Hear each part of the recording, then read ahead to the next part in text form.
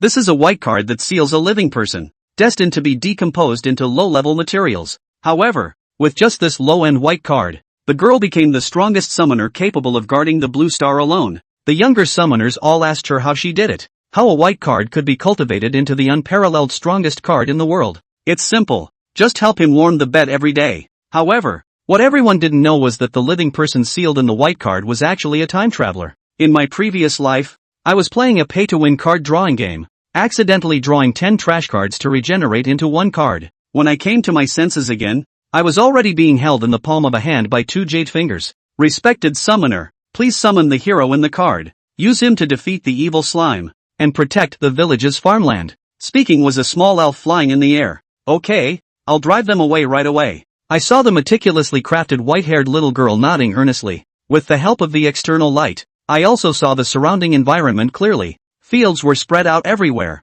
filled with round cabbages, but many of them were being gnawed on by a gelatinous creature. Based on the name on the elf's head, Novice Guide Eve, and the word Sweet Orange above the little girl's head, I deduced that I had crossed over. This was a game world. At this point, I breathed a sigh of relief, thankful that I hadn't become a vegetable. But the bad news was that I had actually turned into a rectangular white card. What on earth was going on? After a lifetime of drawing cards, I never expected to end up becoming one myself. Fortunately, even though I had lost my head and limbs, my hearing, vision, smell, and touch were all intact. Go, tin can! Suddenly, I heard a sweet shout from Sweet Orange, and I felt myself being taken over in amazement, my body rapidly twisting, deforming, and expanding. Thud! The next moment, the thin card disappeared without a trace, and a tall, heavily armed warrior descended from the sky, shining brightly on the scene. Is this my battle form? I carefully examined my new body, but my brow furrowed tighter.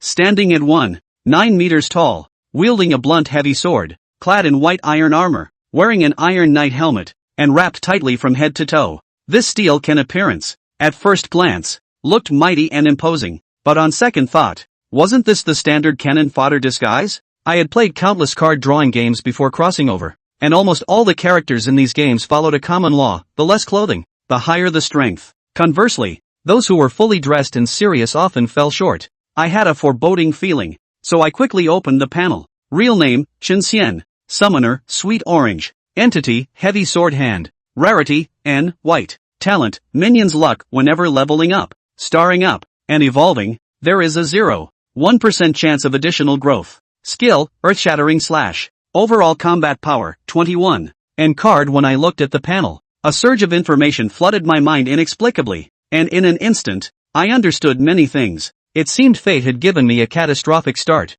It turned out that this was a game world called Tianyu, and this game was very peculiar. Despite having cutting-edge virtual reality technology with a realism of 99.9%, its game mode was an old-fashioned pay-to-win card drawing online game. My true form is a loli in card in the game. In Heaven Realm, the initial rarity of cards ranges from low to high: N, white card; N+, green card; R, blue card; SR, purple card; SSR, gold card. Knowing all this made me feel terrible. A white card. Isn't that just something you either store in your inventory until it's eventually dismantled or fed to other cards as fodder? As for the talent called Lucky Foot Soldier, it just made me laugh. A 0.1% chance. Who are they trying to fool? You can't just make do with that. Hey, Big Can, hurry and attack. The cabbages are about to be devoured by slimes. Sweet Orange's urgent voice came through. Hearing this, I shook my head, cleared my mind, and focused on the task at hand. There, a pillow-sized blue slime was happily feasting on a crisp cabbage. Blue slime. Level 1. Health 80. Let's deal with the trouble in front of me first. I took a deep breath, raised the bladeless sword above my head, and swung it heavily at the slime. With a loud duong, the blue slime was struck hard by the sword, its body undulating like rubber clay. -10. A red damage number floated above its head. The slime turned around and spotted me, the one disturbing its meal. An anthropomorphic expression of anger appeared on its face as it bounced towards me. Big Can, dodge quickly. Sweet Orange clenched her small fists, directing me to evade the attack. I smiled indifferently. Did this tiny slime think it could hit me? As I lifted my foot to step to the left, I realized something was wrong. My movements felt like they were in slow motion, incredibly awkward and uncomfortable. -5. -5. Until the slime angrily bumped against my knee. I couldn't take that step. By the time I finally did, the slime's second attack had ended. watching my health bar drop by 10%. I couldn't help but exclaim, "Oh my goodness. Is this what a white card is like? It's so trashy." So, instead of dodging, I grabbed my heavy sword and engaged in a fierce battle with the slime. The slime relentlessly bumped into my knee, while I fiercely struck its head. Big-Can seems to be struggling. Sweet Orange widened her eyes, watching the battle intently, feeling anxious for me. On the other hand, I also realized the issues with my white card. Not only was my movement speed slow, but my attack speed was also sluggish. It took 3 seconds to swing my sword, while the slime could attack twice in the same time, turning the battle into a blood exchange. This wouldn't do. The longer the fight dragged on, the worse my performance would appear in the eyes of the little girl, increasing the probability of being dismantled. I had to end this quickly. Take my Earthshaker strike. -13. You have slain the blue slime, gaining +10 experience points. Fortunately, this strike pierced through the slime's gel body, sinking deep into the ground, taking away its last bit of life. However, Chen Xian didn't have half a bit of joy on his face, and he wasn't even in the mood to pick up the pile of blue slime that the slime had dropped. Killing a slime was tough as hell, and he couldn't really find a reason why he shouldn't be disintegrated. Players are ruthless, and for them intensity is the best aphrodisiac. If the intensity is not enough, everything is empty talk. Ding! Low mood detected in the host. The universal farm system has been successfully activated. Suddenly, a cold mechanical voice appeared in Chen Xian's mind. Toon-chan? Ha ha ha, I knew God hadn't abandoned me. The obviously emotionless voice was the most moving heavenly music in the world to Chen Xian's ears at this moment. System, the standard equipment of the traveler. With it, it's a piece of cake to change your fate against all odds. Marry a rich white woman, and walk up to the peak of your life. System, you've come at the right time, but why are you called the 10,000 Realms farming system? Farming, doesn't seem to have much to do with my current situation, does it? Chen Xian inquired curiously. A silent electromagnetic tone first resounded in his mind, and the next words of the system broke all of Chen Xian's visions and yearnings for the future. Sorry, wrong host, bye. Put. Chen Xian's mouthful of old blood almost spewed out. Not having hope is not scary. What's scary is giving hope and ruthlessly taking it away. Are you kidding me? Finding the wrong one? Dog system, come out if you can. See if I give you 2 slaps and be done with it. After crossing over, Chen Xian's mentality that he had been struggling to maintain finally collapsed, and he didn't bother to care about the other party's identity, opening his mouth to curse. Shut up, don't make any noise. Look at your talent. This unity has already made compensation. The icy voice rang out again with a hint of anger. Ha! Chen Xian froze, then couldn't wait to open the panel. Sure enough, in addition to being a lucky little soldier, he had a second talent. Hong lucky, hidden unique. Effect, the probability that it works on itself and in your favor is always fixed at 100%. Well, Chen Xian was in deep thought. The gift compensated by the Roadrunner system brought him a very special feeling. The instructions are short, the effect is simple, but the room for maneuver it contains seems large and large. Wait. Suddenly, Chen Xian gathered his gaze on another talented pawn lucky. A 0.1% chance of growing 1 extra time when upgrading. Starring and evolving? Things, it seems, are getting interesting. Thanks. Thinking of this, Chen Xian said thank you to the Roadrunner system. After all, if the other party didn't compensate for anything, there was nothing he could do about it. However, no response came from the mind for a long time, so it seemed that the other party had really left. Hey, you lost a lot of blood in the big can. Are you okay? Suddenly, a slight vibration came from the armor, and Chen Xian looked down to find that Lori was stretching out her small hand and lightly patting her leg armor. Chen Xian raised an eyebrow before noticing that he actually only had 25 points of life left.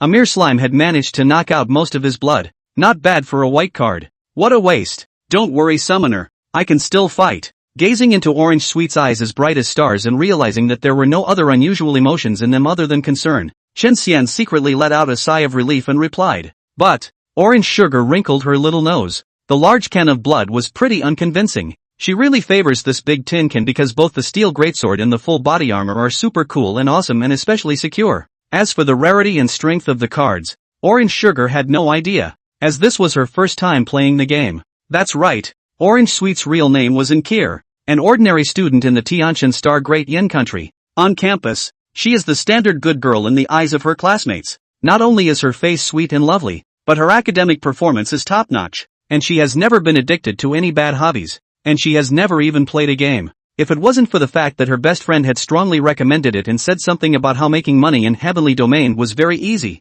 and it just so happened that she was very short of money. Orange Sugar couldn't have said anything about playing this game. In other words, Orange Sugar is a munchkin who was too new to be a munchkin. It was with newcomers like her in mind that Heaven's Domain included a mandatory newbie tutorial. Eve, the elf, is the guide who leads them step by step to familiarize themselves with the game. Seeing Ankiel's worried face, Eve immediately flapped her slim elfin feathers and flew in front of her. A standard professional smile was also presented on her unadorned elfin features. Summoner, your hero is in bad shape? But please don't worry. Let Eve teach you how to upgrade your hero to bring him back to full strength and become even stronger. Chapter 3, Talent first shows its power. I am the god of probability. After the upgrade, the big can get stronger? Encore gazed at Eve in surprise. Sure, Eve nodded, then flipped her hand and 10 red fruits similar to cherries appeared out of thin air, floating slowly towards Encore. Encore caught it carefully, Eve's explanation in her ear. These are 10 3-year-old vermilion fruits, each of which can raise a hero with a level of 10 or less by 1 level. Upon hearing the efficacy of the Zhu Gua, Enkir's eyes glowed. Wow, that's awesome. Here, big can, eat it. Enkir couldn't wait to hand the Zhu Gua to Chen Xian. A hint of longing flashed in Chen Xian's eyes. Leveling up to 10 in a single breath was indeed a good thing. Looking at the Zhu Gua in his hand, Chen Xian did not hesitate. He pushed the steel mask covering his mouth and nose upwards, revealing his mouth, and proceeded to eat all 10 vermilion fruits.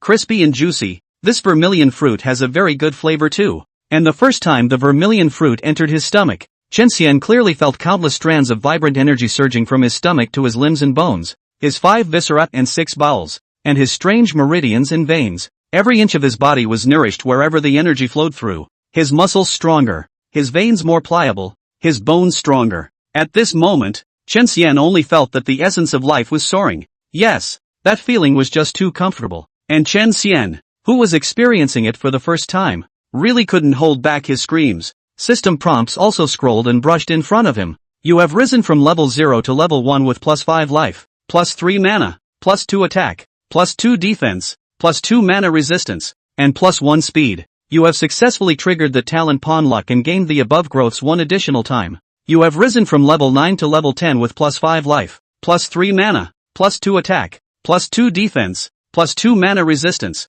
and plus 1 speed. You have successfully triggered the talent Pawn Luck and gained the above growths 1 additional time. Just like that, Chen Xian had risen to level 10 in one breath, and not only had his attributes skyrocketed, but the blood lost from the previous battle with the slime had also been fully restored. And having risen to level 10, Chen Xian felt filled with power, and the armor and heavy swords on his body seemed to be quite a bit lighter. Nowadays, he even had the certainty of killing a strong bull with one punch. But what made Chen Xian the most delighted was the continuous triggering of the talent Pawn Luck. A 0.1% probability of triggering 10 times in a row. No one would believe it if they said it. But the gift Hong Luck Chi Tian made all the impossibilities possible. The power of turning all probabilities in one's favor into 100% by force is truly unreasonable. Strong. Invincible pervert strong. Even Chen Xian himself was stunned by his own talent. With the help of this talent, why worry about becoming a strong man? See, Summoner, I didn't lie to you. Didn't your heroes become more powerful after eating the vermilion fruit? At this moment, Eve stretched out her slender jade finger and pointed at Chen Xian and said to Enkir with a smile, Pixie, you didn't lie to me. You're so nice. Encore nodded repeatedly. Summoner, then do you want more vermilion fruits? The smile on Eve's pretty face was even thicker, and her original clear voice unconsciously took on a hint of compulsion. I want it. I want it. Give it to me. Give it to me. Encore's face was flushed and she held up her hand excitedly. If there were more vermilion fruits, then the big kin would be able to level up many more. Summoner, don't be in a hurry. The vermilion fruit is on you. Instead, Eve said something that puzzled Encore. On me? Ankiel immediately opened her backpack and rummaged around, but it was penniless, except for the pile of slime she had just picked up. Where was there any Zhu Gua? Lori cocked her head in confusion. Yes, Summoner, let me help you find it. And so, with a smile on her face, Eve began a new round of mandatory tutorials for newbies. Here, please open them all. See the words Newbie Starter Pack Summary? Yes, click on it. Look, in the first column of the first row, there's the Yugo bundle. Ankiel followed Eve's instructions step by step. Sure enough, she found a one-time only gift pack in the mall. The gift pack contains 20 pieces of each of the 3 years worth of vermilion fruits, 5 years worth of vermilion fruits, and 10 years worth of vermilion fruits. But it wants 980 starstones.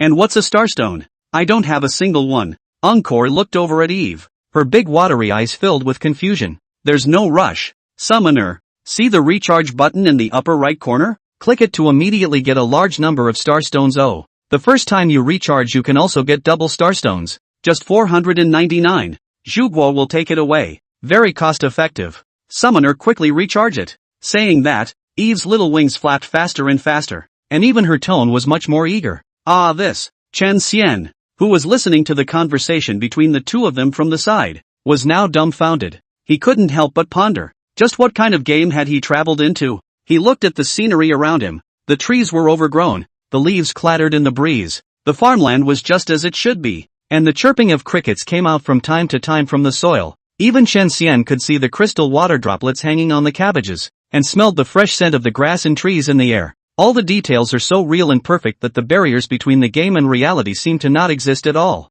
But it's such an amazing game with exploding technical power that throws off the previous generation of Blue Star by 100 blocks. And it even makes charging money into the newbie tutorial? Chen Xian did not expect to meet such a game in his lifetime, obviously with the technology of Zenith. The operation method is as backward as the primitive tribes of the unenlightened. This is too odd. Can a gaming company with such powerful technology be short of money? Who's a good game that makes charging money into the newbie tutorial? Chen Xian was speechless, and Inkir's reaction was even more intense. Like a frightened little hen, she instantly exploded. Ha! You want money? Ha! I don't have any money. I don't have any money. The teacher said that those who put money into the game are not good kids. Inkir shook her hand in refusal, her little head flopping into a rattle. Does Summoner really not think about it anymore? The items in the mall aren't really expensive, and more than 99% of the key items in the game can't be bought in the mall. So even if you get all the rest it won't cost much. Eve wasn't dead set on it, but no matter how much she talked about it,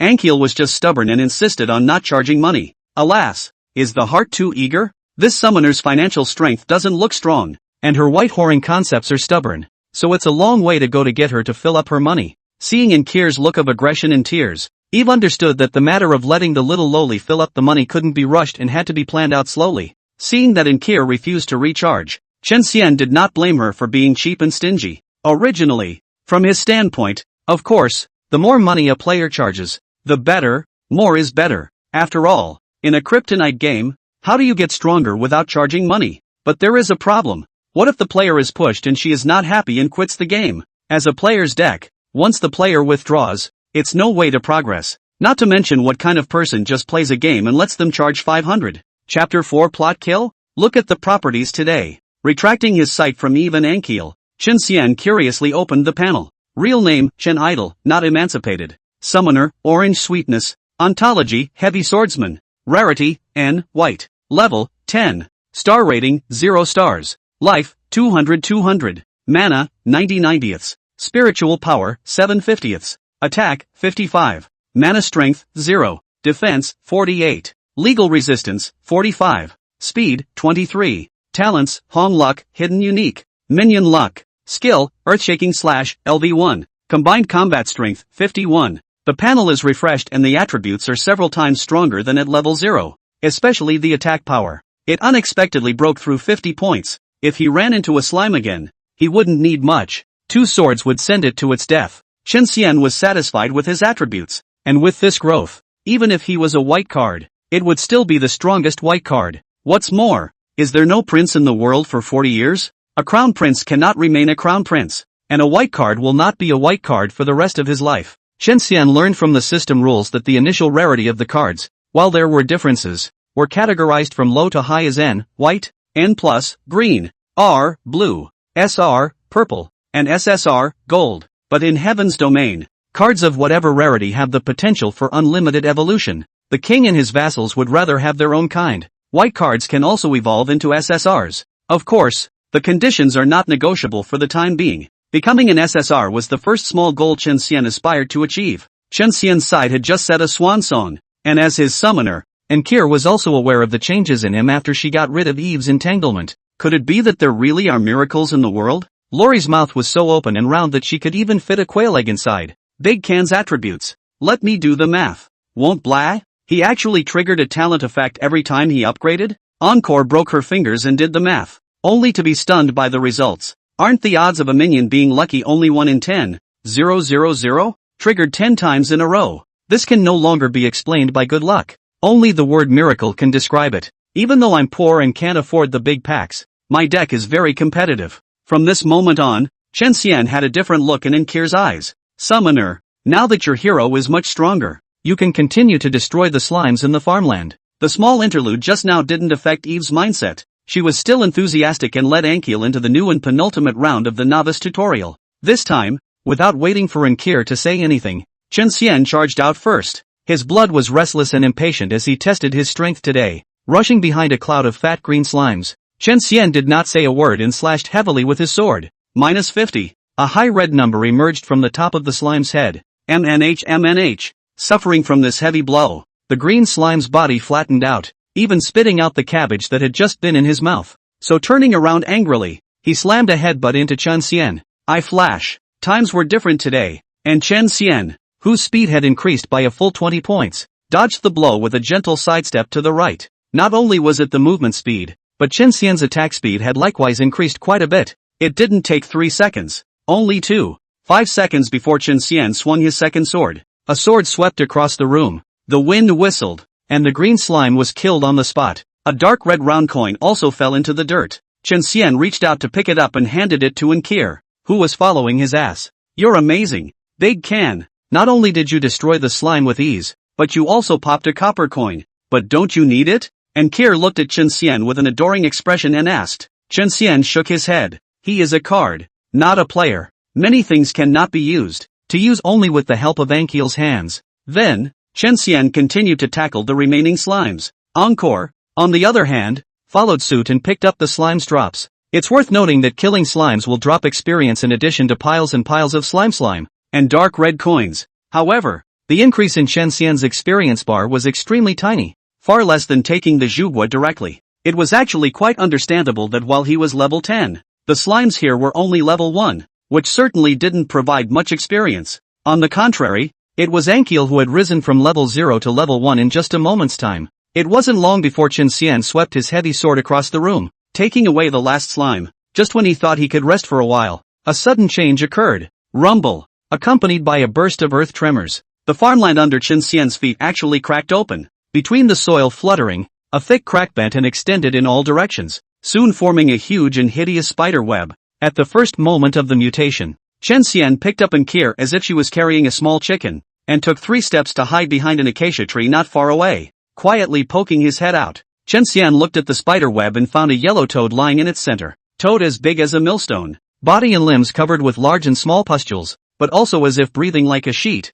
Very rhythmic. Looks weird. In addition, the body of the toad is also growing a plant of unknown weeds. This kind of weed is about the length of a finger. With 4 leaves, the body is lavender, but also exudes a burst of fragrance. Refreshing. Oh, what an ugly mangy lump. Enkil shrank her shoulders, her body trembling with fear. Chen Xian's focus was different. Vanilla toad, elite, grade, 20, life, 1000 of 1000. This toad that suddenly burrowed out was actually an elite monster, and its level was still 10 levels higher than his. Chen Xian's eyes narrowed slightly, and in this instant, he thought of many things. Not long ago, the flood of information that appeared in his mind made him understand some of the game settings. For example, not only do cards have rarity, but monsters do too. In Heaven's domain, the rarity of monsters is from low to high, in the order of common, elite, and boss. The bosses are further subdivided into black iron, bronze, silver, gold, platinum,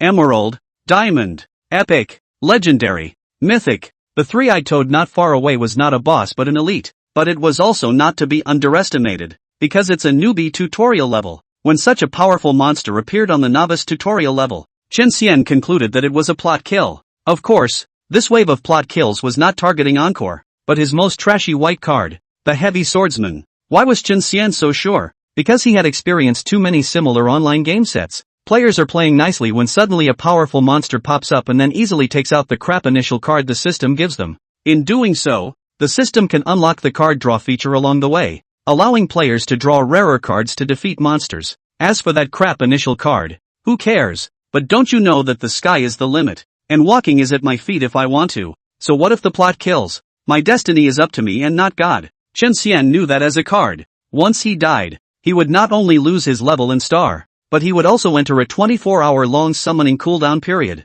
so he would never allow himself to fall. Chapter 5 or Card Qin Mao Yang. Quack. However, without waiting for Chen Xian to make any further moves, the vanilla toad took the lead in launching a sneak attack, only to see it open its mouth wide and flick out its slimy tongue until it stabbed at Chen Xian. The tongue was fast into a stump and the force was extremely strong. The water bucket thick acacia tree didn't play a half-hearted blocking role and was directly pierced through. -30. As the wood shavings shot out in all directions, Chen Xian was still knocked down 10% of his blood-bath blow, even though he had crossed his sword in time to block. Summoner retreat. I'll take the rear. In a moment of crisis, Chen Xian grabbed Ankir and threw her behind him, and instead of retreating, he himself advanced, dragging his bladeless heavy sword and rushing to the vanilla toad's proximity. -12. -12. The heavy swords kept slashing at the vanilla toads, causing damage that was a bit hard to eyeball. Watch, how else is this going to play? Chen Xian was dumbfounded. The vanilla toad's damage was 2.5 times his own and his blood was 5 times his own.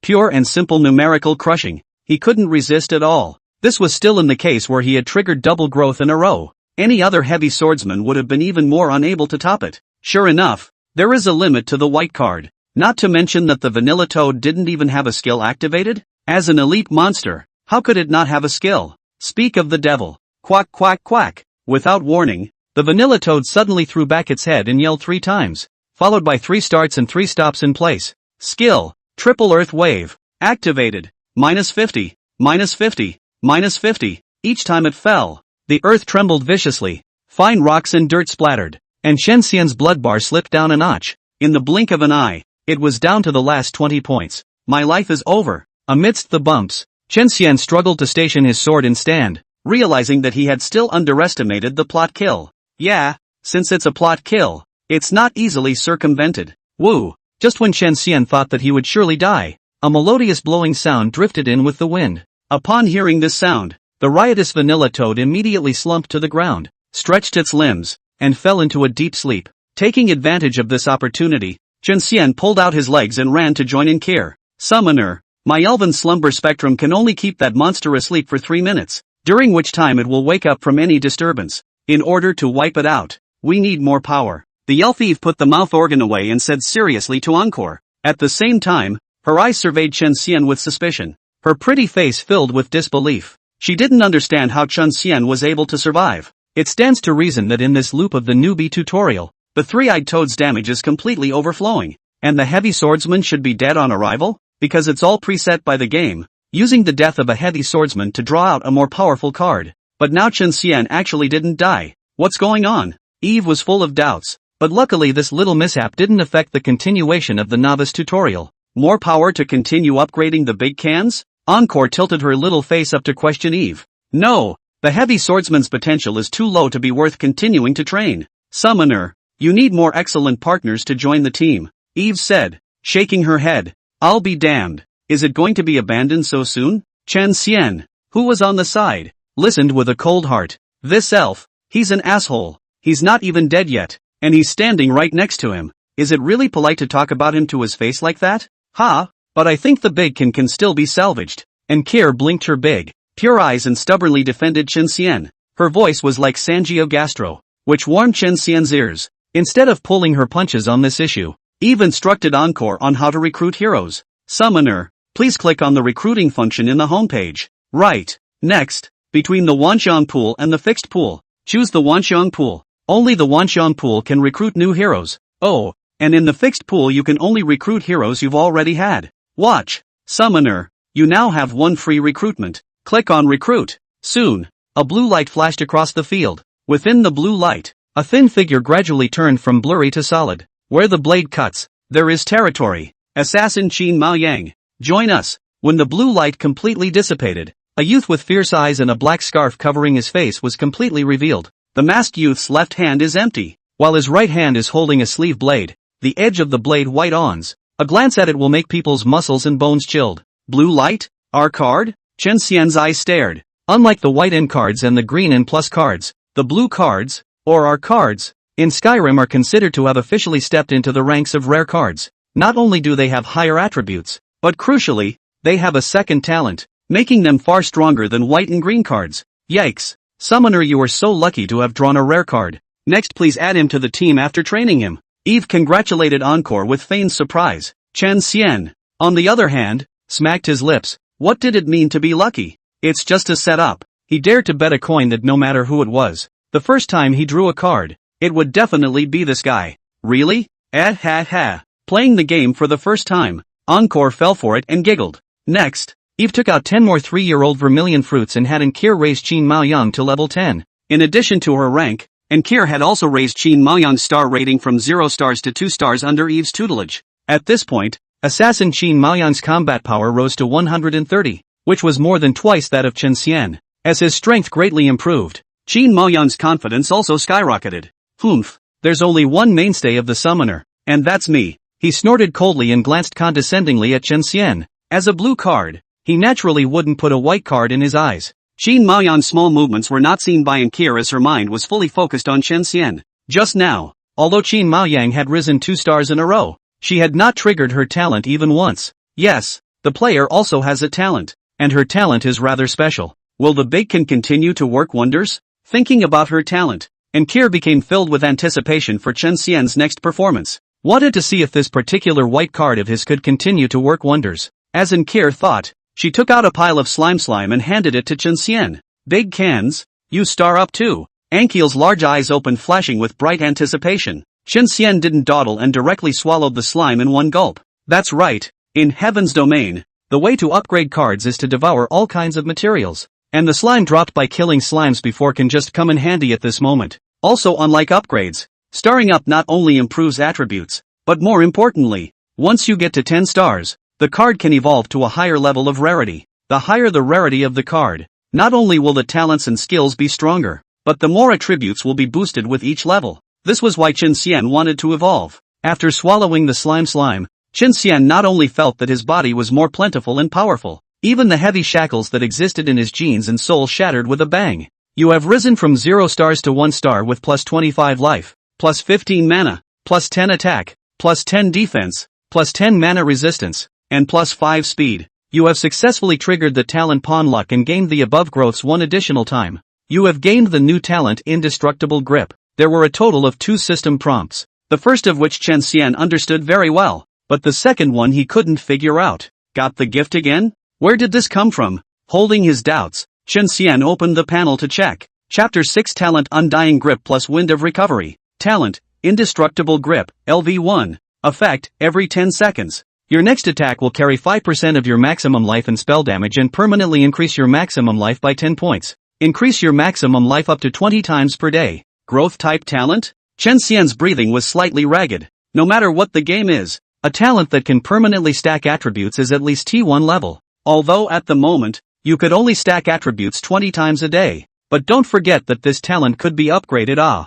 with a higher level. You might be able to lift the limit. One more thing, Chen Xian's body is a heavy swordsman, a typical physical output profession, which can be seen from the fact that none of the upgrades and starbursts add mana strength. But the talent Undying Grip comes with spell damage, which definitely makes his output means more comprehensive. Overall, Chen Xian was very satisfied with the new talent. It's just that in celestial realms, ascending a star doesn't cause a card to acquire a new talent. Is that a bug in my case? While excited, Chen Xian also felt puzzled and apprehensive. Triggering minion luck every time is still in evidence, so at least a theoretical possibility exists. But if the new talent was obtained out of nothing, would it be sanctioned if it was discovered? Will the game officials just remove him in order to fix the bug? Thinking about this, Chen Xian frowned slightly, somewhat agitated. Wow, really? It really triggered. Big Kansi sure is different. Compared to Chen Xian's worry, Enkir was like a happy little sparrow at the moment, her little face overflowing with surprise. She had guessed correctly that the large cans really were miracles.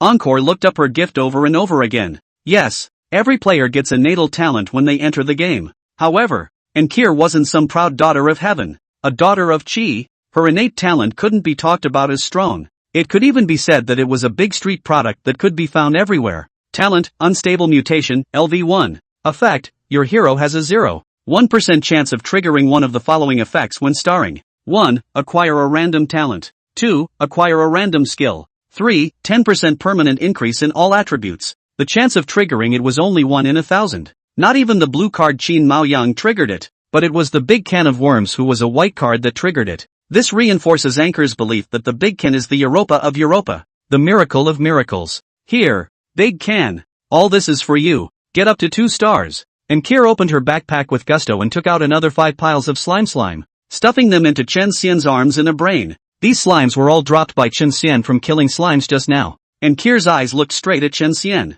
If this time the Big Can still triggered her gift, then her presumption would be completely solidified. Summoner. No. Heavy Swordsman is just a white card with a weak afterburner. Not worth investing resources in him and... Seeing this, the elf Eve flapped her wings and flew over to Anchor, shaking her hand repeatedly in an attempt to stop what seemed to her to be very irrational behavior. Assassin Qin Mao Yang, on the other hand, cast a complicated look at Chen Xian. The gaze contained 3 parts disbelief, 3 parts jealousy, 3 parts contempt, and 1 part inexplicable anger. He didn't understand why Summoner favored a white card so much. Just because he was handsome? But is handsome for food? Can handsome increase DPS? On top of that, the guy's entire face was blocked by his helmet, so it was impossible to tell if he was handsome or not. But he didn't dare to question it like Eve did, even if he was a blue card. Because summoners were players, and when players did things, would they allow a card to tell them what to do? Dare to be more. Just disintegrate you. Humph. When we go to the battlefield, the summoner will naturally understand who is pretending and who is really powerful. Qin Mao Yang was holding a fire inside, just waiting for the time to come to show his strength. What he didn't know was that Chen Xian wasn't holding a bellyful of fire. In elf, I've been putting up with you for a long time. I haven't offended you either, have I? And what happened? You've been putting me down to my face twice. Are you done with that? If this can be tolerated, what can't be tolerated? Forget it, let's just endure it. Isn't there a saying? Endure for a while and the winds and waves will calm down. Take a step back and the sky will be wide open. Besides, the elf looked as if it was quite uncomplicated, so there was no shame in enduring it. That's weird. Take a step back and the more you think about it, the more angry you get. And bear with him. So Chen Xian found the right moment to take advantage of the fact that Eve was still jabbering and offering slanderous words, and fiercely flexed his fingers and flicked them on her bare forehead, sending the fellow gurgling and flipping several times in the air. Yeah, how dare you offend me? Eve quickly flapped her wings, and after stopping her form, she looked at Chen Xian in shock and anger. Chen Xian just stared at her coldly, while curious as to what she had to retaliate against herself. However, I don't know if it was restricted by the rules or not, but the elf didn't do anything other than glare at him with fierce eyes. Boring. Chen Xian then lazily ignored her again and decisively ate each of the 5 piles of slime. Wretch. After eating, Chen Xian's face turned bitter and he almost didn't vomit. It was really because the texture of this thing was too difficult to compliment. Chen Xian hadn't eaten snot before, but he thought that snot was pretty much this texture. Luckily, it didn't have much of a flavor, or else Chen Xian really wouldn't have been able to guarantee that he would be able to swallow it. Is this the price of getting stronger? After eating the mucus, Chen Xian only felt his body lighten, and the shackles of the underworld once again ruptured. You have risen from 1 star to 2 stars with plus 25 life, plus 15 mana, plus 10 attack, plus 10 defense, plus 10 mana resistance, and plus 5 speed. You have successfully triggered the talent Pawn Luck and gained the above growths 1 additional time. You have gained the new talent Winds of Recovery. Chen Xian's pupils dilated violently. Getting another talent? He hastily opened the panel. Real name, Chen Idol, not emancipated. Summoner, Orange Sweetness. Ontology, Heavy Swordsman. Rarity, N, White. Level, 10. Star rating, 2 stars. Life, 300/300. Mana, 150/150. Spiritual power, 4/50ths. Attack, 95. Mana strength, 0. Defense, 88. Legal resistance, 85. Speed, 43. Talents, Hong Lucky, Hidden Unique. Minion Luck. Indestructible Grip, LV1. Wind of Recovery, LV1. Skill, Earthshaking / LV1. Combined Combat Strength, 75. Talent, Wind of Recovery, LV1. Effect, restores 1% of max life every 2 seconds. The second talent similarly stunned Chen Xian. Percentage return to life value. May not be very useful in the early stages, but in the later stages is definitely a god tier talent. With Undying Grip stacking life, wouldn't he or she be on the road to tanking all the way? It's just that these 2 great godly gifts, are they good ways to come? While Chen Xian was still worried, and Kier was overjoyed. Yeah, it worked. Again. And Kier's eyes stared at Chen Xian without blinking, and her appearance instantly caused Chen Xian to make a guess. Could my newfound talent have something to do with her? But I didn't see her so excited when Qin Mao Yang ascended to the stars? Wait. Suddenly, lightning seemed to cross Chen Xian's mind. Will the summoner also have a probability-based talent similar to minion luck and have the effect work on the hero instead of himself? The more Chen Xian thought about it, the more likely he felt it was. In this way, his potential is fully described as unfathomable. The man destined to become the king of cards. At this moment, Chen Xian saw the gloom of the future being completely dispelled, and a path full of infinite possibilities appearing at his feet. Summoner, it's no good. I have very little time left on the duration of my elven slumber spectrum, and the vanilla toad is about to awaken.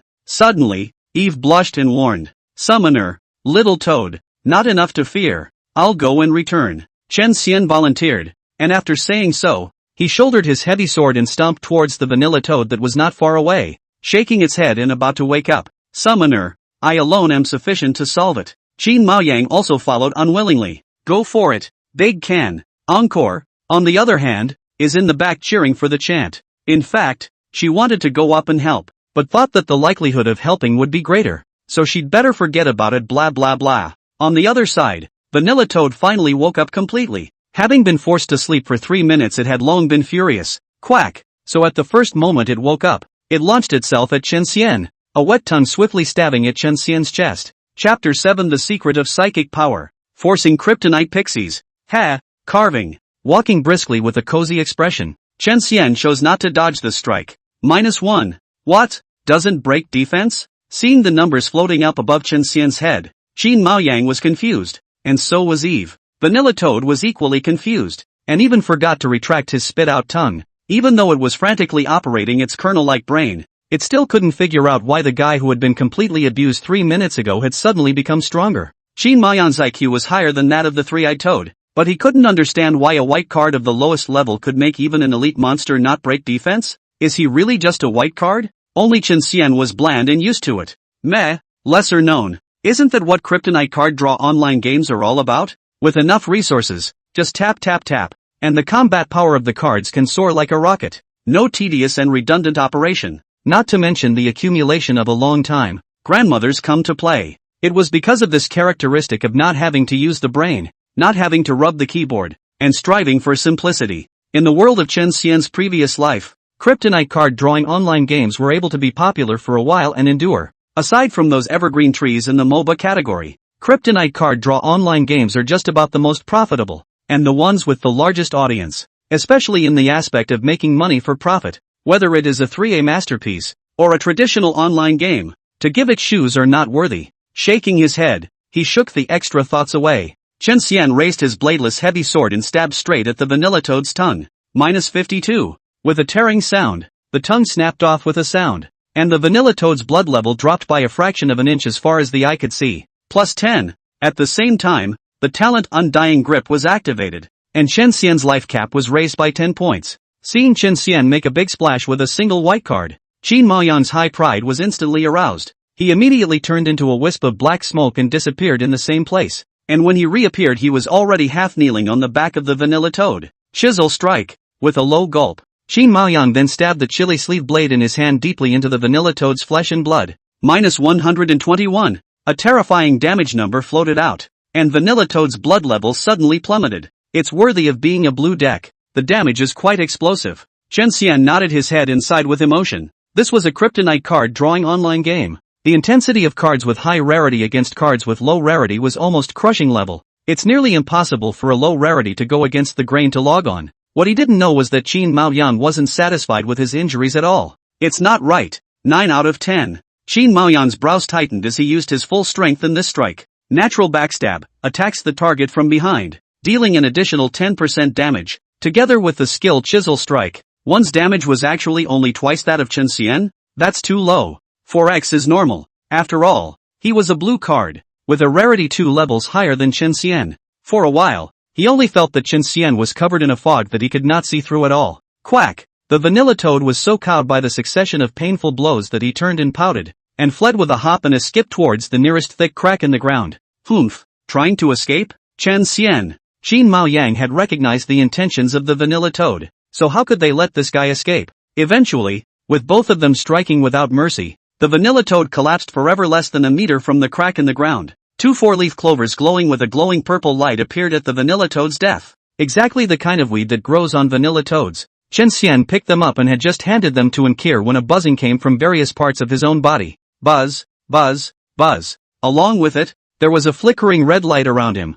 The red light was so bright and blinding that the word alarm was almost written out. Chen Xian's entire person, from the Iron Knight helmet, to the deathless full body armor, to the bladeless heavy sword, all began to gradually dim and become illusory. Seeing this, Encore hurriedly asked Eve beside her, "Pixie, what's wrong with him, Big Can?" Thinking of how Chen Xian had dared to disrespect herself just now, Eve gloated. "Oh, Summoner, it's a sign that the heavy swordsman is about to disappear." "Disappear? How could that happen?" "I won't let him disappear. I won't." Encore froze, her big eyes quickly filled with tears and watering. The pitiful look made Eve a little too happy to continue teasing her.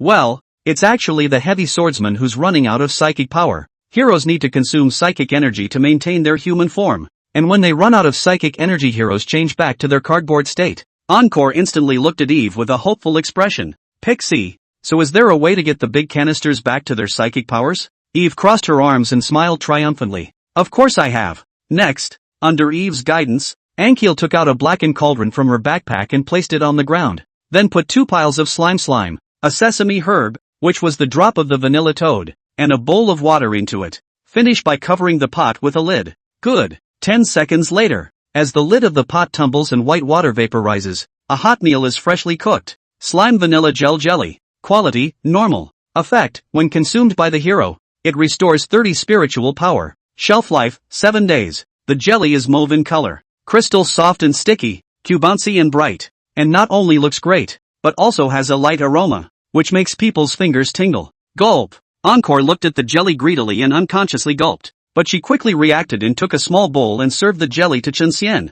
"Thank you, Summoner." Chen Xian didn't refuse. He didn't want to turn back into a card at all. The feeling of being headless and armless was too unbearable. As the flavorful and smooth jelly went down, Chen Xian's spiritual energy instantly recovered 30 points, which meant that he could last another 30 minutes. Qin Maoyang, who was on the side, took in every detail of Chen Xian's eating of the jelly, and instantly gave a gluttonous drool. Encore's heart went soft, so she made him a slime vanilla gel jelly as well. At this point, there are still other ingredients left over and the chiffonade herbs are completely used up. "Pixie, where can I get chiffon grass?" Encore inquired of Eve with bleary eyes. "Summoner, it's on you, oh? On me?" Encore cocked her little head in confusion. Hearing the conversation between the two of them, Chen Xian's forehead instantly hung with black lines. Why is this conversation so familiar? Shouldn't. As expected, Eve changed her smile to an attentive one and followed the advice. "Summoner, please open the mall interface. See the monthly card in the second compartment of the 3rd row?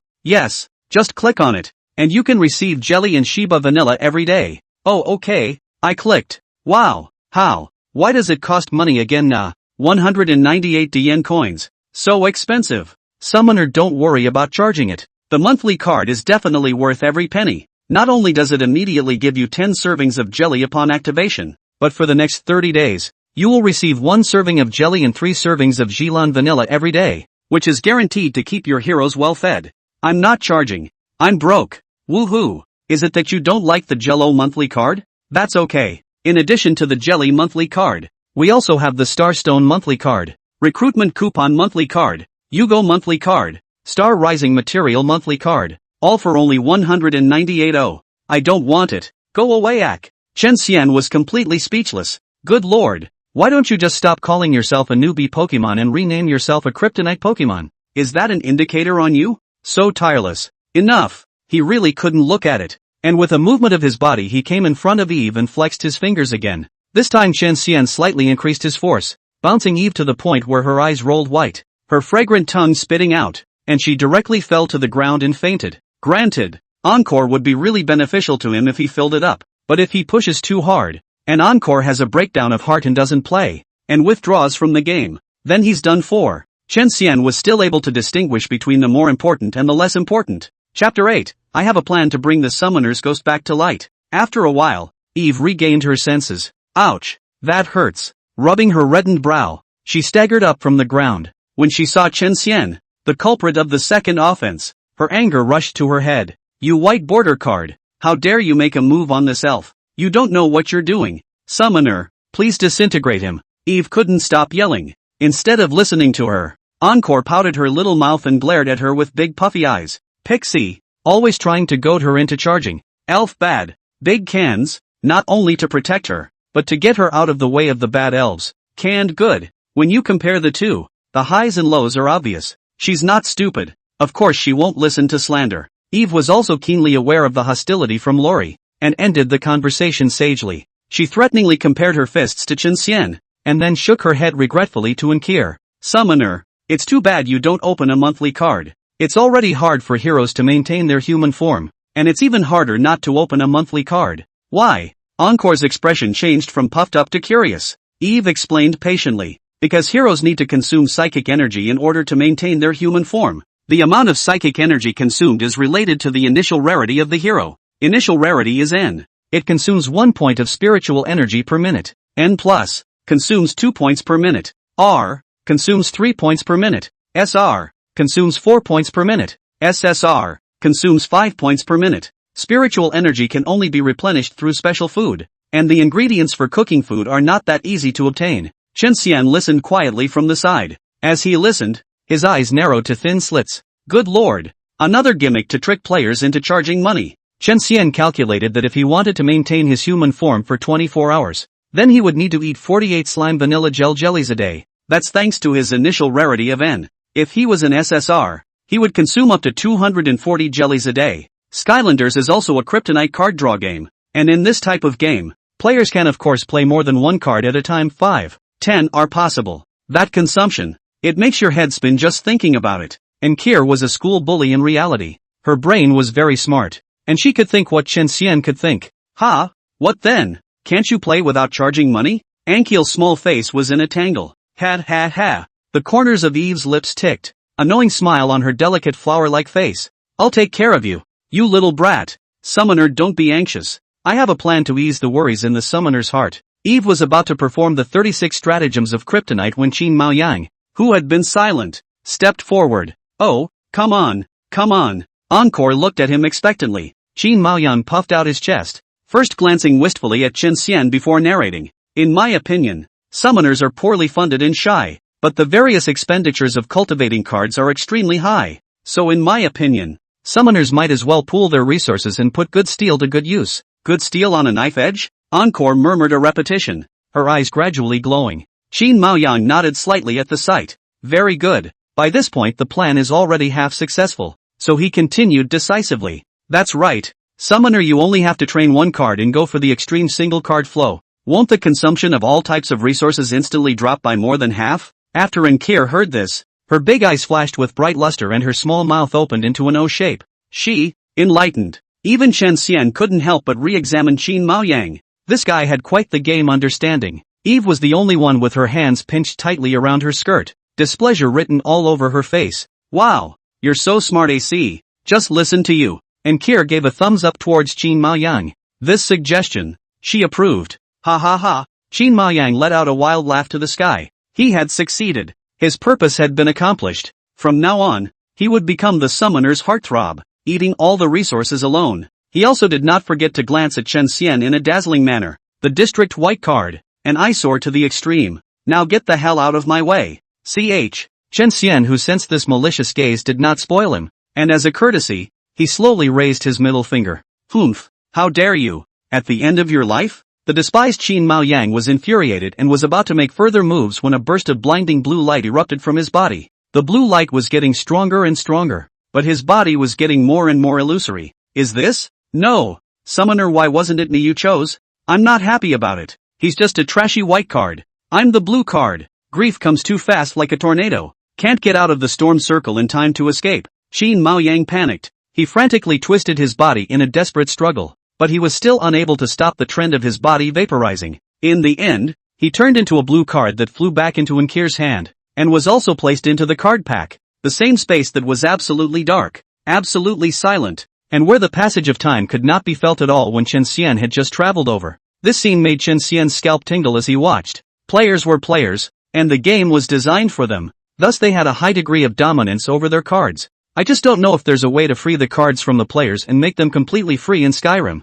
which claims that anything is possible. Chen Xian was so lost in thought that he didn't notice that Enkir had already walked up to him. Big Can, from now on, you're my only native deck. I'll train you well and give you all the resources. Hearing the voice, Chen Xian came back to his senses and looked down to find that Lori was gripping his steel armor-covered palm tightly with her small hands. You have to be good and never, ever betray me, oh. And Kier murmured softly. I don't know if his eyes were blurred, but Chen Xian actually saw a sickly smile on her face from a top-down perspective. I must have misread it. Chen Xian shook his head and returned an NPC-style line. Thank you for the summoner's honor. I will certainly not fail the summoner's expectations. Ha ha. Hearing this, Encore smiled in satisfaction. Eve flew over at that moment as well. Summoner, the novice tutorial ends here. Let's leave the novice secret realm and officially enter the great world of Heavenly Domain. It's going to be a long road ahead, but don't be alone. Don't wander. The elf Eve will always be there for you. Hearing that the novice tutorial had finally ended, Chen Xian breathed a sigh of relief, and a yearning for a vast new world flared up in his eyes. That's why this Kryptonian Pokemon is with them too. Hey, aren't you a newbie guide? We've gone through the newbie tutorial. Why are you still following? Chen Xian did not have the good sense to say. Eve blankly glanced at Chen Xian and didn't explain too much, but instead lightly clasped her jade hand and snapped her fingers. In an instant, the name Newbie Guide Eve on her head changed to Summoner's Assistant Eve. That's okay? Chen Xian said that it was a real eye-opener. Well, Summoner, please embark on a new journey. Eve took out a green wand and drew a circle in front of her. In a flash, a circular light door with a diameter of 3 meters appeared out of nowhere. And Kier took Chen Xian's hand and stepped inside. Chapter 9, Talent is powerful again. 100% will strike. Everything before that was done in the Novice Secret. The Novice Secret Realm was a place specially set up by the system to help new players familiarize themselves with the rules of the game. And it was also a foreign space independent of the great world of Heavenly Domain. Leaving the Secret Realm, and Kier, Chen Xian, and Eve then formally arrived at the vast and boundless great world. Welcome to Novice Village 88888. Enjoy your game. Just as his feet hit the ground, Chen Xian looked left and right, observing his surroundings. At first glance, his entire body was stunned. It's simply a sea of people. A sea of people. The original quiet and peaceful, isolated novice village was now a chicken and dog. None of the NPCs were empty around them. They were surrounded by the players who took the quests, and they were even squeezed so much that their feet left the ground, and some of their shoes flew off. But the more miserable also belongs to the village brick house. This is old and dilapidated. Rats eat, insects bite. Not a dangerous house. Better than a dangerous house. As a result of the black pressure of the players came, you push me hustle, you chase me, directly rumble collapse, broken bricks and tiles fall everywhere. Even if it didn't break, it was stomped on by the players one by one. Don't squeeze, don't squeeze. I'm eating sliders this morning. They're really going to come out if I keep squeezing. Can you stand in line honestly? Can you have some quality? Our Dian is a country of etiquette and civilization. Damn. If you dare to cut into your father's queue, I'll slap you out of the sky. Please don't squeeze. My D-covered dare is getting squeezed into an A. I'm going. So many people. So many Qin Maoyangs. As far as the eye could see, Chen Xian realized that at least 99% of the players were followed by heroes that were Qin Maoyang, in addition to a few sporadic purple lights dotting the landscape, which were heroes with a rarity of SR. As for the heavy swordsman gifted by the system, other than himself, Chen Xian had yet to find a second one. Also, who would put a blue card aside to use a white card? Golden glitter? Suddenly, the corner of Chen Xian's eye caught a flash of gold. The golden light was emitted by an enchanting silhouette in front of the right. It was a woman of impeccable beauty. Skin as white as congealed fat, face as beautiful as the country, a pair of peach blossom charming eyes overflowing with spring, seducing the soul. Pale pink thin shirt is difficult to hide her concave and convex figure. A pair of beautiful legs round and slender. Willow waist is slender to hold, but the breasts are particularly plump, low to see the toes. He. Don't stare at my concubine like that. Nearby players looked at the eyes are straight, hollow long flow. The woman didn't care, but instead returned winks of desire and a silver bell-like delicate smile. She also had 9 large, fluffy tails behind her arse, which occasionally wiggled slightly, as if tickling the tip of one's heart. Itchy and soft. 9-tailed demon fox, dodgy. Chen Xian saw the name on the demonic woman's head. She's got a hell of a summoner. Chen Xian sighed and looked towards the player standing with the 9-tailed demon fox. ID Blue Crystal. A female player with a high ponytail, wearing a long blue dress and as cold as frost. In the kryptonite game of Heaven's Domain, which is filled with the smell of charging money, it's not easy to get an SSR. Now it can only be extracted through the universal pool. During the previous novice tutorial, Chen Xian glanced at the probability of the Wanxiang pool, and his entire body was dumbfounded. Probability of drawing an SSR, 0. 1%. Probability of drawing an SR, 1%. Probability of drawing an R, 10%. And it's truly random, no guarantees. Chen Xian couldn't help but suspect that the maker of this game was afraid that he was not the reincarnation of Hushan. That blue crystal can have an SSR. Either the kryptonite Big Brother Krypton serves everything, or the chosen 10 Huang Ben Huang. In either capacity, it's not simple. Ouch. Suddenly, a soft cry of pain interrupted Chen Xian's thoughts. Noticing that the voice was somewhat familiar, Chen Xian hurriedly turned around and instantly saw Ankir, who had fallen to the ground with fear written all over her face. She was petite, only 1 meter 5 in height, a proper little potato, where she could squeeze past the other players, so it was quite natural that she fell. Yikes. No. Coincidentally, at this time, the player in front of her was pushed and shoved, and couldn't help but back up. Seeing that she was about to be stepped on, Lori let out a sharp burst. In the nick of time, Chen Xian made a decisive move, grabbing her like a rag doll and placing her on his shoulder. Oh, big cans, thank goodness for you. Encore's delicate and soft body trembled unceasingly, clearly stunned. Chen Xian did not speak, but aimed in the direction of the village entrance and bowed his body slightly. Brute charge, unleashed, bang bang bang. He was unstoppable as he was seen charging across the road. On the way, countless Qin Maoyangs were knocked up by his big 1 meter 9 steel canister. It wasn't until they were out of the novice village and the players had obviously thinned out quite a bit that Chen Xian put down Ankir and trailed the other players to a plane again. You have discovered a new area. The slime plains. Chen Xian raised his eyes and looked out, and it was true to its name. On the plains, aside from the half-human tall grass, were all sorts of bouncing slimes. Red, green, round, flat, squirting, discharging. Looking at Chen Xian's eyes dazzled, he picked a lucky one at random. Rock spike slime. Grade, 10. Life, 300 of 300. This kind of slime is not only as big as a table. The body surface is also covered with black and yellow rocks, and there are even dense spikes rooted on the surface. It looks very bad to be messed with. Chen Xian, however, didn't care about that much and slammed his sword on his head. -40, +10, -2. 40 points were the amount of blood dropped by the rock spike slime, and 10 points were the life cap raised by Chen Xian, triggering the talent Undying Grip. As for the 2 points of damage, it was the counter damage that Chen Xian had received from the rock spike slime. MNH. Suffering from the attack, the rock spike slime became furious and launched a brazen counterattack, only to see its round body shake. A rocky spike suddenly fell off. Swoosh sound cut through the sky, shot in Chen Xian's chest. -1. Chen Xian's tiger body was shaken. And then, there was no more then. And the damage wasn't as high as the counter damage of Chen Xian hitting it. The next step was simple. Chen Xian struck out 7 swords in a row, directly sending it to its death. You have killed the rock spike slime. Experience value +100. Once the rock spike slime died, it graciously dropped 2 items. A glob of slime, and a necklace. Slime. Quality, normal. Effect, can be used to raise the star level of a card, only valid until the first evolution. Topaz necklace. Quality, normal. Attack +1. Strike rate +0. 1%. The slime was automatically ignored, but the necklace made Chen Xian's eyes light up. Adding 0.1% to the strike rate is the same as not adding it to other people. But you're different. Talent Hon Luck Chi Tian, the probability that it works on itself and in your favor is always fixed at 100%. Chen Xian put the necklace on without saying a word, and then found another rock spike slime. Eat my sword. The bladeless heavy sword wrapped in a hunting wind and slapped heavily on the rock spike slime. With a single stroke of the sword, the sturdy rock spikes were crushed into pieces and blown away again by the wind. -80, strike. Accompanied by a jagged explosion special effect, a scarlet damage number floated up from the rock spike slime's head. Ha ha ha, indeed. Chen Xian laughed aloud. Probability? What's probability? He's the god of probability. 0.1% blitz rate. Put that on him and it's an infinite blitz. Quickly.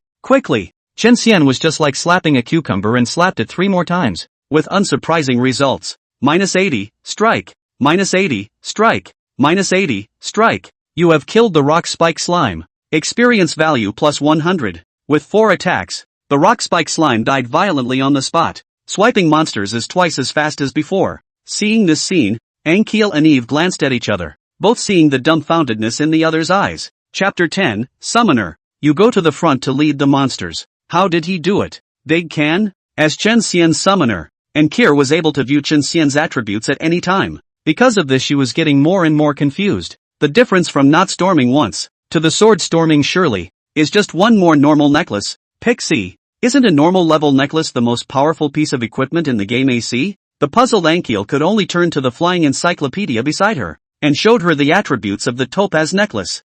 Eve tugged at the corners of her mouth, a wisp of helplessness appearing on her pretty face. Ordinary? Most powerful? Little girl, do you want to hear what you're saying? Do those two terms seem like they could be tied together? What game have you ever seen where the most powerful gear is normal level? Just looking at Chen Xian, who was furiously hacking at slimes, sword bludgeoning them without exception for once. Eve's gaze was haunted, and for a moment, she didn't know how to retort. The situation at hand was something she didn't understand either. Why did she always repeatedly do something unexpected when it was clearly a white card that was so trashy it couldn't be called trashy? Eve couldn't help but think back to something the top had said when she and a bunch of other Pokemon were still in training. In the world of heaven, anything is possible. Don't be surprised. Don't be surprised. Eve now kind of understands. No wonder. How can someone with a 0.1% bludgeon rate do a sword bludgeon? This is simply outrageous. His mom to outrageous open the door. Outrageous to the home. That being said, Eve smiled professionally and patiently corralled Anchor with a professional smile on her face. Summoner. No. In Heaven's domain, the qualities of equipment are categorized from low to high as normal. Black iron, bronze, silver, gold, platinum, emerald, diamond, epic, legendary, and mythical. Ordinary is the lowest quality in there. Encore rubbed her little head, listening to Eve talk. She was even more confused. Summoner? Are you free? Suddenly, Chen Xian's voice came over, so Ankier no longer dwelled on it, but instead looked curiously at Chen Xian, who was violently beating the slime next to her. What is it? Summoner, in order to be able to kill slimes more efficiently, I need you to pick up their drops for me. If there's any room left, please lure the slimes in the distance to me as well. Chen Xian said unhurriedly as he swung his heavy sword and explosively slashed an ice slime. After being able to knife blast, his killing speed increased dramatically, but finding monsters and picking up drops would again waste a lot of time. It was so hard to have an advantage, so Chen Xian naturally wanted to maximize it. While smothering the monsters, Chen Xian did not forget to observe the situation in the game. There were already more and more players who had realized that the village quests were not good and were ready to fight monsters and upgrade first, and were coming this way. It wouldn't be long before the slime plains would be overcrowded, and there would even be more people than monsters. In order to raise his star level and evolve early, Chen Xian had to fight to kill monsters. He is now a 2-star N card. To upgrade to 3 stars, you need to eat 10 piles of slime. It takes 20 lumps to get up to 4 stars. It takes 40 lumps to get up to 5 stars. To get to 6 stars, you have to eat 80 lumps. Starting at 2 stars and going all the way up to 10 stars, the amount of material needed doubles up for every 1 star. Chen Xian was not so bad, as his initial rarity was the lowest N rank, and thus his consumption was also the lowest, only 1x. N plus level consumption is 2x. R becomes 3x. SR, 4x.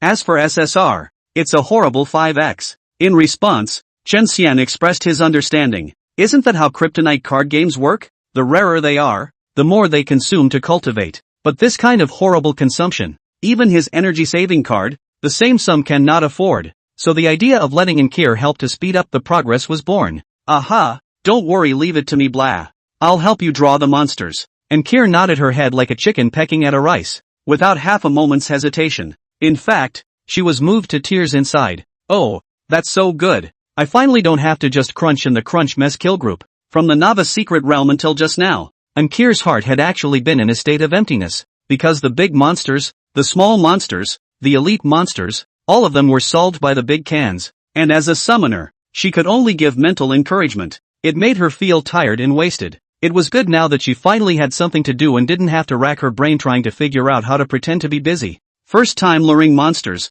I've got to do well. I can't let the big cans look down on me. After listening to Chen Xian's lecture on how to lure monsters, Ankir straightened her budding chest and confidently ran towards a thunderbolt slime on her right. Hey -1. When she got close, Ankiel swung her small fist in a watery manner and hammered the yellow lightning slime, dealing it 1 point of mandatory damage. Ankir's small face was delighted, and just as she was about to retract her fist and retreat, an arc of electricity struck the top of her head with lightning speed. -48. Paralysis.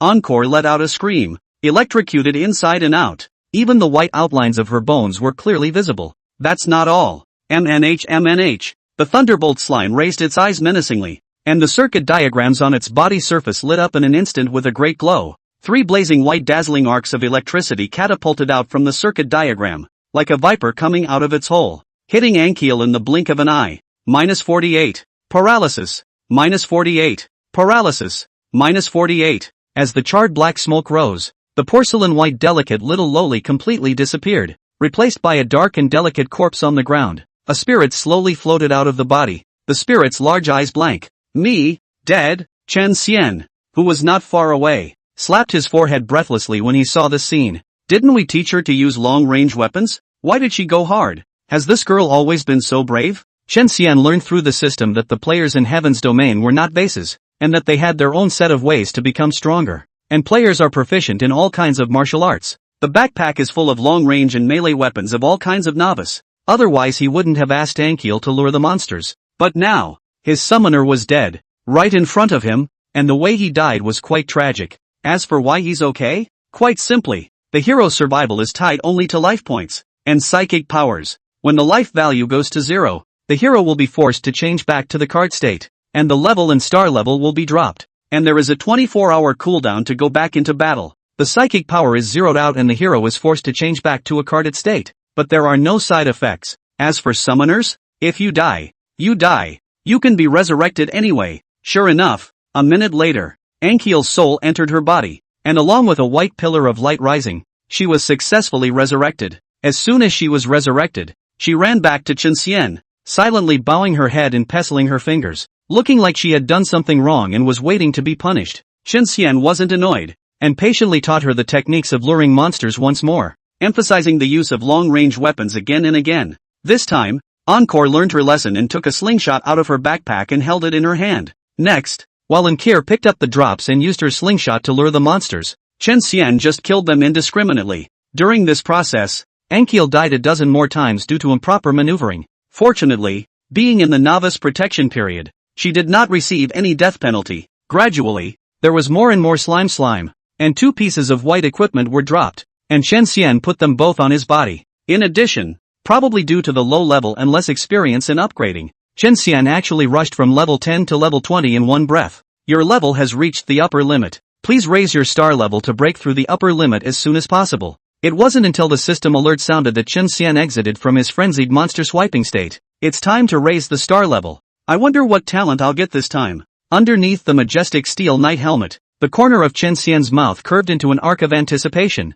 Chapter 11 Practical Training plus Learning to Spell. Attacking the Law Stronger Together Stacked. Chen Xian looked at the panel. Having risen from level 10 to level 20, there was no doubt that he had triggered the additional growth effect of the minion luck talent 10 more times. In total, it adds 100 life, 60 mana, 60 attack, 60 defense and mana resistance, and 30 speed. The enhancement was very pleasing, and Chen Xian estimated that although he was a white card, his potential was already able to rival that of a green card. As for combat power, counting his Scorpion Poop's unique infinite strike stance, to clean up the green card is as easy as a bag of tricks, and even the gap between him and the blue card isn't that big anymore. When we finish eating this 100-odd piles of slime and ascend a few more stars, I wonder if we can compete with a blue R card like Qin Maoyang. In Chen Xian's eyes, thick battle intent and anticipation burned vigorously together, ready to go. Thinking of this, he immediately greeted Ankir, who was still attracting monsters, to come over. What's the matter? Is Podunk weird? Ankir, who had 2 panda eyes and bulging cheeks, came to Chen Xian and tilted her head in confusion. The time she spent fighting monsters was a fulfilling and enjoyable one. It's when luring monsters that she often gets fatally beaten up by a group of slimes because of her crappy positioning. But instead of complaining, Encore was happy to do so. Hey, I helped. I'm not a little trophy. Encore was proud, looking at the originally cute and adorable little loli, who was beaten to a pulp at this time and still looked like I'm proud of myself. Chen Xian's heart suddenly developed a sense of guilt. I seem to have done something backwards to the Big Dipper, letting the thin-skinned and fluffy summoner go to lead the monsters. He, a heavily armed and heavily armored warrior, hid in the back instead. After a few seconds of silence, Chen Xian stroked Ankir's head and explained, Summoner, my level arrived at the upper limit and I need to ascend to break through the limit. So Tetsa-like, the nest understands. Due to her small face being swollen from the slime's beating, Ankiel's voice sounded slurred. Chen Xian held back his laughter as he brought Ankir to find a location with fewer players and began to raise his star level. Ankiel opened her backpack and pulled out piles and piles of slime from it, neatly yarded in front of Chen Xian. The slime comes from different slimes, and there are so many different kinds. Not only are the colors flowery and green, but even the temperatures are all different: icy, hot, and lukewarm. The only thing that's the same is their slimy, gooey, very disgusting and revolting looking texture. I'll endure in order to become stronger. Ali gives. Chen Xian fiercely gritted his teeth, grabbed a pile of wet, yellow mucus, and stuffed it into his mouth in a matter of moments. He closed his eyes again and fought back the physical instinct to vomit, using the muscular peristalsis of his throat to force it into his stomach. Throughout the entire over, he didn't dare to chew for a second for fear of spitting it out. Dog designer, is that a big bag growing above your neck? Does this star ascension method dare to be a little more anti-human? With every pile of slime he ate, Chen Xian had to greet the designer's 8 generations of ancestors in his heart. 1 lump, 2 lumps, 3 lumps. Chen Xian kept stuffing his mouth, and his star rating was clanking up. You have risen from 2 stars to 3 stars with plus 25 life, plus 15 mana, plus 10 attack, plus 10 defense, plus 10 mana resistance, and plus 5 speed. You have successfully triggered the talent Pawn Luck, and gained the above growths 1 additional time. You acquired the gifted practical training. With 10 piles of slime down his throat, Chen Xian managed to ascend to 3 stars and was given a big surprise with his new talent. Practical training, LV1 for each creature killed. Permanently increase attack power by 1 point. Stacks up to 20 times per day. Another talent for stacking attributes? Although there was still a daily limit on practical training at level 1, Chen Xian was still satisfied. Keep going. The excitement of the strength increase overshadowed the hardships of the process, and after eating 20 piles of slime in a row with a windfall, he came to 4 stars. You have been promoted from 3 stars to 4 stars, with plus 25 life, plus 15 mana, plus 10 attack, plus 10 defense, plus 10 mana resistance, and plus 5 speed. You have successfully triggered the talent Pawn Luck and gained the above growths 1 additional time. You acquired the gift of learning to spell. Learn to spell, LV1 for each creature killed. Permanently increase spell strength by 1 point. Stacks up to 20 times per day. This talent caught Chen Xian's eye. He was a physical output by nature, and no matter whether he upgraded or starred, he would not increase his spell strength. Now with Learn to Spell, the spell strength column will finally get rid of the big duck egg. Attack, mana, and life all stack. It's just not too comfortable. Chen Xian was secretly pleased. Hiccup. 2 minutes later, along with 40 piles of slime down his gullet, he began to burp. You have risen from 4 stars to 5 stars with plus 25 life, plus 15 mana, plus 10 attack, plus 10 defense, plus 10 mana resistance, and plus 5 speed. You have successfully triggered the talent Pawn Luck and gained the above growths 1 additional time. Your full attributes are increased by 10%. How come it's not a gift this time? Chen Xian blinked in confusion and looked at Orange Sweetness beside him again. Could it be that there is more than 1 additional star ascension gain that she brings to the table? Guessing this possibility, Chen Xian did not dwell on it too much and opened the panel. He was quite curious as to what point his own strength had been raised to. Real name, Chen Idol, not emancipated. Summoner, Orange Sweetness. Ontology, Heavy Swordsman. Rarity, N, White. Level, 20. Star rating, 5 stars. Life, 825/825. Mana, 330/330. Spiritual power, 32/55. Attack, 236. Mana strength, 0. Defense, 228. Legal resistance, 225. Speed, 113. Talents, Hong Lucky, Hidden Unique. Pawn Luck. Indestructible Grip, LV1. Practical Training, LV1. Learning to Spell, LV1. Winds of Recovery, LV1. Skill, Earthshaking / LV1. Combined Combat Power, 201. If I remember correctly, I only had 21 combat points when I first crossed over. Chen Xian was secretly staggered that after only a few short hours of opening the service, his combat power had actually doubled by nearly 10 times. This panel is not at all what a white card should be. It's even comparable to a blue card. The only thing that is beautiful is the psychic attribute. Neither upgrading nor star rising raised the spiritual power ceiling, and only just now the 10% increase in his full attributes made his ceiling go up by 5 points. When it came to spiritual energy, Chen Xian was incomparably crazy. In Heaven's domain, the life and death of a hero is not tied to the summoner, but is determined by spiritual power. When the spirit power runs out, the hero changes back to the card state. In that state, the hero does not have any active attack abilities. The most troublesome thing is that spiritual energy does not recover automatically and can only be replenished by eating special foods, also known as spirit food. Luckily, during this time of fighting monsters just now, Enkir used the Jilan vanilla that he received from his daily login to make him a few jellies. Otherwise he would have turned back into a cardboard deck long ago. It was just that the remaining jelly would only get him through the day. and if he didn't find a new source of sesame herb to obtain, he would have to be put in a small dark room tomorrow. Aside from the Jilan herb, there was another item that Chen Xian was equally clueless about. After ascending to 5 stars, Chen Xian realized that in order to ascend to 6 stars, in addition to slime, he actually needed one more material, slime treasure pearl, but he had killed hundreds and thousands of slimes, not to mention the treasure beads, and he hadn't even seen a single hair. We'll just have to look elsewhere. Until then, let's stack up attack and mana. Chen Xian had an idea in his mind. As for the life of the talent Indestructible Grip, it stacks up very early. Chapter 12 Adding points to a purely royal ceiling. MNH. A grass slime jumped its Q-bouncing body and angrily slammed towards Chen Xian, vowing to avenge its 3 children who had just descended into the Yellow Springs. Bang! It was greeted by a 1 meter 6 long thick and ancient greatsword. -392, strike. An explosive blast mercilessly emptied the grass slime's blood bar. So far, the group has been reunited and the whole family is happy. You have killed the grass slime, level 20. Gaining 200 experience points and permanently increasing your attack by 1 point and your mana strength by 1 point. Chen Xian's wrist fired, shaking his heavy sword, shaking off the slime that stained the sword, and nodding slightly. That's good. After rising 3 stars in a row, a slime that used to take 4 swords to kill now only uses 1 sword. The Big Ken has gotten so much more awesome. And Kier, who witnessed this scene, had bright adoration written all over her eyes. But soon she paled. The Big Ken was so strong that she couldn't help in terms of fighting. Like a little drag. Oh, better be honest and draw monsters. And Kier's small mind Chen Xian was unaware of it. He was silent and just swung his sword. Hoo. Wherever the heavy sword passed, it brought up strong wind pressure. And one after another piece of half-meter high weeds were crushed to the ground. And the slimes hidden in them no longer had nowhere to hide. -380, strike. -392, strike. -400, strike. Chen Xian enjoyed the silky smoothness of one sword at a time. You have killed the Thunderbolt Slime, level 20. Gaining 200 experience points and permanently increasing your attack by 1 point and your mana strength by 1 point. You have killed the Fire-Breathing Slime, level 20. Gaining 200 experience points and permanently increasing your attack by 1 point and your mana strength by 1 point.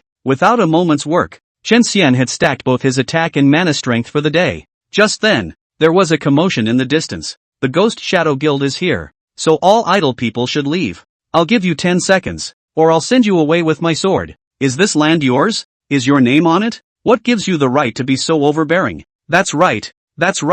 I'm not leaving. Let's see what you can do to me. He. On what basis? On the basis that we, Ghost Shadow, are one of the top 10 guilds of Great Yin. 2 stupid little trash. Die. A bunch of little caramels. How dare they disobey my Ghost Shadow Guild? Kill them all. Ghost Shadow Slaughterer gave a cruel smile. And the scar on his face that extended from the bridge of his nose to his right ear actually squirmed along with his smile, making him look especially hideous. At his command, the members of the Ghost Shadow Guild were out in full force, and they brought their respective heroes to wreak havoc like evil ghosts, harvesting one loose player after another. In a flash, the slime plains were filled with wailing. Looking at the sight of a killing spree in the distance, Chen Xian frowned. Packing house and clearing people out? This phenomenon existed in many games that allowed for instant interaction. And Chen Xian was used to it. This kind of behavior is disgraceful, but there is a saying that existence is justified. Of course, if you have a strong sense of justice, you can also roar at the sight of the road. As to whether you become a hero after roaring, or be flattened into a bear that is not known. Although Chen Xian had an idol in his name, he was not a nosy person. Right now, continuing to ascend and evolve as early as possible was the first priority. He was about to take Ankiel and leave the slime plains right away, as this place was no longer helpful to him. Suddenly, electricity flashed in his head. Chen Xian bent down slightly and carefully observed Kier. Big cans of mud look at the nest this way. Lori gently bit her lip, her face suddenly red, and her small hands twisted and stirred together. Chen Xian ignored her reaction as he noticed something strange. A few hours had passed, and Ankiel had also risen from level 1 to level 20. That's the problem. A level 1 anchor will get run over by a slime in a few hits when she misses luring monsters. After leveling up to 20, you still can't carry a few attacks. This rank is as good as a white rise. How come? Chen Xian swept his eyes at the silly, naive Kier, guessing that he couldn't get an answer by asking her. Good thing, there's an expert here. Hey, don't fall asleep. Looking at Eve, who was huffing and puffing on Ankiel's shoulder, Chen Xian stretched out his right hand and used his index finger and thumb to clip the fellow's shoulder, lifting her up in the air. Shake it twice. Hey. Starstones, so many starstones. Yes, That's it. Summoner charge a little more. Chen Xian's head was filled with black lines. Not only did Eve not wake up, but she was also talking in her sleep, and even had crystallized liquid coming out of the corners of her mouth. There was nothing he could do but increase the intensity of the shaking. Where is this? Where's my starstone? Eve finally woke up leisurely, only she was in a poor state, her hair at her temples sticking to her cheeks, her face flushed as if it could drip water, and her sapphire eyes were blank. She rubbed her sleepy eyes and let out a piercing soprano when she took in everything around her. Ouch! What are you doing? Damnable Tin Man! Why are you disturbing this elf's sleep? It's so hard for this elf to dream about. You are guilty as sin. Eve Chao flailed in Chen Xian's hands. Chen Xian didn't bother with her, but released her and explained in Kier's situation. You, the so-called little assistant, should know why this is happening, shouldn't you? Eve glared at Chen Xian and flew around in Kier twice more before speaking directly. Summoner, you don't have any extra points? Encore blinked in confusion. Addition. What's an addition? Seeing her blank look, Eve froze. Lori, how do you play the game? Aren't you curious about the various interfaces in the game? But if you were more curious and clicked a little bit here and there, you wouldn't even know what an add point is. Taking a deep breath, Eve explained in a soft voice with a smile on her face. Summoner, you will receive 10 attribute points for every 1 level up until your first transfer, and an additional 1 career point for every 5 levels up. You can add them to the attribute and career trees respectively so that you can get stronger. Next, Ankiel followed Eve's instructions and opened the attribute panel and the career tree panel respectively. Oh, it's so complicated. I'm going to faint. Looking at the professional trees with thousands of branches, which made one's dense phobia go off, and Kier only felt her brain buzzing. Attributes she didn't know how to add appropriately. Is it that hard? Eve frowned slightly, her eyes suspicious. Summoner, may I help you? Chen Xian, who had been watching from the sidelines, finally couldn't stand up. He could see that Kier was a newbie who couldn't be any newer. Maybe she had never touched the game before. That's why she didn't understand anything. Good ack. Big cans please. And Kier looked like she had grabbed a lifesaver, her little head nodding like she was pounding garlic. So Chen Xian analyzed Encore's panel. He then realized that the player's growth system was very different from the heroes. Heroes, whether upgraded or starred, increase attributes that are fixed and cannot be determined on their own. Players are the opposite. Upgrading doesn't add any attributes. They just get attribute points for them to distribute amongst themselves. Chen Xian also knew the exchange ratio of attribute points. 1 attribute point equals 10 life equals 10 mana equals 2 attack equals 2 mana equals 2 defense equals 2 mana resistance equals 1 speed. Thinking back to Nkir's strange deaths in 1,000 different ways when she attracted monsters, Chen Xian decided decisively, survival pulls full circle. With a total of 200 attribute points, he commanded Ankiel to allocate them to life, defense, legal resistance, and speed in order in a 2:1:1:1 manner. After adding the points, Encore's life increased by 400, her defense and legal resistance increased by 80, and her speed increased by 40. In this way, a level 20 slime wouldn't be able to break her defense. Next was the career tree. This thing, not to mention Ankiel, the twine-like complicated branches dazzled even him. The career tree is divided into 3 main series: killing, support, and survival. As the name suggests, they boost the player's offense, support, and survival abilities, respectively. Chen Xian had planned to carry on with survival to the end, but in the auxiliary department he found a very impressive branch, Master Cook. Especially after seeing the effect of this branch being fully activated, his eyes instantly became redder than a rabbit's. Chapter 13, This is Our Fight. The secondary branch, Master Culinary, improves the summoner's ability to cook spiritual food. There are 4 orders in all. First order, cooking spirit food has a chance to produce 1 extra. Second order, increases the amount of spiritual energy returned to the spiritual food. Third order, enhances the shelf life of spiritual food. Ultimate stage, choose one of the first 3 stages for a super metamorphosis. What made Chen Xian's eyes redden and his heart skip a beat was precisely the super metamorphosis ability granted by the ultimate stage. Super metamorphosis grants 1 rank, and the probability of an additional spawn of spirit food will be 100%. Granted to the second order, the spirit food directly doubles the amount of spirit energy restored. However, in Chen Xian's eyes, none of them could compare to the third order effect of the super metamorphosis, forever fresh food. As the name suggests, Forever Fresh is permanently fresh with an unlimited shelf life. Because Skyrim is 99.9% realism, many details will be close to reality. For example, food expires. Like the shelf life of slime vanilla gel jelly, it only lasts for 7 days, after which it will rot, and then instead of recovering your spiritual energy, You'll be stuck with debuffs if you eat it again. And with the perpetual freshness effect, one could stock up on unlimited jellies for when one found a way to steadily produce Shiba vanilla for a rainy day. With nothing to hesitate about, Chen Xian decisively asked Nkir to add all 4 profession points to master culinary.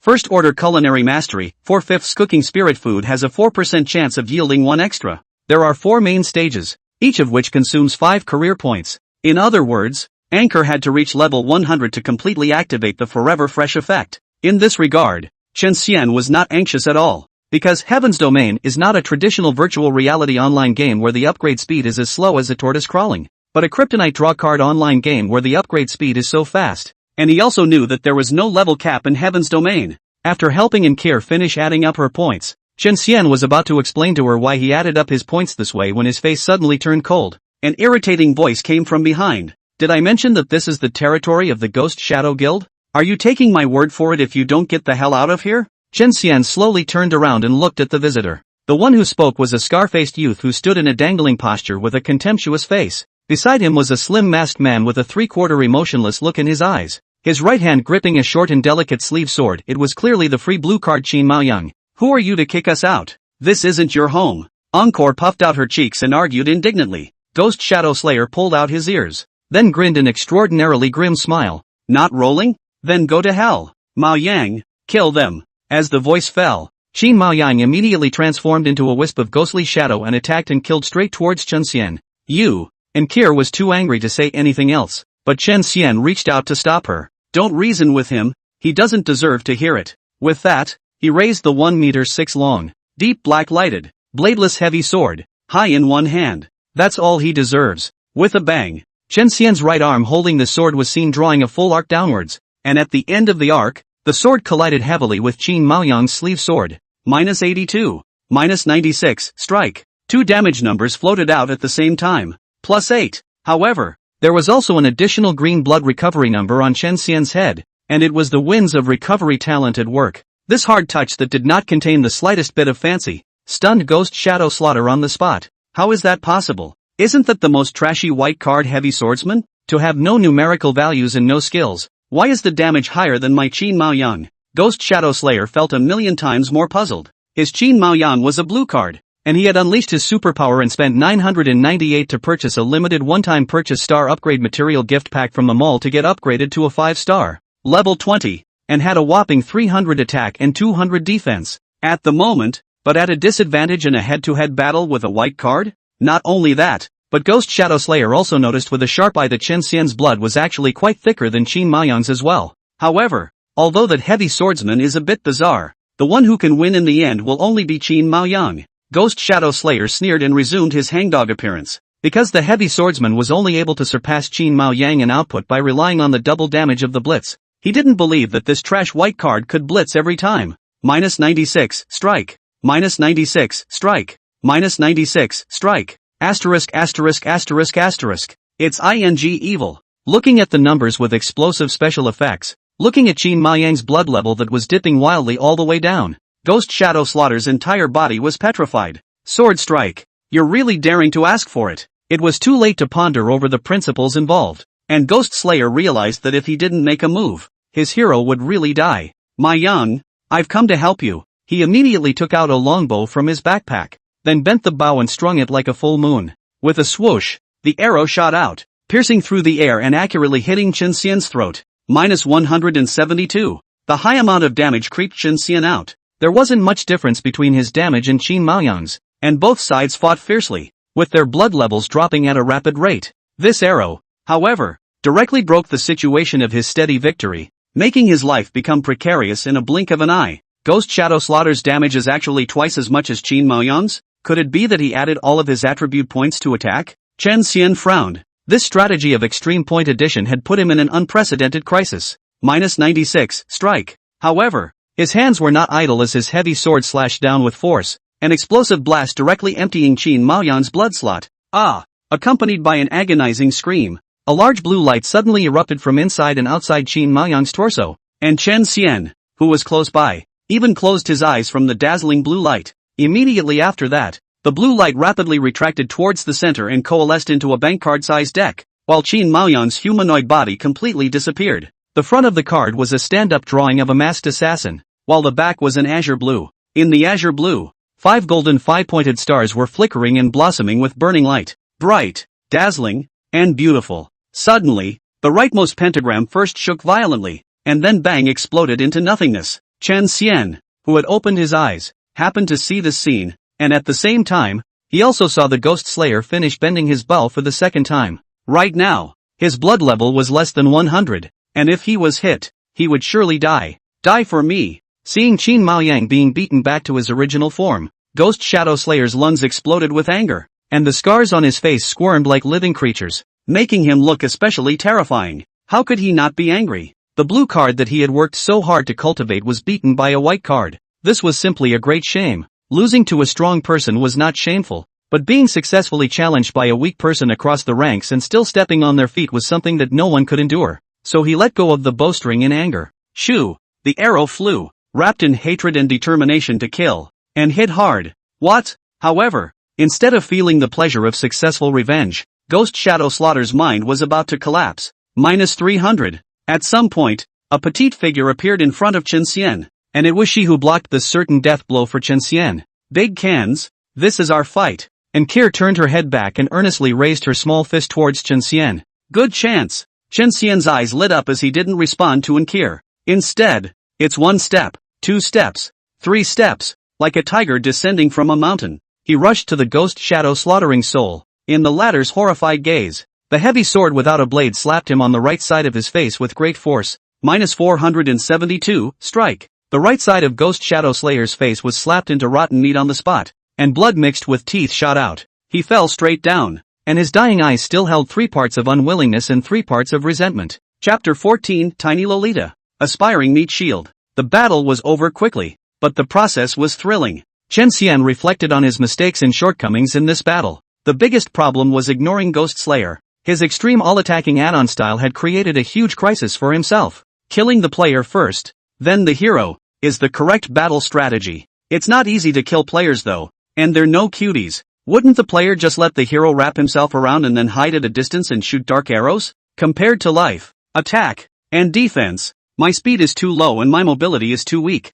Not only is it easy to be kite, but it also lacks the ability to surprise the back row. Chen Xian frowned and thought, if he was fast enough, he would have been able to dodge the bows and arrows just now, or he would have had the displacement skills to directly kill the back row, neither of which would have landed him in a perilous situation. Maneuverability. That's his own biggest weakness at the moment. Luckily, just now, Ankiel had helped her block an arrow. At that thought, he turned and walked over to Encore, bending down and reaching out to rub her short apple hair. Summoner, thanks for that just now. Encore arched her eyebrows and squinted her eyes in enjoyment like a kitten. The large canister's palm was warm, making her feel both comfortable and at ease. Big can. Don't worry, abracadabra. This summoner will always be your most solid shield. Suddenly, Ankier opened her eyes and met Chen Xian at eye level, her tone carrying an unprecedented seriousness as she solemnly promised him. That won't be necessary. Summoner, you just be good and hide behind me from now on. Chen Xian's face twitched twice, politely vetoing Ankir's idea. Hiding in the back? Wouldn't that be a bummer? Ankir pouted, a rare hint of dissatisfaction appearing on her blown-out, tender face. It's a small thing to have no breath. It's a bad thing to have no breath. Chen Xian advised bitterly. Encore tossed her head to the side and didn't say another word. When Chen Xian saw her look like I'm not listening, I'm just not listening, his heart sank. Done. He knew that the seed of the meat shield had already taken root in Ankir's heart and could not be erased completely. But letting a fragrant, soft, exquisite as porcelain 1m5 cute little loli resist damage in front? Letting him, a 6'9" tin can who was covered in heavy armor with no dead ends, hide behind the output? It's too much of a violation. Just thinking about it gave Chen Xian goosebumps. Most female players either grab to be an archer or a mage. A milkmaid. What kind of person is obsessed with tanks? Especially a little loli. How did she grow crooked? Chen Xian scratched his helmet, puzzled. You, and the yellow-haired girl, don't run away if you can. At that moment, a voice that was defiant in its anger interrupted Chen Xian's thoughts.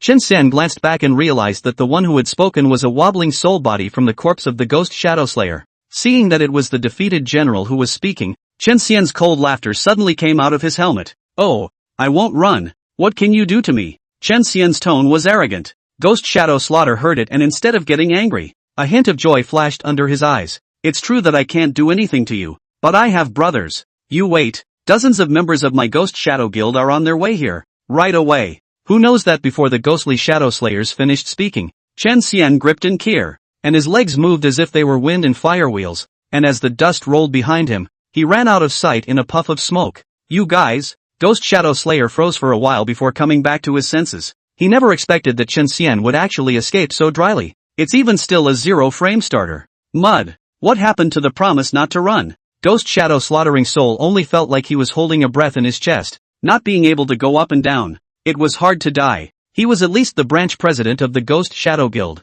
one of the top 10 guilds, but he actually suffered 2 consecutive defeats on a single person. It pissed him off to the point of exploding. Orange sugar, right? And that white card hero of yours? I'll remember you guys. You wait for me. A breeze blew in the wilderness. A breath of exasperation. Cootie. Not running. On the other side, Chen Xian, who was running, did not feel the least bit shameful for his behavior. The current him could only single-handedly kill a blue card Qin Maoyang. Having him vs dozens of Qin Maoyangs, what was the difference between that and sending them to their deaths? Moreover, he didn't know if there was an existence more powerful than Qin Maoyang among the heroes of the other Ghost Shadow Guild members. If you run into a purple card SR, or even a gold card SSR, it's over. If he gets killed, he loses stars and levels. Losing levels was the next best thing, but if he lost stars and wanted to get back up, he would have to eat a lot of slime. That flavor and texture, Chen Xian didn't even want to recall. That's why it's not a shame to run away.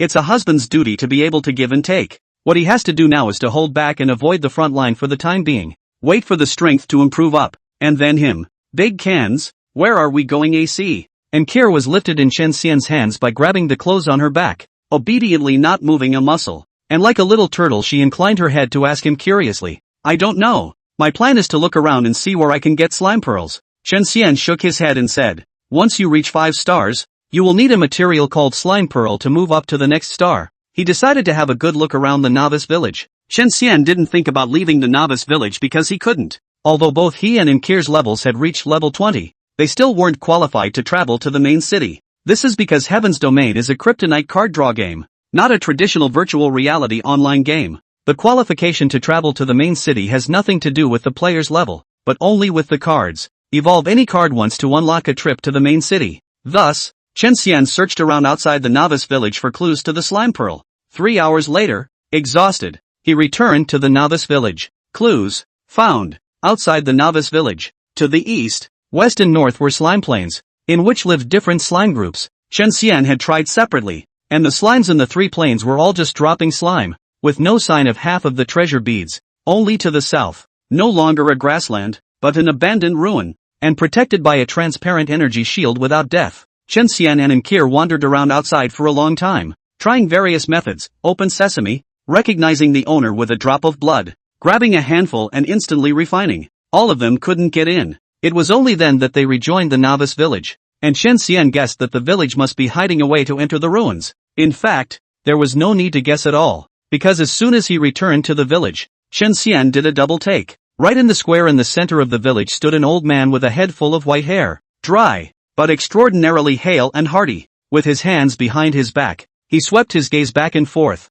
vaguely having the majesty of looking down on the crowd. But what attracted Chen Xian's attention was the huge banner behind the old man that was 10 meters long and 3 meters high. The banner, in gold letters and on a red background, reads, "The old village chief is here. All eyes on me. Those who wish to enter the ruins of the Slime Emperor's Fall, line up and come one by one." Chapter 15, Super Powerful Skill, Instant Prison Flying Thunder God. At this moment, there were already many players who had consciously lined up. The procession started with the old village headman as the starting point and extended outward in a spiral, circling the village again and again, finally forming a huge tray of mosquito coils. Oh, so many people nah. The line looks like it's going to take forever. After looking at the lineup, Nkir's little head drooped, and her long eyelashes drooped listlessly, and she was all out of energy, like a wilting eggplant. Summoner, don't be discouraged. Oh, there are 10,000 players in each newbie village. Wait for 100 million, will be fine. The Elfie flew and whispered soothingly in Anker's ear.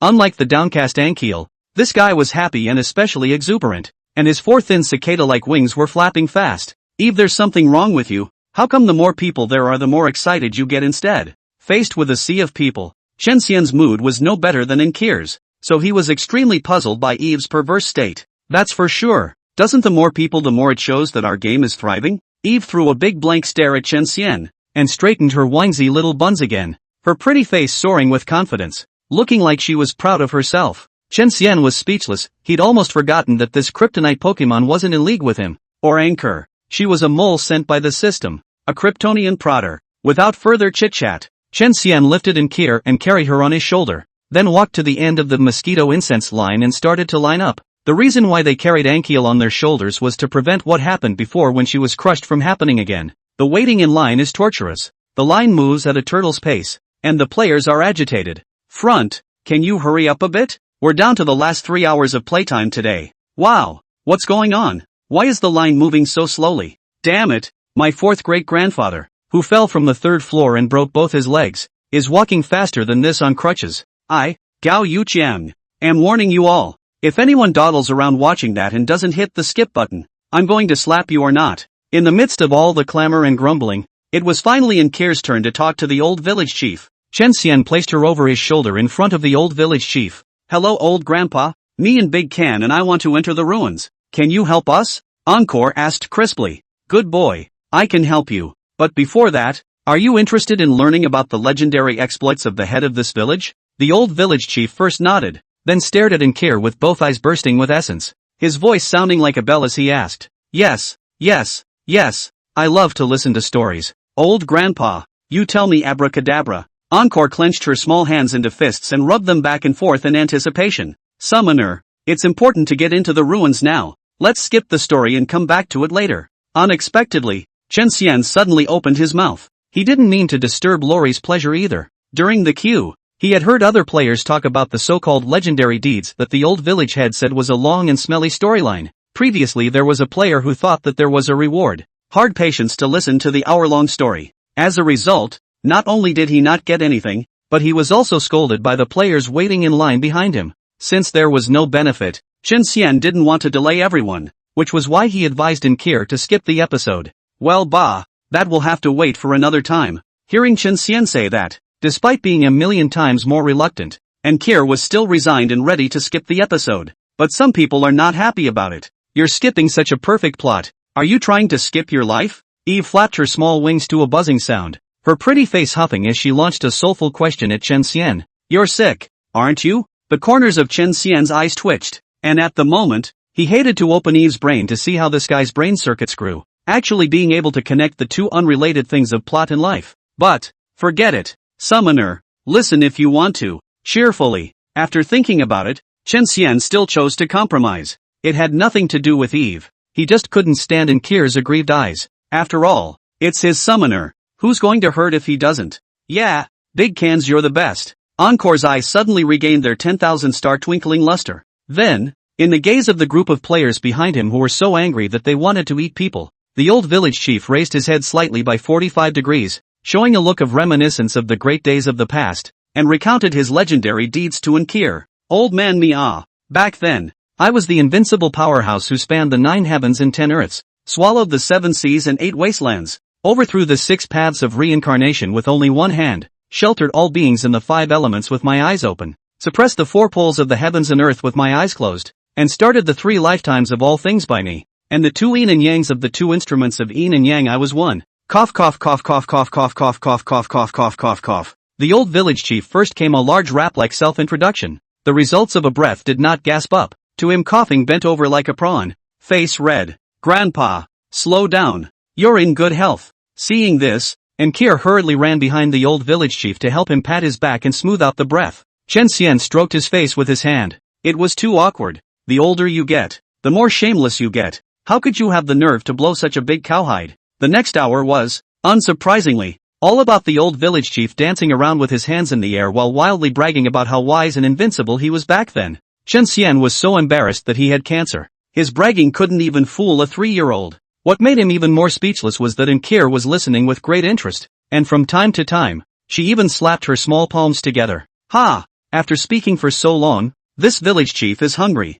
You guys wait a bit, this village chief will eat first and come back before continuing. The old village chief suddenly stopped and stretched his back and said to everyone, What? I've been waiting in line for so long and I have to wait? Aha! I'm going crazy. What drama are you listening to? Little girl? Wasting everyone's time. Damn old dang. Old arms and legs. A meal may take a few hours. I step horse people nama. The crowd stared angrily at Inkir and Chen Xian, and some even had murderous intentions, just waiting for them to leave the village to kill them. However, the next scene that occurred shocked everyone's jaws to the ground. In a flash of lightning, the old village chief moved. He instantly flew out 300 or so meters, from the square directly to the village east of the Baozi store. Clang built 2 leak boxes, turned instantly and flew back. The square was instantly silent. The old village chief ignored the others and instead fished out a book with a bright white dazzling cover from his tattered sleeve and handed it to Ankiel. Little girl, you're the first summoner to, seriously, listen to the story. So this platinum level skill book is rewarded to you.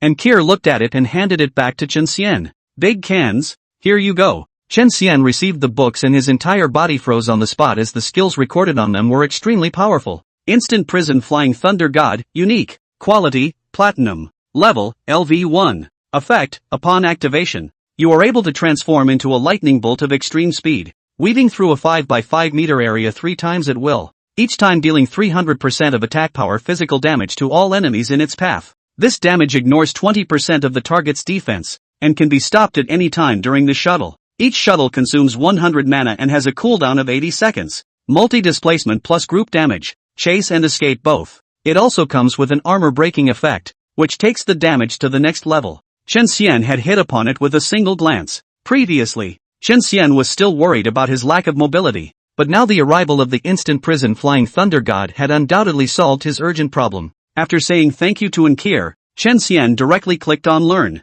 Chapter 16 Epic Quests and Secret Dispatches. Until he finished learning the skill, Chen Xian still had the unreal feeling of being in a dream. A platinum level skill, learned so easily? Previously, Chen Xian had taken the time to ask Eve about a lot of the game's general knowledge, and the other party had carefully explained it to him one by one, even though he was wearing a smelly face. This includes the division of qualities. In Heavenly Domain, the qualities of equipment, skills, props, quests, etc. are in descending order: common, black iron, bronze, silver, gold, platinum, diamond, emerald, epic, legendary, mythic. According to Eve, platinum quality equipment, props, etc. in the horizon belongs to the unattainable. 10,000 gold hard to buy the rare treasures of the market. Not to mention the fact that this rare treasure is also suffixed by the word unique, so its rarity can be imagined. Didn't you see the players and heroes around you, each breathing heavily and jealous of their red eyes?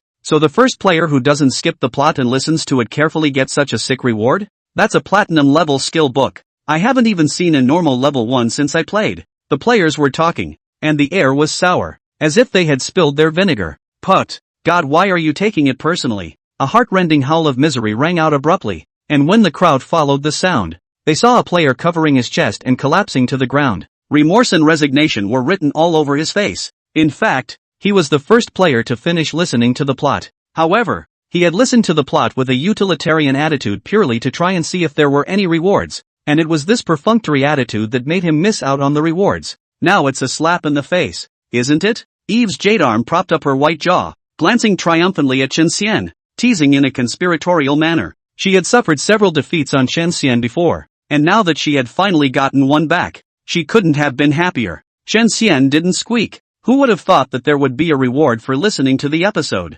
However, the old village chief's legendary deeds were either made up or fabricated, and the only one who could manage to, seriously, listen to the whole thing was perhaps a child as pure white as paper like Inkir. But then again, the old village chief was able to go back and forth a few hundred meters in a flash. Even if he wasn't as powerful as he bragged about, he certainly wasn't an ordinary old denizen. Just as Chen Xian was carefully sizing up the old village chief, the latter once again spoke aloud to Inkir. Little girl, this village chief sees that you are pure of heart and patient. It just so happens that there is the only hidden epic quest here. Would you like to receive it? The old village head's voice was so loud that the players throughout the novice village were thunderstruck. Put. This time, it was Chen Xian's turn to vomit blood. Lao dang. Dare you speak louder? What do you mean by hidden? The whole village knows about it now. What's the point of hiding it? Without turning around, Chen Xian could clearly feel the vicious wolf-like gaze behind him.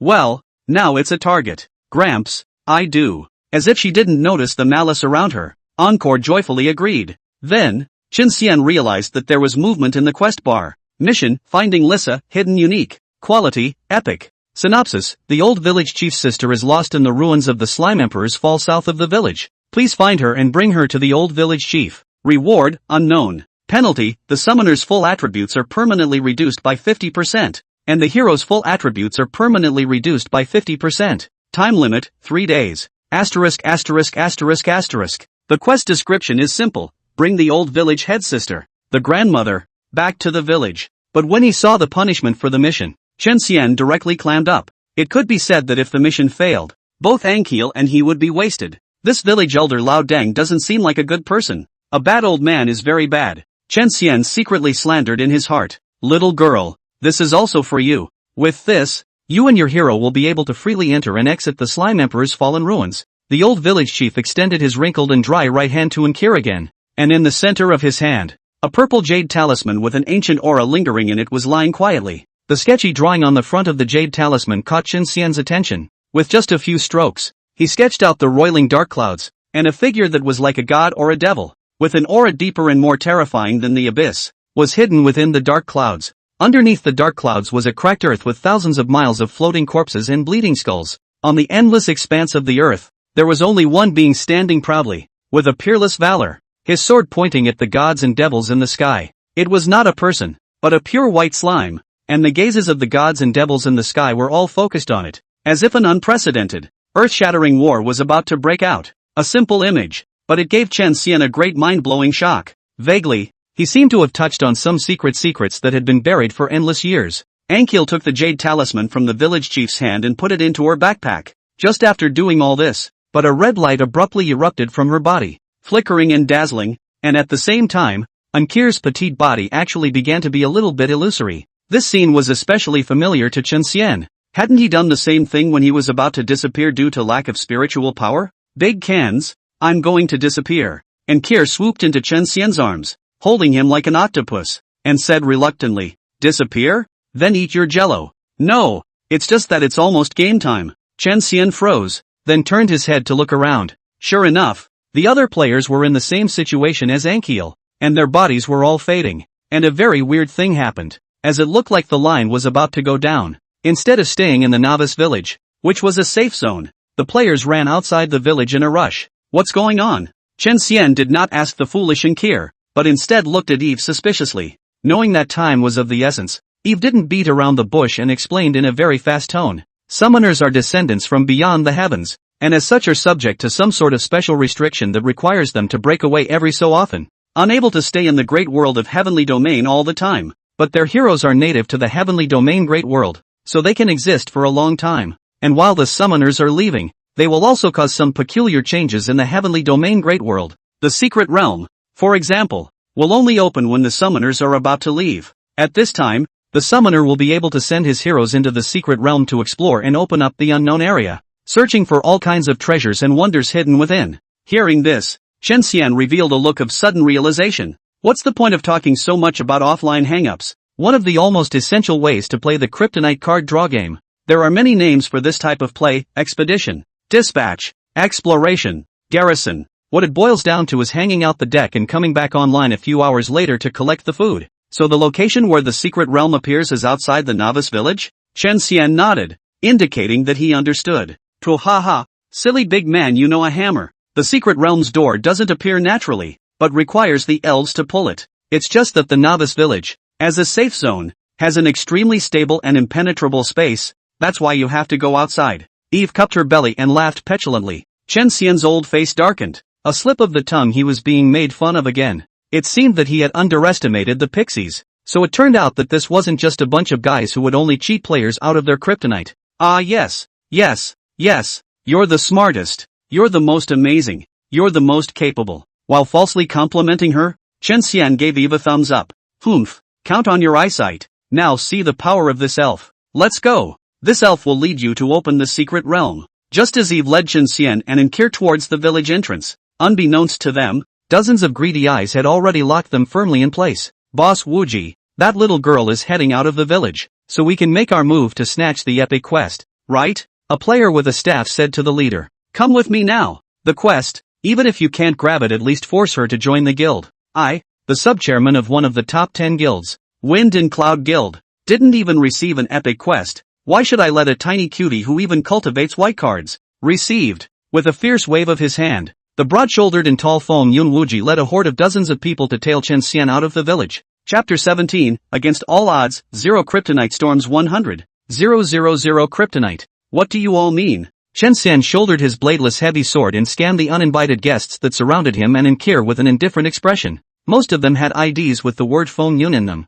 and all of them had greedy, unsuspecting eyes. The leader, Fong Yun-wooji, glanced at Chen Xian as if he was looking at trash. I have something to say to your summoner. District White Card, get out of my way and stay out of this. After saying that, he didn't bother to pay attention to Chen Xian's reaction, instead focusing his attention on Inkir. At this look, his eyes instantly lit up. Just now, in the novice village, there were too many players, obscuring his vision, and he didn't get a good look at Enkil's appearance. Witnessing it with his own eyes at this moment, Fong Yun-wooji felt his heart miss a beat. In the game, he was the branch president of the Wind and Cloud Guild, one of the top 10 game guilds in Greater Yen. In reality, his identity was equally not bad, a standard second-generation rich man with a large family fortune. With the skill of driving a Ferrari with one hand, he is never short of beautiful women. Beautiful women are like clothes to him. When they get dirty and old and broken, they change the set. Hi, flirty, cold, voluptuous. What haven't you had fun with?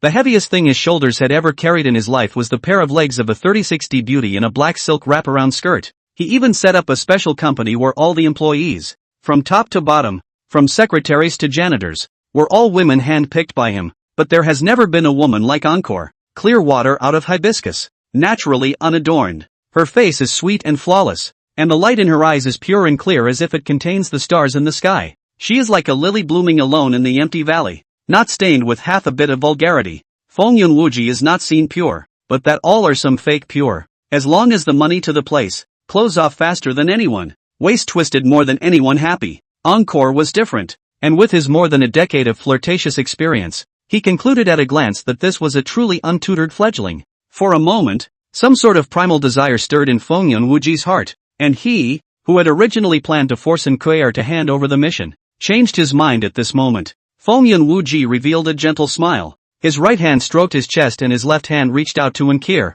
inviting him in a very gentlemanly manner. Cute little sister, join our Wind and Cloud Guild. As long as you agree, without any process or contribution, you will become an elite member upon joining the guild. As a branch president, I still have this little power. As the words fell, the players watching nearby were in an uproar. You should know that the Wind and Cloud Guild is one of the top 10 guilds in the gaming world of the Great Yen country, and its members not only receive a high salary every month, but all kinds of benefits are even more soft. It can be said that countless people sharpen their heads want to join, but unfortunately that one after another harsh and incomparable screening test, they will be turned away, can only stifle sighs. Right now, this great fortune fell on the head of a small rookie. Elite members as soon as they arrive? Laymen watching, insiders looking at the doorway. A group of players who originally belonged to the Wind and Cloud Guild were now looking at each other, unable to hide the surprise and envy on their faces. It was important to know that within the Wind and Cloud Guild's 9th branch, the status of the members, from low to high,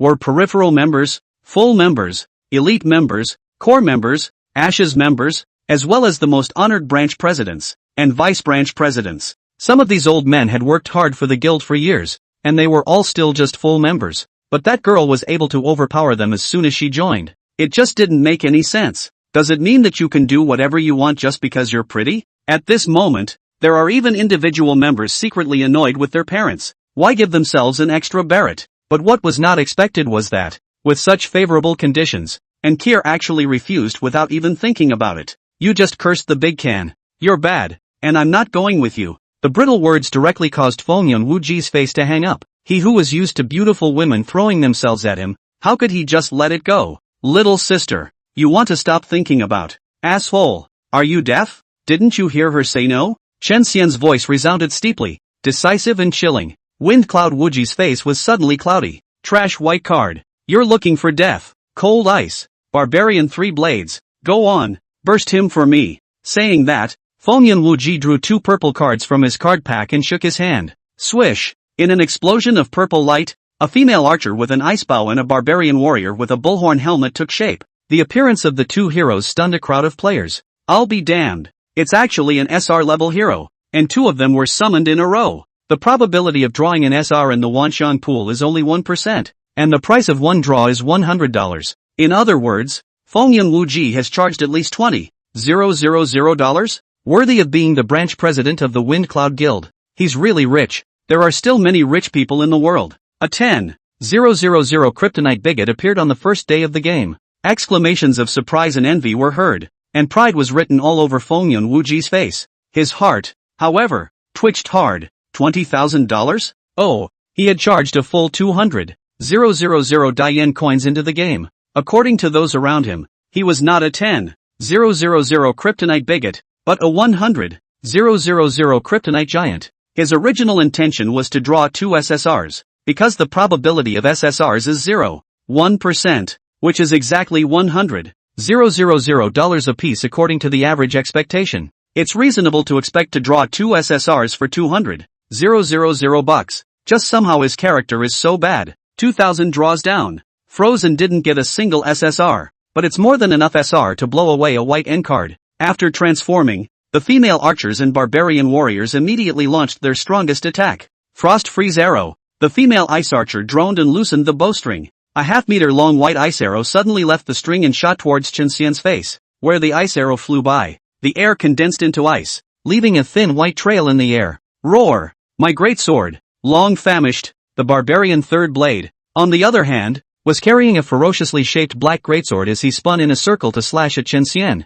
So what if it's a purple card? Even if I carry Lori and can only hold a sword in one hand, I can still defeat you guys. A sharp aura flashed in Chen Xian's eyes as he grabbed Inkir with his left hand and raised the bladeless heavy sword with the flat of his right hand. Encore blinked her large Khazarian eyes while looking confused. Instant prison flying thunder god. Activate. Bear with me. The moment the skill was unleashed, thousands of blue arcs of electricity appeared on Chen Xian's body. They ran and swam around. Even in Chen Xian's eyes there were blue arcs jumping endlessly. Finally, the moment the frost freezing arrow and the black greatsword were on their way, Chen Xian moved. He actually turned into a bolt of blue lightning, passing right through the arrows and the greatsword at a speed indiscernible to the naked eye. Then it went through the chilled Bowgirl and the savage three blades, as if there is no collision volume. Next, -680, strike. -615, strike. Two terrifying damage numbers appeared at the same time, and the blood quantities of the chilling female archer and the barbarian three blades instantly vaporized by half.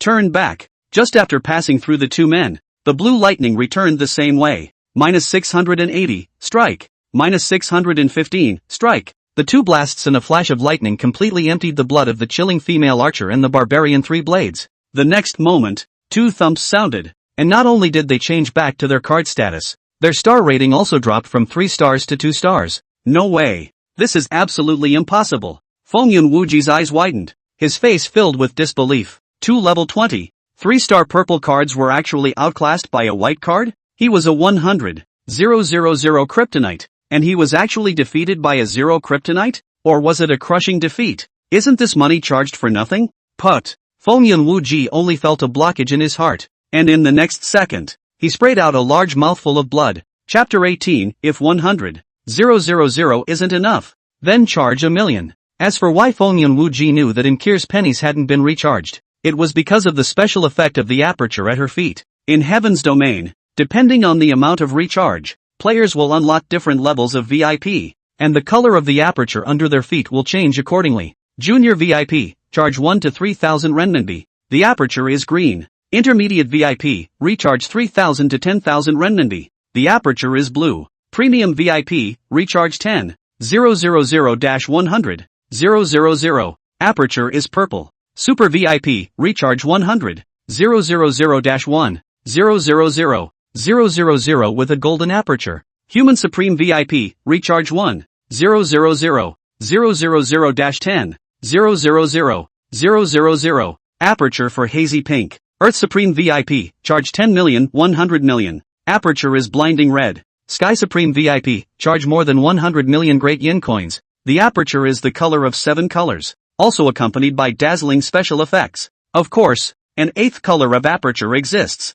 It was the pure white of holiness and purity, without any semblance of impurity, not containing the slightest hint of kryptonite, and it is, exclusively, a dime a dozen Zero Krypton players, commonly known as Leopard's Head Zero Punch. As it happened, the aperture at Anchor's feet was pure white. Looking at the crowd of players gathered outside the novice village, there were very few Zero Kryptonites, and the vast majority of players had green apertures under their feet. Blue and purple are equally rare. Players like Fongyun Wuji who have recharged over 100,000 are even more rare. Only a female player with the ID blue crystal and a cold expression. The aperture under her feet was actually a hazy pink color, revealing a mysterious and dignified texture. Hee, don't stare at my concubine like that, I'll be shy. She was also followed by a nine-tailed fox that kept scratching its head, occasionally emitting a silver bell-like seductive delicate laugh. Why on earth? I who filled up 200,000 and drew a bunch of purple cards will be thrashed by a zero kryptonite loli with a white card? Fongyun Wuji scratched his head, frowned, thought hard, and couldn't figure it out even after scratching his scalp. Not only him, but the onlookers of the Wind and Cloud Guild, as well as a bunch of ordinary players all became shocked little dummies. Is this the same heavy swordsman that I remember struggling to beat the slimes on the novice tutorial level? Bug. Absolutely bug. Who cares? If there's an opening, just drill it. I don't believe that the game's own problems can still officially block my number. It's decided. I'll use all my resources to train heavy swordsmen from now on. For a time, the chattering discussion outside the novice village resounded endlessly, and there were already quite a few players who had made up their minds not to raise blue cards and purple cards, and instead vigorously cultivated the heavy swordsman. A supermodel white card. After all, in addition to being strong, a heavy swordsman it eats less. It only consumed 1 point of spiritual energy per minute, while the purple card he defeated consumed a whopping 4 points per minute. Just as the crowd was thrown into shock, Chen Xian seized the opportunity and a cold light flashed in his eyes. Instant prison flying thunder god. Third shuttle. Sa. Blurred electric light tore through the air, carrying a hint of burning scorch through Fongyun Wuji. Minus 1236. Strike. Fongyun Wuji was killed on the spot, and his soul rose languidly from the corpse. How dare you kill me? I'm being killed in a second by a single strike. Fongyun Wuji was enraged, and he was just about to move to threaten Chen Xian with his real identity, but then it ends abruptly. Threatening a card from a game is shameful to think about. Wind Cloud Wuji suddenly sobered up quite a bit, and when he thought that the object of his anger was actually a card, a strong sense of absurdity arose in his heart. At the same time, it also felt extremely incredible. What kind of game is Heaven's Domain? Every card inside, every NPC was too real to be true, as if it had an independent and free soul. It wasn't like a product of data and code at all. Instead it was like the soul of a person had been captured and forced into the body. Don't be discouraged, summoner. Victory or defeat is a matter of course. At some point, Fongyun Wuji's elf flew to his ear, but I've charged up and haven't hit a single white whore. Despite being in a state of soul, Fongyun Wuji's gritted teeth expression was still clear and unmistakable. Charging money and still can't beat it. It only means that the charge is not enough. Charge 1 million more. Will definitely be able to draw SSR? Help summoner you a snowfall of shame-o. The elf licked his lips and let out a demonic whisper. Upon hearing this, Fongyun Wuji was in a tangle. Although he was a wealthy son, $1 million was not a small amount. If he took it to a girl, it would be 1 change a day, and it would be enough for him to be dashing for a long time. Good. When I draw an SSR, I don't believe I can still lose. In the end, the desire for victory overcame the desire for sex. Looking at Chen Xian's lonely and proud back, Fongyun Wuji still couldn't swallow his breath. You sure don't disappoint me, summoner. What he didn't notice was the evil grin of conspiratorial triumph that suddenly swept across the elf's face. Tin Man, stop pretending. The summoner doesn't have much time left, so if you don't open the secret realm, it'll be too late. Suddenly, Eve flew above Chen Xian's head, still furious, and slapped her helmet. Oh, Chen Xian froze and looked at Ankir, who was carrying it in her hand. Sure enough, the frequency of red light flashing on Lori's body grew faster and faster, and her body had stepped into a translucent form. Without delay, he quickly walked to a place where the players were a little sparse and put down Ankiel, borrowing the aftermath of killing SR in seconds. The members of the Wind and Cloud Guild didn't dare to make a move against him. Then, Eve Von Void fought the wind, crossed her arms over her chest, tilted her head slightly, and chanted some sort of incantation with a pious face. O goddess of nature, high in the clouds of the other side, your children call here. When heaven and earth change, allow me to draw the other world. With the chant, the space in front of Eve began to fluctuate violently, and a circle of transparent ripples spread out like waves of water. Rumble. With a sound, a strange stone door squeezed out from the center of the ripples. The reason why it is so peculiar is that the stone gate is a tilted field lattice. Each compartment has a white swirl in the center, along with a line of explanatory text. Chen Xian fixed his eyes on it. East, Hidden Scripture Pavilion, where you can obtain heavenly scrolls, which can level up skills and talents. South, a plantation, You can get Chu fruit, which can raise the level of the hero. West, Spirit Plant Valley. You can obtain Jilon herb, which can be used to make spirit food and restore the hero's spirit power. North, Hall of Valor, where you can get hero pieces for dispatching heroes, which can be used to synthesize heroes. Description: each time the secret world opens, the summoner can and will only send one hero into the quest. In addition, at the intersection of the 4 grids there is a clean white jade disc with 6 gold dice on it. The gameplay is so simple and crude that even Encore can read it. Which secret realm do you want to go to? Dig can? She nibbled on her scallion white and delicate index finger, tilting her head to inquire about Chen Xian. That's right. It's up to the player to decide which secret realm to send a hero to, or even which hero to send. Chen Xian pondered. He wanted to go to both the Pavilion of Scriptures and the Spirit Plant Valley. The former could raise the talent level, especially the few stacked attribute talents on him, and the sooner he raised them, the greater the benefits. But Zilon herb was even more important. Without the jelly made from it to replenish their spiritual energy,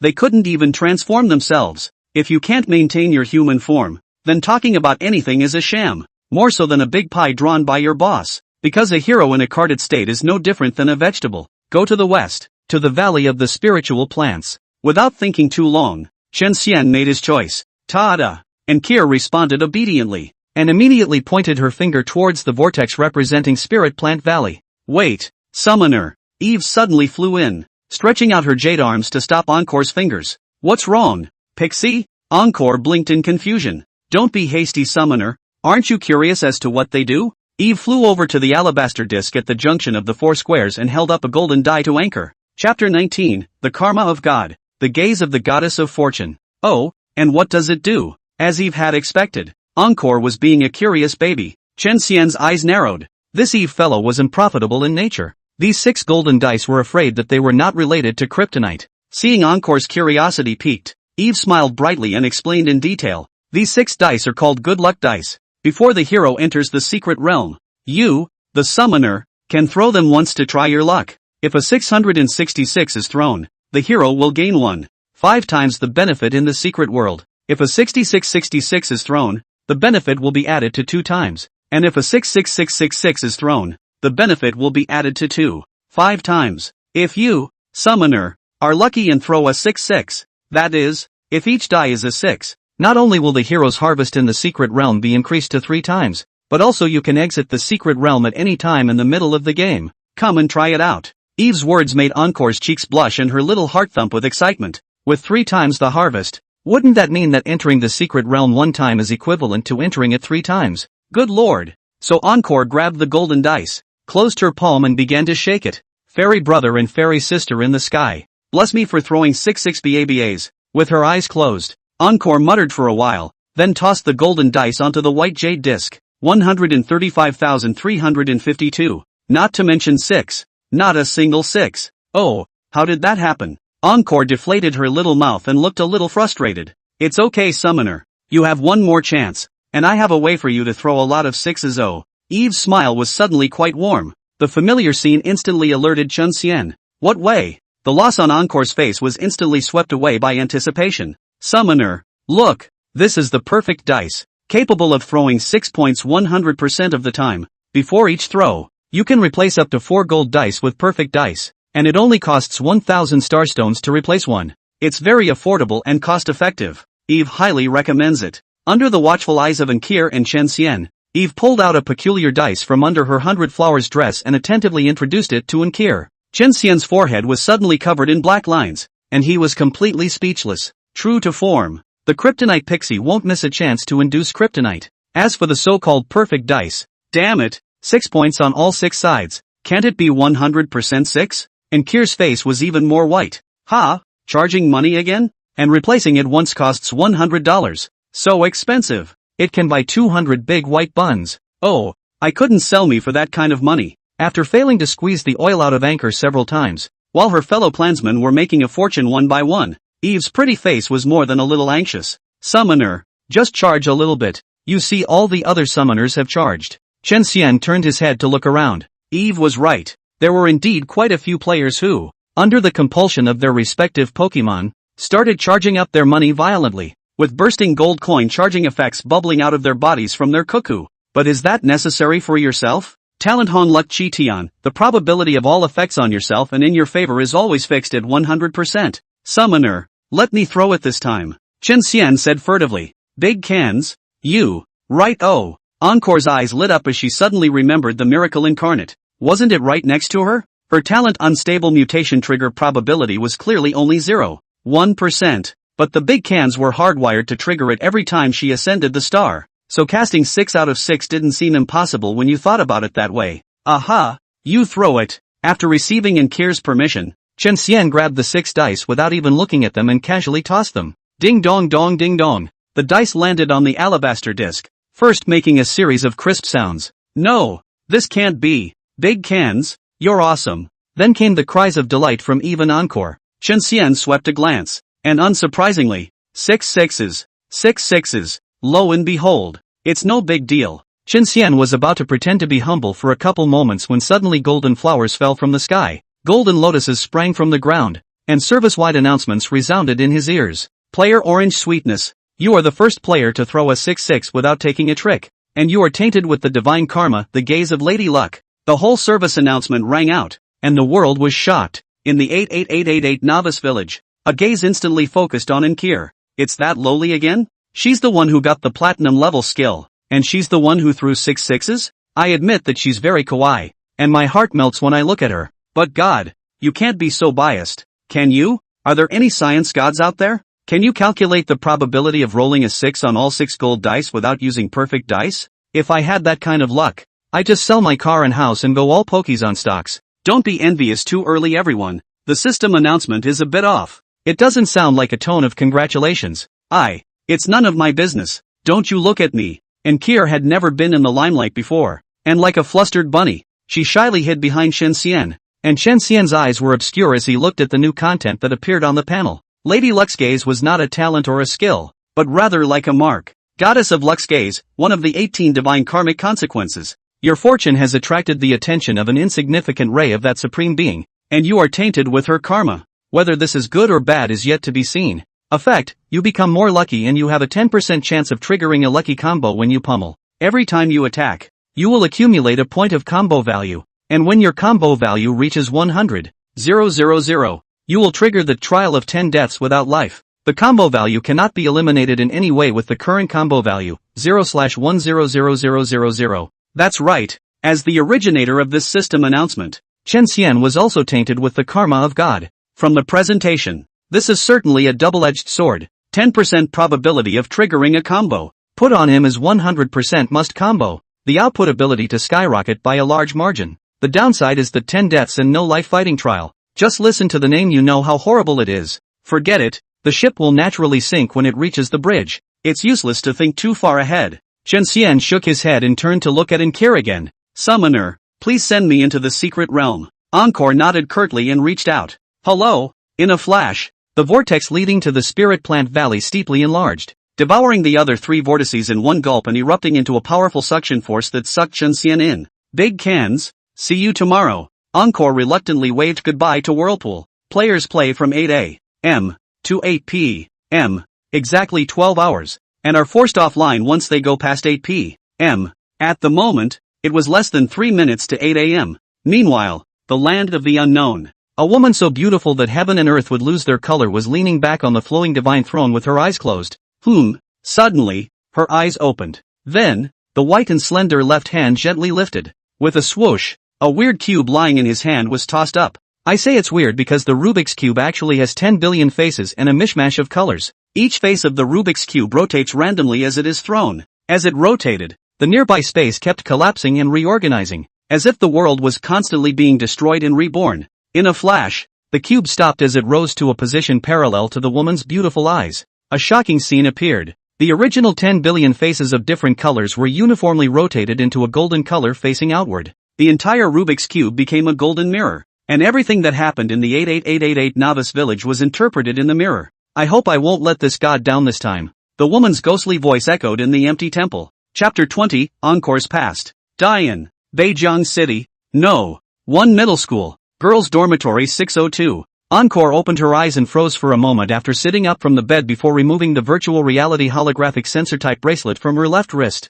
To this day, Everything in Skyrim still leaves her wanting more. There's no doubt that Skyrim is a fantastic game. The only beauty of it is the constant thought of her chump change. Little money. As if thinking of something, Ankir hurriedly grabbed the weathered cell phone next to her pillow and tapped the Dian bank app with trembling fingers. Oh, I wonder how much is left. With her shell teeth lightly biting her lower lip and her face tightening up, Ankir finally summoned up the courage to click on the I symbol behind her account balance. Swish! In an instant, like a band-aid being ripped off, like a covering being forcibly torn away, the balance that was originally covered by the number was nakedly exposed. 102.65. Oh, I don't usually spend money frivolously, do I? Why is this all I have? Ankiel was drained of her essence in an instant, her head drooping, her pretty eyes pooling with panic and frustration. Coo. It wasn't until her stomach began to protest that she regained a shred of strength. So hungry. I didn't need at noon playing games. I ate savory buns in the morning, and I'll eat hot sauce dipped buns in the evening blah blah blah.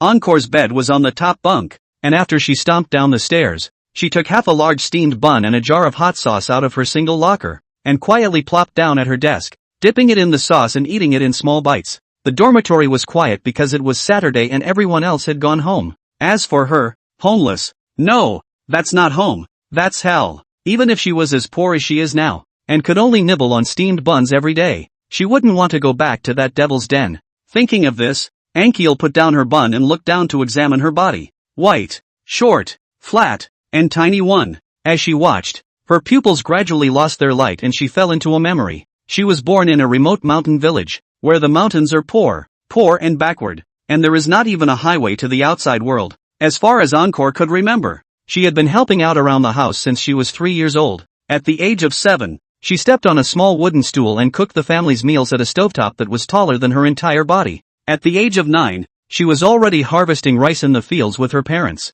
She fondly remembers the rainy summer of that year, when the water in the rice paddies didn't run dry, and she was bitten by 2 thumb-thick leeches that bit through her delicate skin and burrowed into her calves the first time she went into the fields. The horror of that foreign object writhing in her flesh and blood was etched in the depths of her mind until now, and she couldn't forget it. In addition to all this, there was hogging, breaking corn, cutting wheat, picking manure. She has done all kinds of farm work. She does what men do, and she does what men don't. Perhaps it was due to excessive labor and poor nutrition as a child that caused her size, face, and even skin texture to never change after the year she turned 13. Time just stopped flowing on her. Now that she is over 18, she still acts like a child and is chased by a group of people calling her Lori. That's nothing. When I was 15 my mom had my brother and that's when the nightmare began. Since then, Mom and Dad have been looking at her more and more unfavorably, suspecting that she can't make money, that she has to spend money on school, that she's a burden, and that she's too beanpole-sized for anyone to marry.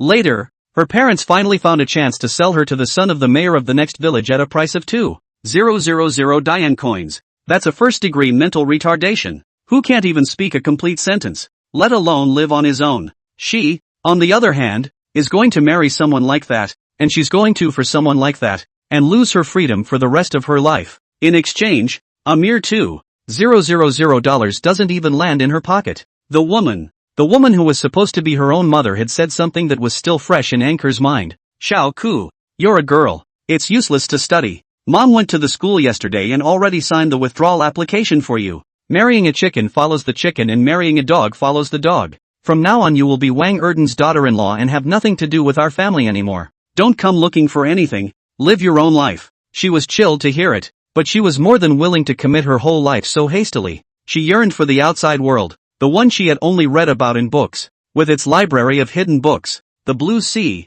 and the ice cream she had never eaten before. So she fled. On a dark, rainy night, she fled all the way to the school along the rugged mountain road. On the way, she did not know how many times she fell. Her knees and ankles knocked blood, and even almost fell into the cliff. Fortunately, she reached out in time and grabbed a crooked-necked pepper tree next to her. And fortunately she was light enough that the pepper tree, which was only as thick as a stick, did not break. Running to the school, she found her homeroom teacher first thing and explained everything with a whimper. She was lucky that her homeroom teacher was a very good teacher who not only helped her get back her mom and dad, who had come to claim her in a fierce manner, but also took in her homelessness so that she could continue her schooling. But for some reason, Ankir was naturally a bit clumsy, like a dull little stupid bird, not quick to learn anything. However, she also has the effort and diligence of a stupid bird flying first. Therefore, under hard study, Although she was not considered the top student in her class, she was not the tail end of the class either. During the promotion exams, she seemed to have received special care from God,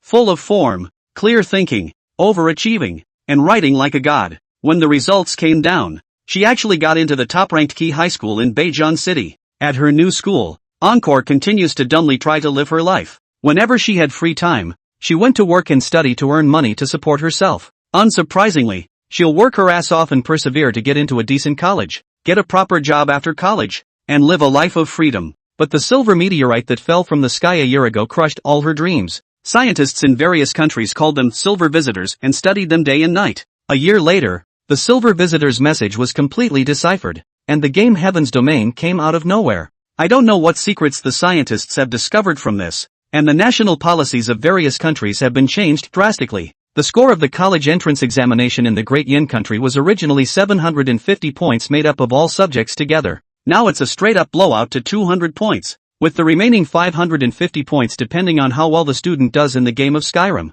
Not only the college entrance examination, even the army, politics and other assessment results of the Big Head, all linked to the Heavenly Domain game. Nowadays, the wind in the country of Dian is that if you don't play Heaven's Domain well, your whole life is gone. It's not like Skyrim is a traditional virtual reality online game, but a kryptonite card drawing game. Encore had never touched a game before and would have known nothing about it. In reality, it's a poor man again. So what she was facing now was a lightless extinction, an infinite abyss. After the buns, it's time to go. Encore pulled back from her memories and chewed her bun faster. She had a part-time job at the Honey Snow Ice Castle, and if she dawdled any longer, she wouldn't make it in time to punch the clock. Kada. Just then, a clear machine rattle sounded abruptly. Who? Encore abruptly turned her head and stared at the door to the dormitory alertly. Coco, relax. It's me. The wooden door opens to the right and in walks a woman wearing a black duck hat. Chapter 21, Plotting? It's not just the ducktail that's black. The woman was also wearing a black lace bottom top with a short black skirt underneath. A head of straight black hair cascaded down to her hips, soft and silky, like fine satin. Even at the lobes of her crystalline ears, two tiny black pearl earrings were dangling. Contrary to the black, the woman's small feet with small high-heeled sandals, and a pair of slender legs but extraordinarily white and tender. In the dormitory fluorescent lamps under the glittering glory, holy in temptation in this moment of perfect blend, especially that plump white grease at her chest. It was a sight to see in Kier's little face flushed with a blush that extended all the way to the tips of her ears. The interplay of black and white blossomed into an otherworldly and stunning beauty on the woman. Seeing that it was her who entered the dormitory, and Kier instantly removed the guard and defenses in her heart, because the woman was none other than one of her roommates, Mu Qinghuang. Sister Qinghuang, isn't it only Saturday? Why are you going back to school? Encore asked as she quietly pushed the small half-a-bunch buns and hot sauce towards the back of the bookshelf. Little Coco, don't you understand, sister? Sister's parents are doing business abroad and don't come home all year round. The house is empty and meaningless, so I went back to school early. Mu Qinghuang walked behind Kier with lotus steps, lightly picking up the hidden steamed buns and explaining as she ate. Ah, sorry little Coco, sister accidentally ate all your buns. After eating the steamed buns in 2 or 3 bites, Mu Qinghuang was surprised as an afterthought. It's okay, you eat blah. I'm actually full already. Encore muttered. Gulp. But the indisputable stomach was a traitor at this point. Little Coco, it's all sister's fault. Don't worry, sister will make it up to you. Saying that, Mu Qinghuang took down her school bag, and from inside, she placed the packed cola chicken wings, spicy king crab, snowflake fat cow rolls, strawberry cream pudding. One by one, they were placed on Nkir's desk. Seeing this, how could Nkir not understand that Mu Qinghuang was doing it on purpose? Sister Qinghuang, I'm really full. I have something to do. I'm leaving. Encore waved her hand in refusal with a hasty look on her face and got up to leave. Don't you dare. Little Coco, you're not going anywhere until you eat them all. Mu Qinghuang turned her gentle and supple earlier, and seeing that Nkir was about to escape, she directly and domineeringly reached out to carry it back into her arms and sat on the bench. Nkir struggled as hard as she could, but the tall and well-built Mu Qinghuang was not something that a small potato like her could shake. The most crucial thing was that she was almost close to Mu Qinghuang at the moment, and every time she twisted she could clearly feel the soft squeezing sensation coming from the 2 huge plumps behind her. The strange touch overwhelmed Encore and she could only comply. Little Coco was so good. Come on, try the yolk of this king crab. Open your mouth and sister will feed you. In order to soften Nkir's resistance, Mu Qinghuang kept chatting to divert her attention. Little Coco, today's public beta of Heaven's Domain. Did you play it? As soon as she spoke of Heaven's Domain, Ankir immediately remembered the large can, and her entire body instantly became confident. Aha! I played and got to level 20. At those words, Mu Qinghuang's jade hand that was feeding stalled, and a thick surprise swept through her eyes. She had read about the analysis on the official forums, and there were only 2 situations where those who could rise to level 20 on the first day of the game's opening. The first type, the player is a master operator. In order to efficiently fight monsters and upgrade, attributes all added attack power, survival aspects of the weakness of the technique and stance to make up for it. The second, is to draw an SR or even SSR class hero and use its numerical crush on monsters to upgrade on the fly. Obviously, first-time gamer Encore can't be the first. Coco, did you draw a purple card, or a gold card? Mu Qinghuang asked curiously as she played with a strand of green silk. Blue, but my out hero is Big Can, and he's super awesome. Big Cans? Mu Qinghuang frowned her willow brows and repeated it doubtfully. That's the one wearing really cool armor and carrying a really big sword. Heavy swordsman? Listening to Ankir's excited description, the corner of Mu Qinghuang's eyes twitched. If a white card could take someone to level 20, then a sow would get up a tree. It must be that little Coco was deliberately making up lies to deceive and hide from herself. A great beauty, in order not to let herself worry. Thinking of this, Mu Qinghuang lowered her head, her jade face coming close to Ankir's eyes, and said to her seriously, "Little Coco, listen to your sister. You'll disassemble him as soon as you get into the game tomorrow. Heavy Swordsman is the lowest level dog food card in the game, without any cultivation value. This bearer bank card has 1,000,000 greater Inferno coins in it, so take it and draw an SSR to train. Granted, according to the probability, an average of 100,000 will produce an SSR, but that's just the ideal situation, so 1,000,000 is safer." Saying that, Mu Qinghuang took out a black card with gold gilt edges from her wallet and pushed it in front of Ankir. This, $1 million? Ankir's pupils suddenly dilated. Although from her usual dress and talk, she had long seen that Mu Qinghuang was rich, but it was not at all expected that she would be able to fling $1 million at it. The word swinging for the fences, which I learned in language class, had a materialization in this moment. Sister Qinghuang, this is too valuable. I can't take it. There's also the big can. I definitely won't decompose it either. In the face of temptation, Ankil's big eyes had nothing but determination in them. Little Coco, forget it. But after you leave the novice village, first go to Yellow Maple City to meet up with your sister. This is no problem, right? After a long time of contact, Mu Qinghuang had long since figured out Ankir's nature. Although her roommate looked small and cute, she had a strong sense of self-esteem, and her character was purely stubborn. And once she made up her mind, it was almost impossible to change it. Therefore, Mu Qinghuang chose to take a step back for the time being and plan for it. Wait until we get to Yellow Maple City and show Ankir the power of SSR. We will definitely be able to change her mind then. And then we can strike while the iron is hot and take the fragrant and soft little loli down in one fell swoop. Good. Then, that I have a part-time job to do. I'm leaving. Bye-bye Sister Clear Phoenix. While Mu Qinghuang was immersed in her fantasies, Ankir was seizing the opportunity to slip out of her arms, until she ran out of the school in one breath. Ankir fought to shake her little head again, but that weird feeling in her head still lingered. Her roommate, Mu Qinghuang, to have a body with a body, to have a face with a face, to grades is also perennial list of the existence of the top 3 grades, to the family is even more casually dumped $1 million. Such a big, black, long and straight beauty who was regarded as the school goddess by all the boys in the first form had been taking care of her in every possible way. As early as a long time ago, she had a strange feeling. It was that Mu Qinghuang was plotting against her. Oh, no. It's not okay, I'm a traditional girl. Though still emotionally a blank slate, Encore instinctively disliked the feeling. Work. Ankil's little legs took off and she ran even faster than she had a moment ago. At the same time, Chen Xian began his journey of exploration in the secret realm. Chapter 22 Boss Mutated? As night falls, the dark sky hangs low, bright stars follow, and a light, whistling wind accompanies. A heavily armed and armored swordsman walked through the silent valley. His shadow stretched long and wide in the moonlight as he stepped on the weathered stone dust, making rustling noises along the way. Giggle. Chen Xian took out a slime gel jelly from his backpack and ate it while observing his surroundings. He had been walking in this Spirit Plant Valley secret realm for about 10 minutes, not to mention the orchids and herbs. Not even a single weed had been seen. The only thing is the weathered and broken rocks, and the broken rocks and fine sand blown everywhere by the wind. The good thing was that after the player went offline, the hero could gain access to the player's backpack and some of the props. So Chen Xian didn't have to worry about running out of spiritual energy and changing back to a cardboard state for the time being. Chen Xian counting the ones in his hand. There were a total of 6 jellies left,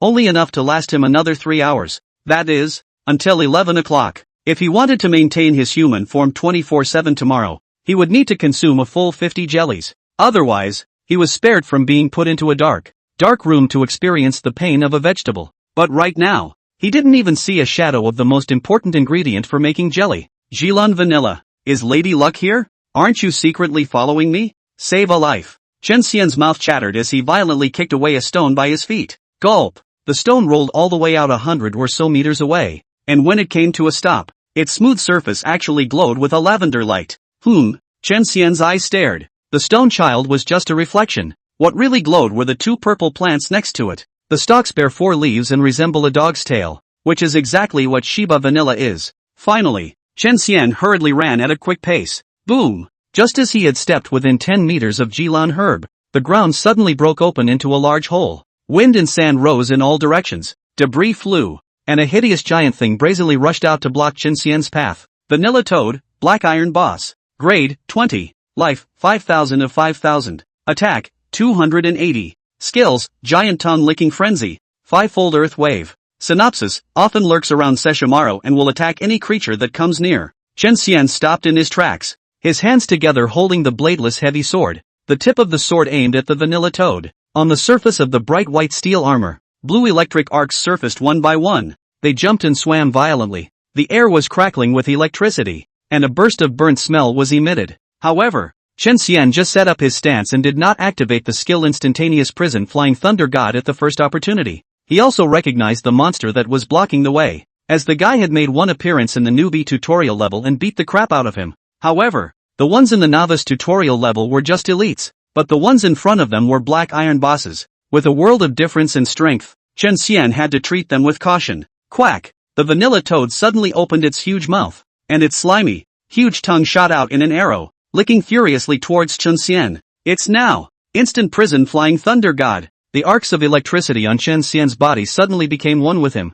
and at this moment electricity was him, and he was electricity. In the state of human electricity unity, Chen Xian's entire body was vaporized, and he passed through the giant tongue unhindered and without taking half a bit of damage, swiftly jabbing behind the vanilla toad. That's right, that's one of the great uses of the Instant Prison Flying Thunder God, using the vanilla state to avoid damage. -960, strike. At the same time, a blood-red number floated up from the vanilla toad's head. Quack! Vanilla toad lifted his claw and scratched his head in confusion. Where was the enemy? How come they were gone in the blink of an eye? Before it could react, Chen Xian seized the opportunity and poked his bladeless heavy sword viciously into its butthole. -600, strike vital. -600, strike lucky strike vital. With one shot of push attack, the damage was actually higher than the platinum skill's Instant Prison Flying Thunder God. This was due to the 2x damage from blast, 2x damage from weakness, and the triggered lucky combo, which doubled the damage by a total of 8x. In particular, the lucky streak gave Chen Xian a big surprise. His current attack speed was 1.8 seconds for one sword, and normally it would take 3.6 seconds to make 2 swords. However, the total time for one sword plus one combo was also 1.8 seconds, which meant that the combo didn't have to consume time, which was very nice. Lady Luck has really given him a great gift. As for vitals, most monsters in Skyward Sword exist in vital areas that can deal higher damage once hit. The chrysalis, on the other hand, is definitely the main point of all creatures. It's worth noting that everyone's slime, due to its body being the same everywhere, has no vitals instead. Quack! With his chrysanthemum burst, the vanilla toad first let out a mournful cry of grief, followed by extreme anger. Boom boom boom, only to see it slap the ground with its massive claws. The earth immediately began to tremble, and rolling waves of earth lined up towards Chen Xian. Instant Prison Flying Thunder God, -960, strike. However, Chen Xian once again unleashed his skill to instantly move 5 meters away,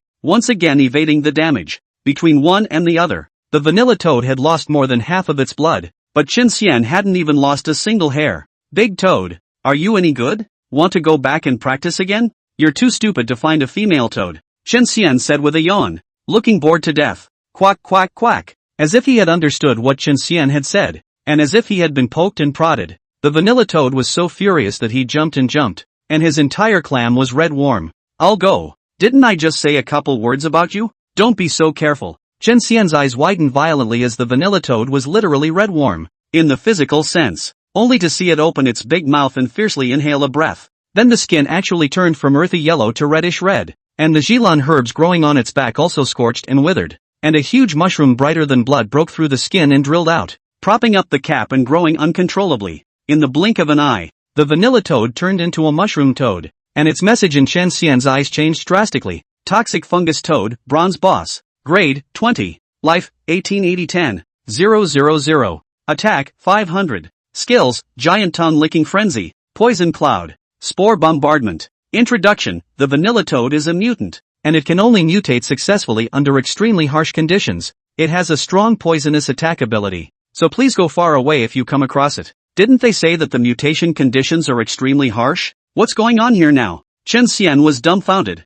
He hadn't done anything. Why did he mutate? And after the mutation, the life limit was doubled, the attack was doubled, and it was stronger by more than one level. Quack! The mutated toxic fungus toad seems to have an increased IQ as well. It stared at Chen Xian with hatred. The blood-red mushroom on its back suddenly opened its cap wide, and also dispersed a green mist. In the blink of an eye, it filled a circle of 10 meters. The surrounding stones just touched the mist, immediately snorting white smoke, was corroded to 1,000 holes. -100, -100. With such a wide range of skills, Chen Xian simply couldn't dodge them. One after another, green damage numbers floated up from his head. That fierce? Chen Xian was almost shocked out of his wits. His life was only 800 points out, and he simply couldn't withstand such horrific damage. Luckily, the vanilla toad had evolved into a toxic fungus toad, but its blood level hadn't recovered. A close call. Instant prison flying thunder god. -600, strike, vital attack.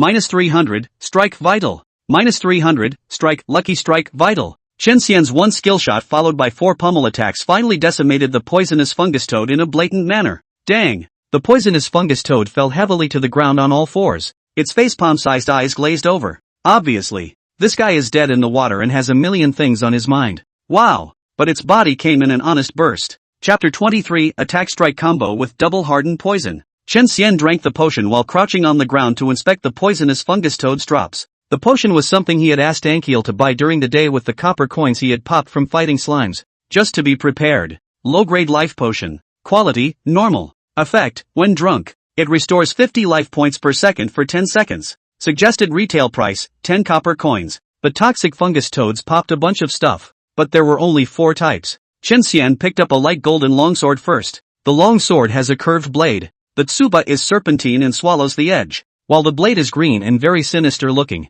Golden snake poison sword. Quality, bronze. Equipment requirements, level 20 physical melee. Attack plus 50. Hardened, attacks that hit a target will neutralize it, taking 100 points of fixed damage per second from the poison attribute for 10 seconds. This damage is not stackable, but has a 10% chance of doubling. Although he was curious as to why it was a snake sword that had exploded when it was clearly a toad, the attributes of the golden snake poison sword caused Chen Xian's eyes to light up. The first was 50 points of attack, given very generously. He had risen to 5 stars and level 20, and his panel attack was only 256 points. This alone made his output go up by almost 20%. Then there was the fixed damage of the hardened poison effect, which gave Chen Xian a big surprise. Fixed damage has the distinction of being whatever the panel says it is, which is actually what it is, and it ignores defense and mana resistance. Just now, Chen Xian had appreciated its power, and even if he had more than 200 legal resistance, the blood that should be dropped was not at all small. The key thing was that this special effect was perfectly adapted to his talent Hon Luck Chi Tian. 10% chance of doubling damage? Nonsense. It's obviously 100%. As time passed, Chen Xian was becoming more and more satisfied with the talent of Hon Luck Chi Tian, and understood its terror more and more. Any probability that is favorable to him, even if it is low, it can be forced to 100%. The only white and flawed point is that only the probability that acts on his own can that trigger the talent. As if the monster's explosion rate is the monster in the explosion of things, not he in the explosion, so it does not take effect. Sparely, Chen Xian was satisfied. Right now, when he struck, it was a surefire blast, a surefire combo, and a surefire double hardened poison. In the future, if you put Shun Chop, Splash, Split, Penetrate, Disarm, Silence, that would be awesome. Chen Xian joyfully equipped the golden snake poison sword while fantasizing about the bright visions of the future. In a flash, a dark green luster was added to the edge of the bladeless heavy sword, as if it was the gaze of a viper, cold and dangerous. Other than that, the bladeless heavy sword hadn't changed in any other way, and its straight form hadn't been replaced by a curved one. This is because the hero's appearance, image, and even stand-up in the carded state will only change drastically under two circumstances. The first is evolution. When a hero evolves, he or she will have a leap in strength, a sublimation of the soul, a substantial increase in the level of life, and a change in image. The second is one of the essential kryptonite items in a kryptonite card game, fashion. Fashion is the hero's new clothes. During the day, while Eve was inducing Ankiel to make kryptonite, Chen Xian curiously glanced at the system mall. Nice guy. He was dazzled by the array of fashions, none of which he wore. Of course, it's SSR heroes only. I should say, even if there was, Chen Xian estimated that Ankier couldn't afford it because the cheapest one inside was followed by several zeros. Forget it, there's nothing wrong with white Johns. Chen Xian shook his head. He didn't mind at all that Ankier was a poor man who couldn't afford to recharge. Putting herself in her shoes, didn't the other lori also not mind that he was a white card? As his thoughts returned to reality, Chen Xian continued to examine the remaining three items, but it was this inspection that made his face turn odd. First, there were 2 plants of Jilan vanilla. Chen Xian pulled up the 2 plants on the ground next to him as well, making a total of 4 plants. Lit. Orchids and herbs. Quality, normal. Effect, can be used to make slime vanilla gel jelly, which restores the hero's psychic powers. Introduction, the treasure of heroes. The hard currency of hard currency. Don't be blinded by its quality. Yo! When Chen Xian put them into his backpack, something magical happened. The 4 Kiramoya herb plants became 12 at once. Ha! Why is that? Just as Chen Xian was scratching his head in confusion, the corner of his eye happened to glance at the status bar. Buff, 6 6s and 60s. Effect, your specialty harvest in the secret world X3, effective condition, obtained by gathering and killing monsters. Time remaining, 11 hours, 26 minutes and 25 seconds.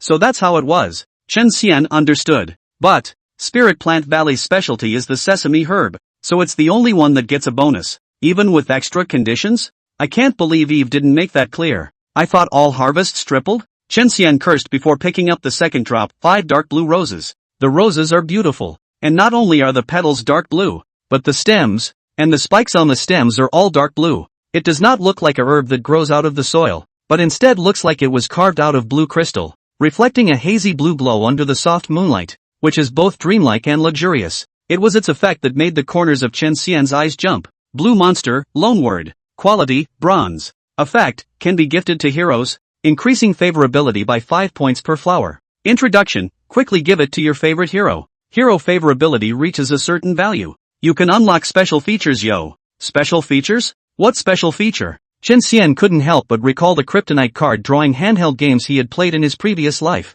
Many of them have the play of goodwill. It is called differently, like what trust value, love value, raid progress. That's what it's all about. In a more serious game, goodwill increases the combat power of cards. If you're not serious, then you'll go straight into marriage. Or worse, unlock some blush-inducing content. That's how you get a paper wife. No, Skyrim. You must be a serious game. Right, Chen Xian. Who thought of a certain possibility? Couldn't help but get goosebumps. Especially when you think that your summoner is also a noble little loli.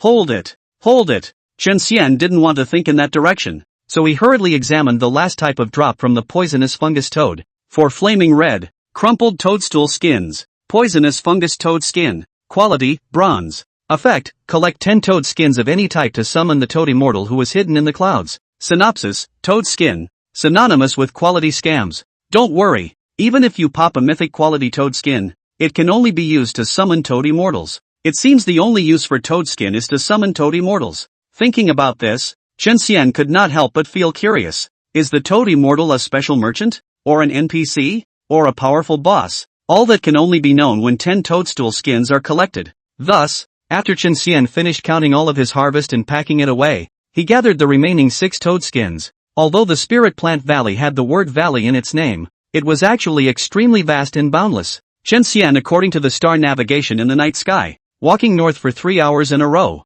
surrounded by the barren plains, even the shadow of the valley wall did not see. Along the way, he hadn't met any other heroes either, which made him begin to wonder if Spirit Plant Valley was a single secret realm. Jia. Dog food card. Take the initiative to hand over the Jilan herb on your body. This seat may perhaps spare you from death. Just then, a sinister and treacherous laugh suddenly came from Chen Xian's ears. Chapter 24, Summoning the Toad Immortal. Where did the old deng come from? A mere purple card. Dare to call this seat? Chen Xian stopped in his tracks and looked into the midair in front of him, smiling coldly and contemptuously. A dense black fog suddenly floated there, and a translucent, ferocious soul swam within the fog. They occasionally revealed their faces from the black mist, all of them with distorted features, bleeding from the 7 orifices, all the time emitting silent hissing. Their expressions of pain were extreme, as if they had suffered great torment in life. With his feet in the black mist, surrounded by all the souls, was a hunchbacked old man with an eagle's nose. At this moment, he was staring at Chen Xian with a pair of shadowy black pupils in death. Soul Domain Heron Protector. 6 stars, level 35. The old man's purple flickering name caught Chen Xian's eye. Jia. Don't know the sky high and thick little. Simply tired of living. A small white card also dare to clamor at this seat? This seat will let you taste the good taste of the 10,000 souls devouring body. After saying that, Heron Protector extended his withered wood-like hands from his long sleeves and quickly made a bizarre seal. Hoo. In the next second, the black mist rolled over. The souls whistled heaven and earth, and hundreds of souls came out of the black mist as far as they could, pouncing towards Chen Xian with teeth and claws open. Instant prison flying thunder god. Chen Xian unleashed his skill at the first opportunity, avoiding the oncoming vicious souls. Ow. -40, -36, -38. However, there were simply too many souls swooping in, and just as Chen Xian's first displacement ended, he was heavily surrounded. These ferocious souls tore with their sharp teeth and clawed furiously with their sharp claws, each one of them maniacal and incomparable, constantly inflicting damage on him. Although the damage was small, it couldn't help that there were too many of them, and the result of their convergence was that Chen Xian's blood level plummeted, and in just a short time, he was out of 500 blood. Jia. You're the only one who's capable of that. Kid who speaks out of turn. Become one of the many evil souls under my command. Seeing that Chen Xian's blood level was about to bottom out, Heron Protector smiled strangely in triumph. Chen Xian's eyes narrowed. With the same purple card, the Heron Protector was more powerful than the Chill Lady Archer and the Barbarian 3 Blades combined during the day. If they were the T3 level in the purple cards, then I'm afraid that the Heron Protector, who had the ability to harness souls and fly, would be able to rank as the T1 in the purple cards in terms of strength. While facing such a tricky enemy, Chen Xian did not lose his footing. Old dog, you think you're going to win? I have a sword that will instantly send you to the Yellow Springs. Only 2 whoosh sounds could be heard as Chen Xian continuously used the instantaneous prison flying thunder god. That time just now, it was to close the distance with the Heron Protector. For the second time, Chen Xian rose into the air in order to remain close to the Heron Protector on the black cloud. For the third time, the Heron Guardian was already in range of the attack, and so the counterattack begins. Instant prison flying thunder god. -758, strike. Seamlessly connects to normal attacks. -286, strike. -286, strike, lucky streak. Chen Xian only had time to receive 1 push attack before his body fell downwards. When he was about to touch the ground, he rolled in a spirit monkey to dislodge the impact, and then ran towards the distance without looking back. All souls, tear that hateful little thing apart for this seat. Everything happened in a flash of lightning, so fast that the Heron Protector couldn't even react in time. Looking at Chen Xian's fleeing back, he had the hindsight to have the crowd of souls chase after him, but it was already too late. -200, -200, -200. The Golden Snake Poison Sword's double-hardened poison special effect caused his life to drop more than wildly.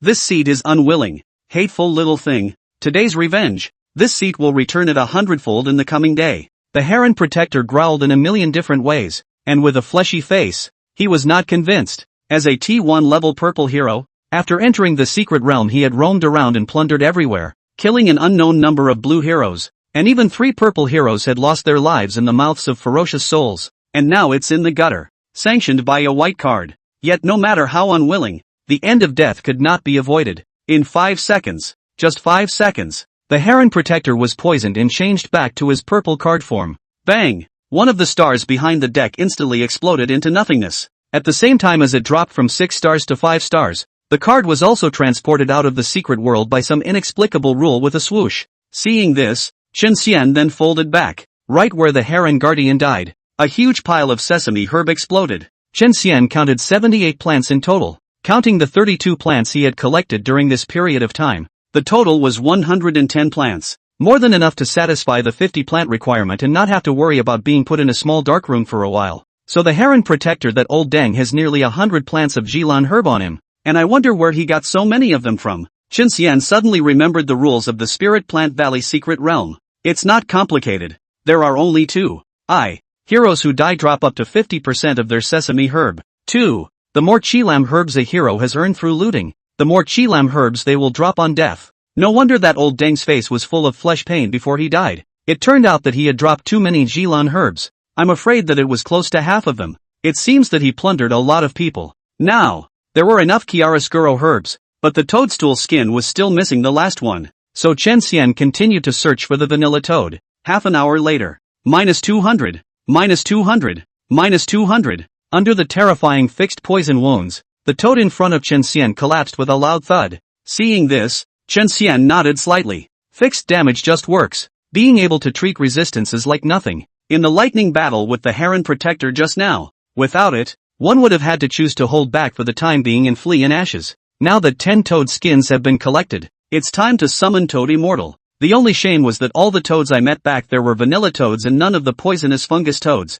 Toad Immortal, appear! Chen Xian laid out 10 toad skins on the ground, the yellow and red ones in a circle, then gazed at the ground expectantly. Zip! Accompanied by a strange sound, the 10 toad skins rapidly extended and stuck together, then enlarged as they rotated, eventually settling into a teleportation array strewn with tadpole writings. RIP! Above the teleportation array, space suddenly cracked open a narrow vertical slit, and an immortal old man stepped out of it. It was an old man wearing loose white Taoist robes, but with a toad head. He was slightly hunched over, so much so that his messy white beard, which hadn't been tended to in a long time, dragged to the ground. The old man gave Chen Xian a strange feeling, like an idle crane, a leisurely white cloud, transcendent, not caring about anything. It's also like trying your best and then failing to do anything about it, and eventually getting disheartened and sidetracked and letting go of everything. And, other than the name, Toad Immortal, all the other information is? Pick one for yourself. After the Toad Immortal appeared, he lazily glanced at Chen Xian, and then stretched out his withered fingers to gently tap the air. The next moment, a store interface appeared in front of Chen Xian. This store was very odd. What was sold in it was not divine weapons, not elixirs, not a huge variety of skills, and not even magical props with various functions. Instead, it's a toad of varying sizes and shapes. However, when Chen Xian looked at the name of the store, his breathing instantly became ragged, and even his eyes faintly showed blood floating in them. Chapter 25, Gambling on Dogs to the End. The name of the store was Exclusive Bonds a la carte shop. It's actually a detention? Chen Xian was shocked. After crossing over into a deck, the game system instilled a lot of knowledge into him, which included bonds. In Skyrim, the hero is not alone. Heroes with an initial rarity of blue and above will more or less carry a bond phrase. For example, Qin Mao Yang, whom Chen Xian had encountered, carried the bond, Assassin. A cold female archer, carrying the bonds, Winter, and Sniper. Barbarian 3 Blades, carrying the bonds, Winter, and Barbarian Warrior. There's also the Heron Protector from earlier, carrying the bonds, Soul Domain, and Soul Controller. A bond is activated when a specific number of heroes with the same bond phrase are in battle at the same time. The activated bonds will grant them 1001 abilities. This includes and is not limited to attack boosts, defense boosts, life boosts, casting skills to gain shields, attacks that stun the target, etc. Any bond, once activated, can dramatically increase a hero's strength. However, the vast majority of bonds require a number of people to get together in order to activate them, and these are also called combo bonds. In contrast, there are exclusive bonds that can be activated by no one else but yourself alone. Heroes with an initial rarity of SSR must carry an exclusive bond. Originally, as a white card of the lowest origin, Chen Xian had no ties. But now, there was a chance to get an exclusive hold in front of him. How could he not be ecstatic? In addition, the price of each bond in the exclusive bond shop is 0. That's right, the different toads in the store each represent an exclusive tie. Chen Xian scrutinized each toad carefully, afraid of missing any details. He first looked at a fist-sized pale yellow toad, which had 2 hazel eyes and tears streaming down its face, as if it had experienced all the misery in the world. Miserable toad. Quality, normal. Effect, after purchase, you will acquire the unique bond, Lord of Misery. Special note, only one of the unique bonds learned from the Toad Immortal can exist on the hero at the same time. Lord of Misery, 1/1. Quality, ordinary, can be upgraded. Ability, when attacking, there is a 5% probability that a gain on the target will be turned into a corresponding minus. Quality increases. Only the probability. No. Chen Xian shook his head no. Only boosting the probability? Possessing the talent Han Luck Chi Tian, he was out of his mind to pick it. Next, Chen Xian looked toward the second toad. It was a toad similar in size to the miserable toad, but it was covered in scars. Its body covered in wounds of all sizes. Its skin split open, and blood pouring out. The crimson blood even hid its original skin color. Scarred toad. Quality, normal. Effect, after purchase. You will acquire the unique bond, Lord of Wounds. Special note. Lord of the Wounded, 1/1. Quality, ordinary, can be upgraded. Ability, when attacked, take plus 10% damage while attacking for plus 20%. Quality increases, increasing the extra damage taken and increasing the attack power. The hold is good for berserkers and kooks, but not for me. Chen Xian smacked his lips and continued to look at the next one. The third toad was the size of a basketball, with bulging eyes and a lava-like black and red body that also bulged and rose and fell with each breath, like an active volcano about to erupt and explode. Toad of Destruction. Quality, normal. Effect, after purchase. You will acquire the unique bond, Lord of Destruction. Special note. Lord of Destruction, 1/1. Quality, ordinary, can be upgraded. Ability, plus 10% bludgeoning damage. Increased quality increases bludgeoning damage. Ha! This is good. Chen Xian instantly came to life. This unique bond fits perfectly. No, I should say it was practically made for him, because his blitz rate is 100%. Attacks are bound to blitz, so the higher the blitz damage, the better. There's no rush. Read the rest first. In his excitement, Chen Xian did not have a hot head and recklessly choose the Lord of Destruction. You can only buy one toad, in case there's a better one in the back. So Chen Xian patiently looked at dozens more strange-looking toads with their own distinctive features in a row. Of these, to his satisfaction, there were two in all. The first one is the Toad of Destruction. The other, named Bountiful Toad, was so round and mellow-looking that even his skin was smooth and free of lumpy poison glands. It has the ability to increase max life by 10%. After thinking about it, Chen Xian was still prepared to choose the Destruction Toad and carry the violence to the end. Holy, there's cake hands? In the store, the last toad Chen Xian hadn't seen before was left. Yet it was precisely this last one that startled him to the point where his eyes widened.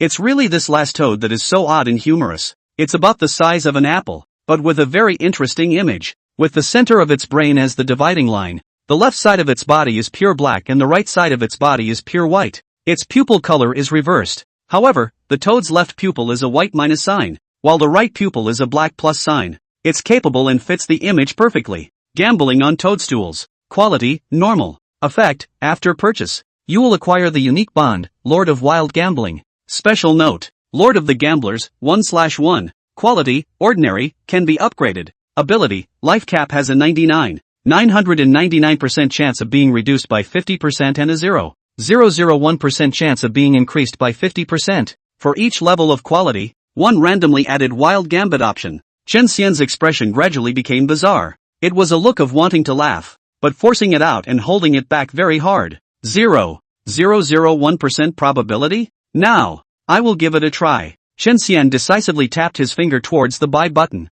Backwoods, are you sure you want to buy it? Suddenly, an old and thick voice came. Chen Xian turned his head to look at the toad immortal and nodded with certainty. Yes, elder. I want to buy this wild gambling toad. The toad immortal did not reply, instead stroking his white beard and glancing at Chen Xian with slightly narrowed eyes. At this moment, a ripple quietly spread out in the lake of its heart that hadn't rippled for many years. After that battle came to an end back then, it secluded itself to this place and no longer asked about world affairs. In the long years that followed, in order to pass the time of boredom, it created these 99 and 81 special toads. All 80 of them have their own strengths and unique characteristics, which can add a considerable amount of combat power to the purchaser. The only thing that has failed is this crazy gambling toad. Over the long years, there have been quite a few unbelievers, each thinking that they are the son of destiny, who have bought this crazy gambling toad. As a result, all of them, without exception, had their strength greatly reduced. Now that there was another unbelieving rash man, how could the toad immortal not give him a second look? Dare to choose the crazy bet. I thought that this descendant is those pretentious pride of heaven again. I never thought that it is the inferior white qualification. This move is difficult to not be in the self-abandonment. It's just a matter of time. No matter how it is, it has nothing to do with the old man. A glance. With just a single glance, Immortal Toad's gaze was like that ultrasound light, looking Chen Xian inside and out. Seeing that Immortal Toad had no intention of stopping him, Chen Xian no longer hesitated and immediately purchased the Mad Gambling Toad. Chapter 26, A Bet That Must Be Won. How can I lose this? The moment he bought the Mad Gambling Toad, Chen Xian's tiger's body shook. A surge, as if a shocking wave of life source power, poured into his body from a void that had no idea where it was coming from in the underworld. Crunch crunch crunch. At this moment, the 206 bones in Chen Xian's entire body let out a bean-popping crunch in unison. A muscle also becomes firmer in compression. Chen Xian slightly closed his eyes. Here is the heart like a drum beating sound,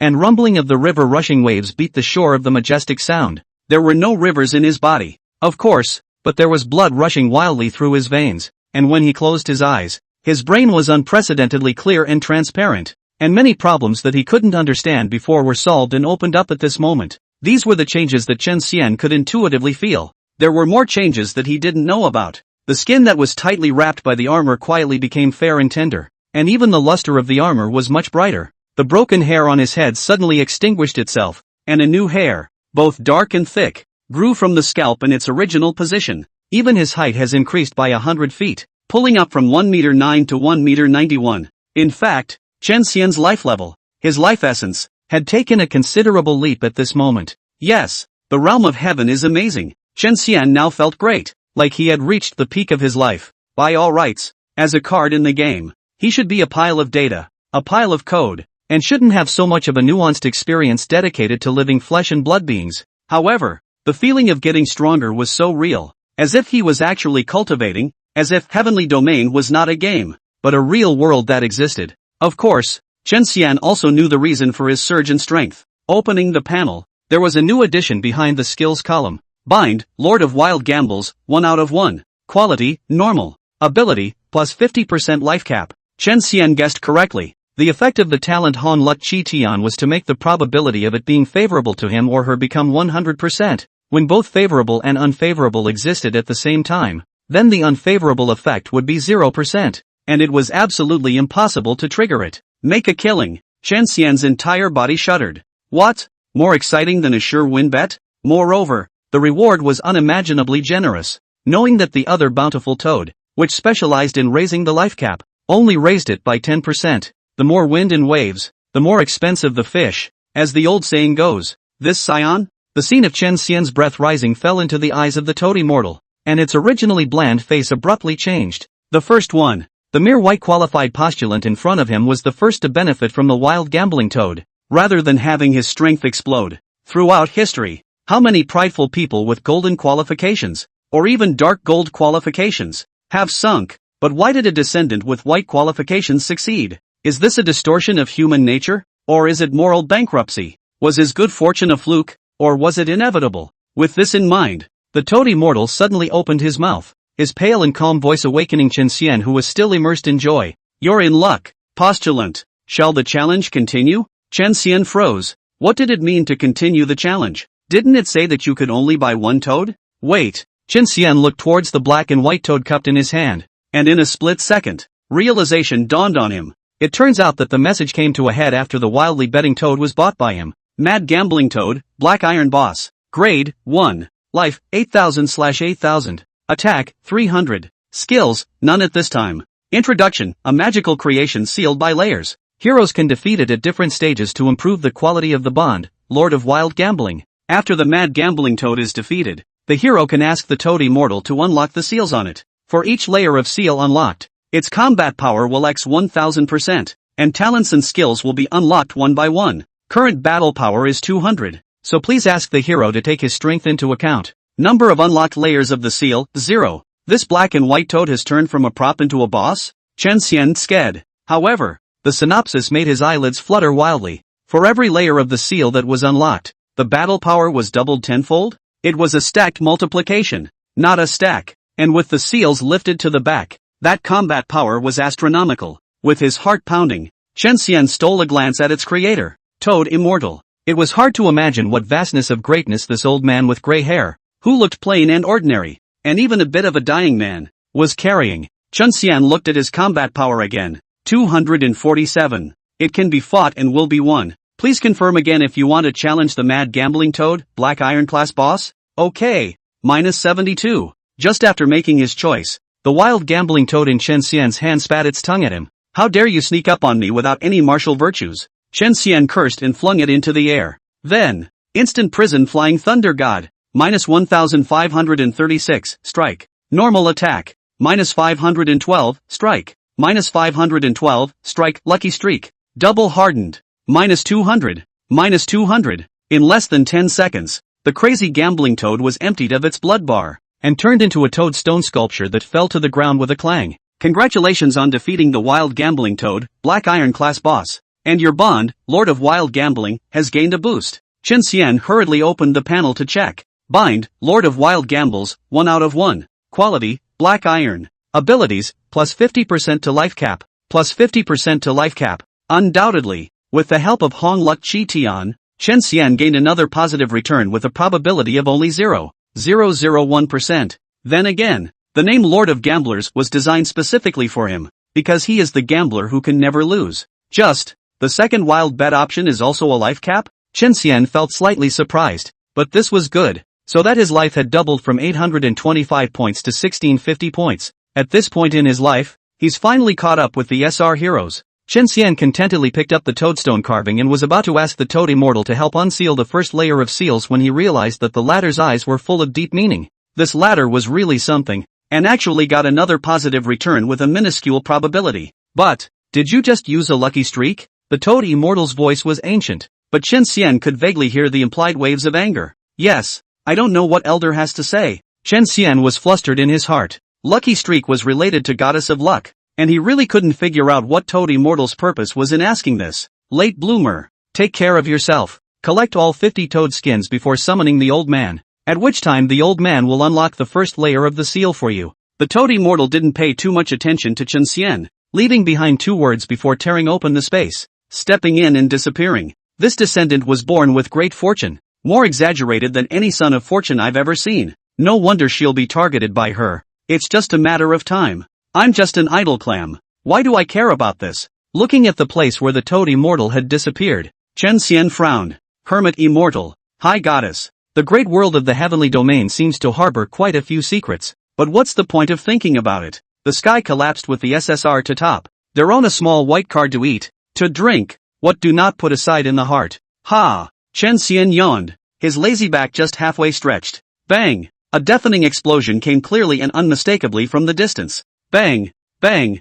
Bang! Bang! Bang! Then there were explosions one after another, like firecrackers, which were mixed with waves of killing and screams. What happened? Although there was an old saying in Dian that curiosity killed the cat, Chen Xian still couldn't hold back his restless heart, so he ran in the direction the voice came from. Is that reasonable? Where is it so outrageous? Upon arriving at his destination, Chen Xian looked at the scene that was unfolding in front of him. 10,000 grass mud horses racing through his heart. Chapter 27, Terror. SSR's ultimate might. 20 meters ahead, a battle for the ages was taking place. The cause of the battle was understood by Chen Xian after a quick scan. The money and the money were the reason for the firefight, and the purple, tattered flower garden on the ground was the reason for the firefight. Although the flower garden was dilapidated and old, it was filled with sesame orchids and herbs, the number of which was at least 500. They swayed in the wind under the gentle watery moonlight, emitting a faint fragrance that was maddening to smell. Chilterns and herbs are the things that heroes must fight for.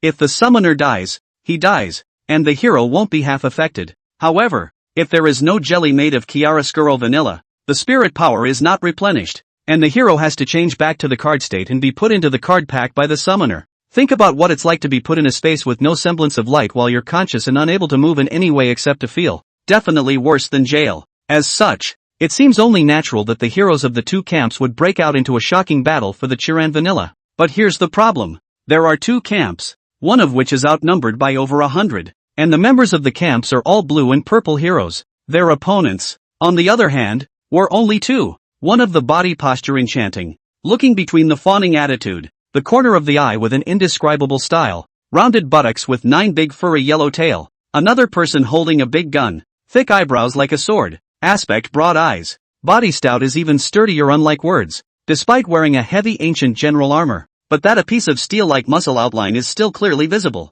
His aura was far stronger than that of his teammates, and the kingly aura he unintentionally exuded made the heroes of the other camp all tremble with fear. Chen Xian also got a good look at the gold glittering names above their heads. Nine-tailed demon fox, dodgy. 5 stars level 41. Overlord Xiangyu. 4 stars, level 28. Surprisingly, it's 2 major SSRs. The nine-tailed demon fox Chen Xian had seen during the day, and also knew that her summoner was a female player named Blue Crystal. Overlord Xiangyu, on the other hand, is seeing it for the first time. It was this first meeting that brought a great shock to Chen Xian's mind. Stand behind Bloom, a topless strongman, holding up a 3-meter-high ice-cold shield, bravely and fearlessly charged at Overlord Xiangyu. Winter's Shield Bloom, 6 stars, level 30, led by the strong SR Purple Hero. A group of heroes hid behind his shield and united to launch a fierce attack towards the Overlord Xiangyu. Roar! Where is my UG? The Overlord Xiangyu roared on his back, and after saying a very unseasonal word,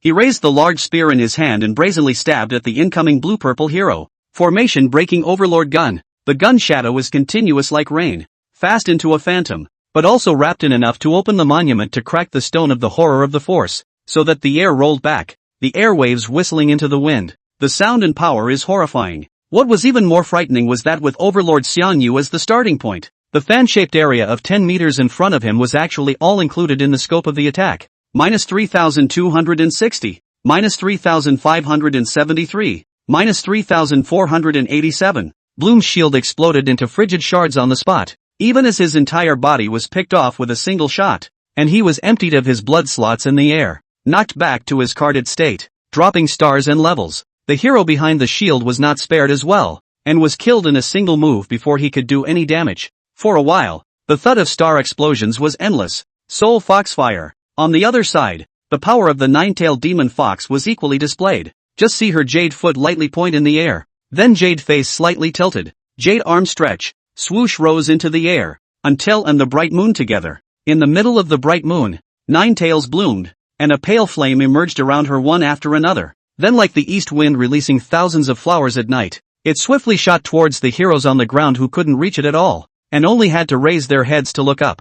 Minus 767, minus 621, minus 698. Although the Soul Foxfire's single damage was far inferior to that of the formation-breaking Overlord Lance, the number of them was in the hundreds, and they were extremely wide-ranging. There were even more heroes who fell screaming than those who were killed by the formation-breaking Overlord Lance. The scene of the two SSRs putting on a great display of power was so awesome that Chen Xian watched with a dumbfounded expression, his eyelids mechanically blinking. Hiss! It was several seconds before he snapped out of his dream and sucked in a breath of cold air. Turtle! What the hell kind of damage is that? More than 3,000 gun shadows are enough to kill 2 of your current cells in seconds. Not to mention the 100 pale flames. Before this, Chen Xian had been a little proud. This was because with his white card body, he had crossed the ranks to defeat the T1 ranked purple card Heron Protector, and had also gained the Lord of Wild Gambling bond, which had skyrocketed his strength. But at this moment, the scene in front of him was like a basin of ice water, completely dousing his budding arrogance. He completely understood the gap between himself and SSR. It could even be said that SSR level heroes, and all heroes below the SSR level, were separated by a deep, unbroken moat. If you don't make the SSR, you'll end up as a mole. No less than a kryptonite card draw game.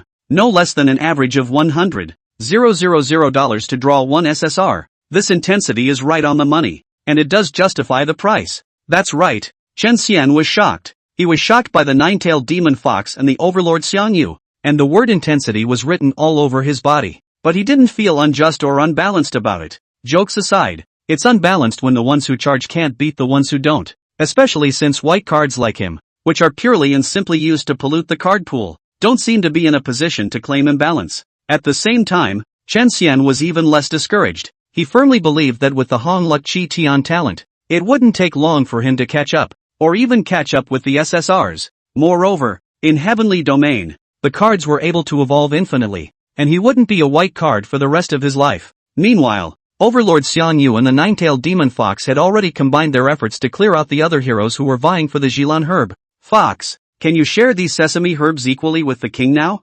Overlord Xiangyu said in a deep voice. Although he had somehow come to this strange world, his first priority was to find the lost Yuji, so he valued these Jilan herbs that could equip the hero with mobility. The Overlord is in no hurry. The nine-tailed demon fox, however, covered her mouth and laughed. Do you want to turn around and take it all for yourself? Overlord Xiangyu's eyebrows instantly turned upside down and his large hand fiercely gripped his lance. Overlord misunderstood. My concubine is not a bad fox who goes back on her word. It's just that there's still a small stray fish that missed the net over there. Overlord, wait for a moment. Concubine will go and return. When the words fell, the nine-tailed demon fox stomped her small steps. 1 step, 2 steps, 3 steps. The 3 displacements directly crossed space and blocked Chen Xian's heels. Looking at the overwhelmingly delicate face in front of him, Chen Xian froze for a moment. Then his scalp exploded. Instant prison flying thunder god. Not forward, but backward. Seeing this, the nine-tailed demon fox poutingly threw a wink at Chen Xian. Phew guy, you couldn't take your eyes off of my concubine's body during the day. And my concubine didn't even say anything. Now that my concubine has taken the initiative to come to you, why are you running away? Chen Xian wanted to break into a rage. Pushin' fox, who the hell stared at you? Didn't he just glance at you more out of curiosity? But he couldn't curse, because the streak of soul foxfire was already shooting toward. -786. -786. ********. 2 rounds of foxfire directly caused Chen Xian's blood to bottom out. Fortunately, the Lord of Wild Gambling bond added 100% Toei's life cap, or else he would have really hiccuped. I'll make a note of today. Before the arrival of the 3rd foxfire, Chen Xian finally managed to activate the permission to exit the secret realm at any time brought about by the 66 Great Fortunes buff. Chapter 28 Revenue of 32,000 crores a day, and yet you say it's not profitable? With a swoosh, a pillar of white light descended from the sky, enveloping him and blocking the subsequent soul foxfire. 2 seconds later, the light pillar disappeared, and Chen Xian's figure was no longer in the same spot. To actually let this little mongrel escape? The nine-tailed demon fox frowned her willow brows in dissatisfaction. The 2 shots of soul foxfire that over 80% of purple heroes couldn't catch were now being caught by a white hero. This was very incredible and made her unable to stop her curiosity towards Chen Xian. Little mongrel, my concubine remembers you. Ha, you're also from Novice Village 88888. He. Now there's something to play with. The nine-tailed demon fox's shockingly beautiful face suddenly blossomed into a wry smile. Outside the Novice Village, the white pillar of light flashed by, and Chen Xian fell from the air to the ground. With only 78 points of blood left, he felt like he was walking in front of a ghost gate. A gust of evening breeze evaporated the sweat on his back, and a slight chill soaked into his bones. I've been walking on thin ice my whole life, and I almost didn't make it back just now. Chen Idol sat up and gasped heartily. He won't actually die, but losing stars and levels is unavoidable.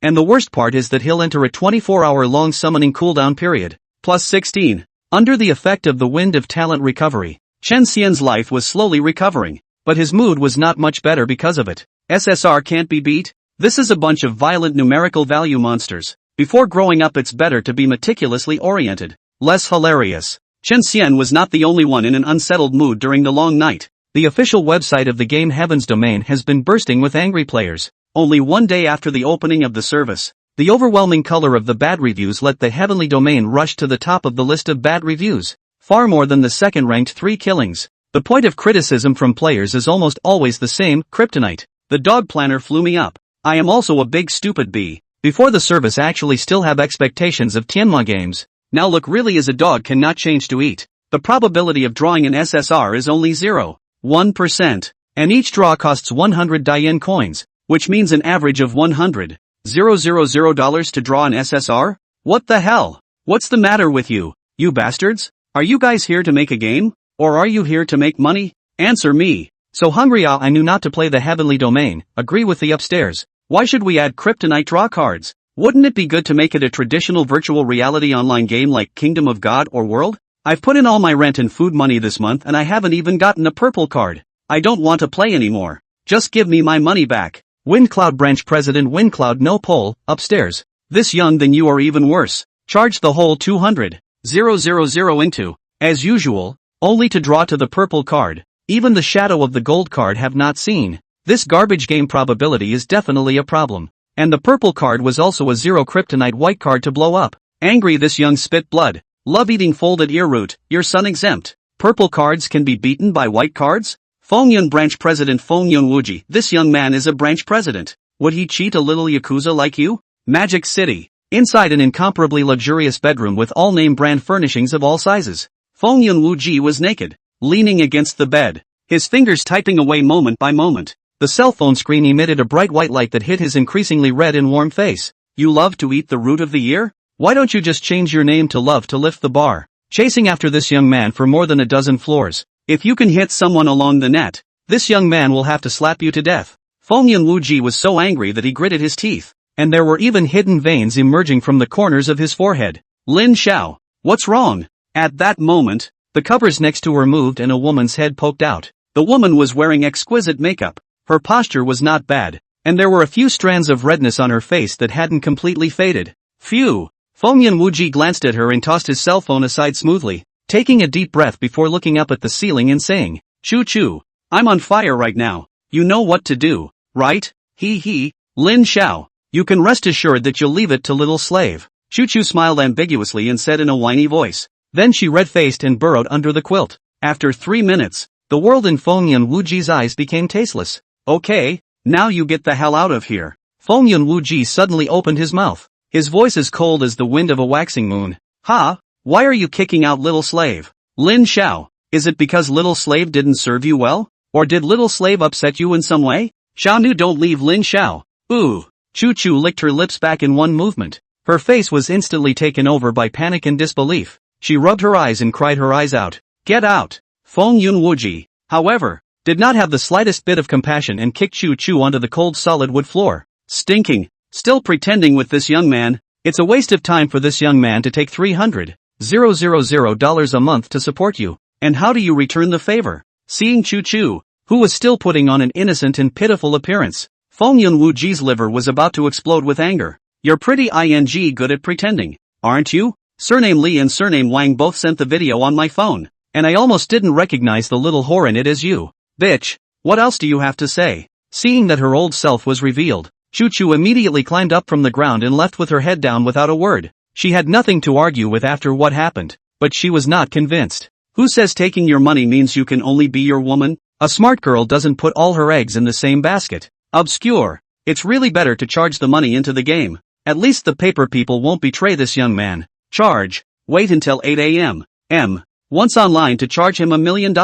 And that white card heavy swordsman. You just wait for this young man to draw a gold card to abuse you. Feng Yunwuji's expression was cold and stern as he rested his arms, his mind already planning. Meanwhile, in the deep city, the headquarters of Pegasus Games, the multifunctional conference hall, board members, company executives, shareholders, and core programmers were all gathered here, holding a meeting called Summary of the First Day of the Game Heaven's Domain. Behind the golden wood podium, Ma Tingyun, the highest chairman and highest executive president of Tianma Game Company, was presenting the game's first day's data with a PPT. As of 8 p.m. last night, the number of players in the Great Yen Domestic has exceeded 2 billion, and the first day's water flow has exceeded 32.000 billion, which proves that the game of Heavenly Domain has strong momentum and is flourishing. It was clear that Heaven's Domain had achieved such excellent results, but the faces of the small portion of the executives here were not half as happy. Suddenly, a young man with a gentlemanly appearance stood up from his seat. He held his back straight,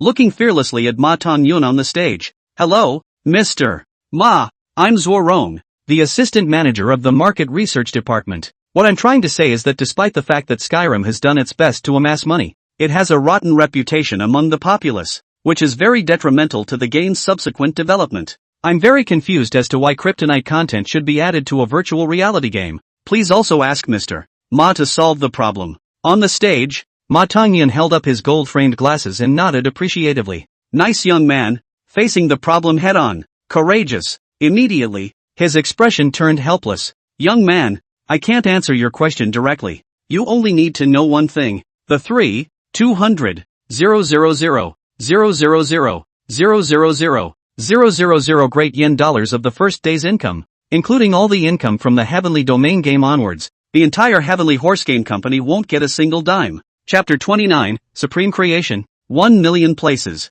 What? As soon as these words came out, except for some of the top brass who already knew the inside story, the rest of the people were all shocked, and many of them even clapped their hands. Why wouldn't you get the money? Also, why run the game Skyrim so vigorously when you can't get a dime out of it? Ma Tingyun, who could see through the crowd's thoughts, bent down and bowed respectfully towards an old man sitting in the front row. Elder Yu, please explain to them next. The one known as Elder Yu was a tall old man clad in a simple grey cloth coat. In an instant, hundreds of gazes converged in unison. It was only then that many people realized that the old man who was being solemnly treated with the highest courtesy by Ma Tingyun was not even a member of their Heavenly Horse Game Company. Ha! That old man. I think I've seen it in a TV show. Nope, not a TV show. I think I saw him on a news channel. Just as the executives were feeling familiar with the old man and suspicions were building up in their minds, Yu Lao stood up boldly and stepped onto the podium one step at a time. It was those few steps that made everyone's eyes snap open. It was obviously a few simple steps,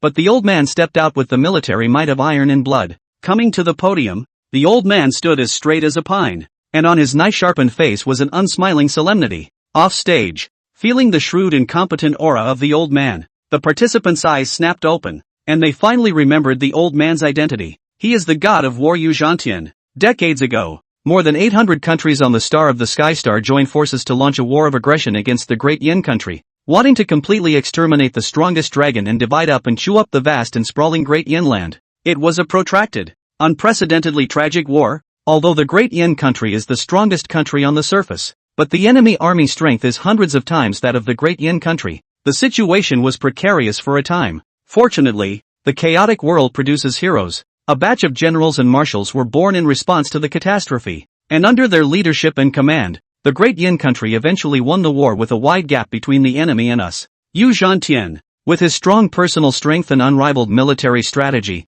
is one of the best, and is called the Great Yin War God by countless people. Meet the old war god. After recognizing the identity of the old man, the entire senior staff stood up at the first opportunity and saluted Yu Zhantian from the bottom of their hearts. Reacting, their mood was even more indescribably excited. They never thought that they would have the honor of meeting this living legend. Oh, I'm an old man now. How can I still bear the name of God of War? Yu Zhantian waved his hand. Even though he had tried very hard to appear easygoing and approachable, the decisiveness in his voice caused the crowd to look solemn. All sit down. Don't be too formal. Let me explain to you what Mr. Ma just said. So, like good little boys and girls, the crowd sat down, their ears perked up high. Zhuo Ron's eyes were unblinking as he looked at Yu Zhantian, who was scratching his heart with curiosity. Obviously, there is so much kryptonite content that players have cursed all the grandparents here, and the first day's revenue exceeded 32,000 crores. So why is it that not a single dime can land in your pocket?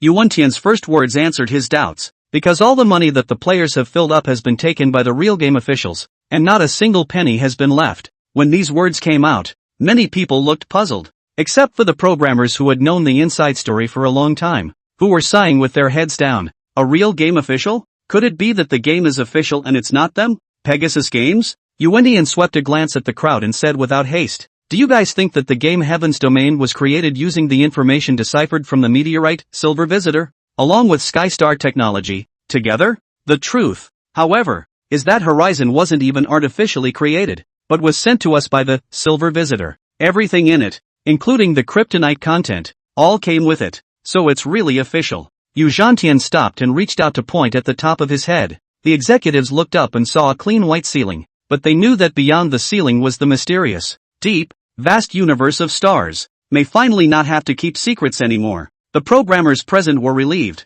They had worked overtime every day for a year to create the illusion of some hard work. Everything was done to keep the public from knowing the truth and causing widespread panic. They even signed a non-disclosure agreement so that not even their family members knew the true inner workings of the game of Heaven's Domain. During this period of time, only they know in their own hearts, for that Heaven's Domain game, not to mention the right to change and the right to operate. Even the power to access the data is very small. More than 99% of the data do not have access to access. To put it bluntly, even if the game is really buggy, all they can do is watch. Elder Yu, you should have come here for more than just to say this. Zorong suddenly raised his hand to ask a question, and the others responded. Yes, just to inform them of the truth of the heavenly domain. There was no need for old War God Yu to make a personal trip. The young man has quite a brain. Not bad, Yu Wentian praised. Then his face was solemn, and a strong killing aura flashed in his eyes. The executives were suddenly like falling into an ice cave. This was the one they were familiar with. The hell-killing god.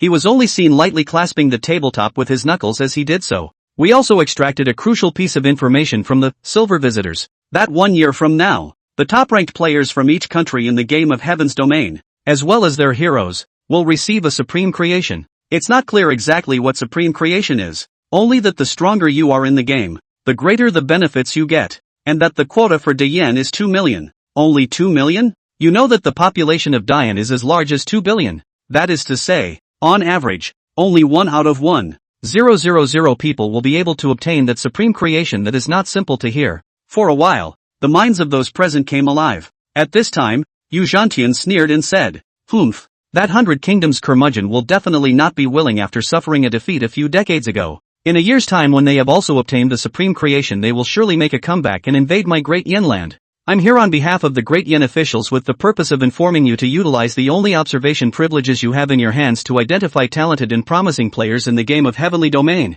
and the officials will provide them with full support, help them to fill up their money, and help them to develop in the game. Of course, officials will be sent down to assist in this process. You guys, who has a problem with that?" After saying the last sentence, Yu Zhantian stopped tapping his fingers on the desktop and waited for the executives to reply. Assistance? It should be called absolute domination, right? The people knew what was going on, but the large conference hall was so quiet that even the sound of breathing was suppressed to a very, very low level. In the end, it was Ma Teng-yun who wiped the false sweat from his forehead and broke the silence with a dry laugh. "Ha ha ha, please, on behalf of Pegasus Games, I would like to extend a warm welcome." As the words fell, thunderous applause erupted in the conference hall. A very faint inexplicable smile appeared on Yu Wentian's face. He certainly understands that the vast majority of those present are unwilling to surrender the power in their hands. But how could the fate of the entire Great Yin Kingdom be entrusted to a company of a private nature? Chapter 30, The Canon in the Canon.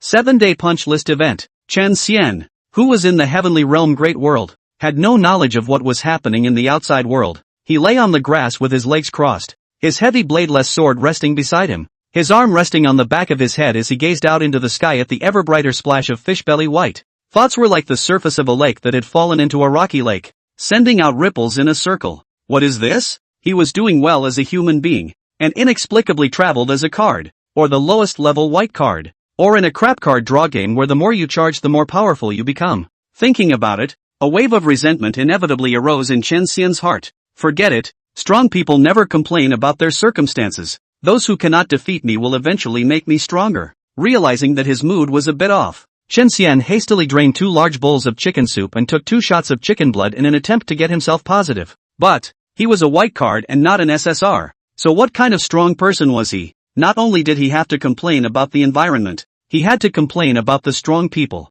Trashy kryptonite game. Have you considered the feelings of civilian players? There are only a handful of rich people in the world, but the poor are a lot of people. SSR sells for $100,000 apiece. Why don't you go and grab it? And the strength of that SSR. Not to mention, after yelling at him, Chen Xian's mood was much more relaxed. Cool. Ha big can. Good morning Ak. Suddenly, Chen Xian's vision darkened, and a round, cute little face was reflected into his eyes. Summoner? Chen Xian stood up from the grass with a carp. It was then that he noticed that at some point, there were already sparse figures around him. It's 8 a.m. Chen Xian clearly remembered that the players were online from 8 a.m. to 8 p.m. Oh. Just after greeting Chen Xian, and Kier yawned again, her eyelids opening and closing as if they were fighting, her long eyelashes fluttering. Summoner, you didn't get much rest last night? Chen Xian asked smoothly. Ha, I'm fine it's just an overnight shift, I can handle it. Her mouth was still trying to be brave, but the frequency of Lori's eyelid fights was getting faster and faster,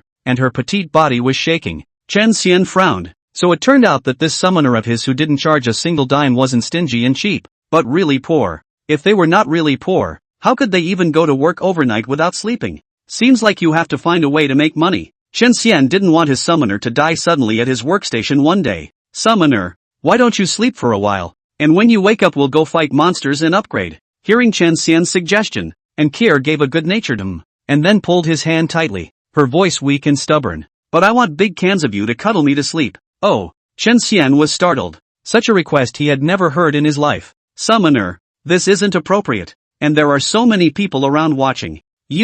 My head is spinning, I'm going to fall. Without waiting for Chen Xian to finish his sentence, and Kier purposely closed her eyes and her tiny rag doll-like body collapsed towards the ground. Fortunately, Chen Xian was quick to pull her back, or else her pretty little face would have been covered in dirt. It can't be helped, she's a summoner and I'm a hero. People have to bow down under the roof. So it was that Chen Xian, who was afraid of being put in small shoes, had no choice but to hug Kier, who was snoring, and helplessly sit back down on the ground, perhaps because she was really exhausted, and Kier slept well and behaved herself, not wriggling around in Chen Xian's arms. Up close, Chen Xian realized that Kier seemed to be even more petite and soft. Holding her was like holding a ball of light cotton candy. and her skin was as soft and smooth as a freshly peeled egg, which could be blown apart. The little face is even more loli than loli. This left him with a full head of steam, as Ankiel's online time yesterday was 12 full hours, with no underage gaming restrictions, indicating that she was indeed an adult. But her appearance and character are not related to maturity. What is this? What is this? An innate loli saint body? As Chen Xian wondered, the eyes of the nearby players had long since turned red and red. Stop! Let go of that superb loli and let me do it. This is outrageous. In broad daylight. How dare you do such a shameless thing? Where is the morality? Where is the bottom line? Where is Lori? I'm mentally unbalanced. Who the hell is the noble player? Why does he get to have a little loli cuddle as a hero? I want it too. Summoner, you want to make out with someone? Lao Chang, will fulfill you here. Off. Your chest hair is longer than my hair. Among the players, a white-clothed, moralistic youth narrowed his eyes and said to the person beside him, Wu you should know what I'm thinking? Is there a way out? Beside the white-clothed player, a purple hero with an elegant temperament waved his feathered fan and stroked his beard in a chesty manner. Summoner, don't worry. Back then I even outsmarted the birthright. Nowadays it's as easy as a slap in the face if I want to take down a little girl. Good. It's up to you in a minute. An hour later, Encore stood up refreshed, looking at her starry eyes with renewed luster. Chen Xian sked. Heaven's domain is not simple. After only sleeping for an hour in the game, the status can be fully restored. Anchor messed around with her little fists and her whole body was full of energy. Summoner, please wait. Chen Xian was about to take Ankyr to the Slime Emperor's fallen ruins when out of the corner of his eye, he suddenly caught a glimpse of the collar of the latter's dress moving. The elf-eve brushed her hair and fluttered out. Chen Xian's eyes went black, and if he wasn't blind, the kryptonite Pokemon had indeed burrowed out of Ankyle's underwear. Summoner, claim today's login reward first. Eve is afraid you've forgotten it again. As if she hadn't noticed Chen Xian's expression, Eve began to carefully direct Ankyr to open the system interface. Chen Xian, on the other hand, watched quietly from the sidelines. Yesterday's login reward was a Shiba Vanilla, and today's was a Summoner random skill treasure chest. After receiving it, Eve had Ankyl tap on another interface. Seeing the name of this interface, Chen Xian instantly tensed up. 7-day time limit list. I'll go. Isn't this the usual kryptonite cheating routine I've played in a lot of kryptonite card draw games? While Chen Xian was frantically spitting in his mind, Eve was playfully blushing as she introduced herself to Ankyr. Dear Summoner, this is only the first 7 days before the opening of the game is a limited time activity yo. After the end of the event, the summoner on the list will not only be able to obtain generous rewards, but also become a celebrity in the eyes of other summoners.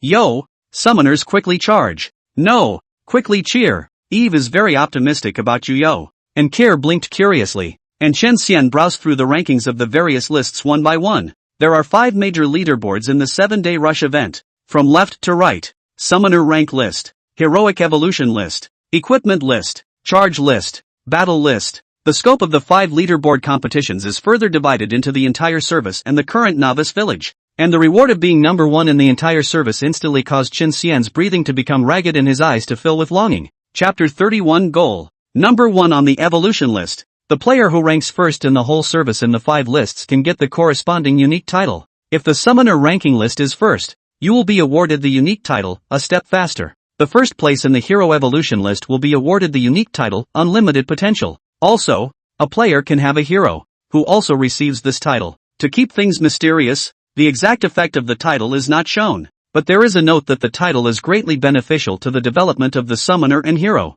In addition to the title, one in the whole service of the 5 lists will also get an epic treasure chest, random exclusive binding treasure chest. Open it to get a randomized exclusive bond. The power of exclusive bonds had long been appreciated by Chen Xian. The Lord of Wild Gambling, 1-to-1, on him was only Black Iron ranked, and it allowed him to raise his life cap by 100%, so it was a good way to see how powerful the exclusive ties were. Not only is it powerful, it's also convenient and doesn't require any other pendant to round up the numbers to activate. These are the rewards for being first in the whole service. The current reward for being number 1 in the novice village is a special piece of equipment, the Hex Tech Force Field Medal. In order to maintain the mystery, the equipment attributes are not shown. Overall the rewards were generous, but reality poured a pot of ice water over Chen Xian's head. It's only the 2nd day of the service today, but the top of the 5 lists are too strong to be true. Summoner ranking list, first place, Xian Yuan Dtion, level 88. Hero evolution list, first place, SSR Fire Domain, Xiao Shuanghua, 9 stars. Affiliated Summoner Xian Yuan Dtian. Equipment list, first place. Split Wave Broken Stream Blade. Silver level. Belongs to Summoner O Xiaobai. Charge list, first place. Chandos, 823. 690. 000 Dian coins. Battle power list, first place. Dakuro. Battle power 23516. Formation, Summoner Dakuro. SSR Water God Gong Gong, 9 stars. SSR Fire God Zhu Rong, 9 stars. It's all livestock. Chen Xian looked at his stats. 5 stars at level 20. Combat power of 330. And his equipment was barely passable with the bronze level golden snake poison sword. Charge, even more so, is 0, 1, 10, 100, 1000, 10,000. Next to her, and Kier broke her green and white fingers and counted carefully, resulting in people being stunned. $800 million? You can get 2 big white buns for $1. And it's only $9 an hour to work at Honey Ice Castle. 800 million. That can buy how many big white buns? Work to be put into a small wooden box. The money earned is not a fraction of $800 million.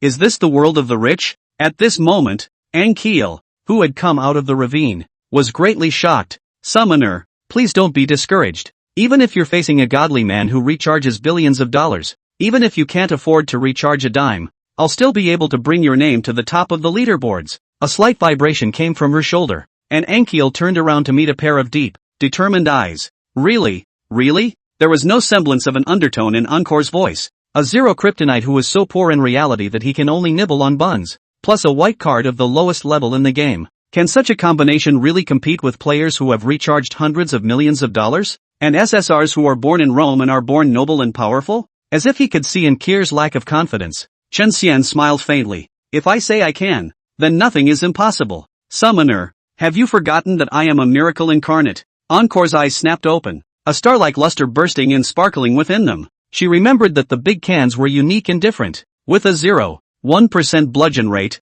the big cans can sword bludgeon. Her talent unstable mutation only has a 0.1% chance of triggering, while Big Pot can trigger it every time she gets a star. There's the throwing of the dice, and a throw is 6 sixes. Perhaps they really can start with the lowest and stand on top of the highest mountain. When you're on top of a mountain, you can see all the mountains. Ha ha ha ha ha ha, laughing at this elf. You're too funny even for a tin man. Not charging money and still wanting to be number one on the leaderboard. Daydreaming doesn't take you this bold. Eve's reaction was the opposite of Ankiel's, as she held her stomach and laughed her ass off, even as crystallized tears bounced out of the corners of her eyes. Long hair, no tits, no ass. I don't care to explain myself to you. Summoner, let's go. Chen Xian ignored Eve and led Kier away, and Kier let Chen Xian hold her, but silently looked down at her chest. Her hair is not so long, but, Tin Man, stop. What do you mean? Explain yourself to this elf. Eve, who had been playful one moment, chased after her in a huff the next.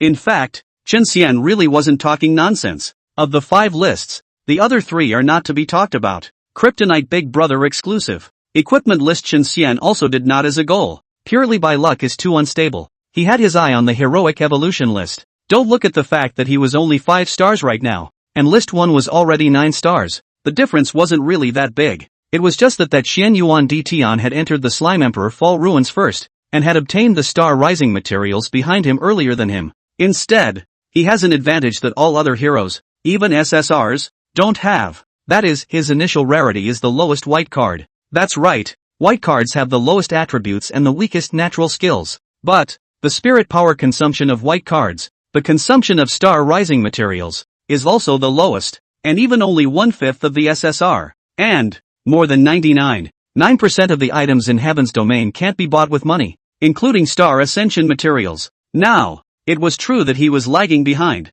but with ultra-low exertion, it was only a matter of time before he caught up. He's got the number 1 spot on the evolutionary list, and the billionaire Kryptonian god Ho can't keep it even if he comes. He says. Half an hour later, Chen Xian, and Kier, and Eve arrived at the remnants of the Slime Emperor's fall in the south of the novice village, and a layer of white energy shields connecting to the dome of the sky and resembling eggshells blocked them. Slime fights King Tendai's castle shield. Condition, near end of life. Life 100000000/100000000. Aftermath, restores 1% max life per second. Damage taken is reduced by 90%. Synopsis, it used to shine before the long years, but now it's just a candle in the wind. Goddamn candle in the wind. Even though it wasn't the first time he had seen this eggshell shield, Chen Xian still couldn't help but spit it out. Who's got 100 million blood in the wind? Look at my blah. And Kier took out the purple jade talisman given by the village chief from her backpack and gently imprinted it on the surface of the shield.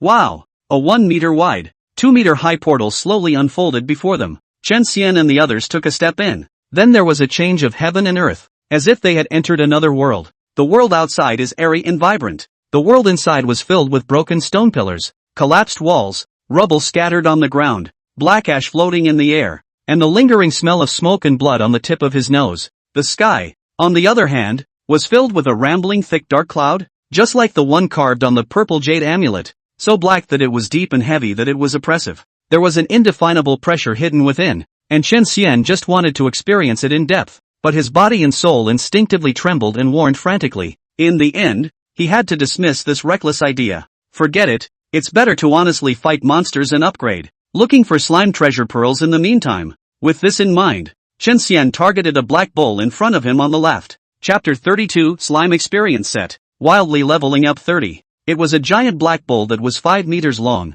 2 meters tall, and covered in tendon meat. The 2 horns on its head reflected a blinding cold light, even sharper than a steel knife. Mimetic Blade Black Bull, Elite, Grade, 30, Life, 6000/6000, Attack, 370, Skills, Brute Charge, Trample. Synopsis, illuminated by a slime with mimetic powers, but unfortunately played off and can't change back. Elite monsters? Chen Xian's face was delighted.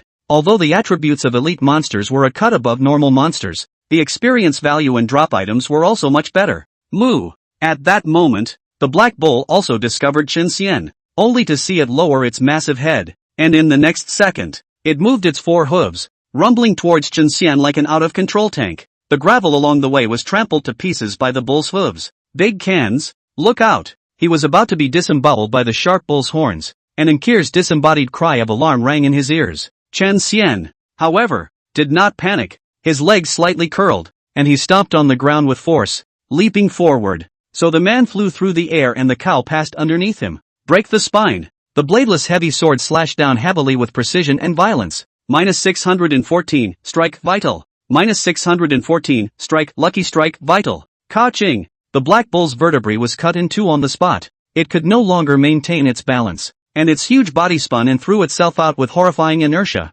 crashing into an unknown number of already dilapidated ruins along the way. That's right, creatures with vertebrae, the vertebrae is one of their vital parts. Once suffered a serious injury, then will be completely incapacitated. And Chen Xian took advantage of this. The next thing you know, the black cow is on the chopping block. Instant prison flying thunder god. -1, 950, strike vital. Double hardened. -200, -200. In less than half a minute, the black bull's 6,000 life points were completely emptied by Chen Xian. You have slain the mimetic blade black bull, level 30 elite, gaining 600 experience points and permanently increasing your life by 10 points, attack by 1 point, and mana by 1 point. Watching the level 20 experience bar rise violently by a large margin, Chen Xian couldn't help but look surprised. He didn't expect the experience value of an elite monster to be twice that of a normal monster. Additionally, the gift Undying Grip, practical training, and learning to spell are starting to stack up to the amount of today's portions,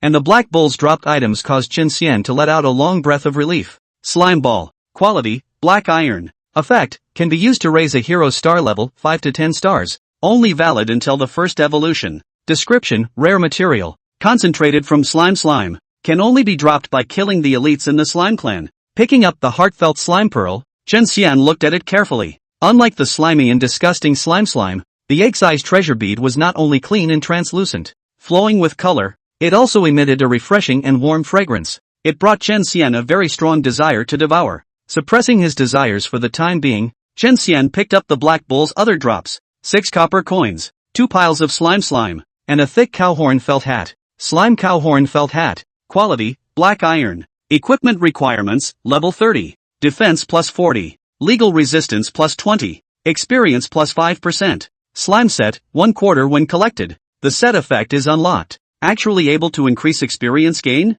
Chen Xian's expression shifted. The bullhorn felt hat had very little increase in combat power, yet it could speed up the upgrade rate. This alone would make Chen Xian think highly of it. As for the wear requirement of level 30, it was completely a small kiss. According to the current upgrade speed, It wouldn't take long for him to get to level 30. Summoner, just play. I'll do the rest. Chen Xian said to Ankir, who was standing playfully next to him. The growth route he had planned for Lori was a pure royal ceiling, carrying Go life to the end, so there was almost no damage, and fighting monsters was not going to help. As for pulling monsters, ever since the last time he saw Lori's clumsy maneuvering, Chen Xian had never had that thought again. Okay deh. Ankir obediently responded, but she didn't really just watch from the sidelines. Instead, she took out the cauldron from her backpack and made slime gel jelly with the sesame herb that Chen Xian had harvested from the secret realm last night. Only then did Chen Xian devote himself to fighting and upgrading monsters. You have slain the mimetic bighorn sheep, level 35 elite, gaining 600 experience points and permanently increasing your life by 10 points, attack by 1 point, and mana by 1 point. You have slain the mimetic steel-maned black bear, level 45 elite, gaining 700 experience points and permanently increasing your life by 10 points, attack by 1 point, and mana by 1 point. You have risen from level 20 to level 21 with plus 5 life, plus 3 mana, plus 2 attack, plus 2 defense, plus 2 mana resistance, and plus 1 speed. You have successfully triggered the talent, Pawn Luck, and gained the above growth 1 additional time. Chen Xian circled along the outside of the ruins, slashing at monsters as he saw them, and his level skyrocketed like a rocket. Ankiel followed him like a little tail, picking up the drops for a while, then stopping to make jelly, busy as ever. Chen Xian realized that the monsters on the outskirts of the ruins were between level 30 to 50 and were all elite monsters. The experience gained from the kills was incomparably rich, which resulted in Chen Xian and Ankir both going from level 20 to level 50 in a single breath after only 6 hours, leveling up to a wild 30. The collected slime sets also play an integral role in this process. In addition to the already existing slime cowhorn felt hat, the remaining 3 pieces are slime black bear jacket, quality, black iron, equipment requirements, level 45, life plus 900, defense plus 60, legal resistance plus 40, experience plus 5%, slime experience set, 1/4 when collected. The set effect is unlocked. Slime sheepskin handguard, quality, black iron, equipment requirements, level 35, defense plus 45, legal resistance plus 25, experience plus 5%, slime experience set, 1/4 when collected. The set effect is unlocked. Slime crocodile leather pants, quality, black iron, equipment requirements, level 40, defense plus 55, legal resistance plus 35, experience plus 5%, slime experience set, 1/4 when collected. The set effect is unlocked. 5% experience bonus on a single piece, and another 10% when you collect the set, for a total of 30% experience bonus. Horizon has fallen into the money, but the gear drop piece is pretty generous. Chen Xian could not help but lament. The black iron suit he dropped was not just the one on his body, and Kier also wore one. That's a hell of a pop rate today. Unbeknownst to him, if this was heard by another player, he would have to be scolded. Listen to this. Is this human talk? For other players, not to mention the complete black iron level suit, to be able to explode a white suit would be the smoke coming out of their ancestors' graves. The male players were so angry by this African explosion rate that they vomited blood, and the female players were so angry that their menopause was advanced.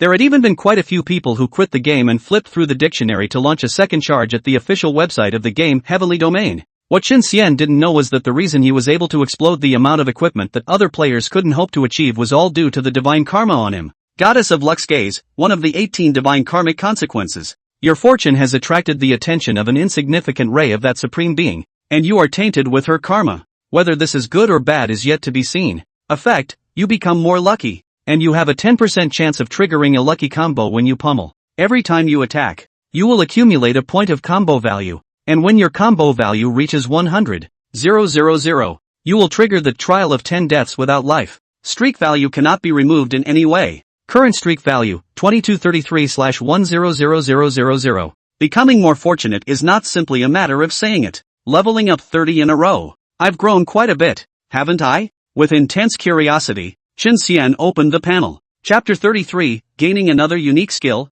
Polar Whirlwind Chop. Before opening the panel, Chen Xian guessed that his rising strength would not be small, because every one of the 30 levels he rose triggered the talent that came with White Card Heavy Swordsman. Talent, Minion Luck. Effect, when upgrading, starring, and evolving, there is a 0.1% chance of growing one additional time. Double growth, plus the permanent attributes of the 3 major talent stacks, and a whole set of black iron grade suits. It would be hard for strength not to skyrocket. When he opened the panel, even though he had prepared himself mentally, Chen Xian was still shocked. Real name, Chen Xian, not emancipated. Summoner, orange sweet. Body, heavy swordsman. Rarity, N, white. Star rating, 5 stars. Level, 50, current limit reached. Star rating can be raised to break the limit. Life, 4750/4750. Mana, 510 of 510. Spiritual power, 28 of 55. Attack, 446. Mana strength, 40. Defense, 548. Legal resistance, 465. Speed, 173. Attacks every 5 seconds. Moves 2 meters per second. Talents, Hong Luck, Hidden Unique. Pawn Luck. Indestructible Grip, LV1. Practical Training, LV1. Learning to Spell, LV1. Winds of Recovery, LV1. Skills, Earthshaking/Ordinary level LV1. Instant Prison Flying Thunder God, Platinum level LV1. Bind, Lord of Wild Gambles, 1 out of 1. Combat Power, 698. A 5-star at level 50 has a combat power of over 600, which seems to be not far from any of the purple cards on the leaderboard, especially the life value. It actually broke through 4,000, enough to eat 5 rounds of Soul Foxfire. After analyzing the situation, Chen Xian immediately found Nkir and had her open the heroic evolution ranking. Of course, he wasn't looking at the whole service leaderboards, but the leaderboards of Novice Village 88888. Since there are only 100 spots on the leaderboard, the ones that make it to the top of the all-time leaderboard are bound to be SSR gold cards. In Heaven's Domain, the Kryptonite is the king of the card drawing game. As the initial rarity of the highest, the most expensive cards, SSR's powerful is undoubtedly the break level. SSR below the cards face them, as if a mayfly to see the sky.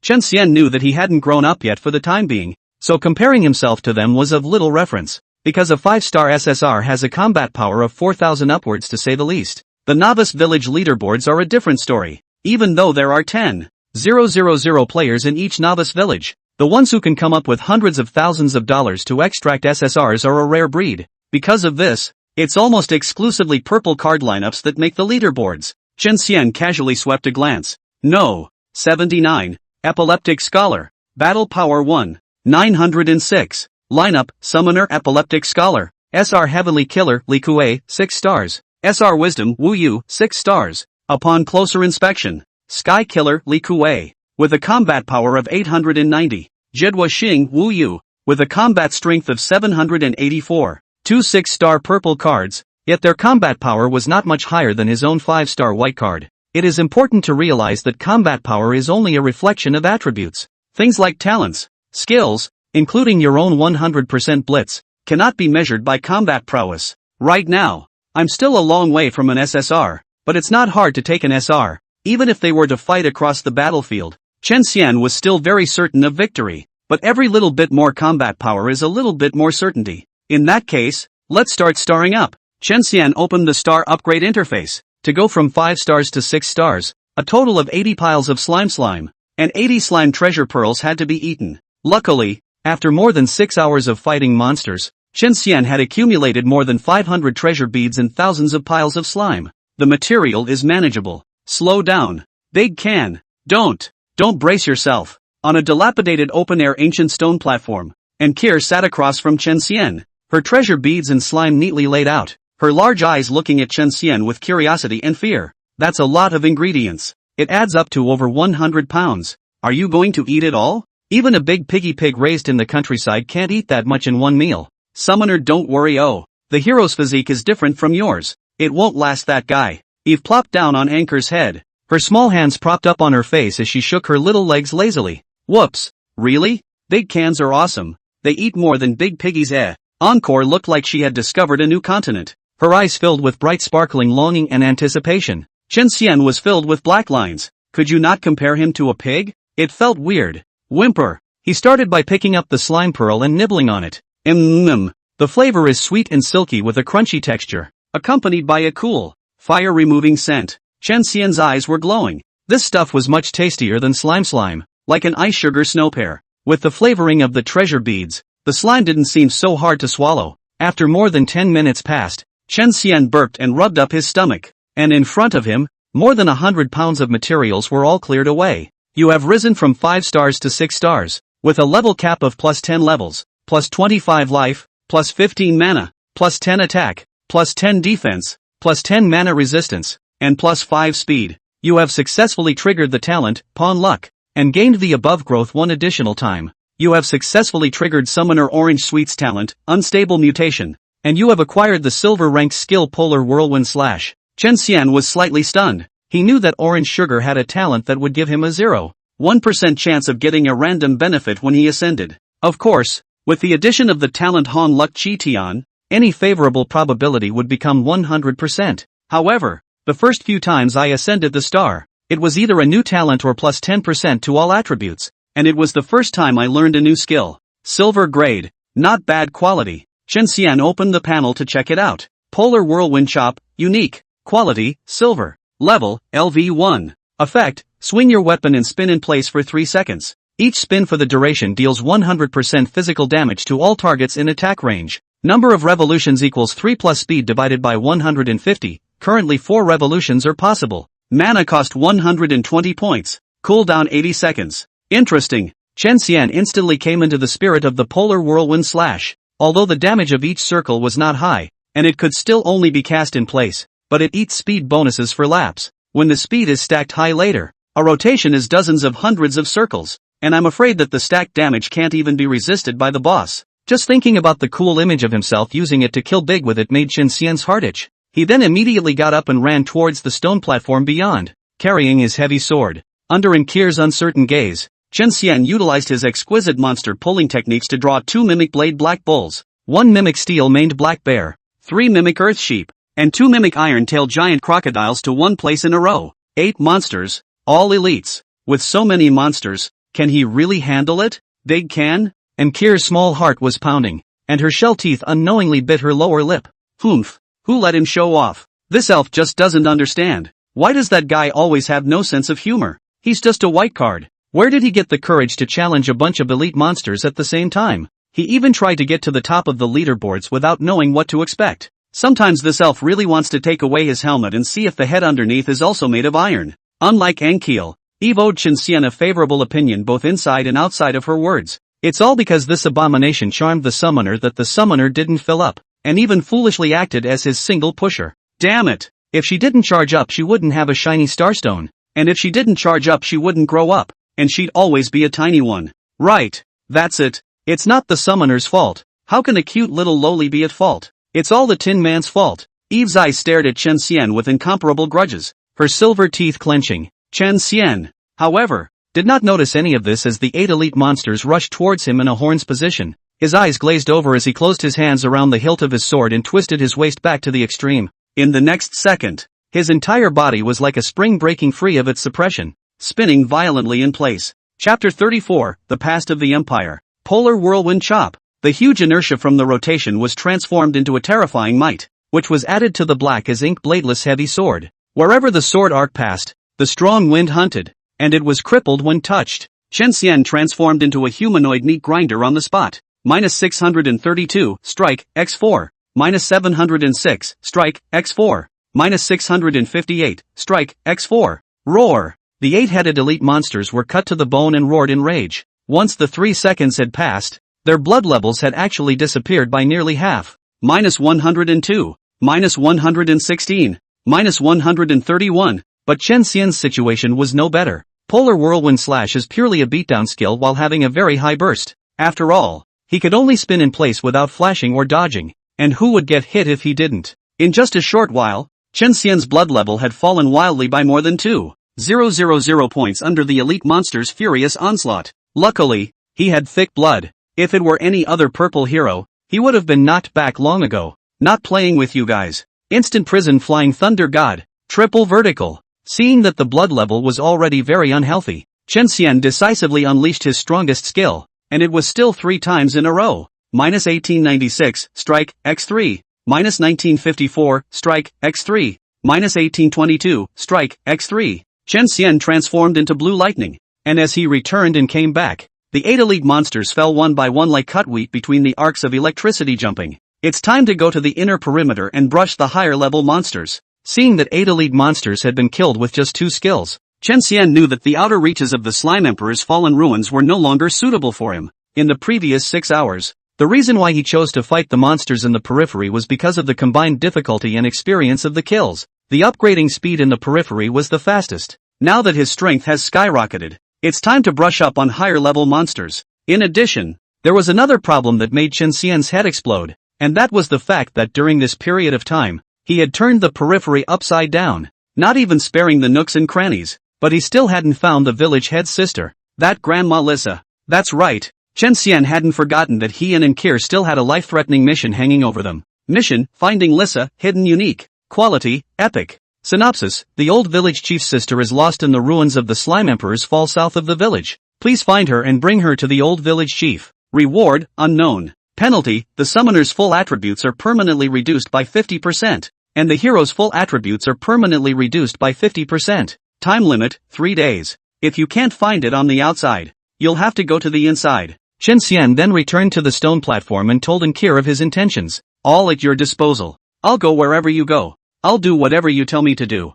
The scene of Chen Xian easily killing the 8-headed elite monster in seconds stunned Ankir, who was still worried. Into a small daze. Big cans? So strong. It turns out that you can have such a powerful hero without charging money. So Heaven's Domain is really conscientious. It was decided that from now on, they would cling to the big cans and no one would ever try to separate them. Maru spice. Everything is pill spicy. The adoration on Ankir's little face was so obvious, so pure. The belief in not charging in her eyes was so firm, so unshakable. In this moment, Eve just felt her careful heart shatter like a mirror falling on the floor. She slumped over Ankil's head in a soft, boneless heap, her whole body drained of strength, and even her head hung limply. The most important mission of their pixie clan was to induce summoners to fill up their money. Whoever makes the summoner charge more money will have a higher status within the clan. Last night, right after the summoner went offline, she was no doubt ridiculed hard by her sisters when she returned to the clan to report on her performance, just because the summoner she was in charge of didn't charge a dime.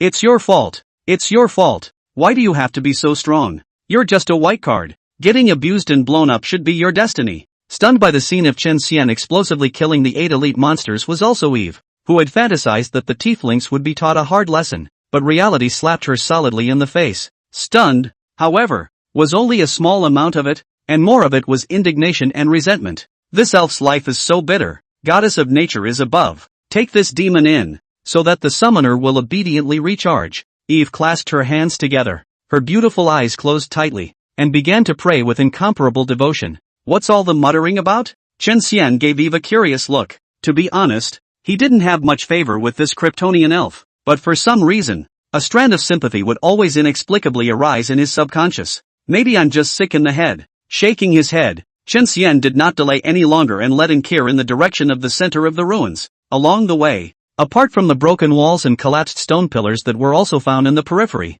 they saw something new. It was a mural carved into a huge white rock, the smallest 3 to 5 meters, the largest up to several hundred meters long. However, they all had one thing in common, and that was that they were all tattered and torn, with cracks, burn marks, and dents that were incredibly dense, destroying the original content of the mural to the bone. But there are also a few lucky, preserved more intact murals. The content of these murals are different. The first is the convergence of all races, different species to celebrate, seems to be celebrating the birth of an unprecedented great country. The second is a sudden change, and countless figures appeared above the heavenly vault, all of them honored and exalted, ignoring that firstborn kingdom. The third picture shows the coming of the end of the world, with thousands of calamities ravaging the earth, and the newly born kingdom being snuffed out of its life before it has time to grow, as if its very existence violated some unspeakable taboo. The last mural had the same content as the purple jade talisman given by the village chief. All of them were of a pure white slime,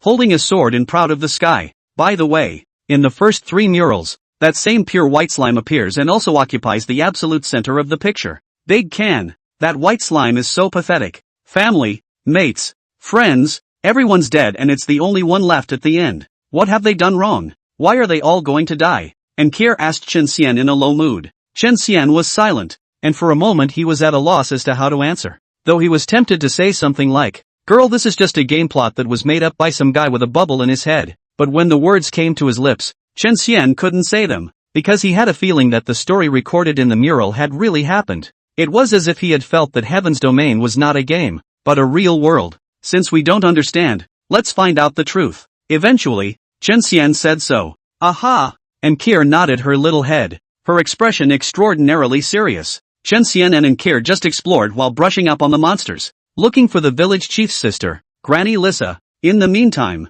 the monsters in the inner perimeter were also elite monsters and were of high levels, with a minimum of level 50 and a maximum of level 100. Of course, their experience was extraordinarily rich as well, and this time, Chen Xian had only spent more than 4 hours before he began his rampage from level 50 again, all the way to level 82. His combat power, once again, skyrocketed by a large margin. Chapter 35, 9 stars, level 82, Bronze Quality Jelly. You have killed the Mimetic Blade Black Bull, level 60 elite, and gained 200 experience points. You have killed the Mimetic Steel Maned Black Bear, level 75 elite, and gained 500 experience points. You have risen from level 50 to level 51 with plus 5 life, plus 3 mana, plus 2 attack, plus 2 defense, plus 2 mana resistance, and plus 1 speed. You have successfully triggered the talent, Pawn Luck, and gained the above growth 1 additional time. You have risen from level 81 to level 82 with plus 5 life, plus 3 mana, plus 2 attack,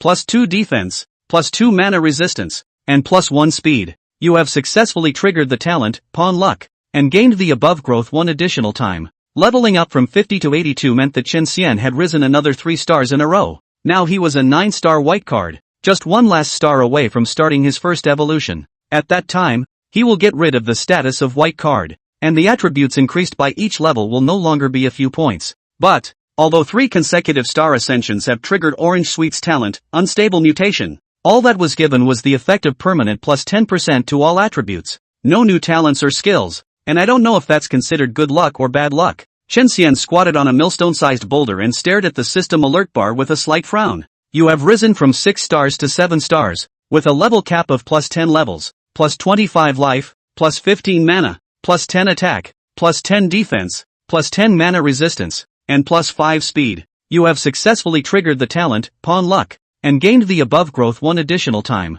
You have successfully triggered Summoner Orange Sweet's talent, Unstable Mutation. Your full attributes are permanently plus 10%. You've gone from 7 to 8 stars. You've gone from 8 to 9 stars. Chen Xian had fallen in love with the feeling of ascending the star. Even though the preparations before ascending the star were both long and painful. To go from 6 stars to 7 stars, he ate 160 piles of slime and 160 slime baubles. For 7 stars to 8 stars, he ate 320 piles of slime and 320 treasure beads. With 8 stars up to 9, the slime and treasure beads are even 640 servings each. People are almost braced for stupidity, because all these ingredients added up to more than 1,000 pounds. And Kier really wasn't wrong. Even the pig with the biggest appetite in the world couldn't eat as much as he could. But these pains are nothing more than a little wind in the face of what you will feel when you ascend to the stars. Every time he rose a star, Chen Xian had a particularly obvious sense of expansiveness. It was as if he had been a small goldfish,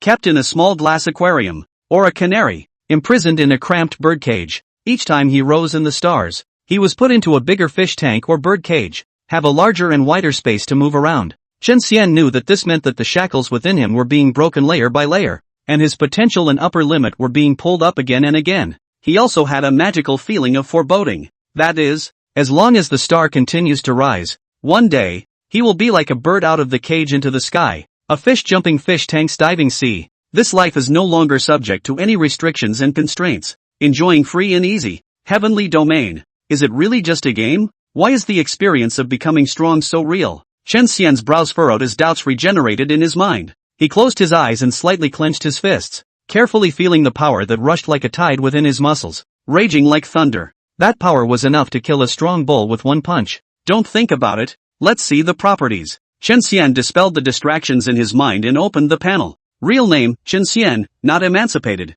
Summoner, Orange Sweet. Body, Heavy Swordsman. Rarity, N, White. Star rating, 9 stars. Level, 82. Life, 8791/8791. Mana, 1058/1058. Spiritual power, 32 of 72. Attack, 849. Legal strength, 52. Defense, 1115. Legal resistance, 950. Speed, 356. 1 attacks per second. 11. 5 meters of movement per second. Talents, Hong Luck, Hidden Unique. Pawn Luck. Indestructible Grip, LV1. Practical Training, LV1. Learning to Spell, LV1. Winds of Recovery, LV1. Skills, Earthshaking / Normal LV1. Instant Prison Flying Thunder God, Platinum LV1. Polar Whirlwind / Silver LV1. Bind, Lord of Wild Gambles, 1 out of 1. Combat Power, 1324. Going from a 6-star level 50 to a 9-star level 82 nearly doubles your combat power. All the other attributes are not bad. It's this spiritual power. Chen Xian revealed an extremely hurt expression. 72 points. It meant that even if he replenished his spiritual energy, he could only support it for an hour or so at a time. Luckily, we have Anchor to take the time to make jello every now and then. Chen Xian looked down to his feet. A furry Ankil was squatting on the ground, intently guarding the large black pot in front of him. The reason why she was furry was because she was wearing a complete level 60 slime experience suit. In this outfit, there is a thick layer of fleece on the surface. Whether it's a bullhorn felt hat, a bearskin jacket, or a ground sheep gauntlet, in them, Encore looks like a little panda, chubby and naive. Of course, the previous level 30 set had been unloaded. After all, the attributes were half as low as the level 60 ones. Summoner, my strength has improved again, so I'm going to try my hand at monsters. Do you want to come along? Chen Xian spoke in a standard human-machine accent and courteously questioned Ankir. You go blah blah big cans,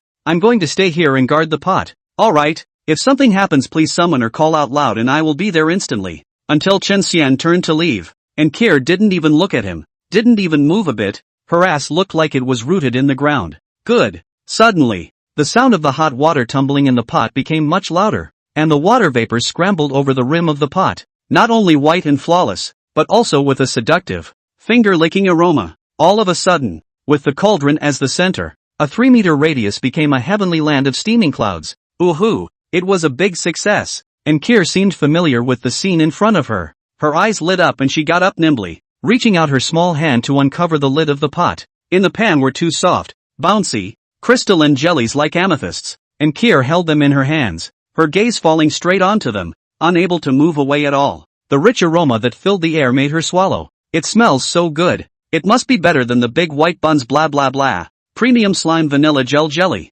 Quality, bronze. Effect, when consumed by the hero, it restores 45 points of psychic energy. Shelf life, 14 days. No, the jelly is reserved for the big cans, and it's no use for me to eat it. In the end, Encore ruthlessly inclined her little head and stowed the 2 jellies in her backpack. When we get to level 100, we'll be able to make jelly with an infinite shelf life. Encore thought of the auxiliary branch of the career tree that Big Ken had ordered for her, Master Culinary. Master Chef. First order, 5/5 cooking spirit food has a 5% chance of yielding 1 extra. Second order, 5/5 plus 50% spirit food restore. Third order, 5/5 plus 100% shelf life of spirit food. Fourth order, 1/5 when full. You can choose any of the first 3 orders and perform a super metamorphosis. It was because of the effect of the culinary master that the quality of the jelly made by Ankil was raised from normal to bronze. She also discovered the little secret that the more focused she was while cooking, the higher the probability of producing extra jelly, much more than the literal 5%.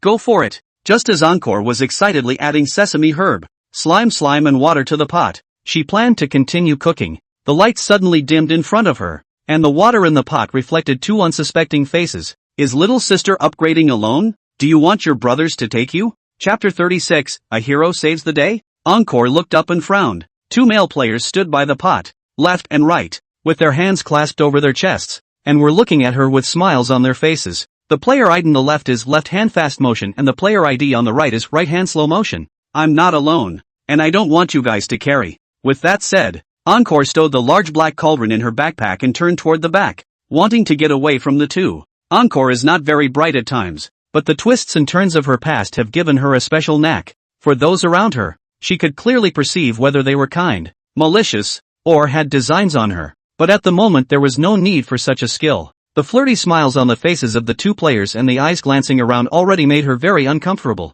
Aya, little sister, don't be in a hurry to leave. We are both very good people. This is not to see the little sister you are alone. Do not worry about it and then kindly invite it. The right hand moved in slow motion on its feet, and after 2 consecutive rotations, it blocked Ankir's path once again, and deadpanned. That's right, we don't mean any harm. What's the saying? Evil is not afraid of the right shadow. Right. Little sister, don't think nonsense, come with us, with the 2 of us to ensure that you upgrade faster than a rocket. The left-hand quick action also reached out to stop Ankil, but soon his expression was surprised. Little sister, what kind of equipment are you wearing? Why hasn't brother seen it before? Quickly show it to brother. As he spoke, he directly extended his hand towards Ankil. Badass. Encore made a kitten roll to avoid a fast-moving salty left hand, at the same time swinging out a hard punch to whack him on the waist. -1, but with full defense bonus. She dealt pitifully low damage. Ha ha, little sister. You're just adorable. Obviously attacked.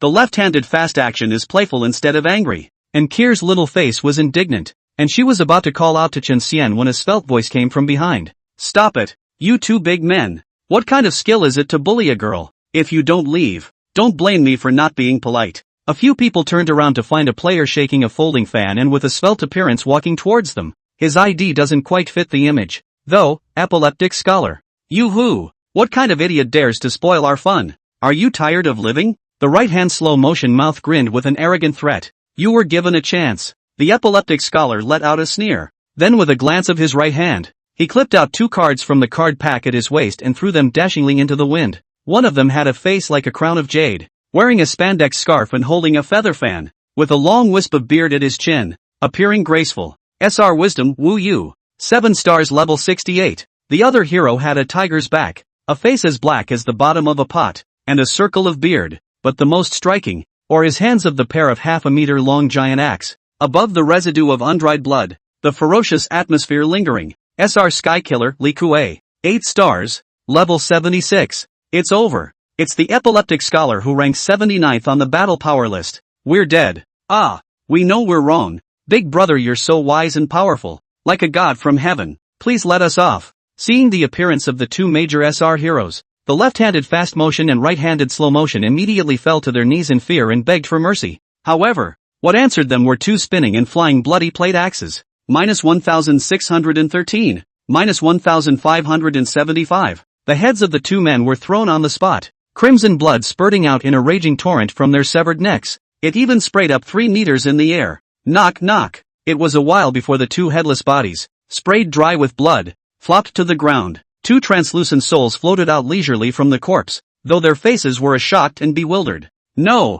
boss, you really killed him? Wasn't the deal that you'd have a tiger's body, reveal your kingly presence, and then the 2 of us would be scared less and flee in a panic? Do you end up capturing the adoration and heart of the girl again? When was the script changed? Ignoring the eyes of the 2 Afei, the epileptic scholar shook his folding fan and paced in front of Ankir, saying humbly and courteously, "Don't be afraid, little sister. I've taken care of the bad guys, but you're so cute and pretty. It's really easy to get harassed playing the game alone. For the sake of safety, it's better to team up with me. You'll get the lion's share of the experience, and you'll get first pick of the equipment that drops. What do you think?" And Kier didn't say anything, but instead backed up while staring warily at the epileptic scholar. She could perceive that the guy in front of her was definitely not a good person, even worse than those 2 just now. If you don't say anything, I'll take that as your default? I know where there's a hidden boss. Come on, go fight it with me. The epileptic scholar stepped forward. At the same time he is also a bit puzzled. He is obviously so handsome.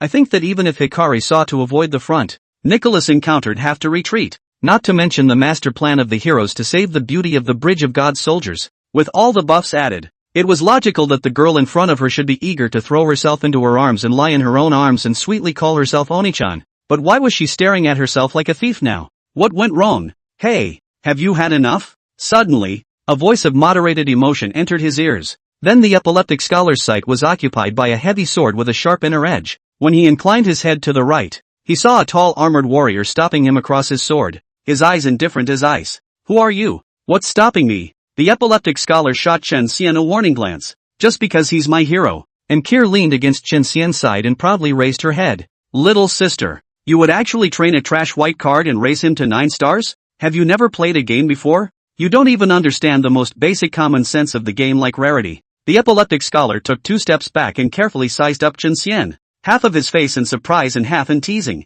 I forbid you to call the big can of worms a trashy white card. He's great, better than even a purple card. Upon hearing the word garbage, Kier instantly became furious, and she immediately clenched her small fists to angrily fight for Chen Xian. So it's a zero kryptonite girl who can't even afford to charge a dime. And in such a hurry it looks like she's been stabbed in the pride by me. The epileptic scholar glanced at the pure white aura at Inkir's feet, and assumed that she was annoyed in her sophistry for not being able to recharge. White cards are better than purple cards? Are you kidding me? If that was the case, then wouldn't his $20,000 have been charged in vain? Then wouldn't the purple halo under his feet, which belonged exclusively to premium VIPs, not be a glory but a symbol of the great injustice seed? Summoner, I have a brilliant idea. At this time, Wu Yu quickly stepped forward and stroked his long beard and whispered a few words in the epileptic scholar's ear. Well well well. The epileptic scholar's eyes were wide open as he listened. Worthy of being a wise man, worthy of being his good military advisor. The ideas were endless. This card was drawn too right. The epileptic scholar's eyes darted back and forth between Ankir and Chen Xian. His chest already had a brilliant plan, and the little loli was within reach. Humph. Little sister, you can't escape me. I'll let you see for yourself how powerful the power of charging money really is next. Chapter 37, Stay back. Drink up this bowl of sweat medicine. The mad scholar's wrist moved. The folding fan instantly closed. Snap sound slapped in the palm. He glanced at Encore with 3 parts skepticism and 3 parts provocation in his eyes. Little sister, whether it's awesome or not doesn't depend on what your mouth says. Since you think your white card heavy swordsman is stronger than my purple card rank Liang Liangshan Hao, then bet with me. If you don't dare, be a good boy and admit that your heavy swordsman is a garbage card. A wasted card that doesn't have a place on the bench or as a barnstormer. The agitation was clumsy, but the results were remarkable. In just 3 words, Encore was so pissed off that her cheeks were puffed up like a puffed up puffer fish and she wanted to jump up and punch the bad guy across the street in the knee.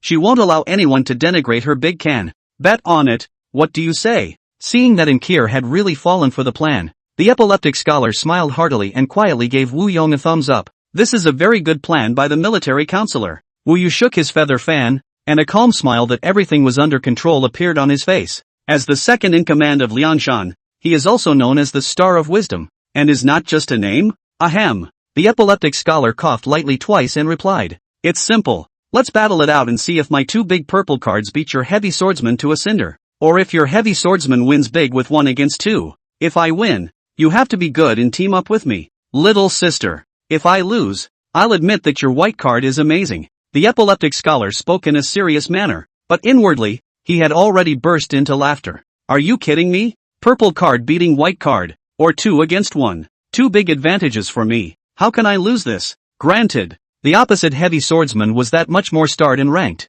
But did that matter? Is there a comparison between 10 kilograms of garbage and 10 grams of gold? Don't even say the difference is less than 20 levels. What's the harm in making him 80 levels? In heaven's domain, the rarity of cards is the strongest benchmark of strength. Okay, I promise. Encore said crisply. The epileptic scholar's smile grew wider. But Chen Xian breathlessly covered his eyes with his hands. Silly boy, how can you be so stupid? Wait, who the hell are you? Do I need you to admit it? Chen Xian leaned on his sword with both hands and spoke coldly. The epileptic scholar's face sank. How can you, a hero, be allowed to talk too much about a conversation between summoners? Big cans can talk if they want to. You're the one who's talking too much. And Kier, however, glared fiercely at the epileptic scholar like a mother hen holding her young. The epileptic scholar frowned and didn't say anything else. Behind him, Wu Yu, Li Kuwei, however, cast an envious and jealous look at Chen Xian. To be so defended by a summoner. What a damn good life. Chen Xian continued to speak. My summoner lost and wants to team up with you. You move your lips to come up with a dry acknowledgement when you lose. What are you doing lying to a child here? If you want to bet, be fair and square. Show your sincerity. At those words, Ankir's eyes instantly widened. Yeah. She actually got set up. Luckily, the bigkin was smart enough to see through the bad guy's ruse. The epileptic scholar's expression changed for a while, but in the end, he gritted his teeth and very reluctantly took out a cyan-colored treasure chest from his backpack. The treasure chest had just been taken out, and the rich scent of books greeted him. This is the summoner's random skill treasure chest I picked up today during the opening 7-day sign-in event, and I haven't had a chance to open it yet. If I lose, it's yours. Thus, Epileptic Scholar and Encore signed a betting contract under the watchful eye of the system. The stakes were the summoner's random skill treasure chest, and the requirement that Encore team up in the game for 10 days. Once the pact was signed, the 2 sides went to a nearby ring in disrepair, pulled apart, and took up positions. The left lineup of the ring, 76 level killing system summoner Epileptic Scholar, SR Zaduashi Wu Yu, 7-star level 68, SR Taiyan Kexing Li Kuei, 8-star level 76. The total fighting strength of the lineup, 3160. No. 88,888 Novice Village Heroes Battle List 79th. Right lineup, level 82 Survival Summoner Orange Sugar. And Heavy Swordsman, 9 stars level 82. Total battle strength of the lineup 2027. Not on the list. Entering the battle state. Epileptic Scholar instantly noticed something fishy. How was that dorky Cute little loli on the other side even higher in level than himself? Combat power is also unnaturally high. 3,000 combat power for their own 3 populations, averaging out to 1,000 each. What about the other side? 2 populations of 2,000 combatants works out to an average of 1,000 each. It's not right. 9 out of 10. Just as the epileptic scholar's brain went a bit down, Chen Xian had already swept his heavy sword across his body to battle with Li Kuei. Tai. Rotten iron shell. Eat my stance, black whirlwind sky killing 9 consecutive axes. Li Kuei let out a roar, and a black whirlwind arose out of thin air around him. The whirlwind whistled and wrapped around the huge mountain opening axe in his hand. With the speed of the whirlwind, he mobilized his muscles and struck out 9 axes in a row, and the axe shadows formed a single piece, which was both fierce and dense. -386. -386.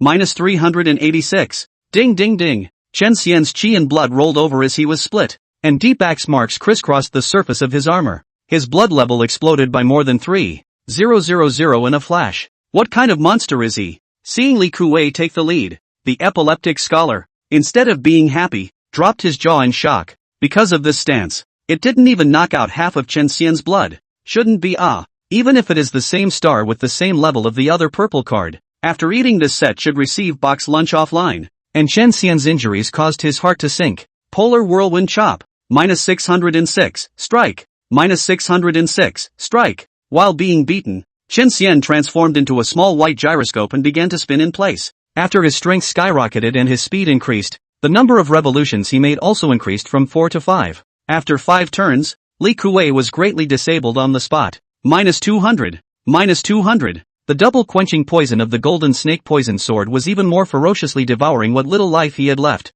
Seeing the scales of victory tipping in favor of his opponent, the epileptic scholar still looked like he was winning. Iron Bull. I'll help you. -510. -510. Only to see Wu Yu waving his feather fan and firing fireballs continuously at Chen Xian. But what was even more terrifying was that as he shook his hand and flung his long sleeve, a medicine bowl shot out and flew towards Chen Xian. The bowl held an unknown medicinal liquid with an eerie green light, even bubbling. Good man, please stay. Dry this bowl of masked sweat medicine under me. Wu used to drink loudly, and the whole person's style soared. I think that when I was in Liangshan, I don't know how many good men were numbed by his montanol to the point of falling over. He had no damage with this mono sweat, and the cooldown time was extremely long, but as long as it was thrown, it wouldn't stop until it hit the target. And during the flight, the target could not use any displacement skills. Once hit, it will stun for 12 seconds. 12 seconds. With his output, it could be considered a nail in the coffin when trying to take down the opposite side of the tricky white card. Asterisk asterisk asterisk asterisk. Chen Xian's scalp tingled, instinctively sensing danger. Ha! You're not fighting alone. Big Can. Seeing that he was about to be hit by the monk sweat pill, a petite figure wrapped in a light green shield suddenly instantly moved in front of him and drank the monk sweat pill for him. Woo! Encore fell to the ground at once, her eyes turning into circling eyes and a stun effect of stars circling around her head. Instant prison flying thunder god. Battle opportunities were precious, and Chen Xian didn't have time to check on the summoner, directly transforming into an electric light and wreaking havoc on the entire field. -4594, strike. -4496, strike. -3921, strike. 3 explosive blasts directly cleared the blood bars of epileptic scholar, Wu Yu and Li Kuei, until they fell. The bewilderment in their eyes could not be dispersed. Chapter 38 Waste Blasting Fist, Golden Kidney Fighter, Tian Killer, Li Kuei. And Wisdom, Wu Yu took the form of a single thin card the moment the blood bar was cleared.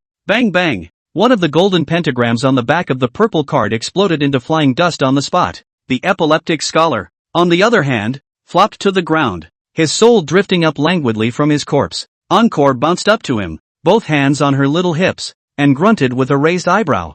Humph, I was right blah blah blah. My big cans are the best. Paying no attention to the springy Ankir, whose little face was full of bragging. The epileptic scholar's eyelids were lowered, and his head was lowered into a heavy confusion. How can you lose? I have 2 major purple cards in my lineup. My combat power exceeded 3,000, and I even stood out among 10,000 players, ranking 79th on the leaderboard. And the yellow-haired girl has only 1 white card in her lineup, with a combat power of only 2,000. You can lose even this? Is it possible that the $20,000 I charged is fake money? The epileptic scholar was beaten into self-imposed isolation when he suddenly remembered eating in the company cafeteria the day before and eating a rat's head out of a spicy duck neck dish. Yes, he's in as bad a mood now as he was then. $20,000. That's $20,000 in real money. In order to be able to develop well in the game of the heavenly realm and make a big splash, he hardened his heart and didn't go to see Red Romantic Footbath Center's 68th little baby for several months.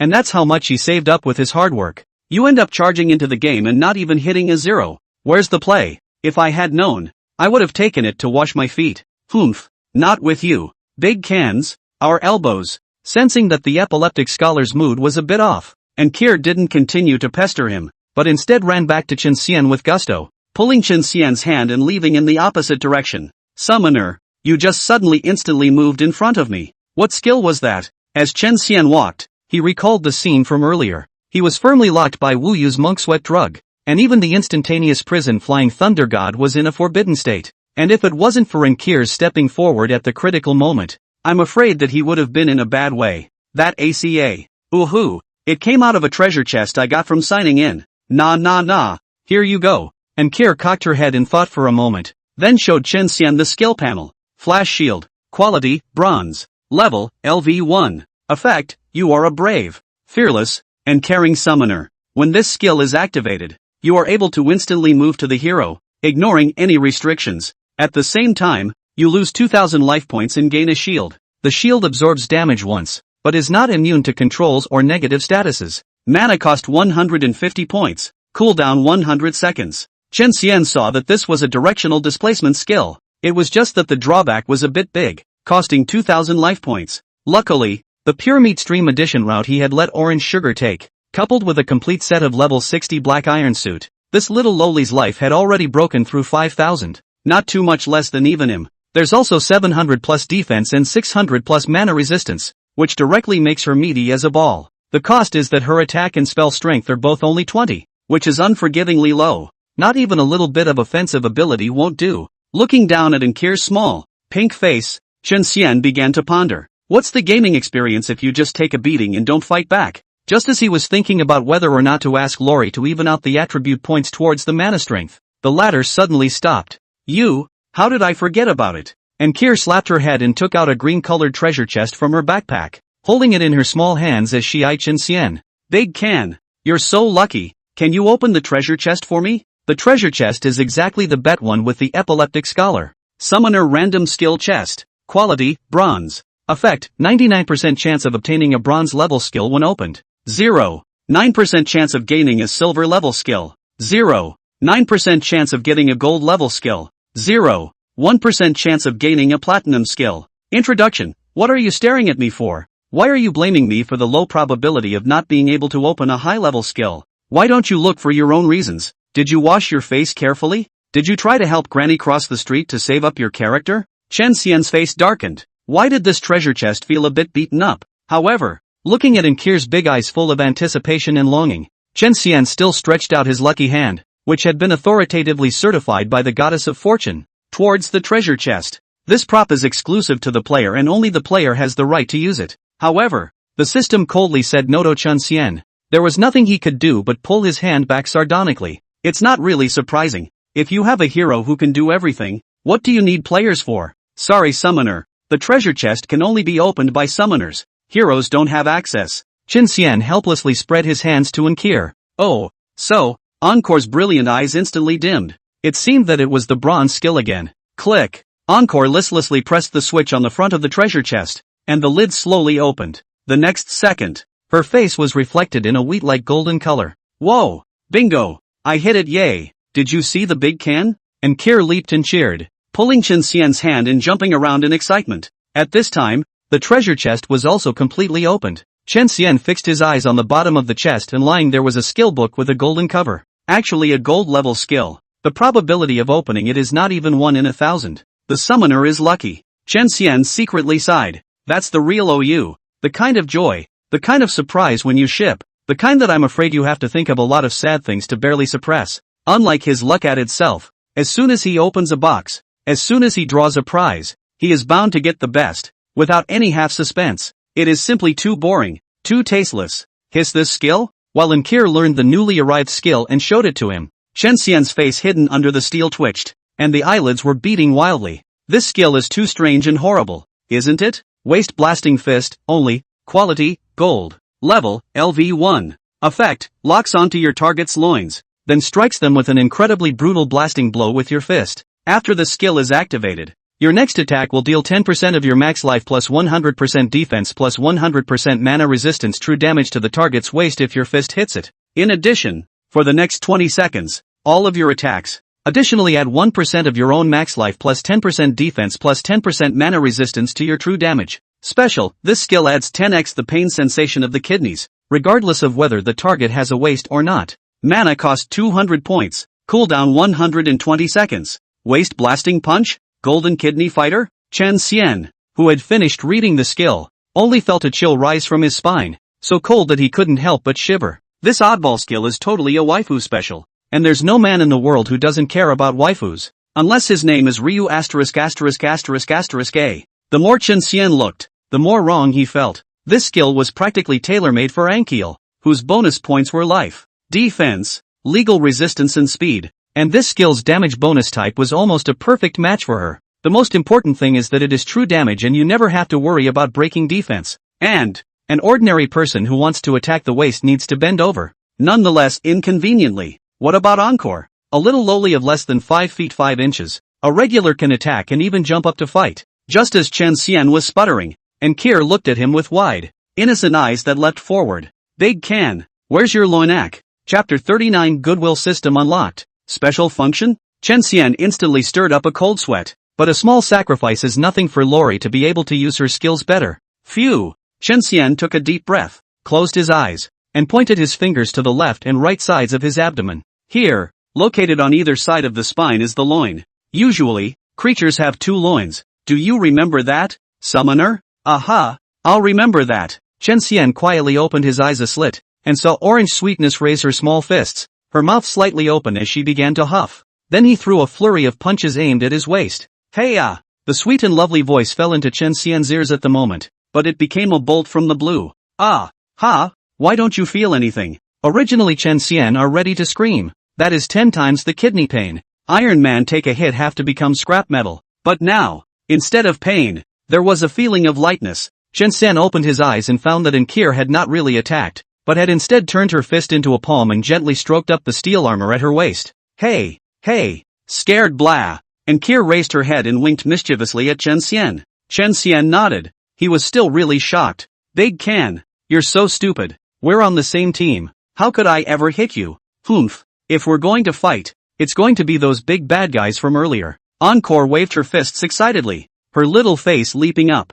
Chen Xian helplessly propped up his forehead. How could he not see before? This little lowly blood stained with a bit of violence factor? Heave. I'm sorry. I didn't mean to scare you. Nah. Flowers for you. Don't be angry. Seeing Chen Xian's closed mouth and reticence, Ankir thought that he was angry, so she hurriedly apologized and took out an ethereal blue rose from her backpack and gave it to Chen Xian. Blue monster, loanword. Quality, bronze. Effect, can be gifted to heroes, increasing favorability by 5 points per flower. Introduction, quickly give it to your favorite hero. Hero favorability reaches a certain value. You can unlock special features yo. Chen Xian received the rose and looked stunned. Wasn't this the special item he had acquired in the secret realm last night? Ding! Your favorability towards Summoner Orange Sweetness has increased by 5 points. As the system prompt sounded, the blue goblin in Chen Xian's hand disappeared without a trace in the blink of an eye. I have a lot of flowers left, all for you. And Kier's eyes lit up, obviously hearing the system prompt as well,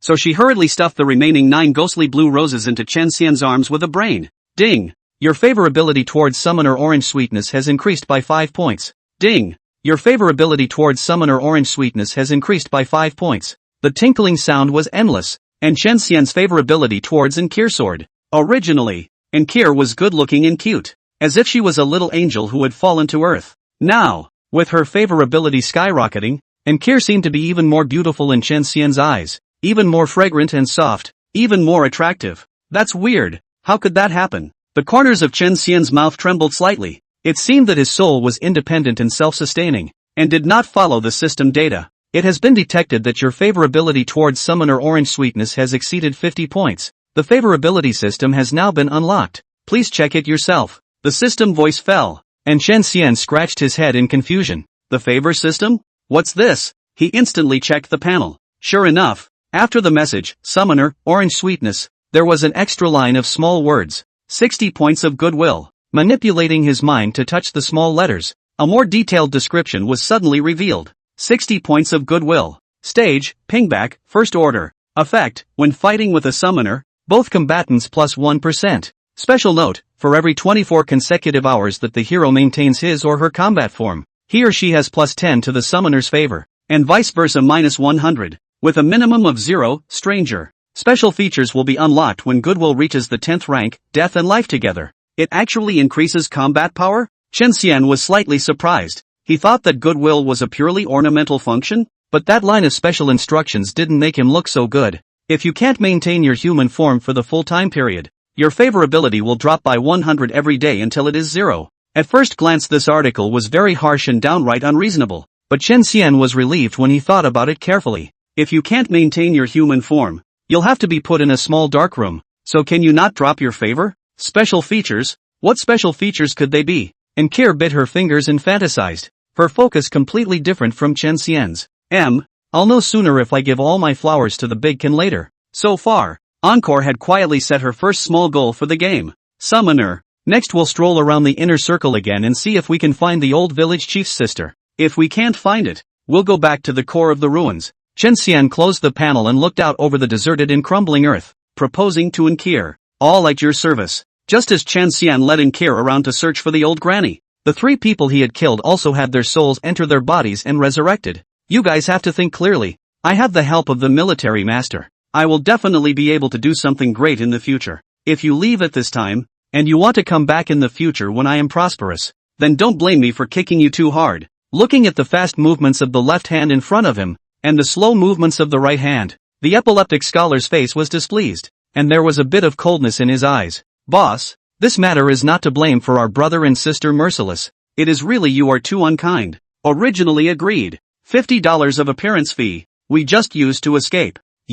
But let that black guy an axe to my brother and sister chopped. What is this thing? The left-handed quick action did not avoid the eyes of the epileptic scholar, and skimmed his mouth and retorted. That is, you are in front of the girl to put the pussy round. The handsome play over. Our brother and sister but reduced to the appearance posture strange. Failure is always no accident pure clown. Now looking for you to make up for $50 of additional theater fees. You still yakking and refusing to take. Just like you. You're still flying high? Oh, I was really blind to hang out with you before. Hoot. For his part, the right-handed slow motion was getting angrier and angrier, and finally spat a large mouthful of spit directly onto the epileptic scribe's clean pant leg. You! How dare you! The epileptic scholar clenched his folding fan tightly, shaking with anger at this rude action. He couldn't wait to kill the two immediately, but there was nothing he could do about it. This was because his hero had been knocked back to the deck by Chen Xian and had entered a 24-hour summoning cooldown period. Both of you, and orange sugar. Especially your tie white card.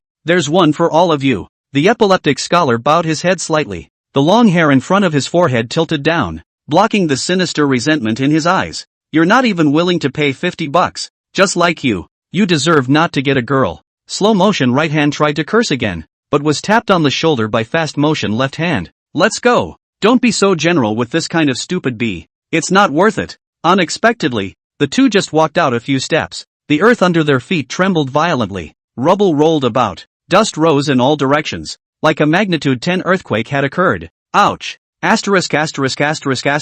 that? The right hand was jolted to the ground in slow motion, his body rolling around, but out of the corner of his eye, he caught a glimpse of a magnificent palace rising in the distance. Chapter 40, I have SSRs and you don't. That's why I'm bagging the game. Rumble! The shaking of the earth rippled throughout the ruins of the Slime Emperor's fall. Inside the perimeter by a stumpy mound. Ouch! Unsteady on her feet, Ankiel's body collapsed and she fell into a rolling heap on the spot. Chen Xian, on the other hand, slammed his bladeless heavy sword into the earth and firmly gripped the hilt. At the same time, his legs slightly curled into a horse stance, sinking his shoulders and elbows as he sank his chi into his dantian, relying on his strong core strength to remain standing. After a minute, the earth finally stopped trembling, the dust rustled to the ground, and the roar died down. Wow! Big cans, what do you see there? Encore stood up dizzily, her little finger pointing in the distance, amazement written all over her gray face. Looking in the direction she pointed, Chen Xian saw a massive palace, The palace was pure white.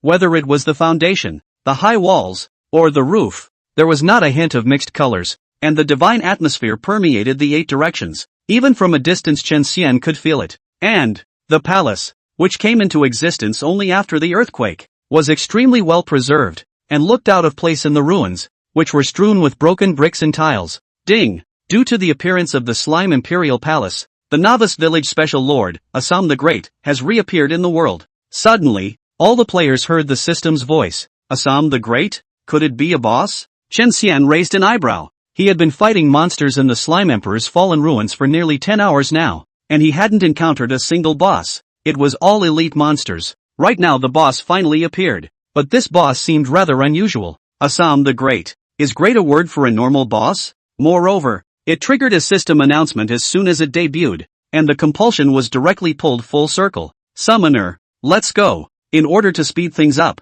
Chen Xian directly lifted an kir in his hands and ran furiously all the way in the direction of the pure white palace. A strong wind was blowing and dust was being raised along the way. Running, Chen Xian realized that he was encountering more and more players. If one were to look down from the sky at this time, one would be able to find a dense mass of small black dots above the earth, converging towards the pure white palace from all directions like a sea of 10,000 streams. Looking to the mountains, it took a full half hour for Chen Xian to arrive outside the palace. Getting closer, I realized that there was a 10-meter-high wall outside the palace. The walls of the city looked like they were made of platinum, not only impregnable, but also reflecting brilliantly in the setting sun's afterglow. Gorgeous and beautiful. But Chen Xian frowned. There was only one passage under the platinum city wall to enter the palace, and at the moment, this only passage was being hijacked. Dog days, it's the Ghost Shadow Guild's group of who love to pack up again. How come they're everywhere? Ghost Shadow Guild. You guys are too overbearing. The game isn't run by your family. Why don't you let us in?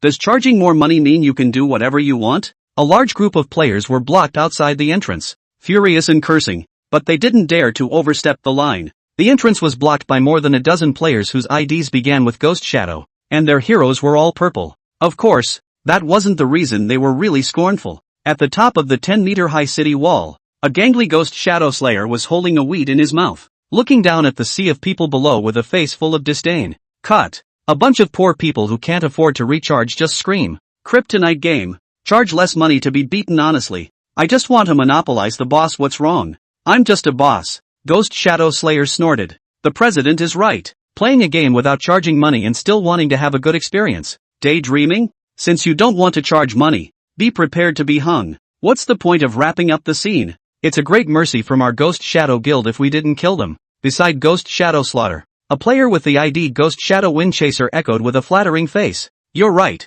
After all, I didn't spend this $1 million for nothing. Ghost Shadow Slayer shook his head and tapped his card bag, and with a swoosh, a burly and majestic figure appeared beside him. SSR Overlord Xiang Yu. 9 stars, level 92. Ever since he had been brutally beaten by Chen Xian yesterday, Ghost Shadow Slayer had been in deep thought. In the end, he came to the conclusion that the reason why he lost was because he charged too little money, because he didn't draw an SSR, so he angrily resolved that he would never stop until he drew an SSR. But he had still underestimated the black-heartedness of the realm of heaven. 0.1% probability. $100 a draw. True random. No guarantee. That means ideally, $100,000 to draw an SSR. Actually, Ghost Shadow Soul Slayer had spent a full 1,030,000 great yen coins, and the entire person had drawn red warmth. During this time, he even cursed the game's official genealogy back and forth 18 times. Damn it! I'm full of anger. Xiang Yu, go! Kill all those who are clamoring at the city gates. A hint of tyranny flashed in Ghost Shadow Slaughter's eyes as he pointed his finger at the crowd below and gave orders to Overlord Xiang Yu. Yes. Xiang Yu leaped down from the city wall with a big spear in his hand. Is that one of the 2 major SSRs we met last night? From afar, Chen Xian recognized Overlord Xiang Yu and also saw that his summoner was actually Ghost Shadow Slayer, worthy of being a branch president of the top 10 guilds. Hundreds of thousands of dollars said to be drawn. Under Chen Xian's watchful eye, Overlord Xiang Yu used his broken formation Overlord Spear again. In an instant, the 10-meter sector in front of the entrance was filled with continuous gun shadows. Ghost Shadow Guilds. I groove you immortal board. Marred. Ghost Shadow of you give Little Master to wait. As long as caught the opportunity to see Little Master I bite not dead you. Screaming and cursing, the players at the entrance fell one by one. -7,128. minus 7,276, minus 6,988. Eye-popping damage numbers floated out densely in a row. Seconds, seconds, still seconds. No matter if it was a blue card or a purple card, or the player himself, none of them could last a second under this move. That's SSR burst damage. -1. Of course, there were players who brazenly launched counterattacks, only to have their defenses completely unbroken. Black-hearted game. Can't even play without charging money. Is this reasonable? I'd like to ask the game officials a ING question. Is this reasonable? Meow. If it weren't for the sudden change in Great Yan's national policy, resulting in the reality of 360 lines, all of which depend on the achievements in Heaven's domain, I wouldn't be playing this purely kryptonite garbage game. Don't worry, the 7th day of the sign-in event will give away a random SSR. We'll settle the score with the Ghost Shadow Guild then. Seeing that dozens of players and heroes were instantly seconded, the rest hurriedly cursed and retreated, not daring to have the luxury of entering the palace again. Come back. Seeing this, the Ghost Shadow Slaughterer standing high on the city wall revealed a satisfied smile, and with a wave of his hand, he retrieved Overlord Xiang Yu back into his card pack. He dared not fail to retract it. Since the average player doesn't have SSRs, they don't realize that SSRs come at a cost for their break level strength. That's consuming. SSR gold cards need to consume 5 points of spiritual energy per minute if they want to maintain their combat status, which is 5 times as much as the lowest level white card. In the past 10 hours, Ghost Shadow Slayer had used quite a bit of jelly in order to star and upgrade Overlord Xiang Yu. Not to mention the fact that at night he had to send Overlord Xiang Yu into the secret realm to explore. A full 12 hours of transforming and consuming a lot more jelly. Because of this, he was able to save when he could, save money, and never put SSRs outside when he could put them in a small dark room. Unbeknownst to him, Chen Xian, who was in the crowd, took in this scene and revealed a thoughtful expression. Chapter 41, Kings and Lords. SSR is so strong. How can we fight it? Is the boss really out of our league? Just as the thousands of players outside the city walls were at their wits' end, a wild voice exploded like thunder from the flat earth. Ghost Shadow Slayer, do you think you're the only one with money in the entire novice village? You're the only one who can afford it? If the Ghost Shadow Guild wants to pack the venue, they still have to ask this young man if he agrees. This young man's Fengyun and your Ghost Shadow are in the same top 10 guilds. Why should I be afraid of you? Swish, swish, swish. The crowd turned around in unison, and they saw a tall player who was walking with his hands behind his back, full of confidence. Following behind him with a spring in her step was a woman with a pretty face and a curvaceous body. She was, however, dressed in a simple cloth. What's even stranger is that the plain cloth clothes did not set off the woman's purity and simplicity, but instead gave her a natural flavor of flirtatiousness. SSR Tian Sa Xing Pan Jinlian, 9 stars, level 83. This. Chen Xian's mouth opened slightly, petrified on the spot. Granted, many of the names of the cards so far were familiar to him, but Pan Jinlian? This can be a card? Even an SSR? Pan Jinlian Summoner, Chen Xian, also recognized him, and it was none other than the Wind and Cloud Guild's branch leader, Wind and Cloud Wuji, who he had violently beaten. Perhaps it would be more appropriate to call him a windy martial artist, but the other players didn't seem to recognize Pan Jinlian. All they knew was that another SSR had appeared and was still on their side. Many people looked as if they had found a backer, and hope flared up in their hearts. Big Brother Fengyun, the Ghost Shadow Guild is too unreasonable. Please make sure you teach them a hard lesson. Please, Windjammer Big Brother. Wind Cloud Wuji walked all the way to the entrance under the city wall, and the compliments in his ears didn't stop. The sound of Big Brother made his heart burst with joy, and made him so happy that it was 100 times more enjoyable than going there. The Ghost Shadow Guild members guarding the entrance didn't dare to act rashly once they took a look at the SSR beauty behind him, let alone repel it. Everyone rest assured, as long as I'm around, there's no way the Ghost Shadow Guild will be allowed to dominate. Wind Cloud Wuji, whose vanity was extremely satisfied, turned to face the crowd and raised his hands in solemn promise. Big Fengyun, Big Fengyun, Big Handsome Fengyun, I want to give you a monkey. All of a sudden, the cheers rolled like waves for a long time, and there were even a number of young female players whose eyes were flooded with nymphomania. At this moment, there were only 2 words in Fengyun Wuji's mind: it was worth it. The SSR that cost a full 830k to draw is so worth it. That's what playing the game is all about. As for Choo Choo, get out as far as you can. Having a child is not necessary. I have Golden Lotus just. Fengyun Wuji was about to say something when the crowd's cheers suddenly dropped much lower. He inclined his head to the left as if he had a feeling, and indeed he saw a female player with a long blue flowing dress, a cold expression, and a cold temperament. It was the earliest player to have an SSR in the 88888 Novice Village Blue Crystal, as well as her SSR, Nine-Tailed Demon Fox Dodgy, 9 stars, level 96. As soon as the heavenly, absolutely enchanting Nine-Tailed Demon Fox appeared, a lot of players couldn't take their eyes off of it, and each and every one of them couldn't wait to transform into King Joe and pamper their beloved concubines. Ah hee hee, so many people are staring at my concubine. I'm so shy. The Nine-Tailed Demon Fox smiled delicately in response, knitting her brows and looking at her. Charming the sky. Humph. Tai Fox, Pan Jinlian, however, snorted coldly, a flash of jealousy swept across her eyes. All here? On the city wall, Ghost Shadow Slaughter stretched, then leapt down and landed in front of the duo of Feng Yun Wuji and Lan Jingjing. Great! Facing the two major SSRs, the Ghost Shadow Guild can't even think about not knowing what to do. Most people were excitedly looking forward to it, and were even ready to rush into the palace to fight the boss. Chen Xian, as well as some of the players, were not as optimistic as they were. Sure enough, it was unknown what Ghost Shadow Slaughter said to Feng Yun Wuji and Blue Jingjing,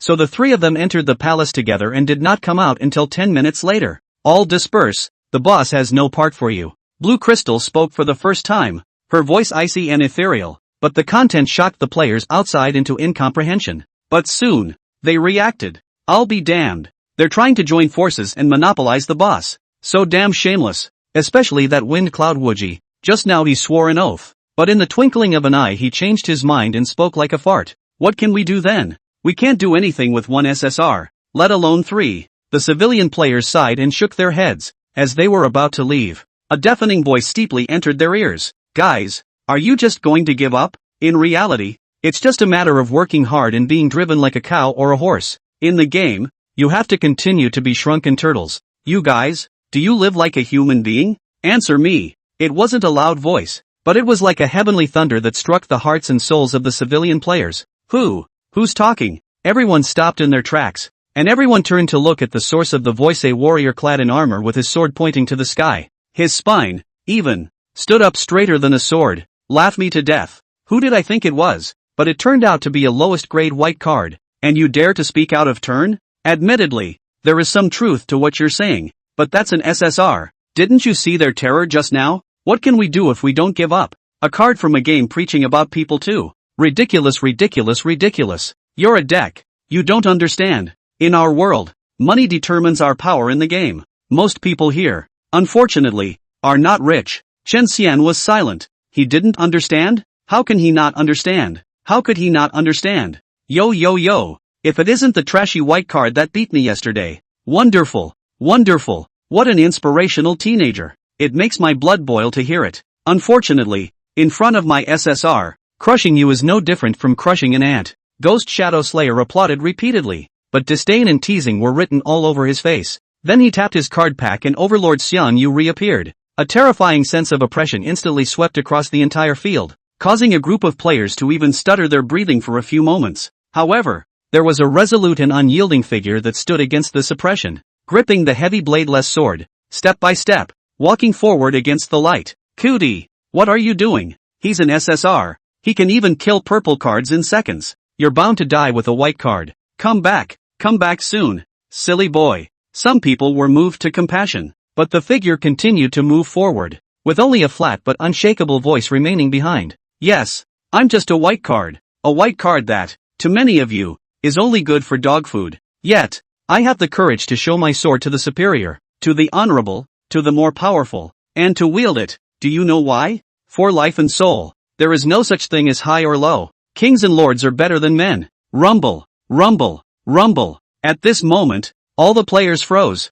At this moment, it was as if their bodies and minds had been furiously crushed by countless heavenly thunderbolts. At this moment, they felt that something was sprouting in their souls. Something awakening. Instant prison flying thunder god. Then, they saw Chen Xian carrying his heavy bladeless sword and fearlessly launching his strongest strike at Overlord Xiang Yu. At this far superior powerhouse, above the pitch-black sword, it reflected his dark pupils that would never give in self-improvement, as well as Ghost Slayer's panicked, frazzled face. Chapter 42, The Roar of the Civilian Players. SSRs should tremble too. When he was less than 5 meters away from Overlord Xiang Yu and Ghost Shadow Slayer, Chen Xian stormed out. A flash of sparkling blue electricity instantly stunned the dimly lit sky and earth, traveling straight through the two men's bodies. -1094, strike. -4882, strike. Two numbers with explosive special effects rose at the same time. Overlord Xiangyu's instrument is majestic. The king's aura is the same as before, and his thick blood bar has only dropped by a tiny,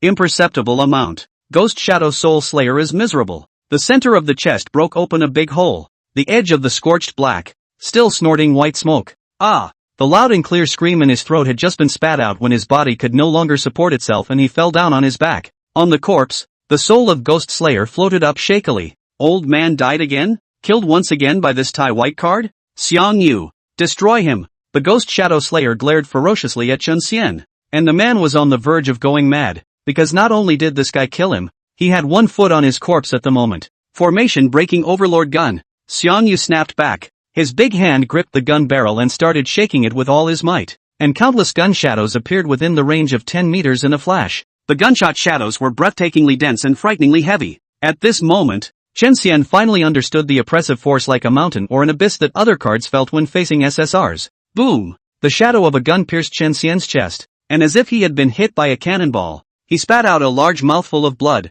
and his iron armor hummed and trembled, even beginning to show signs of disintegration. -6587. Terrible damage invades the player's eyes. It's over. Such high damage. He can't hold it. He's dead. No regrets in spite of death and honor in spite of defeat. What a brave warrior. I usually don't help myself to the toilet, but today I'm convinced. Nope. You guys. He's not dead. He hasn't fallen. The players lost their voices and couldn't believe their eyes. Taking a hard hit that could kill even a purple card in seconds, that white card heavy swordsman still stood like a mountain. There was even close to a third of the blood left. Instant prison flying thunder god. Instant prison flying thunder god. After taking a hard shot, Chen Xian used 2 consecutive displacements, and in the blink of an eye, he got rid of the remaining gun shadows and returned to the middle of the players. Seeing this, Overlord Xiangyu revealed a few moments of astonishment. A white card, a lone man, a hit, and a full body. Courage, strength,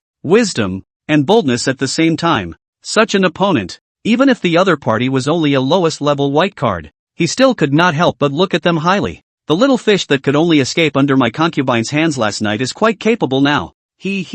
But that's where it ends. Looking at Chen Xian, Daji's beautiful eyes were aglow with color. Immediately, the corners of her mouth lifted up in a teasing arc, and her 9 tails began to twist animatedly, and her entire body slowly rose into the air. Chen Xian's eyes stared, looking at Feng Yun Wu Ji, Blue Jing Jing, and Ghost Shadow Slaughtering Soul. All 3 of them were staring at him in a good manner, as if they wanted to see what other tricks he had up his sleeve. In that case, it is as you wish. Chen Xian then turned to face the thousands of civilian players and spoke again. This time, all ears were shuffled and there was no more dissent in the room. It was because Chen Xian's courage to wield his sword against a stronger man had already gained them recognition. Summoners, you don't need to be discouraged, and you don't need to compromise, because having an SSR doesn't mean invincibility. As powerful as the SSR is, its consumption is just as horrible. As far as I know, you summoners are now in a period of protection, and there is no penalty for death. In that case, let's fight a long-lasting war of attrition.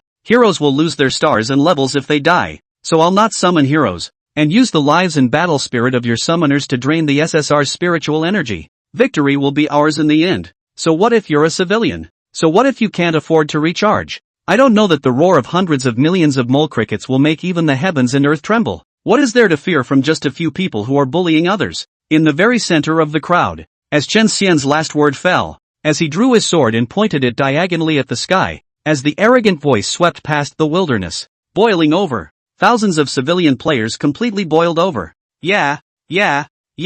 Why? Why do we have to play a game? Just because they can't afford to recharge? Should their lives and souls be inferior as well? No, never. Brothers, fight them. I'll be the first to go. I'll wear them out even if I have to. Ha ha ha. I've lived most of my life as a jerk, and in the end, I can't see as well as a card in a game. So I'm on it. Numb nuts. It's a newbie protection period anyway. No penalty for death. If the pack won't let us fight the boss, then you won't be able to either. For a time, the crowd was like a mountain or a sea, frantically surging towards the entrance of the palace. Wind Cloud Wuji, Blue Crystal, and the ghostly Shadow Slayer who had been resurrected turned pale on the spot. They never expected that a small white card could stir up the wind and clouds, and directly hit the point they were most worried about, most afraid of. Yes, SSR damage is high and can kill a piece in seconds. but the player can also revive indefinitely. Once the SSR's spiritual power ran out and changed back to its carded state, there were only 3 summoners left, and they couldn't make half a wave in the face of the surging sea of people. Damn Shirka! What an evil scheme! Ghost Shadow Slaughterer and Wind Cloud Wuji were furious and thoroughly hated Chen Xian. Humph! Lan Jingjing snorted coldly, her pretty face containing frost, and she also deeply remembered Chen Xian. Only Inkir tilted her little face up to look at him, the adoration in her eyes about to overflow. In this moment, the Big Can became almost synonymous with perfection in her mind. You're so handsome, Big Can. You're so awesome. You just did that, hey. And again like that, ha. That damnable bad guy was knocked out. And Kir gleefully retold what Chen Xian had just done. And in her excitement, she waved her pink fists and kicked up her calves in an active manner. Summoners stopped gesticulating and live. Chen Xian directly leaned down and picked Kir up by the waist, scampering in the opposite direction of the player's charge. The players didn't stop him during this process, and even took the initiative to get out of the way. Plus 87. Even though the wind of recovery talent was starting to take effect and his blood level was slowly climbing, Chen Xian still wasn't sure about facing that stunningly beautiful silhouette rising into the air. Soul Foxfire. In the center of the orange-red sunset, Daji levitated in the air, her arms stretched out, the curves of her shapely jade body were perfectly outlined, and her 9 tails also rose up to the sky. A white flame was born from the tip of the tail, and trailed a long trail again to bombard the players on the earth. Minus 1586, minus 1614, minus 1537. Players fell in batches, but were quickly replaced by others who came forward. They had only one goal, the entrance to the palace. Soon, the dozen or so Ghost Shadow Guild players who had chartered the field were overwhelmed by the crowd and surrounded and beaten to death. However, the SSR King Xiang Yu, but a man of the gate, long spear dance. Pan Jinlian also made a masterpiece Delong drink medicine in front of the entrance to the city to generate a purple poisonous cloud, which barely withstood the death of the players.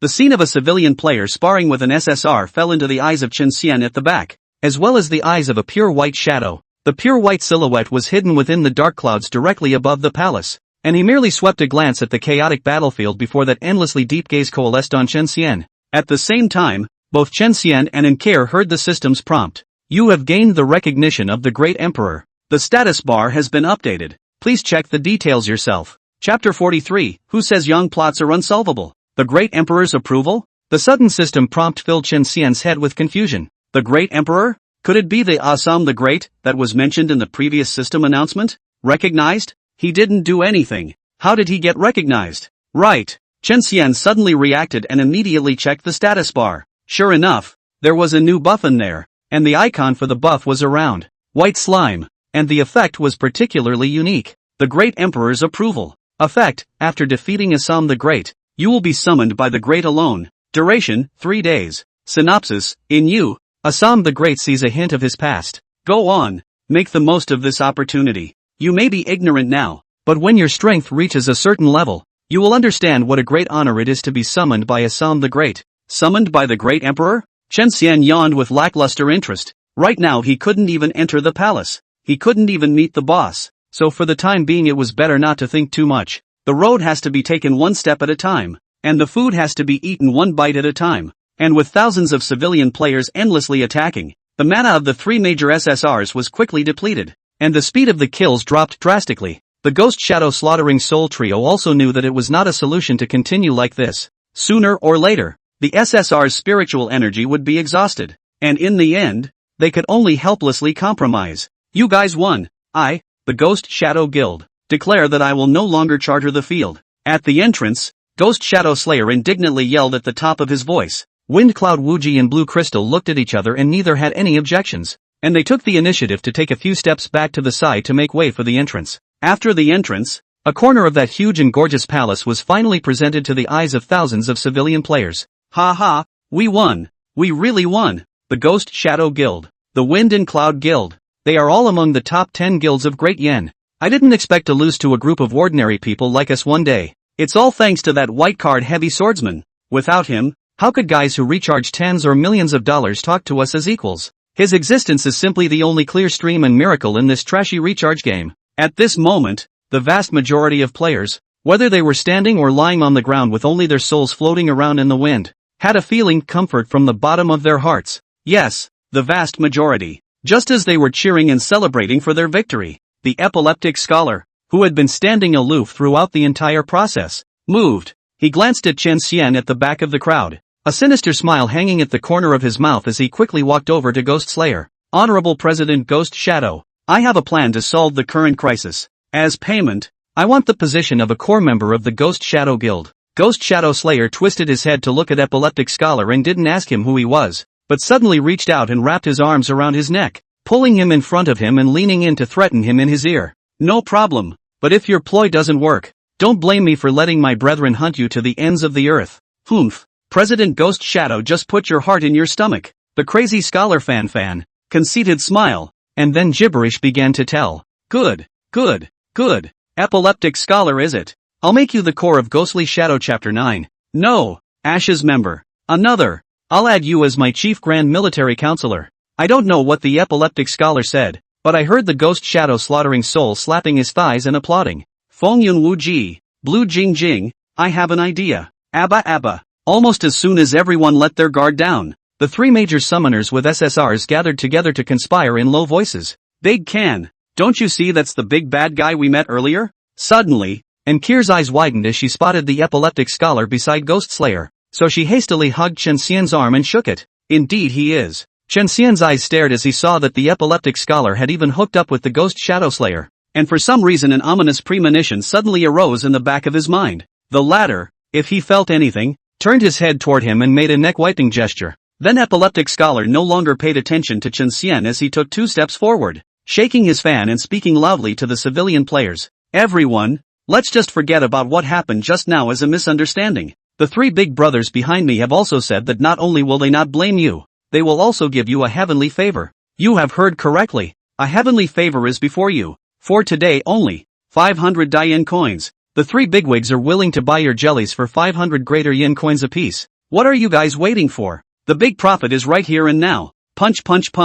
When these words came out, many players were immediately moved. 500 greater yen coins. This was not a small amount. One should know that many civilian players here only had a salary of 2,000 greater yen coins a month. But they had 10 slime gel jellies in their backpacks. At least, if they do sell, they will get 5 months' paychecks straight away. And of course they understand what it means to sell jelly to SSR owners. Cunning. The enemy is so cunning that he has used the 3 schemes of curtailing and weakening supplies in a row. It's an unanswerable phallic conspiracy. For a moment, the vast wilderness fell into silence. There was only the north wind whimpering and whistling, as well as the blood that had been poured onto the earth and the city walls during the fight just now. It emitted a thick and pungent smell of blood. Seeing this, the Epileptic Scholar sneered and added another hot flame. Guys, the spots are limited. First come, first earned. After all, the 3 big guys don't have much to spare. Who's first? The crowd stirred even more at these words. I'll do it. Finally, a player with the ID Crab Eater couldn't hold back and ran towards the mad scholar. White card heavy swordsman. Do you see? Everything you've painstakingly operated, your ant-like struggles, are simply unbeatable in the face of Lao Tzu's financial power. Ha. Ghost Shadow Slayer let out a loud laugh wantonly. An Epileptic Scholar and Feng Yun Wuji both stared at Chen Xian with mocking eyes. Only Blue Jingjing's face ice dissipated a bit, and a touch of curiosity surfaced. In the face of an insoluble young conspiracy, what else can he do? Can he, still, break the game? Not only did Blue Crystal think this way, but thousands of civilian players also focused their sights on Chen Xian alone. What to do? All I can say is, if I want to go, the road is at my feet. Instant prison flying thunder god. Underneath the Steel Knight's helmet, Chen Xian's expression was vicious. He immediately transformed into an electric light and directly ran through the Crab Eater. Minus 4,962, strike. With a strong sense of disbelief and bewilderment in his eyes, the Crab Eater fell to the ground with a thud. Chen Xian turned to face the crowd, and this time his eyes were like wolves and eagles, fierce and fierce, with a shocking fury. This is the way to break the ice. Whoever deals, kills. Ghost Slayer and the others have a limited amount of money, so they can only buy jelly for a very small number of people. But it is the majority of you who will have to bear the price for this. Besides, do you think that with the style of the 2 major guilds, you won't take revenge for what you just did after getting the jelly? When these words came out, the majority of civilian players instantly came to a realization. On the contrary, Epileptic Scholar and Ghost Shadow Slayer's faces were as black as the bottom of a pot. Chapter 44 Demolition Fist builds up. Free lucky draw? Blanched. is that guy sure it's a white card? This intelligence, this insight is really something a white card can have? Fong Yun-woo-ji was shocked and hated. Originally, he had thought that the epileptic scholar's scheme could be described as insoluble. Originally, he was all set to enjoy the desperation and helplessness on the face of the damn heavy swordsman. But now, hard as it was, he was able to save the day and pull it back. Yes, the thousands of players gathered here know in their hearts that only a few can make money with jelly, but it is the vast majority who suffer as a result. Thus, a subtle tacit understanding was reached between them. Anyone who dared to trade with the owners of the three major SSRs would surely be attacked by the group. Rest your anger, officer, don't get angry. At some point, SSR Pan Jinlian walked to Fong Yun-woo-ji with ladylike steps, and her small hand picked up a handkerchief and carefully wiped his face. Or this young man's golden lotus baby is good. No heartache, Ben. Fong Yun-woo-ji just had a pleased smile on his face, but Pan Jinlian's next sentence almost didn't make him die of anger. If the official gets angry, my slave will have to go and play with other brothers. As she spoke, Pan Jinlian's pair of peach blossom charming eyes glanced around, occasionally stopping on Xiang Yu, and occasionally stopping on Chen Xian. Tian saw Xing Pan Jinlian. No wonder when I drew her. This young man thought her name was strange. Fong Yun-woo-ji's eyes went black, and he only felt that there seemed to be something more on his head. Grand Master, do you have any more plans? On the other side, Ghost Shadow Slayer patted Epileptic Scholar's shoulder. Well, let's see. There. The Epileptic Scholar's eyes lit up and he looked at Chen Xian with a mocking face again. I'll admit, you're a little smart, but you wouldn't think. Just before the words were finished, they were interrupted by Ankiel's exasperated voice. Ha-ack, big bad guy again. Full of bad things. Bad. I'm going to hit you in the loins. Clenching her small fists and striding her short legs, and Kier ran directly towards him. Hit me?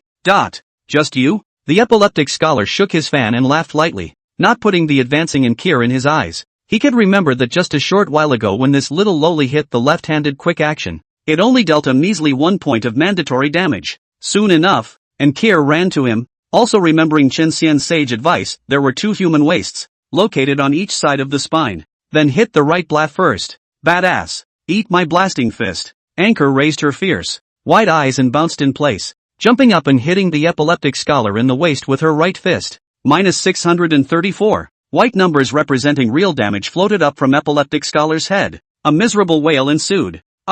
Just see crazy Scholar face twisted. Eyes closed tightly, features crowded in a ball. Folding fan also snap fell. Body like a boiled prawn bent, because of the extreme pain and trembling. Hiss. He covered the right side of his abdomen and sucked in cold air, unable to say a word for half a day. Being lightly rubbed by Lori. It hurts like this bear. This kid is also too weak. A mere 600 points of damage. Is that so exaggerated? Old mother wasn't even this bad when she gave birth to a dragon and phoenix child back in the day. The players pointed at the Epileptic Scholar, their voices filled with contempt. Granted, Skyrim is a very realistic game, and the more damage you take, the more intense the pain becomes, and even more pronounced the extent to which your body is destroyed. But with a mere 600 points of damage, the pain is just a little bit stronger than a mosquito bite. Arms Master, be more spirited. Don't disgrace my Ghost Shadow Guild. Ghost Shadow Slaughter's brows furrowed, unhappy with Epileptic Scholar's performance. The Epileptic Scholar,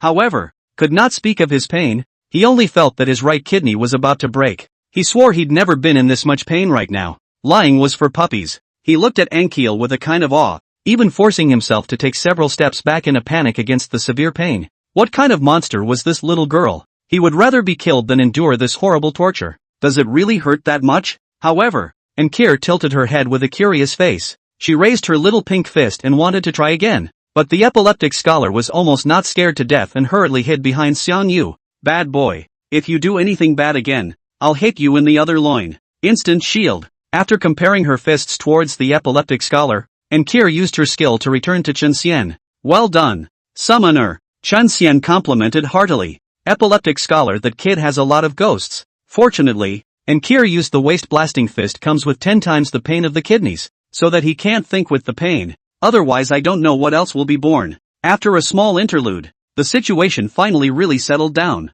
Thousands of civilian players fishtail through the passageway entrance to a white courtyard. It's so beautiful. The ground, the rockery, the bricks and tiles are all white.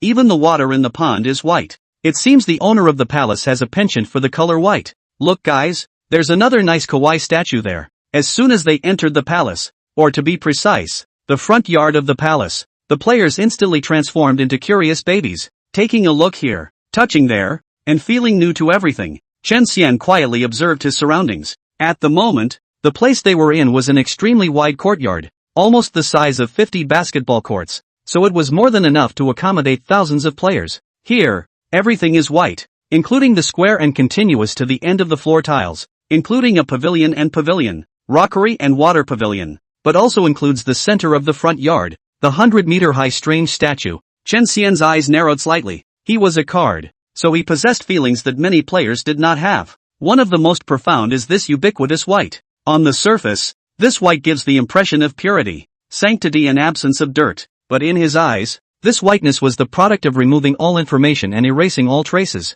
It represents nothingness. As for what was deleted, why was it deleted? Who deleted it? That would be beyond his reach. Hey, everyone come over here, you can get a free lottery here at the statue A. Suddenly, a sweet voice came from under the statue. Chen Xian fixed his eyes on them and realized that it was a female player with a big twisted braid and a very clean-cut appearance who was waving at them excitedly. A free raffle? This black-hearted game finally got a conscience? Have game officials finally remembered to defend their genealogy? The players' spirits lifted and they ran towards the 100-meter statue in a rush. Chen Xian, however, noticed that Ghost Shadow Slayer, Fengyun Wuji, and Blue Crystal were indifferent. Bah! Even the Ghost Shadow Slayer did not hide the disdain on his face, as if the so-called free lottery had another mystery. Big cans? Come on, let's go check it out too. And Kier was excited, pulling Chen Xian up and running. Soon they arrived at the foot of the statue. That's not right, because the statue doesn't even have feet. Yes, because the statue is not humanoid, but a round slime. Although this slime's appearance was comical, its eyes were incomparably deep, as if even the heavens and earth were contained within. He was holding a domineering and magnificent emperor's sword, its body tilted, its tip wanting to pierce through the sky, its sharpness unrivaled. Behind him was an ethereal and amorphous cloak, and although it was only a stone statue, it contained a wave of free will that moved Chen Xian's mind that fate was mine to rule. Assam the Great. His name is inscribed on a square stone tablet below the statue. As for the free draw, Chen Xian also understood what was going on. Chapter 45, The Mystery Prize. In the open space in front of the statue of Assam the Great, a huge four-eared ram's head square tripod is placed. This square tripod was crafted from flawless white jade, which was cold and slippery to the touch, and also had a warm luster. But what surprised Chen Xian the most was its shape. It was only 1 meter high, but 10 meters long and 10 meters wide, and the 4 white jade sheep's heads were distributed in the 4 corners, which didn't look like a tripod, but rather like a jade saucer. The moment the steel finger cuffs touched the warm white jade, Chen Xian was informed of the tripod's information. The slime dueling empire's ritual heavyweights with all their might lost. Quality, mythic. Effect, each summoner has 3 chances to sacrifice to that great empire that existed only a long time ago. The first time is free, the second consumes 1,000 starstones, and the third consumes 5,000 starstones. Each time the sacrifice is completed, the summoner will receive a random reward, and the summoner and his hero will gain a layer of inspiration. For each layer of inspiration, the attack power will be plus 5%, and there will be a 1% chance of triggering a combo when attacking. Duration, 2 days. Complete at least 1 sacrifice to have the qualification to challenge Assam the Great. Sacrifices may be performed by heroes on their behalf. Introduction. Although that glorious era has come to an end, but walk by, or do not forget to burn an incense. Oh, this is actually a divine artifact? The stroking motion stalled, and Chen Xian's eyes salivated as he stared at the white jade square tripod. But he didn't do anything rash. Simply, if this artifact could be moved, it would have been moved long ago, and it would not have been his turn. Let's just see how the sacrifice is made, shall we? Chen Xian turned his head, his eyes roaming around for a while before finally locking onto the twisted braided girl who had called everyone over. The girl's ID is Tian Xiulian, and right now she is biting her pink lips, with hesitation and entanglement squeezed between her 2 slender willow eyebrows, because her very own elf was buzzing in her ear and yelling in a hurry. Summoner, charge up your money quickly. The elf Aya can sense that the only mysterious prize in the ritual heavyweight hasn't been drawn yet, so if you don't charge up, it'll be too late. But with my money, I was planning to buy my brother a new school bag. Although she shook her head, the tone in which Tian Xiulian said this was not firm. By what? Is it an old school bag that you can't carry anymore? Boys need to be raised poorly in order to develop a strong and independent character from a young age. And that's how we do it in the elf clan. Charge it up, summoner. If you don't charge, the mystery grand prize will be drawn by another summoner. As long as you draw the grand prize, I'm sure your brother will understand you. The elf-eye's tongue was so full of lotus flowers and chatter that spittle flew into Tian Shelian's twisted braid. Like this? Good. I'll charge it. In the end, Tian Shelian's eyes closed and she was ruthless. Brother, I'm sorry. I don't have a new school bag, but I still have a bag of urea left over from fertilizer application at home. It would be nice to make it into a school bag and carry it to school. If you don't like it, then change to a big name brand, Stanley Chemical Fertilizer, which we also have at home. Chen Xian then watched in disbelief as Tian Shelian's body was compelled by the elf to show the clattering special effect of gold coins rolling over as she recharged her money. Then the goat's head in front of her spat out a white incense, and Tian Shelian lifted it up with both hands, and leaned down again to insert it into the white jade square pot. That's right. The reason why the white jade square cauldron was designed to be 10 meters long and 10 meters wide was to fill it with white soil and leave enough area for players to offer incense and sacrifices. No sooner had Tian Shelian's incense been inserted into the white soil than it began to spontaneously combust without wind. Meanwhile, Tian Shelian clasped her hands together, her eyes under her long bangs staring expectantly at the center of her palm. This was the third time she had offered incense, and it had cost her a full 5,000 starstones, or 500 greater yen coins. Be sure to draw the mystery prize, Tian Shelian prayed in her heart. Ding, ding, ding, ding. With a series of pleasant sounds, 50 copper coins appeared out of thin air one by one, neatly folded into a string in her hand. No, I'm out. Refund, refund. That's my money to buy my brother a new book bag. Woohoo! Tian Shelian now did not comply, crying and stomping in place and flinging his head, big twisted braid dancing like a swimming dragon. According to the current exchange rate, 50 copper coins could only be sold in the dark market for 50 Dayan coins, 500 for 50. Isn't that a blood loss? Victory and defeat are commonplace. Shipwrecks are commonplace in the lottery.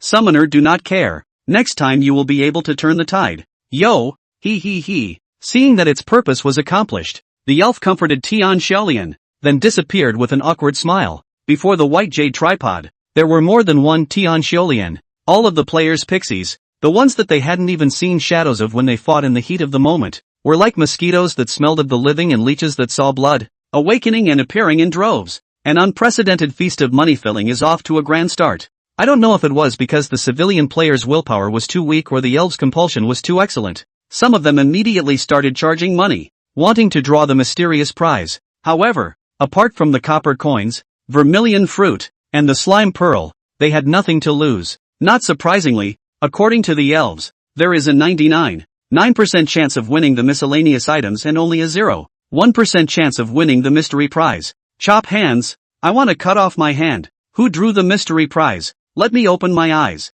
please. Put. The elf's slanderous words have misled me. I can only drink the northwest wind this month. The front yard of the palace was in a state of mourning, and Chen Xian, like an indifferent spectator, took it all in, not forgetting to flick Eve's glossy forehead in the meantime. This guy usually hides in Ankiel's underwear and sleeps, not caring about anything, but once the kryptonite content, immediately ran out to encourage Ankiel to charge money. With this kind of behavior, Chen Xian didn't even know what to say. Humph, even if you don't charge money, you still hit this elf. This elf curses you for not being able to draw the mysterious prize. Eve covered her red forehead with one hand and pointed at Chen Xian with the other to yell angrily. Isn't it normal to not be able to draw? What kind of curse is this? At Ankir's strong request, Chen Xian personally stepped in. He followed Tian Shelian's maneuver and reverently burned a white incense, then stretched out his hands and began to wait for the random rewards that appeared out of thin air. Boom! Suddenly, a thunderclap rose from the flat ground, followed by a pillar of white light descending from the sky,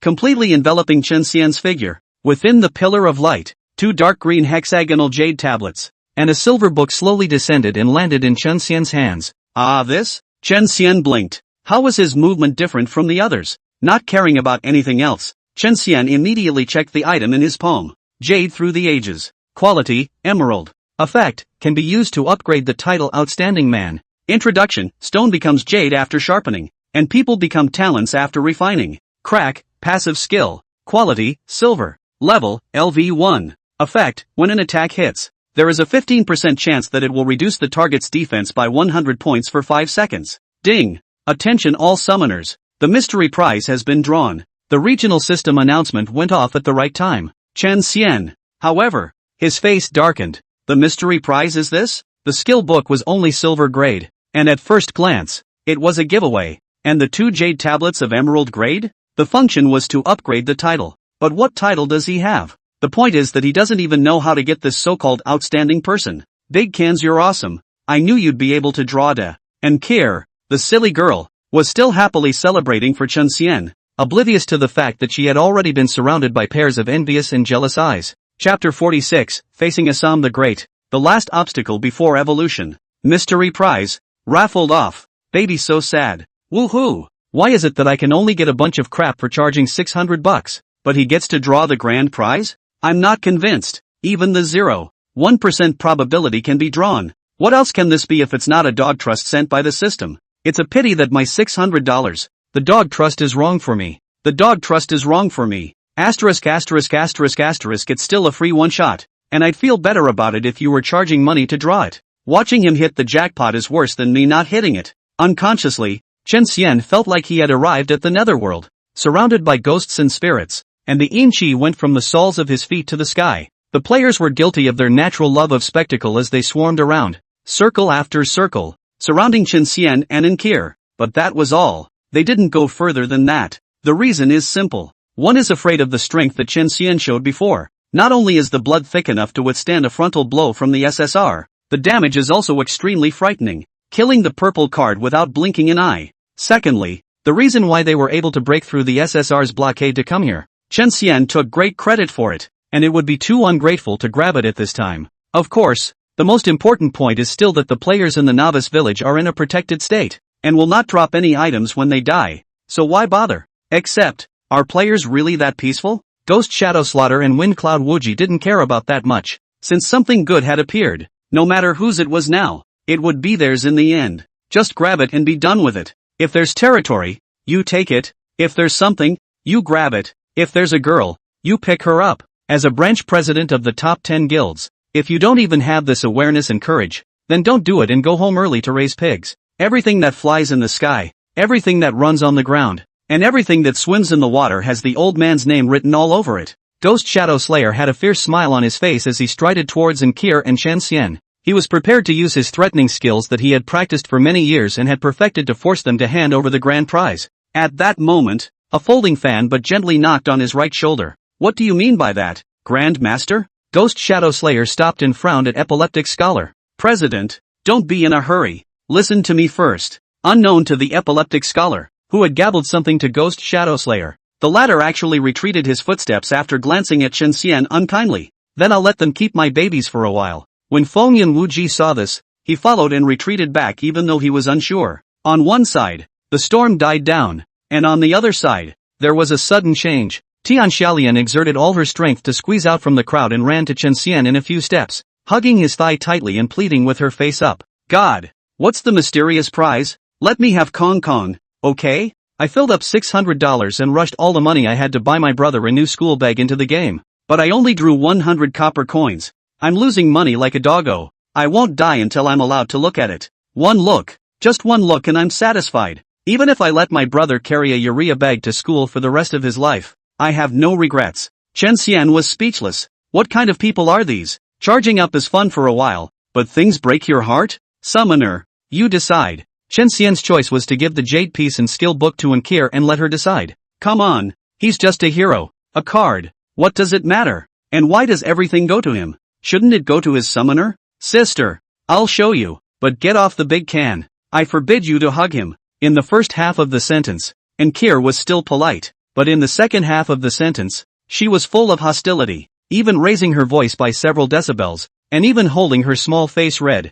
Ha, oh, okay. Tian Xiaolian was confused, then quickly reacted. She sardonically let go of her hand and stood up, taking 2 more steps back before standing still. Little girl scared me. Not just a hug? This is if you roll in bed with him. You will not swallow me ah. Tian Xiaolian looked down and played with her twisted braid, cooing in a low voice. In the end, the kind-hearted anchor still showed her the jade tablets. The skill book couldn't be read because she had learned it first for Chen Xian. After this experiment, Chen Xian also realized that his talent was not as simple as it literally was. Or maybe he had misunderstood before. Hongluk Chi Tian, the probability that it works on itself and in your favor is always fixed at 100%. This talent not only boosts the blitz rate, the trigger probability of special effects, and so on, it will also affect the draw, and will make him go straight for the best prize in one shot. It didn't take long for all the players in the front yard of the palace to complete their sacrifices and have the qualifications to challenge Assam the Great. Seeing that there was nothing else to explore in the front yard, the players swarmed through the front yard to the main hall of the central palace. That is, the interior of the actual palace. As soon as they entered the palace, before the players had time to observe their surroundings, their gazes coincidentally converged on one spot, the pure white figure that converged on top of the throne in the center of the great hall. There was no way. His presence was too strong and powerful. Everything in the surroundings, whether it was the vast space inside the temple, which was bigger than 100 soccer fields, or the giant pillars with divine dragons circling around them, which were thicker than an office building and taller than a mountain peak, all appeared to be so small and inconsequential in front of that figure. Phew! A faint pressure spread out from him, sweeping the entire dim space in a matter of moments. Yes, after entering the interior of the palace, occupying the line of sight is finally no longer only white. Here there is a golden ground, blood-red beams and pillars, black and red as if with blood and fire refining the throne. The only thing that is white here is the figure on the throne. The only thing that is him, and the pressure he emitted suppressed everyone's body,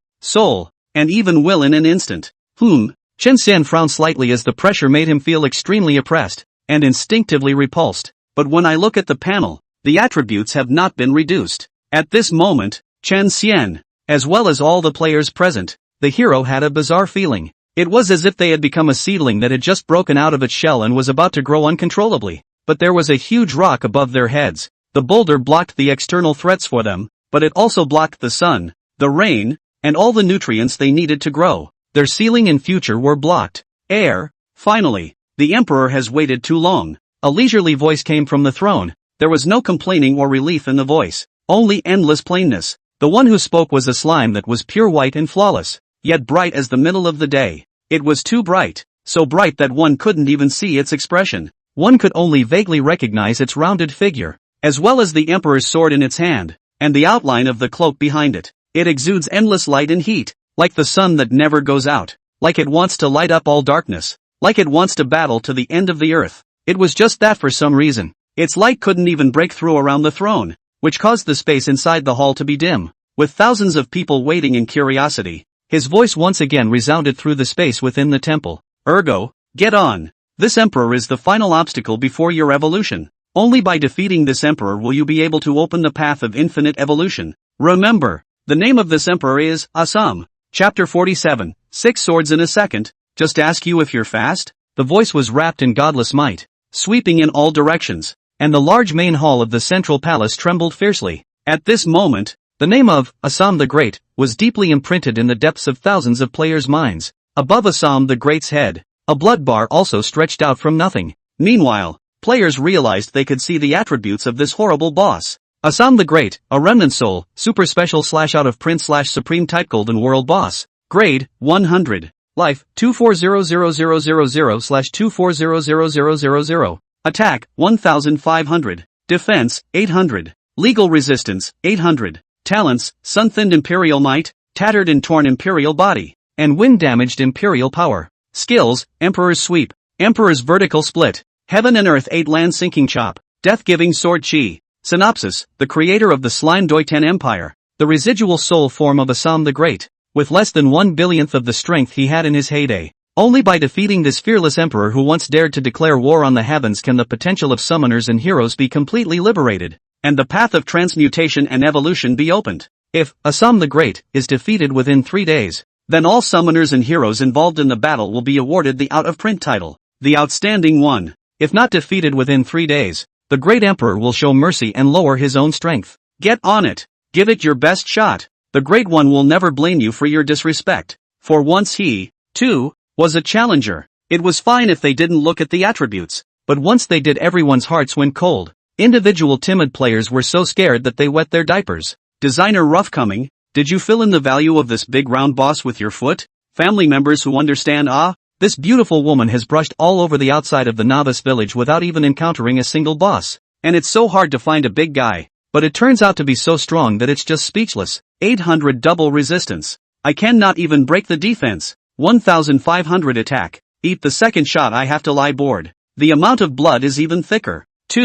4 million? Make sure you didn't write an extra zero? There were more than 6,000 ordinary players on the scene, and their faces didn't look too good. Not to mention them, even the Ghost Shadow Slayer, Wind Cloud Wuji, and Blue Crystal, the three SSR hero owners, were all in a difficult position at the moment, especially since they tried to pack the room and have the boss all to themselves earlier. Now that I recall it, it's just stupid and foolish and laughable. Chen Xian's gaze was haunted as he gauged the strength of this Assamese great emperor and pondered the way to win. If it was just high attributes, that would be fine. With the number of players present surpassing 6,000, it might be possible to pile it up with human lives. Unfortunately, there are no ifs. The three great gifts of Assam the Great told Chen Xian not to dream the unattainable dream. The emperor's might of the thinning sun, the majesty of the great emperor is revered by all races. Those who are enemies of the great emperor lose 1% of their maximum life's blood per second. Tattered and tattered imperial body, the remnants of an emperor's body are still alive. The emperor recovers 1% of his maximum life every second. Emperor power in the wind, the power of the emperor. The universe trembles. When an emperor deals damage, there is a 1% chance that damage will be doubled. -87. -87. Under the influence of the emperor's might, Chen Xian's life had begun to drain away. In contrast, Assam the Great, which returns 24,000 points of blood per second, has been significantly weakened by the Manhwa war tactic. Brothers, charge. What's the point of thinking so much? Just do it. Some of the players realized that their blood levels were slowly dropping, and also reacted to the fact that they would lose if they hesitated, so brainstormed and went straight for it. A player with the main speed bonus took the lead and was the first to rush to the center throne. Backstab. Cutting throats. A small series of moves were launched. Clanking two sounds. Two black as ink daggers were stabbed at a tricky angle in the bottom of the black and red throne. That's right. The throne covers an area of nearly 100 square meters and is also 20 meters high. But Assam the Great sitting on it is not much bigger than a pot lid. Don't talk about the 6'6" guy. Yao Ming would have to take a break if he came. Couldn't reach it at all and could only attack the throne. Then the player's expression slipped, half in shock, half in joy. -1. -1. The surprise was that it didn't break defense, and the joy was that even if it didn't directly attack the boss body, it could still cause damage. Kill. The other players saw this and their spirits were shaken. Then, like locusts crossing the border, they rushed around the throne in a black swarm and worked as pedicure workers. -1. -2, strike. -31. -1. Players wielded long swords, sledgehammers, mountain blades, and even staffs, short bows, hot and fierce, knocking on the throne. All of a sudden, clanking sound endless, sparks flying and splashing. Prior to defeating Assam the Great, the player rises up to level 100 and gains a total of 1,000 attribute points. If you attack at full point, then the attack will be 2,000. But even cutie, I wouldn't do that. All attack?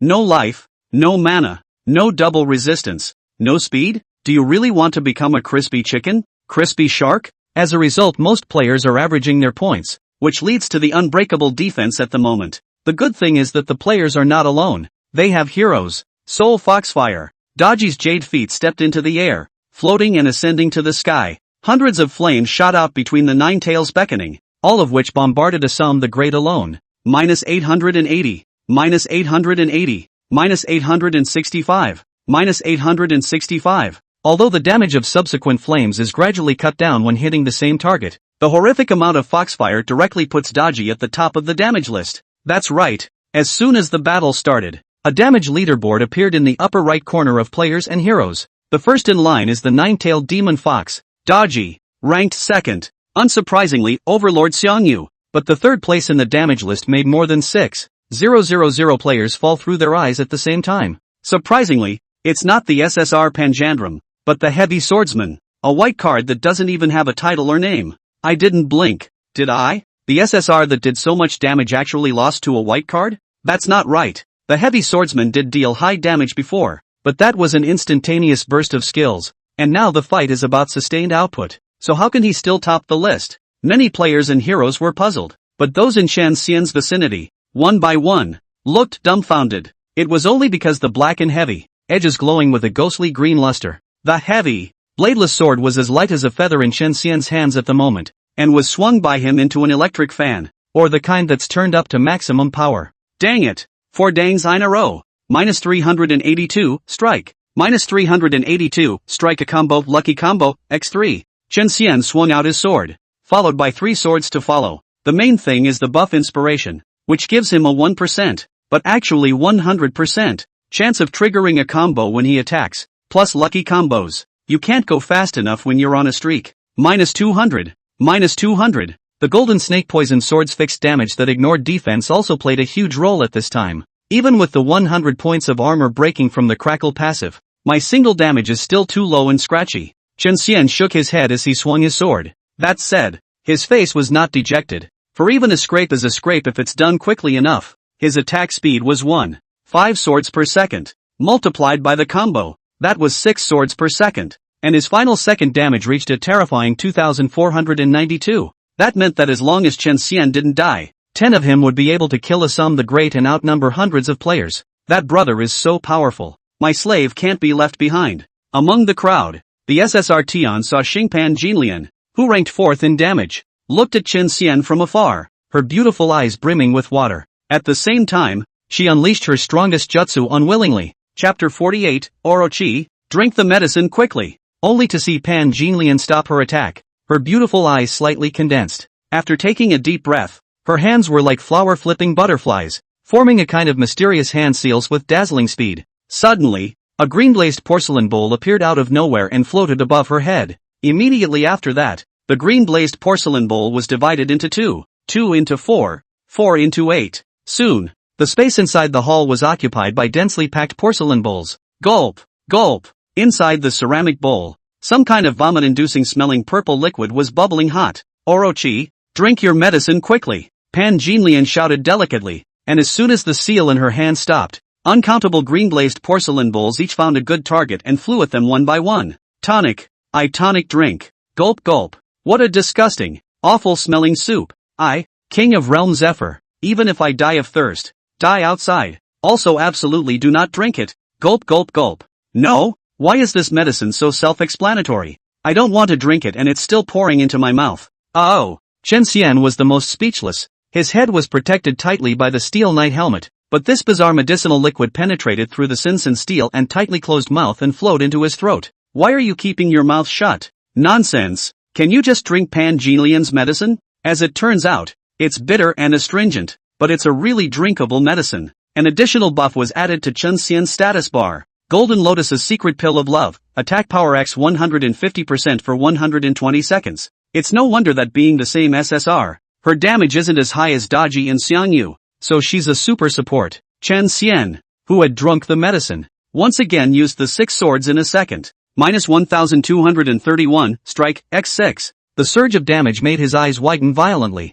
Ginny, that's really something. The other players also discovered the magic of the potion and all of them exclaimed sideways. There were even many players who originally didn't break defense who were able to do so after drinking the secret pill of love. In an instant, Assam the Great's blood level began to decline extremely rapidly. After half an hour, it finally dropped to 1 million. During this period, under the influence of the talent, the Emperor's power of the thinning sun, the player's life is constantly running out. It is living and dying, dying and living again. As for the heroes, most of them were retrieved from the card packs by the players on the verge of death because they lose stars and levels when they die. Only a small portion of those with the ability to recover are still fighting to the death. With the effect of the talent wind of recovery that restored 1% of maximum life every 2 seconds, along with the primary life potion, Chen Xian had also fought fiercely until now. But as the battle progressed, the player's heart sank deeper and deeper. Because, Assam the Great, a sword is not yet out. For half an hour, he did not attack even once. He truly looked like an honorable and powerful emperor,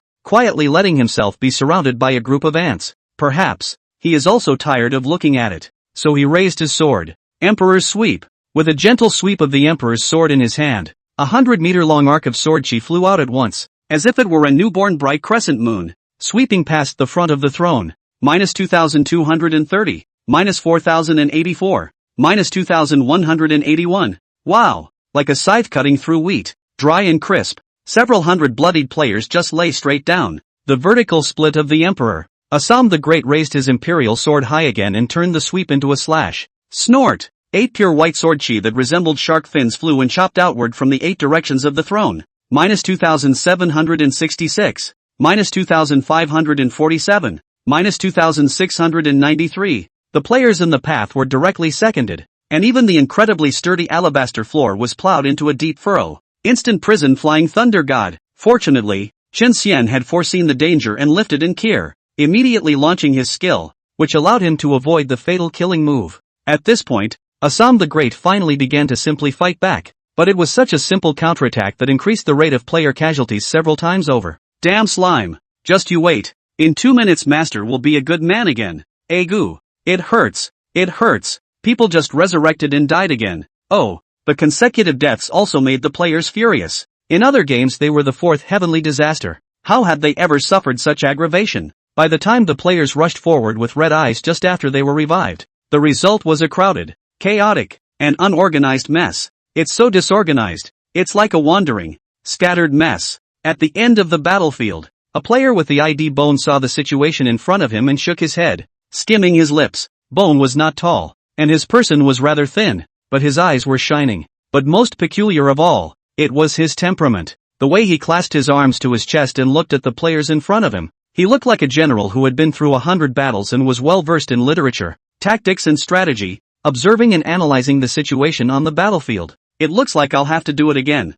Bone yawned and pulled a horn-shaped disposable megaphone out of his backpack and placed it in front of his mouth. This is what he got after completing a quest. Ahem, coughing lightly twice to test the sound. And sure enough, a number of players began to look around, searching for the source of the sound. It was then that Bone got to the point. Everyone, listen to me. Your formations, play styles, and rhythms are all messed up, and you're wasting a lot of output. If you want faster boss fights and fewer hiccups, then follow my lead. Hearing Bone's voice, many players frowned. Why should I listen to you? Who the hell are you? Bone, however, continued to himself. First of all the players who have a blood level of 3000 or more and can eat a skill shot from the boss without dying. You can attack the throne directly from close range, but please keep at least 1 meter between you. Then remote players whose blood level is below 3000. Please form a gossip formation and attack the boss from afar. It's okay if you don't know gossip formation. Just listen to my command. The 8 trigrams is divided into 8 gates, and under operation, it is just enough to avoid the 8 sword chi of the boss's second skill. First of all, please ask 500 brittle remote to head to the Shang gate in the west, followed by the Hue gate in the south, please, and melee fighters with less than 3000 blood. Please form a long serpentine formation and weave in and out of the intervals I've set aside just for you to carry the bodies of players killed in battle to the rear so as not to cause congestion, and at the same time, please fill in the empty spaces on your own, as well as the players who have just been resurrected. You likewise return to your original positions in the form of a one-word long snake formation and take on some of the tasks of some of the players who were previously in the one-word long snake formation, which is a 2-snake parallel formation. And Bone was eloquent, his eyes were shrewd, and at the moment he seemed to have become a great marshal who had been in the battlefield for a long time. When he raises his hands and throws his feet, he shows the style of a wise general who strategizes and controls millions of troops. Some of the players followed his command, and sure enough, the number of casualties plummeted, while the output damage rose miserably. As a result, more and more players acted on Bone's instructions. It didn't take long before more than 6,000 players actually formed a well-organized, methodical, and precision-run giant hybrid battle formation under Bone's command. Talent. I must get my hands on him. Ghost Shadow Slaughter stared at Bone, who was majestically and calmly in the big rear, and greedily licked his lips, his eyes incomparably blazing. That guy has 2 tricks. No, I should say a lot of tricks. Even Chen Xian did not expect such an outstanding character to actually exist amongst the players. Commanding over 6,000 players in battle was still a breeze, especially that one big formation. Chen Xian was giddy just hearing the name, but this guy had it at his fingertips and was able to combine and fuse with each other, which was really rare. However, what made Chen Xian deeply regrettable was that even though the players were well coordinated and orderly, the damage inflicted still couldn't keep up with Assam the Great's blood recovery. What's more unfortunate is that the gap is so small that just 1,000 more output per second would have defeated Assam the Great. Bone, who commanded the battle formation, similarly noticed the problem. Everyone withdraw. The damage can't keep up. Just a little bit. When we play the Hidden Scripture Pavilion Secret Realm tonight, and bring up our talent skills, followed by starring tomorrow, and leveling up a bit, we should be able to pass. Bone said as he exhaled and wiped the sweat from his forehead. Chapter 49 Men's Pleasure? This? Aren't we working for nothing? A player was immediately resentful. Hey, are you square-brained? How can you call opening a desert a wasted endeavor? Although we didn't defeat the boss, we figured out its attack rhythm and honed our tacit understanding. So where is it a waste of work? Immediately, someone countered. Failing once and then getting sullen? Young people are really still too young. How in the world can there be so many overnight successes? Who's leaning on the old man to lecture the young master? This ID, Li Fugue who loves Tsuehua? Is it the same Mr. Li who made the news? It said that you failed 68 times in a row in your pursuit of Auntie Lu next door. But you didn't give up. So you're really calm. How was it? Did you succeed later? None of your business. If you push me any further, I'll show you whether the big sword in my hand is sharp or not. The players left the main hall of the central palace in a hullabaloo and agreed to regroup tomorrow at 3 p.m. for the final showdown with Assam the Great. In order to avoid the sardine-like crowd, Chen Xian held in Kier and deliberately walked at the end. As he walked he looked at the leaderboards, especially the Heroic Evolution leaderboard that he focused on. Hero Evolution List, first place, SSR Fire Domain, Xiao Shuanghua, 10 stars, affiliated summoner Xian Yuan Ditian. It was still the same old face of Xian Yuan Ditian Xiao Shuanghua. Only 10 stars? That means the novice village where Xian Yuan Ditian was from also failed to defeat Assam the Great? Chen Xian stared slightly, but he wasn't surprised, because Assam the Great is a world-class boss. It is by no means something that a single player, a single hero can match. Chen Xian estimated that according to the urbane nature of this black-hearted game of Heaven's Domain, without the assistance of civilian players, at least 5 heavy kryptonites who had charged more than $1 million would have to appear in each novice village in order to defeat Assam the Great in 3 days and obtain the out-of-print title, the Man of Excellence. It's ugly eating. Chen Xian smacked his lips. If those games on the blue planet dared to circle money like this, they would have died a violent death. Just as he was secretly spitting, Bone, who had his affairs in order and was deeply hidden, had just stepped out of the palace when he was cornered by a group of people. The ones blocking Bone were none other than Ghost Shadow Slayer and his right and left arms, Ghost Shadow Chaser and Epileptic Scholar. President Ghost Shadow, may I ask what you mean by this? Bone leaned against the wall and looked straight at Ghost Slayer, his face not alarmed but rather diffident and casual. Your name is Bone, right? Your performance just now was very bright. I won't beat around the bush with you. As long as you're willing to join the Ghost Shadow Guild,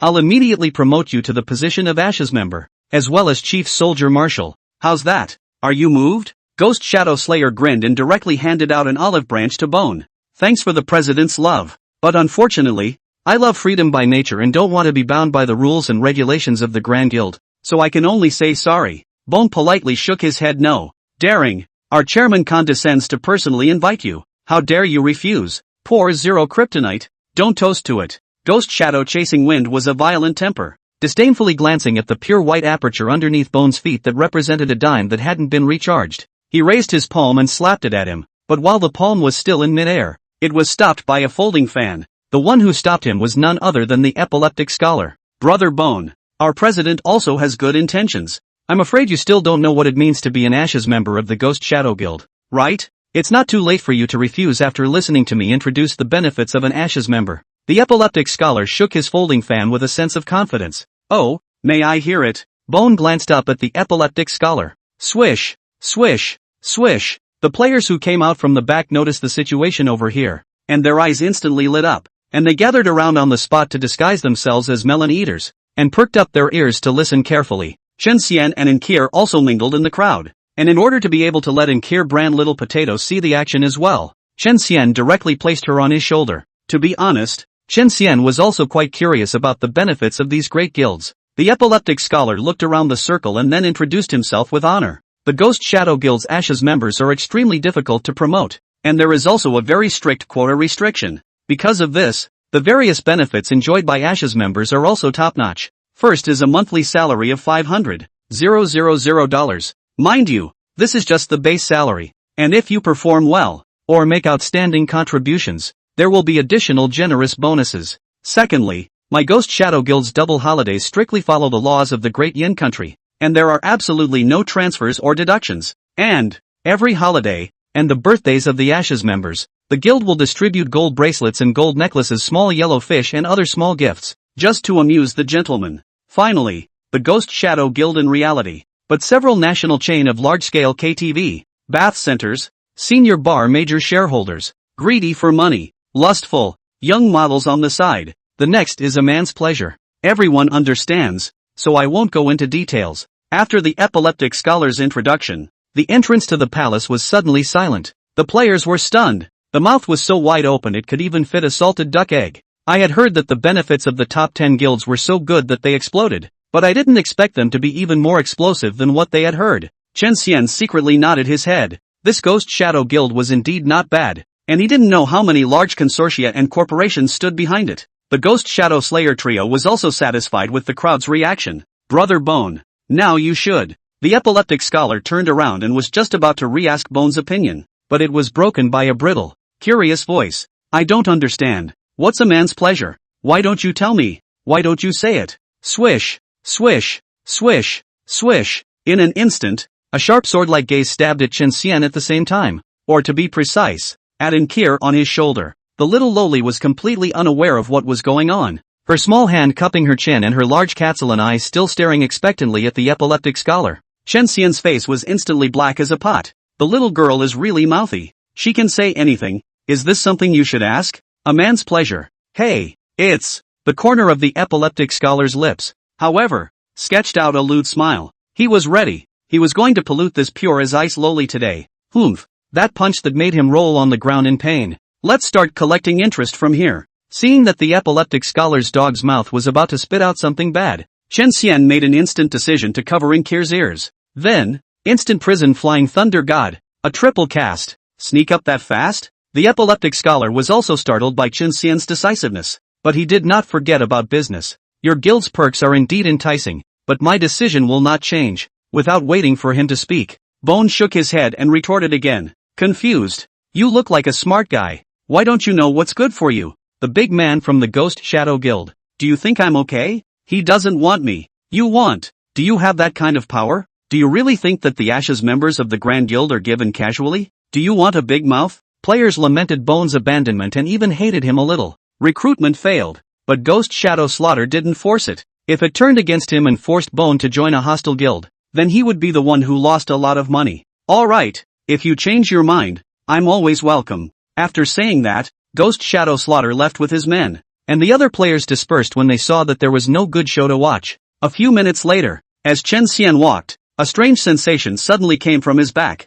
He immediately turned around to find a player poking him with his finger. Hello, I have an idea. Would you like to hear it? Chen Xian raised an eyebrow as a hint of surprise swept across his eyes. This was because the person who had found the person in front of him was none other than Bone, who had just refused the Ghost Shadow Guild's generous recruitment offer. Chapter 50, What? You've become a player's chairman with one card? Thoughts? Chen Xian's eyes narrowed slightly. Since this player with exceptional commanding skills had approached him, the idea must have something to do with him. Tell me about it. Chen Xian's voice was flat, and Kier hid behind Chen Xian, quietly poking out her little head to survey Bone, her crystalline ears branching out. Then I'll get right to the point. I'd like to start a guild and ask you to be its president, Bone said in a very sensible tone. As if after long and deep thought, Chen Xian stayed speechless for a whole while, his face twitching straight under his steel face helmet. He froze and couldn't figure out how the words made up a sentence. This summoner, do you want to hear what you're saying? You're starting a player-only guild and you choose to make a card the president?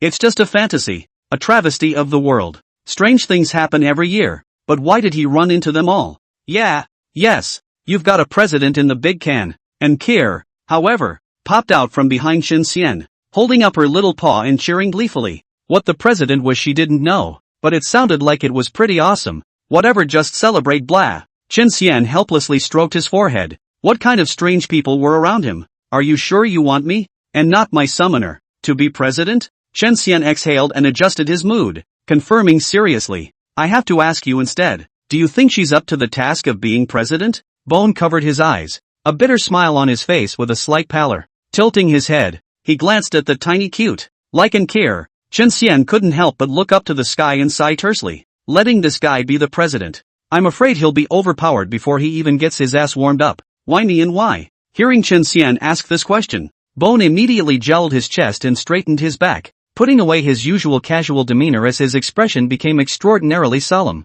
Not why you, but only you. Big question marks popped up on Chen Xian's head before he heard Bone explain. Although you're a card, I guess you can see that this black-hearted game is almost impossible to play without charging money. 3 or 2 players who have recharged millions can easily deter thousands of bottom-tier players who can't afford to recharge. You can imagine how tough it is for the bottom-tier players. The reason why I established the guild is to give a very small number of bottom-tier players a place where they can hold together. The reason why it's a very small number is because I don't have enough power. And you, magical white card heavy swordsman, you're the equivalent of a bottom-tier player in a deck. Yet, your strength is far beyond that of a normal deck, even straight-up SSR. Do you know what this means? It means that only you can be a spiritual pillar for the bottom players. and an inspirational role model. Because you, like tens of thousands of bottom-tier players, have the lowest of origins. The more Bone spoke, the more agitated he became, and his last words were even yelled. You know, when you're outside the city walls, among thousands of players who are the lowest of the low in reality and the lowest of the low in the game, blocked out and wantonly humiliated by kryptonite tycoons high above you, and there's not a single thing you can do about it. Do you know? Your phrase, kings and marquises, better to have seeds, has ignited the dormant blood of how many players at the bottom and awakened how many numb souls. That video was even videotaped and it's all over the internet. When he finished speaking, Bone's entire face was already red through and through, even burning and producing white smoke. He bent his thin body and gasped for air, easing his overactive emotions. Ha, am I that good? It's overblown, isn't it? I can't afford it. Chen Xian, however, was dumbfounded. However, his evaluation of Bone is rising. This guy is not only unparalleled command ability, character is also top-notch. No wonder the ghost of the shadow of the soul to open up the ordinary people see the tempting conditions. He did not agree. The reason is here. Big kudos to you for holding the bag for the bottom feeders. So, it's just a shame that I'm going to have to shatter your illusions. I heartily admire your beginnings, but I'm really sorry I'm going to have to disappoint you.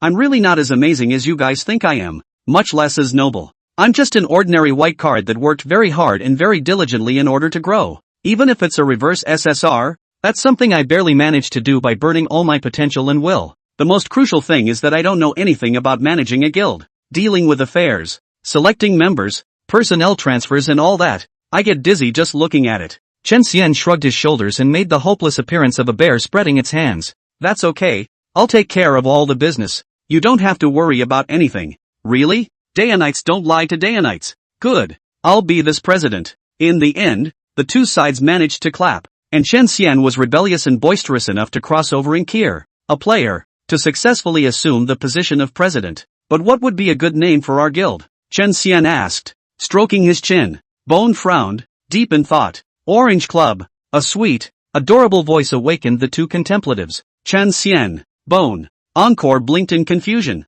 Why didn't anyone say anything? Could it be that they were bowled over by her talent? Humph. That must be it. She has a great talent for naming. Great God, what are you doing gathered together? Just then, a player in the distance surprisingly shouted in this direction while scattering his legs. Tian Xiaolian? As soon as he saw that very iconic, big twisted braid that was flung around with a lot of movement, Chen Xian instantly recognized the person who had come. Here's the deal. Abba. When Tian Xiaolian came to the front, Chen Xian told her a bit about what had happened. Great God, you're the guild leader? Then I want to join. After hearing this, Tian Xiaolian's eyes were glowing, and determination was written all over her clear face. Thus, Chen Xian's guild already had a new joiner before it even had a name. What would be a good name? The three men crouched on the ground, drawing circles and racking their brains. Oh, and a little trick-or-treater. Orange Club, Tangerine Club, Yuzusha, Pomelo Club, Go-Go House, Go-Go House. Encore was so excited that she couldn't stop chirping like a lively lark.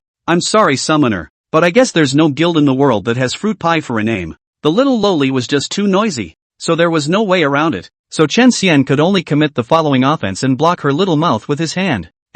Without the noisy bird, the trio felt refreshed and their minds were empty. An aura, too, like a meteor that cut through the sky and a lightning bolt that tore through thick clouds, appeared in Chen Xian's mind. There, let's not say we have no clothes, and we'll be with our son. Let's call our guild the Clothesless Alliance. As soon as Chen Xian had voiced his suggestion, Bone stood up in a mischievous manner. Clothesless Alliance. What a clothesless alliance? It is not said that there are no clothes, and the same robe with the sun refers to the fact that you do not have any clothes to wear. Then mine will be used with you. It is simply a perfect match with the purpose of our bottom players to embrace the warmth of the group. Bone looked straight at Chen Xian with nothing but adoration on his face. Worthy of being a great god. Not only is his strength high, but his literary skills also make me admire him. Tian Xiaolian raised her palms together above her head, almost as if she was bowing down to Chen Xian. Humph. Only Kier stubbornly twisted her head to the side, pouted her little mouth, and sulked. In any case, the Guild Clothesless Alliance was founded just by chance.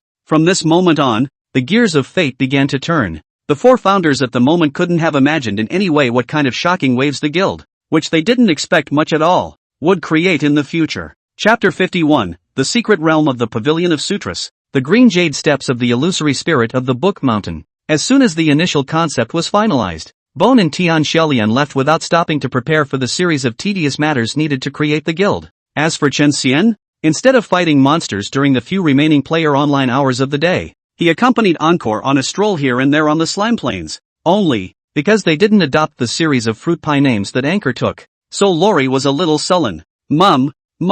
As it happened, a round, green slime was lying on its back in front of her path of necessity, shivering grass and shivering with great gusto. Stinky mum, no joy. Encore lands a nice leg kick on green slime's ass. The slime flew up with a swoosh and drew a beautiful arc in the blue sky, falling far away to nowhere. Then she turned back to Chen Xian and questioned him suspiciously. Big Can, why don't you use the name I picked out? How nice the Orange Society is. The oranges are round, fragrant, sweet and delicious, unlike your clothesless league, which doesn't even wear clothes. Chen Xian was also speechless. Where was this little girl thinking? His guild is called the Clothesless League, not the Exposed League. And who said anything about no clothes? Summoner, your online time for today is almost up. Oh, it's time to send heroes to explore the secret realm. Just then, Eve rubbed her sleepy eyes and got out of Anchor's arms. Ha, do we have to say goodbye again without realizing it? Hearing Eve say that, sadness and dismay spread across Encore's face. Is time flying by so fast? It's time to leave this interesting world again for a while. In reality, she is too lonely. In addition to the clear Phoenix sister will have no other friends. Many emotions she is alone convergence never exposed, because she knew that a child without a home had to be strong out there, and that displays of vulnerability attracted bad people. But in the game, around the big cans, she was able to be her true self. The big can gave her a sense of security she had never felt before, and just being around him was very reassuring and happy, as if she could throw all her worries away. Summoner, please don't be sad. A temporary parting is for a better reunion next time. Please fight with me tomorrow in high spirits and don't stay up late. The little loli couldn't hide her emotions at all, and whatever was on her mind was written on her little face. Seeing her reluctance, Chen Xian spoke out to comfort her. Aha! Encore nodded her little head perfunctorily. O goddess of nature, high in the clouds of the other side, your children call here. When heaven and earth change, allow me to draw the other world. Over here, Eve had closed her eyes and started a devotional chant. Space rippled like water, and the door to the secret realm manifested itself. Chen Xian lightly grabbed the 6 golden dice located in the center of the secret realm's door, on the white jade disc, and casually threw them. 6 sixes. 6 sixes. The talent Han Luck Chi Tian was once again in effect, and the secret realm's specialty harvest tripled. Stinking Iron Man, rotten Iron Man, why are you always so lucky? It's all because of you that Summoner won't charge. Oh, tonight the Queen is going to hold a inducing summoners to charge achievement recognition and judgment conference, and all the elves must attend. What should I do? Miserable. Eve stared grudgingly at Chen Xian, and immediately afterward, her pretty face was covered in panic. And even the frequency of her 6 small wings flapping was followed by disorder. This scene did not go unnoticed by Chen Xian, who was quickly sucked in by the white vortex that represented the secret realm of the hidden scripture pavilion under Inkir's dispatch. The scene in front of him was dark and bright at the same time, and between the light and dark transitions, Chen Xian realized that the environment he was in had changed greatly. No longer was it the prairie with a gentle breeze and a setting sun, but it was in the interior of a huge golden attic, or the bottom floor. Chen Xian looked around and what met his eyes was a golden color. Golden wooden floors. Golden wooden shelves sticky with cobwebs that look like they haven't been used in a long time. Golden tall bookcases that are still filled to the brim with a golden book-covered tome. The gold color of these objects is not the kind of gold, but the kind of gold that is heavy and lustrous in the harvested wheat fields. Is this the hideout? Chen Xian curiously explored everywhere, but he soon realized that he could not interact with either the wooden shelves, bookcases, or books. The only thing to interact with was the staircase on the right that cascaded upwards in a circle, winding endlessly. The steps were a light greenish color and stood out amongst the gold. Book Mountain Mirage Spirit Green Jade Steps. Quality, Mythic. Effect, the steps are made of illusory spirit green jade. Each step has an internal space. Kill all the book spirits in the internal space within the time limit. You will have passed the step and will be rewarded for clearing it. It will also unlock the qualification to hang on to this level of steps. Introduction. The Book Mountain has the road for the path diligently. The Phantom Spirit Jade steps to measure the strength of the line. Each layer of the ladder will show the recommended fighting strength. If the forced ascension of the steps were beaten, even the opportunity to hang up. Oh. Chen Xian stood in front of the green jade steps and carefully observed. Each layer of the green jade steps was the same, about 3 meters long and 1 meter wide, with a height difference of half a meter between them. But the most peculiar thing was that their thickness was actually as thin as paper. and Chen Xian was even worried about whether or not stepping on them would directly shatter them. In the end, he decisively stepped onto the first green jade step. It has a recommended combat strength of 300. Just after stepping onto the green jade steps, Chen Xian's eyes blinked and his body lightened. When the weightlessness wore off, he found himself inside an abandoned mine. Here, besides the thumb-sized rubble, were left 8 immense pieces of brown rock with tiny bumps at the top. They just happened to surround the square, trapping Chen Xian in the center. The spirit of the Book of Panxin, one of the 7 symbolic nodes of the Book of Changes.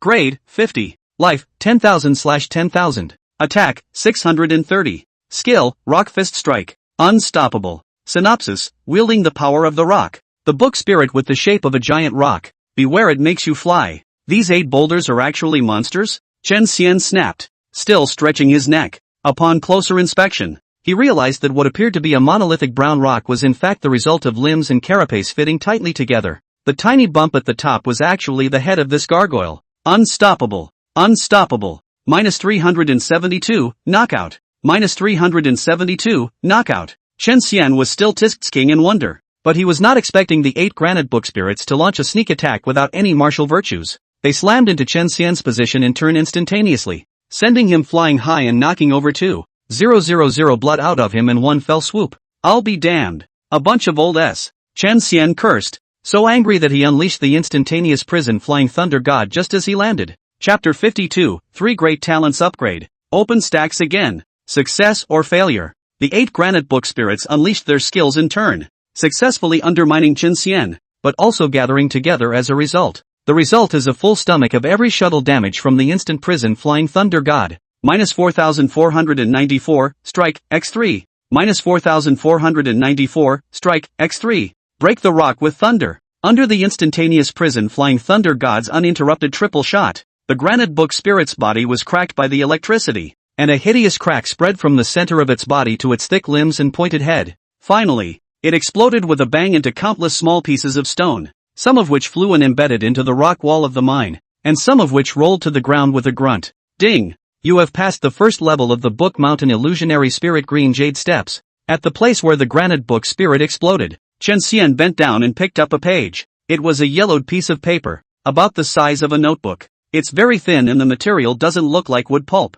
It looks like sagebrush and feels rough to the touch. However, it had a faint wisp of wisdom lingering on it, and just by holding it in his hand, Chen Xian felt that his brain was ethereal, and it seemed that even his IQ had risen. Amazing! Chen Xian stared in amazement. Scroll of Heavenly Scrolls, first level. Quality, normal. Effect, the ability to raise a talent or skill that can be upgraded from level 1 to level 2. Introduction, in the age of Hun Meng, which was so long ago that it was unknowable and unrecognizable, and even history had not been born, an incomparably horrifying great war took place. In that great war, the unquantifiable quality of the mixed Yuan Dao Saint Huan Yu Wuji Diffraction Heavenly Book was destroyed and turned into countless remnants of scrolls, which is the origin of the remnants of the Heavenly Book. 10 first-order Heavenly Scrolls can be synthesized into 1 second-order, 10 second-order can be synthesized into 1 third-order, and 10 third-order can be synthesized into 1 fourth-order. Can you upgrade talents or skills? Chen Xian checked the panel. Talents, Hong Luck, Hidden Unique. Pawn Luck, Indestructible Grip, LV1. Practical Training, LV1. Learning to Spell, LV1. Winds of Recovery, LV1. Skills, Earthshaking / Normal LV1. Instant Prison Flying Thunder God, Platinum LV1. Polar Whirlwind / Silver LV1. Whether it's a talent or a skill, only those that have a level displayed behind them can be upgraded. So Honker's Chi Tian and Pawn Luck are the first to be ruled out. Chen Xian didn't dwell excessively on the rest, preparing to first raise the 3 talents that could stack attributes every day. Undying Grip, Practical Combat Training, and Learning to Spell. First, what? You're asking how to upgrade 3 talents with a single scroll of heaven? Quite simply. Chen Xian put the Heavenly Book scroll into his backpack and took it out immediately afterward, and it transformed into 3 clearings in one breath. This is exactly the effect of the buff 6666, the harvest of specialties in the secret realm becomes tripled. Chen Xian then removed his helmet, revealing a stunningly handsome face, and then put the 3 Heavenly Book remnants on his face one by one like a mask. That's right, this is how the scroll of Heavenly Books is used. As the remnants of the Heavenly Book ignited themselves without fire and transformed into a single blazing golden spark that merged into Chen Xian's sea of consciousness, his 3 major talents collectively rose to level 2. Indestructible Grip, LV1 LV2 every 109. 5 seconds. Your next attack will be accompanied by 5% of your maximum life and spell damage and permanently increase your maximum life by 1020 points. Stacks up to 2040 times per day. Practical training, LV1 LV2 for each creature killed. Permanently increase attack power by 12 points. Stacks up to 2030 times per day. Learn to spell, LV1 LV2 permanently increases spell strength by 12 points per creature killed. Stacks up to 2030 times per day. Just one level up and the boost is that big? Chen Xian's face was delighted, but he quickly realized the end. Does the indestructible grip seem to increase far more than practical training and learning to spell? But whether the speculation is true or not needs to be taken up another level to be sure. Then continue to ascend the steps. So Chen Xian closed the panel. At this moment, he realized that he had left the abandoned mine at some point and was standing on the first level of the Green Jade Illusory Spirit Steps. The Green Jade Illusory Spirit Steps after the clearance was edged with a layer of gold, which meant that he could hang out. Chen Xian glanced at the hanging benefit, 1 heavenly scroll remnant, first level, per hour, lasting until he left the secret realm. Too little. Who's going to get away with this? Chen Xian shook his head in disgust, his gaze looking towards the second level of the Green Jade Illusory Spirit Steps. Recommended combat strength, 600. With nothing to hesitate about, Chen Xian lifted his foot and stepped on it. In an instant, the light distorted and the environment changed. This time he was transported to the center of a swamp. Chen Xian raised his eyes to look out and realized that he was actually surrounded by a blanket of grayish-brown silt. Boo! Boo! Boo! The surface of the sludge alternately bulged with large packets one after another, and one by one they burst open in turn, releasing a cloud of gray smoke.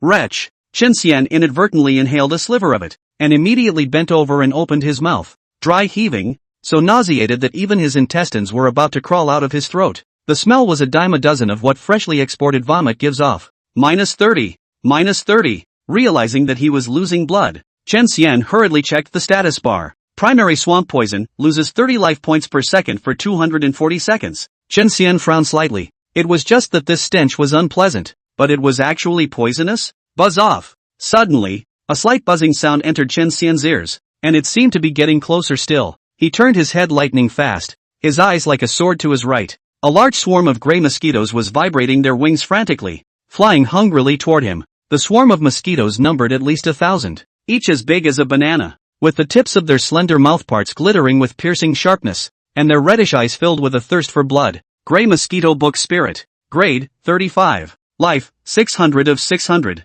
Attack, 185. Skills, Bloodthirsty Stab. Venom Injection. Synopsis, the book spirits that wield the power of bloodlust and look like giant gray mosquitoes. Even in winter, they can drill out and sting you. Chen Xian's expression was grave. At the moment he was standing on a piece of driftwood and surrounded by swamps. There was simply no way to avoid facing this group of mosquitoes. -1. Soon, the gray mosquito book spirit that rushed at the front stung on Chen Xian's armor, first dealing 1 point of damage that did not break the defense. -2. -2. Then there's the constant poisoning damage. -1. -4. -4. Immediately afterward, the second gray mosquito book spirit kissed onto Chen Xian's steel protective surface. No? Toxin damage can stack? Chen Xian was startled, and his mighty and robust body shivered several times in a row. There were thousands of gray giant mosquitoes, and if they all stung him, the toxin's second damage would exceed 2,000. He'll have to burp in 4 seconds. Can't hesitate. Polar whirlwind chop. Before the third gray giant mosquito approached, Chen Xian used his arm to control the sword, using his waist to generate power, and with his legs together, he spun in place on the driftwood like a gyroscope. -1456, strike. -1456, strike. As the heavy sword swung through, strong winds followed, and the power was terrifying. But a giant gray mosquito was still desperately approaching Chen Xian, and then they're literally lifeless. You have slain the gray mosquito book spirit, level 35. Gaining 350 experience points and permanently increasing your life by 20 points, attack by 2 points, and mana strength by 2 points. You have slain the gray mosquito book spirit, level 35. Gaining 350 experience points and permanently increasing your life by 20 points, attack by 2 points, and mana strength by 2 points. A gray rain fell around the driftwood and none of the thousands of giant gray mosquitoes survived. Chen Xian's 3 major talents were also directly stacked. The second level of the illusory spirit green jade steps. Pass. Ha! Chen Xian, who had collected his sword and stood upright, however, showed a look of surprise. For the reward for clearing this level, in addition to the heavenly book scrolls, there were surprisingly other items as well. Chapter 53, Inducing Players to Recharge. Heavy Reward. After killing the giant gray mosquito, Chen Xian's life value increased by 800 points, and his life cap had already broken through 9,000. His current life value was so thick that it was almost double that of a purple card of the same star and level. Of course, it's still quite a big gap from a gold SSR. However, Chen Xian firmly believed that as long as he lived well, he would definitely be able to match or even surpass SSR in the future, and that day would not be too far away. In addition to his life value, Chen Xian's attack had also increased by 20 points, bringing his total attack to 849. Mana strength is similarly increased by 20 points, for a total of 72 mana. Okay, seriously biased. But who made him a physical melee? After ascertaining the increased strength, Chen Xian then checked the reward for clearing the second level of the illusory spirit green jade steps. 2 heavenly book remnants, a sultry and delicate red rose, as if it had just been picked, with round, crystalline dewdrops still condensing on its petals, as well as a piece of paper similar to the heavenly scroll, but much larger, with a large black forget written in the center. Skimming over the remnants of the heavenly book, Chen Xian's gaze coalesced on the red rose and the paper with the word forget written on it. Literary, beauty, usually of a maid or concubine. Quality, bronze. Effect, can be gifted to heroes, increasing favorability by 6 points per flower. Synopsis, representing a more direct and fiery love affair than the blue siren. Quickly give it to your favorite hero. Hero favorability reaches a certain value. You can unlock the special function Yo. Oblivion. Quality, bronze. Effect, you can forget a talent or skill. Synopsis, there is no medicine for regret in the world, so please think twice before you act. A look of interest surfaced on Chen Xian's face. The red siren,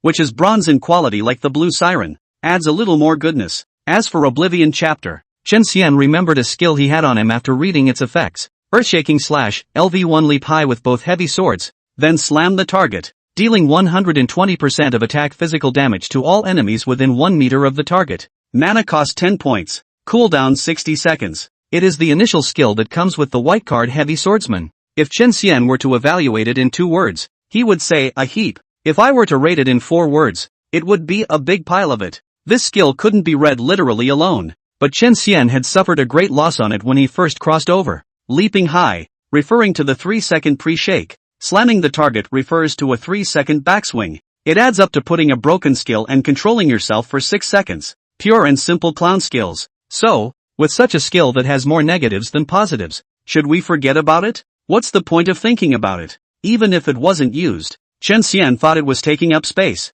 Then, garlic it up. Chen Xian was about to use the Oblivion chapter, but after looking at its introduction, he gave up. Is there really no place for junk skills? Chen Xian did not think much on this issue, but instead looked towards the 3rd level of the illusory spirit green jade steps. Recommended combat strength, 1000. Late at night when all is silent and the stars and moon are submerged, while the heroes are trying to explore and improve their strength in the secret realm, a certain mysterious place within the heavenly domain Great World was not quiet. This mysterious place was a world of flowers and a sea of trees. A strain of strange flowers and exotic grasses that could not be named grew unchecked, and an ancient tree with flourishing leaves rose up from the ground, majestic and vast as an ocean, with a source as long as a heavenly river of life force filled the entire space, as small as the gap between the flower and the leaf, and as large as the gap between the sky and the earth. All of them are the pure life force that can increase the lifespan of 100 years if a mortal breathes in a mouthful of it. This was the Forest of Elves, the direct descendant of the goddess of nature and the ancestral land of the elves.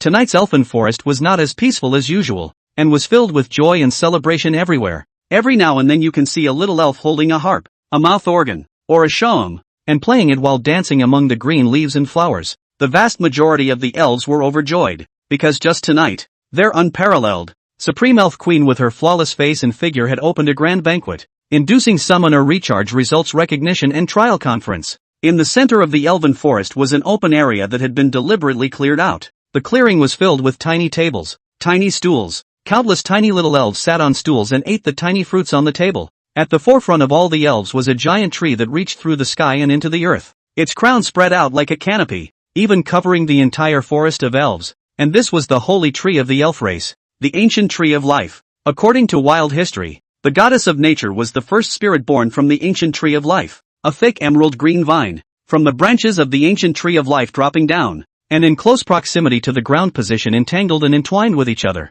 and finally even coalesced into a bright emerald green throne. A woman was sitting on the throne. Just by sitting there, she drew all the light from heaven and earth. She was so beautiful, That face seemed to be a perfect masterpiece created by the natural hands of heaven and earth without any light or heavy makeup. She also has a figure that fits the true meaning of nature. So that words like nurture, abundance, and reproduction come to mind when you look at her. Especially the two groups in front of the chest, even as large as a honeydew melon, bulging up as if at any time fine dress will be broken. A pair of long legs under the flower skirt is round and tight, neat degree full and not loose sexy, and the smooth skin, white and attractive, as if only in the milk bath. But what attracted the most eyeballs was the 18 glowing, brilliantly glazed feathers behind the woman's back, as well as her extremely long and silky blonde hair that even spread the entire emerald green throne. Each strand of blonde hair had a varying number of oval green leaves growing out of it, and it was simply magical. She, the most adored and beloved queen of the elves. It was she who initiated this extravaganza. Pixie Leia, inducing summoner Ghost Slayer to recharge 10,600,000 starstones. This emperor rewards you with 100 drops of holy dew that has been blessed by the goddess of nature. Cecilia the elf, inducing summoner Blue Crystal to recharge 23,600,000 starstones. This emperor rewards you with 236 drops of holy dew that has been blessed by the goddess of nature. Pixie Lucille, induce summoner Tian Xiolian to recharge 12,000 starstones. And this emperor rewards you with 1 drop of ordinary holy dew. The elf queen sat high above the throne, awarding prizes one by one to the recharge achievement roster in her left hand. As her swan-like elegant voice spread throughout the venue, a small pink bowl made of lotus flowers would appear out of thin air on the tabletop in front of the elf whose name was Red. What was in the bowl was a clear, crisp, transparent liquid that glowed with a starburst similar to the starstone. It was just that some of the elf bowls were as bright as the bright moon, while others were as faint as a glowing fire. Tons and tons and tons. The elves picked up their little pink bowls and drank them in with faces full of enjoyment. Then, any Pokemon that drank the holy dew surprisingly had their bodies grow larger in equal proportions of varying degrees. I'm growing up. I'm growing up. I've grown too. But can I grow as big as the queen? Hey, don't be discouraged. As long as we stick to inducing summoners to charge to the death, we'll definitely be able to do it. The vast majority of the pixies were giddy and full of hope for the future. The other part eyed them. Eve is exactly one of them, putting together white cards, lousy white cards, all because mud summoners don't fill up their nests and the nests don't grow. Eve cursed vaguely as she stuffed elf tree fruit into her mouth. Just then, the elf queen's voice turned cold. This is the end of the recognition assembly. Next is the judgment assembly. Upon hearing this, the color of blood instantly faded from Eve's pretty face. Gulp! The tree fruit he had just picked up also tumbled to the ground as his body was drained of strength. Chapter 54, Eliminating Zero Kryptonite Players, Creating a New World of Universal Recharge. Above the throne. Pop! The elf queen slapped the armrest. Her slender body changed from sitting to standing. Standing up, a pair of emerald-like pupils inspecting the whole scene majestically. The elves were stunned into silence by her unruffled presence, and the celebratory music came to a screeching halt. Especially those Zero Kryptonite Players elves. They lowered their heads in fear, their tiny bodies cowering and trembling unceasingly. The elf queen reprimanded as she made her rounds, her heavenly voice filled with hatred. Empty-handed subjects. What's the matter with you? Did you all listen properly when the emperor was teaching? Knowledge points like the art of selling cute, art of crying misery, method of cheating Krypton by taking advantage of the weakness, method of enumerating the benefits of charging money, and other points of knowledge. The key points, which the emperor has instructed in the class in 1,000 ways. Have you all mastered? Each and every one of you came back with a 0 egg grade and learned all of it back to this emperor. This emperor will be pissed off by you sooner or later. The elf queen's stunning face was filled with huffing and puffing, and a raging wave raised in front of her chest.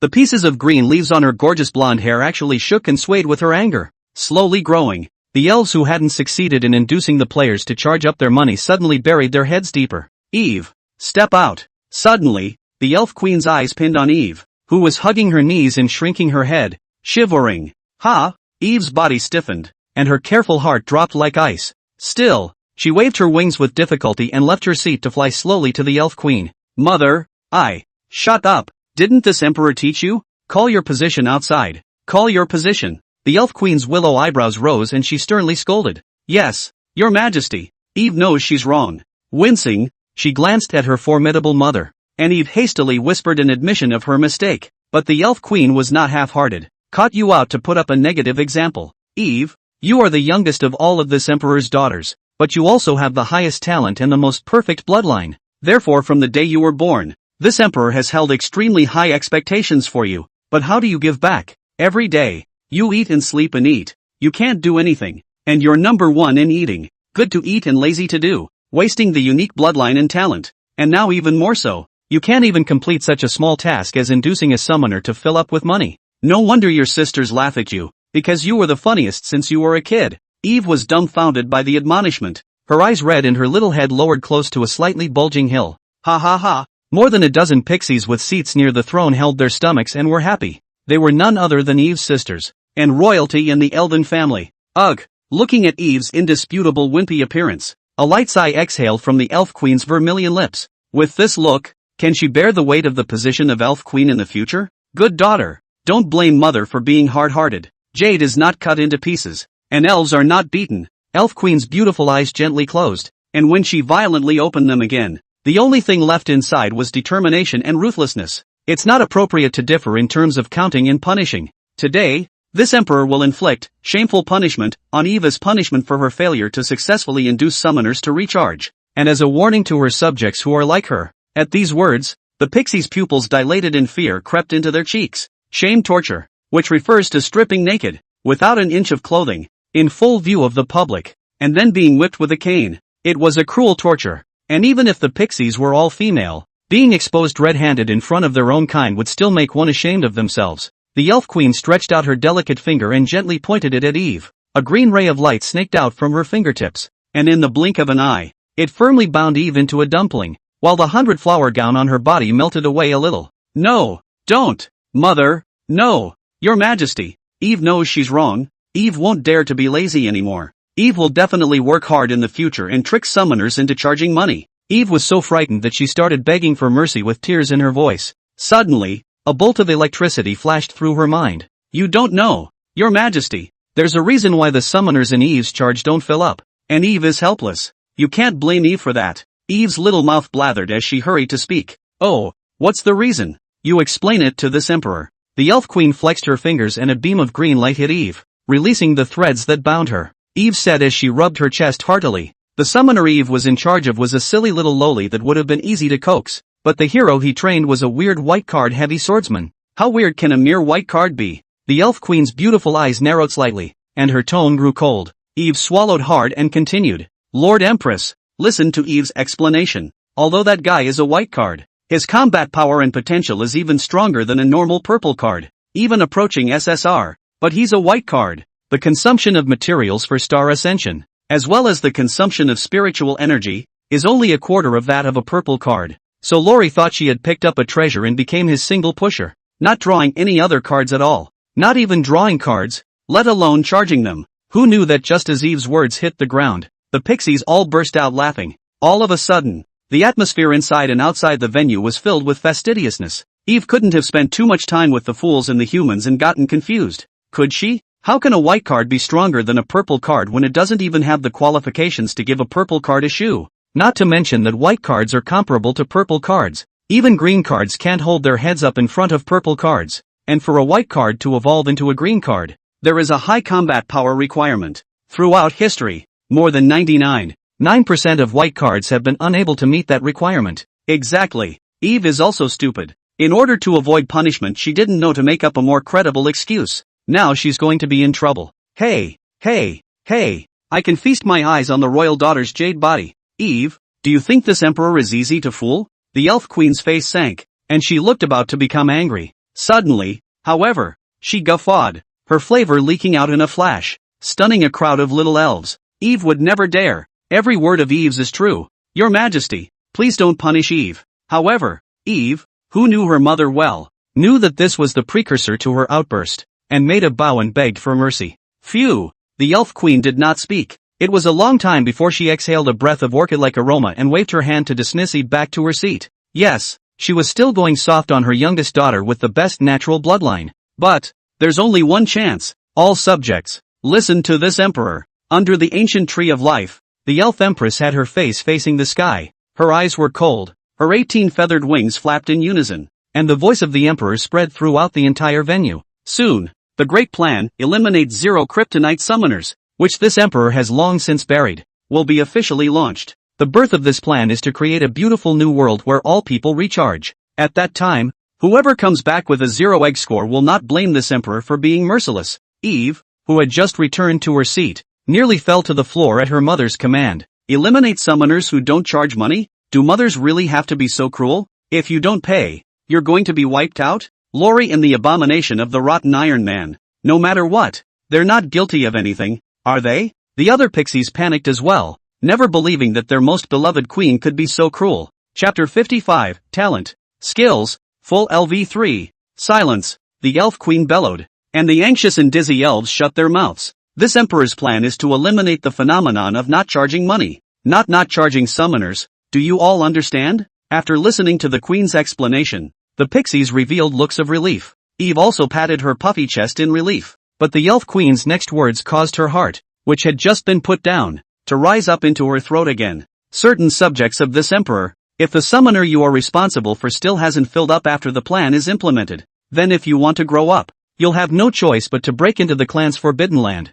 The moment they heard the word Forbidden Land, the faces of the elves all showed a look of horror. Eve's body stiffened, her pupils dilated, and her mind unconsciously recalled the records about the Forbidden Land in the ancient books of the elves. It was an ancient road that had been sealed for tens of thousands of years because it was too dangerous. As long as you step into the ancient road, it is 1 step a killing chance, 10 steps a calamity. 9 deaths in 1 life is not enough to describe the degree of danger. That ancient path was called the 100 Refinements of the Robbing Lotus-Thorned Emperor's Path. Seeing that the little ones were successfully stunned, the corner of the elf queen's lips lifted into a satisfied arc. Again, as if she had thought of something, her turquoise eyes looked toward Eve once more. After the plan is launched, if the summoner you are in charge of still refuses to recharge, bring her before this emperor. Oh, and what's that crappy white card you were talking about? Bring that along too. Humph, dare you not charge money? This emperor will temper himself well. Eve nodded her head coyly, not daring to say no. Chen Xian,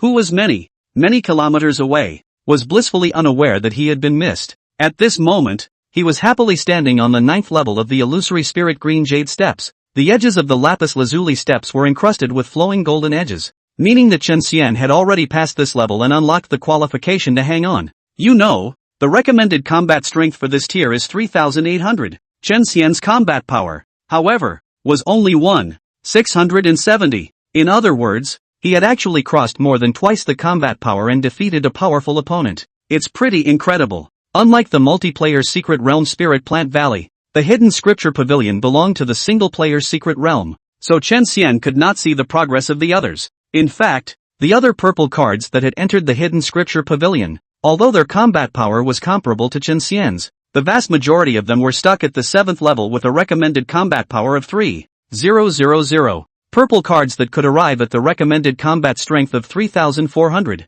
which was the 8th tier, were a rare breed. And no purple card has yet to reach the 9th floor. And like the 9-tailed demon fox, Daji, the overlord Xiong Yu, non-supporting SSRs, despite their simple and brutal numerical advantage, arrived at more layers than Chen Xian. However, what Chen Xian could do, they could not, and they could only defeat opponents that were more than twice as powerful as themselves. There was a reason why Chen Xian was so raw. On the one hand, it is his talent Han Luck Chi Tian that makes a big difference, all probabilities in his favor, forcibly fixed at 100%. A plain sword, even if it lightly grazed the monster, the first thing that comes out is must blast, must strike, must lucky strike, must armor break, must double harden. On the other hand, from the 2nd to the 9th floor, he had obtained a total of more than 70 first-ranked heavenly scrolls, most of which he had synthesized into second-ranked ones, which was just enough to upgrade all of his main talents and skills for one round. First of all, his signature skills can be described as the pursuit of escape both, with the virtualization to avoid damage, repeatedly build a miracle really good, but also with the United States together with the tour of the Instant Prison Flying Thunder God. Instant Prison Flying Thunder God, unique, quality, platinum, level, LV1 LV3, effect, upon activation, can transform into a lightning bolt of extreme speed, weaving through a 5x5 7x7 meter area 3 times at will, each time dealing 320% of attack power physical damage to all enemies in its path. This damage ignores 20% to 2% of the target's defense, and can be stopped at any time during the shuttle. Each shuttle consumes 100120 mana and has a cooldown of 8078 seconds. The numerical increase may not seem like much, but it's a win all around. Range, damage, defense, and cooldown have all improved. The result is 1+1+1+1+1 4. Next up was Chen Xian's swarm attacking weapon, The polar cyclone chop that had been used to great effect on the second level to eliminate the mosquito swarms. Polar whirlwind chop, unique, quality, silver. Level, LV1 LV3. Effect, swings the weapon and spins in place for 3 seconds. Each rotation during the duration deals 100% 110% physical damage to all targets in the attack range. Number of revolutions equals 35, plus speed divided by 150, currently 7 revolutions are possible. Mana consumption 120140 points. Cooldown 8078 seconds. It's only a 10% damage boost, but it shouldn't be underestimated. Now he can spin 7 times in 3 seconds, each time by 10% more, and the eventual increase in damage will be significant. After the active skills were upgraded, next was Chen Xian's only passive skill. Crack, passive skill. Quality, silver. Level, LV1 LV3. Effect, when an attack hits, there is a 15% chance that it will lower the target's defense by 100300 points for 5-7 seconds. Crack is a fixed value armor breaker that a discerning eye can see at a glance, and in the later stages, or even the middle stages, it will have to be unarmored, but in the early going, it was real strong. My current attack power is also only 879 points, and a full 300 points of armor breaking boosts output even more than the 2 major active skills combined. Chen Xian was satisfied with this passive. After all, active skills had a cooldown, and normal attacks were his best fighting style. After all, who can't love a bunch of special effects when you cut a sword? And it wasn't just himself who benefited from the crack passive upgrade. With the final showdown with Assam the Great tomorrow, it allows more players to have the ability to break defenses. Only after applying the Heavenly Book Scrolls mask 6 times did Chen Xian raise all 3 skills to LV3. As for the pitiful skill Shaking Ground Slash that had been forgotten in the corner, Chen Xian had already been soft-hearted by not forgetting it. Upgrade? Don't even think about it. Since the skills had all been raised to LV3, the talents that were more cost-effective by a mile, Chen Xian naturally wouldn't favor one over the other. The 3 major talents that permanently stacked attributes, plus the Wind of Recovery, had all been raised to LV3 as well. Moreover, Chen Xian did not forget to compare between the Undying Grip, Practical Training, and Learning to Spell between the 3, the magnitude of their upgrades after they were upgraded, and it was this comparison that made him realize the end. Indestructible Grip, LV2 LV3 every 9 seconds. Your next attack will be accompanied by 5% 6% of your maximum life and spell damage and permanently increase your maximum life by 2030 points. Stacks up to 4080 times per day. Practical Training, LV2 LV3 for each creature killed. Permanently increase attack power by 3 points. Stacks up to 3040 times per day. Learn to Spell, LV2 LV3 permanently increases spell strength by 3 points per creature killed. Stacks up to 3040 times per day. Chen Xian realized that after the 3 major talents were upgraded, the life value, attack power, and spell strength increased a little bit incrementally each time they were stacked. Also squeezed into the toothpaste are the daily times for hands-on training and learning to spell.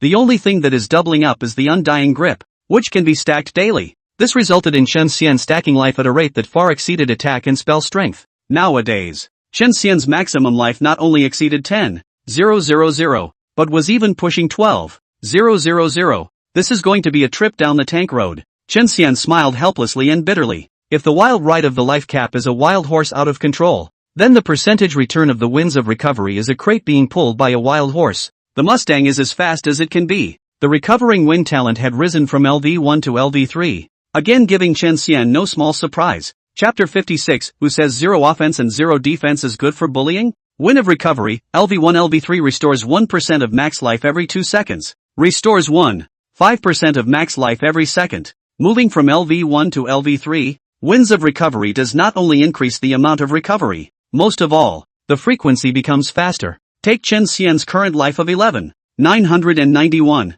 Before the upgrade, it was 119 points of life restored every 2 seconds. When upgraded, it's 179 points of life restored every 1 second. When he fought Assam the Great this afternoon, Chen Xian still needed to drink a primary life potion to barely offset the negative effects of Daybreak's Imperial Might. Now with the LV3 Winds of Recovery, he wouldn't have to drink life potions when he had the final showdown with Assam the Great tomorrow, saving a lot of chump change. In 2 words, comfort. It was with the help of his talents and skills that Chen Xian was able to step onto the 9th level of the Green Jade Illusory Spirit stage, which even the purple card couldn't hope to reach, with a combat power of 1,670. But Chen Xian's ambitions did not stop here. Even though the monsters on the 9th floor had already made him sweat and the process of clearing the level was quite difficult, but he still wanted to step onto the 10th floor. There was no other reason. The reward for hanging out on the 9th floor was 9 first-ranked heavenly book scrolls, and there was still a little more than 10 hours left until the player came online. If he hung out on the 9th floor,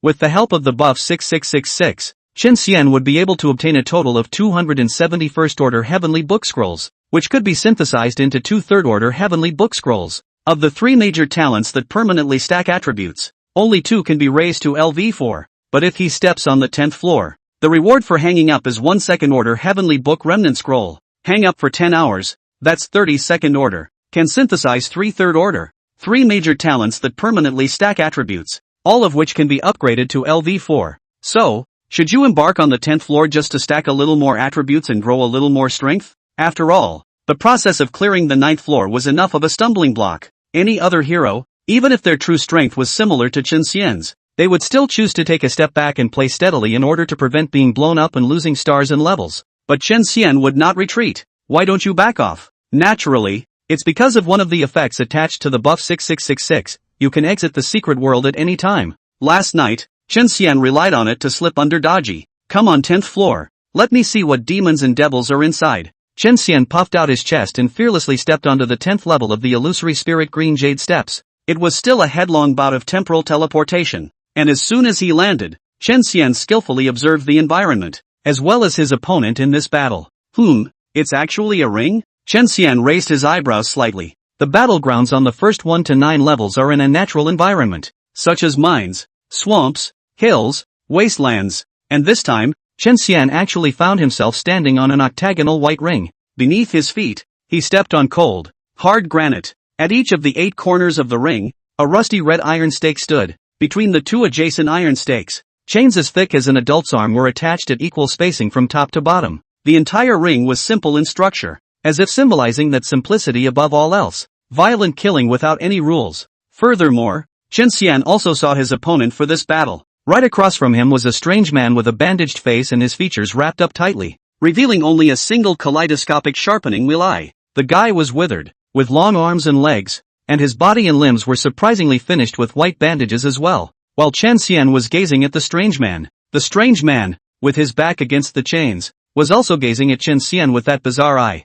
It's so strange. How does it feel like I'm being spied on when I'm being looked at openly? Chen Xian sucked in a breath of cool air, the strangeness making his scalp about to explode. What was even stranger, however, was the attributes of the strange man in Chen Xian's eyes. Strange pupil of the book. Grade, 100. Life, 50,000/50,000. Attack, 0. Legal strength, 0. Skills, bring it on. Synopsis, a book spirit that wields the power of reading and has the appearance of a mummy. Doesn't it feel like it's easy to bully? Awesome. The last dead man thought so too. Ridiculously thick life. But 0 attack and mana? Even 1 skill? Chen Xian frowned. This guy across the street, how can he look so weird? Chen Xian also noticed one more thing. The monsters on the first 9 floors were all active attack types. Only this guy waited unhurriedly, just like in some deep alleys. Those who dress demonic and thickly made-up ladies never take the initiative to solicit customers, because the familiar customers will find their way to the door. Since the enemy doesn't move, then I won't move either. Just like that, Chen Xian and the weirdo froze for a minute with their eyes glaring at each other. In the end, Chen Xian lost the battle. There was no way. There was a time limit to pass the level, and the only way for him to continue spending time was to lose. Never mind. Let's try it shallow first. With a flash of stern light in his eyes, Chen Xian instantly transformed into electric light and swept past the strange man with the might of brilliant thunder and lightning. It was the instant prison flying thunder god that had risen to LV3. -5,624, strike. -1,438, undying grip blitz. Large blood-red numbers and blue numbers emerged from the strange man's head, and Chen Xian's face lit up with joy. This damage meant that not only was the weirdo's attack and mana strength 0, but even his defense and mana resistance were 0. Maybe I'm overthinking it. Maybe the 10th floor really is the bonus level? Such a sandbag of feudal blood could have taken it down himself in less than 10 seconds. Chen Xian, in his excitement, did not notice the flash of azure electric light that violently swept through the weird man's bizarre right eye. Next, the strange man instantly disappeared from his spot. An electric light, brighter and swifter than Chen Xian's earlier, swooshed from in front of him to behind him. -10, 378, strike. A 5-digit damage number floated up from the top of Chen Xian's head, and his life was instantly down to just over 1,000. Zip, zip. Chen Xian looked down at his chest, where the white armor, along with the skin, flesh and blood, and even bones had disappeared without a trace, leaving only a large hole with electric arcs swimming around the edges. Hiss! Chen Xian sucked in cool air from the pain, but he gritted his teeth and forced himself to endure the severe pain to turn around and back away from the strange man. Plus 179. Plus 179. The wind of recovery talent came into play as Chen Xian's life slowly recovered. The recovery of life was not only shown in the blood bar above Chen Xian's head. In the large hole in the center of the chest, only the flesh buds kept wriggling and growing, and the blood vessels extended and intertwined from the wall of the hole towards the center, gradually weaving a web of blood vessels. There was also white bone dust piling up a little bit, building up like a tower of sand into ribs and a spine. The last thing generated is skin, and a freshly baked piece of chest steel armor. This is Skyrim, so real that it seems like a game from another world. Chen Xian and the strange man were far apart.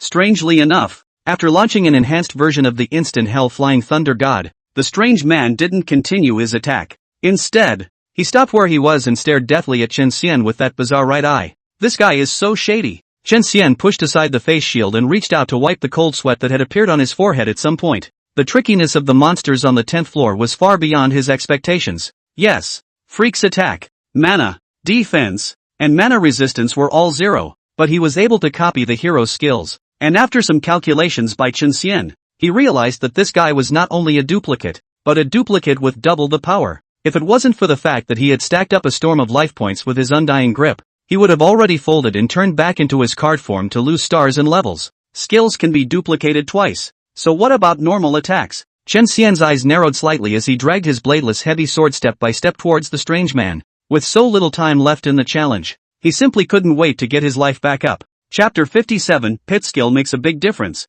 Copy monster. I wonder how your excellency should respond if I make a normal attack. Chen Xian stood 3 paces away from the strange man, his bladeless heavy sword slung over his right shoulder, the corners of his mouth curling into a confident arc. He really didn't believe it. This weirdo's only skill, bring it on you, could even replicate a general attack. Snort! As if the strange man had understood Chen Xian's words, a low snort actually squeezed out between the cracks of the bandages wrapped around his head. Rampant! Chen Xian's sword brows slightly raised, his bent right arm suddenly straightened out, and the bladeless heavy sword, which was 1 meter 6 long and taller than Ankir, drew a beautiful arc and smashed into the strange man's shoulder in a smooth manner. Minus 1758, strike. Minus 1758, strike, lucky streak. Minus 1758, strike, streak. Minus 1758, strike a combo, lucky combo. 4 blood-colored numbers, almost in no particular order, rose from the strange man's head. In an instant,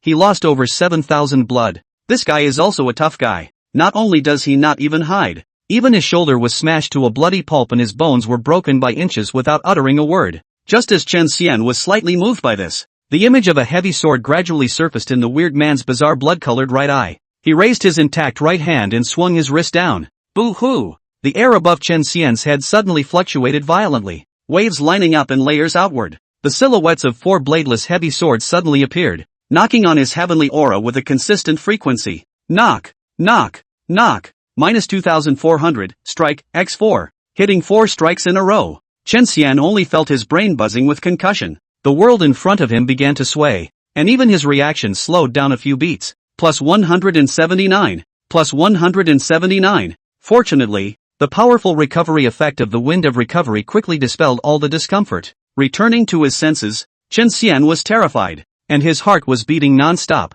not yet completely detached from the throbbing. It was too close. Just now he was down to a little bit of blood skin. Not only can this guy double copy skills, he can even copy poke attacks? Chen Xian was slightly annoyed. Damn designers, wouldn't you be happy to work in the water and feel the fish? Why do you have to rack your brains to design some netherworld monsters? The extent of the black-heartedness of the celestial realm had once again refreshed Chen Xian's imagination. Oops, there's not even 20 seconds left in the challenge. Looking at the time bar that was shortening like a burning cigarette, Chen Xian's heart tightened. Snort! Adding fuel to the fire, the strange man mocked Chen Xian again. Not only mocked, but even gave him the middle finger. Skills don't work, and neither do pummeling. This guy actually despised me. He's too arrogant. I can't even tolerate it. Chen Xian frowned, thinking hard about a way to break the situation. At the same time, he opened the panel, and his scrutinizing gaze swept over the talents, skills, and even equipment. Ha! Suddenly, Chen Xian's gaze condensed,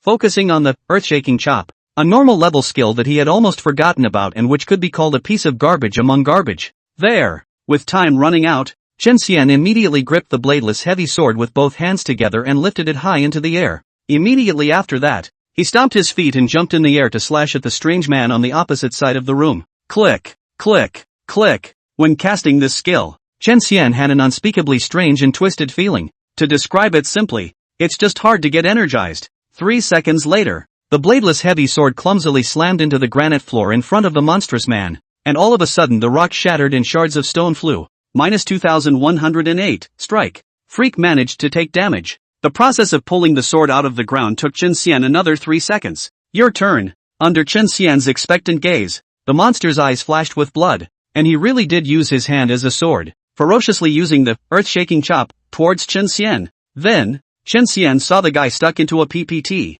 moving ridiculously slow. Yes, Freak could double copy skills, which meant that the forward and backward swings of earth-shaking slash would go from 3 seconds to 6 seconds. Put a skill on it and control yourself hard for 12 seconds. Roar! The monstrous man in a state of vacillation also sensed that something was wrong with the skill and let out his first roar so far in the battle. In the blood-colored one eye, even more humanized anger appeared. He also didn't expect that the guy on the opposite side would actually use such a dirty trick. He struggled desperately to get out of the process of casting his skill, but he couldn't do it. The reasoning was simple. While he enjoyed the power brought by his exclusive skills, he also had to bear the cost and risk for it. Since you can't move. Next. Hey. Chen Xian licked his lips, his cheeks hidden behind the helmet taking on a hint of evil. After torturing him for so long, it was time to get out of the way. Chen Xian lifted up the heavy sword without a blade. Also do not use skills. According to the strange man's head clang is a smash.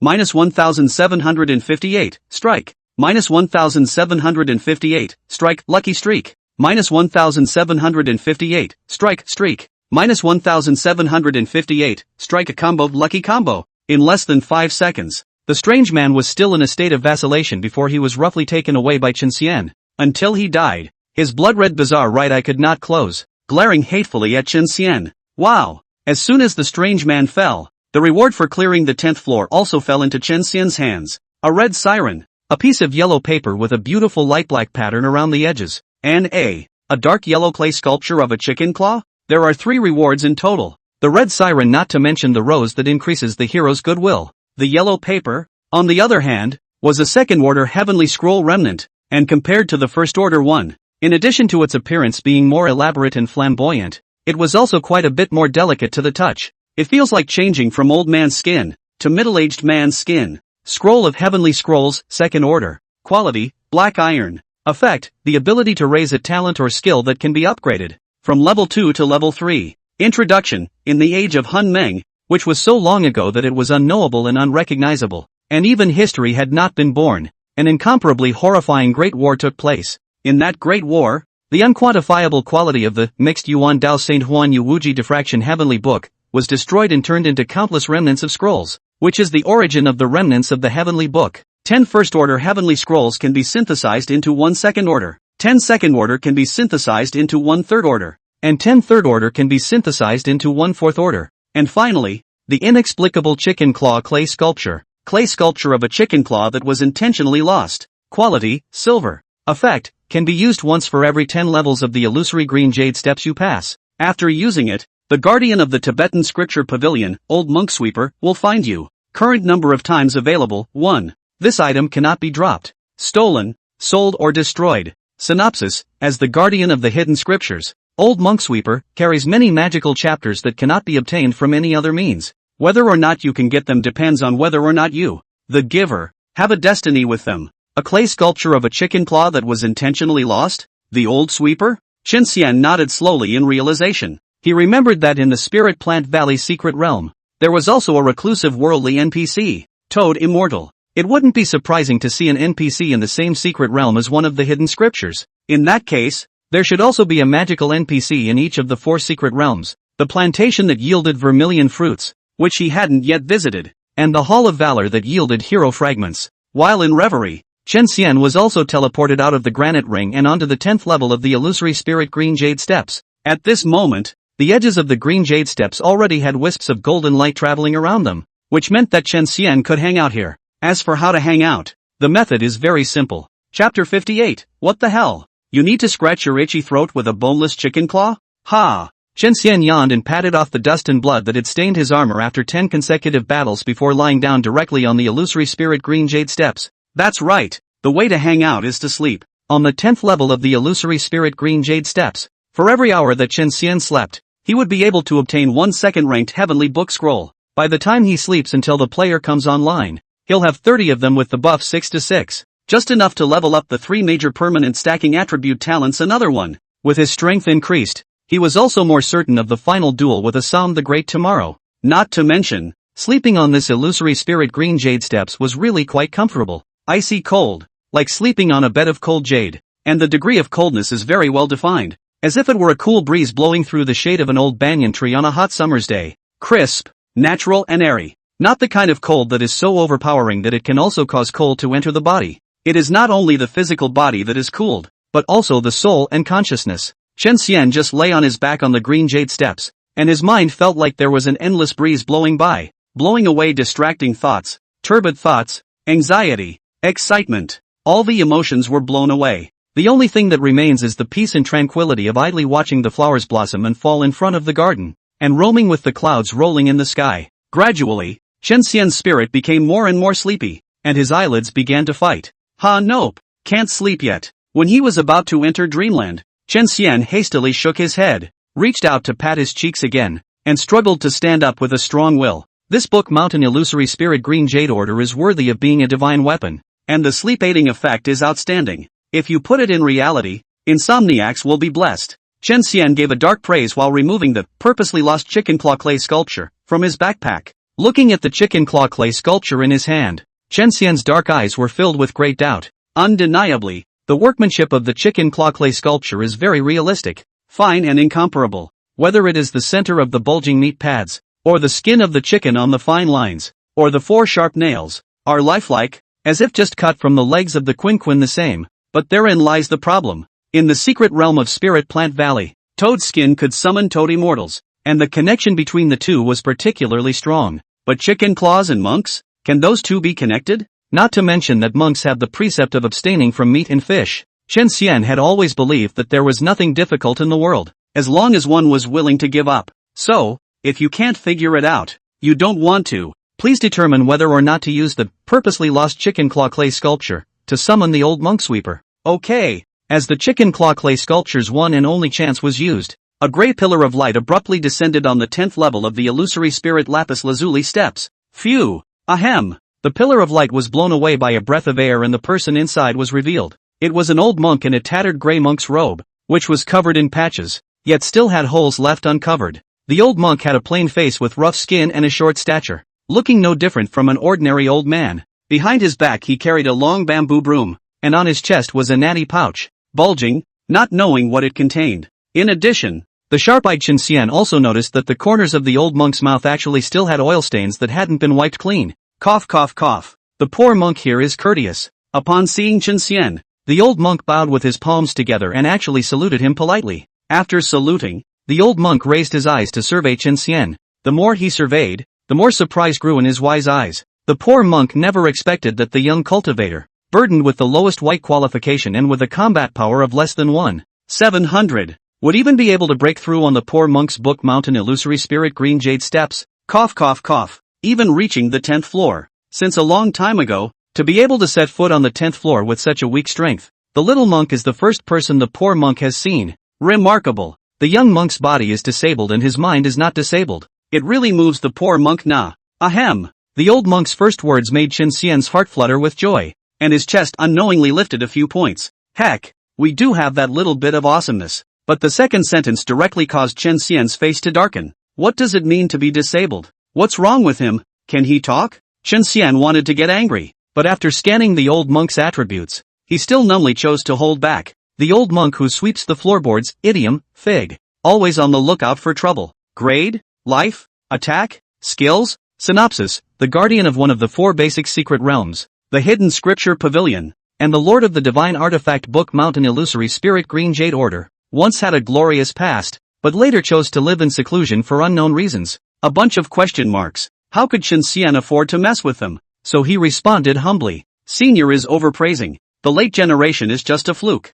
Cough cough. At these words, the old monk sweeping the ground but inexplicably coughed 3 times in a row. Chen Xian frowned in confusion. Why is senior coughing? Could it be that what the late generation said was wrong? Upon hearing these words, a flash of thievery flashed under the eyes of the old monk sweeping the ground. Cough cough cough. Little monk, you do not know. Poor monks since childhood to commit this itchy throat, cannot stop coughing problem. So far decades, all kinds of prescription have tried, but has not been better. The only thing is that in the village, the old shop that has been passed down for 100 years, Brother Lay's Chicken Claw Shop, there is a delicacy called Jiayun Pepper Secret Boneless Chicken Claws, for sale, and the poor monk scratches his throat with it to stop the itching. Saying that, the old monk sweeper even licked the oil stains at the corner of his mouth with a retrospective look. Chen Xian. The breathlessness of the moment was a deafening roar within him. Chen Xian's eyes widened in disbelief as he scanned over and over the old sweeping monk. He wanted to break his head, also did not expect. In front of this back to basics,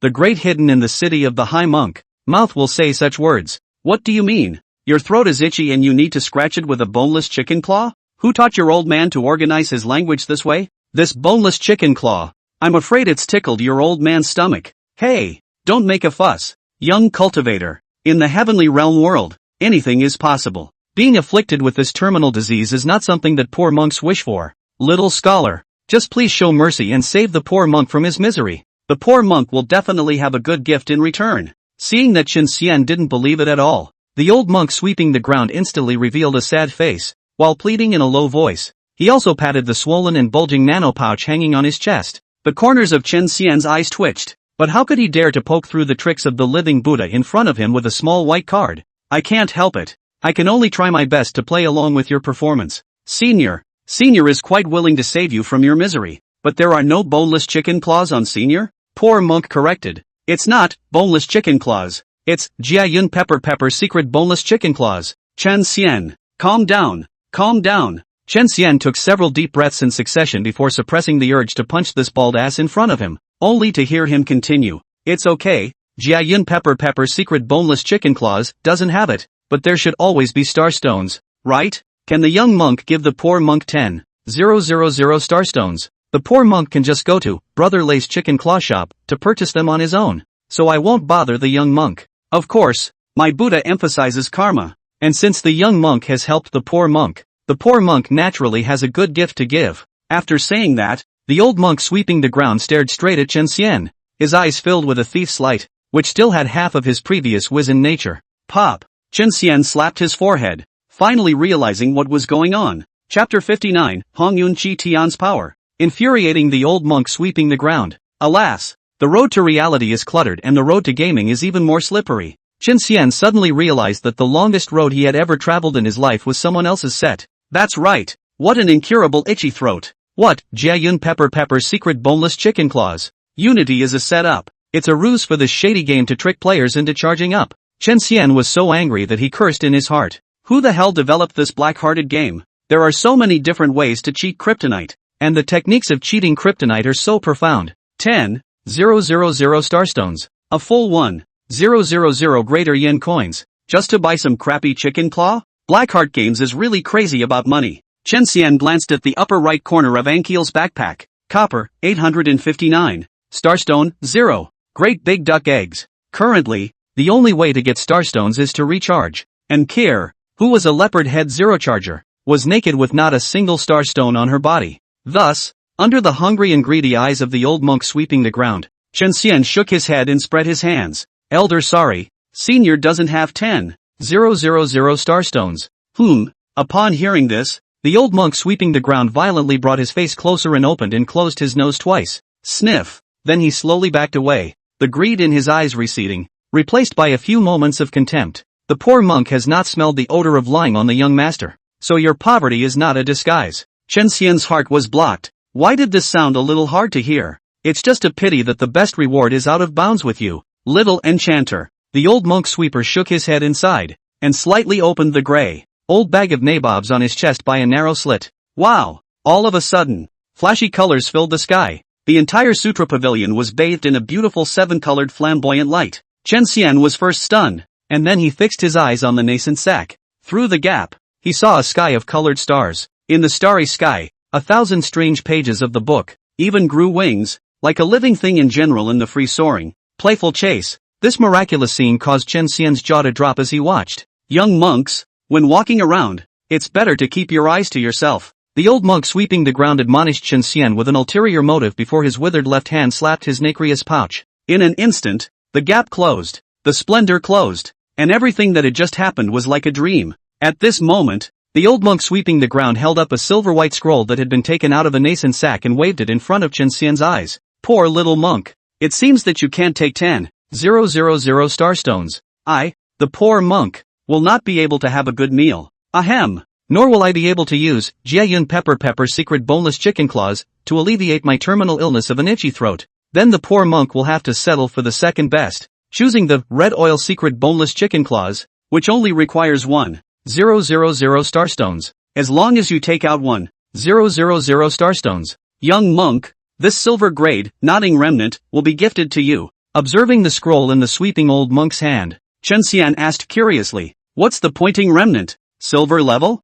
Is there a higher grade? Perhaps tired of standing, the old monk sweeper removed the broom from his back and placed it flat on the side of the green jade steps, then sat on his butt on the broom head, and tilting his head, he explained to Chen Xian, nodding remnants is a type of heavenly book remnants, and as the name suggests, it can nudge talents or skills to gain new special effects. As for the grade, if you, young monk, can take out 10,000 starstones, what the poor monk will gift you will be a gold grade enlightenment remnant. Compared to the silver grade, it has a much higher success rate for the pointing. Hearing this, Chen Xian's eyes began to look a little different. Is it just that the success rate of the nudges is different? The old monk sweeper looked at the little cutie, looking at him as if he were. Young monks, this is not true. There are a total of 3 kinds of remnants in the hands of the poor monk. The gold level of the enlightenment remnants has a success rate of 20%, and the silver level of the enlightenment remnants has a success rate of 10%. As for the bronze level nodding remnants, there is only a 1% probability of successful nodding, and it is most useless.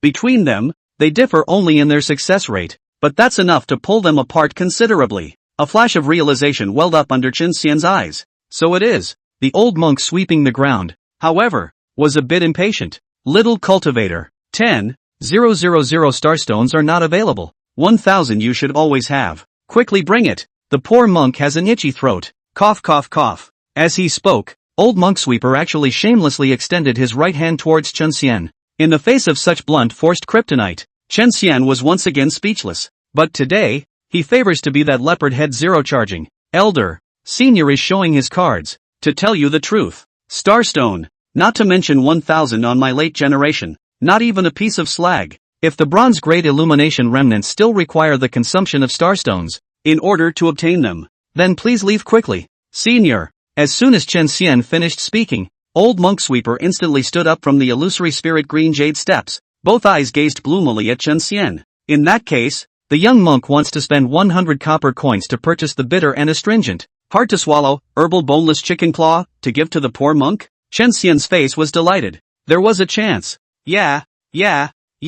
He nodded repeatedly. Ahem. The young monk does not know. The poor monk only eats. Only Jiayun Pepper secret chicken claws, or red oil secret boneless chicken claws, to scratch his throat. Cough with other poor monks. The old monk sweeper said to Chen Xian in a warning tone. However, Chen Xian's next words infuriated him so much that he could not wait to swing his broom and slap Chen Xian's swollen mouth. But, senior, you were already coughing? Allow the late generation to dare to say a word. The first 2 chicken claws in chili and red oil, senior you still often eat. Throat cough are light, not rotten are lucky. Herbal boneless chicken claw is so good. The herbs are gentle and nourishing to the throat. It is truly suitable for you. Senior, what's a little bit of bitterness? Isn't there a saying that good medicine tastes bitter? The old monk sweeping the ground was so angry that he was on the verge of red warmth, shivering as he reached out and pointed at Chen Xian. Brat! You!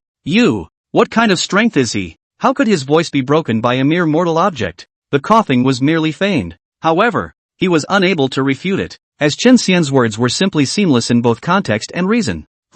Next, the poor monk would like to see what you can enlighten? Thus, Chen Xian spent 100 copper coins in exchange for the bronze level dispensing remnants, as well as the eyes of the old land-sweeping monk who was watching the show. Tonight, he had sold several copies of the gold-ranked nodding remnants, but the vast majority of those heroes who had purchased them had failed to nod, not to mention the bronze-level pointing remnants with a success rate of only 1%. This poor and ragged little shipper was going to be able to make it, and he was going to eat his broomstick on the spot. Regret it. Regret why you didn't charge more. Just as the old monk sweeper was gloating and preparing to enjoy the loss on Chen Xian's face, a green pillar of light rose from the top of Chen Xian's head, accompanied by an incomparably rich vitality pouring out from it. No way? He actually did it? Depressed, angry, shocked. At this moment, old monk sweeper had mixed feelings in his heart. When compared to him, don't those guys who spent 10,000 starstones and failed in their enlightenment become pure and simple great seeds of injustice? I didn't realize that the special effects that came out of the point were so powerful.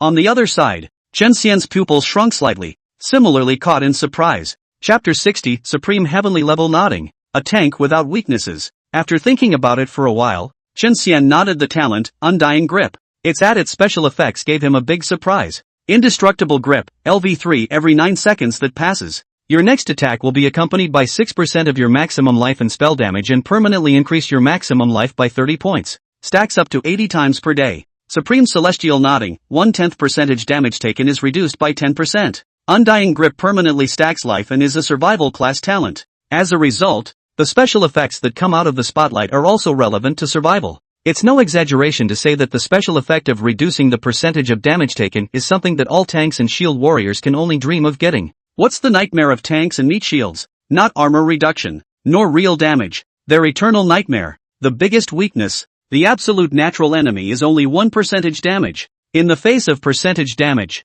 it makes no difference at all whether it's 10,000 blood, 100,000 blood, or 1,000,000 blood. Percentage damage is the merciless butcher knife that specializes in slaughtering tanky meat shields. Originally, Chen Xian didn't even want to be the tank that was going to be brutally beaten up if he lived. But who made him carry the Undying Grip? A talent that stacks huge amounts of lifesteal? Forced into a position of power, he is also helplessly a prisoner of percentage damage. But from now on, times have changed. He will be a tank with no natural enemies, an absolutely solid meat shield. However, there was one thing that Chen Xian was very upset about. Elder, allow my junior to venture a word. Are you being too stingy? Giving a nod to special effects gouging. 1/10 isn't enough, is it? It's like scratching an itch. It doesn't hurt at all. Chen Xian gathered his courage and said to the old monk sweeping the ground in front of him who was still immersed in depression. What? Brat! You'd better make it clear to the poor monk that the special effect you've nudged out is only 1/10?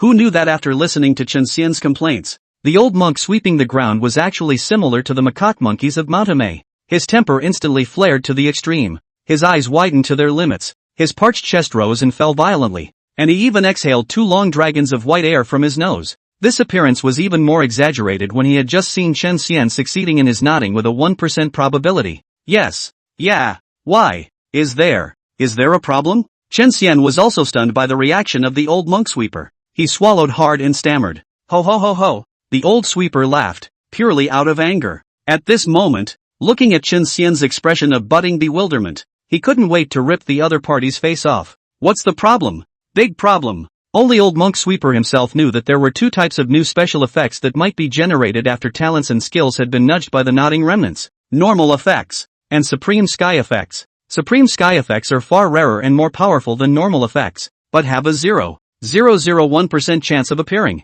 And the Supreme Heavenly Special Effect could only be obtained by tapping, and it was simply impossible for it to be attached to equipment or props. Also, no matter if it was a bronze, silver, or gold-grade nodding remnant, there was only a 0.001% probability that the nodding would be successful. But now what? The probability that millions of spendthrift big spenders hadn't triggered was triggered by the penniless kid in front of him. As for why only 1/10, it was because the Supreme Heavenly Special Effect was too strong, and there was no way for a mere remnant of a piece to fully illuminate it. Normal effects would be fully nerfed, but it doesn't even deserve to raise its head in the face of the crippled version of the Supreme Sky Effect. Damn brat! Did he save the world in his past life? Otherwise how could the blessings be so deep? It's a loss. The poor monk has lost a lot of money tonight. The old monk sweeper was so depressed that he was not even in the mood to eat chicken claws. Elder, why are you dryly smiling and not speaking? You'll have to fill in the missing piece of special effects for the latecomer. Ha! Seeing that old monk sweeper was only laughing,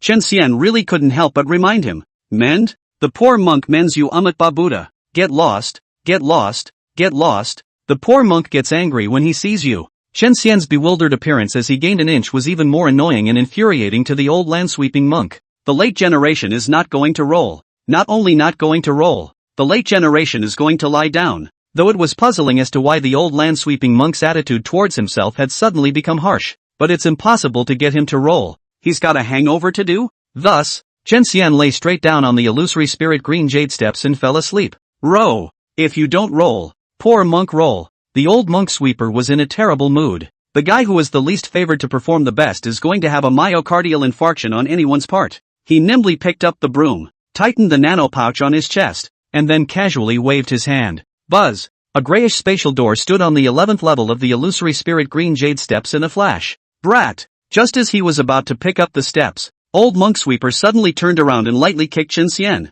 which led him to enter the door of space. Silence returned to the hidden scriptures. Chen Xian slept soundly, his clanking armor tinted with a golden glow. The dark golden light was spilling down from the geometrically high dome, and it wasn't just the armor that was gilded with gold, but also the layers of illusory lapis lazuli steps that snaked upwards. In this golden glow, time passes unhurriedly. 10 hours later, Chen Xian slept until he woke up naturally. Open your eyes, stretch, and collect your hangover reward. 10 black iron grade heavenly book scrolls, once put into the backpack, turned into 30 in a blink of an eye with the addition of buff 666. Then, Chen Xian decisively synthesized them into 3 bronze grade heavenly book scrolls. Then upgrade all 3 major talents that permanently stack attributes to LV4. Indestructible grip, LV3 LV4 every 9-8.5 seconds. Your next attack will be accompanied by 6% 5% of your maximum life and spell damage and permanently increase your maximum life by 3040 points. Stacks up to 80160 times per day. Supreme Celestial Nodding, 1/10 percentage damage taken is reduced by 10%. The number of stacks of Undying Grip was still doubling, and Chen Xian was overjoyed in his heart. It means the liver level goes up. But what's a little bit of hard work as long as you get stronger? As for the Supreme Celestial Illumination, it's a crippled version, but it doesn't just stop there. For every 10 levels of the illusory spirit green jade steps that he cleared, he would be able to summon the old monk sweeper once. At that time, he would be given another bitter and astringent, herbal boneless chicken claw, and he would be able to exchange it for the pointed remnants to continue to improve. In comparison, the improvement in real-world training and learning to spell is going to be slightly less impressive. Practical training, LV3 LV4 for each creature killed, permanently increase attack power by 3-4 points, stacks up to 4050 times per day. Learn to spell, LV3 LV4 permanently increases spell strength by 3-4 points per creature killed, stacks up to 4050 times per day. But 200 points of attack and mana increase every day is pretty good. Talents that could stack attributes were naturally better the sooner they were raised. The rest of the winds of recovery, along with a host of passive and active skills, we'll have to wait until tomorrow night to rejoin this place and hang out. But why tomorrow night and not tonight? Chapter 61, Favorability upgraded again. Strange sign-in reward. It was because tonight he was returning to the Spirit Plant Valley secret realm. That's right. Mostly, there's not quite enough jelly left. Chen Xian glanced at his backpack. 56, high-quality slime vanilla gel jelly, of bronze quality, as well as a scattering of a few Jilan vanilla plants. Bronze-grade jellies provided 45 points of spiritual energy per piece, and in order to not lose his favor, Chen Xian had to maintain his human form 24/7 and eat 32 jellies every day. If he didn't go to the Spirit Plant Valley's secret realm tonight to replenish the Jilan herb, he would be forced to be helplessly locked in the small dark room tomorrow. As a result, sending heroes to exactly what secret realm each day is a great test of a player's planning skills. Well, it's about time to get out and meet the silly summoner.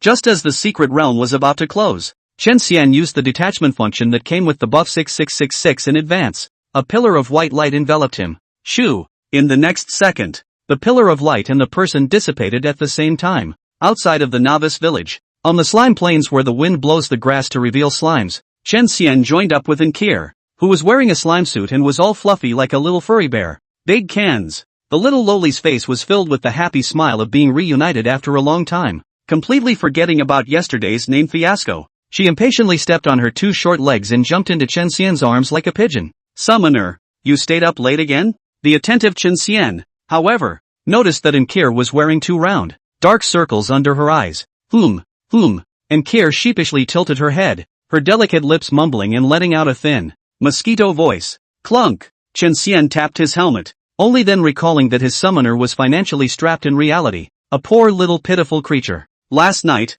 she must have gone to her part-time job again. You have to think fast and think of a good way to make more money. Putting Inkir down gently, Chen Xian looked up at the languid white clouds in the sky and thought, Unfortunately, Chen Xian had learned from the idle chatter of the players yesterday that the free trade function between players would only be unlocked after they left the novice village for the main city, and the prerequisite for traveling to the main city is to complete the first evolution. Otherwise, why would he be thinking hard about it? Long ago, he had asked Encore to sell the extra equipment in his backpack. Ha, big cans, I'm so sleepy, I want to be held by you like yesterday. At this time, Ankir quietly reached out her small hand and pulled Chen Xian's left arm, gently rocking it as if she was pampered. Chen Xian stopped his frantically spinning brain and looked at Ankir in confusion. Is it good? The little loli's face was flushed with a blush, and her gaze was evasive, not daring to look at Chen Xian, but her soft voice contained a very resolute attitude. An honor. Summoner. Chen Xian still had to fulfill the summoner's small request,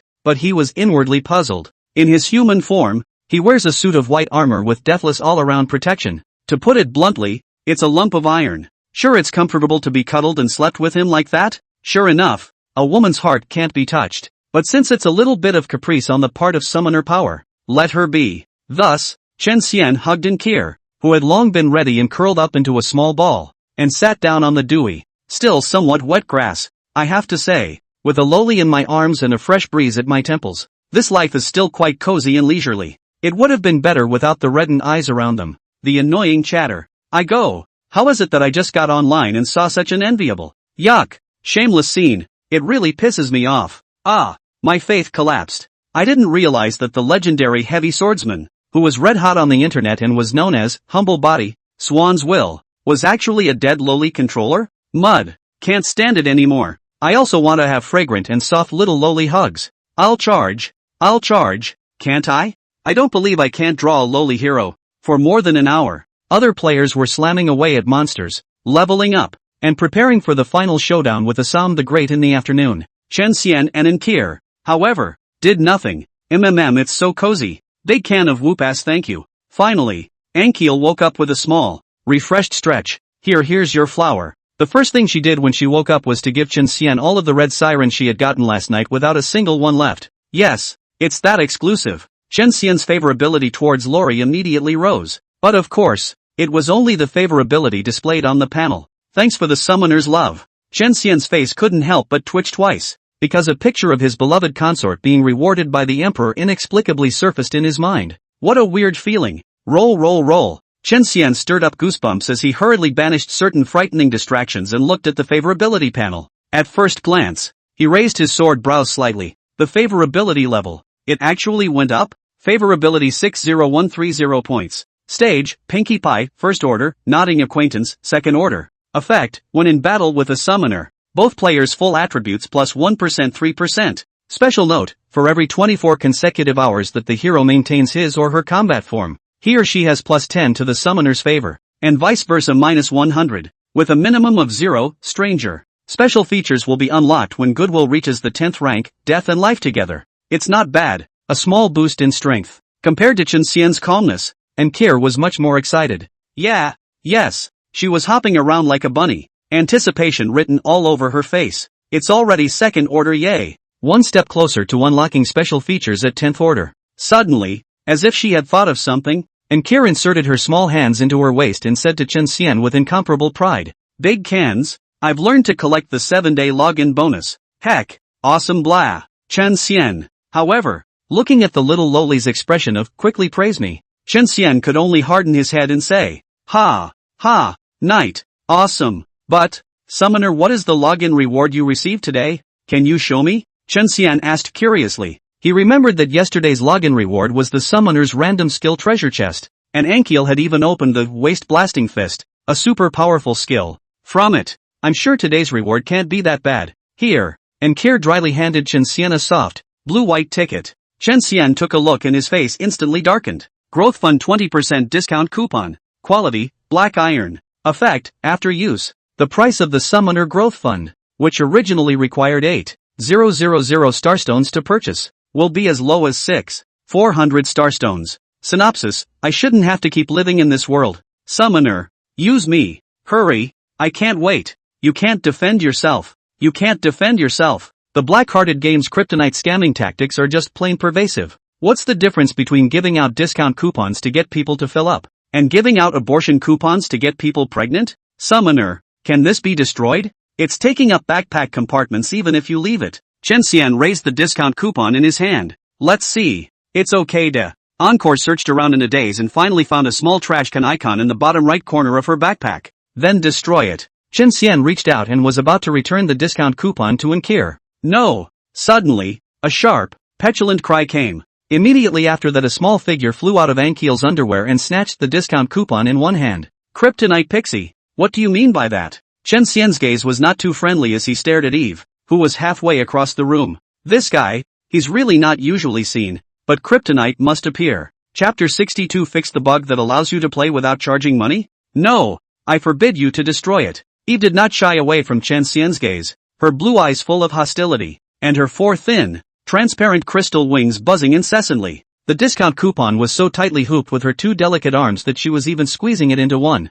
Eve clutched the discount coupon and while alerting Chen Xian, she also flapped her wings with a bizarre frequency and path, and her white and delicate shoulder blades flared like a butterfly vibrating its wings. Then Chen Xian was stunned by the next scene. Eve, the guy, actually flew backwards through the air as if she were panning up to Anchor's ear. What kind of flying technique is this? Doesn't seem aerodynamic, does it? Newton's coffin board is barely holding down the fort. Seeing Chen Xian being stunned by his own flying backwards through the air stunt, a touch of smugness swept across the corner of Eve's eyes. This kind of flying skill could only be mastered by the elf royal family with a pure bloodline and excellent talent, and not even her sisters were able to do it. Eve, who had managed to approach Ankiel, immediately persuaded him tirelessly, her little mouth blathering, "Dear summoner, just charge a little bit of money and use the discount coupon. Eve is the pretty and kind elf who never cheats, and the growth fund really is the best and most cost-effective recharge ever. Charge it up. This charging up is a beautiful thing." Eve's pretty face was filled with sincerity.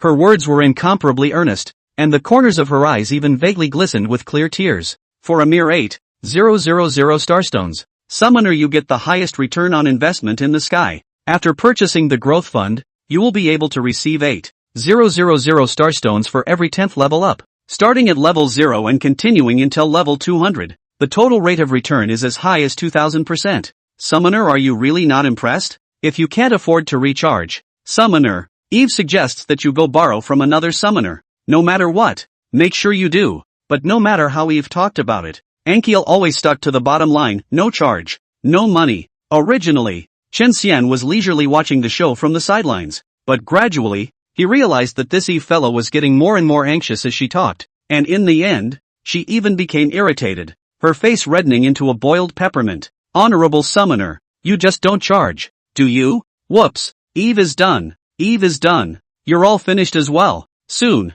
Mother will start the Elimination of Zero Kryptonite program. Just wait. Humph. And Kier, who heard these words, instantly froze and widened her eyes, watering in her eyes. Eliminate Zero Kryptonite? Would that make her and the Big Can a couple of outlaws? How can this be? Chen Xian was also stunned. Then his teeth clenched. Damn black-hearted game. Finally think there are too many civilian players? Is it finally time to fix the bug that allows you to play without charging? But seeing Lori on the verge of tears, Eve's anger still subsided and her heart softened. That's not it. Honorable summoner, you misunderstood. It's not annihilation on a physical level. Anyway, you'll understand when the time comes. After saying that, Eve, who knew that there was little hope of success in this induced recharge, drilled back into Ankiel's underwear with a downcast expression. She only appeased Encore as far as the rotten Iron Man in the back. Heck, who cares? If the summoner still refuses to fill up after the plan is implemented, then they will be taken back to the elves and have the Mother Superior severely temper the abominable rotten Iron Man.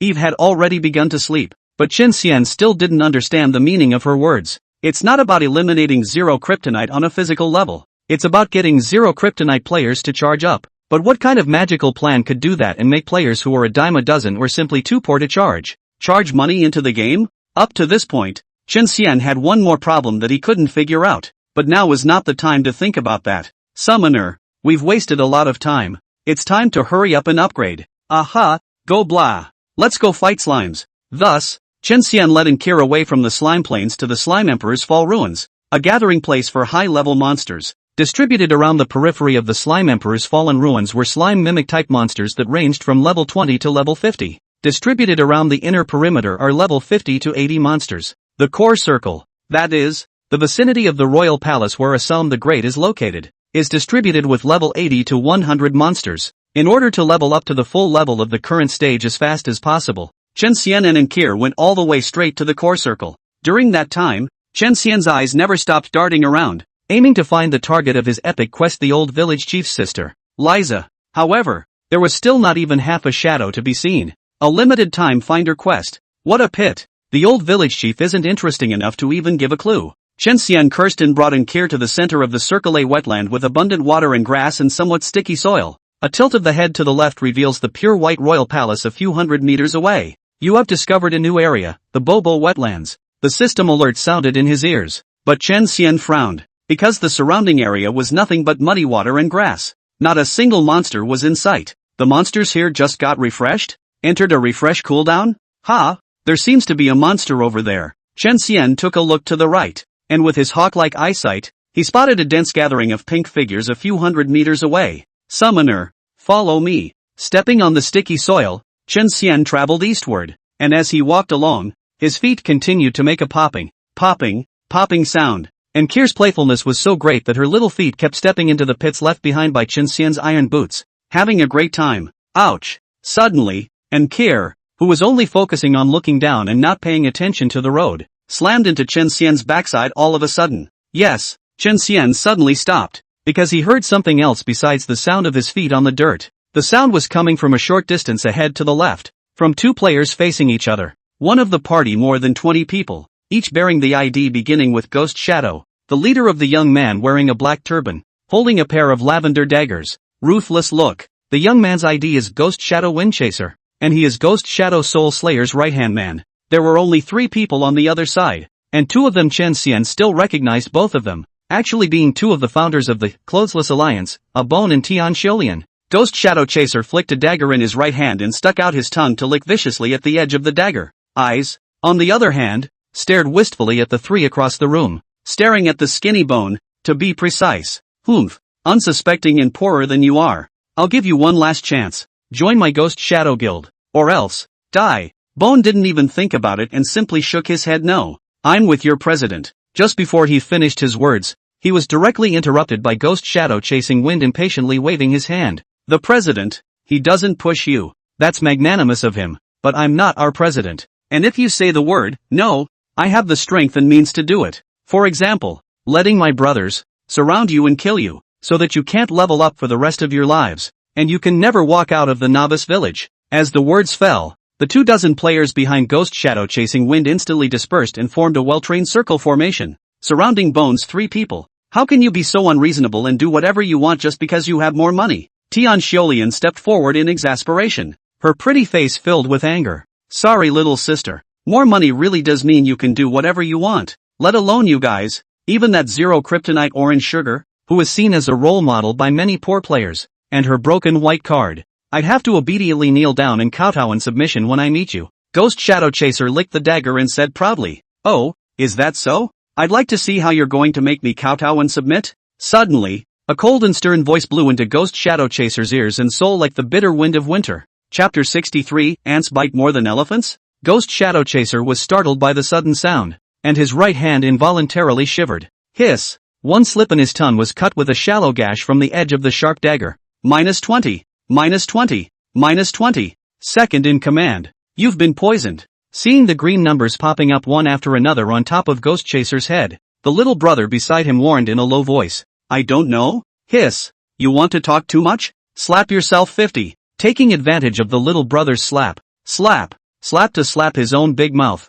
Ghost Shadow Wind Chaser's body turned backward. The remaining 20 or so members of the Ghost Shadow Guild also focused their eyes on one spot in unison. 5'2". A fine white heavy armor, armed from the toes to the top of his head. There was also the one-of-a-kind, 1.6 m long, bladeless, heavy sword that was as black as ink, but with an eerie green, dangerous sheen around the edges. Can't go wrong. Absolutely. The one who came is the fearless sword, civilian player pioneer, physically disabled inspirational standard bearer, legendary heavy swordsman of the 2 days fire all over the network. Anyway, there are many titles, but they all refer to the same person. Summoner Orange Sweet White Card Hero, Baika Heavy Swordsman. You, what are you doing here? What I said just now was just nonsense. Please don't take it seriously. Some panic flashed across Ghost Shadow Chaser's face, and he couldn't help but gulp, his voice dry and hoarse. Chen Xian, however, smiled teasingly. Oh, talking nonsense? Weren't you arrogant just now? The gentleman's arrogance is a source of amusement to contemplate. Seeing that the other party not only did not appreciate the situation, but also did not go down the steps, and even made a mockery of the words, the ghost shadow wind chaser's eyes suddenly crossed a touch of ruthlessness. Just then, great! It's the president coming. We're saved. Tian Xiaolian waved at Chen Xian in surprise, her long twisted braid hanging behind her head bouncing left and right joyfully. President? Upon hearing these words, Ghost Shadow Chasing Wind's expression was instantly gloomy, with veins protruding from his forehead. At this moment, he looked like an evil ghost that had crawled out of hell, and his face was a few points more hideous. Before Chen Xian arrived, he had advised the three bones several times. Of course, each time ended in failure. The reason was the same: they had joined another guild. Originally, he had thought it was a pushover remark. It seems surprisingly true now. Daring to snatch someone from my Ghost Shadow Guild. You have a lot of guts. Ghost Shadow Chaser's eyes glared fiercely at Chen Xian, his anger washing away his fear of the latter's strength. Always only he Ghost Shadow Guild rob others, no matter the territory, mission, or equipment, treasure. Since when could the Ghost Shadow Guild be moved by someone else on the head of a Teiyukai? White card heavy swordsman. I know your strength is unusual, but behind me, there are more than 20 of my brethren. Didn't you call on a group of poor bastards to besiege my family's president yesterday? Now I'll return the favor and let you taste the taste of being mobbed as well. I don't believe that you can be a match for so many of us. Brothers, go! Give me a big chunk of him and chop him into meat paste. At Ghost Shadow Chaser's command, the 20 or so Ghost Shadow Guild players then tapped their card packs and summoned their heroes. Wow! In an instant, more than 40 people came towards Chen Xian to kill him, wanting to engulf him in a sea of men. Monopoly, you go too. Ghost Chaser opened his card pack and drew a purple card from it and threw it into the air. In a burst of purple light, an assassin dressed in black night clothes took shape. SR, Stabbing Wu Sharp Blade Specialist, 8 stars, level 77. San. As soon as they landed on the ground, the night-clothed assassins approached Chen Xian with great speed. The heroes of the Ghost Shadow Guild's crowd were at least blue cards, and their spirit power consumption was at least 3 times that of Chen Xian. So in order to save jelly, they usually put the cards away in their packs and only summon them during battle. Seeing that Chen Xian was about to go 1v40, Tian Xiaolian was anxious as an ant on a hot pan, and Bone's face was also grave. Granted, the president is not a normal white card, and even took a hard hit from SSR Overlord Xiangyu yesterday without dying, but this is not a one-on-one situation. The enemy is fighting in a group without any martial arts. The president is afraid that the ants will bite the elephants to death. President, run away. There's no fear of burning firewood when you stay green. President, you don't have to worry about us. Tian Xiaolian and Bone both agree that it's better for the chairman to save his life. Cards are not players. There is no so-called rookie protection period. Once killed will surely lose stars and levels, but also enter a 24-hour-long summoning cooldown period. Only the third of them,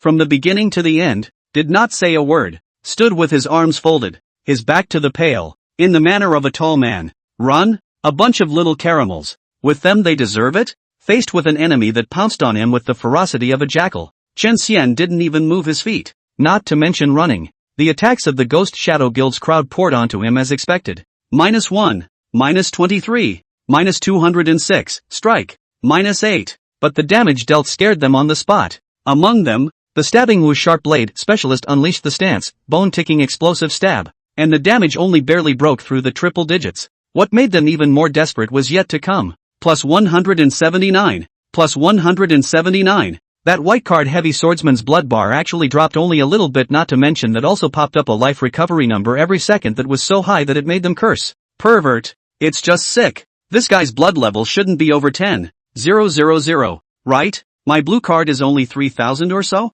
Rarity fraud. This is pure and simple rarity fraud. I'm going to sue. I'm going to sue up there. The players of the Ghost Shadow Guild people were numb because they actually developed a strong sense of absurdity. That is, the one being rounded up was not a lowest level white card, but a terrifying boss. All beaten up enough? Now, it's my turn to strike. When his blood dropped to over 9,000, Chen Xian raised his eyelids and decisively unleashed the polar whirlwind slash. He instantly transformed into a high-speed spinning gyroscope, and the bladeless heavy sword in his hand swung into a blur of residual shadows, and the powerful wind pressure forced the water plants to lie low, and even the wetlands under his feet were hardened and sunk down by an inch. -1,332, strike. -1,466, strike. -1,579, strike. The polar whirlwind chop made a big splash in its first battle after being raised to LV3, spinning 7 times in 3 seconds and dealing over 1,000 damage in each turn. Not to mention eating all 7 turns. The Ghost Shadow Guild players couldn't even eat the 3rd turn before they collapsed on the ground. Souls with fearful faces floated up languidly from the corpses. A series of system prompts also sounded in Chen Xian's ears. You have killed Ghost Shadow Jr., level 67. Gaining 871 experience points and permanently increasing your life by 40 points. Attack by 4 points. And mana by 4 points. You have slain the heroic Thorn Wu Sharpshooter, Specialist, level 77. Gaining 1,001 experience points and permanently increasing your life by 40 points. Attack by 4 points. And mana strength by 4 points. You have killed Ghost Shadow Jr., level 72. Gaining 936 experience points and permanently increasing your life by 40 points. Attack by 4 points. And mana strength by 4 points. That's right. Chen Xian realized that killing players and heroes could also stack the 3 major talents. And today's attack and mana quota stacked right up, both increasing by 200 points, with only lifesteal remaining to stack. In addition, the bountiful experience they had dedicated had allowed Chen Xian to rise from level 82 to level 84. You have risen from level 82 to level 83 with plus 5 life, plus 3 mana, plus 2 attack, plus 2 defense, plus 2 mana resistance, and plus 1 speed. You have successfully triggered the talent, Pawn Luck, and gained the above growth 1 additional time. You've gone from level 83 to 84. Soon, the players who surrounded him all flop fell to the ground. The only one who saw the situation is not right, frowned and retreated to the crowd behind the Ghost Shadow chasing the wind escaped alive. But can he escape? Chen Xian dragged his bladeless heavy sword, plowing a deep furrow in the ground as he walked up to him step by step. More than 20 of your brethren and their heroes, together, actually couldn't take you? It's on. You're definitely on. The Ghost Shadow Chaser's face was still lingering in shock. Dead people don't need to know that much. Chen Xian raised his bladeless heavy sword in a condescending manner. No, you can't kill me. I'm in the Ghost Shadow Guild. Ghost Shadow Chaser colorfully began to threaten. He didn't want to die very much, because even if he could be resurrected, the pain and death was real. It's just a shame he used the wrong way to beg for mercy. Before he could finish his sentence, he was physically overpowered by 6 swords in 1 second from the bladeless heavy sword. Ignoring the guy's mournful screams, Chen Xian put away his sword and walked towards the Bone Trio. Chapter 64, 3 Provinces and 6 Ministries System, the prototype of the Divine Kingdom? With his bladeless heavy sword back behind his back, Chen Xian walked step by step with a solid gait. Behind them, there was a sprawling corpse. A white translucent soul floated up from the corpse, like a tender dandelion, tugged around by the clamoring winds, as if it would be carried away to an unknown faraway place at any moment. Bang! Bang! Bang! Bang! Bang! A romantic and gorgeous fireworks show also had a grand opening in mid-air. That was caused by the stars on the backs of the cards exploding one after another as the heroes were knocked back to their carded state. Bone and Tian Xiaolian watched as Chen Xian arrived in front of them amidst the cheering of dandelions and fireworks. Just moments ago, both of their hearts were in their throats, because the Ghost Shadow Guild had a large number of people. All of them were skilled in evil and proficient in PK. Being targeted by such a group of people, even if 4 or 5 purple heroes joined forces, the only way to end up was to be beaten to the point of exploding stars. But their president actually showed more than yesterday's strength. Hard to be outnumbered 1v40, lightly take down the strong enemy. For a while, Bone and Tian Xiaolian's eyes were filled with admiration and pride. This was their president. A handful of the Clothesless League. Are you guys okay? Even though the few people looked intact, Chen Xian still asked one more question. Bone shook his head. It's fine. Thanks to you, Chairman. You came in time for these miscreants to do anything to us. The words just fell. But Tian Xiaolian wrapped her arms around her hair and condescended. Of course it's fine for Bone to be a boy bold. I'm a weak woman who's long been scared out of her wits. Now I desperately need a big handsome guy who is 1 meter 9 tall and has 8-pack abs to hug. Chairman, you know what I mean, right? You also don't want to see your lovely member sad and upset, right? Tian Xiaolian's petite body twisted and turned, her soulful eyes sending several autumn waves towards Chen Xian in succession. Chen Xian, why do you have to talk too much? Quietly glancing at Encore. Sure enough, the little loli glared fiercely at Tian Xiaolian, her cheeks bulging with anger like a hamster stuffed with melons. Sorry, this president refuses. Mainly because there are so many abs, 32 of them in case you're choking. After casually making up a reason to excuse himself, and regardless of Tian Xiaolian's reaction, Chen Xian gathered his gaze directly in front of him, on that benevolent brother who wore white and always spoke not a word and turned his back on all beings. Oh, look at my memory. I almost forgot the business. President, let me introduce to you, This is the new member of the Clothesless Alliance that I pulled in, and also my hairdresser. Scratching his head, Bone smiled apologetically at Chen Xian before walking over to the white-clothed player and tapping his shoulder twice. Abba, don't be quick to meet the chairman. Abba jerked his back straight, then turned backward, but it wasn't the body that turned first, but the head. With this turn, Chen Xian was stunned. Nice look back. Baclofen, completely at odds with the white-clothed fluttering temperament. The fellow who was smiling at Chen Xian actually had a pair of cock eyes. The left eye was large and the right eye was small. Very comical. In addition, the guy had an unkempt beard on his face. The good thing was that the body that then turned up was nothing special, just stronger. Standing with the skinny Bone was a very stark contrast, yet there was an inexplicable sense of joy. But the most puzzling thing to Chen Xian was that this guy actually had a goosefeather fan from somewhere just like the epileptic scholar. While slowly fanning, that face with cock eyes and a bearded face actually revealed an expression of wisdom and confidence. My name is Abba. Meet the chairman. The strange fellow was polite to Chen Xian, actually respectfully bending over and performing 3 big salutes. We're all brothers, so make yourself at home. Don't make it so formal. It's embarrassing. And you guys are in charge of the guild, so I'll be the one to take care of it. Just let me know if you need any help, and the rest is up to you. Feel free to speak up with questions and comments as well. No need to hide them. Chen Xian, however, couldn't look away and waved his hand. Since the president is so kind, then I'll have something to say. Who knows that Abba really went along with it, only to see him slowly shaking his feathered fan and describing in great detail the grandiose endeavors that he had only planned after vomiting his heart and soul. President, here's what I'm thinking. Let's use the Clothesless Alliance to divide the members with contribution levels in addition, such as ordinary members, elite members, and core members. It also needs to be divided in detail with duties, and here I'm using a 3-province, 6-ministry system. President, you are the supreme commander who can decide on the affairs of the whole situation. You alone are the 3 provinces and have the highest decision-making power, the highest supervisory power, and the highest discretionary power. Bone possesses excellent battlefield commanding talents and can serve as the minister of the military department. Tian Xiaolian possesses ultra-rare farming talent and can serve as the minister of agriculture. And the other 4 ministries will be left unoccupied for the time being. I, on the other hand, would like to be the chief grand warlord of our Clothesless Alliance. And,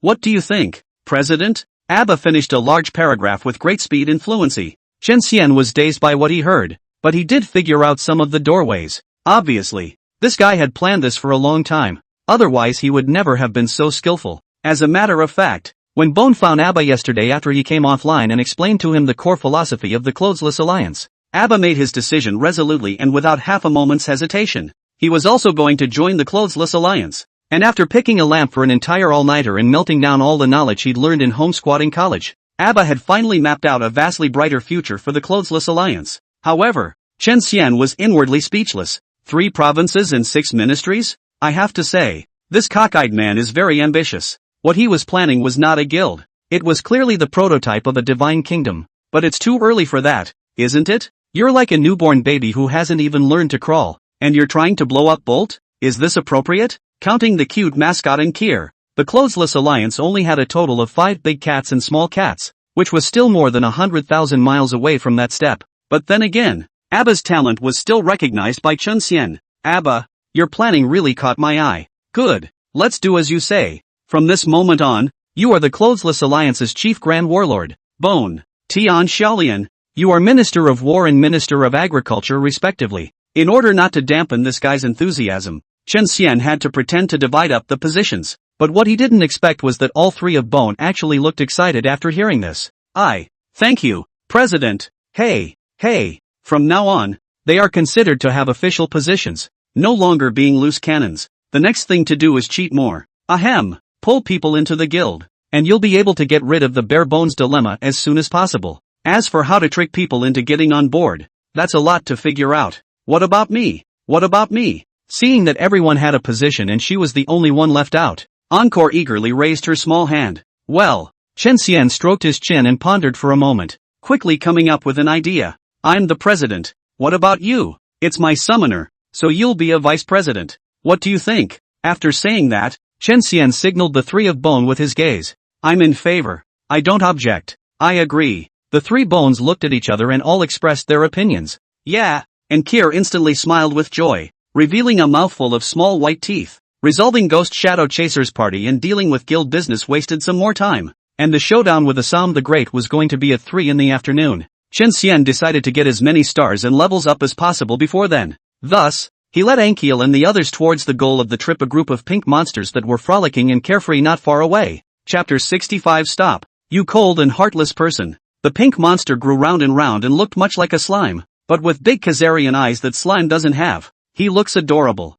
Their language is also different from that of the slimes, as they make a cheerful bobbing sound when they roll around in the mud, instead of the slime's mmm sound. What was even more peculiar was that the skin of this group of pink monsters was actually as smooth as a mirror. Even if it was stained with sludge, the sludge would quickly slide down, rather like a feeling of coming out of the mud. Chen Xian and his group stood in a clean position next to the muddy pond, observing the carefree and happy pink monsters. Silt Bobber, Elite. Grade, 100. Life, 15,000/15,000. Attack, 555. Skills, Zigzagging, Mud Covering. Synopsis, a variant of the Silt Slime. Although it is an elite, its strength is the weakest among the elite of its class. Moreover, its attack power is purely for show, as it is a kind little cutie, and even if it is attacked, it will never fight back. However, the experience they provide is 3 times that of an elite monster of the same level. Stop it, you cold and heartless person. What did it do wrong? Do you really want to kill this little cutie that can't fight back for the sake of even more experience?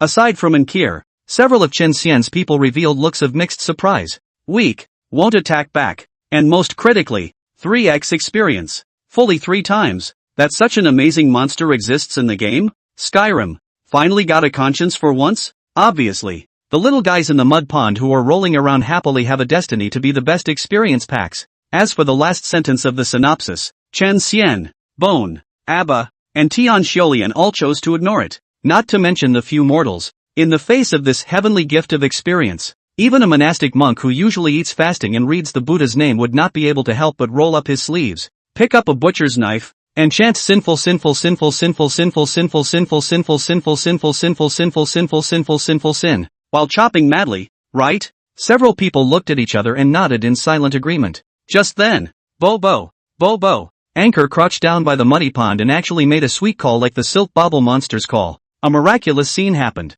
When they heard Ankir's call, all the Silt Bobble monsters that were playing around stopped at the same time, and then turned around and bouncing towards Ankir. Bo. They jumped and let out happy chirps as they did so, like they were happy to have found a new friend. One of the fastest bouncing Silt Bobble monsters jumped into Ankiel's arms first, and rubbed his face against her affectionately. Bo. The rest of the Sludge Bobble monsters were gathered around Ankiel, jumping around and overflowing with heartless happiness. When Chen Xian, Bone, and Tian Xiolian saw this scene, the surprise on their faces increased. The pink monsters seemed to be overly naive, daring to approach at the risk of their own lives. Weren't they afraid that Encore was a bad person? Only the Clothesless Alliance's chief grand warlord, ABA, saw a flash of wisdom in his cockatoo eyes at this scene. Big cans? They're so cute, don't you think? And Kier rubbed the Sludge Bobble monster in her arms and tilted her little face up to ask Chen Xian. Very pleasing indeed. Chen Xian nodded gently. An innocent and cute smile blossomed on Lori's face all of a sudden. But the next second, she heard Chen Xian's panicked cry. Not good. Summoner, get out of the way. My bladeless greatsword is spinning uncontrollably and automatically. Not good. It also automatically used Polar Cyclone Chop on the Bobble monsters. Then, Ankiel watched with a dumbfounded expression as the bladeless heavy sword, which she was familiar with to the bone, swept the round Silt Bobble monsters up like a gale sweeping down leaves. -1792, strike. -1792, strike. A series of 7 spins directly knocked out more than 2/3 of their blood. But next, it was Chen Xian's turn to be dumbfounded. Bo. The mud bobble monsters that were suddenly attacked were all startled, so they immediately burst out with terrifying speed and quickly popped back into the mud puddle in a Z formation. Then drilled downward, with the black silt outward proof spray. Their entire body is not into the bottom of the mud pool, completely disappeared. This. Chen Xian's mouth was open, and Tian Xiaolian's trio was shocked into dumbfoundedness. In the blink of an eye, the only Silt Bobble monster left in the field was the one cowering in Ankir's arms. Shivering. Bo. Seeing his fellow clan members being beaten by the ferocious demon and hiding back in their lair under the silt, the Silt Bobble monster let out a pitiful, helpless, and weak sound of fear. Ankir finally reacted, hastily wrapping her arms around the last Silt Bobble monster in her arms tightly, her large eyes staring warily at Chen Xian, not moving away for a moment. Ha! Chen Xian awkwardly scratched his helmet. Vice President. Don't mind it. The silt bobble monster is a monster in the game that refreshes when it dies. It's like leeks. Even though they cut one crop after another, they never finish. At this point, Bone stepped forward to explain. Is that so? I see. Encore nodded her little head in confusion. But it's just this one. Can we leave it alone? And Kier looked blearily at Chen Xian once more and rubbed the shivering silt bobble monster that was cowering in her arms. Chen Xian chose silence as gold. And neither Chen Xian nor Kier noticed that Abba suddenly whispered a few words to Tian Xiaolian. A flash of enlightenment flickered in Tian Xiaolian's eyes. Vice President. Look, what's this? She only saw her take out a seed from her backpack and drop it directly on the ground. Then stretching out his slender left hand, his palm lit up with a pale green glow. He flicked it over the top of the seed. Wow! In less than 3 seconds, the seed had grown into a tiny orange tree and produced an orange the size of a goose egg. Follow! Tian Xiaolian picked the orange and flicked it in Kier's direction. It's orange! Encore reached out her small hand to take it with delight. The sludge bobblehead he was holding fell to the ground with a pop. This fellow also knew deep down that it had lost the blessing of the Holy Maiden and was in great danger in the environment surrounded by demons. So it was about to launch its skill to flee in a hurry. But disaster. Always one step ahead of it. Instant prison flying thunder god. Triple shuttle. Minus 6,436, strike. Times x3. By selflessly giving of themselves, Ghost Shadow Chaser and the others forced Chen Xian's attack power to stack from 879 points to 1,079 points. Adding the instantaneous prison flying thunder god that had risen to LV3, the combination of strength directly cleared the Silt Bobble monster's blood bar. You have slain the Silt Bobble monster, level 100 elite, gaining 7,800 experience points and permanently increasing your life by 40 points. The abundant experience even caused a golden pillar of light to rise from Chen Xian's body. He actually went straight up a level. You have risen from level 84 to level 85 with plus 5 life,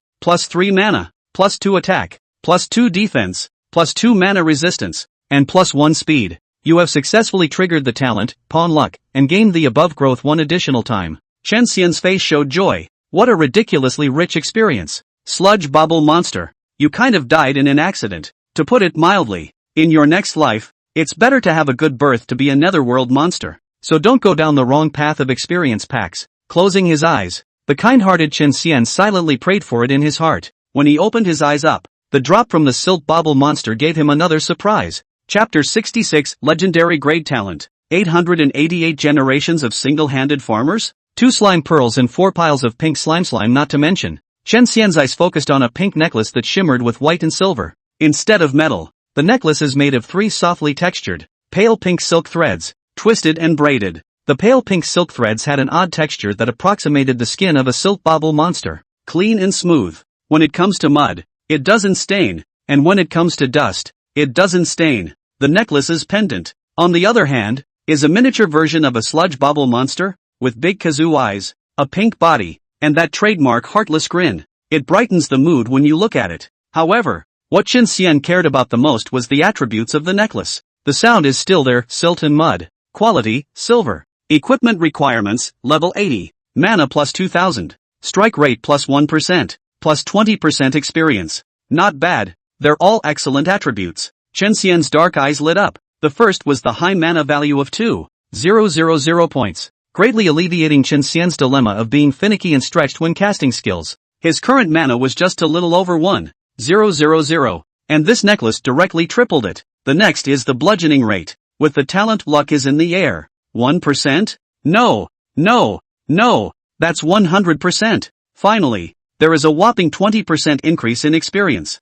It was important to realize that the entire level 60 slime experience set he was wearing only totaled a 30% increase in experience. With this silver level necklace, the topaz necklace that had accompanied him through many small and large battles could finally retire with honor. Chen Xian had just changed into his new necklace when a sudden cry of alarm sounded in his ears. No! My boob monster! It's Encore! She had just received a large orange pitched to her by Tian Xiaolian, and the skin hadn't even been peeled yet? Out of the corner of my eye, I caught a glimpse of the adorable Bobble monster, easily killed by the big can. Bobbleheads are so cute. Why kill them? A flash of downturn flashed through Encore's jeweled pupils. Seeing this, Tian Xiaolian hurriedly took 3 steps to Enkir's side, grabbed the orange in her hand, and peeled the peel with her hands as fast as a phantom, soothing as he peeled. Vice President, waves can't come back from the dead. Look on the bright side, and the monsters in the game, their born duty is to be killed. That bobble monster turning into Chairman Sama's experience is not an insult to its mission. If it knew in its grave, it wouldn't even be able to be happy? Tian Xiaolian quickly finished peeling the skin, broke off a small petal of orange, and directly stuffed it into Nkir's small pink mouth. How was it? Was it good? That smells good. I don't know if it was Tian Xiaolian's comforting that worked, or if the oranges were just too delicious. Nkir's eyes narrowed into crescent moons, and the death of Bobo Monster was thrown to the winds. After the small storm, Qin Xian also curiously asked Tian Xiaolian how she had ripened the seeds into large oranges in a short period of time. Tian Xiaolian didn't hide her talent either, and readily showed Qin Xian her talent. Talent, 888 generations of single farmer, unique. Quality, legend. Effect, by planting any crop, the growth cycle of the crop is shortened by 50%, the yield is increased by 50%, and the quality is unconditionally raised by one level. You can expend mana to ripen a normal crop to its maximum growth form in a very short period of time. Qin Xian's expression moved with some surprise. Tian Xiaolian's talent was surprisingly at the legendary level,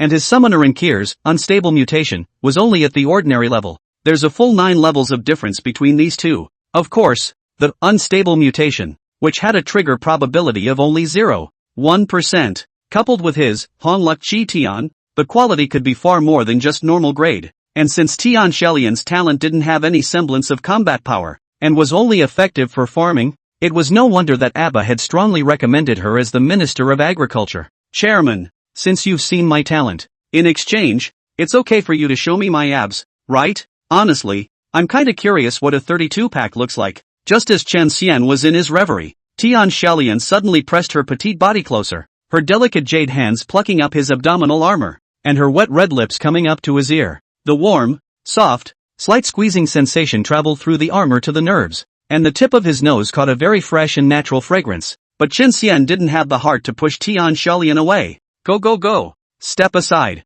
It's just a lie. You really believe it? I'm a man, not a corn. Where did I get 32-pack abs? Tian Xiaolian was pushed to stagger back 2 steps, perhaps because some ulterior motive had not been accomplished. A pair of beautiful eyes full of grudges blankly glanced at Qin Xian. Humph. Unintelligible. Is her focus on whether or not she has a 32-pack abs? Not caring what Tian Xiaolian thought, Qin Xian took 3 steps in a row and jumped directly into the muddy pond in front of him. -1558, strike a combo, lucky combo, x4. With a swing of the foamless heavy sword, it was 4 swords in unison. A silt slime that had just poked its head out of the sludge showed its head straight up for a second and died. You have slain the silt bobble monster, level 100 elite, gaining 9,000 experience points and permanently increasing your life by 40 points. Silt bobble monsters were already rich in experience, and with the 50% experience bonus provided by the equipment on Qin Xian's body, his experience bar advanced a very noticeable small amount after killing just one.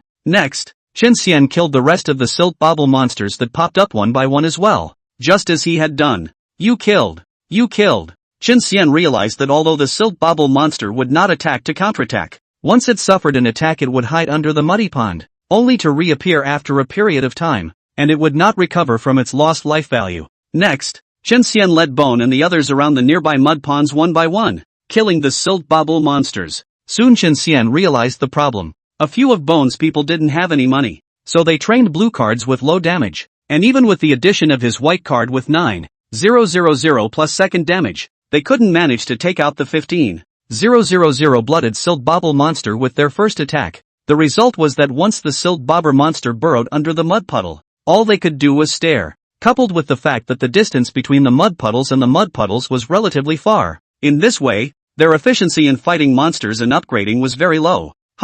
It wouldn't be so slow if I could lend them my talent for a while and draw a few SSRs. Seeing another silt bobble monster hiding under the mud, Qin Xian was slightly annoyed. Don't worry, President. I have a plan to solve the current predicament. At this time, the Clothesless Alliance's Chief Grand Military Master, ABA, shook his feathered fan, his cockatoo eyes slightly closed, and said to Qin Xian with a sense of confidence, "Oh, speak up, Warlord." At those words, Abba's eyes widened steeply with wisdom. I've been observing this for a while now, and it takes exactly the same amount of time for any bobble monster to dive into the muck to avoid danger after being attacked, 90 seconds. So, in order to maximize the efficiency of fighting monsters, we can lure all the nearby bobble monsters into the same muddy pond. The next step is to follow constant time intervals and attack sequentially, which will ensure that there is a constant stream of bobble monsters popping up in the mud pond without a window of opportunity. Hearing Aba say this, Chen Xian only felt enlightened. But Tian Xiaolian raised questions. But bobble monsters aren't regular monsters. Instead of attracting hate, attacking them will cause them to flee in all directions and hide in the mud. How should I pull the monster? Abba shook his feather fan unhurriedly and stroked the messy beard on his face, but his eyes went to the playful ankle. Have you forgotten how the vice president attracted the bobble monster? Chapter 67, finally 10 stars. New skill ruthless combo. Oh, Tian Xiaolian suddenly realized. His mouth also opened into an O shape. Yeah, a malicious attack will keep the boobies away from danger, but a well-intentioned call will make the boobies turn on themselves. At this moment, Chen Xian was also impressed with Aba. This unassuming chief grand military counselor is not only talented and intelligent, but also has a delicate mind and strong observation skills. In a short period of time, the perfect solution to break the dilemma was figured out. The name of warlord is well deserved. Chen Xian then realized that although his clothesless alliance was still small in size, a mere 5 people could not afford the word size at all. The first members of the group, however, were all talented. Bone, commanding thousands of people in large-scale battles, can still do as if it were an arm. Well organized, and even proficient in all the major chi men formations, is a true general of the Shui talent. Abba, with his comical looks, but more unique than his looks, is a well-deserved intellectual talent for his intellectual assertions, and ability to see the big picture. Tian Xiaolian, who possessed the only legendary great agricultural talent, although she had no use for it for the time being, Chen Xian had a premonition that in the future, she would be a crucial part of the clothesless alliance. Encore, in short, at this moment Chen Xian seemed to see in them the future of the clothesless alliance thriving, but his thoughts were interrupted by Abba's next words. Here's the detailed plan. Me, Bone, Tian Xiaolian, and the vice president are in charge of luring the bobble monsters from the other mud ponds. Our heroes will stay here and attack the bobble monsters we drew in order at 2-second intervals. As for the president, you should focus on fighting monsters and upgrading, enjoying the experience exclusively, and rise to 10 stars and level 100 as soon as possible. In 3 words, Abba laid out the steps of a clear and detailed plan. When he finished speaking, he slowly waved his feathered fan and looked invitingly at Chen Xian. President, what do you think? How could Chen Xian feel? Of course he was giving him a thumbs up. Ness, Bone, Tian Xiaolian, and Inkir didn't object either. And so the program is officially up and running. Bo. The 3 bones followed Anchor's example from earlier and called up the other bobble monsters of the mud pond. The move, too, did work. The silly and naive bobbleheads were really following them. Among them, I don't know if it was because of Ankiel's sweet voice or her really pleasing looks, but she was the one who attracted the most bobble monsters every time. All 3 of Bone's men combined couldn't match her. Just like that, a large group of bobble monsters arrived at the mud pond where Chen Xian was. That's when Bone's 3 heroes are Assassin, Qin Mao Yang, 9 stars, level 83, a slim assassin, zeroing Admiral, Xing Daorong, 9 stars, level 80, a somewhat chubby, burly man clad in black armor and wielding a mountain opening axe, as well as, Wu General Zhu Mao, 9 stars, level 81, a middle-aged general with a long beard on his jaw. They then swung their weapons in their hands and attacked the bobble monsters in turn at a frequency of once every 2 seconds. Bo. The attacked bobble monster immediately rushed headlong into the nearest, which was the muddy pool where Chen Xian was. 90 seconds later, they emerged from under the mud puddle again in turn. A perfect modernized assembly line was formed in the barbaric and primitive otherworldly world. Thus, Chen Xian entered a state of killing monsters without stopping for a moment. You have slain the Silk Bobble Monster, level 100 elite, gaining 9,000 experience points and permanently increasing your life by 40 points. His rank is also surging. You have risen from level 85 to level 86 with plus 5 life, plus 3 mana, plus 2 attack, plus 2 defense, plus 2 mana resistance, and plus 1 speed. You have successfully triggered the talent, Pawn Luck, and gained the above growths 1 additional time. You've gone from level 86 to 87. In no time, Chen Xian had risen to level 90. Seeing that the upgrade speed was so fast, as if he was riding a rocket, Chen Xian couldn't help but sigh. Is this the power of the assembly line? It actually shines in games. Could it be that the end of the universe is the assembly line? However, now that the level has reached the cap, it's time to start the final ascension before evolution. Chen Xian then called back to Inkir and had her take out the materials for the star rise from her backpack. 1280 piles of slime, and 1280 slime pearls. The 2 materials were placed in front of Chen Xian, even piled up into 2 3-meter tall hills. Beside them, the 3 heroes Qin Mao Yang, Xing Daorong, and Zhu Mao saw this scene and turned green with fear. Even his body trembled more than that, and he could barely hold his weapon. They were blue cards and the upgrade consumption was 3 times that of Chen Xian. That means they have to eat 840 servings of slime and treasure beads to go from 9 to 10 stars. The combined weight of these materials was more than 3,000 kilograms. Ugh! Eat! Sighing helplessly, Chen Xian fiercely gave himself a boost, and then dried the rice mountain in front of him. While drying his meal, Chen Xian couldn't help but think that if he died one day, it was 9 times out of 10 that he was propped up. Hiccup! More than an hour later, Chen Xian was holding his big belly that was about to burst open his armor and kept burping. He finally finished eating all the Star Ascension materials, and the time he spent on it was actually far more than upgrading and fighting monsters. Star up! Closing his eyes and moving his mind, Chen Xian began his journey to ascend the stars. The bulging stomach was like a leaky ball of skin that began to get smaller and smaller. The materials inside all turned into the purest star-rising energy, flowing to all parts of Chen Xian's body. Energy was being lost during the flow, and that was what Chen Xian's cells, which were like drought-prone seedlings, were greedily drawing on. During this process, Chen Xian was able to clearly feel his life essence pulling up a little bit, but it soon stopped rising. In the dark, he felt a thick diaphragm, a barrier, blocking the way. He tried to put all his strength into breaking it, but found that the diaphragm would not budge. It was like it was made up of countless complicated rule powers that had coalesced in some arcane way, and conventional means were simply unable to crack it. It seems the only way to break it down and continue to raise it is to defeat Assam the Great. Chen Xian opened his eyes and looked to the system alert bar. You have risen from 9 stars to 10 stars, with a level cap of plus 10 levels, plus 25 life, plus 15 mana, plus 10 attack, plus 10 defense, plus 10 mana resistance, and plus 5 speed. You have successfully triggered the talent, Pawn Luck, and gained the above growth 1 additional time. You have successfully triggered Summoner Orange Sweet's talent, Unstable Mutation, and you have acquired the bronze-ranked skill Relentless Combo. New skills? Chen Xian raised an eyebrow, but his expression was not quite satisfied, because the skill acquired this time was only bronze level. What good could bronze level be? But when he opened the skill bar and checked up on the details of this Relentless Combo, he was also hit in the face with a Relentless Combo. Relentless Strike.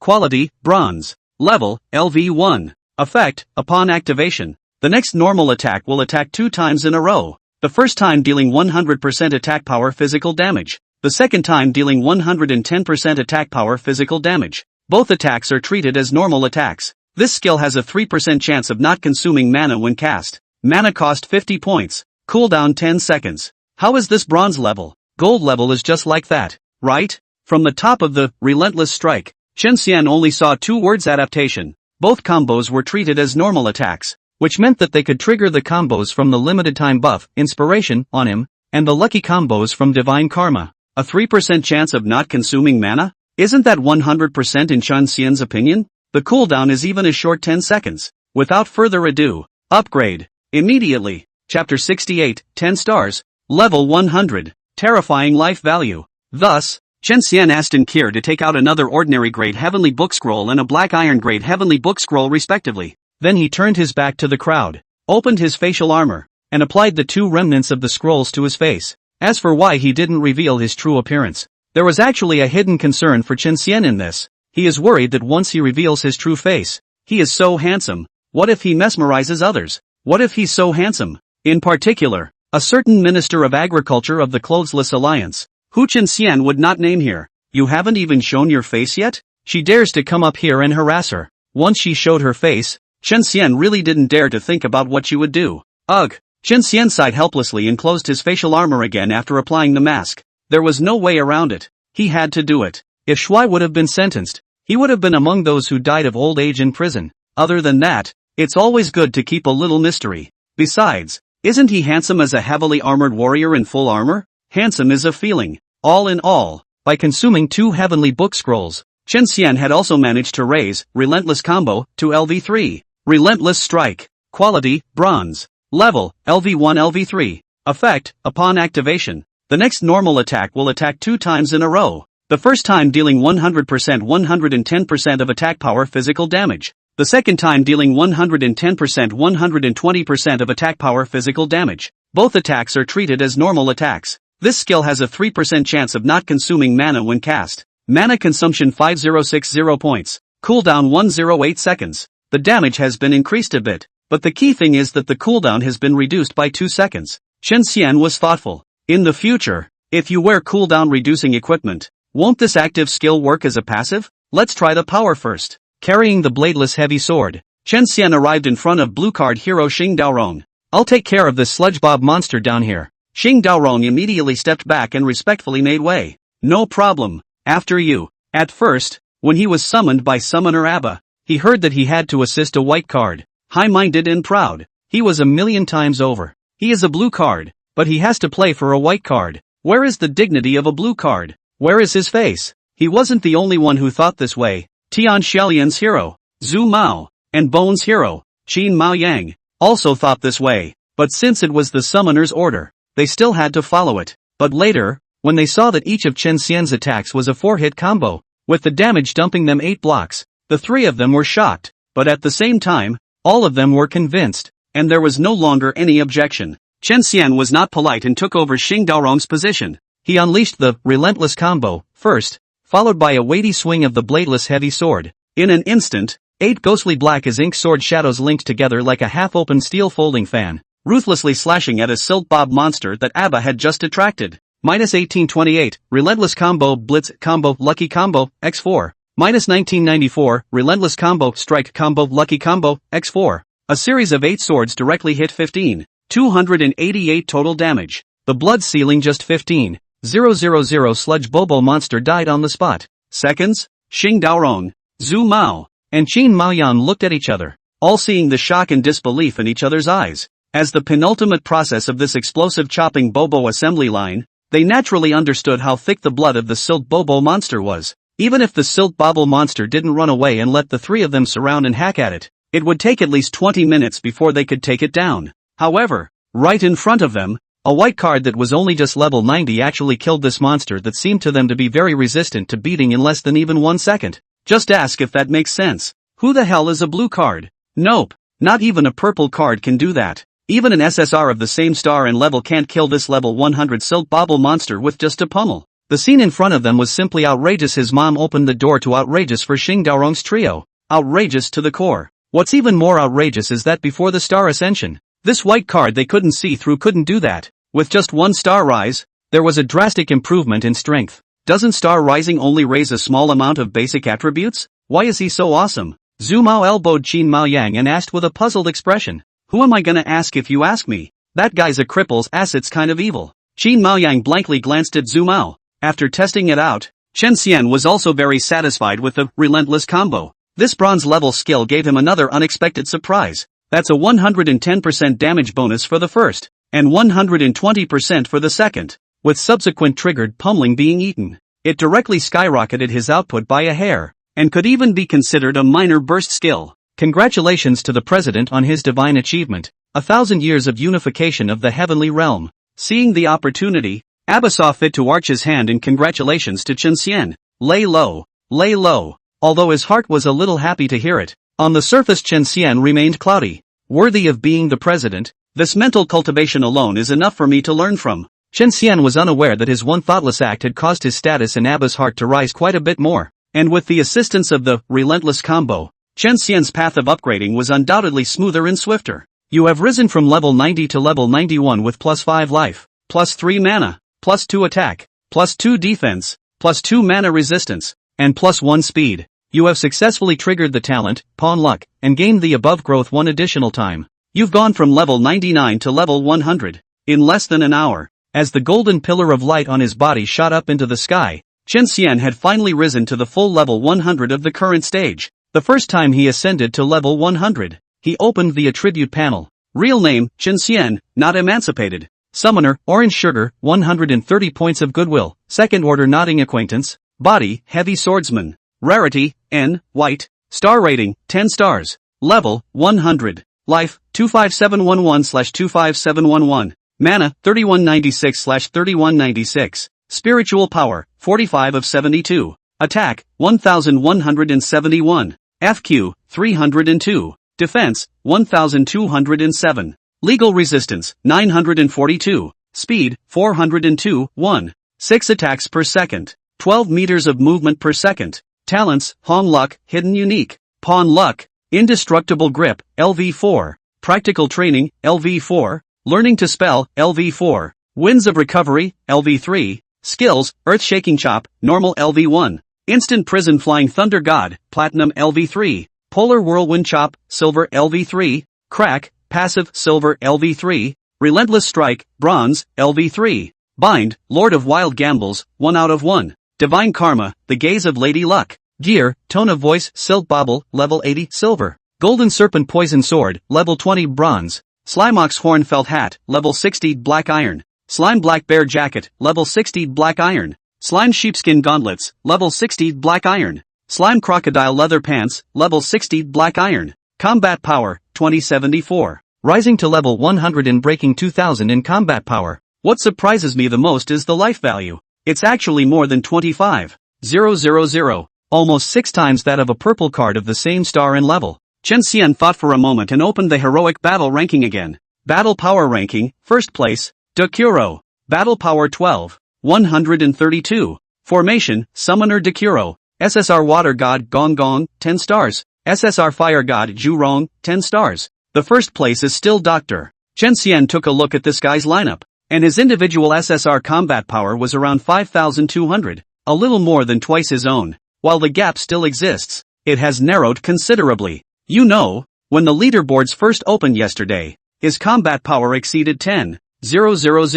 but he was only over 200 points. Perhaps the day is not far off from beating SSR head-on. Now that the level is beyond promotion, it's time to challenge Assam the Great and start the path of evolution. Chapter 69, Combo Value is Full. 10 Deaths Fighting for Life Trial unlocked. However, before that, Chen Xian planned to level up Bone, Abba, and Tian Xiolian as well. After all, if you treat me with sincerity, how can I let you down? Besides, there was still quite a bit of time left before the final showdown that had been agreed upon at 3 o'clock in the afternoon. As for Encore, as Chen Xian's summoner, she had risen to level 100 at the same time Chen Xian had risen to level 100. Rather than having to have a separate small kitchen, you guys pause for a moment and listen to me about something. Thus, Chen Xian recalled Bone, Abba, Tian Xiaolian, and Inkir. The 5 found a slightly cleaner spot by the muddy pond and sat in a circle. What does the president want? Bone, who was sitting next to Abba, said with a puzzled look on his face. Chen Xian didn't beat around the bush and directly stated his intentions.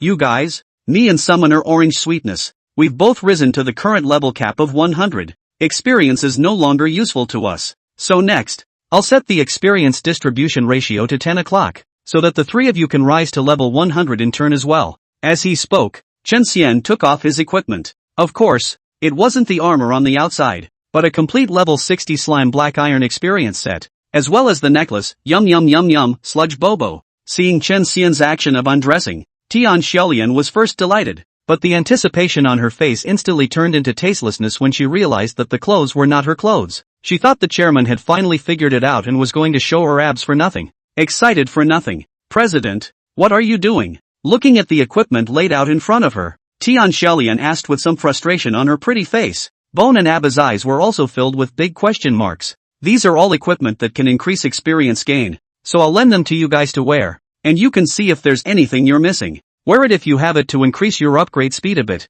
Chen Xian felt that the gazes of a few people were a bit understated, but he patiently explained a couple of things. What? Increased experience gain? And such good equipment? Tian Xiaolian was startled and hurriedly grabbed a pair of slime sheepskin gauntlets, opening her beautiful eyes wide to scrutinize them. Then it was immediately dropped again, and all the remaining equipment was hurriedly gone over. Tian Xiaolian finished reading. A Bone and ABA these two. One is the Chief Grand Military Division. One is the Minister of Military Department. At this moment, also poise is completely gone, with the beggar who grabbed the buns like grabbing the equipment on the ground. One vigorously fierce look. Hey, I say that one of you Chief Military Advisor and 2 ministers. At least pay attention to your image. Isn't it just a few pieces of equipment? As for looking like you've never seen the world? Chen Xian helplessly held his forehead armor, his heart slightly speechless. To get excited like this over just a few pieces of equipment, these guys still have to practice their heart. Who knew that upon hearing Chen Xian say this,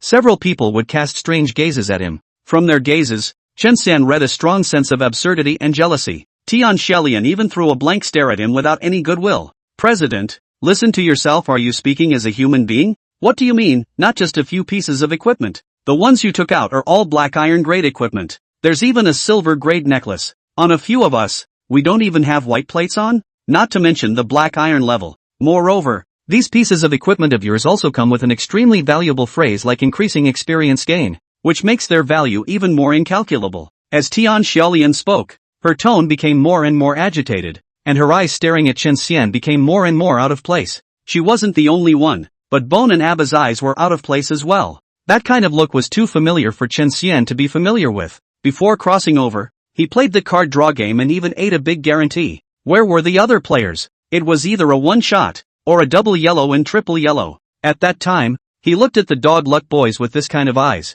Red-eyed, jealous, and itching to knife each other along the webbing. Chen Xian's scalp tingled, so in order to appease a few people, he hastily said, "Don't be envious guys, isn't black iron equipment quite easy to obtain? At the outer or inner perimeter of the Slime Emperor's fallen ruins, won't it pop out after killing slimes for a while? You guys, not only am I wearing a set, but so is the summoner, so it's really no big deal. Bone, Abba, Tian Xiaolian, let's go. We don't play with Ouyang. What's the explosive rate of the black-hearted game Skyrim? Can they not know? Can millions of players not be clear?" The game's official website has been rushed by players over and over again because of this stingy burst rate. However, they did not argue with Chen Xian, because people don't share the same grief and joy. Eugene's well-taken explanation only sounded noisy to them. After the small interlude, the three of them then rode on Chen Xian's express train of upgrades in turn. Then the doors were welded shut, the gas was pressed to the floor, and they were taken on a wild ride. First was Bone,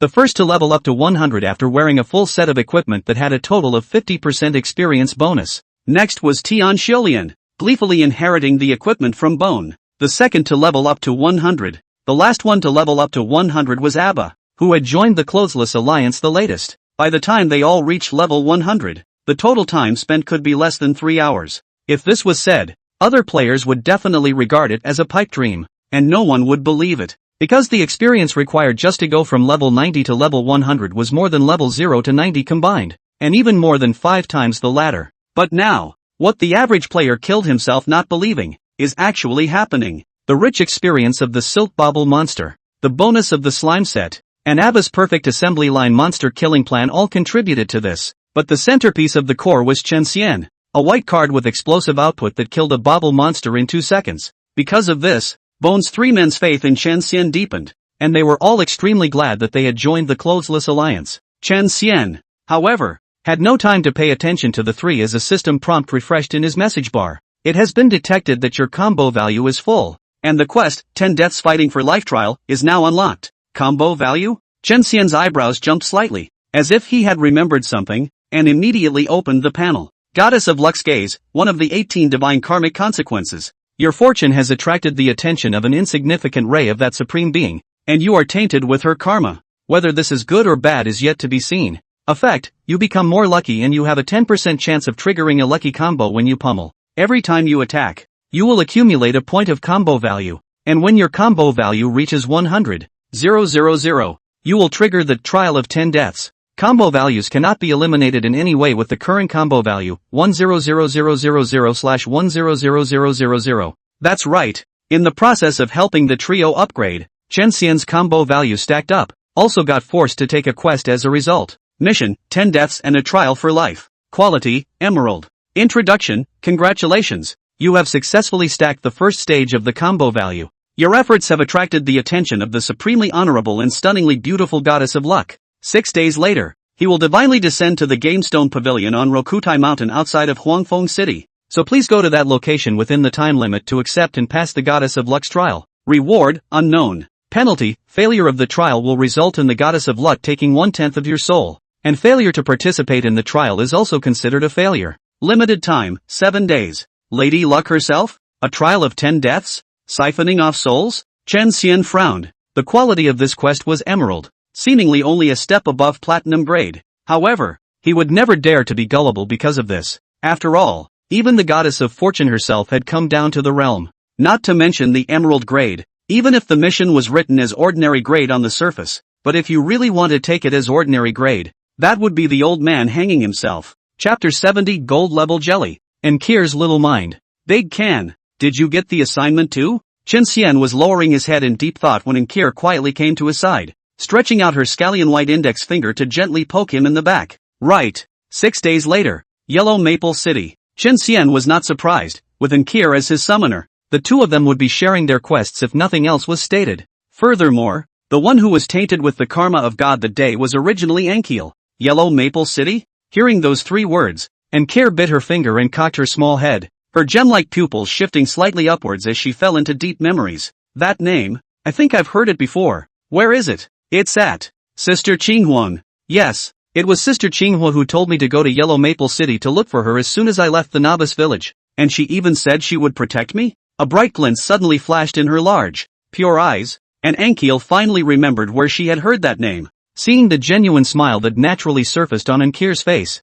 Chen Xian's heart was enlightened. The relationship between this Sister Qinghua and the summoner seems to be extraordinary. Is it a good girlfriend? Thus, Chen Xian decided to probe. Sister Clear Phoenix? Summoner, is she your friend? Hearing Chen Xian ask this question, Ankir instantly crossed her small waist in triumph, and her tender lips curved out into a proud arc. At the moment, a strong desire to share jumped out of her heart. Humph. For your information, oh big can of worms, Sister Qinghua is my good friend in the other world, the first and best kind in the world, Lori said as she gesticulated with her hands. Sister Qinghua is tall and beautiful like a fairy. Her hair is so long that it hangs down to her, but to cover it all. Oh, I can't believe it. And her legs, long and white. Sister Qinghua often let me pillow on it to sleep. Fragrant, warm, really comfortable. Big cans and so on. And Sister Qinghua met. You try it to know I'm not lying. And. While Ankir's little mouth blathered on and on, Chen Xian listened with black lines hanging from his forehead.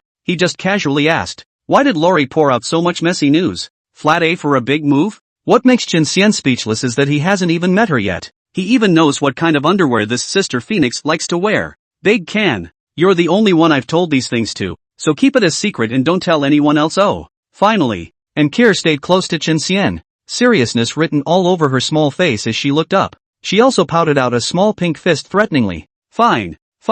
I swear, I won't tell anyone. Lying is for puppies. Chen Xian raised his right hand, put up his 3 fingers, and made a vow in tears and laughter. Encore was then satisfied. It seems that the relationship between this Sister Clear Phoenix and the summoner is even closer than I thought. Chen Xian was thoughtful. This is not bad. It's better for the summoner to have a care in reality than to be alone. Big cans, you hungry again, ba? Here, try my new jelly. Suddenly, Ankir took out a jelly from her backpack and handed it to Chen Xian with her small cupped hands. Chen Xian's dark eyes coalesced with intense surprise. It was only because this jelly that Ankil had given him was different from any previous ones. First, there's the smell. Fragrance. This is a very peculiar fragrance. Not too strong and greasy, not too light, just right, but fragrant to the bone. Chen Xian just smelled it for a moment, and his mouth was filled with fluid, and his stomach grumbled uneasily. What a smell! It smells so good. It smells so good I can swallow my tongue. The attention of Bone,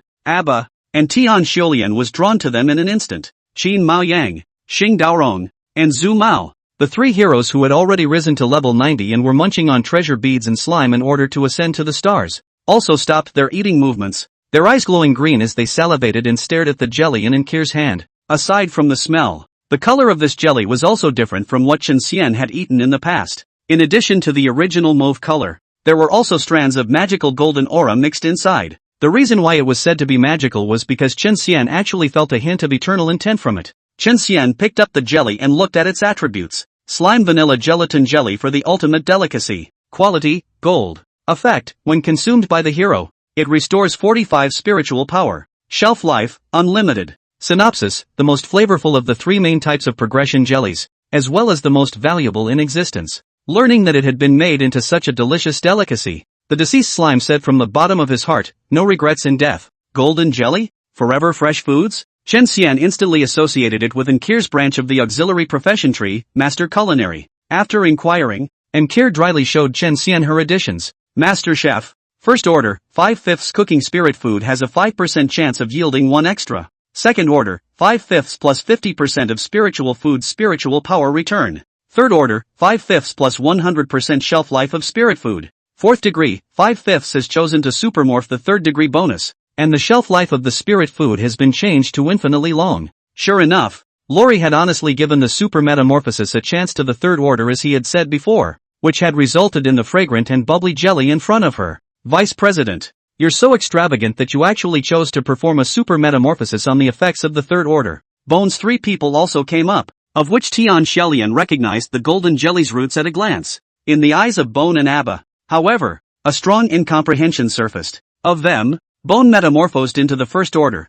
There is a 100% probability of yielding an additional jelly when cooking. Abba metamorphosis is second level, plus 100% of spirit food's spirit energy recovery. The final product cooked by the two was silver grade, but in comparison, it was stronger than the metamorphosis third stage in any case, because for them, jello just isn't enough. So the shelf life is like a fish's bicycle, it doesn't matter. Most importantly, the shelf life of the jelly is short, only 14 days. However, the shelf life of the raw materials was as long as 3 years, and it was just a matter of making it now when the hero wanted to eat it. So why should he give up the more tangible psychic gains in pursuit of that nebulous permanent freshness? Facing their doubts, Enkir explained with unusually firm eyes. The big cans are white cards. The daily consumption is very low and you eat less. 45 points of spiritual energy before metamorphosis is already enough. I know that permanent freshness is not important, but what is important is that the description says that golden jelly is the best jelly in the world. Big Jarhead is going to be eating jelly for the rest of his life,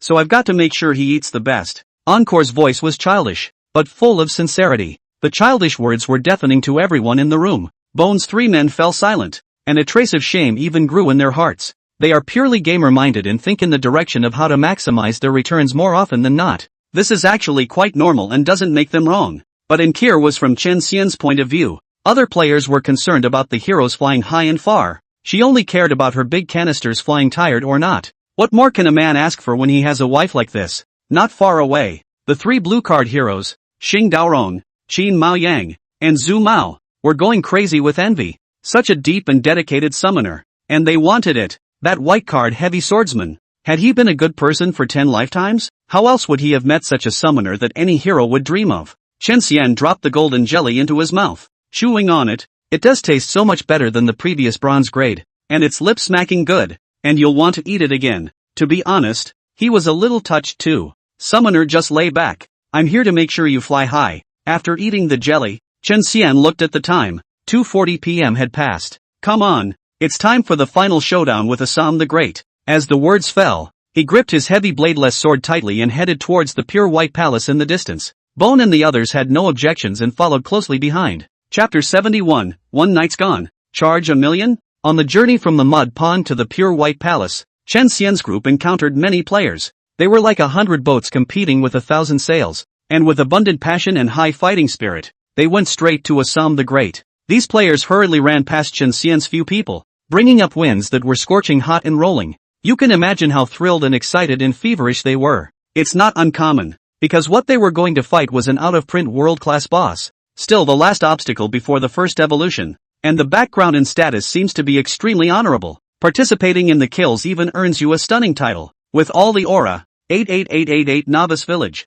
almost all players were unwilling to miss this sound battle. This is a real, immersive, 10,000 person battle against a super boss. The blood was about to burn, about to boil, just thinking about it. Some of them were students, and they had specially asked their teachers for a leave of absence for this battle of the King's Palace Assembly. In response, the principal reacted by slapping his desk, waving his hand, and making a decision that went against his ancestors but made the whole school happy. No more classes, and a 7-day vacation. There are also the 996 social animals who woke up for work and didn't wake up for the road, specifically taking time off from work in order to participate in this epic and grandiose battle that they loved and hated, but just couldn't miss. The company, of course, is actively cooperating. Even pregnant women lying in the delivery room to give birth to babies are out of nowhere more than a few points of brute strength and ruthlessness, just in order to squeeze the baby out earlier, and then hoofed to join this absolutely wonderful battle. Nowadays, the great Yin country has already regarded the heavenly realm as the foundation of the country,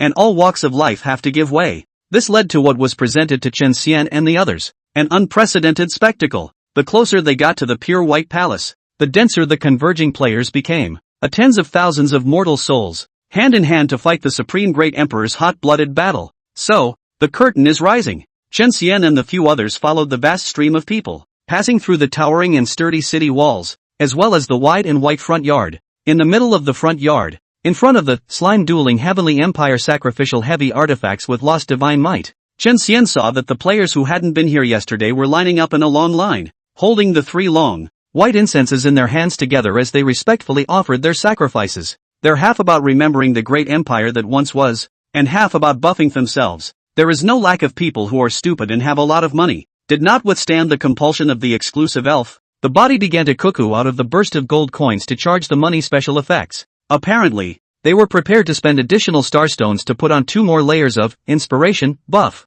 After looking at the others, Chen Xian analyzed his team's pre-war strength. The 3 of them, Bone, Abba, and Tian Xiaolian, couldn't be said not to be strong in terms of fighting. Let's just say that the future is bright. Rather, it was Inkir's little loli attribute that caused Chen Xian to be slightly moved. Player, Orange Sweet. Occupation, none. Level, 100. Life, 5700/5700. Mana, 500 of 500. Attack, 20. Legal strength, 20. Defense, 820. Legal resistance, 660. Speed, 210, 1. 2 attacks per second. 9. 8 meters per second movement. Talent, unstable mutation, common. Skills, instant shield, bronze LV1. Waste blaster, gold LV1. Bindings, none. Career tree, auxiliary, master culinary, 2020. Equipment, Slime Ox Horn Felt Hat, level 60, black iron. Slime Black Bear Jacket, level 60, black iron. Slime Sheepskin Gauntlets, level 60, black iron. Slime Crocodile Skin Pants, level 60, black iron. Combat power, 793. Under Chen Xian's turtle flow points, coupled with a full set of black iron grade suits, Lori's life and double resistance had far exceeded that of players of her level, and with the use of the wasted blast fist, she deals close to 200 true damage per attack, with no defense breaking issues. I wonder if there's a way that Bone and the others can whore themselves out to SSRs so that the fighting power can rise. It's a pity that the player's card pool can only be drawn by hand. Otherwise I wouldn't mind helping them out with Hong Luk Chi Tian. Chen Xian lowered his head, thinking carefully as he walked. These few patriarchal members of the Clothesless Alliance were loyal, and as the president, he of course had to find a way to reward them fiercely. Besides, when they were strong, the Clothesless Alliance could also develop faster, couldn't it? Just as Chen Xian's thoughts drifted wildly, the light in front of him suddenly dimmed. I'll look up. Only then did he realize that he had entered the main hall of the central palace. In front of them was the dark and gloomy space of the great hall, the floor of which was cast from red gold, and a giant red beam rose up from the ground, with divine dragons coiled around it, and the dragon's might was brilliant. In the center of all the beams stood a huge black and red throne. Above the throne, the figure is as it was, the emperor's sword sharpness sculpt, and his cloak hunted. On the red gold ground, 10,000 players looked up at the figure, but no matter how much their eyes widened to the limit, but it's still hard to see. It's hard to see. The figure on the throne was so bright and blazing white to the extreme that it almost transformed into a second sun, or it has done things that shine brighter than the sun, so much so that players can only look at it, but not touch it. This is the emperor's posture that covers the world, and this is the great emperor that is peerless, simply standing there. Even if he did nothing, he was the brightest and only one in heaven and earth, and the darkness could not approach him. Of course, illuminating the dimly lit space within the main hall of the Nakshatra, besides the brightest Assamese Maharaja, were 3 wheels of powdery, hooded light. Nope, I should say deep pink, or a thick pink aperture, even so pink that it's not far from crimson. Stepping on top of the pink circle of light was none other than the 3 major kryptonite players of the 88888 Novice Village, Ghost Shadow Slayer, Wind Cloud Wuji, and Blue Crystal. Compared to yesterday, the 3 people all battle strength soared. The reason is very simple: they charged money again. In addition to the original, they actually have a brand new SSR by their side. First of all, Ghost Slayer. In order to be able to take down Assam Emperor today, and to win the out-of-print title Outstanding Man, he has charged 680,000 Dian coins as soon as he came online and drew the second SSR. A majestic man in a rough walker's uniform and a walker's copper hoop on his head, with a cloak of hair and a ferocious temperament. SSR, Earthly Taiyu Wu Song. 7 stars, level 68. Second is the Wind and Clouds Without Extreme. I do not know if this guy is not guilty of this year. 10 company buttons are almost pressed burst, hands are point into Parkinson's, but every time it is either the blue sky and white clouds, or the purple gas to the east. In the end, it was hard to charge 17 million Dian coins, and my credit card was maxed out on one, before I drew the second SSR. SSR, Tian Dang Xing Pan Xiaoyun. 7 stars, level 62. Like Tian Sa Xing Pan Jinlian, this is also a female SSR and was born with a delicate and shapely body, a pair of slender charming eyes looking left and right, always accompanied by a touch of heart to hide the love of spring. What made Feng Yunwuji's brain black was that this spring feeling, vaguely, gave him a feeling of red apricots coming out of the wall. Lastly, there is the only female rich woman among the three tycoons, Blue Jingjing, also not to be outdone, showing what it means to be a heroine and a woman of honor. Atmosphere recharges 820,000 and draws a new SSR. SSR, White Fox of Qingxiu, 7 stars level 65. A woman in a long green ancient dress with a tall figure and delicate features. Unfortunately, it was just a cold face. Not only was it not as lively and enthusiastic as the nine-tailed demon fox, Daji, but the tail was not as numerous as the latter's, and there was only one. It also looked hard, as if it were white ice prawns, and didn't have the furry, soft texture of Daji's tail that made people want to touch it at first glance. However, due to the similarity between Qingqiu White Fox's temperament and that of her summoner, Blue Jingjing, she was also favored by the latter. Shen Xian then saw Lan Jingjing take out 2 jellies from her backpack and give them all to the White Fox of Qingqiu. When Daji, who was next to her, saw this scene, her pink lips pouted slightly and she held one of her large tails and sulked. Humph. Eccentric summoner, obviously my concubine is also hungry. My concubine wants it too. The other players looked at the 3 Kryptonian tycoons, and their 6 SSRs, with 100 different expressions on their faces. Chattering and murmuring rose in all directions, and the main hall of the palace suddenly became a rowdy food market. Chapter 72, Golden Lotus. Give my brother back his life. Is this the power of money? It's like a trenchless I'm still using blue cards. I can't even afford to draw purple cards. And other tycoons even have 2 SSRs. The pink aperture. That's a symbol of a human VIP. That is, a person who recharges more than 1 million great yen coins. The sky is the limit. Charging $1 million with just a handful of hands. Rich people are also too arrogant, envious of the baby to death. So that's how it's done? This is just to wear. I'm not afraid to tell you. My cousin works at the Red Romantic Foot Massage Center, and I heard her say that rich people do foot massages by shouting at 10 technicians, and one person shares a toe. It's so nice that the young masters and ladies are free for pedicure every day. Without further ado, I have to feed the chickens with pods after I get offline in a while. When the chickens grow up, I'll take them into the city and sell them to the young masters and ladies to make chicken casseroles to eat. Located at the forefront of the crowd,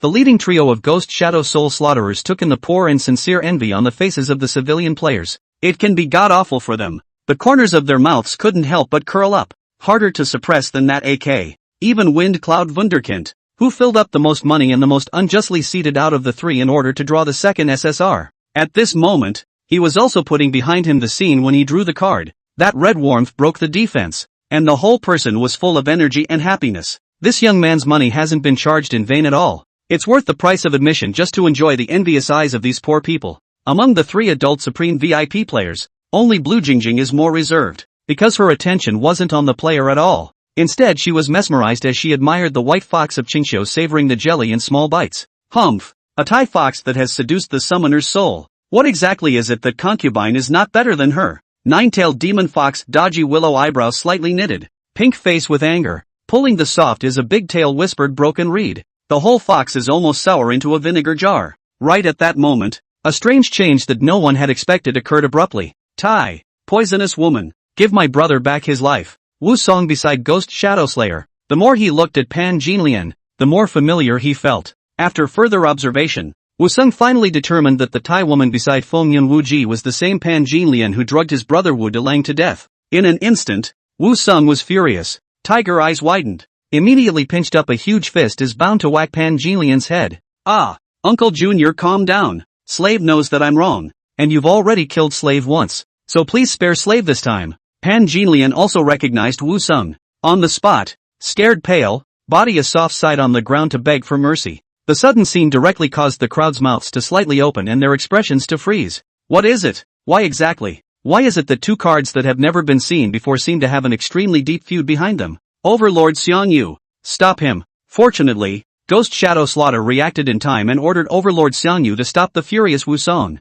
No matter what enmity or grudge there was between his own SSR and Feng Yunwuji's SSR, he shouldn't start infighting at this time. Not to mention that Pan Jinlian has a superb support skill that can drastically increase everyone's output. Her role is indispensable. Compared to Ghost Shadow Slaughter's clear thinking, Feng Yunwuji's mind was in the dark. He was a little dumbfounded. What the hell? We haven't even fought yet? My SSR is on the ground begging for mercy? Even as a woman, you shouldn't be so spineless and bloodless, right? You're an SSR. I spent over $1 million to draw you. Not as good as that broken white card heavy swordsman, who yesterday faced the overlord Xiang Yu, who is far above himself in both strength and rarity, and still dared to show his sword and charge fearlessly. This courage, even as an enemy he had to recognize. Get up. Don't be ashamed. Feng Yunwuji pulled Pan Jinlian up in annoyance, but the latter's delicate body trembled slightly, still looking like she couldn't even stand up. Luckily, the ghost shadow slayer on the other side didn't know what he said to Wu Song,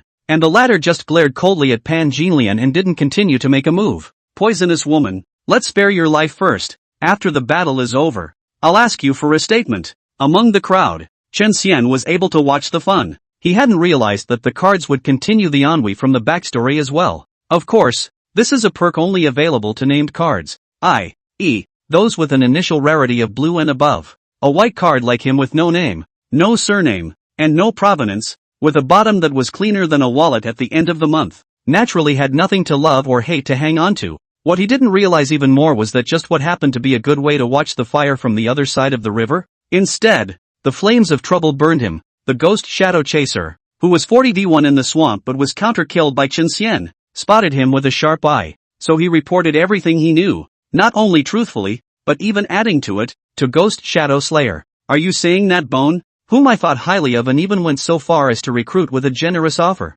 turned around and joined another guild after rejecting me? Guild master or that crappy white card? The broken white card even threatened to kill anyone who meets the Ghost Shadow Guild once in a while? Ghost Shadow Slayer touched the hideous scars on his face. His voice couldn't be heard as happy or angry. President, do you suspect me of lying? What about me as a person? You know the basics. I followed you when you first started out. Do you still remember that battle? Boss, you were seriously injured. And it was me who carried a watermelon knife in one hand, hacking all the way from the Wan Chai Pier to Myriad Crisp Corner, escorting you. Memories surfaced on Ghost Shadow Chaser's face, but his mouth began to be endless. Stop, stop, stop. Ghost Shadow Slayer stopped Ghost Shadow Chaser with a loud voice and turned his head to look at Epileptic Scholar on his right. What is your opinion, Grand Master? The Epileptic Scholar shook his white bone folding fan and said slowly, President, in my opinion, there must be something fishy about this matter, so why don't we ask in person? Ghost Slayer nodded in recognition. Arms Master has a point. Let's go. Thus, the Ghost Shadow Slaughterer, with his two right-hand men, and a horde of Ghost Shadow Guild members, surrounded Chen Xian's men again. He didn't sell it either, his eyes looking straight at Bone. What favors did he give you? As much as my old man gives? Even though he was heavily surrounded, Bone remained calm and collected. No. And why are you? The Ghost Shadow Slayer's expression was stern, and the scars on his face squirmed centipede-like, showing his ferocity. President Ghost Shadow, there's a saying that a woman is a woman's friend, and a man is a man's friend. You and I, in the end, are not people along the way, but he and I, however, share the same ideals. Bone glanced at Chen Xian behind him and turned back, refusing again in an unusually firm tone. Give it up, President Ghost Shadow. A melon that is twisted by force is not sweet. Forcing it will not yield good results. A strongly twisted melon is not sweet? Oh, but it quenches the thirst. Give it all to the old man. Take down. Ghost Shadow Slaughter's right hand swung decisively,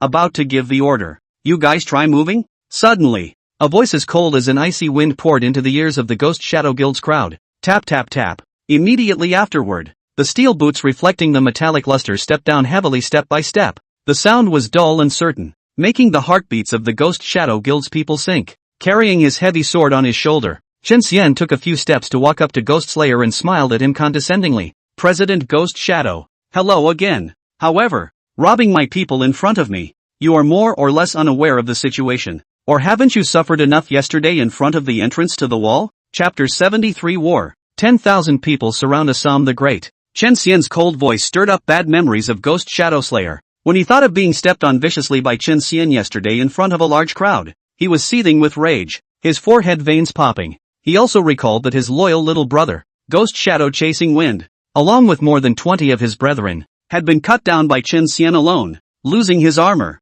and his cards bursting into stars in rapid succession. There's also the talent he unsuccessfully tried to recruit as well, who turned around and joined the camp of this broken white card. This pile of things, one thing at a time, even made the Ghost Shadow Slayer's anger increase. Since the debut, when had he ever been so humiliated? When have you ever suffered so much? From this moment onwards, the grudge between his Ghost Shadow Guild and the person in front of him was completely knotted. and could not be washed away by pouring out the waters of the Yellow River. The Ghost Shadow Slayer glared at Chen Xian like an evil spirit, itching to eat his flesh and drink his blood. No, a good man doesn't repay his debts overnight. He was going to settle old scores with new ones now. Just by you. How dare you speak up in front of lousy? Old me now has 2 major SSR heroes, plus dozens of good fighters. To clean up a white card of yours, it's simply easy. With a thud, Chen Xian planted his heavy bladeless sword heavily on the ground, grinning in disbelief as he rested his hands on the hilt of the sword. Yeah, then you'll try? Chen Xian really wasn't bluffing. The man of today was completely different from the man of yesterday, and his strength had skyrocketed. It is not yet possible to go head-to-head with SSR. Although Chen Xian was very unwilling to challenge Assam the Great at this juncture, he was making a futile mess. But he was even less afraid of things. Since the other party wanted to fight, then he would accompany them to the end. And he was not a vegetarian. Just as the two sides were at cross swords, a thick and wise voice abruptly resounded. Slow down, I have something to say. With a somewhat protruding potbelly, Abba lightly waved his feathered fan. His cockatoo eyes filled with confidence as he walked over to Chen Xian. Who are you? If you have a fart, let it go. Ghost Slayer eyed Abba strangely. This thing, look is really shabby, but also learn from the appearance of their own military division. I do not know where to get a fan. Winter and summer also do not care. Just rest here, fan. Who am I? President Ghost Shadow. Please perk up your ears and listen carefully. I am the Clothesless Alliance's Chief Grand Military Master. Of course, this person next to me is the Clothesless Alliance's president. Abba gave an airy self-introduction before getting down to business. President Ghost Shadow, you must think clearly. Going to war now will not be beneficial to either of us. Even though our chairman is a white card, he was ranked 3rd in yesterday's damage ranking, even surpassing SSR Pan Jinlian. As for Bone, you know his command role better than I do. Think about how many surprises and twists and turns the next battle will give birth to without them. After finishing what he wanted to say, Abba closed his mouth and stepped back without further comment. As for Ghost Slaughter, as much as he hated to admit it, what the cockeyed warlord on the opposite side said was indeed the truth. Going to war now is a purely foolish act of internal conflict. What do you think, warlord? To be on the safe side, Ghost Shadow Slaughter decided to ask Epileptic Scholar's opinion. The Epileptic Scholar didn't answer at first, but instead narrowed his eyes and sized up Abba. In fact, after following the Ghost Shadow Slayer to Chen Xian and his group, his gaze had always fallen on Aba. For some reason, he had a nagging premonition that this clumsy imitator across the street would be a very difficult and formidable foe. He's got a point. The Epileptic Scholar nodded softly, recognizing what Abba had said. He then attached himself to Ghost Slayer's ear and whispered softly while waving his folding fan. But my Ghost Shadow Guild's face is not that good to brush off. President, be at ease. We only need to hold back a wave for now. Don't reveal the end. When we're done fighting the boss, we'll wrestle the cup as a rallying cry, and have the Ghost Shadow Guild's best men swarm up and launch a sneak attack to hack and chop them to pieces. At the same time, Abba also covered her face with a feather fan and said quietly to Chen Xian, Chairman, right now the Ghost Shadow Guild's rabbits will put things to rest, but after the boss fight, they'll definitely rise up in a group and attack. You have to be doubly careful. Don't worry. The corner of Chen Xian's mouth hooked up into an unintentional smile. Ghost Shadow Guild? It's just a little trick. These guys know what kind of fart they're going to make as soon as they pucker their asses. Ha ha ha. It was all a misunderstanding just now. I'm offended. Don't mind, haha. It's still important to fight the boss. Everyone fight the boss first. Ghost Shadow Slayer suddenly laughed out loud and gestured for his men to disperse and let go, no longer encircling Chen Xian's men. Little things, little things. Chen Xian also waved his hand, pretending not to care. At that moment, the Epileptic Scholar shook his folding fan and walked up to Abba to make a dismount. Just like you, you're also the Chief Grand Warlord? Are you worthy? Abba did not weaken in the face of his enemy's provocation. If you can be it, I can't? It's a pity that certain people can only imitate my fan, but not my face. The Epileptic Scholar was momentarily speechless. What do you have to imitate? Your wise cockeye. Whomf. Who actually imitates who? Who is a true talent and who is a water boy? Try it to find out. The Epileptic Scholar snorted coldly and glanced at Abba disdainfully. Abba glared back defiantly. In a flash, the two chief grand military counselors were completely at war, and the air between them crackled as if electrified. Now that the storm has subsided, the final showdown with Assam the Great, it also pulls back the curtain completely. Just like yesterday, Bone sat in the center of the army and coordinated the whole situation. Using the loudhailer he got from doing the quest, he commanded tens of thousands of players to form a supergiant hybrid battle formation consisting of a series of big formations such as the Bagua formation, the one-character long snake formation, the double snakes parallel formation, the heaven and earth triple talent formation, and the 6 dings and 6 armors formation. Between the operation of the major battle formations, instead of interfering with and hindering each other, they cooperated in an orderly manner and strengthened each other. Such a terrifying commanding ability caused many players to be astonished and cry out in disbelief. In fact, at first, a number of players had strong doubts about Bones' ability and were unwilling to follow orders. We're both players. Why should I listen to you? I can do whatever I want. I want to be as free as the wind. But when they saw that the cooperating players died less often and did more damage, some of the skeptical players began to behave. But there are still some stubborn bastards who just do what they want and are dead set on not cooperating. And then they're really dead. Bone specialized in deploying some of the players with purple card heroes to form dozens of supervisors. Anyone who dares to disobey, or even cause trouble, will be executed by decapitation. On the battlefield, marching and formation, the most important thing is strict military discipline, mobilization and command, like an arm and a finger. Just like that, tens of thousands of players were actually well organized and steady as old dogs under Bones' command. When Ghost Shadow Slaughter and Wind Cloud Wuji saw this scene, they were both angry and hateful. It is a pity to think that such a talent, which is hard to find in this world, cannot be used for oneself. Meanwhile, the players and heroes with a blood volume of 3,000 or more came to the innermost perimeter of the black and red throne under the seat of Assam the Great, and Shen Xian and the 6 SSRs were among them, and as soon as they did, the damage charts went through the roof. Chapter 74, The Light of a Firefly, preferring to compete with the White Moon. First up are the 3 major 10-star, level 100, battle power breaking 5,000 SSRs. Under Bones' deliberate arrangement, Tianxia Xing Pangilian was the first to unleash her skill, the Lang Drink's medicine. As Pangilian's white hands fluttered like butterflies, they flew to form hand seals. A single green glazed porcelain bowl is like a filamentless dividing cell. 1 part 2, 2 parts 4, 4 parts 8. Soon, a porcelain bowl containing a bizarre purple medicinal liquid appeared in front of all the players and heroes within a 50-meter radius. One also appeared in front of Chen Xian, and this time he didn't resist. Gulp, gulp, gulp and drank heartily. Wretch. After finishing the drink, Chen Xian couldn't help but close his eyes and breathe in, and his brow wrinkled into a Chuan character. It's the same old recipe, the same familiar flavor. The ground was hard to drink. It was so disgusting he could have spit out his bile. However, the new buffs in the status bar are very powerful. Golden Lotus's Secret Pill of Love, attack power X 150% for 120 seconds. Meanwhile, the other 5 main attacking SSRs were drinking Pan's Secret Pill of Love without saying a word. Open wide. First up are 2 10-star, level 100 veteran heroes. Dodgy, a collection of Ying charming, beautiful face replaced by calm and peaceful, Soul Foxfire, only to see her slightly drooping her head, a pair of jade arms crossed and folded in front of her chest, like the holy maiden of the moon ascending to a height of 30 meters from the ground.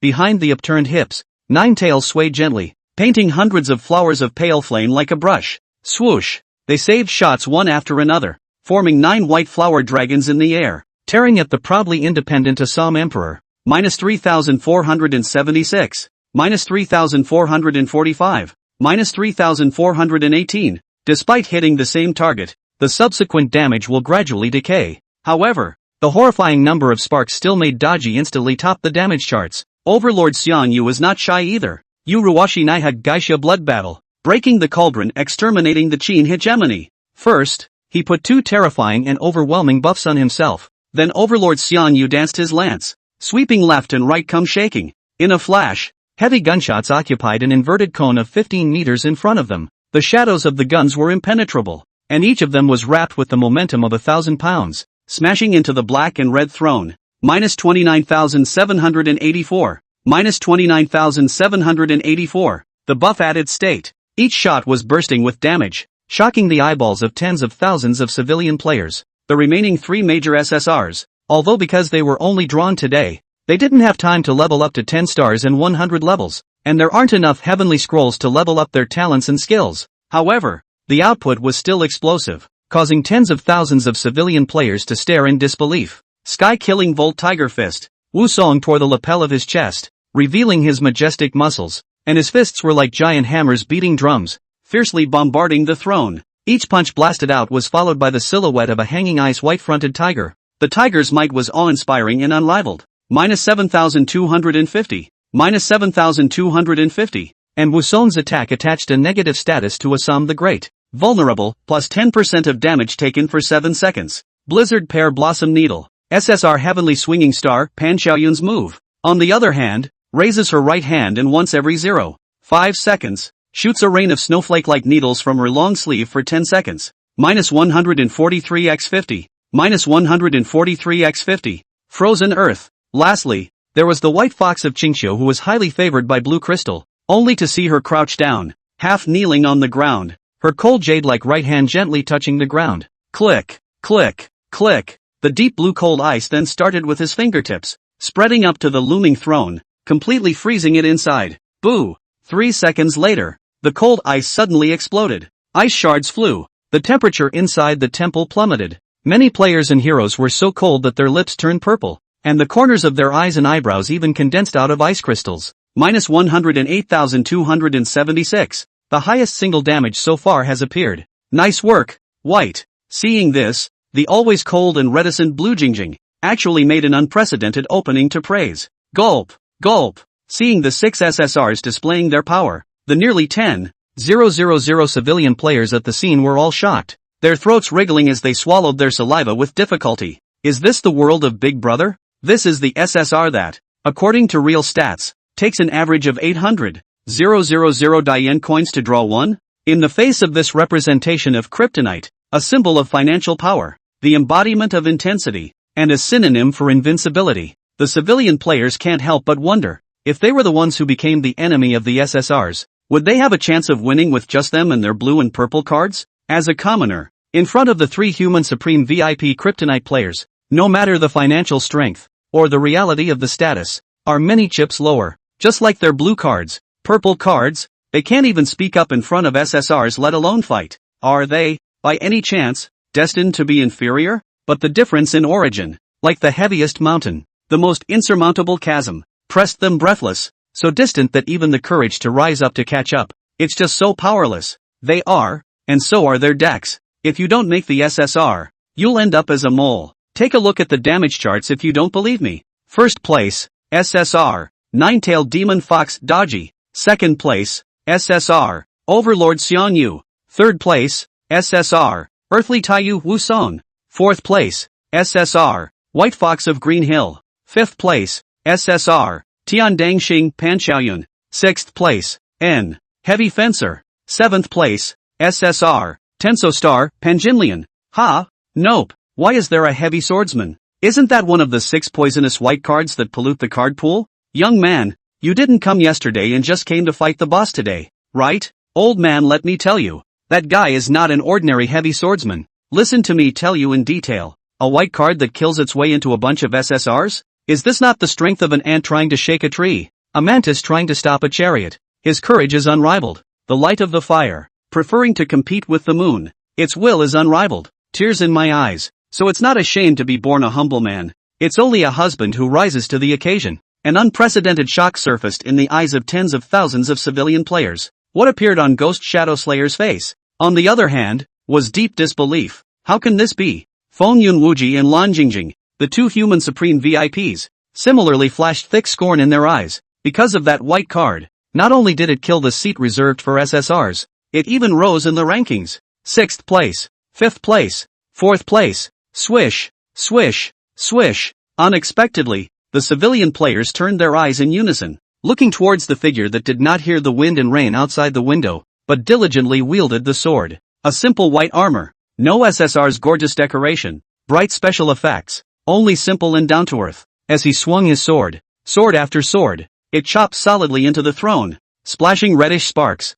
Plain and simple, simple and clumsy. Isn't this a true reflection of them? Building that ordinary, yet supremely honorable life, stitch by stitch, brick by brick. At this moment, many players and heroes resonated and their hearts were deeply touched. There were even people who shouted and cheered up for Chen Xian. Hurry up, ordinary swordsman, catch up with the SSR in front. Way to go, handsome big brother who swings his sword hard, even though you're only the lowest level white card. I'm sure you can do it. The voices converged into a vast wave of sound, carrying some sort of unspeakable will and expectation, all surging towards Chen Xian alone. What everyone didn't realize was that Assam the Great, who was independent on top of the throne and hadn't made a move from the beginning to the end. He also cast a glance of empire toward Chen Xian, and then nodded slightly. Chapter 75, The World's First Durable? Dang dang dang dang. The bladeless heavy sword clashed violently with the black and red throne, resounding with a clang like beating iron, and the air was scorched by the drifting sparks of fire. Chen Xian did not say anything,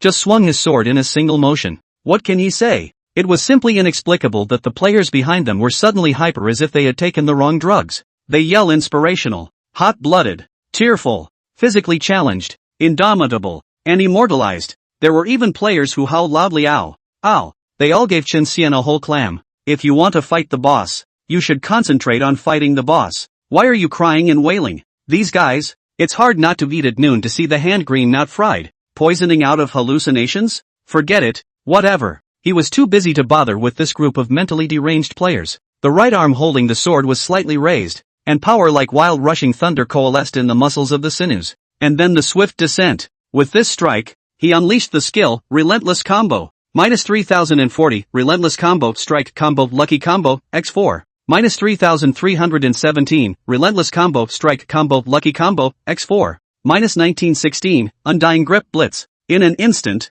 the 8 swords rotated and ruthlessly slashed at the black and red throne. LV3's Crackle passive reduces Assam the Great's defense by 300 points. Together with Pan Jilian's and Wu Song's buffs, Chen Xian's 8 swords had actually dealt over 20,000 high damage. Before the 8 swords finished their momentum, Chen Xian's small arm closed, and the heavy sword without a blade then returned, followed by another slash in no time at all. Minus 2763, Relentless Combo, Blitz Combo, Lucky Combo, X4. This time it was a plain and simple normal attack, but the damage deeply frightened the players and heroes around Chen Xian. Their breaths stuttered and they rubbed their eyes, and after realizing that they really hadn't blinked, they all sucked in cool air. Hiss! It took less than a second to deal over 10,000 damage. Is this really something a white card can do? It was at this time that they realized that Chen Xian's ranking on the damage charts had risen once again, squeezing out the earthly Taiyan Wusong. He was ranked 3rd, just behind Overlord Xiong Yu and Nine-Tailed Demon Fox Daji. I can see why white card swordsman's ranking keeps going up. Suddenly, on Chen Xian's left-hand side, a player with the ID of Heavenly Domain's first understanding brother exclaimed with glowing eyes. Oh, tell me about it. The nearby players pricked up their ears. The Heavenly Domain's number 1 know-it-all tapped the throne furiously with his staff while analyzing it in a reasoned manner. Ahem. Look at that. You guys.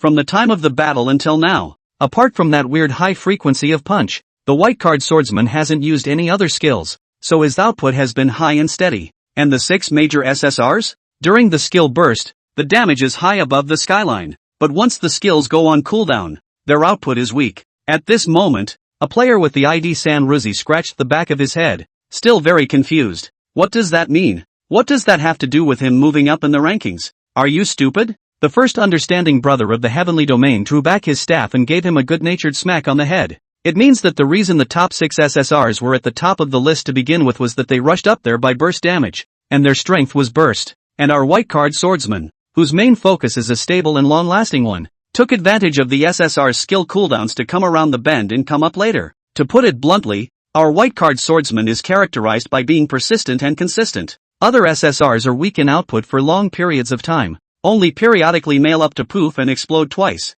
Now you get it, right? The crowd nodded indistinctly. Got it, got it. Though talk is rough, this is too rough for you. The player, San Ruizi, also shouted out as if he had been enlightened and slapped his head. I see what you mean. The white card swordsman is the most durable man. The 3 froze. This guy voice is super big. This roar is when Zhang Fei guarded the Dangyang Bridge. A roar drink back 100,000 Chow Army. The sound even overpowered Bone's loudspeaker. The dark and gloomy hall fell silent in a flash, followed by the players' discussion like flies buzzing and lingering. White card swordsman lasts the longest? Who said that? How does he know? How long? 3 hours or 5? Oh, this palace is getting a little itchy. I don't know who is spreading the news, but it doesn't sound like a lie to me. Listening to the new round of erupting chatter, Pan Jinlian and Pan Xiaoyun's charming eyes lit up, both casting their sticky, silky gazes at Chen Xian. He. The little mongrel really impresses my concubine every time? Jade feet lightly stepped on the empty space, the beautiful and moving Daji's posture. Her beautiful eyes also looked toward Chen Xian distantly. I don't know what came to mind. Her white shell teeth slightly deducted her red lips, and her bewitching features even climbed up a few wisps of intoxicating redness. Asshole. Chen Xian's face, however, darkened colorfully in a matter of moments. He stopped his attack and glanced sideways in anger at the loud voice of the third ranger. The bladeless heavy sword was raised above his head, and at this moment, Chen Xian was itching to chop this guy. Don't you have any sense of humor? You say everything? And so loud. Great God forgive him, he didn't mean it. San Ruzi's brain seemed to be missing a tendon, and he was still dumbfounded.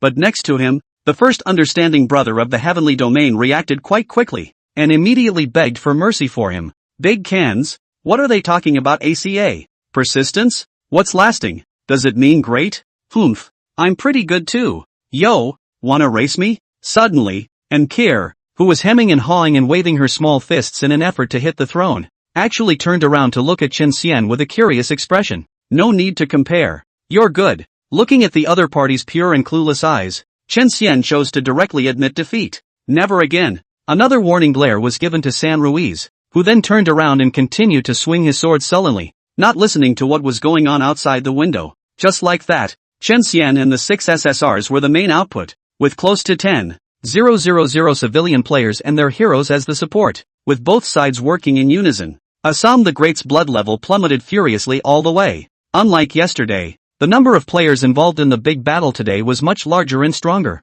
Thus in just under 10 minutes, Assam the Great's blood level had fallen wildly from 2.4 million to 1 million. During this time, Assam the Great continued to show them the mercy of the great. A sword is not yet out. It wasn't until his blood level was below 1 million that he carelessly swung his Emperor's sword, making Emperor's Sweep and Emperor's Vertical Slash. The two main skills are commonplace, yet they bring a lot of casualties to the player every time. Fortunately, the players had the command of Bone, a great general, and the hybrid battle formation was running in a rounded manner as it should, with the duties of the dead players and the resurrected players alternating in a well-organized manner. So the players didn't go haywire, and Assam the Great's blood was still steadily decreasing. Only the descent is getting slower and slower. This was because the great emperor's talent, imperial might of the thinning sun, could cause all enemies to lose 1% of their maximum life per second. As the battle goes on, players and heroes have less and less life. Players were fine. They could be resurrected if they died. But when a hero dies, he will lose his star and level. So the players had to take their respective heroes back to their card packs. The first to be taken back are the 6 SSRs. Because of their high life cap, the amount of blood dropped per second is horrifying,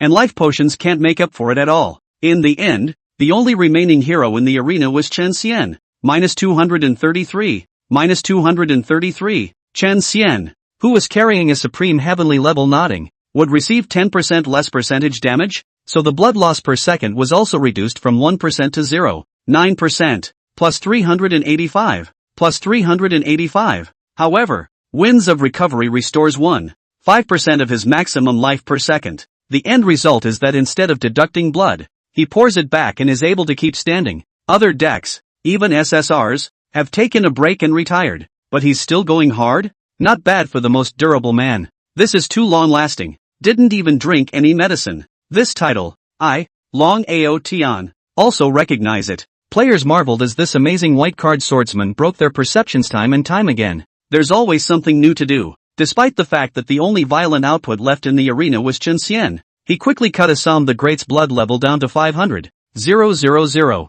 At that moment, Assam the Great raised his imperial sword, the tip of which went straight up to the sky. He's finally going to get a little serious. Chapter 76, What the hell? Your 8 characters are harder than Rebar? Assam Maharaja has a total of 4 skills. Emperor's Sweep, the vertical split of the Emperor, heaven and earth and land sinking and chopping, giving death to the sword chi. With his blood level down below 1 million, the Great Emperor made the Emperor's Sweep and the Emperor's Vertical Slash. Now, the Great Emperor, whose blood level had fallen below 500,000 slightly serious, made the heaven and earth 8 land sinking slash. He still didn't leave the throne, as if the 10,000 mole crickets in front of him weren't even worthy of him personally coming down to deal with them.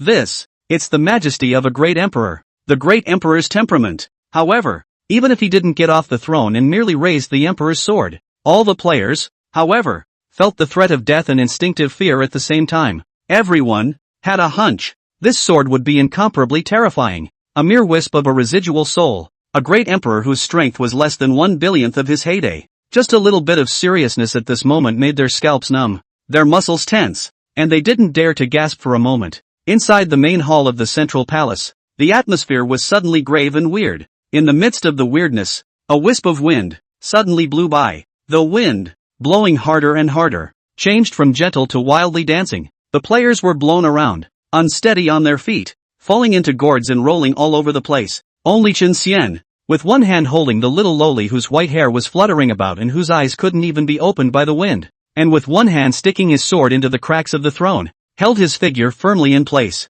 Let the wind blow. Let him be disorganized. I am the one who stays still. After the wind rises, comes the clouds. Above the great hall, a large black and heavy cloud suddenly sprang up. Immediately following the dark clouds came the downpouring rain with droplets as big as glass beads. Wow! -100. -100. The rain was continuous, but any player who was hit by the raindrops lost 100 life points per second again. After the cloudbursts came the earth's movement. Rumble. The great hall emitted a deafening roar, and the red gold ground even trembled violently, cracking open a deep, bottomless mouth.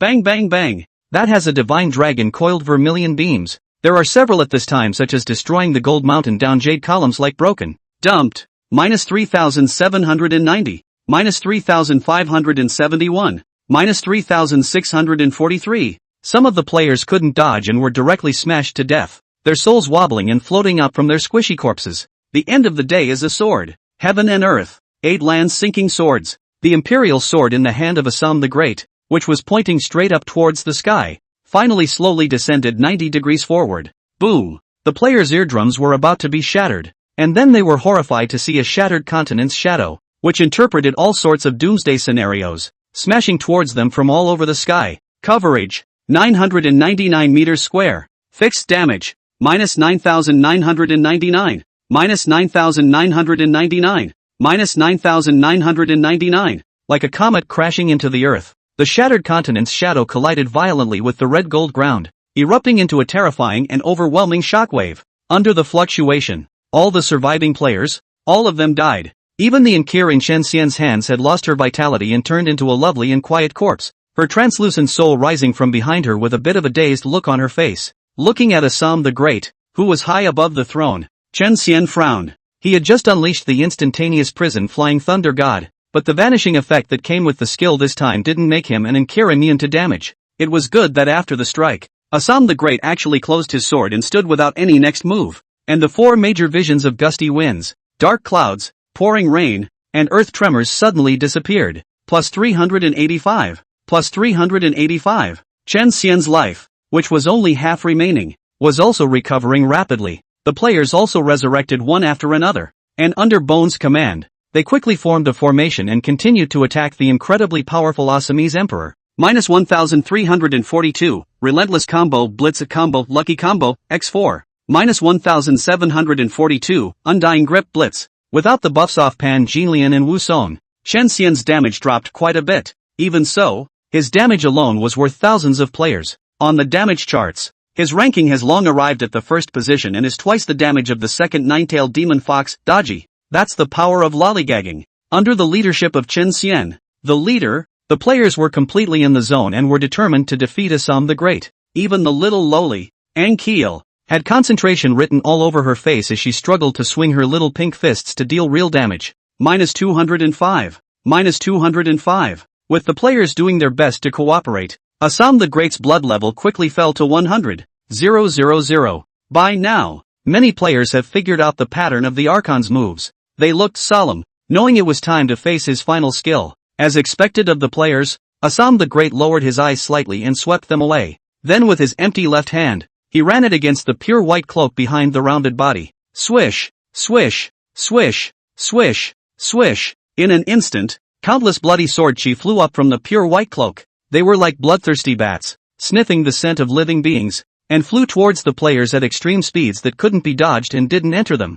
There is something for everyone, and it never fails. Chen Xian also parted with a blood-colored sword chi that still passed through the helmet and did not enter his body from the 100 meetings point on top of his head. The sword chi entered his body, and the first system prompt rang out. It has been detected that you have been hit by the death-giving sword chi. A judgment will be made every 0.5 seconds for the next 100 seconds. The initial state of death-giving sword breath is critical, and each time it is judged, there is a 99% chance that it will be transformed into dead, and in this state it dies immediately and the resurrection time is extended by 100 times, which can be recovered after Assam the Great is defeated. there is a 1% chance of transforming into Ra. This state can deal triple damage to Assam the Great. First judgment begins. Ra. For the second time, Ra. Chen Xian turned his head and looked around, realizing that the players all had a red critical word on their heads, which quickly turned into dead. Occasionally, the first fluke is Ra, but then there are 199 other decisions. And so,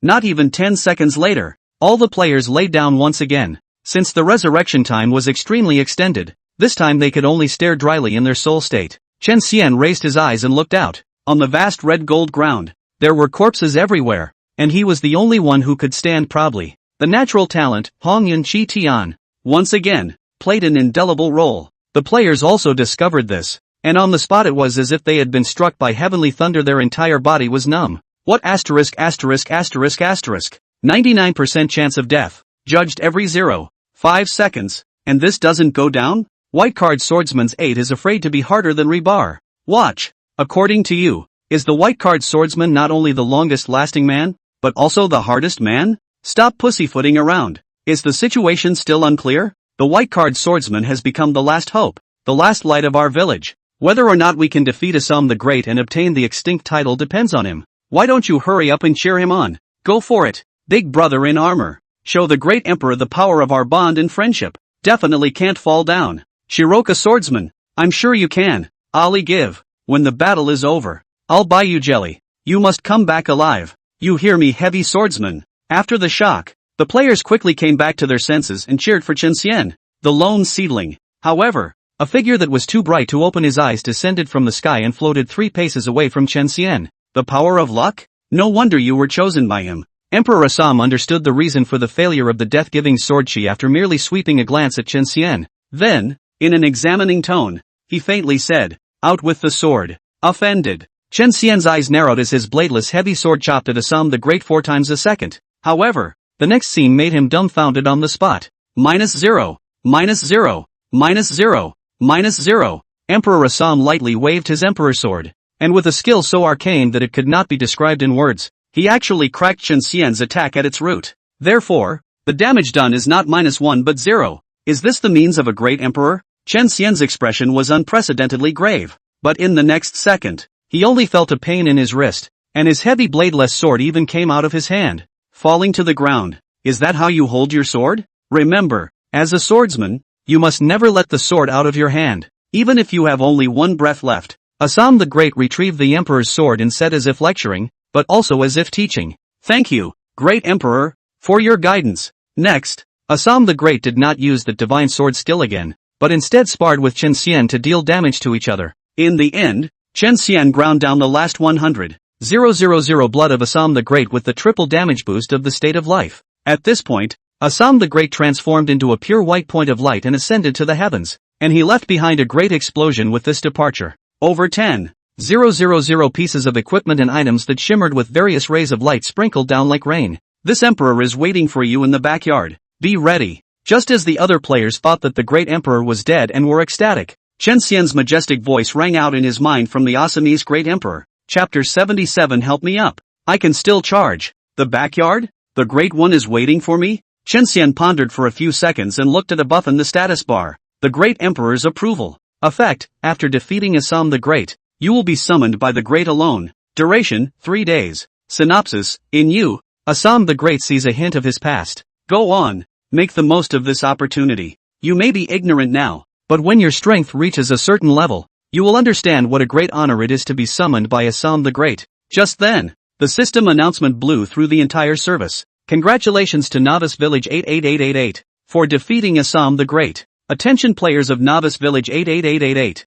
Your path to transfer, as well as your hero's path to evolution, are both completely unlocked. Heroes who meet the conditions 10 stars and 100 levels can go to the Old Village Chief for their first evolution. All players and heroes of Novice Village 88888 who participated in this battle, you will receive the out-of-print title, Outstanding Man. Outstanding Man has different effects on players and heroes. Please check it out yourself for details. As soon as the announcement came out, hundreds of thousands of other newbie villages instantly exploded into the sky, especially those players who were battling the Great Emperor. 10,000 grass mud horses raced through their hearts. They would rather think that they were in over their heads, that their ears were hallucinating, that their systems were jerking around, then ever wanting to believe that someone could defeat a great emperor who didn't release water. Impossible. Absolutely impossible. The first few stages of the great emperor were fine, but the death-giving sword chi at the end was simply unbreakable. How did they get past it? The frog of the heart has been touching your stomach. There is only one truth. They're open. They're definitely open.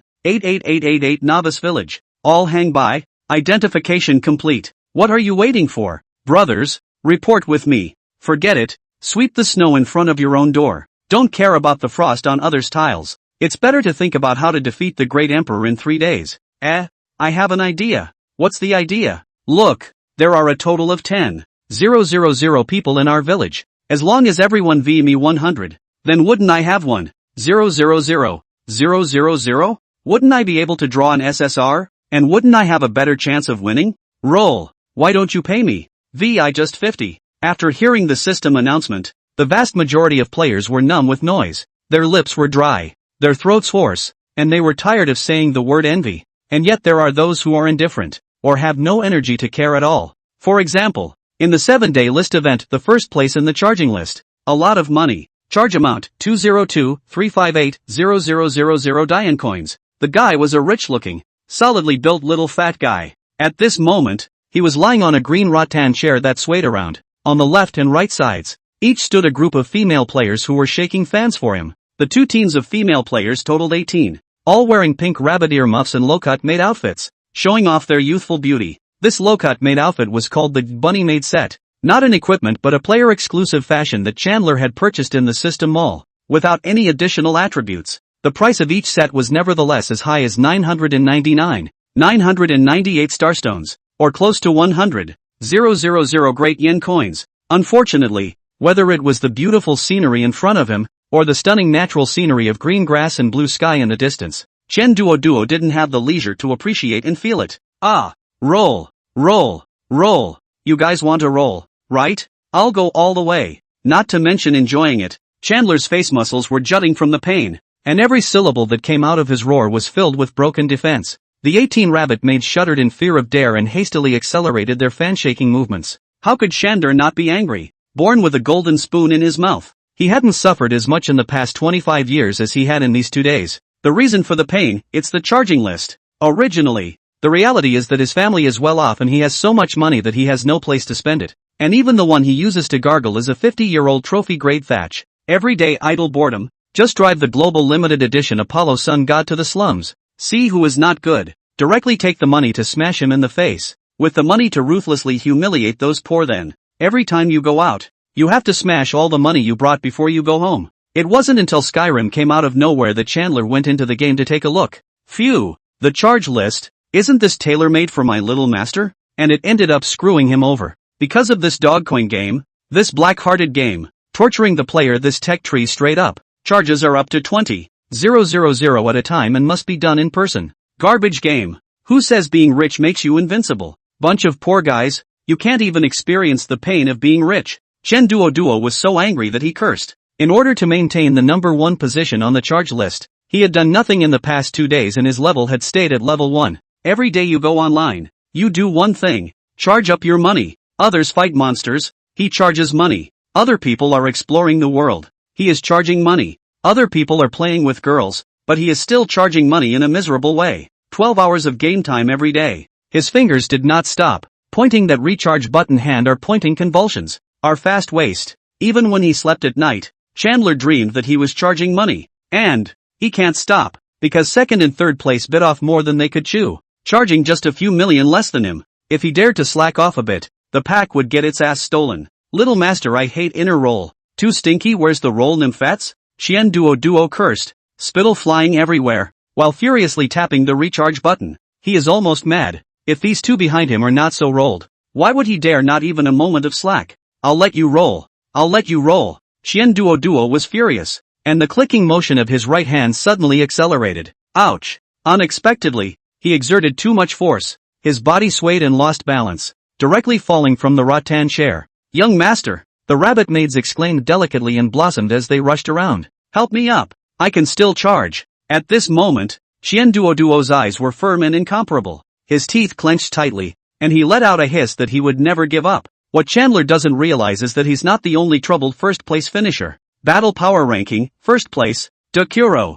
Battle Power 12, 132. Formation, Summoner Dakuro. SSR Water God Gong Gong, 10 stars. SSR Fire God Jurong, 10 stars. From the moment he entered the game, Doctor had intended to be the same as ID. A mysterious master who rode through the world. Since he was a mysterious master, the most important thing was that he was silent. I've never seen any pushy masters who can't keep their mouths shut all day long. Unfortunately, since the luck burst, 10 consecutive double yellow drew 2 SSR. Dakuro's dream was dashed. Stop it. Stop fighting. Cough cough. Doctor's voice was smoking from shouting, but his two main decks were still fighting within each other. On one side was Gong Gong, who had water coiling around his body and the sound of waves, and on the other side was Zhu Rong, whose skin and hair were red and whose body was on fire. Gong Gong, you touched the Buzhou mountain in anger back then, causing the heavenly pillar to collapse and making a big mistake, and now you still have the face to strike at me? Humph, it's not because of you. Why does the world only honor you, Zhu Rong, and not me?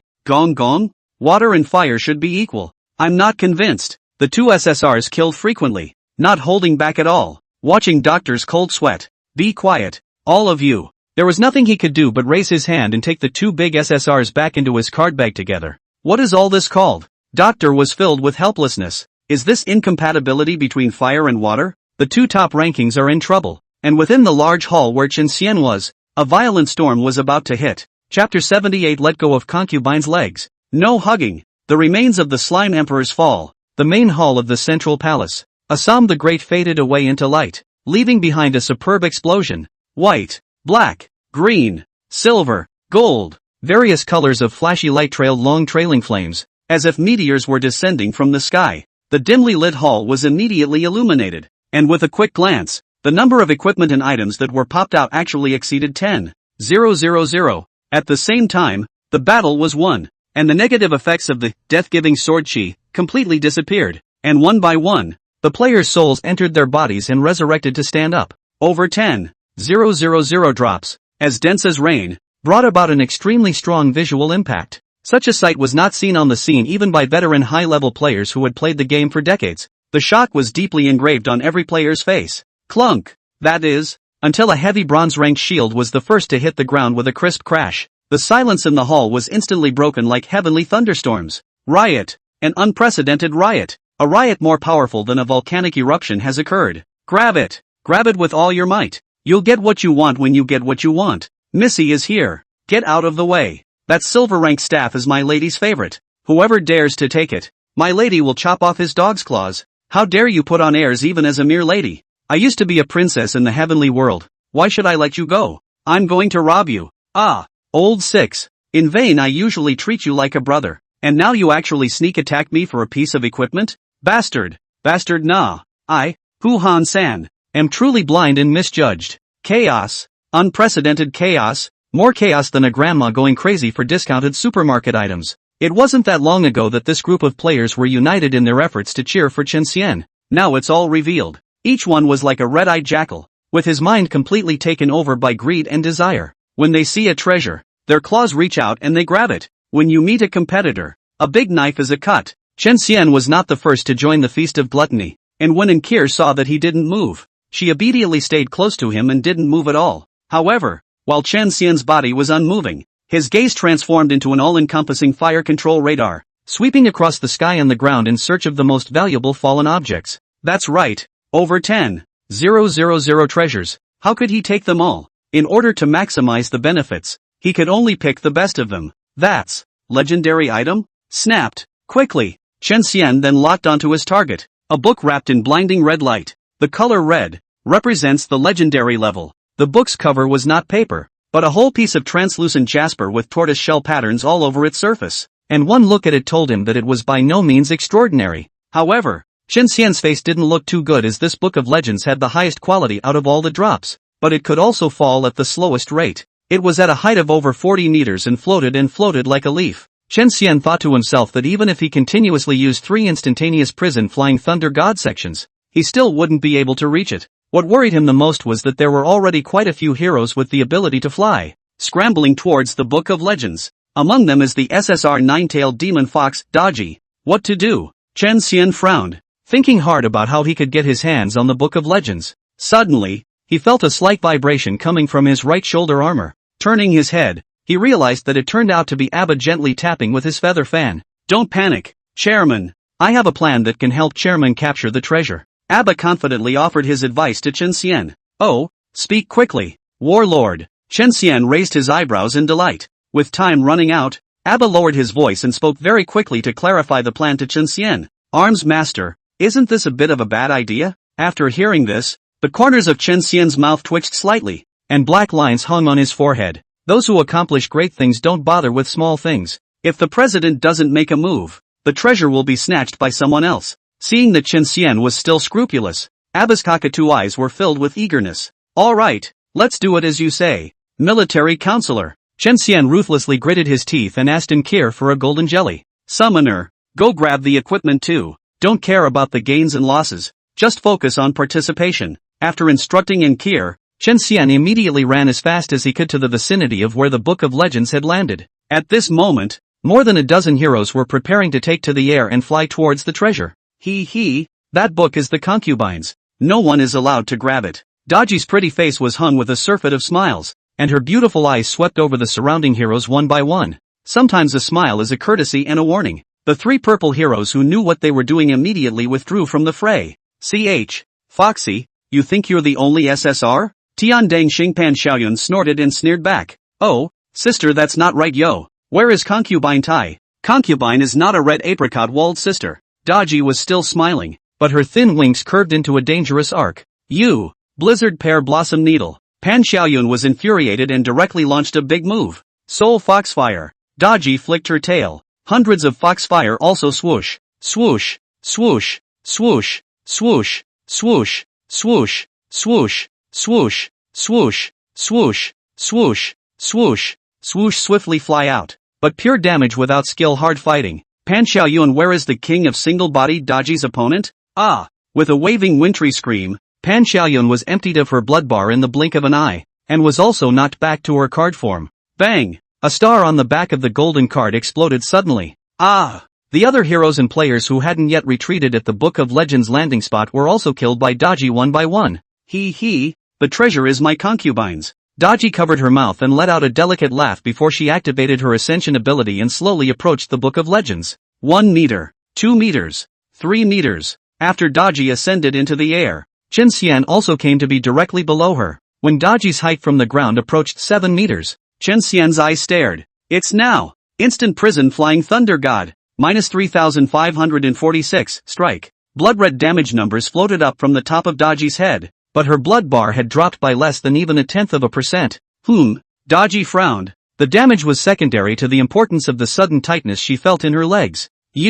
What are you doing? Loosen my concubine's legs. No hugging. Glancing downward with her beautiful eyes, a blush flew up on Daji's pretty face, as her legs were being held tightly. The opponent's strength was so great that it even strangled the two long plump legs with deep flesh marks. Offended. Knowing that his behavior was somewhat shameless, Chen Xian was forced to do so. Objectively speaking, the other party's legs were tender and white, tight and warm, indeed a pair of superbly beautiful legs, but that wasn't the reason why Chen Xian was hugging and not letting go. Little mongrel, let go of my concubine. Soon enough, Chen Xian felt Daji's anger as the 9 warm foxtails were slapping him indiscriminately in the face. Minus 1,356. Minus 1,356. In the meantime, Daji was still in ascension and getting closer to the Book of Legends. Instant prison flying thunder god. Instant prison flying thunder god. Seeing that he had reached the right distance, Chen Xian let go of his hand without a second thought and decisively unleashed his skill, transforming into an electric light and instantly spanning a distance of 14 meters.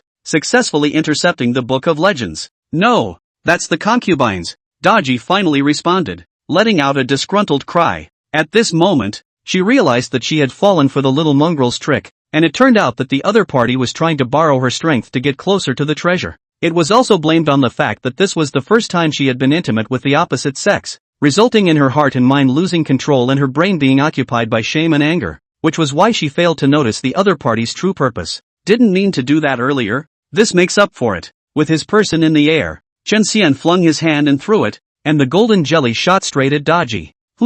Don't think you smell so good. Why would it taste so much better than the one made by the concubine summoner? Daji's small mouth opened slightly, just about to say something, but was blocked by the flying jelly. she took a shallow bite, and her beautiful eyes instantly widened by 2 points, unable to believe that there could be such a delicacy in the world. Wow! What kind of hard life has concubine lived before? It was so delicious, I wanted to eat it again. The jelly was eaten by Daji in 3 or 2 batches, and at the end, she couldn't get enough of it and poked out her little tongue and licked her red lips. After temporarily stabilizing Daji, Chen Xian, who had no ability to fly, also fell from the air with a thud. Big bad, let go. This is for my big can. As soon as he landed on the ground, before he could check out the Book of Legends, Chen Xian heard a familiar voice. Chapter 79, the only hidden profession transfer book. It's encore. Looking along with the sound, Chen Xian saw that little Loli was using both hands in unison, holding onto the hilt of a precious sword with a death grip.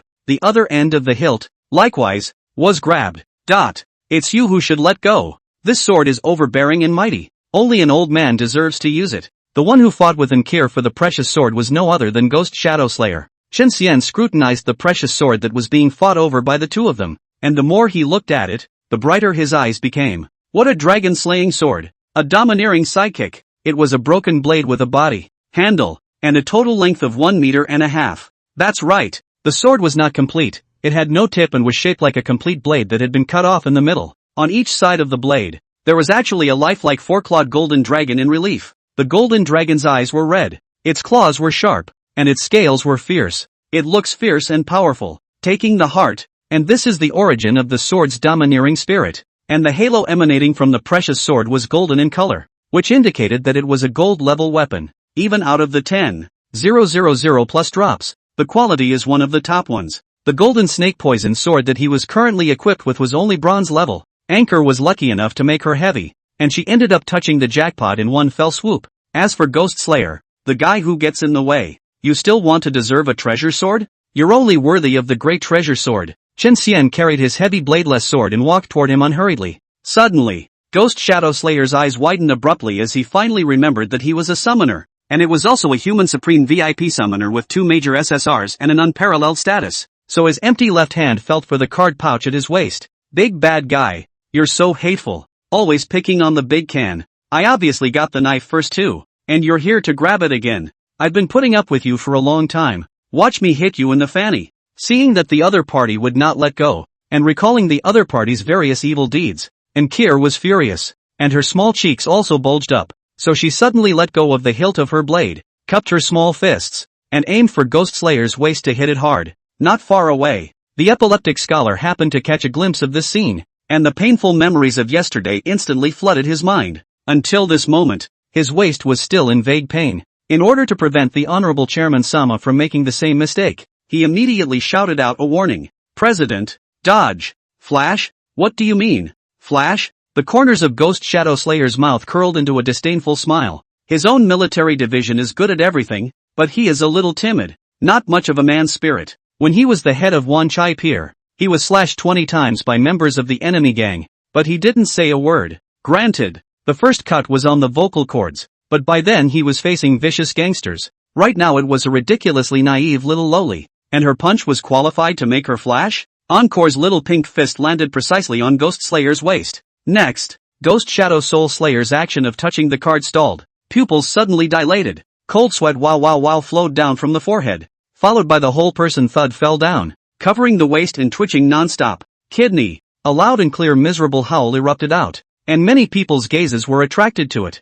and the fights within the hall came to a halt. Isn't that the president of the Ghost Shadow Guild? What's wrong with him? Having an epileptic fit? What sheepishness! Didn't you hear him shouting? It's clearly a kidney stone. Ugh, why don't you listen to me, Chairman? Now you've suffered, haven't you? The epileptic scholar shook his folding fan and sighed helplessly. Chen Xian, who was about to make a move, was slightly stunned and then smiled heartily. The summoner's waist-blasting punch didn't do much damage, but the additional 10 times kidney pain was scorpion poop unique. Iron Man has to painfully drop his paint when he comes around, and Aubergine Man has to painfully flash his lights when he comes around, without the Ghost Slayer in the way. And Kier also managed to collect the precious sword into her backpack. President, congratulations on the treasure. Abba came to Chen Xian's side, his feathered fan gently waving as he smiled and congratulated him. You still have the nerve to say that. In the future, fewer ideas? No, don't come up with the bad idea just now. Chen Xian, however, felt some toothache. Using Daji as a springboard, He had managed to snatch the legendary great treasure, but he had hugged someone else's thigh, which had viciously offended Daji. It's not that he's afraid of SSR, it's just that there's no point in getting into trouble when you can stay out of it. Chen Xian was still saying a few more words about Abba when he realized that he was actually floating in the air with his feet off the ground. A summoning force so strong that it could not be ignored was coming from the back of the Great Hall. After the battle, the Great Emperor will summon me and the summoner. Is it because of this? Chen Xian looked back thoughtfully. Sure enough, Enkir had also flown. The summoning power grew stronger and stronger, and when it reached its peak, Chen Xian and Enkir's bodies actually swooshed backward in a rapid retreat. On the wall at the very back of the main hall, a dusty, long-sealed red copper door opened abruptly and sucked Chen Xian and the two of them into it. Their unusual appearance also attracted the attention of the players. At this point, the 10,000 plus treasures that were popped out were snatched up, so the players who had nothing to do and were extremely curious came to the ancient and clumsy red copper gate. What's going on? Why do they get in and we don't? Damn it! This door doesn't even recognize people, does it? But no matter how hard they tried, the gate could never be opened, and not even a trace of it could be left behind.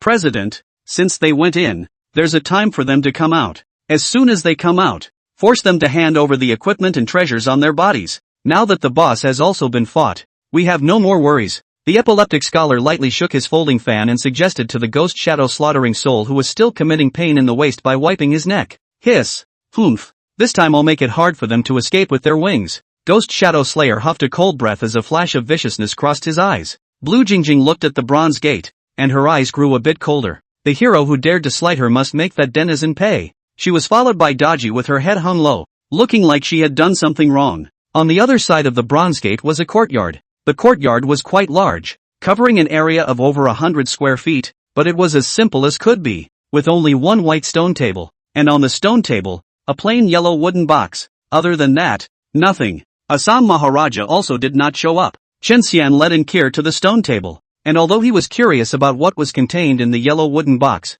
he did not act rashly and open it without authorization. Instead, he began by taking stock of all the gains that had been made since the fall of the battle with Assam the Great. First up is the Book of Legends he grabbed. The book cover was like jasper, and the tortoise-shell pattern on it was incredibly dense. Xuanwu Shield Guard Transformation Book. Quality, Legend. Effect, upon use, the summoner can be transformed into the legendary level unique hidden profession, Xuanwu Shield Guard. Available at level 150. Synopsis, tens of thousands of years ago, a mysterious great power fell into the time-space turbulence, and ended up mistakenly coming to the sleeping place of the super divine beast Xuanwu. This mysterious power is trapped in the sleeping place for 3,000 years, temporarily cannot get out of him, can only observe, refer to the Xuanwu body's divine power and wonders. Eventually, he vomited his heart and soul to create the profession of Xuanwu Shield Guard, based on the characteristics of Xuanwu. The Xuanwu was known for its unparalleled vitality and defense. Similarly, after transferring to the profession of Xuanwu Shield Guard, summoners will be extremely good at life and defense, reaching a point where other summoners can't hope to reach. A transfer book? Thick surprise surfaced in the eyes of Chen Xian, who had carefully read through the information of the books. Chapter 80 Treasure Sword Slaying Dragon. Emerald level title Heavenly Showman. It was obvious that the Xuanwu Shield Guard was a tank-type profession, or the top-tier kind. Legendary quality, second only to mythical. Hidden again, and unique, and the amazing little story in the synopsis. They certainly cascade up the pushiness of the Basilisk Shield Guards. It's just a shame that you have to be level 150 to use it, which is the exact level that players turn 1 at. Unlike Chen Xian, he would be able to evolve immediately when he returned to the novice village after dealing with everything here. A Basilisk Shield Guard? Is the summoner going to turn into a little turtle? Looking at the naive Enkir, Chen Xian's heart faintly grew in anticipation. I wonder how wonderful the expressions on the faces of the future enemies will be when they take on this tiny little child and realize that she's so meaty that she's faint after exchanging blows. Well, I was right about the turtle flow training, so I'm going to keep working on it. Big Can, here's the knife I grabbed just for you. Equip it. Enkir leapt forward and took out the treasure knife from her backpack. The treasure knife was 1.5 meters long, taller than her entire body, so she could only hold it with 2 hands. It looks like a small panda holding a large bamboo. Contrary and funny. Under the little loli's expectant gaze, Chen Xian picked up the precious sword with 1 hand. What a treasure knife! Chen Xian looked slightly shocked, not only because of its domineering shape of a dragon coiled blade, but also because of its attributes. Dragon sword, fake, quality, gold. Equipment requirements, level 100 physical melee. Attack plus 600. Armor break plus 100. Dragon might, pseudo 8% chance of triggering dragon's roar during a normal attack. The dragon's might from the roar will shock targets within a 3-meter radius, causing them to freeze for 0.2 seconds. Remarks, creatures have stiffness resistance, and the more stiffness they receive in a battle, the shorter the duration of subsequent stiffnesses will be until they are completely nullified. Synopsis: Assam Emperor once killed an evil ancient dragon, and used the body of the ancient dragon as the main body, and all the major heaven and earth divine gold as the supplement, to create a real dragon slayer sword for his 9th son. Not only did the real dragon slaying sword cut through iron like mud, even space could be easily cut through, making it a truly exceptional sword. This sword was a replica of the real dragon slaying sword, and although there was a world of difference in quality, it had inherited a trace of its power. High attack, high armor break, all of which delighted Chen Xian. His current attack was only 179 points, and this blade directly increased his output by more than half. The damage was secondary to the dragon slaying sword's additional dragon might special effect, which was what Chen Xian valued most. 8% chance of triggering dragon might to stiffen the enemy? Nonsense. It's a 100% deadlock. Moreover, Chen Xian's attack was a 4-shot attack. That meant that each attack could hard control the enemy for 0.8 seconds. Unfortunately, the stiffness mechanic is there and the control effect gets weaker and weaker. Otherwise, when he stacks up his attack speed, he can control the enemy to death. Spare a thought. Chen Xian was content. Come to think of it, he didn't give a damn about whatever enemy he ran into. He rushed up and took control, then slash to the death and slash until the stiffness fails. Thin-blooded ones are cut down on the spot, and thick-blooded ones are weakened. This was the awesomeness of the talent, Hong Luk Chi Tian. As long as Chen Xian was given a little probability, no matter how small it was directly 100% bound to trigger. With nothing to hesitate about, Chen Xian equipped the dragon-slaying sword decisively. Roar! Roar! As the 2 dragon chants echoed, the overall appearance of Chen Xian's bladeless heavy sword remained unchanged, but a 4-clawed golden dragon with teeth and claws sprouted from each side of the sword. Mighty and overbearing, the selling power of the bladeless heavy sword was instantly raised several notches. Since then, the golden snake poison sword had retired honorably. When he left the novice village and traveled to the main city, and the player's free trade function was unlocked, he would be able to sell it, allowing Inkir to earn a small fortune. Big Can, your sword is so cool. Encore's childishness is the perfect compliment. Oh, yes, and this. Inkir, who was deeply attracted by the handsome new appearance of the bladeless heavy sword, suddenly tapped her head. Her small mouth opened round and let out a sweet exclamation of surprise. I almost forgot. Ha ha. She smiled nervously and pulled 2 green hexagonal stones out of her backpack. Jade through the ages. Quality, emerald. Effect, can be used to upgrade the title Outstanding Man. Introduction, stone becomes jade after sharpening, and people become talents after refining. Chen Xian raised an eyebrow as memories surfaced in his eyes. This was the very same mysterious prize he had drawn in front of the slime-dueling Heavenly Empire sacrificial heavy artifact with all its divine might lost. At the time, he also angrily scolded the black-hearted game for just painting a big picture and not even explaining where to get the title from. It's coming in handy right now. Chen Xian and Inkir both used Jade of Knightly Strength, and so the reward they received for defeating Assam the Great in 3 days, the out-of-print title, the Man of Excellence, was upgraded to the Man of the Heavenly Show. Lit. Outstanding Person. Quality, gold. Effect, when evolving, the improved attributes are increased by an additional 20%. How to get it? Defeat Assam the Great within 4 days from the game's launch. Completion time, day 3. Synopsis. Are you a brilliant guy? Or are you simply one of the lucky ones who lie flat but are taken flying, and the brilliant ones are someone else? A person of great talent. Quality, emerald. Effect, when evolving, the improved attributes are increased by an additional 50%. How to obtain? Can only be upgraded from the title, Outstanding Man. Synopsis. Don't look around. It's you. You are the true chosen one. The excellent one. Be bold and proud of yourself. Sure. Chen Xian looked at his own title and then at Inkir's. Ha! He couldn't help but let out a startled gasp, as the effect of Ankil's title was actually different from his own. A person of great talent. Quality, emerald. Effect, attribute points gained when upgrading are increased by an additional 50%. How to obtain? Can only be upgraded from the title, Outstanding Man. Synopsis. Don't look around. It's you. You are the true chosen one. The excellent one. Be proud of yourself. Sure. He's the one who gets an extra boost when he evolves. Encore is getting more attribute points when upgrading. Thinking about it a little bit, Chen Xian realized that this was teaching according to the material, because hero upgrades don't have attribute points and summoners can't evolve. A 30% boost all at once? That generous? Chen Xian was a bit surprised. In this way, his and Kir's titles had a value of 50%, while the others in Novice Village 88888 only had 20%. The difference isn't usually big. In fact, there was one thing that Chen Xian had missed out on thinking about,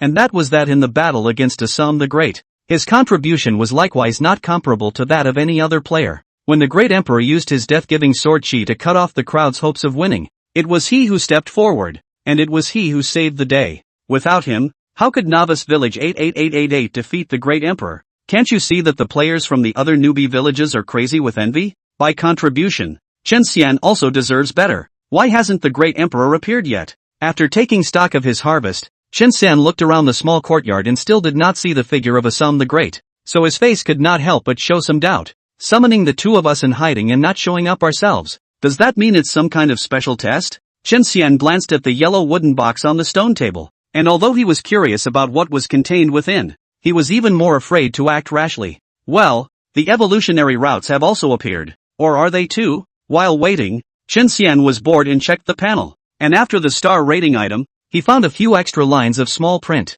The small print relates squarely to evolution. Chapter 81 3 Evolutionary Routes. Purpose of Summoning. Chen Xian fixed his eyes on the evolutionary routes, and there were 3 of them. Evolutionary Route, Iron Guard. Rarity, N+.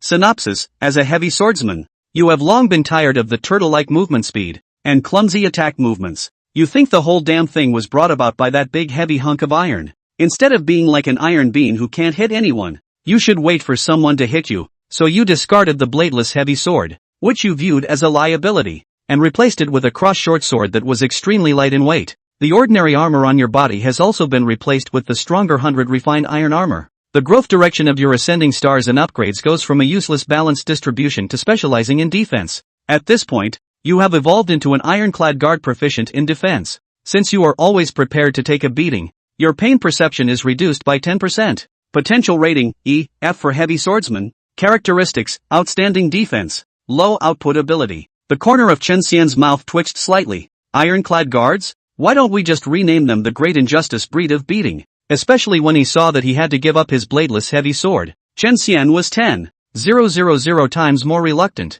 and his heart and eyes were filled with resistance. The great sword is a man's romance. It's a symbol of handsomeness. How can you just give it up? The bladeless heavy sword was 1 meter and 6 inches long, and he didn't even think it was enough? Big swords. It's meant to be big. The bigger it is, the more powerful it is. If he could, Chen Xian hated to carry a 40-meter long greatsword on his shoulder. So what if he let the enemy run 39 meters first? As usual, he would slap the ground with his sword. The first evolutionary route? Just ignore it. Chen Xian looked to the second article. Evolutionary Route, Berserker. Rarity, N+.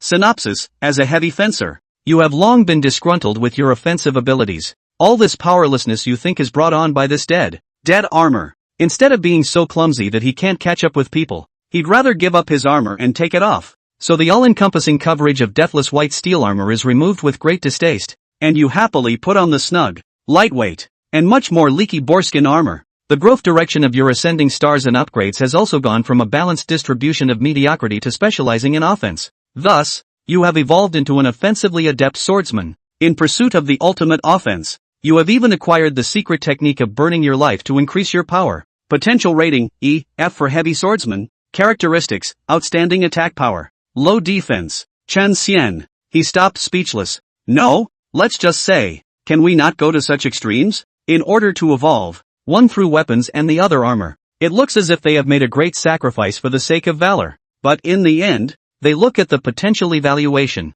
E. As for that, evolving from a white card to a green card, the potential boost was still understandable to Xiao Chun Idol. After all, the difference between white cards and green cards is not supposed to be a difficult pair. In the hands of most players, the downfall is disintegration. But with 2 evolutionary paths, what do you have to lose? Blackheart Games. Dog-Bay system. Don't low-level decks have card rights? Chen Xian cursed this black-hearted game in his heart. What can he say? Neither evolutionary route was wanted, so he could only hope for a third. Evolutionary routes? Rarity, N+.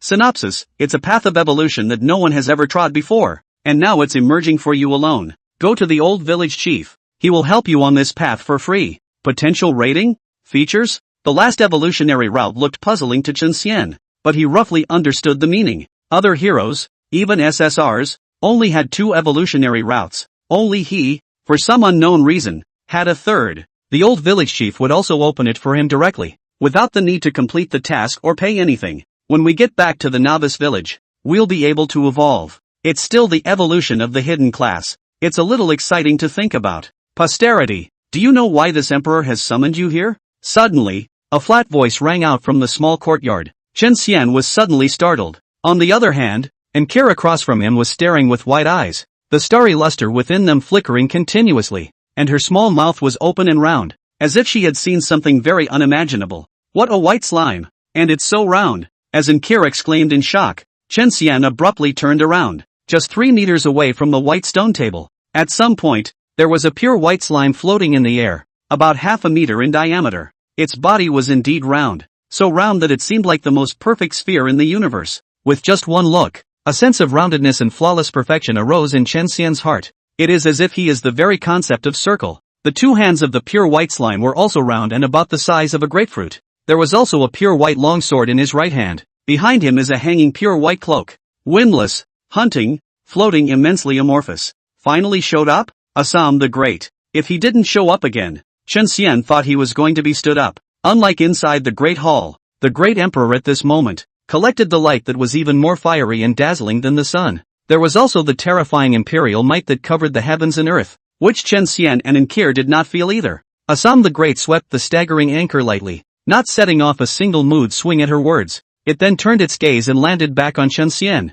waiting for his reply. I don't know about it later in life. Chen Xian scratched his head and spoke truthfully. He also wondered why the Great Emperor summoned him a white card when so many SSRs were not summoned. Chen Xian didn't have to wonder for long. The scene outside of this emperor's palace, where you called upon thousands of ordinary beings to relentlessly and fearlessly challenge the more powerful, the honored, rattled a trace of long ago memories for this emperor. Living souls are born equal. Kings and lords are better than men. The heaven and earth tremble at the roar of billions of mole crickets. From these few words, this emperor sees a shadow of this emperor's past in you. Assam the Great's tone was ancient, but Chen Xian heard undisguised admiration in it. He, Great Emperor overpraised. How could the late generation be that powerful? It was just a helpless move at that time. The more you are in the presence of the strong, the more you must remain humble. Chen Xian thinks so. However, the Great Emperor's next words filled him with embarrassment. There is no need to be presumptuous. Besides, how is the modesty of the strong not cruelty to the weak?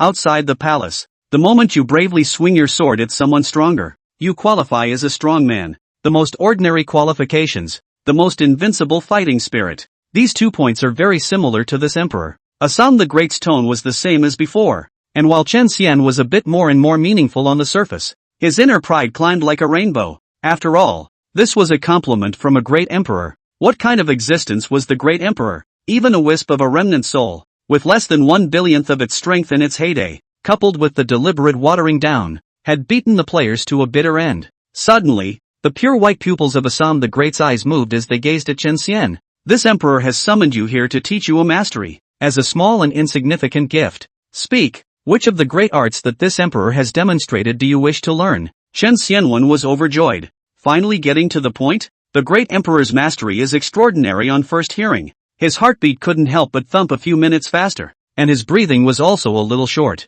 Chapter 82 5 rounds of tests from a great emperor, only to pass down unknown treasures? In the previous battle, Assam the Great had used a total of 3 major talents and 4 major skills, but which one is better to study? Chen Xian suppressed his excitement and carefully speculated. Seeing this, a hint of approval flashed across the eyes of the Assam emperor. The reason he had not appeared at the first opportunity after summoning the 2 of them to Chen Xian was that he was above the high heavens, overlooking the behavior of the 2. Encore is innocent and pure, with a heart of gold. Chen Xian is down to earth and steady, careful with his words. None of them passed his round of tests by opening the yellow wooden box, which was intentionally left unlocked, out of curiosity or greed. Yes, hundreds of thousands of strands of his remnant souls exist in hundreds of thousands of new villages, and without the knowledge of the players or the heroes, the test of the remnant souls had begun. The purpose of the test was to pass on the few treasures in his hands. As early as 10,000 years ago he had already fallen. Only the remnants of his soul remained in the world. There was really no need for those few treasures, either, to lurk in the dust with his passing. Let them find another owner and maybe they can be brought back to life in the future. Of course, not just anyone is qualified to pass on his treasures, and thus the test is born. There are 5 rounds of the test. Chen Xian had just passed the 4th round of the test, titled, Steadfast and Down-to-Earth Mentality. And the first test, Strength Far Beyond Qualification. The second test, A Brave and Fearless Fighting Spirit. The third test, The Idea of Like-Mindedness. Previously, outside the palace, Chen Xian had done it all together when he charged Xiangyu, the overlord who was an SSR, with the body of a white card and retreated in one piece. Assam the Great looked favorably upon the white qualified descendant in front of him. As he had said, imparting a mastery was nothing more than a small gift, not worth mentioning. Once this descendant passes all 5 rounds of the test, then he will receive his true reward. Those few pieces of treasures were the unique type that was rarer than out of print. Even if hundreds of thousands of novice villages existed, the treasures would only be those few pieces. The test is over as soon as someone gets a head start. Assam Maharaja himself understands how harsh his test is, and the difficulty can be described as difficult. Especially the most central point in the test, the hero's strength should be able to exceed the upper limit allowed by his own qualifications. This is almost impossible to be accomplished, because it's completely anti-logical and goes against common sense. More than 99.9% of the time the qualifications are low and the strength is low. If the qualification is high, then the strength is high. Unless a miracle occurs, there will be a hero who is extremely strong. So strong that even inferior qualifications can't limit it. But what Assam the Great is looking for is a miracle. For what a miracle he is. If one cannot do this, then what qualification is there to be his inheritor? Taking a 10,000 steps back, even if the miracle never appeared, he would rather seal the treasure forever than ever find a random person to give it away. This was the principle and pride of being a great emperor. Fortunately, to Assam the Great's deep gratitude, hundreds of thousands of newbie villages with hundreds of millions of heroes had finally appeared with a Chen Xian. A miracle that walked the earth. A miracle that he was looking for. Being white qualified and under the same star and level, he is stronger than the purple qualified heroes, and is otherwise quite as he intended. Having passed 4 consecutive rounds of the test, it was now down to the final round, and this last round has to do with the Jedi. Great Emperor, the late generation has thought it over. Emperor Body, Emperor Might, and Emperor Power. The 3 great techniques are powerful and return to the basics. You can teach whichever one you want. Senior won't be picky. After thinking about it for a while, Chen Xian decided to pick a great empress talent to learn. Tattered Imperial Body, restores 1% max life per second. Daybreak's Dewy, target loses 1% max life per second. Imperial Power of Candle in the Wind, there is a 1% chance that it deals double damage. The 3 major talents Chen Xian wanted, especially the Emperor Power, a 1% probability. Wouldn't that be 100% when put on him? But Assam the Great shook his round body from side to side. No teaching, no teaching. The Emperor's power can only be grasped by an Emperor-level powerhouse, even if it's a crippled version. Posterity, do not be overly ambitious. Chen Xian's face darkened. Can't learn a talent? Then you'll have to settle for the next best thing. Skills. Then the latecomer wants to learn the Heaven and Earth 8 Wastelands land sinking chop. When a sword is chopped down, the sky crumbles and the earth breaks, and the visions follow. It's both overbearing and handsome, and the latecomer is very much attracted to it. And as latecomers also use swords, this stunt is perfect for latecomers. Chen Xian recalled the great emperor's Heaven and Earth 8 land sinking slash, which had a huge range of 999 meters. The multiplier was also frighteningly high, with a 1500 attack dealing 9999 damage. It's still fixed damage that ignores defense. If he learns it, he'll be able to kill everyone with one sword. Who knew that? Assam the Great shook his round body again. No teaching, no teaching. Although this stance is vast in power and has an extremely wide killing range, it consumes 1 million mana every time it is cast. Posterity. If you learn this stance, you will not be able to use it for a long time. As if it were chicken ribs. Tasteless. Chen Xian's eyes snapped open. What? What's wrong with his ears? Taking less? A million mana drain? His current mana ceiling is only 3000 at the beginning, and so on up to a million. The yellow flowers are cool. The good daughter-in-law have boiled into a bad mother-in-law. Widows are remarried to give birth to 2 children. You can't get up or you can't get up. Since that was the case, we could only learn from the death-giving sword chi. It is judged every 0.5 seconds, and each time it is judged the target has a 99% chance of dying directly, for a total of 200 judgments. This is like the king of Hades pointing out who will die. Great Emperor, latecomer wants to learn the death-giving sword chi, dominating life and death, wiping out life and death, strong and terrifying. Unexpectedly, Assam Maharaja continued to shake his body to show his refusal. No teaching, no teaching. This swordsmanship is too vicious and injurious to heaven and peace, and every time it is cast, the life cap is permanently reduced by 2%.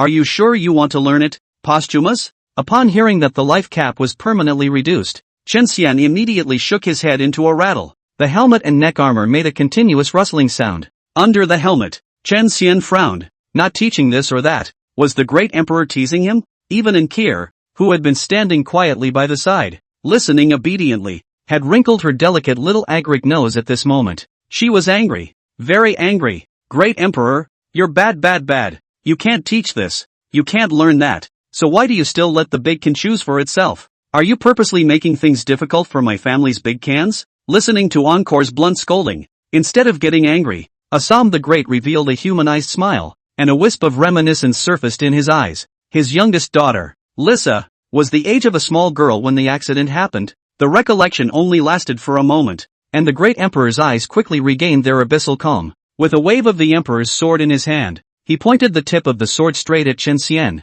Late born, none of the party's jutsu suits you. When this emperor first came out, he created a set of 4 seasons sword technique of his own. This emperor observes that your root and bone talent is extremely compatible with it. Are you willing to learn it? Chen Xian's eyes lit up, knowing full well that if he missed this village, he wouldn't have this store, and hurriedly nodded his head in agreement. The late generation is willing. This set of 4 seasons sword technique of this emperor has a non-fixed quality. After acquiring it, whether the quality is high or low will vary from person to person, depending on one's personal enlightenment. Saying that, Assam the Great gave Chen Xian a deep look. This is the 5th and final round of the test, the demon's overpowering enlightenment. As long as this latter can fulfill his requirements, he will pass on the treasure himself. Chapter 83, Great Emperor's Personal Instruction. Boundlessly powerful diamond grade sword technique. Backwoods men, listen up. If you excel in enlightenment and the quality of the 4 seasons sword technique you learn can enter this emperor's eyes, this emperor will have another reward. The great emperor's eyes shifted slightly and swept back at Ankiel. Your summoner will also benefit. Ha! Chen Xian smacked his lips, his face slightly bitter. Listening to the great emperor, the quality of the skills that are eventually learned is only related to enlightenment. If the quality is satisfactory to the great emperor, there will be additional rewards. But what is enlightenment? It's not in the properties panel either, is it? It's over. It can't be that kind of enlightenment, can it? Chen Xian's heart suddenly sank as he recalled the martial arts novels he had read before crossing over. Inside there is a gong method called Dragon Elephant Prajna Gong, a total of 13 layers, without any cultivation threshold. All people can practice. The cultivation speed is also only 8 enlightenment. A person with average enlightenment who practiced for 60 or 70 years of his life would at most reach the 3rd level. A martial arts prodigy with outstanding enlightenment, the same 60 or 70 years, was able to practice up to the 10th level. But those supreme demons with astounding enlightenment, not to mention 60 or 70 years, it only takes a year, or even a few months to practice to the 10th level, or even the full 13th level. If this was the kind of enlightenment that Assam the Great was referring to, then Chen Xian would only be able to rest with 2 black eyes. Chen Xian is very self-aware. Before crossing over, he was just an ordinary person who played the card draw game, which is what the enlightenment of the top of the world of wonders. It's a shame, but as an added bonus for the Great One, maybe it's time to say sound goodbye. Coincidentally, the system also released a quest at this time. Quest, the 5th, final, round of the Great Emperor's Supreme Treasure Inheritance Test, the 4 seasons sword technique, the enlightenment of the Demon King. Quality, mythic. Synopsis, congratulations. You have successfully passed the first 4 rounds of Assam the Great's test, and the Great has been especially favorable to you. Now before you lies only the ultimate test. So, break out. Explode. Let your little universe explode in full force. Put your enlightenment on full display. Go and pass the test. Go and truly win the Great Emperor's approval. Reward, the 4 greatest treasures in the backyard of the Great Emperor. Inside the yellow wooden box. Punishment, what need is there for any other punishment? Failing in your endeavors and losing touch with the most precious treasure is enough to make you live with regrets and regret for all eternity. Time limit, 2 hours. Chen Xian. No? System, can you be normal and not jerk off? Why is it suddenly burning up? Yes, in many cases, outbursts are useful. A dog will jump over the wall if he's anxious. A rabbit will bite if he's anxious. And people will do anything if they're anxious. But one could never do a set of arcane papers in 1 minute, with full marks. Like right now. What's the point of having an outburst? It's just not going to happen. Big cans, it's okay to. Even if you're clumsy and like me, I won't mind you d. Extra bonus no or no blah blah. We don't want it. And Kier could see Chen Xian's troubles, so she reached out her small white hand to hold his right hand and gently kneaded it to comfort him. Yeah, does it matter how it turns out? If you have been serious, If you have worked hard, if you have given your best, what regret is there? What is there to regret? Chen Xian also figured it out, and within his dark pupils, a light as resolute as a mountain and as determined as a sword reflected. Rubbing in Kier's little head, Chen Xian said to the great emperor in a firm tone, "Latecomer is ready. Please teach the great emperor the sword technique." Assam the Great nodded gently, a hint of distant memories appearing in the pupils of his pure white eyes. "Descendant, your eyes are very good. Much like this emperor's back then. This emperor was born as an ordinary slime, with strength and talent almost always at the bottom of the 10,000 races. However, this emperor has never felt inferior in self-pity and self-hatred because of his birth. Instead, he diligently practiced and never retreated in times of trouble. And this emperor never thought that he was going to be inferior to those demons with the greatest natural talent, opportunities, treasures, and creations. If you can take them, I can take them." Along the way, those geniuses who were in the limelight and considered to have the most potential to become emperors were far surpassed by this emperor one after another. In the end, it took over 800 years for this emperor to finally ascend to the supreme emperor position. Speaking of this, the memories in the eyes of the great emperor suddenly snapped their strings and were replaced by endless blandness. Far from it. This set of 4 seasons sword technique that this emperor is passing on to you next was created by this emperor when he first came out, sensing the mysterious principles of the changing heavenly signs and the changing seasons, and only after 3 months of painstaking enlightenment under the tree of wisdom, and then after this emperor's continuous refinement, its power became more and more powerful. Because of this sword technique, this emperor even broke out a name of 4 seasons sword saint back then. Posterity, you must look and realize carefully. The first sword of the 4 seasons sword technique, Springborn, under Chen Xian's gaze that was focused to the extreme and serious, Assam the Great struck out with his sword. There were no fancy movements, just a flat raise of the emperor's sword and a gentle sweep. A subtle rhythm, with the vibrant vigor of spring, went straight to the depths of Chen Xian's mind and soul. He couldn't help but close his eyes and savor the strange rhythm. With a voice as flat as water, the great emperor began to explain this sword. Spring in the 4 seasons is a time of vibrant life and recovery of all things, as well as a time for animals to flourish and grasses to sprout. This emperor's spring life sword takes the vitality of spring and incorporates it. With one sword,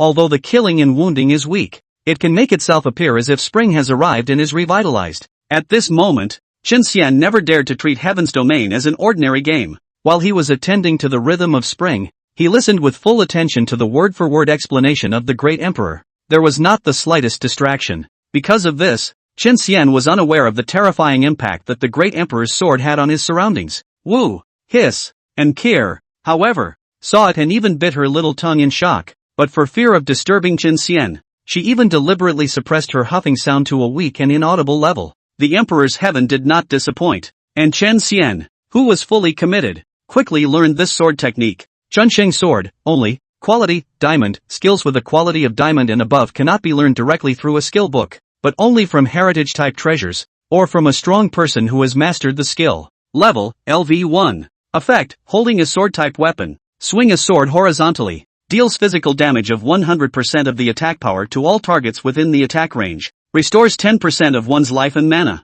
plus 10% to life cap and mana cap for the next 10 seconds. Mana cost 150 points, cooldown 60 seconds. So strong. Chen Xian was surprised by this. Spring life sword. Percentage of blood and blue return. Percentage of cap boost. In particular, the blue return effect could be considered to have solved Chen Xian's pressing problem. In the previous battle with Assam the Great, even the SSRs were defeated, and he was the only one who managed to continue to hold on. This was a credit to Wind of Recovery's high blood recovery, but on returning to blue, he couldn't be self-sufficient and could only drink primary mana potions to replenish it. It's a waste of small change and not at all hassle-free. Now with the Spring Life Sword, with his mana cap of 3,000 points, minus the consumption, he could get 150 points back with one sword. The key was that the cooldown of the Chunsheng sword was very short, only 60 seconds. The only beautiful thing about it is that the damage is a bit lower, but that's totally flawed. Diamond quality? It's probably very high-end in the eyes of the players.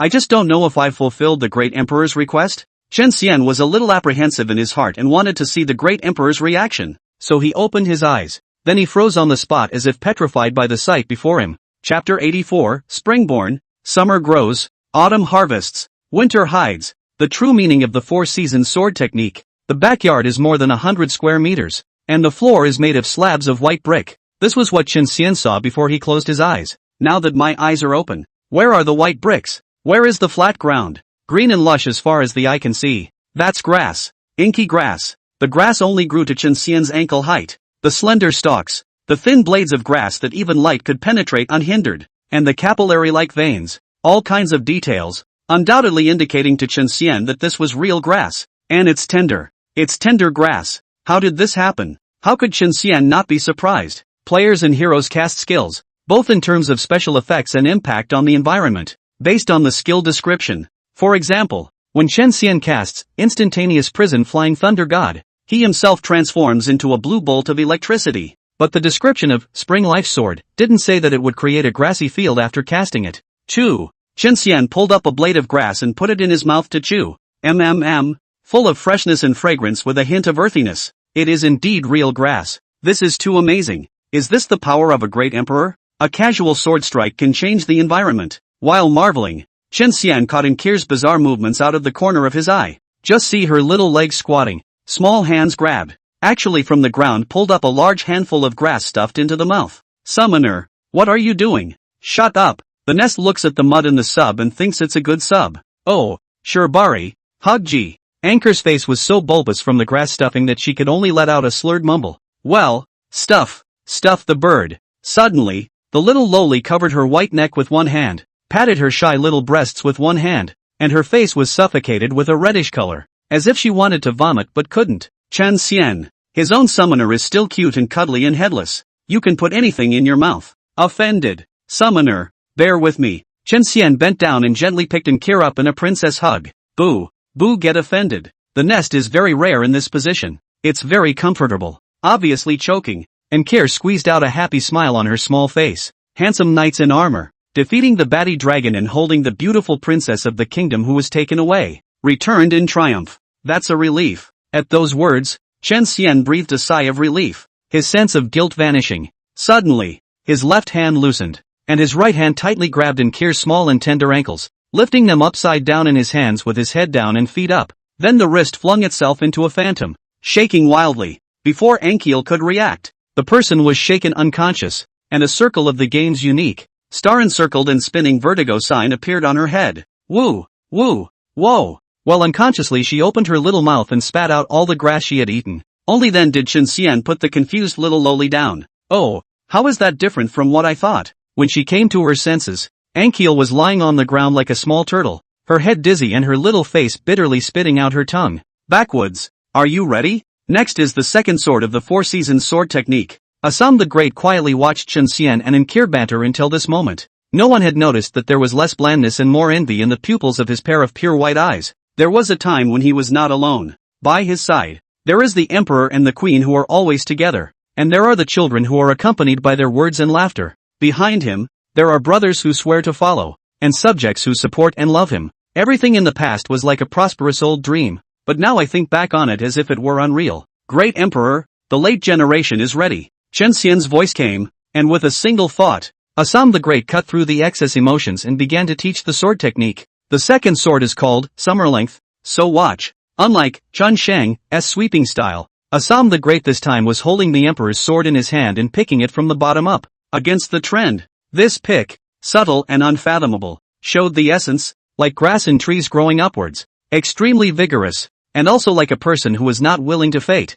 challenging the sky, unyielding will. Swish, swish, swish. In the backyard, originally only a foot long young grass seedlings, even with the great emperor this sword rapid growth, in the blink of an eye actually grew to a height of 1 meter 8. The short anchor was instantly overwhelmed. After one sword, the great emperor began to explain. The summer of the 4 seasons has a hot sun hanging in the sky, but it is also the season when flowers, plants, fish and insects, birds and beasts grow the fastest. This emperor's summer-long sword takes the most vigorous growth of the summer and incorporates it. After utilizing this sword technique, your damage will also be like the grasses and trees in summer, climbing higher and higher. Just after imparting the summer-long sword, the great emperor turned the pick into a drop and chopped downwards. Whoosh! A sword chopped out. The courtyard seemed to have a sluggish autumn wind whisking by, and the lush emerald green weeds turned yellow in an instant. The posture is not as straight and high as it was just now, but the stalks are bent and low, and some of them even fall to the ground.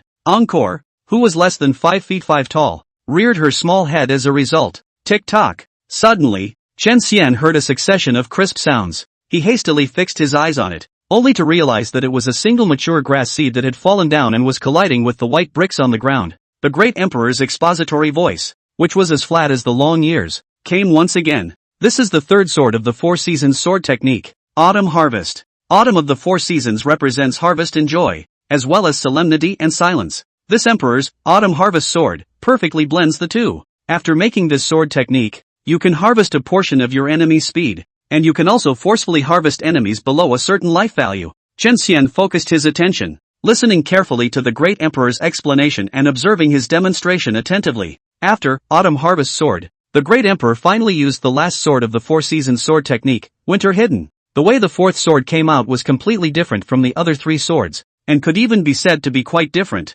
Chen Xian's eyes did not blink. It was concentration and shock. The last sword. Not a sweep. Not a pick. Not a chop. Not a tease. Not a stab. Not any kind of offense. Instead, sheathe your sword. Assam the Great held the invisible scabbard in his left hand in a false grip, and slowly pushed back with the sword in his right hand. Unlike the previous 3 swords, Chen Xian did not feel the slightest bit of arcane or divine splendor in this sword. There is only blandness and ordinariness, as if the sharpness of the blade had been withdrawn, as if all the energy had been withdrawn, stored, and not leaked out in the slightest. Returning to the basics is nothing more than that. The entire process of sheathing the sword, however, took the great emperor a full 5 seconds to complete. Dang! The moment it was completed, a clear sword roar echoed in all directions. Barely. In the courtyard, the yellow weeds have become pale and dry, broken and fallen to the ground. All lost their vitality. But has it really lost its vitality? Chen Xian clearly felt that there seemed to be seeds hidden deep within the soil under the white floor tiles,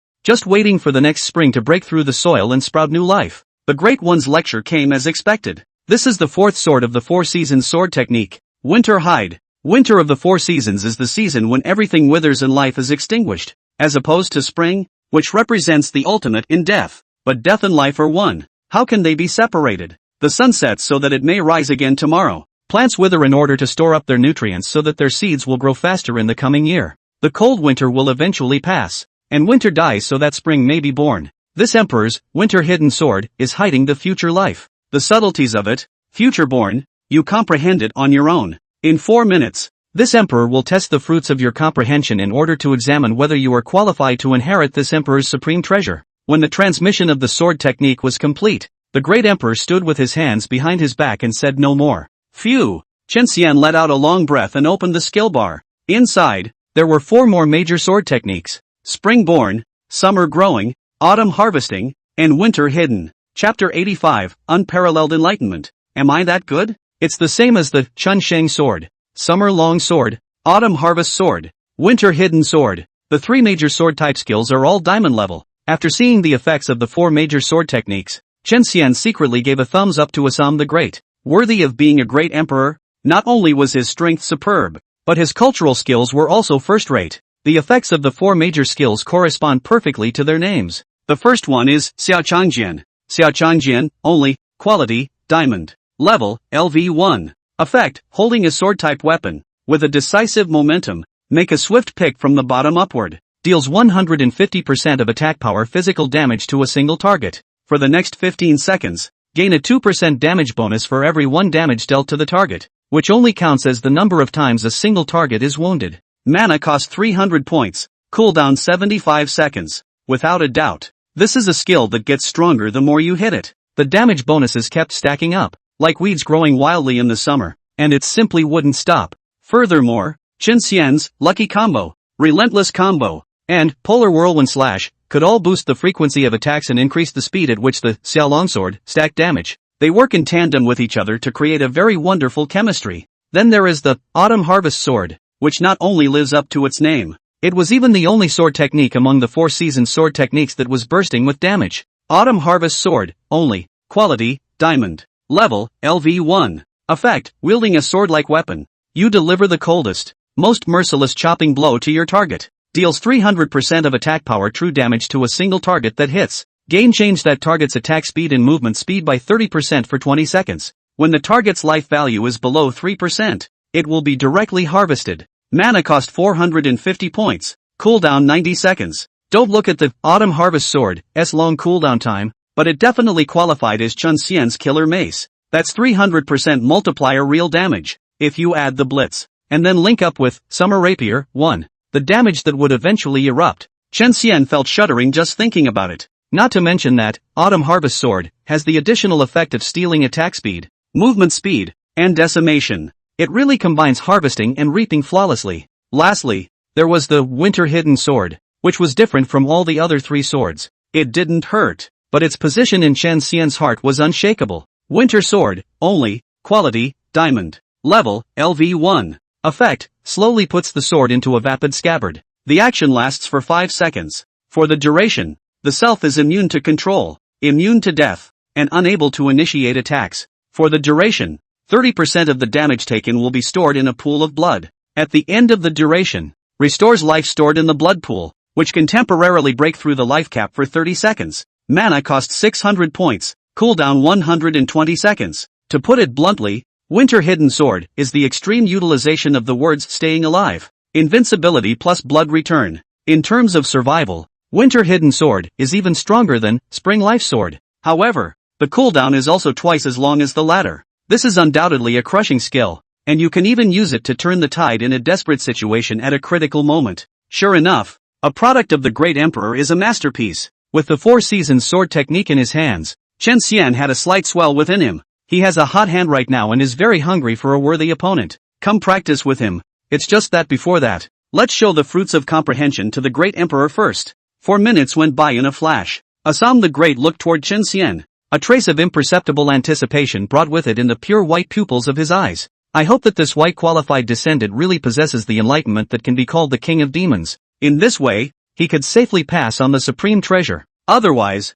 if one's qualifications were ordinary and their enlightenment was average, even if they were lucky enough to obtain a chance and their strength far exceeded that of their peers, they still wouldn't be able to go far. Late born, you can just demonstrate the 4 Seasons sword technique one by one. Assam the Great blandly stated the method of the examination. Big cans, you can do it. Come on, come on. Encore slapped her little palm together. Encouragement written all over her white face. Summoner, thank you for your support. Great Emperor, the latecomer has begun. Returning a polite thank you to Enkir first, Chen Xian then raised his bladeless heavy sword flatly. Not too fast, not too slow. A horizontal sweep. The first sword of the 4 Seasons sword technique. Springborn. Compared to the Great Emperor, Chen Xian's sword seemed a bit flat, with no arcane rhythm. There was even less of the divine and strange phenomenon of a sword swinging out and filling the garden with spring colors. However, Chen Xian saw the Great Emperor's round eyes suddenly enlarge for a second, and then quickly shrink again. I just don't know if this is satisfactory, or unsatisfactory. Yikes, why is it tickling? At this time, however, Enkir let out a delicate cry and hastily reached out her small hand to touch her head. What's this? Soft, like grass. Oops, I sprouted. Chen Xian turned his head to take a look, and his expression instantly became odd. A grass actually grew out of nowhere on Encore's head, and it did look like it had sprouted. If the original Encore was a small potato, it was now a sprouting one. As for the source of the green grass, Chen Xian had a vague guess, so he first pacified the little loli, and then cast the subsequent, summer-long sword, autumn harvest sword, and winter hidden sword. Sure enough, the grass on Lori's head first grew vigorously, then became golden and produced grass seeds, and finally withered and lost its vitality, falling off her head. With all 4 swords demonstrated, Chen Xian closed his sword and stood, nervously waiting for the results. Descendants. You're good. 6 simple words, but they made Chen Xian's heart lake and heart blossom. This one, he knew, was solid. On the other side, Assam the Great for the first time, there was no hiding the admiration in his voice. When this 4 Seasons sword technique was first created by this emperor, it was merely black iron grade. It was only later after continuous refinement that it was extrapolated to diamond grade. Those with ordinary enlightenment will only be able to comprehend a black iron level sword technique even if this emperor personally teaches them. The sword technique comprehended by a person with excellent enlightenment is at the silver level, a genius with 1 in a million perceptions, comprehending a sword technique that is gold level, and the sword technique comprehended by a supreme genius with an enlightenment of 100,000 leagues is at the platinum level, an unparalleled demon with enlightenment 1 in a million, and a comprehension of the sword technique, on the other hand, is at the emerald level. At this point, Assam the Great gave a slight lurch. However, none of the above were able to do the initial casting and evolve a true vision outside of the sword technique in the outside world. It can only be done if the quality of the swordsmanship reaches diamond like this emperor. This emperor only taught it once and you were able to comprehend the highest diamond quality. Posterity. Your high level of enlightenment is something that this emperor has only seen in his life. In terms of enlightenment, you are already unrivaled in this world, far surpassing the world-defying demons, and you can even be called the best in the ancient world. Throughout the history of the heavenly domain great world's many supreme powerhouses, there is no existence with greater enlightenment than you, including this emperor. Emperor Assam was immensely satisfied with Chen Xian's performance, and a touch of relief clearly crossed his face, and a deep sense of expectation. Descendant, you have passed this emperor's test. For supreme treasures, you may take them. At the same time, a system prompt sounded in Chen Xian's ears. Congratulations on completing the quest, Great Emperor's Supreme Treasure Inheritance Test Round 5, Final Round, for Seasoned Sword Technique Enlightenment of the Demon King. You can now receive your reward. Chapter 86, First Place in the Equipment Ranking. Take it. Only Assam the Great shook his pure white cloak. The yellow wooden box on the stone table then trembled violently. An intense white light penetrated out like a sword from the various gaps in the box. Cold sweat beaded on Chen Xian's back as he sensed a boundless and terrifying killing opportunity from the white light. Bang! Sure enough, the yellow wooden box was blown into flying dust in no time. The space around them broke open into a large, black hole, and the jagged edges of Chen Xian sent chills throughout his body just by looking at them. He was secretly glad that he hadn't acted rashly and opened the crate before. Otherwise he'd be the one blown to cinder block dust. Moreover, he had an intuition that being killed by a great emperor's means the death penalty was definitely not ordinary. The wooden crate exploded into a corpse, but the stone table underneath was intact. Also unharmed were the 4 supreme treasures inside. A pink egg, a positively red crown, a large seal, and a blackened scroll. The supreme treasure was within reach, but Chen Xian did not immediately step forward to pocket it. He was still wondering why the comprehended sword technique was of the highest quality. He didn't believe that his enlightenment was really as the great emperor had said, number 1 in the world. Unrivaled in the ancient world. Thinking about it, eyes narrowed. There was only one truth. That's, Hong Luk Chi Tian. The great emperor imparted the sword technique and he randomly comprehended it. A process that was frankly a lottery. In the prize pool, the worst prizes are black iron level swordsmanship, and the best are diamond level. However, whenever it was related to the lottery, it would be under the Hong Luk Chi Tian. So Chen Xian would 100% draw the best diamond grade sword technique. All of this had little to do with enlightenment. Or perhaps, Hong Luk Chi Tian was his enlightenment. After figuring out the joints, Chen Xian took a few steps closer to Assam the Great, clasped his hands together, and performed a great salute. Many thanks, Great Emperor. The thanks were genuine. The 4 diamond grade skills, as well as the 4 supreme treasures. The harvest from this trip was so bountiful that it far exceeded Chen Xian's expectations. More than a gain. In this short moment together, he had learned a few nuances from the words of Assam the Great. Not only was the great emperor extremely powerful, but he also seemed to have made great achievements that were so extraordinary that they even benefited the ordinary beings of the entire heavenly domain world. He, who deserves this thanks. In addition, Chen Xian had too many doubts he wanted to seek answers to. Thank you, great emperor. And Kier also trotted over to Chen Xian and closed her small hands, bowing knowingly to the great emperor. Posterior, this emperor knows you want to ask, but don't ask yet. Sometimes knowing too much adds to the trouble. When the time comes, you will know. The great emperor accepted the gifts of the two openly, but Chen Xian's small mind was seen through and rejected by him. Hey! Chen Xian laughed dryly to ease his embarrassment, when he saw with sharp eyes that points of light began to float up and escape from the great emperor's body. The round body was actually gradually becoming illusory. Great emperor, you, Assam the Great, however, looked relieved. This residual soul of this emperor has existed for too many years. It's time to dissipate. The deceased have been withering away one after another, like fallen leaves in the wind. Now, this emperor can finally be reunited with them. The song ends and the people disperse, and the lights go out. Posterity, there is no need to grieve for this emperor, nor is there any need to reminisce. Your path has only just begun. There is a vast and wonderful world ahead of you. Go and try to explore it. Looking at the great emperor's illusory, near-transparent body, the intellectually unknowable, kind-hearted Kier already had teary eyes. Emperor, don't. Oh, suddenly, the soon-to-be completely fading Assam emperor gave Chen Xian a deep look, and said something that puzzled him. Posterity, you are the fortunate chosen one, but remember, don't get too close to him. Lucky, the reference should be to Lady Luck. Don't get too close? Tay Miao, he's a white card hero who can get close to the high and mighty gods? What are you thinking? Shaking his head, Chen Xian stopped worrying. He waited for Nkir's emotions to stabilize before he came to the stone table to check out the 4 supreme treasures. First was the unknown pink egg about the size of an ostrich egg. Hatchling, Lissa, unique, to be identified. Quality, a fact. Synopsis, the youngest daughter of Assam the Great, died in the Great War 10,000 years ago. Later, due to some mysterious and unknown change, she became the egg form she is today. Only certain people can authenticate the prop. Chen Xian's face darkened. Authentication before use? And only certain people can be authenticated? Where's he gonna find this guy? Not even half a clue. Letting Nkir put the egg into her backpack,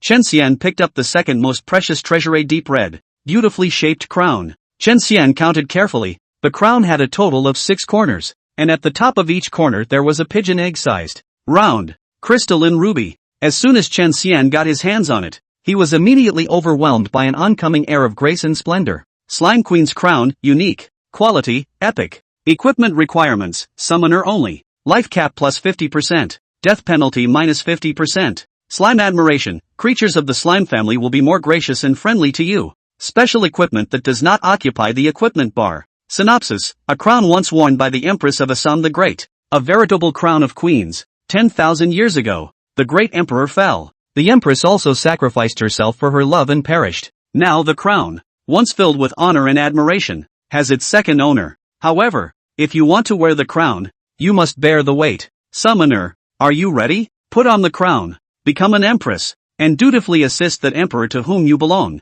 This equipment will be automatically bound to the first equipper, and cannot be dropped, sold, transferred or used thereafter. The corners of Chen Xian's eyes danced slightly. Surprisingly, it's epic equipment? His dragon-slaying sword is only gold level 2. Above gold is platinum, then across to emerald, diamond, for quality to arrive at epic. Suddenly, a thought crossed Chen Xian's mind. He hurriedly asked Nkir to open the equipment rankings in the 7-day rush event. Equipment list, first place. Flame Harmony Swallowing Wave Ruler, Platinum Level Weapon, belongs to the summoner. Do not deceive the youth poor. In today's situation where the average player can't even put together white plate equipment and is living in a tight spot, this, Mordecai, is able to have a platinum level weapon. Honestly, stepping on isn't even completely enough. It would have to be someone in hell, letting the ancestral tomb smoke up 18 feet, for the luck to be so overwhelming. However, a platinum level weapon is completely inadequate in front of an epic level hat. At first, Chen Xian's only goal was to be number 1 on the evolution ranking. Now it seems that the first place in this equipment list may not be impossible to fight for. Summoner, here, put your hat on. Chen Xian handed the Slime Queen crown to Ankiel. Lori held the crown in her small hands, her eyes wide open, and read the synopsis back and forth several times, her face getting redder and redder the more she looked at it. Big cans, it says that the crown is only for the queen. Are you trying to make me your queen?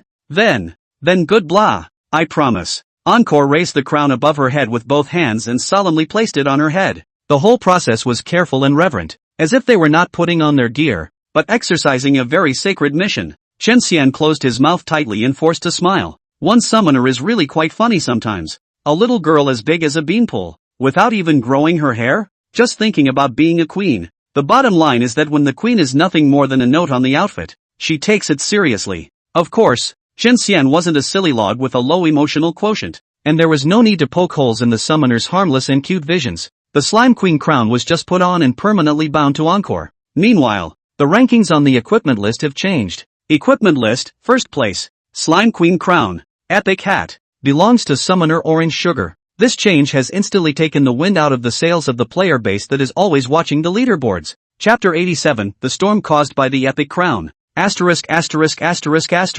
Epic? That powerful? It's like a heifer on a plane. Awesome to the sky. The leaderboard only lasts for 7 days. And this is only the 3rd day now. Epic equipment has appeared? I damn well didn't even put together a white plate. It's not reparable. Who the hell is in this stupid game? Am I the only one who's a non-celebrity? Whoa ha ha ha ha whoa. Broken defense. Cement sealed heart. Don't believe in luck anymore. Why should she, Orange Sugar, be able to pop out epic equipment? Where is it that I, Lemon Sour, don't deserve it? I'll eat lemon. Ha, wasn't this orange sweetie announced by the system before? It said that she was favored by the goddess of luck. This explains it. It must be that goddess of luck has given her a small burn. Honorable and beautiful, exalted goddess of luck. Can you also burn this cold stove of mine? Please. Seeing the first place in the equipment list not only changed people, but even the quality of the equipment jumped up 3 levels. Countless players were so envious and jealous that they pounded their chests and scratched their hearts, and some of their faces rose to the color of pig's liver.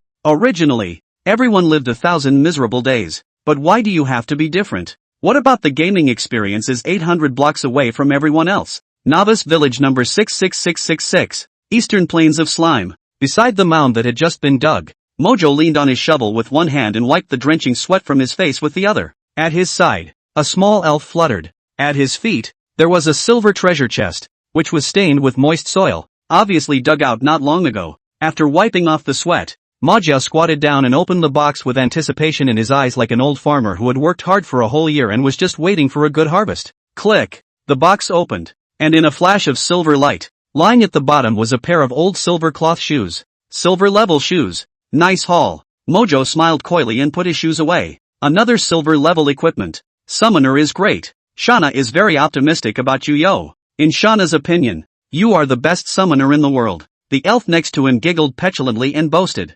Personality introverted. The reality has never had many friends. Mo de Junior poor. Was complimented by the blush, from the neck to the root of the ears red. Greatly inspired. He made another pledge to the elf. Shauna, don't worry. Even though I'm poor now and can't afford to recharge, but I have the treasure map talent, and every day I can dig out 2 treasure chests from random locations, opening up to diamond quality treasures. Once I leave the novice village and enter the main city, and unlock the free trade function, I'll sell all my treasures. Then I'd have money, and I'd listen to you and flush it all into the game. Not a single point. The elf applauded. Yes, yes, yes, that's it. All pokies, as many as you can fill. After making the assurances, Mojang opened the equipment charts. It was a hobby of his, and every now and then he had to look at the equipment charts. As long as he saw the flame hop swallowing wave ruler he had opened yesterday, which was ranked in the first place, he felt secretly happy. The reward for being ranked first is his. But when he opened the leaderboard,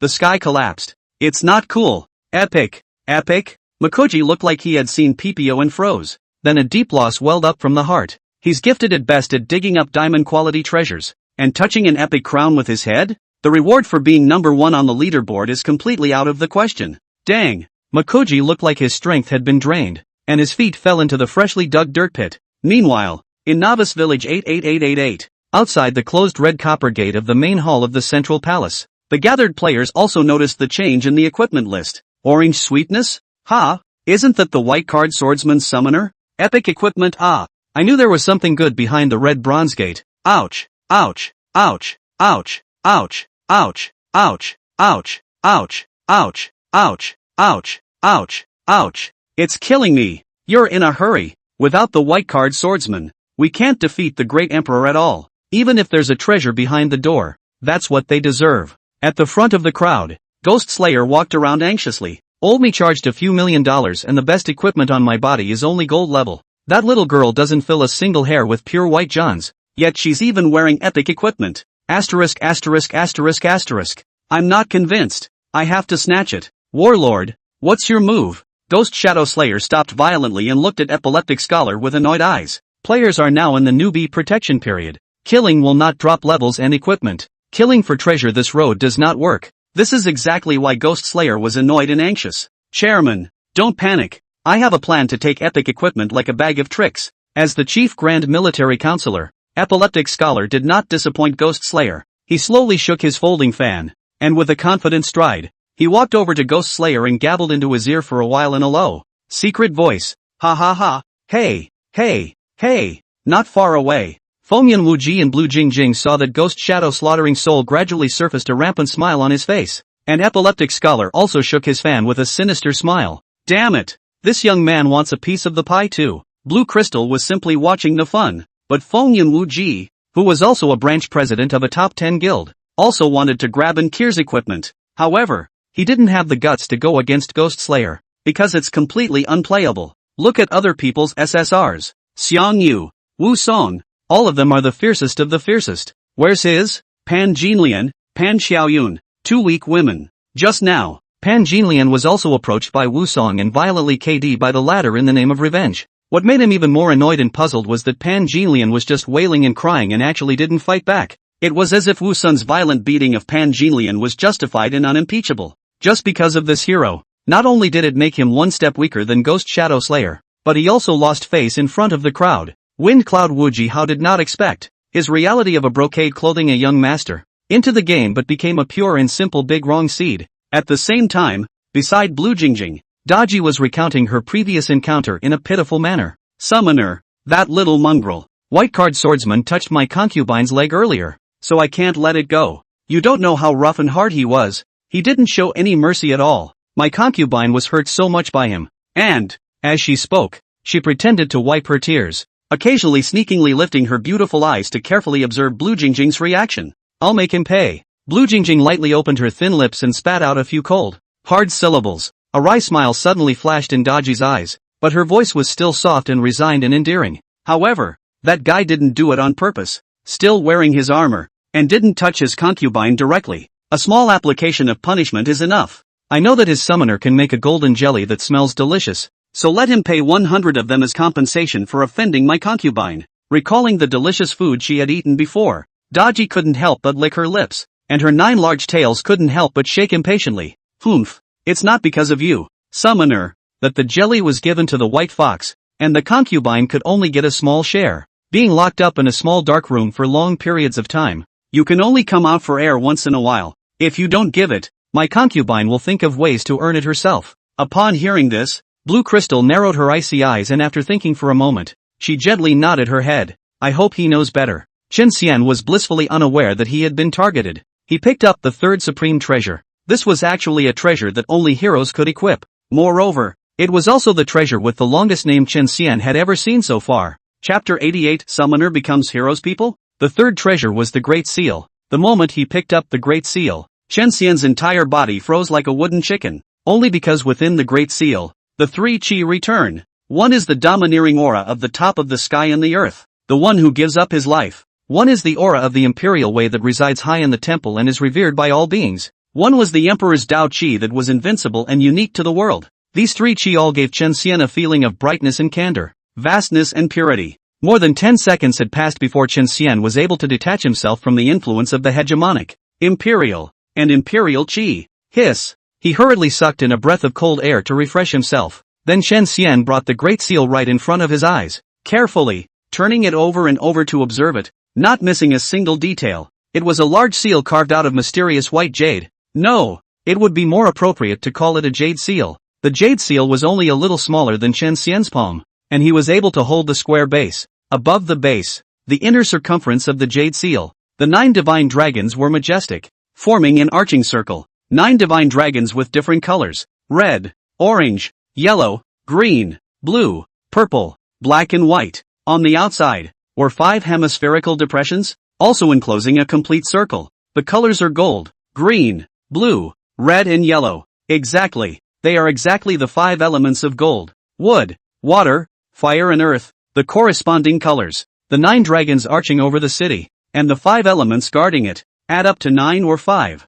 I don't know whether it is a coincidence or intentional to have such a design. Chen Xian took the jade seal in his hands and kept looking through it. Looking through it, he also found 8 large characters engraved at the bottom of the jade seal. The order is given to heaven, and both live forever. Suddenly, he moved, hastily bringing his eyes closer. It turned out that the jade seal wasn't perfect. Somehow its right front was crippled with a corner, but fortunately it was patched up by the great emperor with some kind of unknown divine gold. In other words, it is a gold and jade seal, which is reflected in its name. However, the length of the jade seal's name caused the corners of Chen Xian's eyes to twitch. Waiting to be restored, co-lord of the heavenly realm, imperial hegemony of the 9 heavens, 10 earths, 8 deserts, 7 domains, 6 continents, 5 lakes, 3 mountains, 2 realms, 1 abyss. Transmission gold and jade seal, unique. Quality, equipment requirements, heroes only. Emperor's Way, LV1 permanently increases the life cap by 1 point, and mana upline by 1 point, for each subaltern. This effect triggers once per day. Domination of the peoples, LV1 you can register summoners, heroes, or aborigines as your subjects with the consent of the other party. Only 1 hero under a single summoner can be registered as a subpeople. Number of subjects equals level X 100. Current subs, 0. Imperial Battle, LV1 when you fight with a sub, plus 5% to both combatants. Effect 4, unlocked after acquiring the Golden God Bead. Effect 5, unlocked after acquiring the Wood God Bead. Effect 6, unlocked after acquiring the Water God bead. Effect 7, unlocked after acquiring the Vulcan bead. Effect 8, unlocked after acquiring the Earth God bead. Effect 9, unlocked when the soul of the red dragon is returned to its place. Special equipment that does not occupy the equipment bar. Introduction. After creating the slime-fighting Sky Empire, Assam Emperor consumed a huge amount of geniuses and treasures, divine gold and marvelous stones, and went through 981 years of refining before finally casting this jade seal. It has witnessed the splendor of the great emperor and carries his ideas.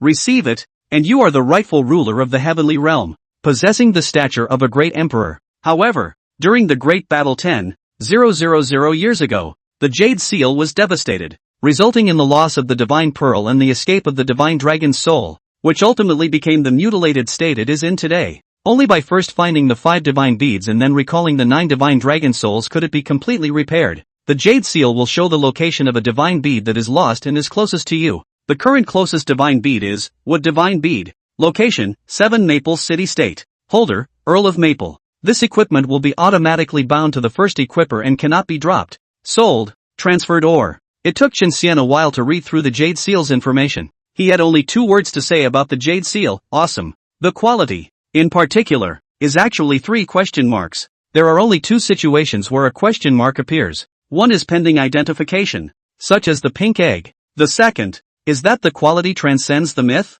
Looking again at the pile of effects below the Jade Seal, there is no doubt that this is the second case. As for how to maximize the effects of the Jade Seal, Chen Xian also had a number in mind. It's simple. Register your children, collect the divine bead, and recall the spirit of the divine dragon. The latter 2 Chen Xian can't do it at the moment, but registering a sub-mini. Isn't there one right in front of us? Summoner, will you be my first subject? With the Jade Seal in his hand, Chen Xian's expression was sincere as he extended an invitation to Ankir. Sons? I don't want them. To Chen Xian's great surprise, Ankir refused without even thinking about it. The little head is still bobbing. Can you tell me why? Chen Xian scratched his helmet in wonder. What's going on here? Why did Lori, who had always obeyed him so well, refuse so dryly? Big cans, look at Acme. If you have the Jade Seal, then you are the emperor. I wear the crown. Then I am the empress. An emperor and an empress. That's what makes a pair. Humph. I want to be your empress.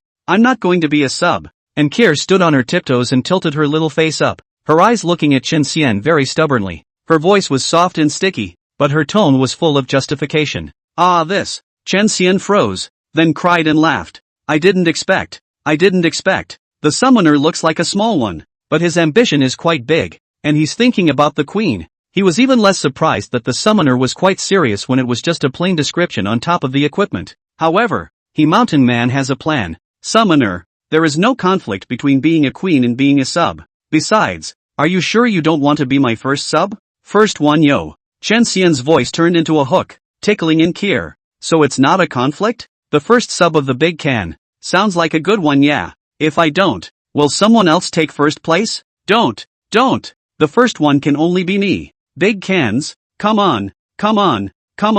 Make me one of your people. I want to be number one. After a short period of thinking in her head, Ankiel figured it out and clamored to be first. Fine. The first one is yours. No one can take it away from you. Just like that, Ankur, who was a summoner, became her hero subject instead. It does sound like it's a bit backwards to the Big Dipper, one of the attributes of the Jade Seal. Current subs, 0. It also becomes, current subs, 1. Encore. Just as Chen Xian had just possessed his first subject, a wisp of invisible chi spread out from the Jade Seal, sweeping across the 10,000 mile radius of the realm in the blink of an eye. Inside a dimly lit, gloomy underground palace. The large underground palace was empty. Only a huge coffin was placed in the very center. Suddenly, with a bang, the coffin boards bounced up high, and inside the coffin, a dry corpse-like old man sat up. The old man was skinny as skin and bones. Even the blood vessels were clearly visible on his wrinkled skin. His body was covered with age spots, and he emitted a deathly aura that was even more intense than that of a person who had just died. On the contrary, the gown he was wearing was not only finely crafted, it was even edged in gold and had a maple leaf pattern tattooed on the right chest. It looked low-key yet dignified, flashy yet connotative. Obviously, the old man's identity is extraordinary. Has the emperor who fell for 10,000 years, with only the remnants of his soul remaining in the world, finally waited for a successor? The old man muttered, rising from his coffin. In just such a short process, he actually rapidly became younger, eventually settling into a middle-aged man with 3 pupils ringed in white and a ruthless face. In the middle-aged man's right hand, he was still slowly rubbing a green bead the size of a goose egg. At this moment, the massive amount of greenwood power stored within the green bead was flowing away at a torrential speed. But the jade seal of transmission, he can't grasp it, so it's better to give it to your former vassal to take charge of it for him. The middle-aged man's eyes, which were similar to those of a white-eyed wolf, revealed deep greed and treachery. Returning to the great emperor's backyard, Chen Xian, who had his subjects for the first time, also received a quest. Chapter 89, The Rising Kingdom of God. The Beginning of the Stormy Clouds. Mission, a continuation of an old story or a new chapter to be written? Unique. Quality, mythic. Synopsis, congratulations. Not only have you successfully bound the jade seal that represents the orthodoxy of the heavenly domain, but you also have your first subject. Thus, a path of empire begins to stretch from your feet. But the direction in which it stretches is entirely up to you. You can rebuild the slime-fighting Sky Empire and renew its glory of 10,000 years ago. You can also create your own kingdom of God. Turn a new page in the thick book of history. Write a new story, and leave a new ink. So, future emperors with heirloom gold and jade seals, make your choice. Option 1, rebuild the Slime Doctrine Empire. Option 2, create a divine kingdom that is uniquely yours. After selecting this option, please name your future divine kingdom immediately. The 2 main choices. Choice 1 is less difficult than choice 2, but the final reward is the same. In the entire heavenly domain great world, only you who are bound to the transmission gold and jade seal possess the qualifications to create an orthodox divine kingdom. Before you choose, make sure you think it through so you don't regret it in the future. Reward, unknown. Punishment, the road to the creation of the kingdom of God is already a long one. So what need is there for other punishments? Time limit, there is no time limit. A free option actually exists for this quest? Chen Xian was slightly surprised. In the past, the tasks one by one tugged and would not ask for his opinion at all. And now he had changed his nature? But what's the best choice? One had to admit that Chen Xian was grateful to Assam the Great. The teaching of the sword technique, the inheritance of the most precious treasure, and the final admonition. So all of these things, he had all remembered in his heart. But, create your own God's kingdom and write your own myths and legends. High in the imperial throne of the divine kingdom, overlooking the subjects of the rivers and mountains, under the sky, there is no one who is not the king's land, and there is no one who is not the king's subject in the land. Just thinking about it makes one's heart race with excitement. Sweaty hairs stand on end, and blood pounding. Players like Ghost Shadow Slaughter, Wind Cloud Wunderkind, and others, who were nothing more than a guild president, were springing to life and were full of ambition. And the guild cannot be said to be insignificant before the kingdom of God. Only useless. One side is a luxury supercar that is limited in number and cannot be bought with money. On the other hand, the other side is a crate with a few pieces of rotten wooden boards and 2 wheels assembled randomly. The latter doesn't even qualify for comparison. Well, what's the hesitation? I choose to create my kingdom of God. The name, as it were, is the Clothesless Kingdom of God. After determining it, the text on the mission panel immediately changed, like quicksand gathering and dispersing invisibly. When it restabilizes, the content has changed. Mission, Rising Star, quietly sprouting Clothesless Kingdom of God, unique. Quality, mythic. Synopsis, O honorable and only Lord of the Kingdom of God, grow up and together with your Kingdom of God, cast a thunderous shock on this vast and magnificent world. Current progress, 0.00000000001%. Reward, unknown. Punishment, the road to creating the Kingdom of God is already a long one. So what need is there for other punishments? Time limit, no time limit. What Chen Xian didn't know was that right at this moment. Swish, swish, swish, swish. Within the heavenly domain great world, the various male lords, kingdom lords, lords, overlords, and supreme powerhouses all raised their heads if they felt something. They all looked solemn, their gazes fixed to the east. Even many of the reclusive old monsters who closed their eyes in the wilderness, off the beaten path, also snapped open their eyes and broke out, standing proudly in the high heavens, looking out at the eastern sky. These powerhouses were superbly strong, and their gazes pierced through the heavy obstructions and distant distances to see the scene in the starry sky. As they expected, the massive violet emperor star had long since gone out, unable to emit even the faint light of a glowing fire. But, not far from the Ziwei emperor star,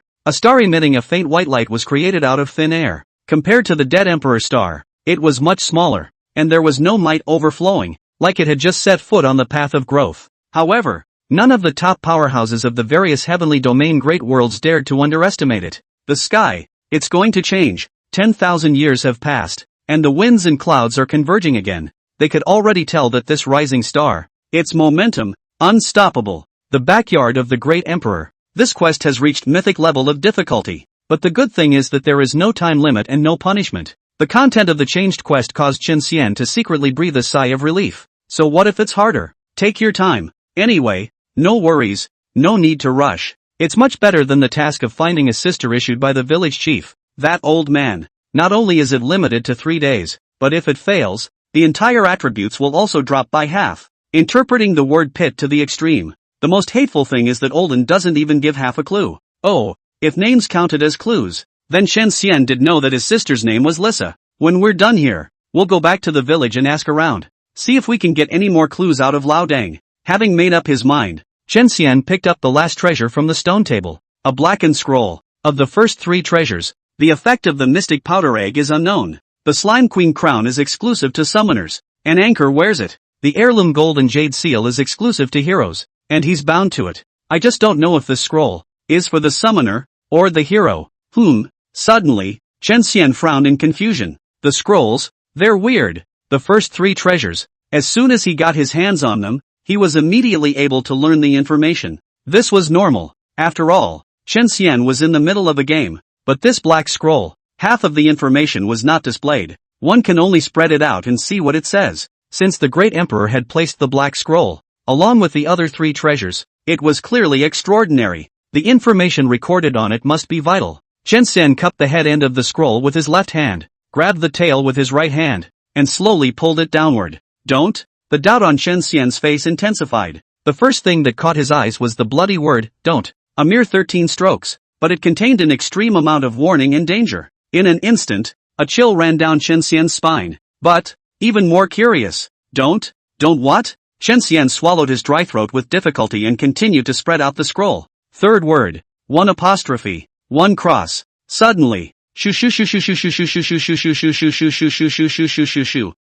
shofars in a row. 18 strands of streaming light in a row crossed time and space and descended here. The 18 strands of streaming light were of different colors and brought different sensations to Chen Xian. Blue streams of light, violent and rigid as thunder. Gray streams of light, dead and desperate as doomsday. Green streams of light, vibrant as a forest. Golden streams of light, warm and genial as the sun. There was also a white stream of light that Chen Xian felt familiar with. Without exception, whichever strand of flowing light contained the supreme and powerful, eternal and immortal supreme might. Its terror was so great that even a great emperor's imperial might was far inferior. You saw a wisp of him, and even though it was only a drop in the ocean of his own might, your strength was too low, and thus you were unable to withstand it. You will die in 18 seconds. The death penalty is increased by 1800 times, and the resurrection time is extended by 1800 times. Chen Xian and Ankir received a system alert at the first opportunity. What? Chen Xian was confused. One look and you're dead. How can you be so unreasonable?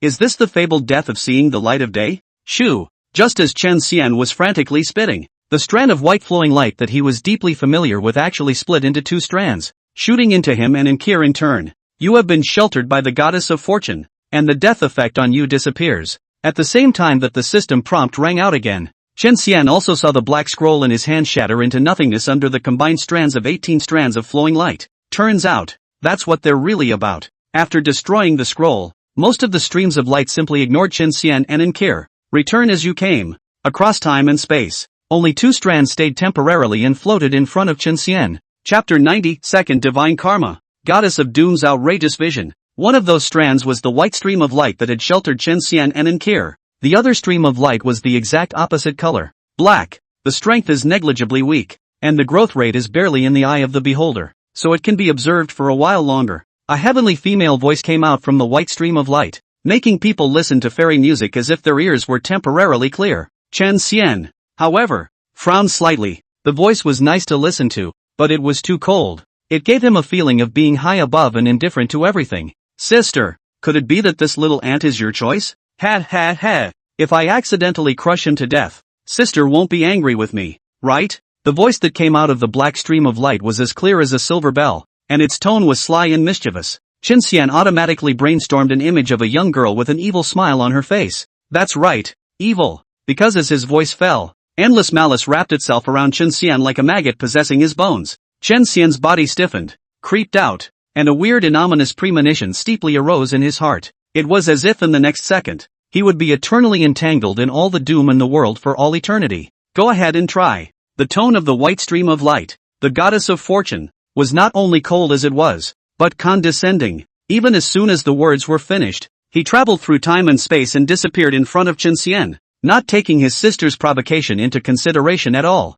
6 days later, this god will be physically present at the GameStone platform to try you out. Prepare yourself. If you can pass the trial, this god doesn't mind fulfilling a harmless request. The white stream of light disappeared without a trace, leaving only a clear and cold voice echoing endlessly. Not putting me on the spot again. Sister, do you think I really dare not? Humph. Just wait. One day I'll surpass you and trample you hard under my feet. The black stream of light, also known as the goddess of doom, eventually restrained the urge to strike out at Chen Xian. As he was about to leave, he suddenly had a wicked idea, only to see 2 strands of black silk split from the black stream of light, followed by 2 swooshing sounds, and then with lightning speed and momentum did not enter the body of Chen Xian and Enkir. 2 little ants. Since you've gotten involved with your sister, then this god is here to have some fun as well. After saying that, the goddess of doom also disappeared across time and space. For a time, the great emperor's backyard was empty and quiet, as if everything that had just happened was just an illusion. Chen Xian frowned. At the moment, his mind was messed up into a paste and needed to be sorted out in a hurry. The last treasure left behind by the great emperor, the Black Scroll, has attracted a wisp of power from the gods. Purpose? Only to destroy it. The half-opened black scroll had the word, "Don't," written on it in bloody letters, clearly meant as a warning. But what exactly are the don'ts? Chen Xian did not know. Because the scroll had been destroyed, even he and Ankiel would have been destroyed by the gods if not for Lady Luck's shelter. The great emperor might have taken this into consideration when he didn't tell him personally before, but he still missed a lot of calculations. Apart from the scroll, it was the 10 deaths fighting for life trial in 6 days, as mentioned by Lady Luck. After passing the trial, that high and mighty goddess would actually fulfill one of her requests? Chen Xian didn't bother to think about making any demands, just because the champagne was opened at halftime and died bonkers hard. Suddenly, a system announcement that resounded throughout the entire service interrupted Chen Xian's thoughts. The announcement was only one sentence. Player Orange Sugar, you are tainted with the karma of the gods that outlawed sight of the goddess of doom. As soon as the announcement came out, the players from the various novice villages were once again stunned and even rose up in righteous indignation. No. Does that make sense? It's Orange Sugar again? Wasn't she on a system announcement not too long ago? Why is she here again? The number 1 equipment list is also her. I'm wondering if the game is run by her family. Goddess of Luck plus Goddess of Doom. Orange Sugar has actually dipped into the 2 major gods' karma alone. And I alone Supreme VIP don't even have this kind of treatment. Or does it mean that the more you recharge, the greater the probability of being tainted with God's karma? That guy is actually an Earth Supreme VIP with a recharge of over 10 million. Or even a Heaven Supreme VIP with a recharge of over 100 million? Charge up. I'm going to keep charging up. I want to be favored by the gods too. Cut. What's the big deal? You're still alive without it? And one look at the name. I know that this god's karma is not a good thing. I don't even want it for nothing. Chen Xian didn't realize that the players had set off another wave of discussion because of him. Looking at the new divine karma added to the panel, his face did not look too good. Lady Luck's sister seems extremely unfriendly. The outlaw side of the goddess of doom, one of the 18 great divine causes. Because your sister, the goddess of luck, has chosen you, the goddess of doom, who has always been at odds with your sister, has decided to give you some color. You have been tainted by the karma of the goddess of doom. Whether this is good or bad is yet to be seen. Impact, Doom Judgment in progress? Countdown 23 hours 59 minutes and 12 seconds. At the end of the countdown, you will receive a random type of double-edged sword doom. The doom will carry both a positive status and a negative status. Divine Karma, Goddess of Fortune's gaze, poses the impact directly. This, Goddess of Doom's outlaw vision, however, has to wait 24 hours. During the waiting time, Chen Xian's head was like a Damocles sword hanging above him, causing him to be a bit wary. This Goddess of Doom is quite good at messing with people's minds. The only thing to be thankful for is that the effects of that divine karma are not purely negative. In that case,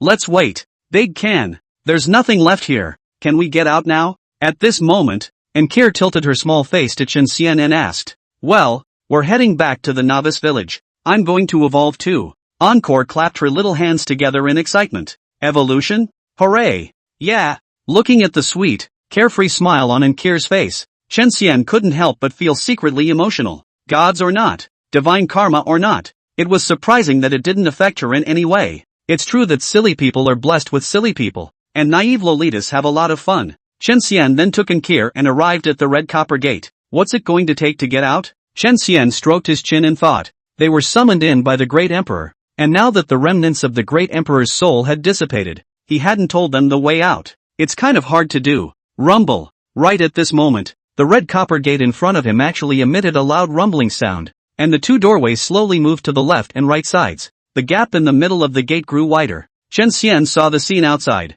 and the players outside also discovered Chen Xian. They were all tigerish and refreshed. Look, it's coming out. They're coming out with epic equipment. Ha! Have you guys noticed that the white card swordsman seems to be different from before he went in? There seems to be an additional magical sword intent on his body that is hard to describe. Show me? I'll give you a break. There's no such thing as sword intent. You've read too many fairy tales, haven't you? When the gate opened completely, Chen Xian and Ankir had just stepped out of the backyard and entered the main hall of the central palace. Hello? Instantly, a group of people came up and surrounded the two of them. Chapter 91 in Clothesless Alliance adds another talent. The only talent hedonist roar. Chen Xian remained unperturbed as his eyes swept left and right. Yo, all old acquaintances. Surrounding him were Ghost Shadow Guild's 9th branch president, Ghost Shadow Soul Slayer, as well as two of the most important members of the guild, the Dog Master, Epileptic Scholar, and his loyal little brother, Ghost Shadow Wind Chaser, as well as more than 20 small minions. There was Feng Yun Wuji,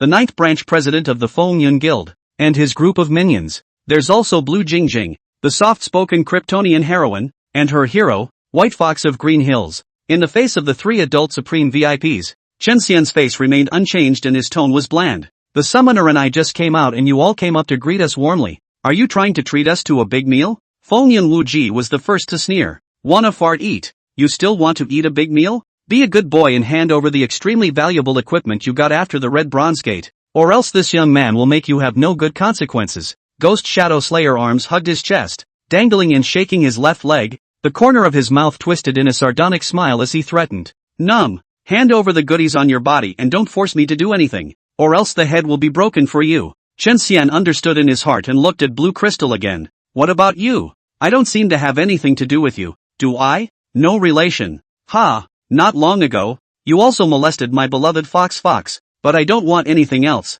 As long as you apologize and compensate 100 golden jellies, I'll forgive you for her. Blue Jingjing's voice was like solid ice, poking hard into Chen Xian's ears. Oh, so it's all about the empty gloves. Chen Xian nodded slightly, indicating that he understood. But if I don't pay, what can you do? Ha. I had expected Your Excellency to be emboldened, because it's the newbie protection period now. Even if Your Excellency's summoner dies, he won't lose levels or props, so Your Excellency certainly won't be heartbroken. At that moment, the epileptic scholar shook his feather fan and paced out calmly and confidently. But has Your Excellency thought about the future? When we enter the main city, the members of my Ghost Shadow Guild that are spread out across all the major novice villages will converge, and at that time, the strong underpinnings of being one of the top 10 guilds of Great Yen will be completely displayed. Without the protection of the novices, with Your Excellency's white card and a yellow-haired girl, do you think that you can fight against us? However, as long as Your Excellency obediently hands over the treasure, I, the Ghost Shadow Guild, promise that I will never take the initiative to find Your Excellency in trouble again. Those who know the time are wise. I hope that Your Excellency will not be ungrateful. Chen Xian's eyes narrowed slightly. This guy did have a bit of a trick up his sleeve, but does power over people work for him? You seem smart, but a smart man should keep a safe distance from my great sword. And all of you who are thinking of empty gloves, listen to me carefully. I don't eat threats. If you dare to come and offend, you will be defeated. If you don't believe me, just try it. As the cold voice fell, the faces of Ghost Shadow Slaughter and the others instantly sank. Asterisk. I can't take it anymore. What's the point of dragging a broken white card? President, lead the brethren in another charge. Explode him. Counting President Windcloud and Blue Crystal, we have a total of 6 SSRs on our side. 6 o'clock. Advantage to me. Package win. I'll eat if I don't win. The irascible Ghost Shadow Chasing Wind, who bore the brunt of the storm, stood out and sharply roared at Ghost Shadow Slaughtering Soul. Ever since his debut, he's had a problem with seeing someone who can play the game better than he can. Ghost Shadow Slayer touched the scar on his face and felt that his little brother had a point. He looked at Feng Yun Wuji and Blue Crystal again, and both of them nodded. It seems that old me has become a sunflower smiling face given too much eyeless thing. then get beaten up by the 6 SSRs. Overlord Xiangyu, the earthly Taiyo Wusong. Summon. Ghost Slayer's left hand wiped his cheek viciously, and his right hand touched at the card pouch at his waist. 2 cards with golden light and a very beautiful appearance were then thrown into the air by him. Dang! Dang! With 2 dull stomping sounds, the gold cards disappeared and 2 fierce SSRs descended from the sky with majestic faces. Tian Dang Xingpan Xiaoyun. Tian Sa Xingpan Jinlian. Summon. Nine-tailed demon fox Daji. Summon. All of a sudden, golden light flashed in the field, and the civilian players on the sidelines were blinded. A strong Kryptonian odor spread out in all directions. No matter how many times I watch it, SSR's appearances are always so awesome. Look at this. This exclusive appearance special effect. This exquisite and incomparable card stand-up. This elaborate and rigorous modeling and equipment details. Even the special effects of skills are that gorgeous. It had to be said that the only downside to expensive things was that they were expensive. It's worthy of the fact that it takes an average of 800,000 Dien coins to draw an SSR. I want one too. Buddy, don't worry. The last day of the opening 7-day login event, you can get a free SSR. Don't miss it. If you miss it, you'll miss it for life. Nah. It's better to care about the battle at hand. The white card swordsman seems to be a bit dead. He has to lay down even 1 SSR, let alone 6. Dian people are naturally inclined to watch the fun. So even after the fight against Assam the Great, more than 3,000 people stayed behind. But, as they watched, the white card swordsman actually advanced instead of retreating, raising his bladeless heavy sword diagonally. The sword was as straight as his spine. He, who still dares to attack? A white card that was the lowest of the low and existed just to make up the numbers was going up against 6 of the top and most honored SSRs. It's a moth to a flame. It's self-destructive. The civilian player's pupils widened. Familiar. Too familiar. The scene before him was exactly the same as it had been before the entrance to the palace, and the initial heart had not changed. Knowing that he is not an opponent, he still dares to swing his sword at a strong enemy. It doesn't matter how strong the enemy is. Number of enemies, unimportant. A courageous heart, a never-say-die intention, an extraordinary will. With them, it is enough. But is it really enough? That's 6 SSRs against you. Bursting with blood, bursting with damage, synonymous with intensity, and with an all-over beauty called intensity. Unless a miracle happens, how can white card win? Just when the civilian players were both looking forward to it and worried, 2 sound waves that looked like they had been amplified 100 times by a megaphone rolled through the Great Hall. President Ghost Shadow, President Windcloud, and MS Blue Jingjing, are you sure you want to besiege my family's president? Ask your heroes if they're really willing to stoop to the level of even outnumbering your heroes just to deal with a white card. At the entrance location of the main hall, the mouth of a Rash player with the ID 3 Rash was opening and closing. Obviously, those 2 sentences were from him. Next to him stood ABA Bone, Tian Shelian, and the first understanding brother of the heavenly domain. To avoid retaliation from the chairman's enemies, after defeating Assam the Great, Abba led them to the entrance where they could enter to aid the chairman and retreat without becoming a liability. That's right, San Ruiz and the first understanding brother of the heavenly domain had become part of the Clothesless Alliance. Just a short while ago, the heavenly domain's first understanding brother and the 3 fools were both impressed by the president's valor and poise. In particular, the president's spirit of self-improvement and disability, despite being a white card, resonated deeply with them as civilian players. So they found Bone and wanted to join the Clothesless Alliance. Just in time, the loud hailer Bone got from completing the quest just ran out, and Sanro has the only talent, Hadon Lion's Roar, which can amplify the sound by up to 1,000 times. Isn't this a permanently enhanced version of a loudspeaker? As a battlefield commander, Bone needed such a talent most of all to convey the instructions for marching in formation, so he conferred with Bone and Tian Sholian, and then agreed to the 2 joining. Just joining the guild. The triple rounder plays a huge role. Abba, the chief warlord of the Clothesless Alliance, was the one through whom the brilliant plan was carried out, the plan of attacking the heart and the plan of dissociation. Chapter 92, Not Enough Strength. Let's use our mouths. Sea of Men technique shines again. Then again, the Shirtless League doesn't take just anyone. At the very beginning, the 4 founders, Chen Xian, and Kier, Tian Xiaolian, and Ah Bone, laid down a most basic rule. The Clothesless Alliance collects people. It does not depend on origin, whether lowly or noble. It doesn't depend on age, young or old. No looks, ugly or beautiful. Don't look at kryptonite, whether it's a dime a dozen Panther Zero Rushes or a Supreme VIP with over 1 million kryptonite. No gender, male, female, or even Walmart shopping bags. Don't read. A lot of things are unreadable and collectible. to have teachings and gather all the power that can be gathered. This is the core philosophy of the Clothesless Alliance. But there is one thing to see, a must-see. That means character. Personality must be over the top. And the bottom, resume, and background must be clean. The Coatless Alliance doesn't take morally corrupt scum, trash. In this way, the interior of the Clothesless Alliance could only be clenched like a fist, and it could coalesce into an iron plate with no gaps. In front of the red copper gate, Ghost Shadow Slaughter, Wind and Cloudless, Blue Jingjing's face changed, and her heartbeat gave a sudden beat. They rushed to look at their respective precious heroes. Sure enough, whether it is Xiang Yu, Wu Song such a fierce man, or Daji, Pan Xiaoyun such a delicate woman, at this moment the expression is actually the same, very much with a 12th degree of reluctance to obey. Even aides like Pan Jinlian furrowed their brows to express their inner reluctance. The onlooker players were also mingling and discussing, their voices filled with contempt and disdain. It takes 6 top-tier gold cards to surround you to fight a lowest-tier white card? Can you have some face? Sisters simply absolute son have wood? The 6 major gold cards besieging the white cards. Isn't this equivalent to the baby I opened a kiosk in a poor mountain village? And as a result, the world's richest man, Ma Tingyun, received the news and personally drove a Rolls-Royce to smash the baby's store that afternoon, hoping that rich people recharge millions of dollars just to besiege a white card. The old man's ginger is laughing his ass off. What an old woman drinking rice toothless. Nasty. 6 gold cards besieging a white card. What's the difference between that and the 5 tiger generals circle kicking an old farmer who farms the land? These guys and their heroes are no good. The previous act of wrapping up the venue would have caused most players to be dissatisfied with the 3 Lords Supreme VIP. Adding to the fact that in the previous battle with Assam the Great,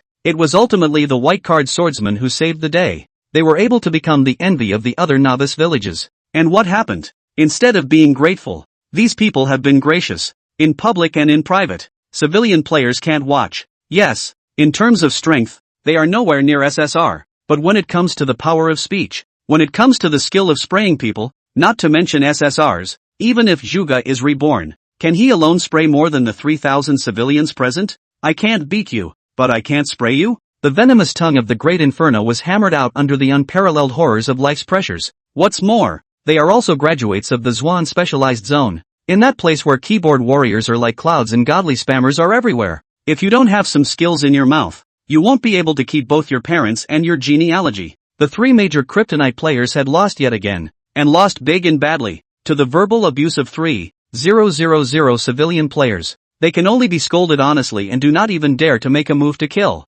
because even in the soul state, it doesn't stop players from spraying wildly, spraying hard, and spraying in a 360-degree rotation. Ghost Shadow Soul Slayer, Wind Cloud Wuji was cursed and red in the face. Blue Jingjing, who was as cold as an iceberg, had blood color emerge on her pretty face for the first time. What a ruthless poisonous plan. The stratagem of separation, the stratagem of attacking the heart, and the guidance of public opinion. That guy from the Clothesless Alliance is really a formidable enemy. The epileptic scholar looked at Abba at the entrance of the palace from afar, his face no longer holding the contempt he had before. Unbeknownst to him, even Abba himself did not expect that his 2 simple words would draw a crowd. I'll let you make blind comments. Are you the master at arms and you mention it? Ghost Shadow Slaughtering Soul was furious, snapped through the Ghost Shadow Chasing Wind, who encouraged him to attack, slapped the ladder to spin in place 3 times, flopping on the ground with a dizzying thud. Humph, white card swordsman. There's no need to use the 6 SSRs to deal with you yet.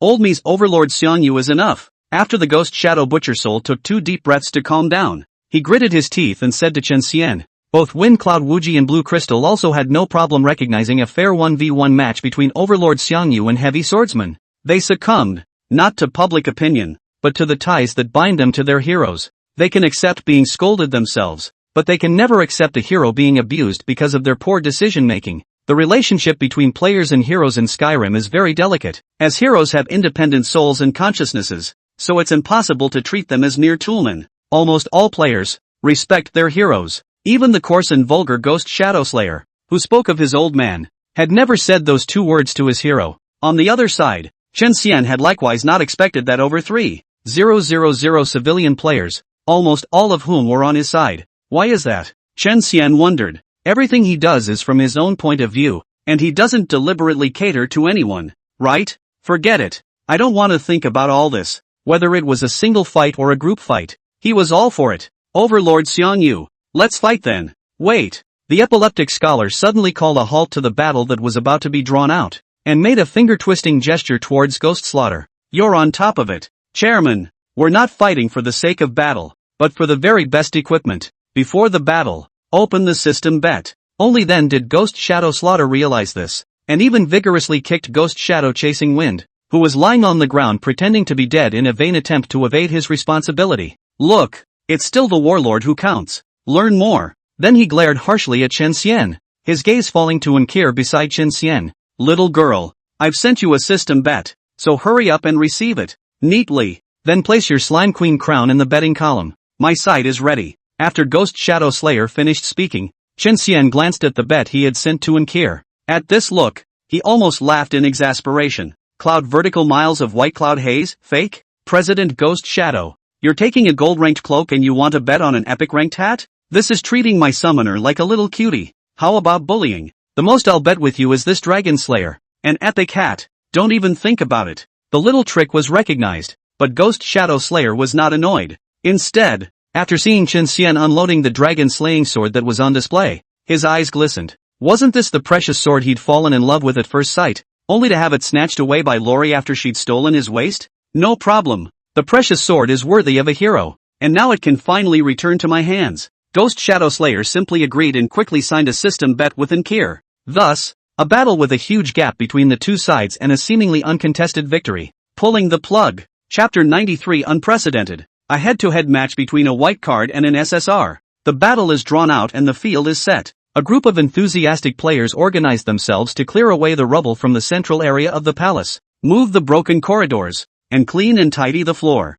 A circular battlefield with a diameter of 50 meters was formed. The 3,000 civilian players, as well as the members under the command of the three major heavy kryptonite players, were seated neatly in circle after circle, with the shorter ones in the front and the taller ones in the back, centered on the battlefield at Bone's command. Previously, in the battle with Assam the Great, Bone's outstanding commanding ability was evident to all, so most players were willing to follow his command. A small number of dishonest players have learned to be honest after taking a solid beating from the others. In the middle of the battlefield, left lineup, 100 level killing system summoner Ghost Shadow Slaughter Soul, SSR Overlord Xiang Yu, 10-star 100 level, lineup total combat power, 6272, Ghost Shadow Slaughter Soul combat power 900, Overlord Xiang Yu combat power 5372, 88,888 Novice Village Heroes combat power list no. 1. Right lineup, 100 level survival summoner Orange Suite, and Heavy Swordsman,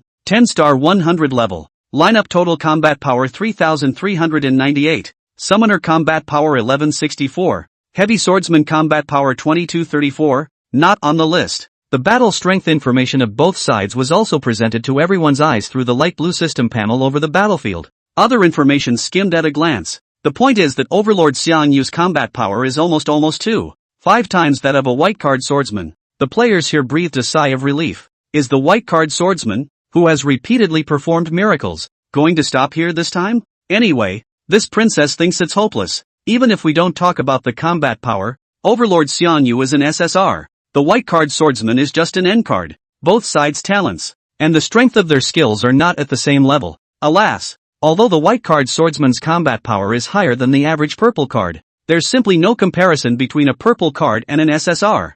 3 moves, not 3 moves. The white card swordsman will be cut down to bursting stars, while players crave unexpected endings, miracles, and to see a good fight. Yet they knew that it was impossible. There was a moat between the SSR and the white card. One side is one of the 6 poisons that pollute the card pool. One side is a golden deck that averages 800,000 Dian coins to draw 1. White cards versus SSRs. An unprecedented, if not unprecedented, battle. But the end of the battle was doomed at the start. Even the members of the Clothesless Alliance had little hope for their own president. They admired the president's spirit, but they couldn't win this seemingly fair 1v1 battle with spirit alone. Humph. If a broken white card can win the chairman's SSR, wouldn't the $1 million the chairman charged go down the drain? Bunch of poor bastards. Open your eyes wide. Look at the president's SSR and how it blew your faith out of the water. There's no such thing as a miracle in the world, and those who believe in miracles are all idiots. The members of the Ghost Shadow Guild, on the other hand,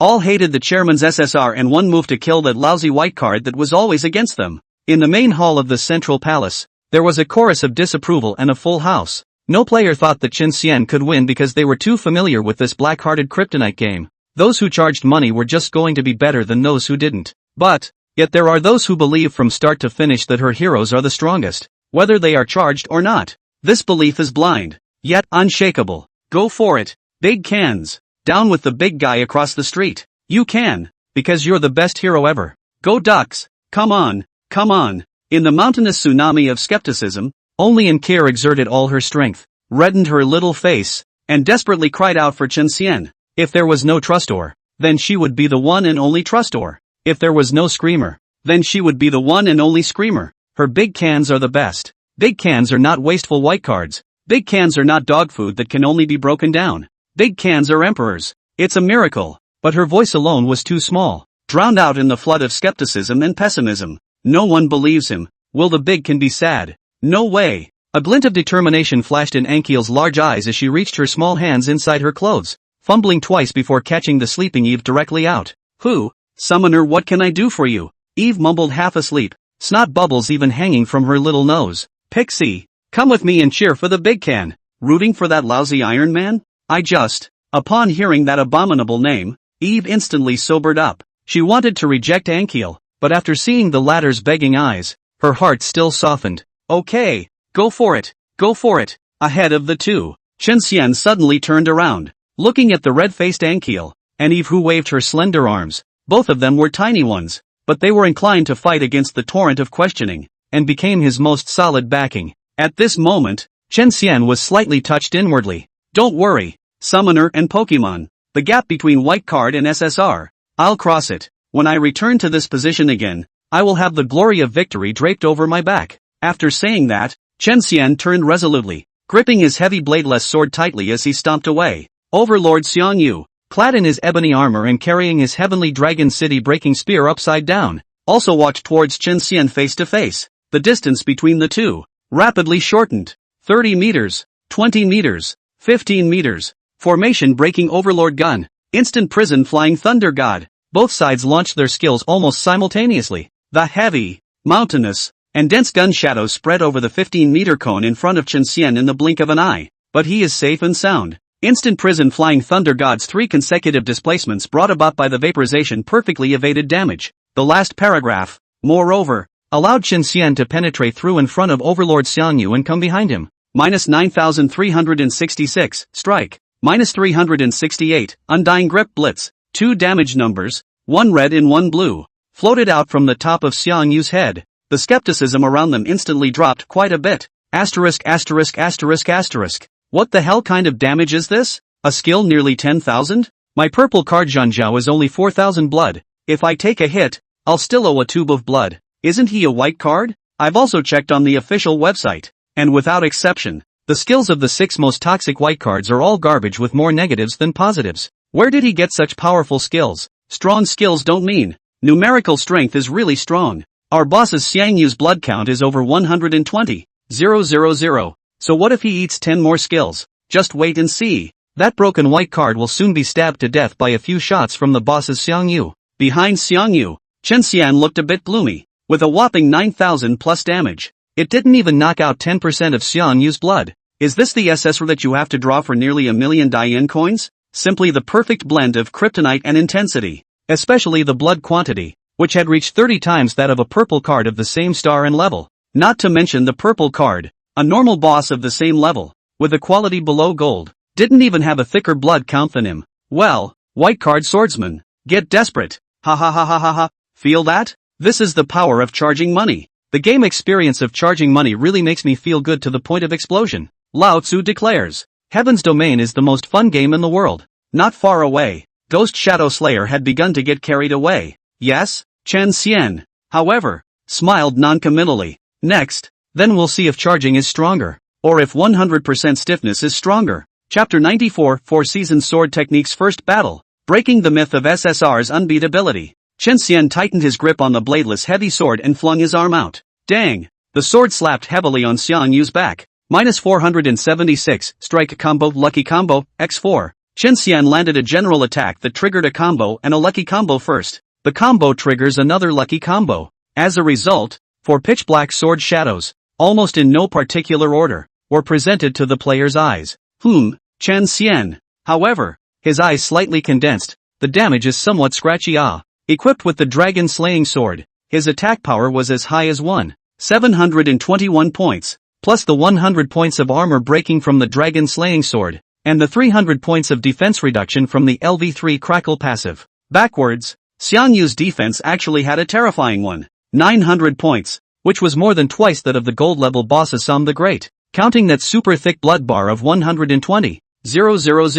Chen Xian had a guess in his mind. If Pan Jinlian is a support class SSR, then Xiang Yu is a tank class, and a high damage tank at that. High damage, high defense, high blood. At this moment, the SSR's power was on display, shocking every player watching the battle. Hiss! Several thousand people simultaneously sucked in cold air, and the air in the hall was almost sucked dry. Is it really possible to defeat such an unreasonably strong SSR? Right at this moment, the two four-clawed golden dragons on the bladeless heavy sword in Chen Xian's hand burst with scarlet light in their dragon eyes, their mouths steeply opening wide. Roar! A mighty dragon's roar rolled and spread out. Xiang Yu's male body stiffened and his skills were interrupted on the spot. Quick look! Why is Overlord Xiang Yu not moving? Keeping his gun out? You're wrong! I have the eagle eye talent. I can see that Overlord Xiang Yu has actually been turning around all along. It's just that his movements are very small, and he also moves and stops, as if he's dropping frames. Goddamned Shiraka swordsman. What the hell did you do?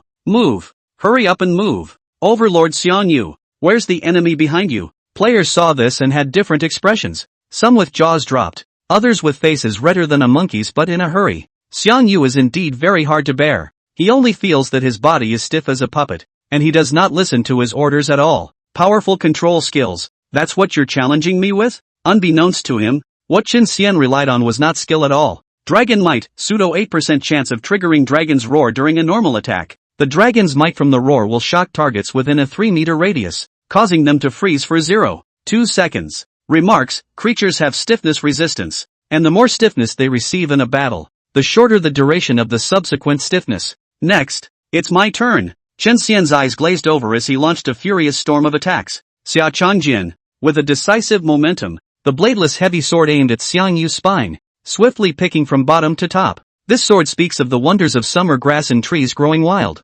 Minus 2,336, strike. In addition to the notable damage, for the next 15 seconds, Chen Xian deals plus 2% damage for every damage dealt to Xiang Yu. As it is, Autumn Harvest Sword. As the bladeless heavy sword picked its way to the highest point, Chen Xian's steel boots stomped heavily on the ground. In a split second, the force is born from the soles of the feet, traveling in the legs, through the waist, and exploding in the arms and fingers, as if it is going to cut through all the obstacles. The bladeless heavy sword chopped down fiercely and absolutely against Xiang Yu's back. This sword perfectly portrayed the meaning of harvesting in the sluggish autumn season when everything was killed. Minus 11,152, bludgeoning, true damage. A white, with explosive special effects, number floated up from Xiang Yu's head. At the same time, Chen Xian's body was lighter, and his hands and feet were much more flexible and light. Gain 30% of the target's attack speed and movement speed for 20 seconds. This, precisely, was the reason why Chen Xian had released the Autumn Harvest Sword,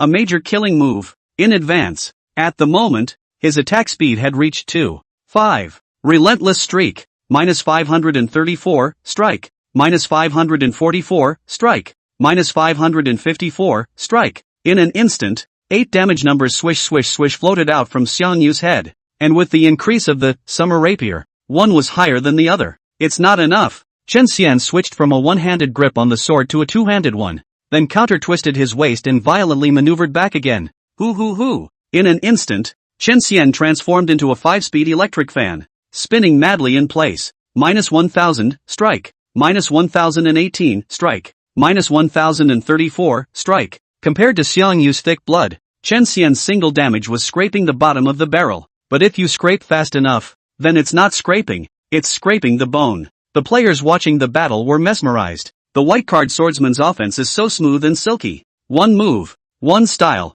one flow of water. It was a visual feast. After the skill was released, the white-card swordsman was still outputting like crazy. 10 swords per second. At least 700 points of damage per sword. And it was even climbing. 10 seconds. A full 10 seconds passed. The stiffness effects Xiang Yu received finally weakened. So weak that it could no longer affect his movements. But by this time, his blood level had plummeted to 10. 000. Xiang Yu. Go straight for the mandatory kill. The Ghost Shadow Slayer not far away had long been stunned by Chen Xian's high attack frequency and explosive damage. At the same time, those who were in deep shock were also Fengyan Wuji and Lan Jingjing. Overlord Xiang Yu is the only tank in the 6 SSRs, with the highest blood and defense. Even he was knocked down 110,000 blood in just 10 seconds. If it were any other SSR, I'm afraid that he would have already been reverse chopped by this weird white card swordsman, who had committed the following offense. At this moment, a question arose in their minds, as well as in the minds of everyone present.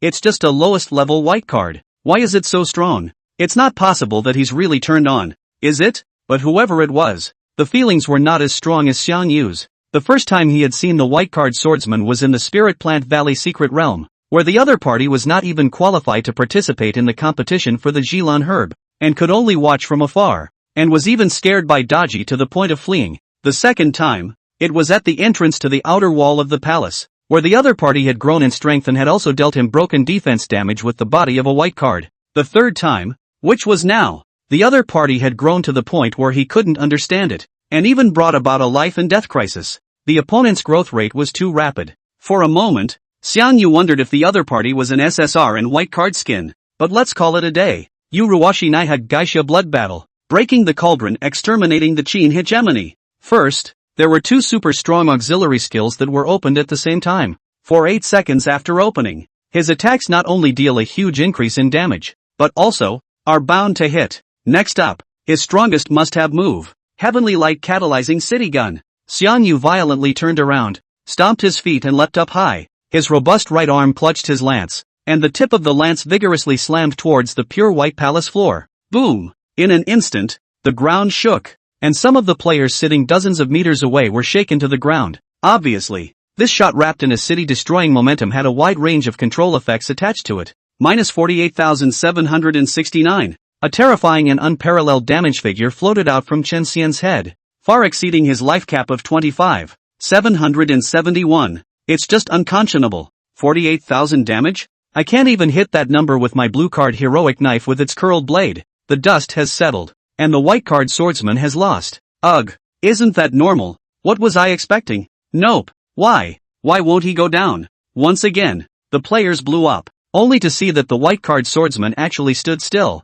and slowly made a motion of sheathing his sword. All the players who witnessed this process had a strange feeling in their hearts, as if the white card swordsman's vitality had been completely hidden, yet it would blossom at any moment. Behind him, an ancient blood pool also appeared. As Xiang Yu attacked, more and more crimson blood accumulated in the blood pool. This move was precisely the winter hidden sword of the Four Seasons sword technique. Wow! 5 seconds later, the blood pool collapsed and blood poured into Chen Xian's body. His blood bar, which had dropped to 0, was not only completely back to full, it even exceeded the upper limit. The final life value, fixed at 52,886. Relentless streak, minus 522. Relentless combo, blitz combo, lucky combo, x4. Minus 570. Relentless combo, strike combo, lucky combo, x4. 9-star great walking gun, minus 5,867. Chen Xian and Xiang Yu, who had used up their big skills, engaged in a final fight. The narrow way is the way of the brave.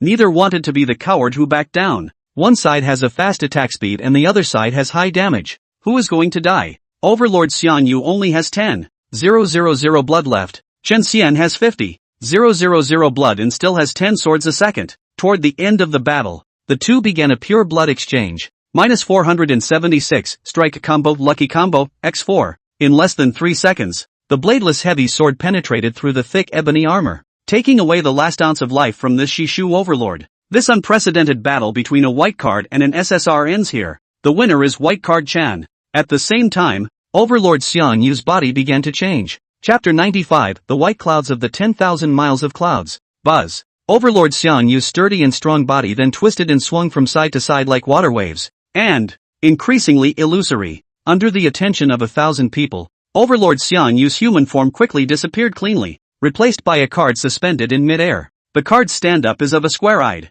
broad-faced, cloaked general, who is followed by an imposing army. Both the great generals and the armies are live 2D dynamic stand-ups with a sense of detail pulled together. From time to time, the great general would wave the lance in his hand, leaving a path of white spear-ons in the air, and the overbearing sharpness of the spear-ons even penetrated the surface of the card, causing the player's eyes to ache from looking at them. In the army behind him, a flag with the word Xiang written on it was raised high, and under the gusty wind, the flag fluttered endlessly. Qua qua qua qua. The hunting sound of the wind blowing the flags likewise penetrated the face of the card and reached the ears of the players. At this moment, all civilian players, coincidentally recalled in the language class, the teacher taught a word vivid image. What a vivid image.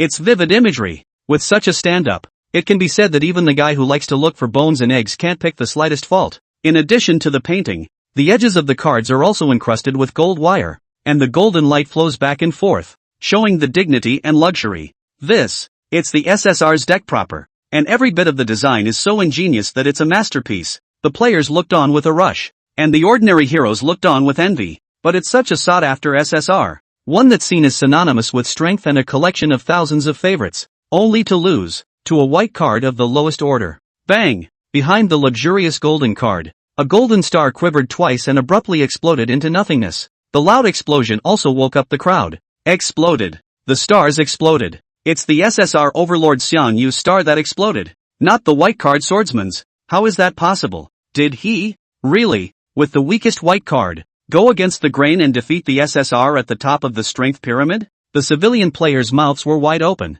their eyes widened to the limit, and the great shock within them was deeply etched on their faces. Not only them, but also Ghost Shadow, members of the two major guilds of Wind and Cloud, the female kryptonite hero Blue Jingjing, and a host of heroes. It even includes Ghost Slayer. They all thought they were dreaming and could not believe what was happening in front of them. Yeah, I told you, big cans are the best heroes. Big cans of bang bang. In the stagnant dead silence that filled the room, only Nkir bounced like a bunny, cheering and celebrating for Chen Xian. Instead of shock, pure joy surfaced on the cute as a button little face. No, you actually won? Eve didn't get any sleep, did she? Eve, sitting on Anchor's left shoulder, rubbed her sapphire eyes in disbelief. Her long eyelashes fluttered slightly, and when she opened her eyes again, she realized that the one standing in a humanoid stance in front of her was indeed the white-carded swordsman that she had a hard time looking at. Maru Spice. Summoners are even less willing to fill up this time. Oh, stinky Shirka. Eve hates you. Forever and ever. Eve deflated her small mouth, her highly pigmented melon face written with grudges and indignation. She had forgotten that she was cheering Chen Xian on just now? Soon, the players' stumbling minds slowed down a bit, but the mixed feelings in their hearts prompted them to chatter with those around them, their mouths blazing endlessly. There are some things that just don't get spit out. The Great Hall was suddenly as noisy as a food market. White Card Swordsman is awesome. I can't believe he won the SSR. It's almost like a cow doesn't give birth to a calf. But he's awesome. I'm kind of witnessing history today. But is the white card of Heavy Swordsman that powerful? Why is it that the heavy swordsman I've trained can't even defeat small monsters of the same level? Asterisk asterisk asterisk asterisk. The heavy swordsmen I've trained are also, well, wasted and pulled. Not even a hair above a white card swordsman. Why on earth is that? Does it mean that you have to have knockout cute little white-haired loli that you cultivate exclusively like a white card swordsman? Mother asterisk asterisk asterisk asterisk I'm not convinced. The white card swordsman and that little loli are absolutely out of control. This is outrageous. Damn white card swordsman. What the hell is the point of controlling the chairman Xiang Yu for 10 seconds right off the bat? And that cramped attack speed. Faster than when I was working on my unicorn arm. The last 5 seconds of invincibility plus super cap back to blood is not even loaded. This is not open hanging what? Report. I want to report. Chen Xian ignored the tumultuous and noisy murmurs, but instead,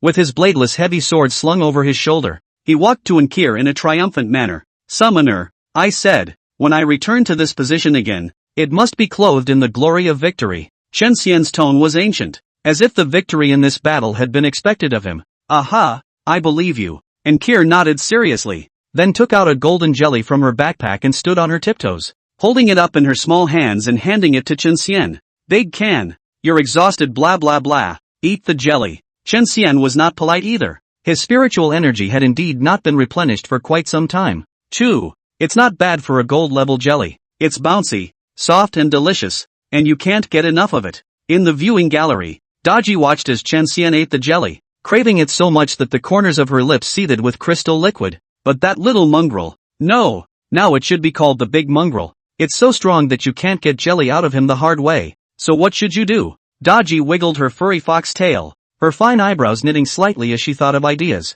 As for Chen Xian's side, Once Overlord Xiangyu died, Ghost Shadow Slayer decisively chose to admit defeat. At this stage, the player's strength was far from being comparable to the hero's, and he didn't make a trap. In doing so, Chen Xian also received the spoils of this bet. A pure white cloak, silky to the touch, like it was woven from fine silk, and the style was 8 or 9% similar to the one on Assam the Great. The white clouds of the 10,000 miles of cloud, fake. Quality, gold. Equipment requirements, level 100. Life plus 5,000. Speed plus 100. Ladder of clouds, pseudo 5% chance to enter the ascend the ladder of heaven state when moving. Lasts for 10 seconds. For the duration, the wearer can step on the right foot with the left foot or the right foot with the left foot and climb upwards, up to a maximum height of 2 meters from the ground. After stopping climbing, the wearer will enter the void walking state for the remaining duration. Without the use of external force, it is possible to walk freely in the air. Introduction: Assamese emperor once exerted a heavenly means to condense the formless white clouds into an incomparably precious material, white cloud gauze.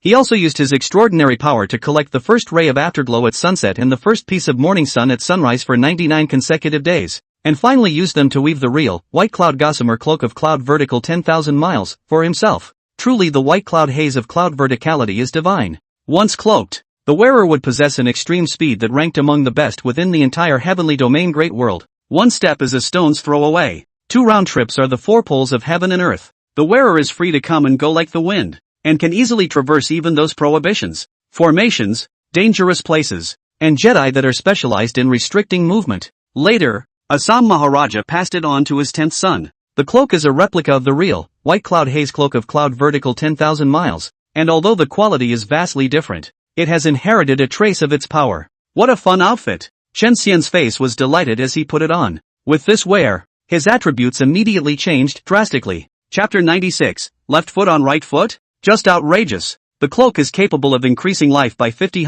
points, and speed by 100 points. 5,000 points of life were directly doubled under the blessing of the exclusive Bond, Lord of Wild Gambling. Chen Xian's life soared from 25,771 to 35,771. A 100-point speed boost, again, is no small feat. Originally, he was able to attack 1.6 times per second, but now it became 1.8 times. Moving 12 meters per second now becomes 12.2 meters. However, what filled Chen Xian's heart with the most joy was the special effect of the cloak, ladder cloud step. Left foot on right foot in the sky, or right foot on left foot in the sky is fine. If Newton heard this, I am afraid that the coffin board could not even be pressed down, and he would have to be enraged to life, and then be enraged to death again. Luckily, this is the magical Heaven's Domain world. Heaven's Domain, anything is possible. It's just that the trigger probability for left foot on right foot in the sky is a little too low, only 5%. In the great battle just now, Xiangyu's cloak was added to his body, but he froze without triggering it once. However, Chen Xian was not Xiangyu. Probability? He never cared how low the probability was, because the gift, Hong Luk Chi Tian, will come out on its own. Chen Xian read the introduction of the ladder cloud steps, again, word by word. For 10 seconds after triggering, you can enter the void walking state. Then if I keep triggering it, won't I always be able to step into the air and become a veritable void walker? Chen Xian stroked his chin and fell into deep thought. Granted, the moisture in this void walker is a bit large, only 2 meters above the ground at most. But does it matter? The most important thing is that it's handsome. Think about it, in a crowded place where you push and shove, when other players are being squeezed so hard that they're spitting out their breakfast. Chen Xian, however, was able to walk idly and leisurely over their heads, both subdued and handsome, and it can be more than just handsome. As long as one wore the cloud vertical miles of white cloud haze cloak, fake, it meant that Chen Xian possessed a pseudo-infinite staggerability. For example, in swamps, lakes, and other harsh environments, he doesn't have to worry about not having a foothold at all. The main focus is a comfort. Summoner, would you like me to take you on a fun ride? Chen Xian, who had donned the cloak, had a flash of light in his head and suddenly had an idea. Fun? Yes, yes, yes, take me now. Big can. Upon hearing that there was fun to be had, Enkir rushed and grabbed Chen Xian's hand, shaking it endlessly. Summoner, stand still for a moment. As soon as Chen Xian gave the word, Enkir hurriedly let go of her hand and took 2 steps back, closing her white lotus root-like legs, straightening her small waist, her small hands sticking to the sides of her pants in a regular manner, and stood playfully, opening a pair of big, soulful eyes and looking expectantly at Chen Xian. Chen Xian stretched out his arms and was about to pick her up in a princess hug hold, Want a hug? But big cans? I don't like this position. Change blah. Who knew that Inkir took 2 steps back in a row and shook her 2 small hands together to indicate her refusal. Right. Like when you cuddle me to sleep. Inkir cocked her head in thought, and a bright light suddenly bloomed in her eyes. Chen Xian hesitated for a moment, showing slight doubt. Obviously a princess hug is more comfortable, right? What was the summoner thinking? But naturally, he wouldn't refuse such a small request. So Chen Xian circled around behind Inkir, wrapped his arms around her petite and delicate waist, and picked her up like a bear doll. Big cans? Hold on tight if you get loose I'll slide off. After saying these words, Ankiel's face gradually turned scarlet. Chen Xian. No, he simply wanted to test out the effect of a ladder cloud slide. How could a summoner be so demanding? Moreover, the way the nearby players were looking at him was getting more and more wrong. The derision and ulterior motives in it were like sharp swords stabbing at the heart. Forget it, get it over with. Chen Xian tightened the Inkir in his arms, and then there was a step. The left foot, wearing white steel combat boots, took a step forward. In an instant, Chen Xian had a strange feeling.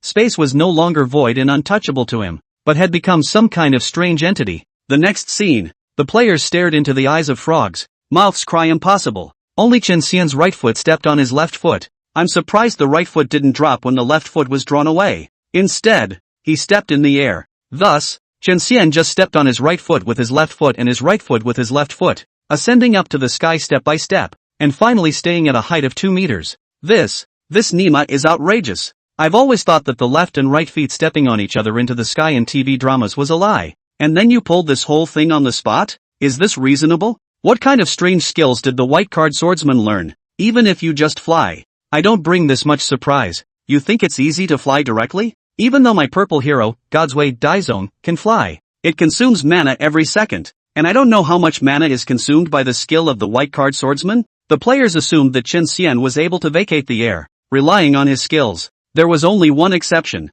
and that was the former owner of the Cloak Ghost Shadow Slayer. Old me Xiang, you didn't trigger the effect of the cloak for an entire battle, and that kid casually steps out and goes to heaven? Doggone game. Are you purposely targeting me? The SSR that cost 1,030,000 to draw was also defeated. This crap game is not fun at all. At this moment, for the first time, a trace of deep loss appeared on the face of the Ghost Shadow Slaughterer who had never seen anyone else. He couldn't help but wonder what the point of charging up was. Chen Xian didn't know and didn't want to care what this defeated man thought. After he rose to his maximum height with Ankiel in his arms, he began to walk in the void. Hoo, you didn't lie to me. Big can. It's really fun. I'm flying like a bird, yeah. And Care fluttered her little feet in Chen Xian's arms. Excited. Eve, sitting on her shoulder, also widened her beautiful eyes in disbelief. The obnoxious Tin Man can actually walk on air, which is even more impressive than flying with wings. Players were equally vocal. Wow, what a divine couple who are only envious of lovebirds. I love it so much. Kowtow. Being ignorant of everything will only hurt you. And have some knowledge. Okay, where did you get the eagle? The white card swordsman's right arm isn't broken. So what kind of divine sculpture is that? That's right. One is wearing a knight's armor and the other is a little lowly. In my opinion, they should be called the Writing Loli Chivalry Couple. If you don't know how to make a name, don't make a fool of yourself. No one will take you for a dummy. A lowly swordsman is a better name than the one you made. Chen Xian's face darkened. This group of players really couldn't spit ivory out of a dog's mouth. What were they saying? He was so embarrassed that he had cancer. Thus, even though Inkir was not finished and did not want it to end, Chen Xian decisively stopped walking in the void, dropped to the ground, and put down the little loli. It was also at this moment that Chen Xian caught a glimpse of Ghost Slayer out of the corner of his eye. The guy's kryptonite motivation seems to have been greatly dampened after the defeat of the Overlord Xiangyu by him. Upon realizing this, his exclusive Pokemon immediately went on super extraordinarily most urgent alert. In the previous battle, Ghost Slayer's Pokemon hadn't even seen a shadow, but just as he began to doubt the usefulness of charging, the space next to him fluctuated violently and violently. A four-winged pixie the size of a grapefruit appeared steeply. The expression on his face was on fire. Summoner, definitely don't give up on charging, yo. Chapter 97 Evolutionary Tenfold Golden Order. Hidden Mechanism of Card Drawing. Summoners are the pillars of the heavenly realm. They must not give up charging money. Anxious, Ghost Slayer's exclusive Pokemon, Rhea, was in a hurry. Before the game opened, she prayed devoutly day and night in front of the idol of the goddess of nature. Her sincerity seems to have touched the goddess as well, and so it descended on her, allowing her to evening out such a wealthy summoner. At last night's, inducing summoners to charge achievement recognition and judgment meeting, due to her exceptionally outstanding performance, she was not only personally praised by the Queen of the Elves, but she was also awarded 100 drops of holy dew of the goddess of nature's blessing. It was only after drinking the holy dew that her body grew from the size of an orange to the size of a grapefruit.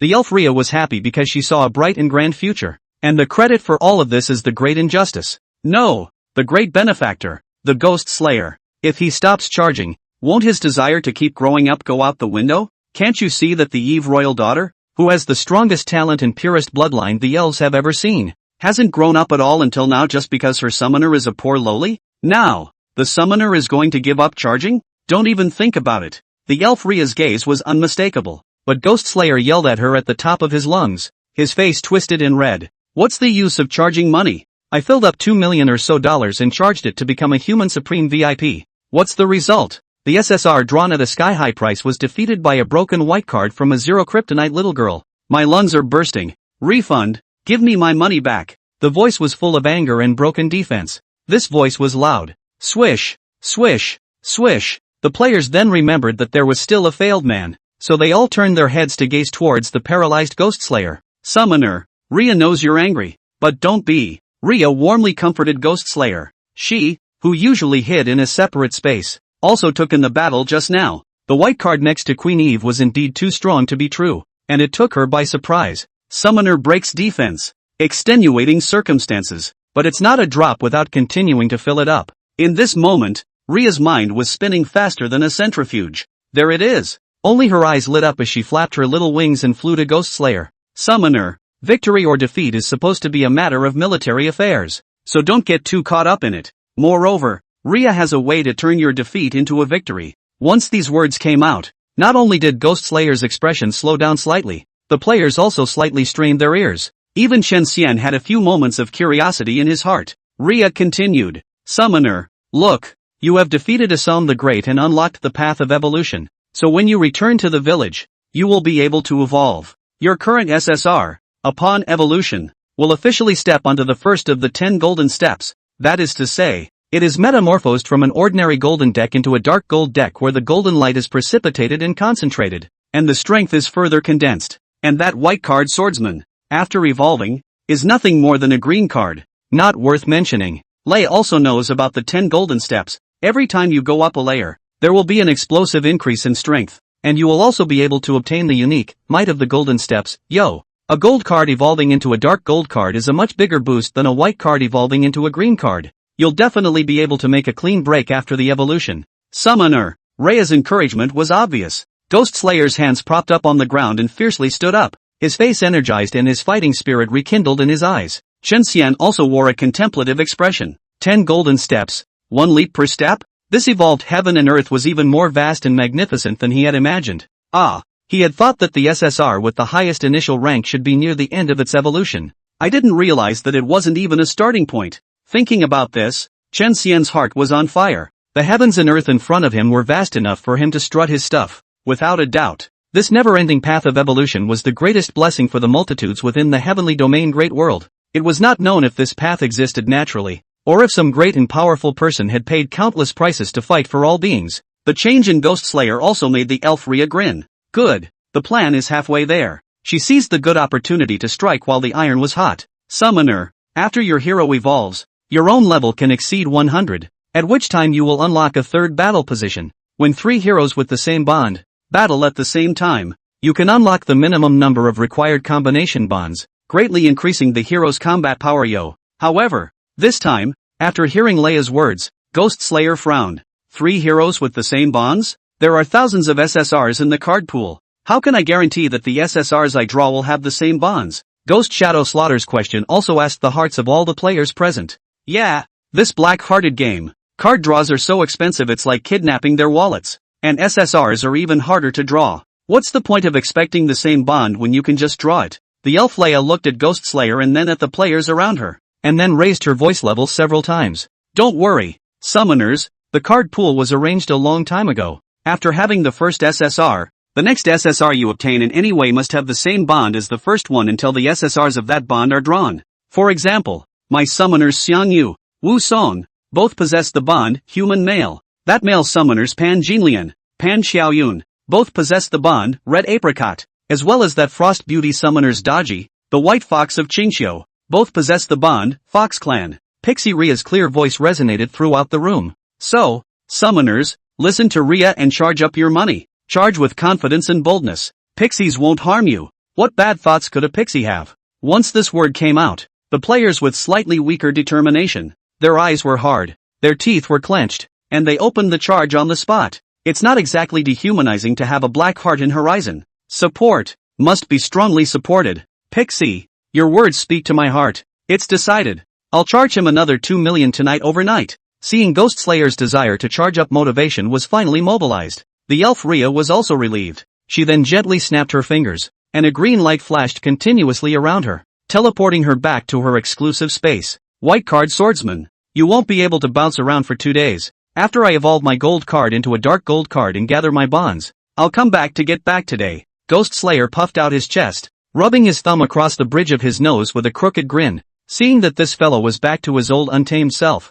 Chen Xian did not say anything, but turned his back to him and waved his hand. What does that mean? Ghost Shadow Slayer's brow furrowed as he muttered to himself. President, what he means is, waving isn't saying goodbye. It's that you've got some more practicing to do. Jailbird, Ghost Shadow Chaser, who had arrived here at an unknown time, volunteered to explain. What? Ghost Shadow Slayer was shocked and angry, and a slap was thrown at Ghost Shadow Chaser's face, slapping the latter around. Did I ask you? I want you to talk. On the other side, Chen Xian crouched down slightly, his gaze leveled at Eve on Ankiel's shoulder. Now, he had a big question that he wanted answered from the elf. Chapter 98, is it cute even if it's small? Do you want to touch my concubine's tail? Kryptonite. Have you been a picky, anorexic eater since you were a kid? Why else do people have such big elves and you have a tiny one? Chen Xian was suspicious in his heart. Eve and Pixie Ria are like apples and grapefruit compared to each other. The size difference is too obvious. Seeing that Chen Xian still had the nerve to ask, Eve was furious. She flew up from Ankir's shoulder with a whoosh. One hand stuck in her waist, one hand raised and pointed tremblingly at Chen Xian's face. She couldn't wait to poke a few holes in this abomination's face. Picky eaters? Mother's several daughters. She is the least picky about food. Not only eat everything but also eat a lot. Not less by her mother and sisters to criticize. But the elf family, they can't grow up by eating normal food. Only the holy dew given by the goddess of nature can make them thrive and get bigger fast. Other than that, the only way to go is to break into that very dangerous forbidden path. Don't jump to conclusions if you don't understand. Anger followed by aggravation. At the thought that she might never grow up, Eve's careful heart shattered into glassy little pearls. Stinking Iron Man. Rotten Iron Man. It's all your fault. Why are you so unbelievably strong? Even the SSR defeated it. Otherwise, the summoner wouldn't favor you alone. Couldn't fit any other cards in his eyes, and wouldn't even draw SSRs,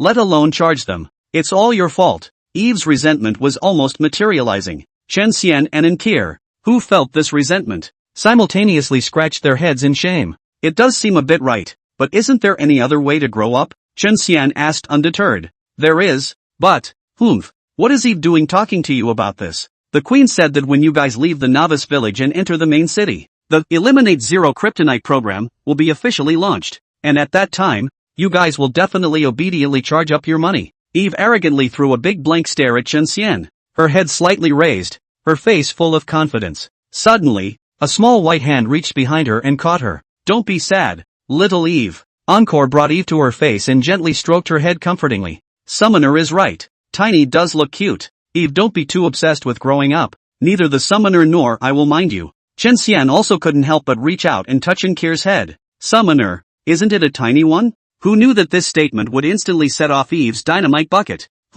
Damn stinking Iron Man. You just know how to talk smack. If we switched roles, Eve would show you what cruelty means. Eve would love to be able to catch you in her hands and knead you and play with you and see if you can still say, cute, then? Eve's eyes were wide open. Her pink face contained fury, and her small mouth was still rushing in Chen Xian's direction, biting incessantly. Little Eve, it's time for your bedtime nap. Luckily, Encore had tucked Eve through the collar and into her underwear just in time. Inexplicable. Chen Xian stroked his chin, somewhat speechless and suspicious. Pixies seemed to have a deep obsession with growing up. There was also that plan to eliminate Zero Kryptonite, and after today's evolution, he and Ankiel would be able to go to the main city tomorrow. At that time, the true face of the plan will emerge. Chen Xian was really curious as to what kind of plan could make even those players who were a dime a dozen immediately charge money. Eliminating zero kryptonite is a mouthful. The first order of business was to return to the village to evolve first, especially since he still needed the old village chief's help to open up his third path of evolution. Chen Xian then picked up Care and stepped on each other's left and right feet to ascend to the sky, reaching a height of 2 meters before entering the void-walking state. Below was a huge crowd of players, and after watching the bustle, they were pushing and shoving each other with a brain towards the entrance of the main hall. How convenient! Thanks to the selflessness of Ghost Slayer, the bottom was packed so tightly that there wasn't even a gap, but the top was unobstructed. The powerful convenience of cloud vertical miles of Baiyun Xiaofai can be seen. Excuse me, what do you mean you stopped me? Suddenly, Chen Xian's footsteps lurched as his eyes gazed slightly ahead. A slender, dimpled woman stopped him. The woman's face is bewitching and charming. One look and one glance are all amazing. The best color on earth is just like that. Wow! It's a fox sister with lots and lots of big tails. Unlike Chen Xian's indifference, and Care, who was held in her arms, exclaimed in excitement. Humph! Big mongrel, you really are as temperatureless as the armor on your body. Before, you were hugging your concubine's leg to death, but now you're putting on a look of refusal and indifference. If you have such a cold attitude, it would seem like the concubine is making a fool of herself. The summoner is really right. Men are all big pig's hooves. It's better to stay away. Cute little sister. Listen to my sister's advice. Nine-tailed demon fox Daji's charming face is filled with heartbreak, and her seductive and soft voice is mixed with a few points of aggression. Cut the bull ***** and say what you're here for. Actually, I can guess. You're here for the jelly, right? One word, no. Chen Xian was not a little cutie, and could tell at a glance what this female fox was playing at. After all, she had approached herself for jelly before. You're lying. You must still have that very delicious jelly. You touched my concubine's leg. Is it wrong for my concubine to ask you for some jelly? That's not even a yes. Big mongrel, you have a cruel heart. Seeing that Chen Xian was dead set on not letting go, Daji also pretended to be pitiful on the spot, only to see her thin lips pursed, and a pair of slender wings gradually hazed. She also grabbed a large tail of her own in her jade hands and held it in her arms, rubbing it gently against her face. Big jarhead. Sister Fox is so poor. Let's just give her a little jelly blah blah. The soft-hearted Care couldn't look away and tilted her little face up to beg Chen Xian. Summoner, I didn't mean to hug her leg before, and I did give her jelly. Sister Fox, now this kind of behavior is called extortion. Fraud in disguise. Getting something for nothing. You must not learn. Chen Xian stopped Care from making a big deal out of it in a euphemistic way. Oh, is that so? Sister Fox, the big can is right. It's not right to get something for nothing, so go away. Encore shook her head and said in a childish voice to Daji. Daji sniffed and clenched her silver teeth. Damn it, she's a fox. It's in her nature to cheat and make a living by trickery. She wasn't a mill pulling oxen and horses or a stubborn donkey. Was it a fox's place to be down to earth and work hard? But right now, it doesn't look like it's going to work without giving something. With a fragrant breeze, Daji's lotus steps walked to Chen Xian's side, lightly opened her vermilion lips, and exhaled her breath as if it were orchids as she said to him and in Care. Well then, concubine doesn't want it for nothing. As long as you guys give your concubine jelly, my concubine will give you her tail to touch yo. A big fluffy tail unique to the entire heavenly domain. Only for you to touch and no one else. You really don't want to touch it? With that, Daji picked up a large, round tail and brushed the tip of it over Ankiel's face. Lori's eyes suddenly lit up like two little light bulbs. Soft, yeah. It's really cozy. Big cans. I want to touch. I've actually wanted to rue a fox sister's big tail for a long time. Chen Xian clasped his palms in vain, and there was also a vague urge in his heart. Before crossing over, he was a cat jerking enthusiast and had jerked hundreds of cats and kittens at least. So he was curious about the difference between jerking a fox and jerking a cat. Well, I'll promise you that for the summoner. Finally gnawing down the hard bone of Chen Xian, Daji's charming eyes suddenly became a curved crescent moon. Then it settled. Big mongrel fish, come to the Spirit Plant Valley secret realm tonight, and my concubine will discuss the details with you. At the end of her words, Daji charmingly blew out a mouthful of aroma at Chen Xian, then turned around and flew away. He returned to Blue Crystal, who was waiting under a broken pillar. How? Blue Crystal asked with a frosty face. Chapter 99, Chen Xian's exclusive historian? The dream of the first understanding brother of the heavenly domain. Summoner, concubine has already talked to Lori, the big mongrel, and they will give the golden jelly. Daji slightly restrained her laughter, and her tone was not as soft and charming as when she was talking to Chen Xian, with more than a hint of coldness. Blue Jingjing nodded coldly. Hard work. The white fox of Qingxiu, who was standing close to Blue Crystal, also chimed in. I'm sorry for bothering Sister Ninetales. Daji didn't say anything else, not even about the deal with Chen Xian. She silently took 2 steps back, quietly pulling away the distance between the two of them and Blue Crystal. Alas, life is not easy. Fox sighs. Even if we get the jelly, surely we're giving most of it to the white foxes again. Summoner, how can you be that biased? Daji sighed quietly in the bottom of her heart, her eyes unconsciously drifting towards Chen Xian who was holding the little loli. A strong flash of envy sprang up in his eyes. That's nice. The summoner of the big mongrels is a little broke girl who can't afford to recharge her batteries. But she's dedicated. No, I should say paranoid. Paranoid enough to not draw a single other card. Paranoid enough to give all the favorites to the big mongrel. And then look at yourself. What can you do with a powerful and magnificent style? It's still not a new generation that has lost the summoner's favor to those who came after them. In contrast, Daji was so envious that she cried. Chen Xian didn't realize that. Wordlessly, he had become the envy of many heroes, not just Daji. Coming to the entrance of the palace, Chen Xian slowly landed on the ground. He put down Ankiel and walked towards Bone's few people who had been waiting for a long time beside a clean white porch pillar. President, Bone, Ba, Tian Xiaolian, San Ruzi, and the first understanding brother of the heavenly domain all looked at Chen Xian with excited eyes. Winning, really winning, under the fair competition that does not contain half a bit of water, in the witness of more than 3,000 people together, with the body of the white card against the SSR, triumphant victory. What a feat, what a miracle. And the one who wrote such a legendary deed was their most respected and admired chairman swordsman Shiraka. President, allow me to introduce them. They are. Bone stepped forward and introduced the new members of the Clothesless Alliance to Chen Xian, the 3 Rashers and the first understanding brother of the heavenly domain. These 2 guys? Chen Xian was quite impressed. In particular, the loudmouth of Sunjae made a big mess of his duel with Assam the Great. However, after hearing about San Rouge's soul-level talent from Bone, Chen Xian couldn't help but raise an eyebrow. This guy, indeed, is a talent, capable of amplifying sound up to 1,000 times. With such talent, he will be an indispensable right-hand man for Bone, the battlefield commander. As for the heavenly domain's first know-it-all brother, this guy was as self-conscious as could be. Bone had just finished introducing him in San Ro, when he impatiently came up to Chen Xian. He also handed Chen Xian a piece of slightly yellowed, yet flowing paper. Chen Xian took a look at it with uncertainty, and then the stone broke. He lifted his head and seriously surveyed the first know-it-all brother of the celestial realm with his staff in hand. This guy, actually, is a talent. It was only because the paper in his hand was divinely marvelous. Luoyang divine paper. Quality, platinum. Effect, the paper is moderately soft and hard. Smooth in good writing. Not wet in water. Not combustible in fire. Resistant to insects, ants and corrosion. The paper has a topography function. The real image of the target can be perfectly topographed on the paper. The paper has an unlimited shelf life when properly stored. Synopsis, valuable paper perfect for record keeping and an excellent carrier of information. The only way to obtain this paper is to have it made by the summoner, the first brother of the heavenly realm. In the eyes of the general public, this, Luoyang divine paper, was useless as in couldn't be half as helpful in battle.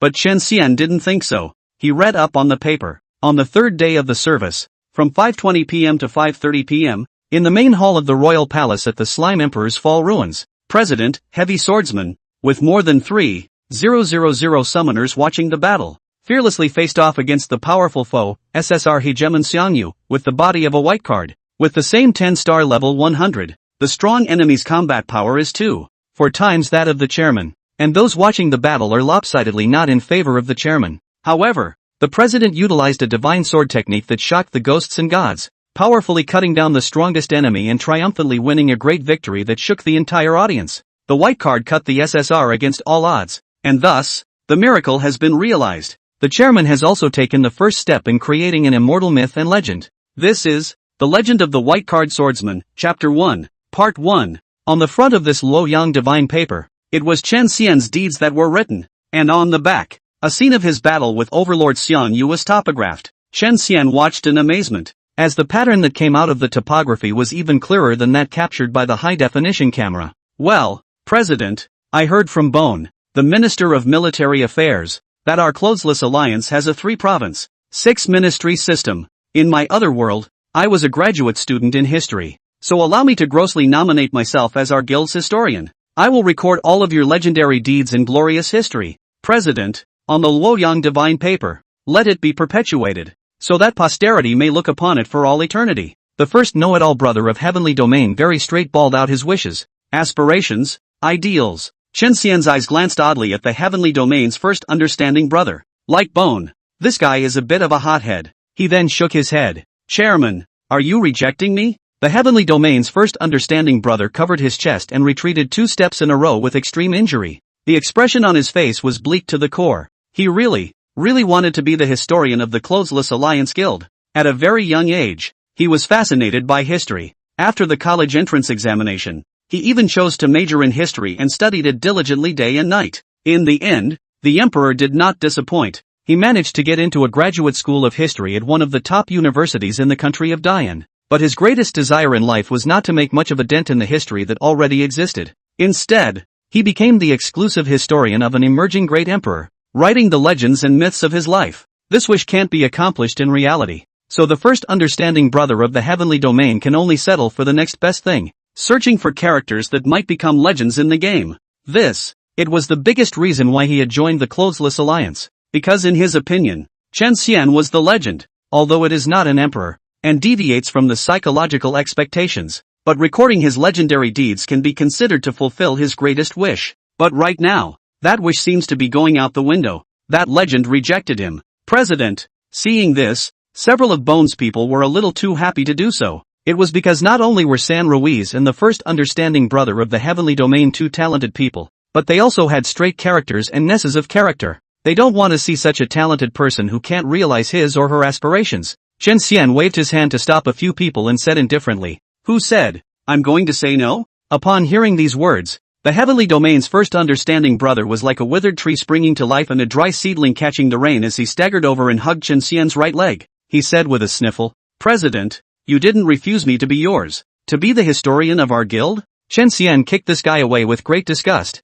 "Of course, but you're going to be so much more than the guild historian." Chen Xian directly showed the information about the transmission gold and jade seal, as well as the mythic level quest, the continuation of an old story, or the writing of a new chapter, unique, showing it to a few people. The expressions of Bone's several people instantly became incomparably wonderful. Chapter 100, do you really dare to take it? You want this too? God's kingdom? The chairman I admire the most is actually the emperor of the kingdom of God in his true capacity? Tian Xiaolian bit down hard on the large twisted braid, her clear and lovely face covered in shock. The Clothesless Divine Kingdom. The president must have named the Divine Kingdom after the Clothesless Alliance. The name of the Kingdom of God is so important. The chairman could have obviously been selfish and taken a name he liked, but he chose Clothesless instead. Do you say that you have no clothes and you are with your son? It means that the president has always kept the core philosophy of our Clothesless Alliance in his heart. It's only such a president that deserves us to follow him to the death and never betray him. Bone and Abba exchanged glances, both seeing the firm determination in the other's eyes to bow out and die. Unfortunately, the two of them would have the wrong idea as to the reason why Chen Xian had named the Divine Kingdom the Clothesless Divine Kingdom. Pure laziness. Too lazy to think of a new name. Just took the name of the Clothesless Alliance and used it. The Clothesless Kingdom of God? The Emperor? The first understanding brother of the heavenly domain wriggled his throat with difficulty and swallowed his saliva. It was only at this moment that he was suddenly startled. What he had joined was not a guild, but a magnificent divine kingdom with infinite possibilities and a vast future. Guilds and divine kingdoms. The difference between the two was simply like a difference between clouds and mud. Not half as comparable. Moreover, Heavenly Domain's first know-it-all also learned from that mythic level quest that only the president could create a divine kingdom, and that players couldn't. Moreover, the president's kingdom of God is the only orthodoxy in the heavenly realm world. At this moment, the first brother understanding of the heavenly domain deeply realized that this might be the only chance he had in this life to realize his dream. He, for one, would never allow this opportunity to slip through his hands. Puff! He fell to his knees in front of Chen Xian, tilting his head and pleading loudly, "Chairman, let me be the head historian of our Clothesless Divine Kingdom, the Imperial Historian. I will personally write the Emperor's book for you. That's all I wish for. I'll do anything you want me to do if you grant it. If you don't abandon me, I would like to be worshipped as a righteous father." Chen Xian shivered violently, startled by the last words of the heavenly domain's first understanding brother. Righteous father? Is he the one who spent half of his life without a good master and stabbed his righteous father with a square halberd? That can't be allowed. Chen Xian hurriedly helped the heavenly domain's first understanding brother up, and patted him on the shoulder. "Ro, the post of the imperial historian will be yours. Then one by one, his eyes swept over the crowd. We, the clothesless divine kingdom, don't play the pedantic set. From now on, no one is allowed to kneel. Yes, a few of Bones' people replied in unison with excitement and exhilaration. How can they not be thrilled and excited? Now that the clothesless divine kingdom was still in its infancy, they had joined. When the clothesless divine kingdom grows into a topsy-turvy behemoth in the future, then they'll be the ones to open up the divine kingdom. It's the presence of the founding fathers of the dynasty. Moreover, when one counts the things in the world, there are simply very few whose fulfillment can exceed that of being personally involved in the opening of a divine kingdom. Next, Chen Xian registered Bone, Tian Xiaolian, ABA, the first understanding brother of the heavenly domain, and San Ruiz, in order of joining the clothesless alliance, on the transmission gold and jade seal. Thus the number of his people came to 6. Each day it increases the life cap by 6 points and the mana cap by 6 points. After doing so, Chen Xian looked toward Bone's few people. The two of us, Summoner and I, both know nothing about how to manage forces, so we'll have to trouble you more in the future. And you don't have to inform me of everything, just let go and do it boldly. I believe in you. Of course, if you run into trouble you can't solve,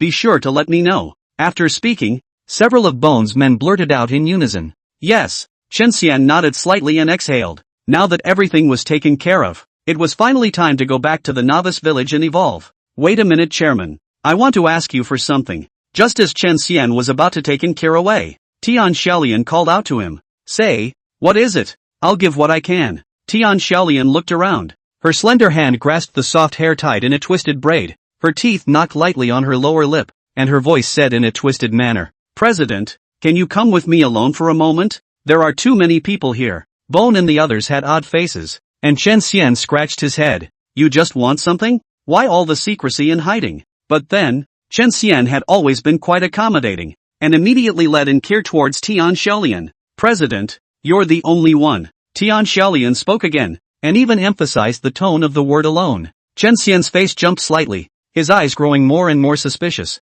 What kind of medicine was in the gourd of this Minister of Agriculture of the clothesless divine kingdom of his? Unable to do anything about it, Chen Xian had no choice but to leave Kir behind and follow Tian Xiaolian around the outer corner of the palace to the other side outside the palace. During this time, Tian Xiaolian turned her head 3 times in one step, fearing that someone was following or in the neighborhood. Chen Xian was even more baffled by this inexplicable maneuver of hers. Finally, after making sure that the surrounding area was empty, Tian Xiaolian stood playfully in front of Chen Xian, her hands behind her back, nervously toying with her scallion white jade fingers. With her head hanging low and her large twisted braid hanging over her sizable chest, her pretty face flushed as she asked a question that made Chen Xian wonder. President, what do you think of me? Chen Xian grinned unnaturally. What? Tian Xiaolian grunted petulantly. Just how do I look? Charging although his mind was full of questions, Chen Xian still chose to answer. This. Quite pretty. In fact, Chen Xian was already very modest. More than pretty. Tian Xiaolian also on the name and hairstyle earth point. On the face value, absolutely is a first-class high. Chen Xian in his previous life on the internet to see those stars net red, in front of her only to be ashamed of their own share. In particular, she has a clean and energetic temperament that city dwellers simply can't cultivate, and which can only be created by growing up in the company of nature. Also, she has a pretty good body. Yeah, well, I'm still okay with it, right? I'm not afraid to laugh at you, Chairman. I'm actually a very traditional girl. So, can I ask you for a consort position? When she said this, Tian Xiaolian buried her head even lower, and the blush on her face climbed to the roots of her ears. What is it? Chen Xian's brain went down on the spot. It was 10 seconds before he reached up and slapped the armor next to his ear. Yes, he suspected something was wrong with his ears. However, Tian Xiaolian's next words shattered his illusions. It's that consort position, and I saw the vice president's equipment on the leaderboard, Slime Queen's crown. I put my hands and feet up in favor of her being queen, but I want a consort. A consort's place is not too much to ask. Tian Xiaolian suddenly raised her blushing face and clenched her teeth, her pair of bright eyes not only boldly staring straight at Chen Xian, but also taking a step closer to him. President, you are the emperor of the clothesless divine kingdom. Have you ever seen any emperor who is not surrounded by a group of warblers? Not only do I want to be the earliest batch of founders of the clothesless divine kingdom, I also want to be your earliest consort. Chen Xian was completely dumbfounded by Tian Xiaolian's bold move. Holy girl, so that's what you mean by traditional. It's actually kind of nice to be open-minded sometimes. You're really daring you. You're willing to take anything. This stuff is not to be taken. What else could Chen Xian do? Of course it was to scatter his legs and run. President, stand still. Don't run. Tian Xiaolian stomped her foot petulantly, and then began to chase after her. Chapter 101, Your sister is an egg? Chen Xian stifled his head and ran wildly, rounding the corner of the palace and running behind Nkir. Chairman, don't run. I'm not going to eat you. In the back, Tian Xiaolian swung her arms fast, striding like the wind. She was like a small female leopard running in the wilderness. Her body shape was athletic and explosive. Only the range of movement is a little too large. Two big white buns left and right. At any time will break through the binding of the clothing. Long twisted braid is also swinging around, making a series of swoosh sound. Bear! Until she braked urgently in front of Encore. All the dynamic wild beauty of the car turned to a touch of sultry serenity. The two of them chased and fled, looking at Bones several people who were filled with bewilderment and uncertainty. Only Nkir tilted her small face up, her eyes flashing with delight. Sister Xiaolian, are you playing eagle and chicken with the big can? I want to play too. Take me one blah. Bright eyes dripping. Tian Xiaolian instantly thought of a good idea. Vice President. Sister and the President are indeed playing a game. But it's not eagle and chicken. Come with my sister and she'll tell you what we just played. But you have to promise sis one little request. She also took out a large yellow orange from her backpack and tucked it into Encore's arms. Wow! It's big. Sweet and fragrant oranges. Sister Xiaolian, I'm coming with you. Encore exclaimed, hugging the large orange tightly and a sweet smile on her face. Chen Xian, however, had black lines hanging from his forehead. Obviously, Tian Xiaolian was looking at Nkir's kindness and deceivability, so she wanted to find a breakthrough point from the little loli. But how could he let this ninny have her way? Until now, he was still thunderstruck by the words of Tian Xiaolian. The country girl. Summoner, we've delayed too long. It's time to return to the village and evolve. Sister Xiaolian's games aren't fun at all. You must stay away from her from now on. In Nkir's dumbfounded expression, Chen Xian grabbed her back. With a flick of the wrist, he threw her onto his shoulder and carried her all the way in the direction of the novice village. I'll leave the various affairs of the Closeless Alliance to you all. Goodbye. In a puff of smoke, Chen Xian was out of sight. Seeing this, Tian Xiaolian clenched her silver teeth to the point of cackling. Half of her clear pupils were unwilling and half were determined. President, you can escape the first day, but not the 15th. We'll see. There's nothing that I, Tian Xiaolian, want that I can't get. Away from Tian Xiaolian, an overly traditional girl, Chen Xian didn't use much time to carry Nkir back to the novice village. As soon as he returned to the village, Chen Xian heard that familiar voice. It was mid-air and mixed with a bit of arrogance. Those who want to evolve, all line up honestly, one by one. Chen Xian raised an eyebrow and quickened his pace to the edge of the village's large square, only to see that in the center of the square, an old man with white hair, but with a glowing gaze and extremely good spirits, was standing with his hands in the air, with a proud expression on his face. It was the old village chief. As before, the old village chief was still wearing a pair of old, worn-out old cloth shoes and a black, dirty cloak. Chen Xian squinted his eyes and took a closer look, and from the sporadic few white dots peeking out from the edges and corners, he could tell that black was not the original color of the cloak. The old village chief's cloak should have been white, but it was not hygienic and not washed for too long, resulting in a black color. Chen Xian was quietly observing, but unexpectedly, the old village chief sensed it directly. He took one step and appeared in front of Chen Xian and Nkir in the blink of an eye, his expression astonished. Back? Ha! This is not a small task. I didn't realize that the two of you had actually completed the task that this village chief had casually issued. Originally, this village chief didn't even have any hope. Chen Xian, however, had his pupils shrink. What kind of counterintuitive skill is this? 1 second, it was in the center of the square, and this second, it was at the edge of the square. In just one step, he actually crossed 500 meters or so, if there were no eye blinks. Just now, Chen Xian seemed to have seen what appeared to be a faint wisp of white aura flowing past the edge of the old village chief's black cloak. No, the village chief said the quest he posted was completed? Chen Xian snapped back to his senses, grasping the point of the old village chief's words. He hurriedly opened the quest panel. Mission, Finding Lissa, Hidden Unique. Quality, Epic. Synopsis, the old village chief's sister is lost in the ruins of the Slime Emperor's fall south of the village. Please find her and bring her to the old village chief. Reward, unknown. Penalty, the summoner's full attributes are permanently reduced by 50%, and the hero's full attributes are permanently reduced by 50%. Limit, 3 days, 1 day and 14 hours remaining. Status, completed. How was this accomplished? I didn't seek out the old village chief's sister either. Did I? I was thinking of coming back to him to get some clues. Chen Xian had a puzzled look on his face. Suddenly, an aurora streamed through his mind, illuminating the fog of obscurity. He remembered one of the 4 greatest treasures in the great emperor's backyard, that pink egg. Hatchling, Lissa, unique, to be identified. Quality? Effect? Synopsis: the youngest daughter of Assam the Great, who died in that great war 10,000 years ago, but later on, due to some mysterious and unknown change, she became the egg form she is now.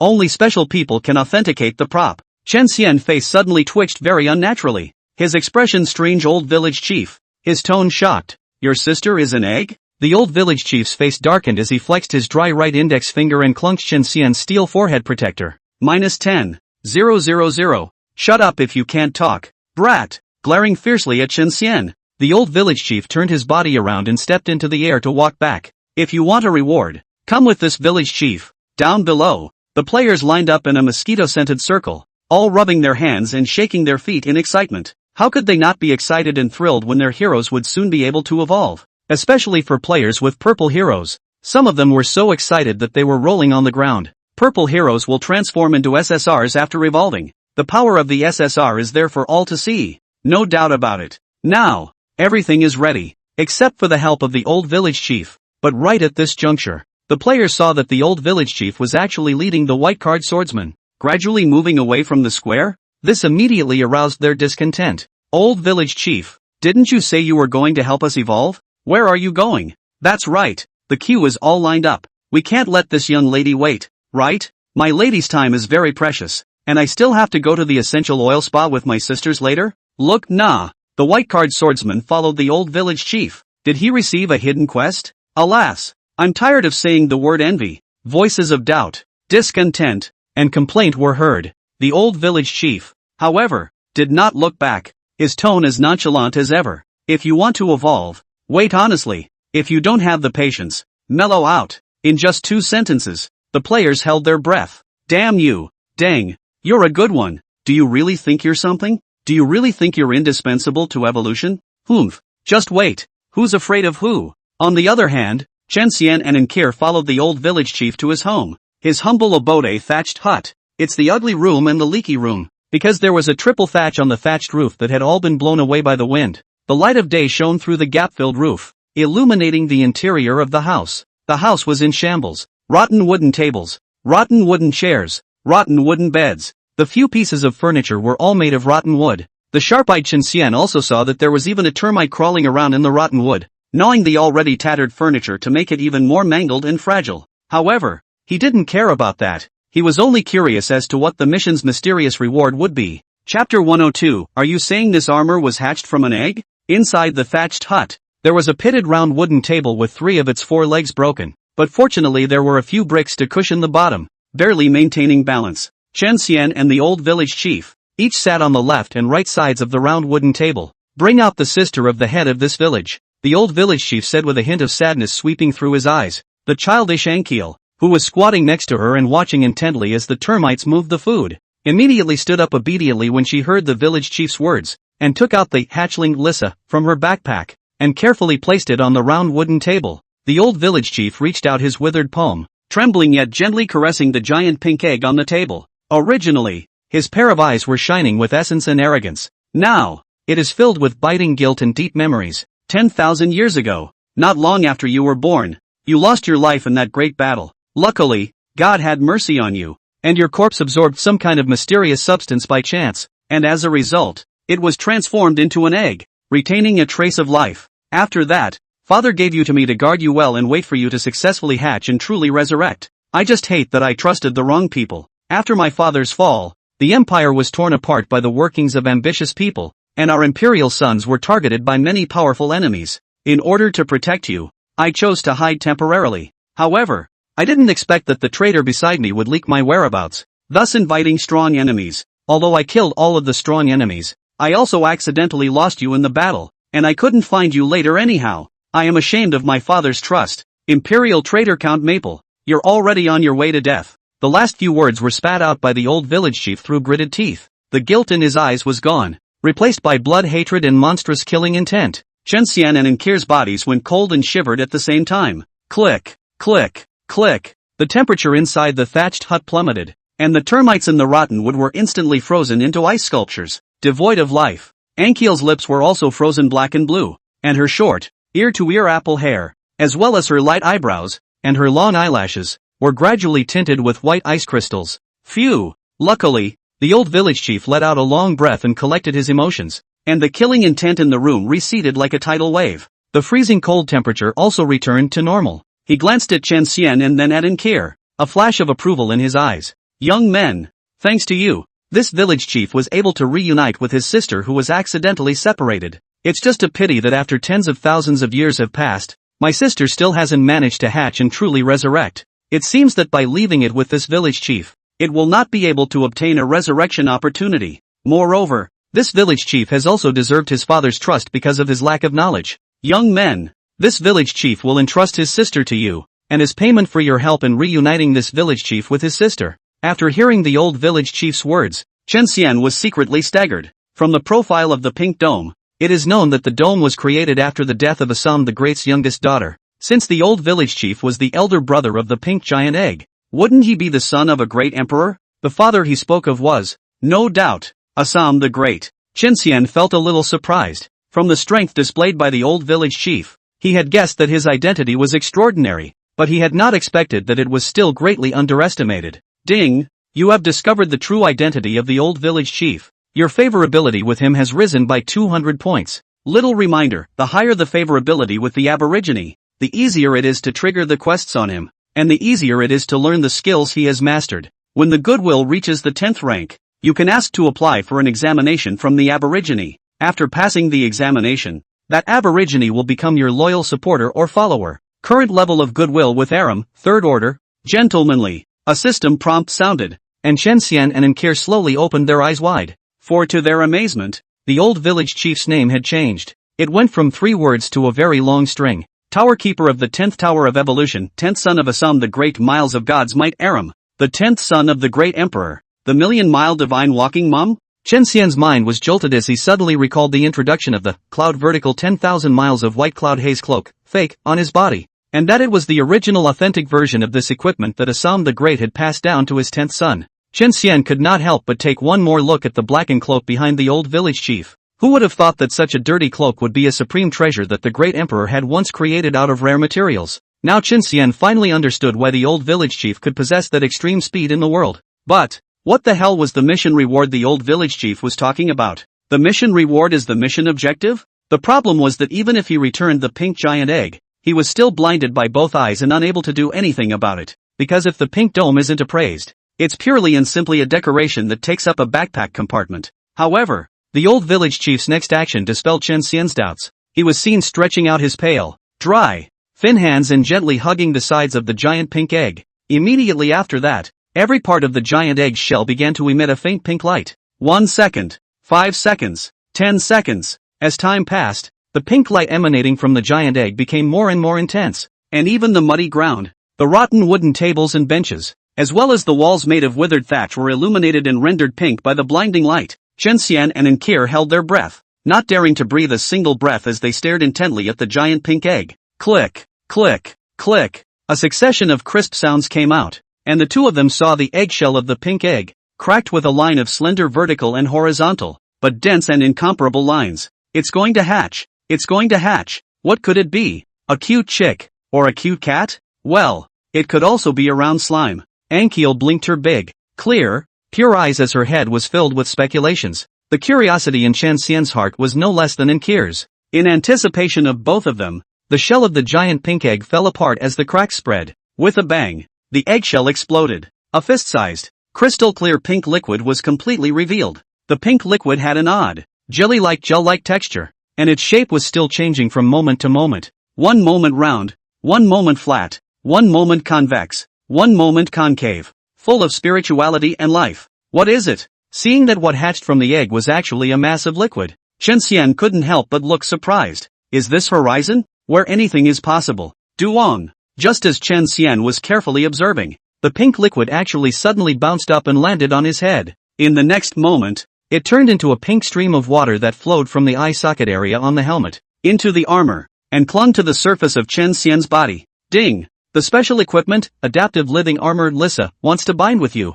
Do you agree? Yes. After agreeing, the pink liquid's information was instantly displayed in Chen Xian's eyes. Adaptive living armor, Lissa, unique. Quality, normal. Equipment requirements, approved by Lissa. Shapeshifters bind, 6/6 life cap x 150%. Restores 0.5% max life per second. Fully adaptive fluid, LV1 you can make any body part, or piece of equipment you wear, up to 8 times larger. Slime Princess's surplus, LV1 100 piles of Slime Princess slime, are produced every day. Special equipment that does not occupy the equipment bar. This living armor can be constantly upgraded by devouring spiritual energy. Spiritual energy required to raise to black iron level, 0/1000. Synopsis, transformed by the youngest daughter of Assam the Great. Don't wonder why a suit of armor hatched from an egg. Because this is Skyrim and anything is possible. Better feed him quickly. He's been starving for a long time. The strong effect of this special equipment had truly surprised Chen Xian. Chapter 103, The Real Use of Living Armor.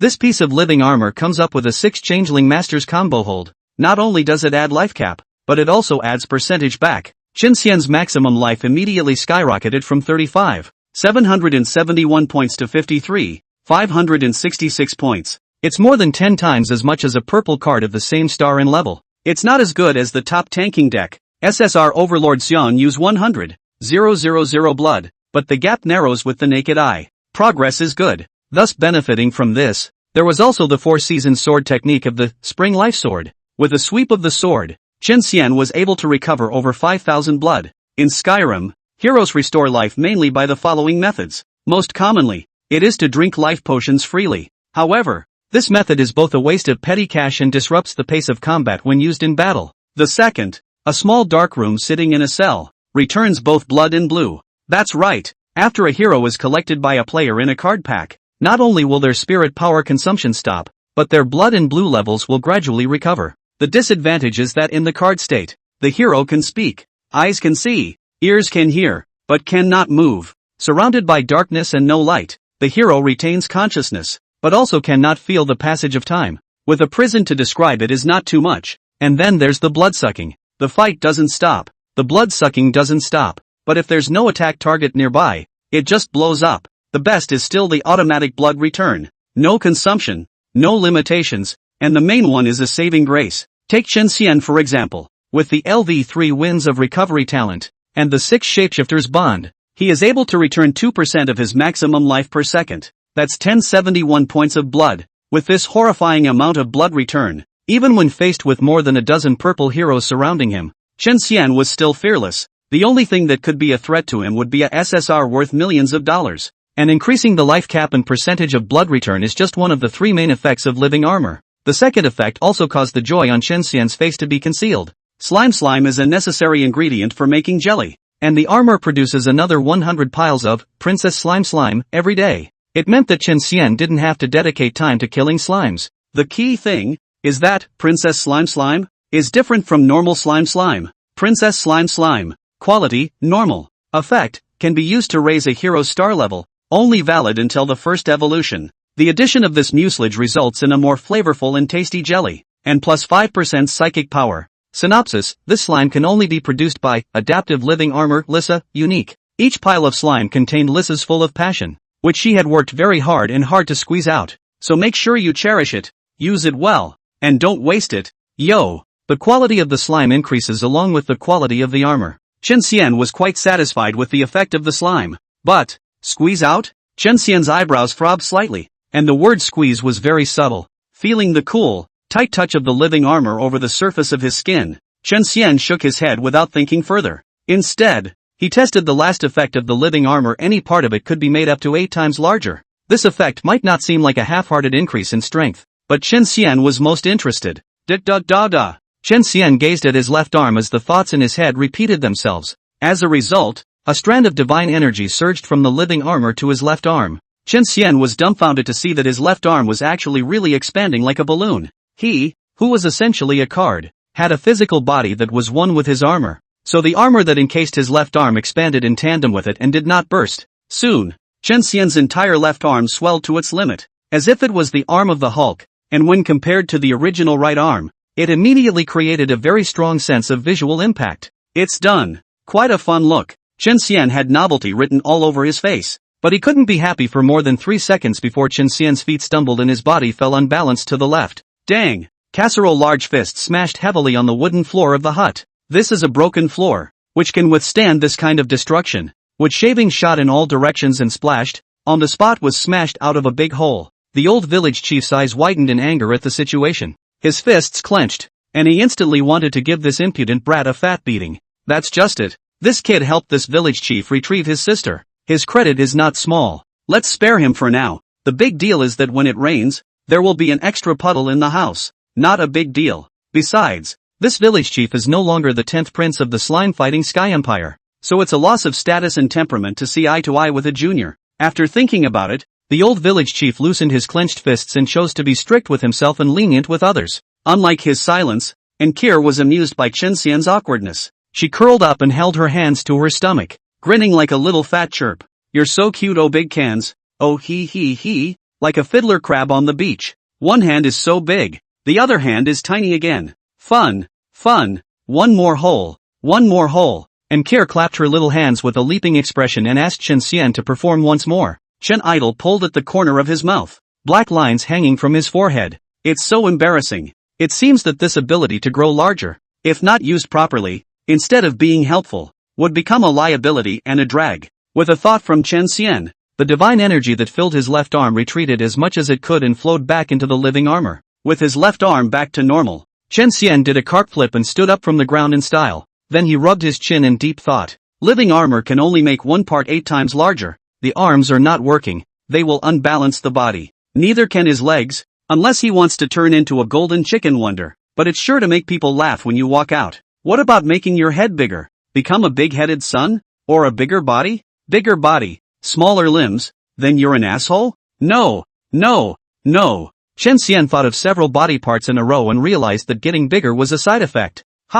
Armor can get bigger than just the body. Chen Xian suddenly remembered the description of the effect on the armor, so he focused his thoughts on the bladeless heavy sword. As a strand of divine energy flowed into the sword, the black as ink bladeless heavy sword became twice as long, wide, and tall, each. The original length of 1 meter 6 directly skyrocketed to 3 meters 2. It was taller than the entirety of Chen Xian, taller than the 2 anklets combined. It became a veritable great sword. No, it should be called a giant sword. Cool. Chen Xian stretched out his hands and tightly gripped the hilt of the sword, which was almost as thick as a utility pole. Then, his legs were like old trees with roots, solidly stepping on the wooden floor, his waist and his arms all working in unison, and he swung the 8 times heavier bladeless heavy sword with all his might. Woo boom! The bladeless heavy sword crushed and swept through with a strong force, and the air gave out a dull, loud sound, as if it was overburdened. Poof, rustle. The wall made of thatched grass was directly broken by the heavy sword. The thatched grass drifted everywhere, and the house was a mess. Sparrow food Marshal. Chen Xian was so excited that his blood seemed to flow a few moments faster. A 3 meter 2 big sword. Even if you don't put it out, just holding it, it's full of intimidation. Chen Xian, who was immersed in his fantasies, had overlooked one thing, looking at the devastation, and a big pit, and broken walls of the thatched cottage. The old village chief's face swished black into the bottom of the pot. Chapter 104 Magical Walnut. Permanently adding attributes? Nice work, young man, quite a body. Unlike the mayor of this village who is older and can't move and wreak havoc any more than a dragon-like lad like you. It's really a big river that pushes forward the waves, and the former waves die on the beach. The latter are fearful. Suddenly, the old village chief's loud voice, accompanied by the sound of clapping, came from behind Chen Xian. The teasing voice was forced with raging anger. Chen Xian put his excitement away as he looked around. It was only then that he realized that the old village chief's ugly room had become even uglier because of his momentary complacent attempt at a trick. When Lu Yushi read it, he had to delete the inscription on the ugly room overnight. Crap! Breaking and entering. A drop of cold sweat slowly flowed down the side of Chen Xian's face. He hurriedly turned his bladeless heavy sword back to its original form and turned to face the old village chief on the eve of the eruption again. The dark pupils rolled around in their sockets, and the brain was on full throttle, thinking about how to argue. No! Explain how to calm the old village chief's anger. At this moment, Chen Xian's IQ exceeded Einstein's for a time. There it is. Only Chen Xian scratched the back of his head and said to the old village head with a dry smile, Old village chief, what are you talking about? So what if I'm older? Do you not know that there is no such thing as a sunset, but that the sun still fills the sky? Don't you hear that an old steed in the stable still aspires to 1,000 miles? A martyr in his twilight years has a strong heart. If the veterans don't die, they don't fade away. What's more, old village chief, you are only 10,000 years old. In the golden age of struggle, where is old? Chen Xian searched his intestines and belly, finally squeezed out the few ink, and the exit was a blossoming brag. Ha! Smooth-talking brat, do you think that by saying some flowery words, you can make this village chief happy? This village chief will let you off the hook? This village chief doesn't eat that. The old village chief, however, waved his hand impatiently. Bad. Horse's ass on a horse's leg. Chen Xian's face was slightly bitter, but the system's prompt caused him to freeze for a moment. Ding! Your words have spoken to the old village chief's heart. Thus his favorability towards you has increased by 10 points. Current favorability is 260 points. Level, 3rd order. Gentlemanly friendship. Ah, this? Just as Chen Xian froze, the old village chief took a step out and appeared in front of him in an instant. He then flexed his right index and middle fingers and tapped Chen Xian's forehead 5 times in a row with his knuckles as if to punish him. -10, 000, -10, 000, -10, 000. After 5 hits, Chen Xian had less than 10,000 blood, and he felt a bit of swelling and pain in his brow, which vaguely seemed to bulge with large bags. Plus 1071, plus 1071. However, the pain faded quickly as life returned at a terrifying rate. The brat has good talent. Looking at Chen Xian's rising blood bar, some surprise appeared on the old village chief's face, but it was quickly put away as he continued to put on an unsympathetic demeanor. Grandpa Mayor, the big-kin didn't do it on purpose, so please forgive him,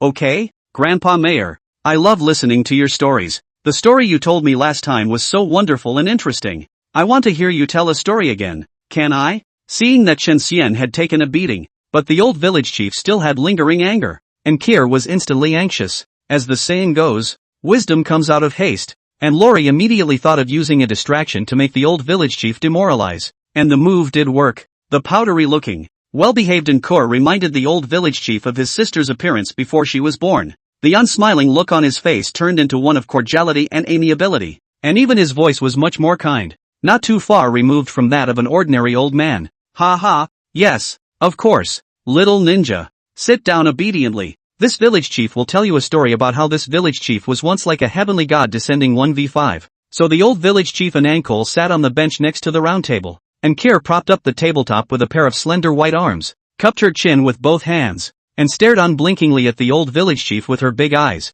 listening very attentively. The old village chief cleared his throat and was just about to start when his gaze glanced at Chen Xian. You don't stay idle either. Reaching into his arms with his right hand and feeling around, the old village chief pulled out 3 round objects and tossed them directly at Chen Xian. Help the mayor of this village to smash it open. You can get a share too, so you don't work for nothing. After saying that, the old village chief looked at Nkir and recounted the story he had made up with great care. Chen Xian probed and grabbed the thing that the old village chief had thrown at him, placing it in front of his eyes for a moment. These turned out to be 3 very peculiar walnuts. The first peculiarity is the weight. 3 egg-sized walnuts. Chen Xian grasped them in his hands, but they had a heavy texture. It was as if instead of walnuts, 3 solid iron balls were being grabbed. The second oddity is the shell. The color of the shell is predominantly yellowish-brown, but the surface has 3 or 5 blue lines. The blue lines have a flamboyant and uninhibited trend, with a sinuous and elongated shape, like an unruly water dragon. Its message even caused Chen Xian's eyes to glow with wonder. Today, he had another long day. Water dragon pattern iron egg walnut. Quality, gold. Effect, permanently increases the life cap by 1000 points after consuming the pulp. Synopsis, the 7th sister of the old village headman, the 7th heir of Assam the Great, has a passion for farming and is extremely good at it. Over the long years, she has devoted countless efforts to farming. Her persistent research has enabled her to achieve many unimaginable successes in farming. The number of new varieties of exotic flowers and fruits, spiritual plants and grasses that have been created alone is thousands, and they each have a variety of eye-opening magical effects. Water Dragon Pattern Iron Egg Walnut is one of her works. Note, this walnut is extremely hard and the shell can only be broken with a substance harder than it. Food that permanently increased attributes. The old village chief was really generous. If these walnuts were to be circulated, they would inevitably cause a mad scramble among players. Such a precious treasure came from the old village chief's 7th sister, so Chen Xian couldn't help but be intensely curious about her. However, this walnut will only be smashed open by a harder object. Chen Xian's face did not look too good. He had a feeling that the old village chief was deliberately making things difficult for him. With the idea of giving it a try, He placed the walnut on the ground and lifted his bladeless heavy sword to slash down hard. Bang! Sure enough, after a loud bang, the walnut was unharmed. Humph! Brat! I'll let you suffer first and avenge the destruction of the thatched hut just now. The old village chief glanced at Chen Xian and smiled smugly. This, water dragon tattoo iron egg walnut, without platinum level or above equipment, one would never think of breaking it open. He planned to wait for the brat to eat his fill after working for nothing before he took action himself. What about it? If you can't smash it with a heavy sword without a blade? Seeing that no cracks even appeared on the surface of the iron egg walnut, Chen Xian didn't bother to continue trying and directly took out the heirloom gold inlaid jade seal. Chapter 105, The Four Saints Descend. The third path of evolution opens. Chen Xian held the heirloom gold inlaid jade seal in his right hand and pointed it at the 3 water dragon pattern iron egg walnuts in his left hand.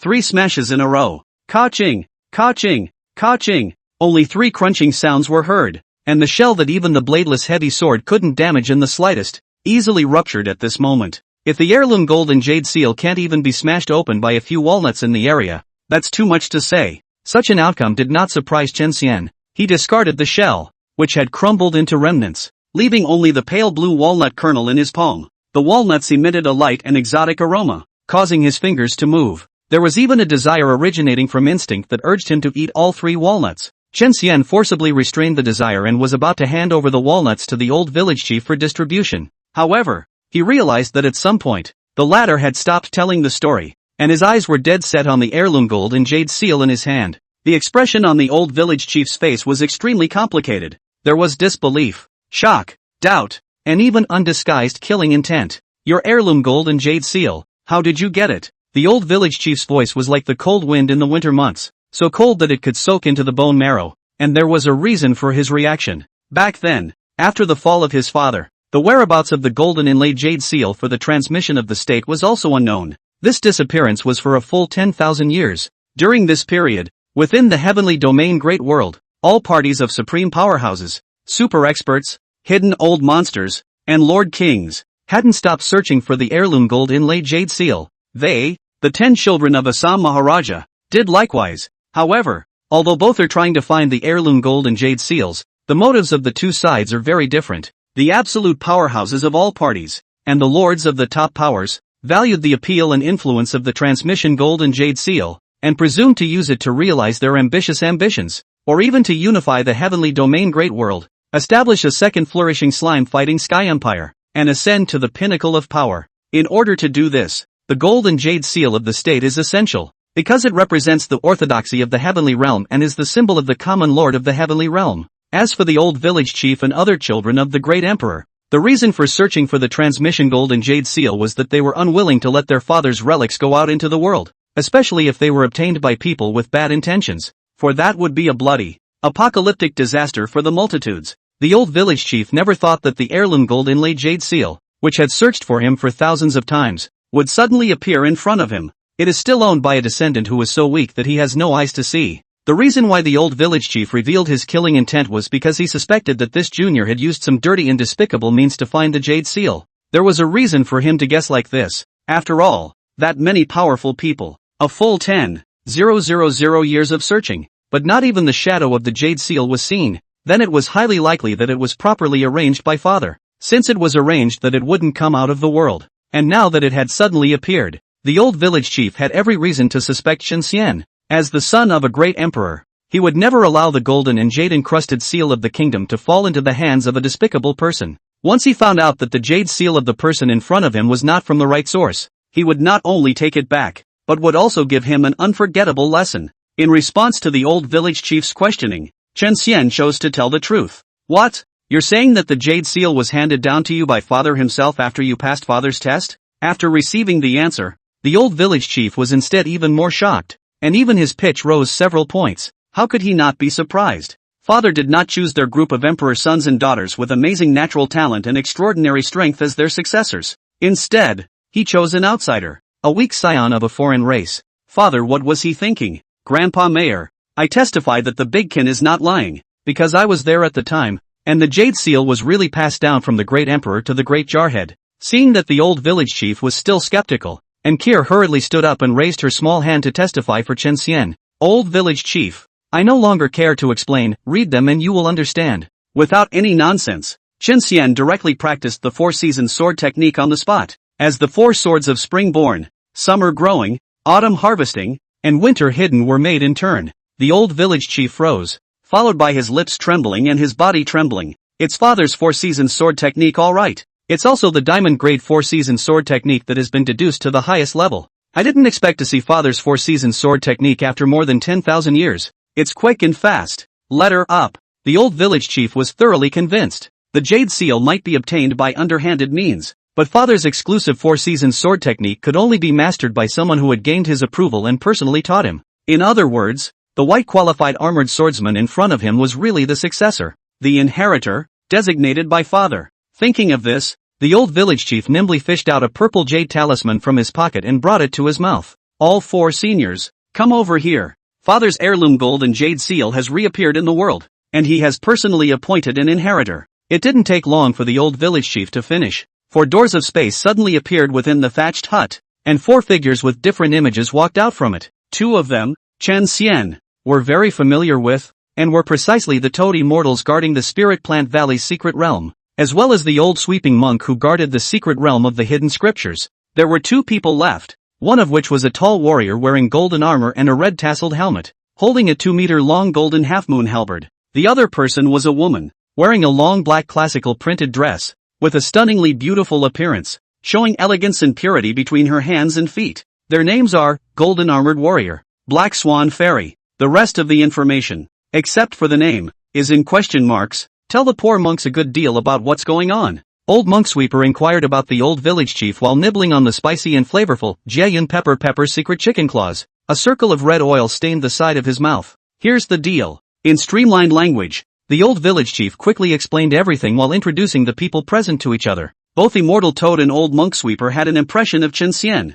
and a hint of astonishment swept across their eyes. The Golden Armored Warrior and the Black Swan Fairy, on the other hand, observed Chen Xian with scrutinizing gazes, trying to see what was so remarkable about him that he could be chosen by the great emperor to be the inheritor. Chen Xian also learned the true identities of the four. It was 10,000 years ago, the slime-fighting Sky Empire's protectorate four saints. Their strength was unfathomable. Exactly how strong, only the great emperor knew. This kid is about to evolve, and I invited the four seniors here because I want to ask them to help him open up a unique third path of evolution, which only the four seniors can do. The old village chief spoke directly to the purpose. It's a small matter. Since it's a great emperor's inheritor, there's no harm in helping. The toad immortal swept a glance at Chen Xian, flexed his fingers and a white light shot into the latter's body. Then, he directly turned around and stepped into the door of space. Then came the Golden Armored Warrior and the Black Swan Fairy, who also raised their fingers to shoot out a golden light and a black light respectively, which did not enter Chen Xian's body.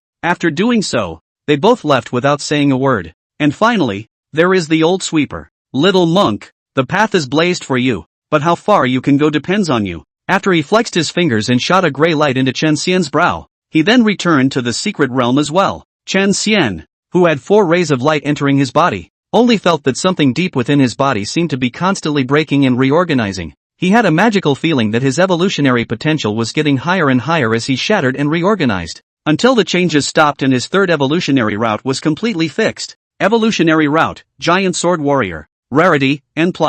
Synopsis, as a heavy swordsman, you are dissatisfied with your offensive abilities though, but you can't get enough of the greatsword in your hand, and the all-around protective armor on your body. You think they're awesome and cool. You decide that no matter how much you evolve, you won't leave them behind. Additionally, you believe that balanced is powerful, so you star and upgrade your growth direction, continuing to maintain a balanced distribution. By now, you have evolved into a giant sword warrior who is skilled in both offense and defense. In order to equip yourself with the ability to deal with all kinds of emergencies, you will have acquired a very special sword skill. Potential rating, S, F for heavy swordsman. Characteristics, attack, defense, speed, and life are all 4 of the best. Synopsis, this evolutionary path was opened for you by the 4 saints in a joint effort, and it possesses a potential that far exceeds that of ordinary evolutionary paths, but as a price, you can only go one way. In other words, when it comes to evolution, you only have the only evolutionary option. Chen Xian's face was delighted as the third evolutionary route was unlocked.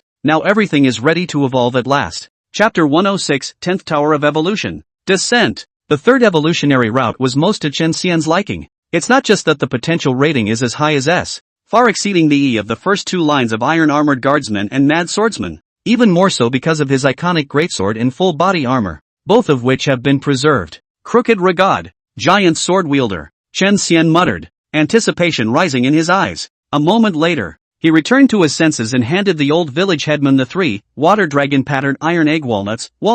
The old village chief did not go back on his word and gave him an Ankir one each. Anko little cupped the walnuts and chewed them slowly in small bites, her round little cheeks bulging like a cute little hamster.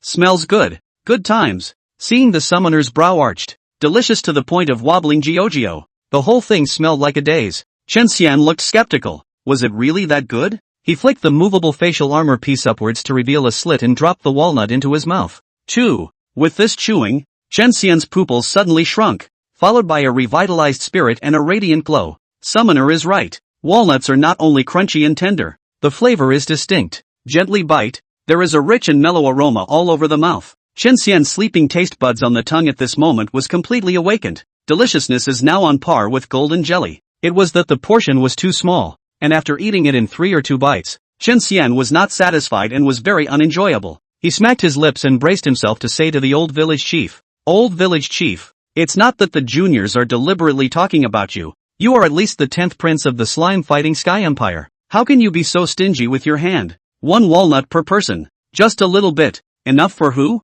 Let the summoners outside see it and think you can't afford to send it? Listen to the latecomer. Another bucket. 1 bucket per person." The old village chief's face darkened as he glared at Chen Xian in annoyance. At this moment, he couldn't wait to slap this brat who had gotten the better of him. You think this is slop? On buckets? This, water dragon pattern iron egg walnut, is a rare and precious treasure. Not to mention him, even 7 Sisters doesn't have much stock there. The walnut tree that bears it takes 10 years to flower, 10 years to bear fruit, and 10 years for the fruit to ripen. A walnut waits for 1,000 years. And that's no lie. If Chen Xian didn't fulfill his mission, he wouldn't even see the walnut skin, not to mention the walnuts. Noticing the old village chief's unkind eyes, Chen Xian smiled sarcastically and shrunk his neck. Not sticking to his guns. Look at the old village chief's eyes. More walnuts than he probably has. Big can. You still want some? Here's mine. Right at this moment. And Kier jumped down from the bench and ran to Chen Xian in front of her. With premeditation,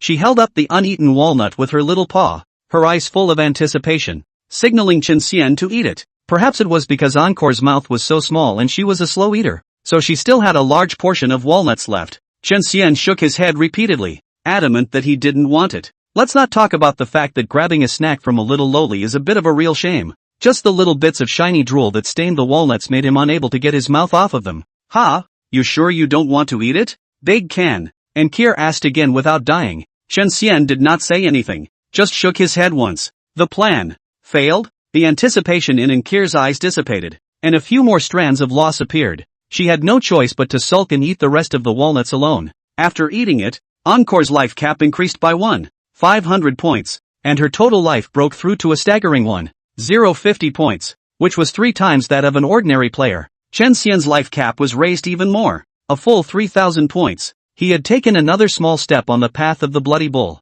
Well, those little guys out there are afraid they've been waiting for the flowers. It's time for this village chief to go out and preside over the evolution ceremony. The old village chief propped up his legs and stood up from the short bench, stretching his legs and said, his sister had been entrusted to Chen Xian, and the hidden path of evolution in Chen Xian had been opened up by the 4 saints of the protectorate. All matters concerning Chen Xian were dealt with and could not be delayed any further. Summoner, come up here. We'll go too. Chen Xian picked up the petite Ankir and placed her on his left shoulder as he and the old village chief, one after the other, left the tattered thatched hut. They stepped into the air and made their way to the square in the center of the village. It was not far from what the old village head had expected. The players had long been as anxious as ants on a hot pan. Seeing the old village chief appear, the 1,000 plus players in the queue were like rain in a long drought. The anxiety and eagerness in their hearts instantly soothed. Here it comes. It's finally here. I've been waiting for it to get cold. Ouch. My old northern nose. You're finally here. If you don't come, I'll have to go offline to breastfeed my child. Pretty girl. You look so young to be having a baby? Yes, and the baby isn't even little? It's 240 months old, and it's still clingy, and it needs milk every day, and it won't do without it. It seems that the old man can't keep up with the times. The youngsters nowadays play with real flowers. As the players clamored, some noticed Chen Xian as well. Holy, no way. Look at swordsman Shiraka. Why is his sword so big? It's like 3 meters long, right? I'll go. It's so handsome that it's blinding my titanium alloy eyes. What favor did the old village chief give him anyway? I want it too. A huge sword like a big iron block. Stepping on a horse. What man wouldn't be mesmerized by that? In the midst of the boiling chatter, the old village chief shook his cloak and instantly moved to the center of the crowd. With his hands behind his back, he swept his eyes sternly over the boiling crowd and bellowed, "Evolution is about to begin. All be quiet to this village chief." Deafening sound waves centered on the old village head, rippling out in a circle, hardening the players' noisy and cacophonous arguments. A pair of eyes focused on the old village chief. The old village chief did not pay attention to them, but tilted his head to the sky, arms wide open for summoning, behind the cloak without the wind. Suffing ringing non-stop. The look on his old, decrepit face was as solemn as ever. A pale and ancient chant came out of his mouth. The sound of chanting carries into the wind, penetrates the clouds, and reaches the firmament of the heavens. The great realm of the heavens is full of living beings. Above the high heavens, shackles fall, breaking the path ahead and sealing off this realm. The Emperor of the Earth, breaking the shackles, renewing the broken path, and relieving the limitations of all beings. Tower of the 10th Evolution. By the authority of the 10th Emperor's son, Miles of God, I order you, present. For some reason, with the chanting, the withered old village chief had become a man of extraordinary poise and vigor in the eyes of the players. Rumble. When the chanting was completed, storm clouds gathered in the sky above the square in a flash, and electricity flashed and thundered. Dang!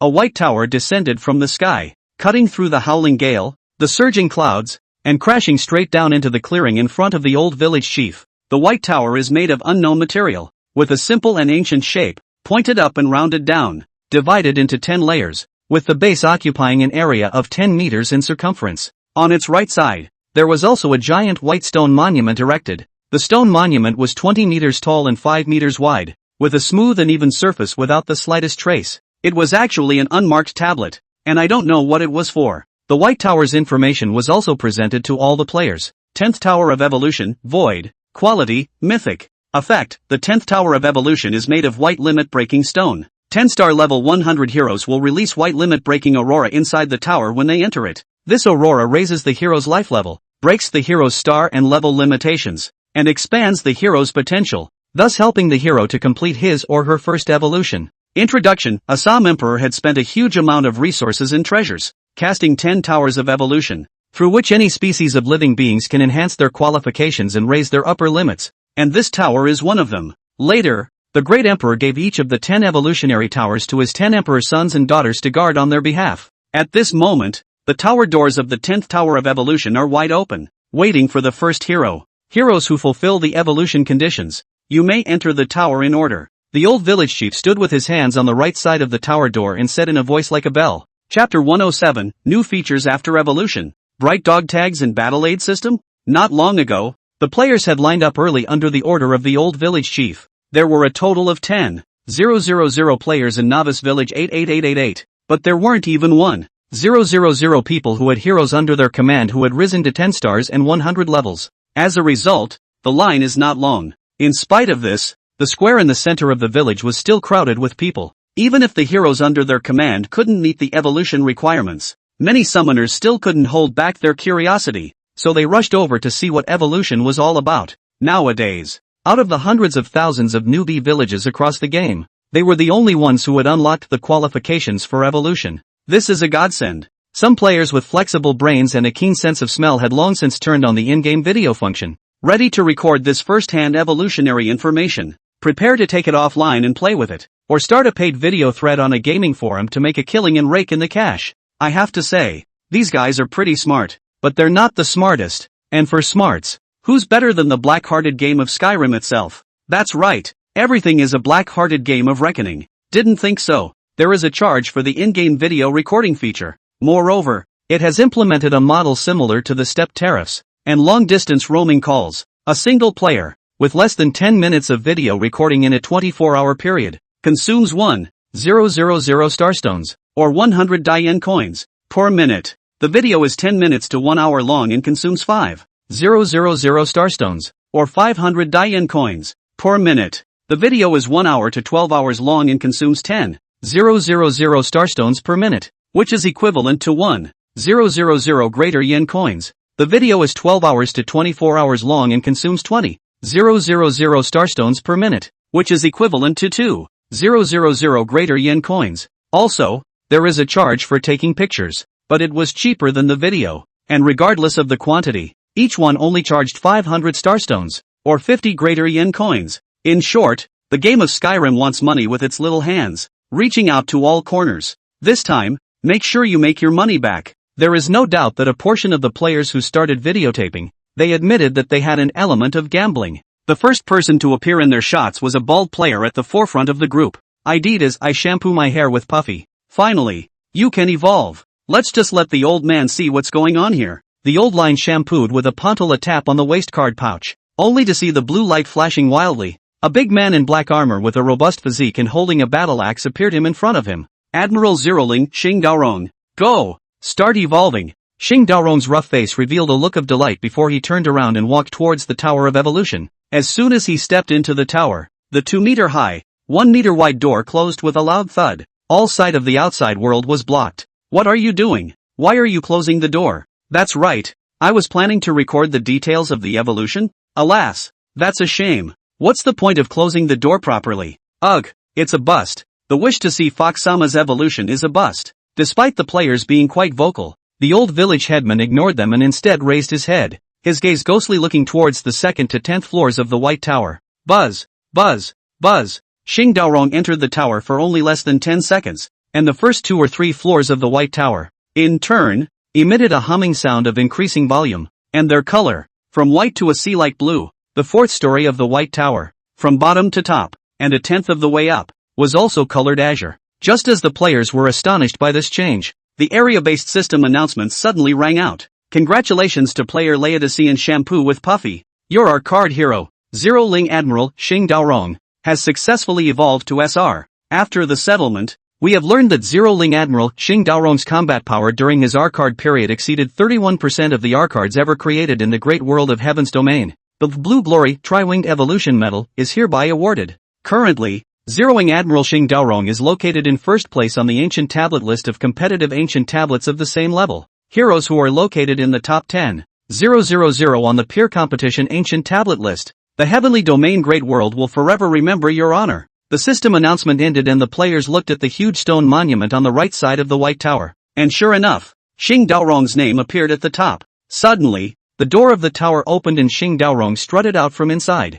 Compared to before he evolved, Xing Daorong had a much stouter figure and his eyes were more stern. A black armor, ghostly light flowing, more sturdy, the battle axe in his hand. The cold light flashed, getting sharper and sharper. His strength, obviously, had grown very significantly. Xing Daorong, how does it feel? Laodicean Shampooing with Puffy hurriedly came up to inquire. Summoner, now I feel good and strong. Xing Daorong smiled confidently, and a card shadow appeared above his head that was flickering with a provocative meaning. The card vignette has a purple border and card back, and a very handsome medallion in the upper right corner of the card front. The medallion is a blue inverted triangle, like it was made from pure sapphire. Above the medallion, there are 3 small wings, 2 on the left and 1 on the right. The triangular medallion and the 3 small wings were designed on purpose, representing Xing Daorong over 30% of the blue cards during his blue card period. What is it? The old line Shampooing with Piu Yao inquired Xing Daorong suspiciously. The players in the square also consciously closed their mouths and listened attentively to Xing Daorong's reply.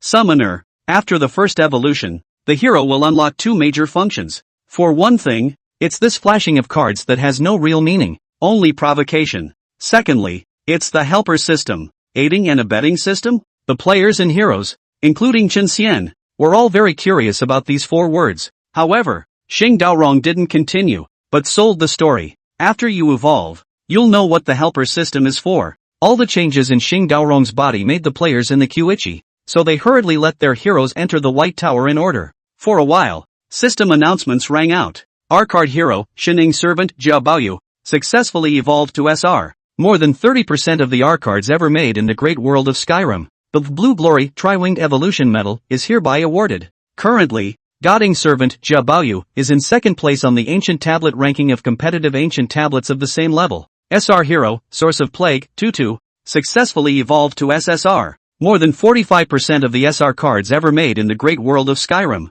The Purple Glory Quadruple Winged Evolution Medal is hereby awarded. Currently, The source of plague, Tutu, is located in first place on the ancient tablet list of competitive ancient tablets of the same level. Due to being received by the village chief alone, Chen Xian and Nkir were at the very back of the line. However, Chen Xian was in no hurry at all, and instead observed the evolution of the other heroes with interest. He realized that most of the heroes, the combat power can only exceed 30%, or 40% of the same class of cards. Very few can exceed 50%. This statistic has nothing to do with rarity. After all, the higher the rarity, the stronger the competition. Suddenly, Chen Xian raised his eyebrows slightly, his face showing surprise. SSR hero, Nine-Tailed Demon Fox, Daji, successfully evolved into a Dark Gold SSR, more than 68% of the SSRs ever in the great world of Skyrim. The Golden Glory, Six-Winged Evolution Medal, is hereby awarded. Currently, Nine-Tailed Demon Fox, Daji, is located in first place on the ancient tablet list of competitive ancient tablets of the same level. Chen Xian sniffed and looked toward the Tower of Evolution. Sure enough, layers 1 through 6, as well as most of the 7th layer, were dyed gold. Then the tower door opened, and a perfectly curved, rounded and smooth long leg stepped out first, followed by a slender waist, and a fluffy chest. Then peeking out, was a charming face that was beautiful and charming, and another slender jade leg, and 9 large fluffy tails, appeared last. After evolution, Daji seems to be even more beautiful and moving, that enchanting face, graceful body, all hooking the heart. However, what alarmed Chen Xian the most was the aura she exuded, which was both heavy and solid, with a strong sense of oppression. Evolving from a normal SSR to a Dark Gold SSR seems to be a much bigger boost than evolving other heroes. In the distance, Daji's beautiful eyes swept and spotted Chen Xian. He. She smiled daintily and winked at Chen Xian, and in a flash, her charming demeanor was full of flavor. Chapter 108, Giant Sword Martial Artist. Evolution. An all-around great metamorphosis. After walking out of the stone tower and exchanging a glance with Chen Xian, Daji returned to Lanjingjing. After Daji, the second and last SSR to evolve today is Pan Jinlian. SSR hero, Tian Shaoxing Pan Jinlian, successfully evolved into a Dark Gold SSR, more than 34% of the SSRs ever in the great world of Skyrim. The Golden Glory Tri-Winged Evolution Medal is hereby awarded. Currently, Tian Shaoxing Pan Jinlian is located at number 296 on the ancient tablet ranking of competitive ancient tablets of the same level, because she is competing with cards of the same rarity, and Pan Jinlian belongs to the auxiliary category. Her combat power is weak, which leads to her being ranked even lower than some of the blue and purple cards. Spare me. No one dared to mock Pan Jinlian, who was now a Dark Gold SSR, especially those players whose heroes under their command were originally SR and evolved to become SSR. SR to SSR may seem like just one more letter, but it contains the ultimate metamorphosis of Carp Leaping Dragon Gate.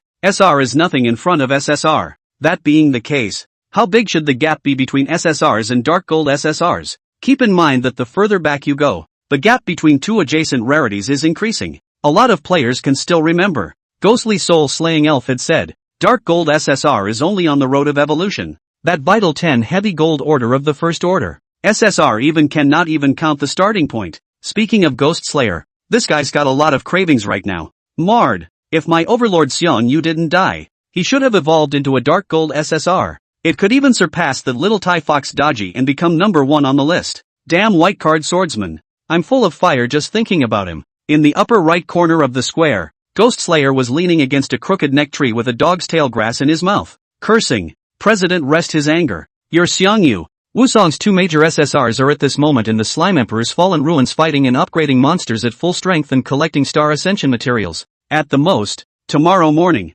they'll both evolve into Dark Gold SSRs, and then they'll look for the white card swordsman for a clean slate. The epileptic scholar next to him slowly shook his feather fan and analyzed the situation. Boss, that's not right. Isn't there a 24-hour cooldown after a hero's death before they can be resummoned? Why is your Xiong Yu alive again? Sitting on the ground, Ghost Shadow Chaser, however, had trouble figuring out what to do. He looked up obliquely at Ghost Slayer. This is an exclusive benefit of the Human Supreme VIP. Every day you can receive 1 resurrection coin. Xiong Yu was resurrected by Laozi with resurrection coins. The same hero, however, can only be revived by resurrection coins once a day. Ghost Slayer explained hastily. This benefit, one has to be a Human Supreme VIP. That is, recharge 1 million great yen coins to have it? Ghost Shadow Chaser's eyes widened. And if it wasn't for the president personally telling him, he would have been kept in the dark for the rest of his life. Spinning around, he gave a thumbs up to his own president. Worthy of being the president,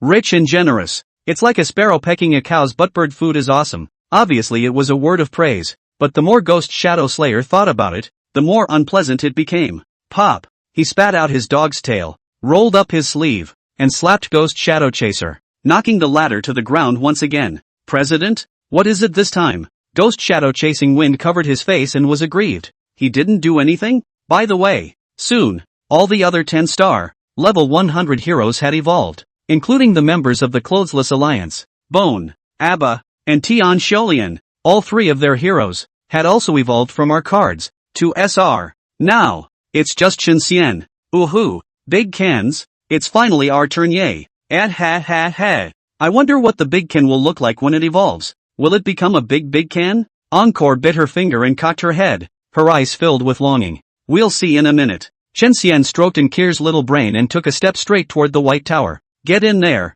brat! Arriving at the door of the tower, Shinxian was kicked in the calf by the old village chief in an ungraceful manner. Phew! Shinxian took a deep breath, then walked into the White Tower with determined eyes. Dang! The tower door closed heavily, and most of the players in the square didn't leave. They were also curious to know what kind of results this legendary white card swordsman would achieve. Guess how many white cards the white card swordsman's settled combat power will end up exceeding? I'm guessing 85%. As powerful as the white card swordsman is, the system's range for this settlement of combat power is clearly off. I suspect that he counted the game's native NPCs as well. The historical background of this game is too damn long. It is impossible to guarantee that there have been a lot of white cards with unbelievable combat power. After all, isn't there a saying in the game? Heaven's domain, anything is possible. I have to admit that your boy has a bit of a point, but I can't completely agree. After all, the white card swordsman is an existence that has defeated SSRs with the body of a white card. So there can't be many more white cards like that.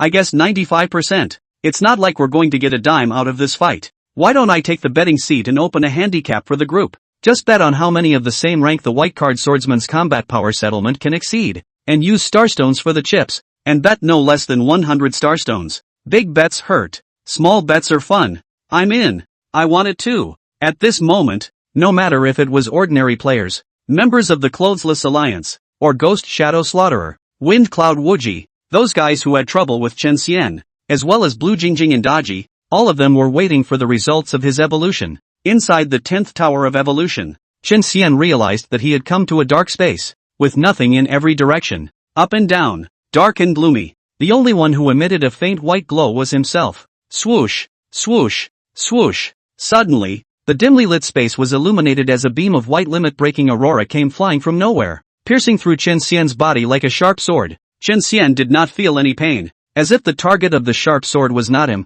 but rather the shackles, cages, and heavy suppression that existed in the depths of his body and soul that restricted his continued growth. Bang, bang, bang, bang, bang. Under the unending stream of penetrations and cuts from the sharp sword, explosions resounded endlessly within Chen Xian's body, as one restriction after another was blown into nothingness and wiped out. As Chen Xian felt adrift, he realized that he had begun to change as well. First of all, the body, from head to toe, from the surface to the inside, all around completely metamorphosed once, becoming more rigid and powerful, more pliable and sturdy, more energetic. Hair, skin, blood vessels, muscles, internal organs, bones, and other organs and tissues unexpectedly underwent subtle adjustments on their own. Adjustments that made Chen Xian's life form even more perfect. It also caused him to gain a bit of weight and his height to rise from 5 feet 2 inches to 5 feet 6 inches. What had drastically changed was also the armor on Chen Xian's body. The white armor became silver brilliant heavy armor,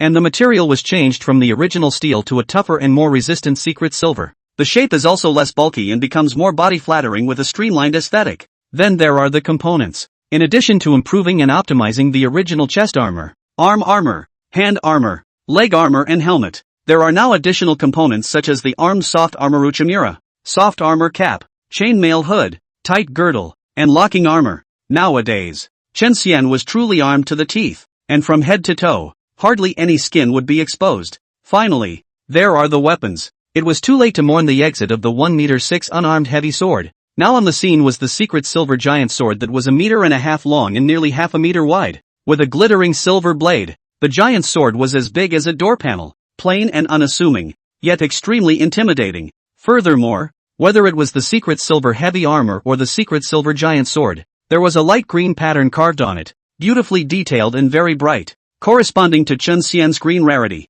Chen Xian saw his main body, also from the rough white card, turned into a green card with a more refined style of painting and card face design. The N in the upper left corner of the green card became N+, and the edge of the card had an additional light green border. What was once a dull white card back has been replaced with a vibrant green color. Above the back of the card, 11 golden 5-pointed stars shone brightly, proving that Chen Xian had successfully evolved. The message bar, the system alert that scrolled endlessly, proved the same. Chapter 109, The Terror of S-Rank Potential. Great leap in combat strength. Ding! It's detecting whether you have the qualifications for evolution. There are 3 major conditions that need to be met for an N card to evolve into an N+ card. First, star rating 10 stars. Second, level 100. Third, base combat power 300. Base combat power is the combat power that does not include equipment, buff, goodwill bonus, treasures and other external additions, and only calculates its own attributes. Detection in progress. Condition 1 is satisfied. Condition 2 is satisfied. Condition 3, your base combat power is 338. This condition is oversatisfied. The 3 conditions are satisfied. Evolution begins. Congratulations. Successful evolution. You have evolved from Heavy Swordsman to Giant Sword Martial Artist. Your rarity has been raised from N, white, to N+, green. Settlement of evolutionary rewards will now begin. Inside the empty space of the tower, Chen Xian floated in the air with his secret silver giant sword in hand. Flipping through the records in the information bar one by one, he had successfully evolved, so the white limit-breaking aurora no longer shot out. However, the space within the tower was not plunged into complete darkness as a result. This was because the full-coverage secret silver heavy armor on Chen Xian's body was emitting a light silver halo all the time, which was not only beautiful, but also illuminated a 1-meter radius. Inside the ghostly Tower of Evolution, Chen Xian glowed while checking up on the various details in the records. It has been detected that your evolutionary route is a special evolutionary route and unique, with a potential grade as high as S-class. Therefore you will receive an additional 500% attribute class evolutionary gain. You have evolved from Heavy Swordsman N to Giant Swordwielder N+, with a level cap of +10, life +3000, mana +1500, spirit +30, attack +600, defense +600, mana resistance +600, and speed +240. You have successfully triggered the talent, Pawn Luck, and have gained the above growth once extra. Your title, Man of the Heavenly Show, is in effect, and when you evolve, the attributes you boost are increased by an additional 50%. You have +1500 life, +750 mana, +15 spirit power, +300 attack, +300 defense, +300 legal resistance, and +120 speed. Chen Xian did a quick calculation. Giant Sword Martial Artist, additional 5x boost to S-rank potential. Talent, Pawn Luck, triggered. Title, Man of Heavenly Show, in effect. There's also the bonuses from Detained 6 Shapeshifter and Lord of the Wild Gambit, which add up to a whole lot. With this evolution, he had added a total of 500 life points, 750 mana, 75 spirit power, 500 attack points, 500 defense points, 500 mana resistance, and 600 speed points. Hiss! Chen Xian couldn't help but suck in cool air. Such a huge boost had almost doubled his combat power. He had risen from 0 to 10 stars, plus from level 0 to level 100, plus the attributes of the 3 major talents that were permanently stacked, and Encore's talent, Unstable Mutation, which had permanently added another 10% to his attributes on several occasions. All of the above made up the bulk of Chen Xian's combat power. Now all of the above effects have been achieved in just one evolution. It's not an exaggeration to describe it as an overnight success. It's that doubly awesome. My combat power was able to skyrocket thanks to the S-rank potential of the evolutionary route, Giant Sword Martial Artist. Upon careful consideration, Chen Xian's mind was like a mirror,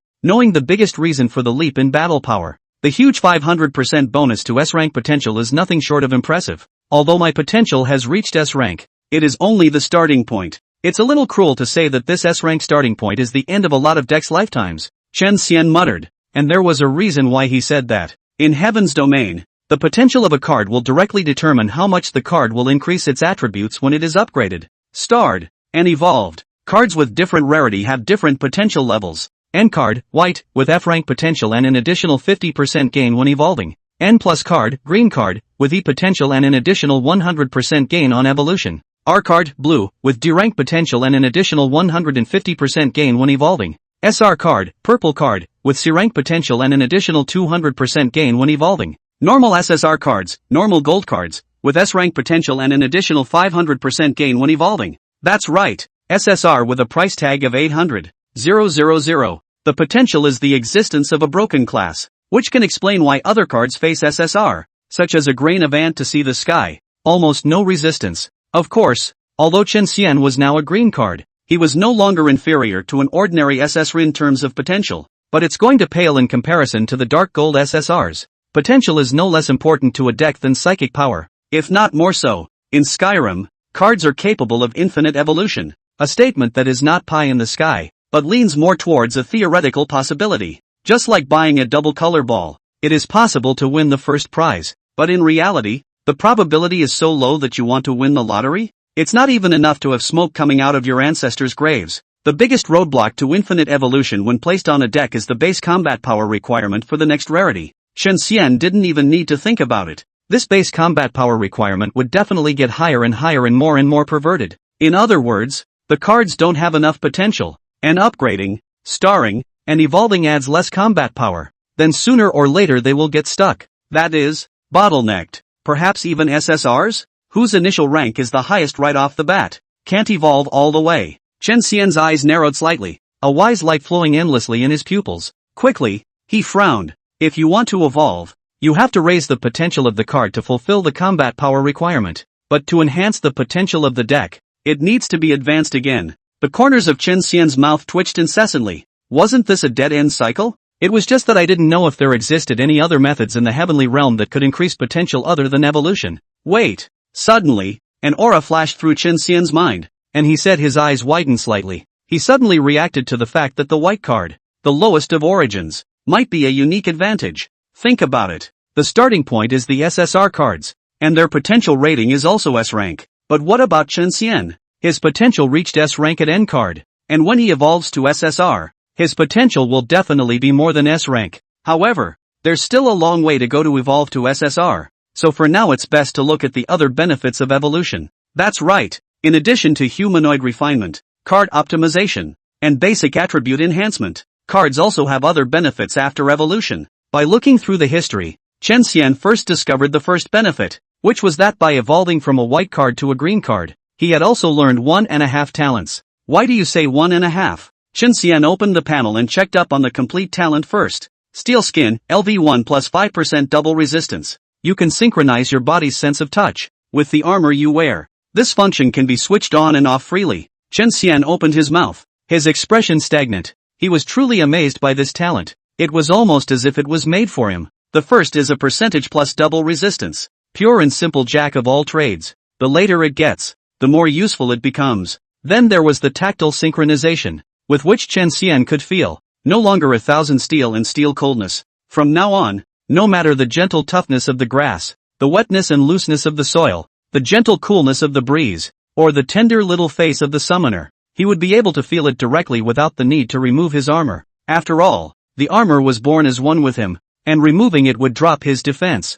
Zan. Chen Xian secretly praised the talent, and then focused his attention on the remaining half talent. Chapter 110. A temporary buff becomes permanent? The reason it's half a gift is because it's not yet finalized. That's right, it's a to-be-selected item. It also appeared in the form of a quest in Chen Xian's quest bar. The mission, to show you the ropes. Quality, black iron. Synopsis, originally, to evolve from an N card to an N plus card, you would only acquire one talent. However, you have been affected by the divine karma, outlawed sight of the goddess of doom, and an additional undefined talent has been spawned on you. Now, Lady Doom has given you two choices. 1. Give up the unformed talent and redraw a new talent from the good luck streak jackpot pool he has prepared just for you. 2. Not giving up an unformed talent, but it has a 999% chance of giving birth to a purely negative effect. Reward, determined by choice. Penalty, the goddess of doom has taken a keen interest in you, which would have been the cruelest punishment in the world. Knock yourself out, unlucky bastard. Time limit, 1 hour. Acts of cowardice are never condoned by the goddess of doom. If you have not made a choice after the timeout, he will lose interest in continuing to play the game with you and rain down divine punishment of doom on you. At the same time, you will gain a permanent negative status, Lady Luck's disappointment. The divine karma, goddess of luck's gaze, on you also disappears. Chen Xian. Is this right? Chen Xian scratched the back of his head, and his entire body was left speechless. What could he do with a small white card? It had actually attracted the attention of two supreme existences during its evolution. And the name of the mission is Ed Up. Give you some credit? Isn't this a naked embarrassment? The unknown land. Inside an empty shrine topped by a vast starry sky, the two huge divine seats were vaguely suspended in the air in a confrontational position. To the left, the god's throne flowed with light, and a woman reclined lazily on it. Woman is so beautiful that heaven and earth lose their color and the sun and moon are dimmed. No words of description or praise pale before his face and figure. The divine throne on the right was dark and deep, haunted by a ray of dark black light. The divine throne also radiates a negative aura of evil, disaster, misery, ominousness, and pain. That is as horrible as the abyss. Sitting on top of it was a pretty young girl in a black strapless princess dress. She had one hand propped up on her chin, one hand playing with the exclusive divine artifact, Pandora's magic box, her gaze looking straight ahead, and she was also crossing her legs. The young girl had sharp little tiger teeth, and fierce little knife eyes, a look that was not to be messed with. Her 3,000 threads of green silk were floating freely without restraint, and a pair of small white jade feet were actually nakedly exposed, with each toe rounded and moist, like a perfect work of art. Without looking at her face, the young girl gives off the impression of being like a naughty little sister from the neighborhood, with a bad smile on her face, who will tease you every now and then, and when she succeeds, she will probably spit out her little tongue and make a face at you. It was only a pity that her dark, abyssal pupils and the endless malice on her face spoiled this strange feeling completely. They are none other than the goddess of luck and the goddess of doom. In the center of the two goddesses floated a magical cube. It was the goddess of luck's exclusive divine artifact, the Chaos Cube. The Rubik's Cube had 10 billion sides, all of which were now golden in color and facing outward, forming a golden mirror. The appearance of Chen Xian with his head bowed in thought appeared in the mirror. Sister, aren't you really worried about this little ant? If I don't stop it, he's going to get wasted by me playing. The Doom Goddess wiggled around on one of her little feet happily, looking playfully across the room. Lady Luck just glanced at her indifferently. It's rare to live for endless years and still be this childish. Goddess of Luck's voice was as melodious as heavenly music and her tone was calm and collected, but Goddess of Doom was heckling at the sound of it. She raised her little knife eyes menacingly and glared viciously at Lady Luck. A strand of eerie black gas containing endless despair and misery rose from the Pandora's box in her hand. In an instant, the entire temple began to tremble, and the vastness of the starry sky outside the temple swish darkened, and all the stars were dark and shaky in an instant. Lady Luck blushed lightly, not even changing her sitting position. If you destroy this place, I will occupy your temple. At these words, the goddess of doom gritted her teeth in hatred, but she still suppressed the urge to strike. The vast starry sky followed suit and returned to its original state. Damn sister, why was she always so calm? Why did she always overpower her? The goddess of doom clenched her jade hands indignantly. Humph, don't get too happy too soon. Sister, the little ants that you've been favoring are about to be finished. Being unable to do anything about her sister, the goddess of doom shifted the conflict to Chen Xian. Looking into the mirrored tesseract, a sly flash of pure evil crossed her eyes. Take your pick. No matter what you choose, this god will make you experience real pain. Lady Luck didn't stop her bratty sister's tricks, for how could her chosen one be made difficult by this little test? Inside the 10th tower of evolution, without much hesitation, Chen Xian chose the second option, not to give up the unformed talent. Although it had a 999% probability of giving birth to a purely negative effect, he himself had Hong Luck Chi Tian on his side, so he didn't have to worry about it at all. On the contrary, the first option, which seemed risk-free and could be drawn in the good luck streak jackpot, seemed pretty good. In reality, Chen Xian thought that it was only 10 deaths, and he would never dare to attempt it even if he had Hong Luck Chi Tian to add to it. Joke, the goddess of doom specially designed the prize pool. It's strange that there are good things in it. It must be thinking of ways to fix him. It's not even surprising that the prize pool is full of negative talent. No amount of Hong Kong Fu is good enough in the face of a dealer making a game of it. Chen Xian didn't dare to gamble. The second option still had a chance of survival. What to choose if not it? You have chosen not to give up your unformed talent. The preliminary determination of the talent's effect is in progress. Initial determination complete. The talent is a positive one. Talent effect secondary judgment in progress. Secondary judgment complete. The talent will devour a temporary buff on you. The final effect of the talent will be based on the buff devoured. The inspiration buff on you has been devoured, and you have gained the new talent, Fighting Spirit. Please check the details yourself. After a series of system prompts, Chen Xian immediately opened the panel. Fighting Spirit, LV1 plus 10% attack power. 2% chance to inflict a combo when attacking. Yes, Chen Xian was overjoyed. The goddess of doom, this time, not only gave him color, but she also made him open a die house. Originally, evolving into a green card would only allow Chen Xian to gain one talent. Now, with the help of the goddess of doom, he had gained another one, or the one he wanted so badly. Chen Xian recalled the inspiration buff effect that he had received through the slime-fighting heavily Empire sacrificial heavy artifact. Inspiration, plus 5% attack power, 1% chance to inflict a combo when attacking for 3 days. This buff, which was not worth mentioning in the eyes of an ordinary player, caused Chen Xian's output to rise several notches. Without it, how could Chen Xian manage to attack with 4 swords in a row in a single general attack? And the only downside to the inspiration buff, that's the time limit. At the thought of it disappearing, Chen Xian, who had long been accustomed to using it, felt 10,000 reluctance in his heart. Now well, the temporary buff became a permanent talent, and even the effect was doubled. There were only 2 words in Chen Xian's mind, comfortable. But while he was comfortable, someone else wasn't.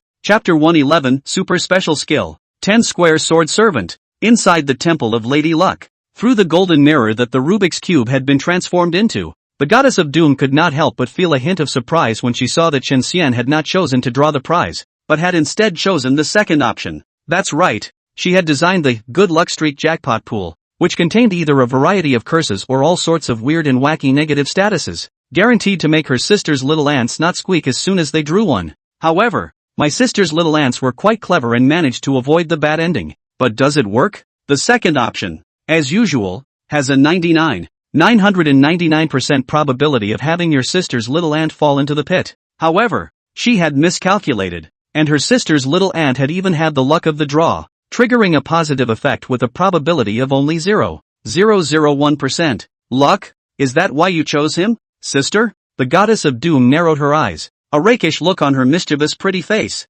Things that got interesting? In the future, I'll play with your little ant more often, sister, to see if he's as lucky as this every time.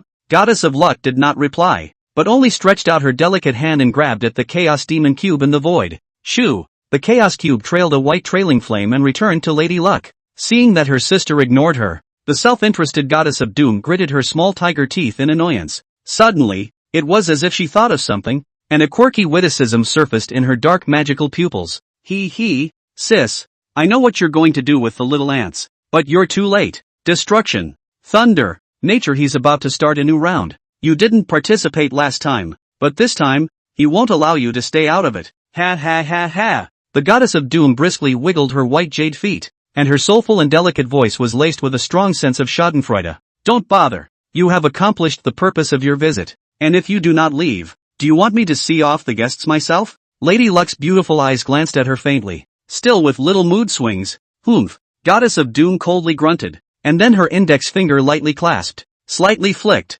toss sound. She will even people with the divine seat together disappeared. Tranquility returned to the large temple. What my sister says is not entirely without merit. Time is running out and he does need to grow faster. Above the divine throne, Goddess of Luck's eyes condensed slightly as countless images began to flow through her pale golden pupils. The number of images is so horrifying and the content so complex that a normal person's head would immediately overload at a glance and turn into a big idiot who only drools at ABA. But Lady Luck was not only watching, she was analyzing the probability of each event in this endless flood of images. A common thread existed in these images, and that was the presence of Chen Xian. Just add a little fire. After a few moments, Lady Luck stopped, the image disappeared from her pupils, and he came to a decision. Chen Xian, who was inside the Tower of Evolution, had no knowledge of any of this. After looking at the 2 major gifts, his attention was focused on the last 2 benefits of this evolution. One of them was that, as the system prompt said, he finally had his own little space.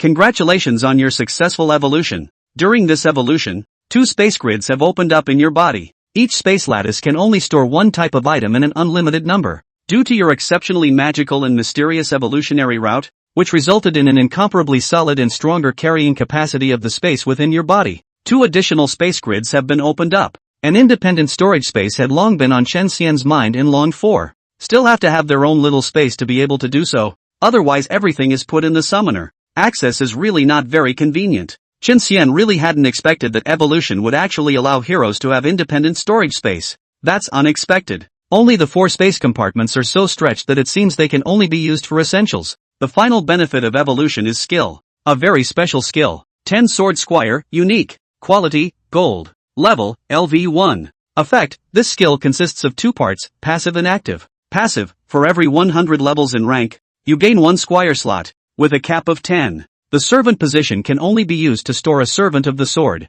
How to get Servant of the Sword? Use any hero's clothing, hair, armor, etc. as a medium, and spend 5,000 mana at once to create an energetic duplicate of that hero, which is the Servant of the Sword. The Servant of the Sword has the bonds, talents, and skills of the hero archetype, but rarity, star level, and rank are synchronized with you. Talent and skill levels are synchronized with your highest talent and skill level. The Servant of the Sword can be changed at will. The bond remains in effect while the Servant of the Sword is staying in the servant's position. Active, summons the Sword Servant from the servant position to fight for you. The Servant of the Sword has 30% of your attributes, which includes your base attributes, equipment attributes, and various bonus attributes. Mana consumption, each Servant of the Sword consumes 1,000 mana to summon, and once summoned, costs 100 mana per second to maintain. Cooldown, the skill has no cooldown, but after each Sword Servant is killed in battle, an interval of 300 seconds is required before they can be resummoned. Needless to say, this skill was an eye-opener for Chen Xian. Servant of the Sword? Isn't that just whoring out someone else's hero to use? The key thing is that even if you don't summon it, the bond can still be in effect. This means that when he evolves into a blue card and has his own tether, he can use this skill to put together a tether. 10 Square Sword Servant. This skill was only gold ranked on the surface, but in Chen Xian's opinion, its potential was not even inferior to the diamond ranked 4-season sword technique. Skills that are expensive to be good, not expensive to have. All in all, Chen Xian was 98 points satisfied with it, and the 2 points deducted were that its active techniques consumed too much. With that, the harvest inventory was complete, and Chen Xian immediately checked his current attributes. Real name, Chen Xian, not emancipated. Summoner, Orange Sugar, 130 points of goodwill. Second order nodding acquaintance. Title, The Man of the Heavenly Show. Body, Giant Sword Wielder. Rarity, N+, green. Potential, S. Star rating, 11 stars.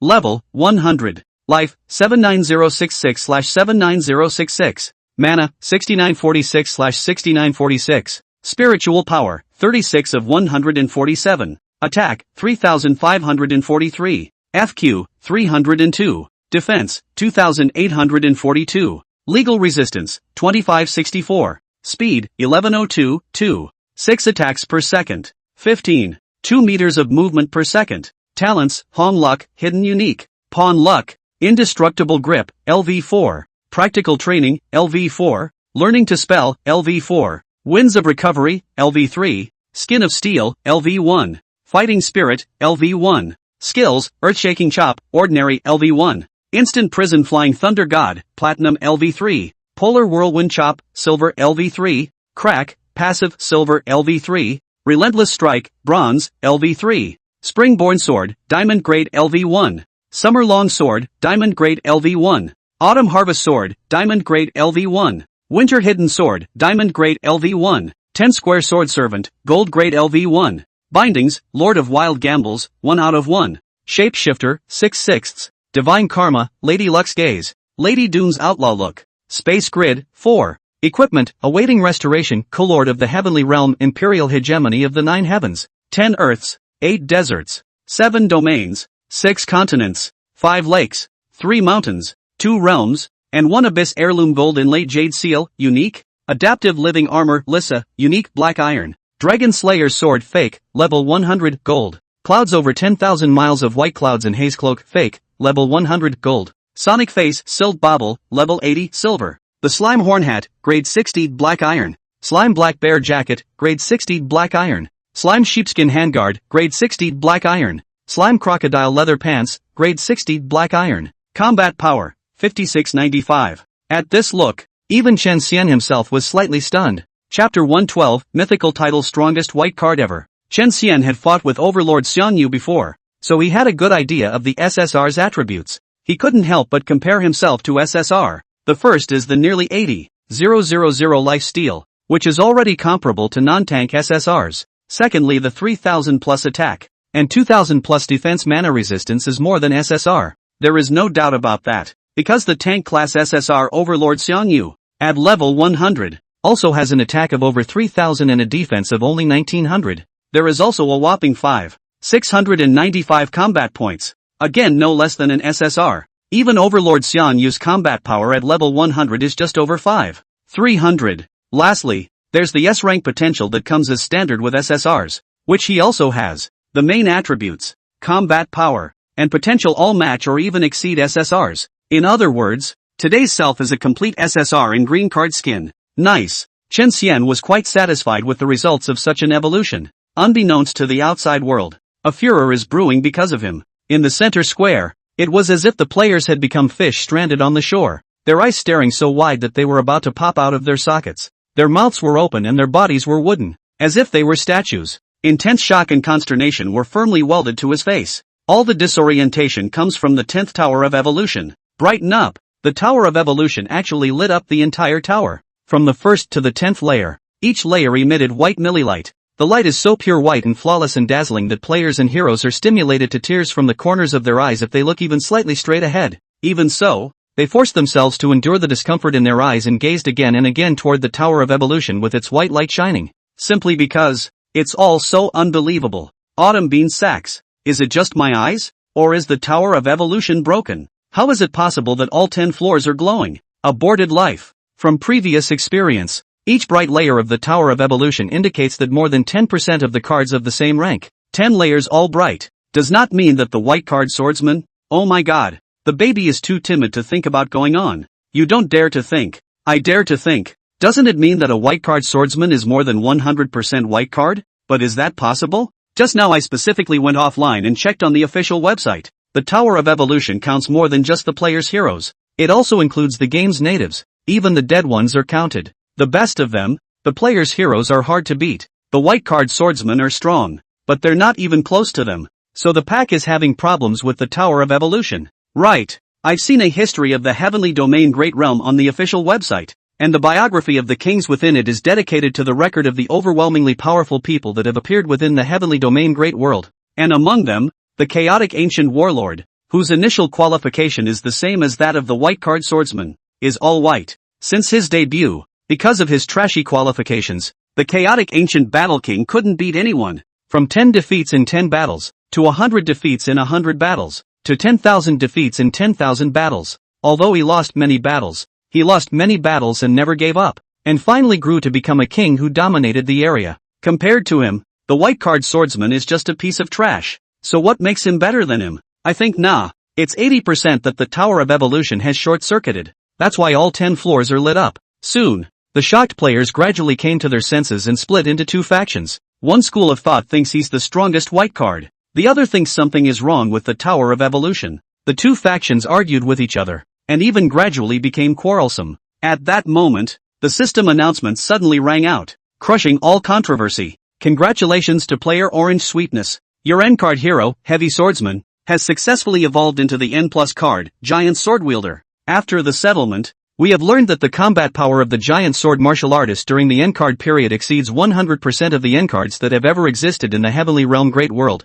The White Supreme Glory 10-Winged Evolution Medal is hereby awarded. Currently, the Giant Sword Martial Artist is located in first place on the Ancient Tablet list of competitive ancient tablets of the same level. Heroes who are located in the top 10,000 on the peer competition Ancient Tablet list. The Heavenly Domain Great World will forever remember your honor. Giant Sword Martial Artist. Since you are in the white stage, your combat power is 315% of the former first chaotic ancient warlord. This is an additional commendation for the title, the strongest white card ever. The system announcement ended, and the players completely boiled over. Scream? Keep screaming? If you're a vegetable, practice more. If you can't afford to play, don't play. I told you that the white card swordsman is the strongest ever, and you're pulling something about the Tower of Evolution being short-circuited. I think you're the one with a short-circuited brain. I'll be damned. The strongest white card ever? This title is too racy. The white card swordsman is now a heifer stepping on a wire. It's powerful with lightning. Strongest ever, eh? Big cans are awesome. The president is mighty. And Kier and the members of the Clothesless Alliance heard the announcement and their faces overflowed with adoration and joy. As Chen Xian's exclusive historian, the first understanding brother of the Heavenly Domain had already excitedly taken out the Luoyang divine paper and scribbled, "The Emperor's Chronicle of the Gods Country Kensei, Divine Kingdom Calendar, Year 1, Year 3, Night, 7:40 p.m. Emperor in the novice village. Successfully evolved into a giant sword martial artist. Emperor's potential is unrivaled and deep. And with a combat power equivalent to 315% of the chaotic ancient battle kings, he easily broke the white card record set by the latter. Emperor was thus honored with the mythical title, the strongest white card ever. The Emperor's valor is unrivaled in the world, and the Emperor's deeds will be sung for all eternity. At this time, however, there was a speculation that circulated among the players like a dark current. The strongest white card ever? It's just an epitaph. I felt something was wrong before. A white card. What makes it able to beat SSR? Now I think he must have used some kind of evil method, by overdrawing his potential in exchange for a moment of glory. That guy is ruined. You have a point. While other heroes can still get stronger and stronger with evolution, the white card swordsman is at the end of his rope. Oh, to choose to overdraw his potential for the sake of a moment's fame is simply the dumbest of the dumb. You can't say that either. More than 99.9% of white cards fail to meet the combat power requirements for evolution.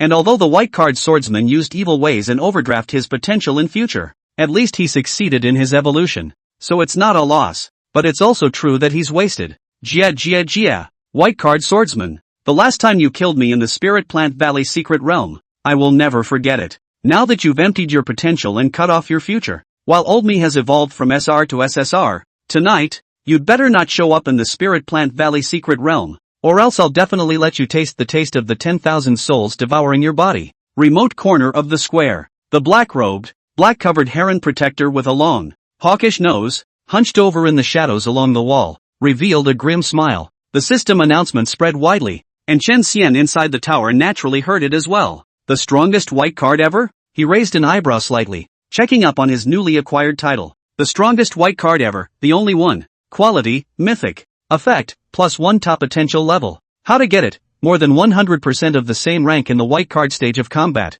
Synopsis, you've earned this supreme honor and glory through your own efforts. And that's amazing. But can you really keep it? The title is not permanent, and it will leave you once a white card comes along that is stronger than you and has at least 200% of your combat power. Because it is, and only deserves to be owned by the strongest. And the strongest, there is only one. This title actually boosts potential? Chen Xian was pleasantly surprised. He glanced at the panel, and the potential had indeed increased from S rank to SS rank. Its corresponding upgrades, starring growth, change accordingly. Chapter 113, Iron Skin Mo Myo Myo. At S rank, for each level of Chen Xian, life +300, mana +50, attack +20, defense +20, legal resistance +20, speed +10. At SS level, per level, life +450, mana +75, attack +30, defense +30, mana resistance +30, speed +15. Potential is raised from S to SS,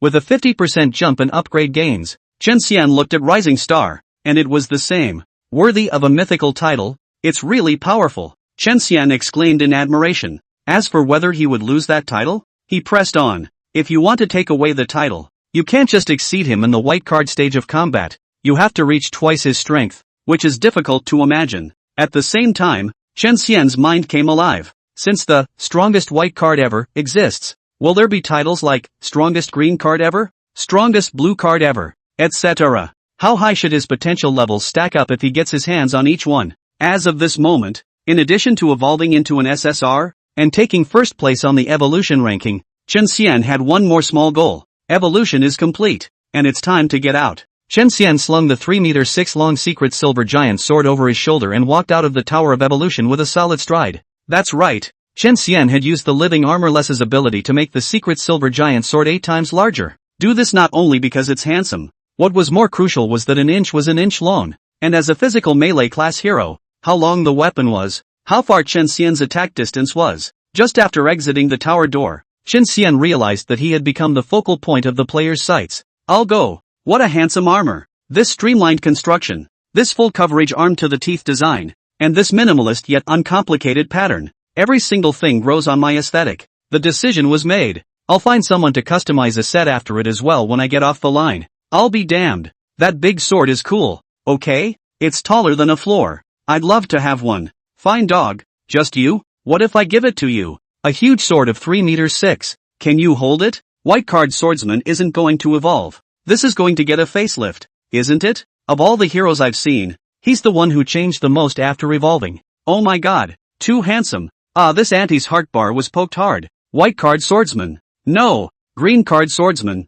I want to give you a monkey. Being surrounded as a monkey and being judged, Chen Xian was really a bit uncomfortable, so he returned to his own summoner with hurried feet. You're the big can? And Kier tilted her head back to look at Chen Xian, her shell teeth lightly biting her pink fluffy thin lips as she timidly asked. Chen Xian's change was so great that she didn't dare to confirm it for a while. Her greatest worry and fear was that Chen Xian had changed more than just his appearance. Of course, summoner, I'll always be your hero. Chen Xian smiled faintly. The familiar voice, the familiar subdued calmness, dispelled all the doubts in Kier's heart. In a flash, she smiled and her face regained its glow. Big can you give me a hug? Even though she was asking, Encore was already on her tiptoes, arms open and ready. Chen Xian did not reply, directly reaching out his hands to encircle Kier's waist and hold her in his arms. Soft without being bouncy, fragrant without being warm. Is this loli? Chen Xian's eyes were slightly surprised. Just now, he had experimented with his new talent, Iron Skin, in the Tower of Evolution and forgot to turn it off. Thus, the cold and sturdy secret silver heavy armor became his second skin, transmitting all the sensations of his close contact with Encore to his central nervous system without fail. Chen Xian finally realized that the original little loli was really fragrant and soft, comfortable to hold in his arms.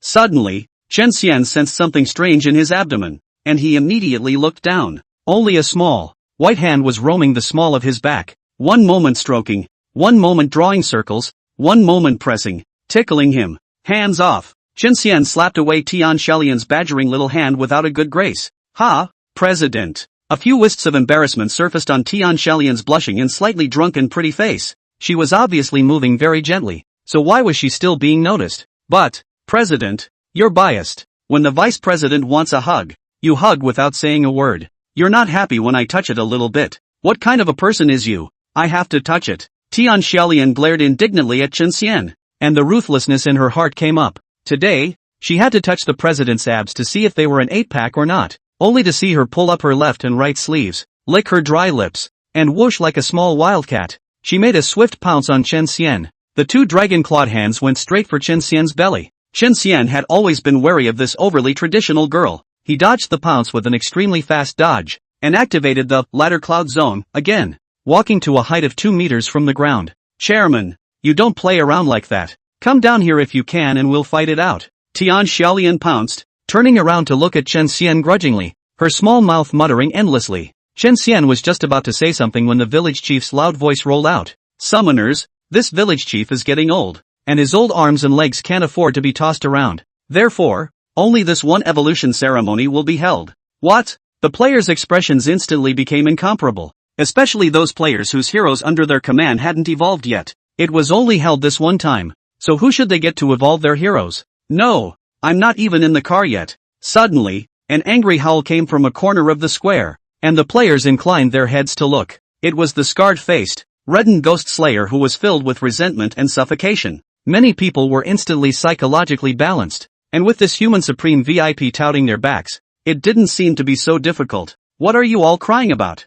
The mayor hasn't finished yet. In front of the Tower of Evolution, the old village chief first waved his hand. Rumble. The Tower of Evolution then began to tremble, and then it even rose up from the ground, pierced through the clouds and rushed into the sky, disappearing without a trace in the blink of an eye. Then, the old village chief's dry right hand swung once again. Swoosh. A whole 10,000 white jade talismans then fish out from his sleeves, flying towards the puzzled players respectively. In the future, if your hero wants to evolve, let him catalyze this jade talisman. The Jade Talisman will teleport him to the interior of the 10th Tower of Evolution, and after the evolution is complete, he will be able to teleport back by activating the Jade Talisman again. After explaining the role of the White Jade Talisman, and regardless of how the players reacted, the old village chief stroked his cloak, and with a flash of white light around his body, his figure disappeared. The players took a look at the time. It was already 7:50 p.m., and in 10 more minutes they would be forced to go offline. So they put away the Jade Talisman and hurried towards the outside of the village.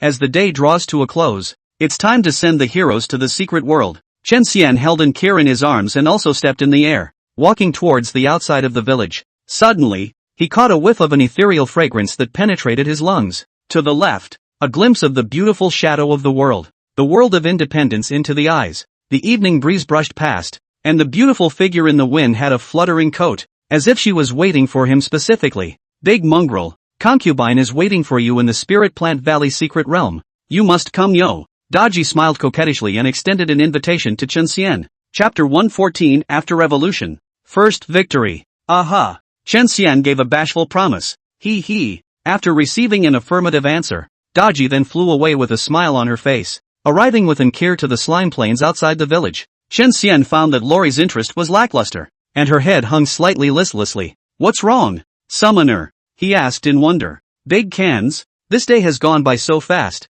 and we're parting again. Ankir raised her head and looked at Chen Xian reluctantly. Chen Xian's face revealed that he hadn't played enough. His own summoner, it seemed, was on the verge of becoming a net-addicted loli. Summoner, parting is but a punctuation of life. We will meet again tomorrow. Chen Xian didn't know what to say, and could only soothe. Good blah blah. I can't wait until tomorrow. Encore's interest remained low, and seeing that time was running out, she reached inside her shirt and caught the kryptonite Pokemon out.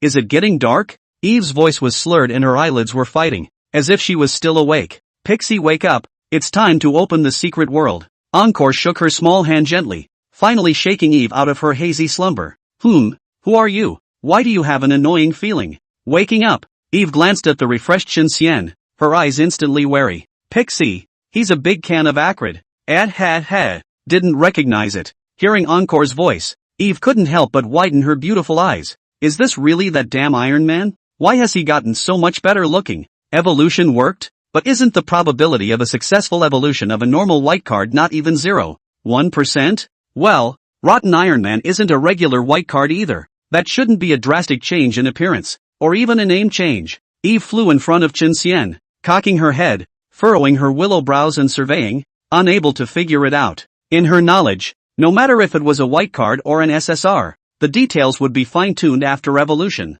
but it would never change drastically, and the name would never change, unless, of course, the Rotten Iron Man had embarked on a special evolutionary path, and special was, more often than not, synonymous with rare and powerful. Damn guy, is he having an affair with Lady Luck? Why else would all the good things hit him? As she watched, Eve beamed with disbelief. I said, have you seen enough? If you don't open the secret realm, it will be too late. After Chen Xian reminded her, Eve finally remembered the main event. O goddess of nature high in the clouds of the other side. As Eve recited the incantation reverently, the slanted field grid of secret doors appeared. Chen Xian grabbed the golden dice on the white jade plate in the center of the secret door and casually threw it. 6 sixes and 6s. Triple harvest. Steady. Then, Ankir reached out and pointed at the white vortex that represented the secret realm of Spirit Plant Valley. Woo! The vortex rotated at a steeply accelerated speed, and a huge suction force enveloped Chen Xian, sucking him into it. When Chen Xian once again set his feet on the ground, his surroundings were already completely different. Not where we entered last time? Chen Xian showed a look of astonishment. The last time he entered was a wasteland, not even a few weeds, but rubble all over the place. At this moment, he was in the middle of a mountain forest, with a thick layer of dead branches and leaves under his feet, which also gave off a faint odor of decay. Surrounding them was a leafy sky-high tree, with fir, pine, cypress, and some trees Chen Xian couldn't name. Their dense branches and leaves blocked out the bright moonlight, making the surrounding area shadowed and visibility poor. It's a completely foreign environment. Could it be that the number of evolutions varies, and so does the place of entry? With a brief guess, Chen Xian felt that it was extremely likely. Suddenly, without waiting to think further, Chen Xian felt a slight stabbing pain coming from his right back. -316. -10, poisoning. -10. -10. A single green damage number floated up from his head. As soon as Chen Xian turned around, he saw the originator of these injuries. A table-sized giant frog with a colorful back is full of warnings and danger. Mountain Arrow Poison Frog, Elite. Rating, 110. Life, 33,000/33,000. Spell Strength, 2880. Skills, Skyfall Poisonous Rain. Overload, Continuous Poison Arrow.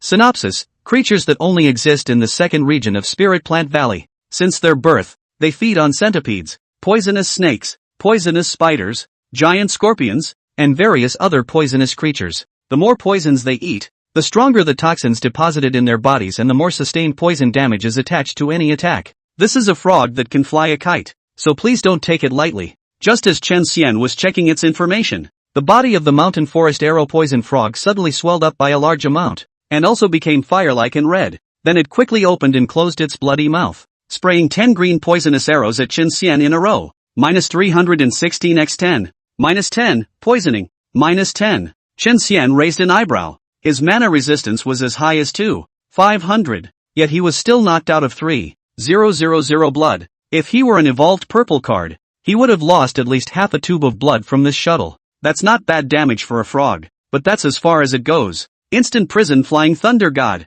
Chen Xian immediately transformed into a flash of blazing blue electric light, and in an instant, the dimly lit mountain forest was illuminated. Electricity ran through the mountain arrow poison frog with lightning speed to its back. -20,980, strike. The first shot of damage from the evolution sent the mountain arrow poison frog's blood bar plummeting. Quack! The mountain forest arrow poison frog screamed in panic, and a pair of bulging frog eyes actually surfaced with humanized shock and fear. It hastily stomped the ground with two strong hind limbs. Ka-ching! As the crunching sound of branches being stepped on echoed in the silent mountain forest, the huge body of the mountain forest arrow poison frog leapt up, trying to flee towards the distance. The moment it leapt up, four linked, silver glowing sword shadows, however, slapped heavily on its buttocks. -3,834, strike a combo lucky combo, x4. -6,278, undying grip blitz, quack. The mountain forest arrow poison frog let out a miserable cry, followed by its large body crashing heavily to the ground.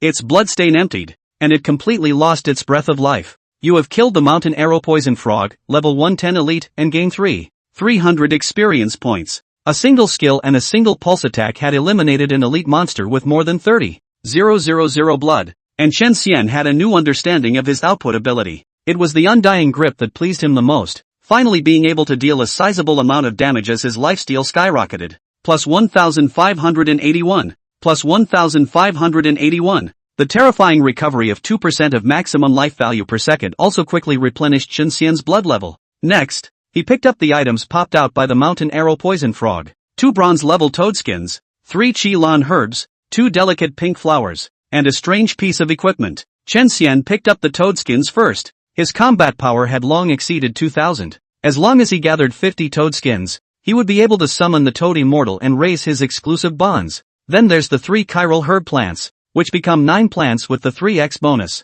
Flowers, on the other hand, are the new goodwill props. Pink tulips, quality, silver. Effect, can be gifted to heroes, increasing favorability by 10 points per flower. Introduction, pink tulips signify eternal blessings. Quickly give it to your favorite hero. Hero favorability reaches a certain value. You can unlock the special function yo. The equipment, on the other hand, is a green blowgun. Chapter 115 Rare Boss Moonlight Cold Toad. The blowgun is more than 30 centimeters long, similar in thickness to a sugar cane, dark green in color, and cold and slippery to the touch. A bulging frog's eye is glued to the center of the blowgun's body. On each side, left and right, they were the size of a baby's fist. And the weird thing was that the brown vertical pupils inside were still dribbling around like they weren't dead. -10, -10, +1,581, +1,581. What was even weirder was that as soon as Chen Xian picked up a blowgun, he began to lose blood. Curiosity thoroughly piqued. He checked out the details of the blowgun.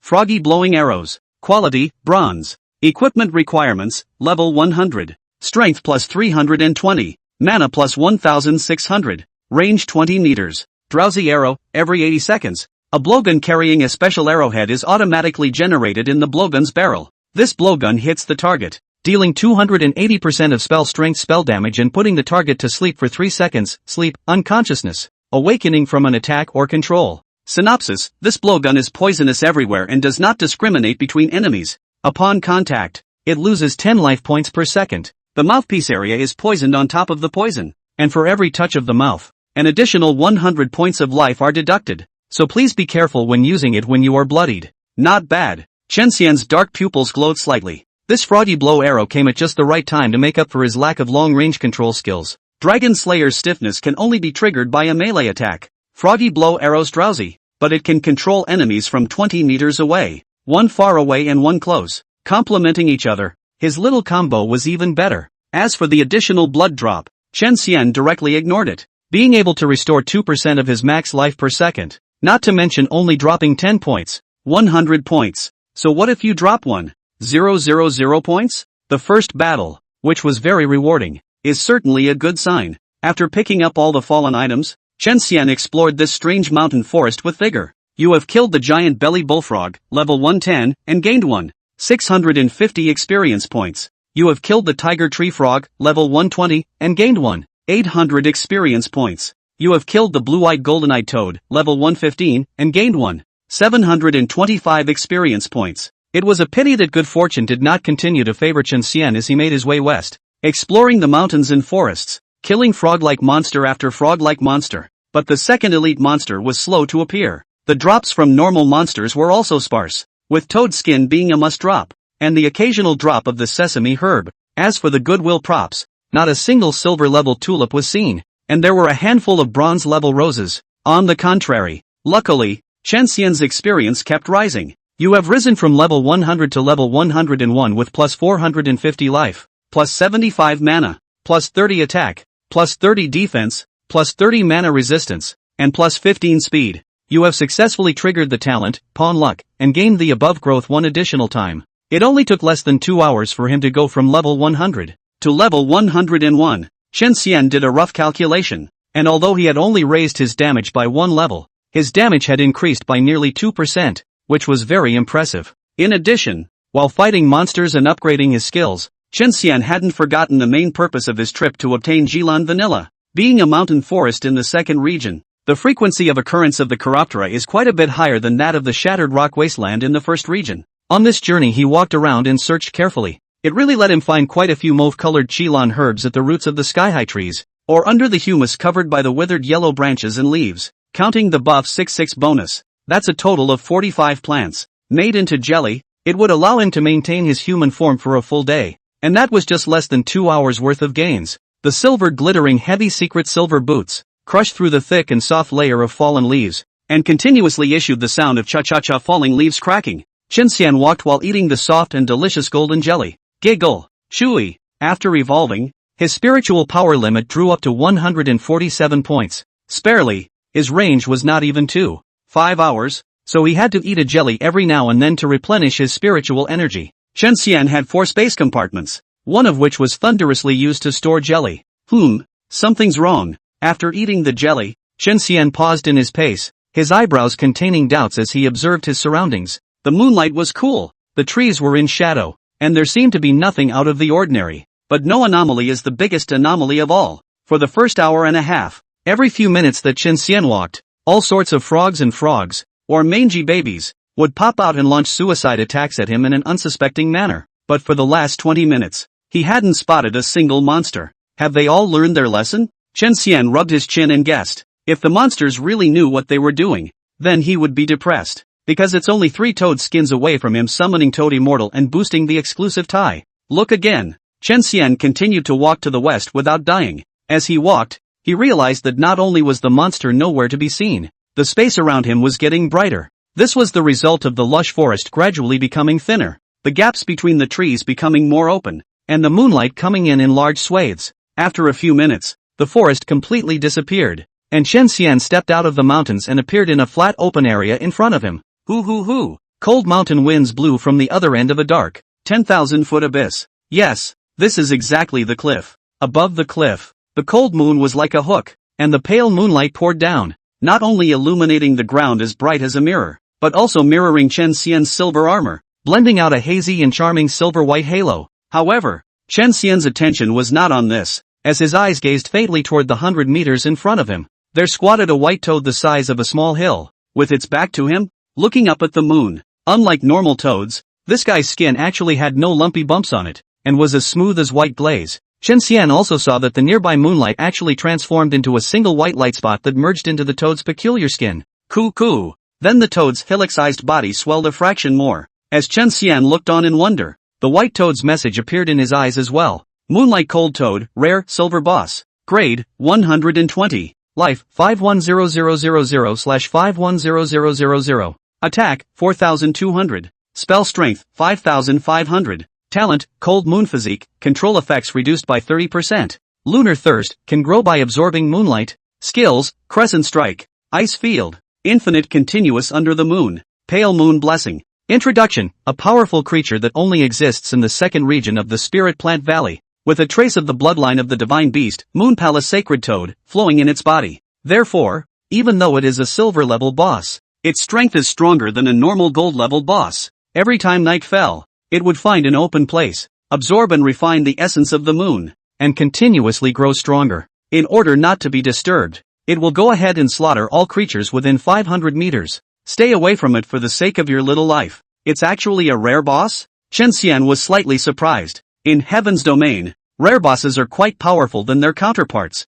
and correspondingly, the drops after killing them are also more luxurious. At the same time, Chen Xian also understood why he hadn't met a single monster just now. Turns out it was all cleaned up by the Moonlight Cold Toad. Quack! Suddenly, as if sensing Chen Xian, the Moonlight Cold Toad, which was 100 meters away, immediately turned its body around and hopped towards him. Those huge scarlet eyes that were bigger than lanterns were filled with wild tyranny and ferocity. Chapter 116, 230, 000 Blood in 7 seconds. Explosive output. Rumble. The Moonlight Cold Toad's body was simply too large, and every time it bounced, it triggered the ground to shake, and the entire cliff trembled violently. Snort! Snort! The weak spot of the ground kept crumbling open with a large crack. Rustle. At the bottom of the cliff, small stones were shaken down one after another, falling into the abyss as dark and deep as the darkness. Strong tremors also traveled over the cliff as a starting point toward the mountains in the back, wave after wave, like the waters of a rising tide in a continuous stream.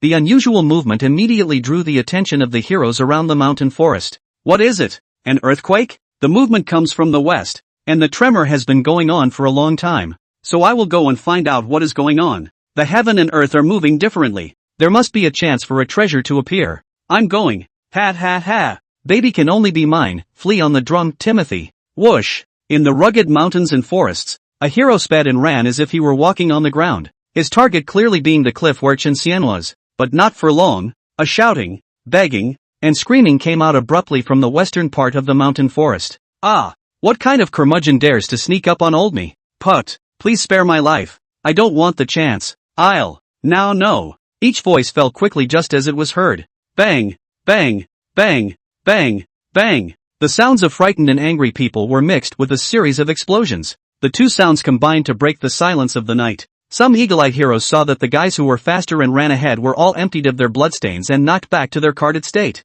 It's really just a matter of running and dying, like you're rushing to get reincarnated. One of the stars on the back of their cards exploded into nothingness on the spot, which is exactly where the explosion came from. The forerunners had been killed, and the heroes, who had been a step slower, had their hearts filled with anger and fear. Who's taking the shot? Who easily killed nearly a dozen purple heroes? At this moment, the remaining purple heroes all had a choking feeling of being entangled in a python, yet they were unwilling to retreat and surrender their treasures, because their predecessors were blue heroes who had a hard time evolving into purple. The heart is more than a little proud. It would be too much of a shame to run away without even seeing the enemy's face, and so these purple heroes gathered in a heartbeat and chose to move forward in a group. Finally, the 30 or so purple heroes who had hugged the group arrived at the place where the previous group of heroes had died. They saw a huge cloud of black mist floating in mid-air, with a translucent, ferocious soul burrowing in and out of it. Each of them had twisted faces and bleeding from their 7 orifices, making one shudder at the sight of them. In the center of the black fog, an old man with a hawkish nose was sitting with his legs bent, sitting steadily, with sinister eyes. He looked down at the group of heroes on the ground. When the 30-odd purple heroes took a look at the old man's name, their hearts thumped. SSR, Soul Domain Heron Guardian, 11 stars and 102 levels. The gap between SR and SSR, that's a break level, and some people are already backing out. However, SR, zeroing Admiral Xing Daorong, straightened his chest and took a step forward with a very iron head, still tilting his head in a rough voice to question the Heron Protector. Old man, what are you doing here killing innocents indiscriminately instead of searching for a chance? The Heron Protector greedily licked his lips, malice intense to the extreme on his pale face. Because, you are the old man's chance. GGG, 10,000 souls devouring body. Only to see him smile evilly and slap the black cloud under his seat. Woo woo. In a flash, a fierce soul whimpered and swarmed out, pouncing on the crowd with teeth and claws. Xing Daorong bore the brunt of the attack, and was bitten by 2 ferocious souls on the neck to death. Minus 2,560. Minus 2,560. Until his death. Xing Daorong's face was still lingering in shock. How could he not expect that this old piker would actually be so dry? No nonsense. Directly killing. Ah, damn old devil. Gone Lin mother *********. I'll fight you. Damn it. He's 20 meters above the ground. Our attacks can't even touch him. Suffocate. The fierce souls wreaked havoc, and in a short while, all 30-odd purple heroes fell without a single survivor. They were teleported out of the secret realm while bursting out with more or less chiltern herbs, a bunch of mole crickets. The heron protector smiled disdainfully, and after picking up all of the Qilin herbs, he flew in Chen Xian's direction. I'd like to see who made such a big commotion. Meanwhile, Chen Xian dragged his 3-meter-6 long secret silver giant sword and silently watched as the Moonlight Cold Toad approached at an extremely fast speed. 100 meters, 75 meters, 50 meters. When the distance was only 20 meters, Chen Xian moved. Shoo! First, he took out his froggy blowgun and blew it through his mouth. -10, -100. At the same time as his own blood dropped, the ghostly green sleeping poison arrow also managed to hit the Moonlight Cold Toad's left forelimb. -1. Dang! The Moonlight Cold Toad's eyes closed on the spot and fell back to sleep. His huge body landslide-like down. Affected by the talent, Cold Moon Body, it will only fall asleep for 2.1 seconds. To Chen Xian, this was already very plentiful. His speed was 15 meters per second, so in less than 2 seconds, he was running wildly in front of the Moonlight Cold Toad's head, which was bigger than a van. The secret silver giant sword chopped at the Moonlight Cold Toad's head in a dragging blade chop, from the bottom up, furiously. -2218, strike combo, lucky combo, x4. -5626, undying grip blitz, a 4-strike pummel, along with undying grip, came up and dealt over 10,000 damage. Croak, croak. The Moonlight Cold Toad was awakened by the attack, and just as it was about to counterattack, the Dragon Slayer's Dragon Might effect kicked in, causing it to go into a 0.5-second freeze. Seeing this, the corner of Chen Xian's mouth curled up into a confident arc of being in control. Next, it's my turn. Xia Changjin. The giant sword aimed at the Moonlight Cold Toad's chin, and swiftly picked it up from bottom to top,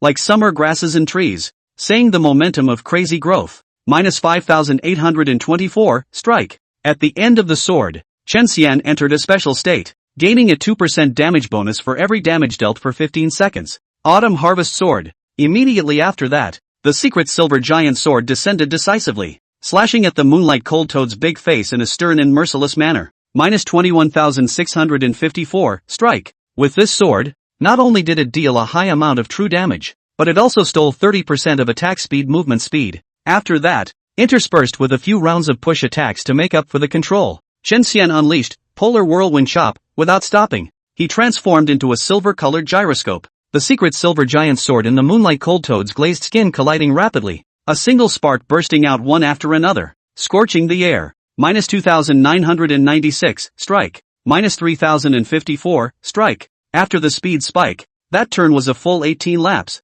With 18 laps in 3 seconds, the terrifying growth of the Polar Whirlwind Chop has been revealed. Relentless Streak. -4056, Relentless Combo, strike, combo, lucky combo. -4114, Relentless Combo, strike, combo, lucky combo. A series of 8 silver-colored sword shadows slashed at the top of the Moonlight Cold Toad's head in no particular order. By this point, a full set of traveling stormy takedowns is complete, taking a total of 5 seconds. Moonlight Toad has only the last 2 seconds left to get rid of the stiffness for good. At this moment, Chen Xian glanced at the panel, and his attack speed had broken through 3.0. In that case, let's try my 12 swords in a second. -3460, strike combo, lucky combo. -3504, strike combo, lucky combo. The Secret Realm Giant Sword was 3 meters and 6 meters long and looked particularly bulky, but at the moment, in Chen Xian's hands, it was being wielded in a dazzling array of residual shadows. It was clearly a huge sword that was even more exaggerated than a heavy weapon,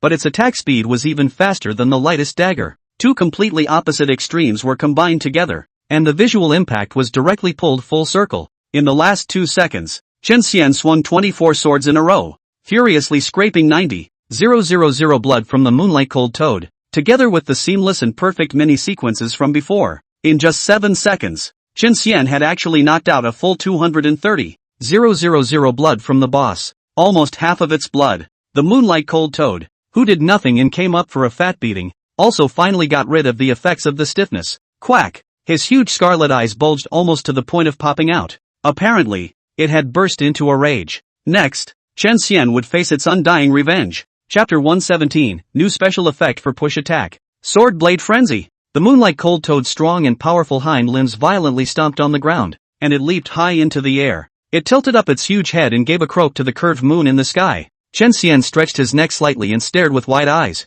He saw a thick pillar of moonlight light that actually shot from the direction of the bright moon, wrapping the moonlight cold toad within. 3 seconds later, the pillar of light dissipated, and the moonlight cold toad crashed heavily to the ground, its figure reappearing. Compared to before, at this time, its body had swelled up by a large circle, and its skin, which looked like a white glaze, emitted a strong white light. The most important thing was that the attack and mana strength on its panel had actually increased by both. Attack went from 4200 to 5400. The mana strength went from 5500 to 7200. Is this the effect of the pale moon blessing? Looking at the change in the moonlight cold toad, Chen Xian associated it with one of its 4 major skills. At the same time, seeing that the moonlight cold toad had re-entered the attack range, he immediately seized the battle opportunity and frantically waved his secret silver giant sword. Bang bang bang. Minus 2218, strike a combo, lucky combo, x12. The time for the summer long sword's damage increase had expired, but the autumn harvest sword's increased attack speed had not yet disappeared. Thus, Chen Xian still maintained his terrifying attack frequency of 12 swords a second. Click, click, click. However, as he swung, Chen Xian saw white ice crystals begin to condense on top of the body of the secret silver giant sword. No, not only was it the giant sword. Chen Xian looked down to see that even the surface of the secret silver heavy armor was gradually covered in white ice crystals. He turned his head to look around again, only to realize that the entire cliff, at some point, had become a world of silver and snow. And the temperature plummeted. Chen Xian only felt that his blood flow was sluggish. His muscles were stiff and paralyzed, and it was difficult for him to move his body. Attack speed, from 12 swords per second, plummeted to 6. Ding! You have been affected by the skill, Ice Field, reducing your attack speed by 40% and your movement speed by 40% until the end of the battle. A system prompt sounded at the right time, explaining the reason for Chen Xian's great drop in speed. Quack-o! At that moment, the moonlight cold toad let out a furious roar and attacked Chen Xian for the first time. It raised its massive right palm, tracing a curved moon-like arc in the air as it slapped fiercely toward Chen Xian. Affected by the cold ice field, Chen Xian's attack speed and movement speed had dropped drastically. With this palm, even if he wanted to dodge it, he would still be unable to do so. Minus 4630. With a muffled sound, Chen Xian was slapped back 5 or 6 meters as if he had been bombarded by a giant hammer. The blood level actually dropped by 5% straight away. Plus 1581. Plus 1581. Fortunately, the winds of recovery talent and the shapeshifter's bind were as steady as an old dog, quickly restoring Chen Xian's lost blood. Minus 4630. Minus 2218, strike a combo, lucky combo, x4. Next, Chen Xian and the moonlight cold toad began a plain and simple standing jerk, without the slightest bit of skill. It's all about who does more damage and who has more blood. Obviously, Chen Xian, who was able to recover 2% of his maximum life per second and whose punch was a 4-hit combo, had the absolute advantage. It didn't take long for the moonlight cold toad's blood level to drop to 100,000, while on the contrary, Chen Xian was still full of blood. Because of this, a humanized rage appeared in its eyes. Infinite connections under the moon. The furious moonlight cold toad unleashed a crushing stance. As the white light on the surface of the glazed skin blossomed, it even transformed into a thick white rainbow light that ran directly from in front of Chen Xian to behind him with the speed of lightning and fire. Minus 22,000. An explosively high damage number emerged from the top of Chen Xian's head. A color-changed version of the instant hell-flying thunder god? The thought had just flashed through his mind when Chen Xian experienced another pain in his chest. Minus 22,000.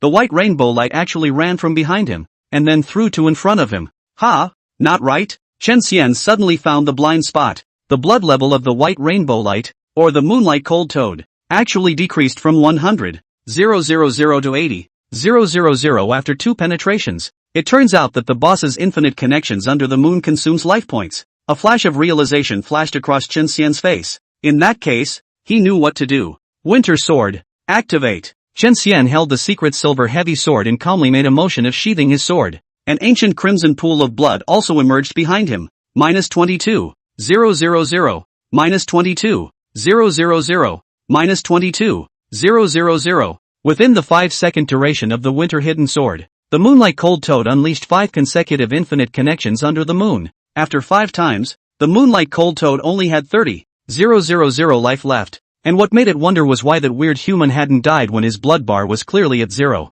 The next second, It was dumbfounded. Because the winter hidden sword duration ended and the blood pool poured blood into his body. Instead of dying, Chen Xian's life value recovered to 33,000. Quack quack quack. Quack quack quack. The Moonlight Toad was so angry at the rogue skill that he broke into a fit of rage, bouncing around as if he had lost his mind. Chen Xian, however, did not take it lightly. This is because the boss can also cast Infinite Continuum under the moon twice, which means it deals 44,000 points of damage. So, strike first and suffer later. Chen Xian's eyes hardened, and he resolutely transformed into a blue electric light with endless arcs of electricity, shooting forward towards the Moonlight Cold Toad. Instant Prison Flying Thunder God. Triple Shuttle. 95-98, strike, x3. The electric light penetrated through the Moonlight Cold Toad's body 3 times in a row, causing huge amounts of damage, but it still left it with a bit of bloody skin. Chunsheng Sword. -2218, strike.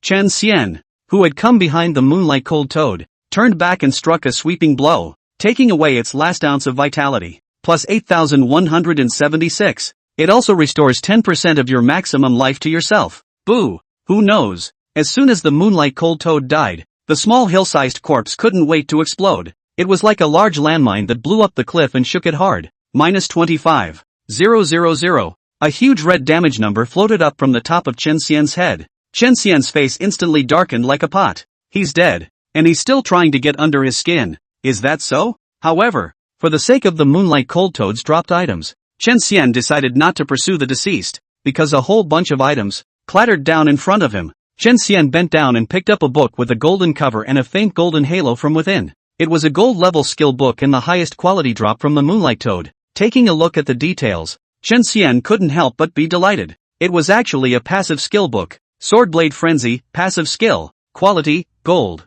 level, LV1. Effect, 10% chance of generating a frenzied wave of invisible sword blades during a normal attack. They deal ranged damage of 50% of their own attack power to secondary targets around the primary target. The primary target is not subject to this damage. The range that Swordblade Frenzy affects depends on the length of the weapon. Current range, 3.6 meters square. Chen Xian carefully read through the introduction of the Swordblade Frenzy. 10% probability? Isn't that bound to trigger? Ranged damage? Isn't that splatter? From now on, in addition to the Sure Strike, Sure Combo, and Sure Lucky Combo, my punch has a new special effect. It's just a little odd that the range is actually affected by the length of the weapon. Chen Xian lovingly rubbed the cover of the skill book and was about to learn it. At that moment, however, a sorrowful voice came from behind. Jia, leave everything behind, and I can mercifully let you off the hook. Otherwise, you go to hell. Chapter 118, The Secret of the Medal of Honor. Ha! Just after the boss.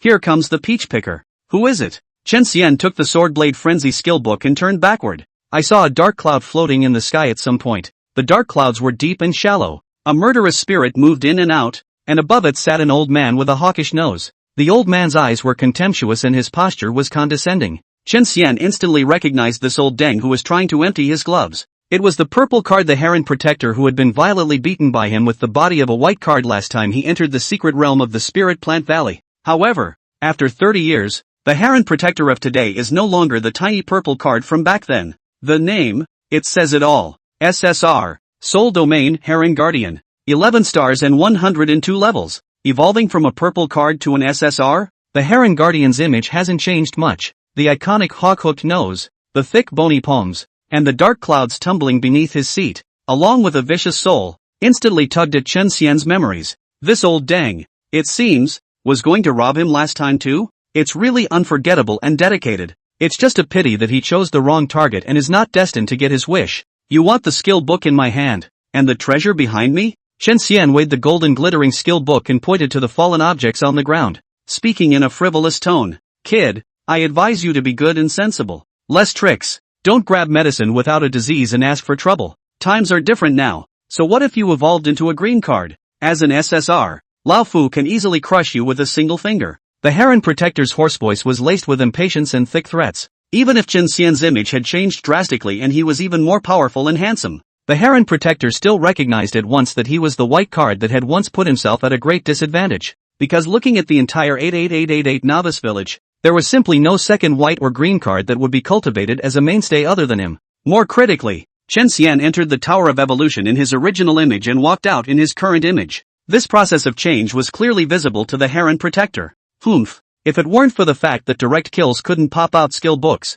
where would the old man need to talk nonsense? The humiliating experience of stealing a chicken last time was always remembered by the Harem Protector. He couldn't wait to make a clean break on the spot, but thinking about the skill book, he could only adopt a threatening strategy. After all, that is an incomparably rare gold-level skill book. The Harem Guardian's eyes glazed over for a moment. To his threat, Chen Xian's reply was only 5 words. The king sells watermelons. Protector Harem frowned, his eyes gazing toward Chen Xian with slight suspicion. What do you mean? Just so you should roll and crawl. While explaining slowly and methodically, Chen Xian tapped the skill book. The latter then transformed into a single golden point of light that floated away with the wind. Congratulations! You have successfully learned the passive skill, Swordblade Frenzy. What? The Harem Protector was first stunned, and when he reacted to being scolded, he immediately became irritated. And Chen Xian's behavior of learning off the skill book was not even putting him, an SSR, in his eyes. Sharp-tongued little sinner. You seek death. Soul ingestion.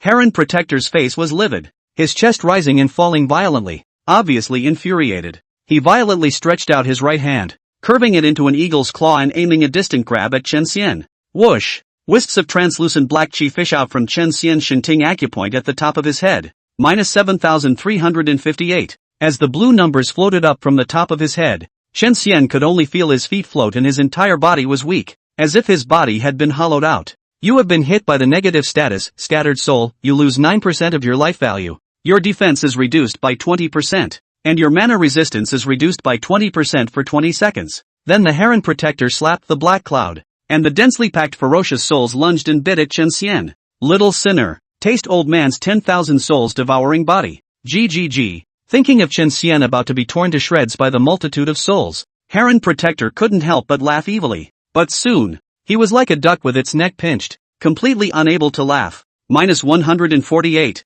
minus 148, plus 1,635, plus 1,635. The ferocious spirit wrapped itself around Chen Xian and tore at him with a big bite, but the damage done was far from what the Harem Protector had imagined. Damn! What's with his mana resistance and life? Back to blood as well. Can you play without chipping? Harem Protector's eyes dropped in shock. I thought that after evolving into an SSR, he was seeing whoever he could for lower ranked cards. Those 30 purple heroes before were the best proof. But why are you scraping the bottom of the barrel on a green card now? Who the hell is SSR between the two of them? Wasn't there a rumor in the village that the white card swordsman had run out of potential and wasn't worth worrying about? What kind of potential is this? Old Den, is that all you've got in the end? Chen Xian clasped his arms to his chest and looked at the Harem Protector in the sky with an old-fashioned expression. Little sinner, the old man admits that you have a few skills, but it's still hard for you to escape death. How can I lose when I have an advantage over the air? You can't resist the gnawing of old man's ferocious soul after all.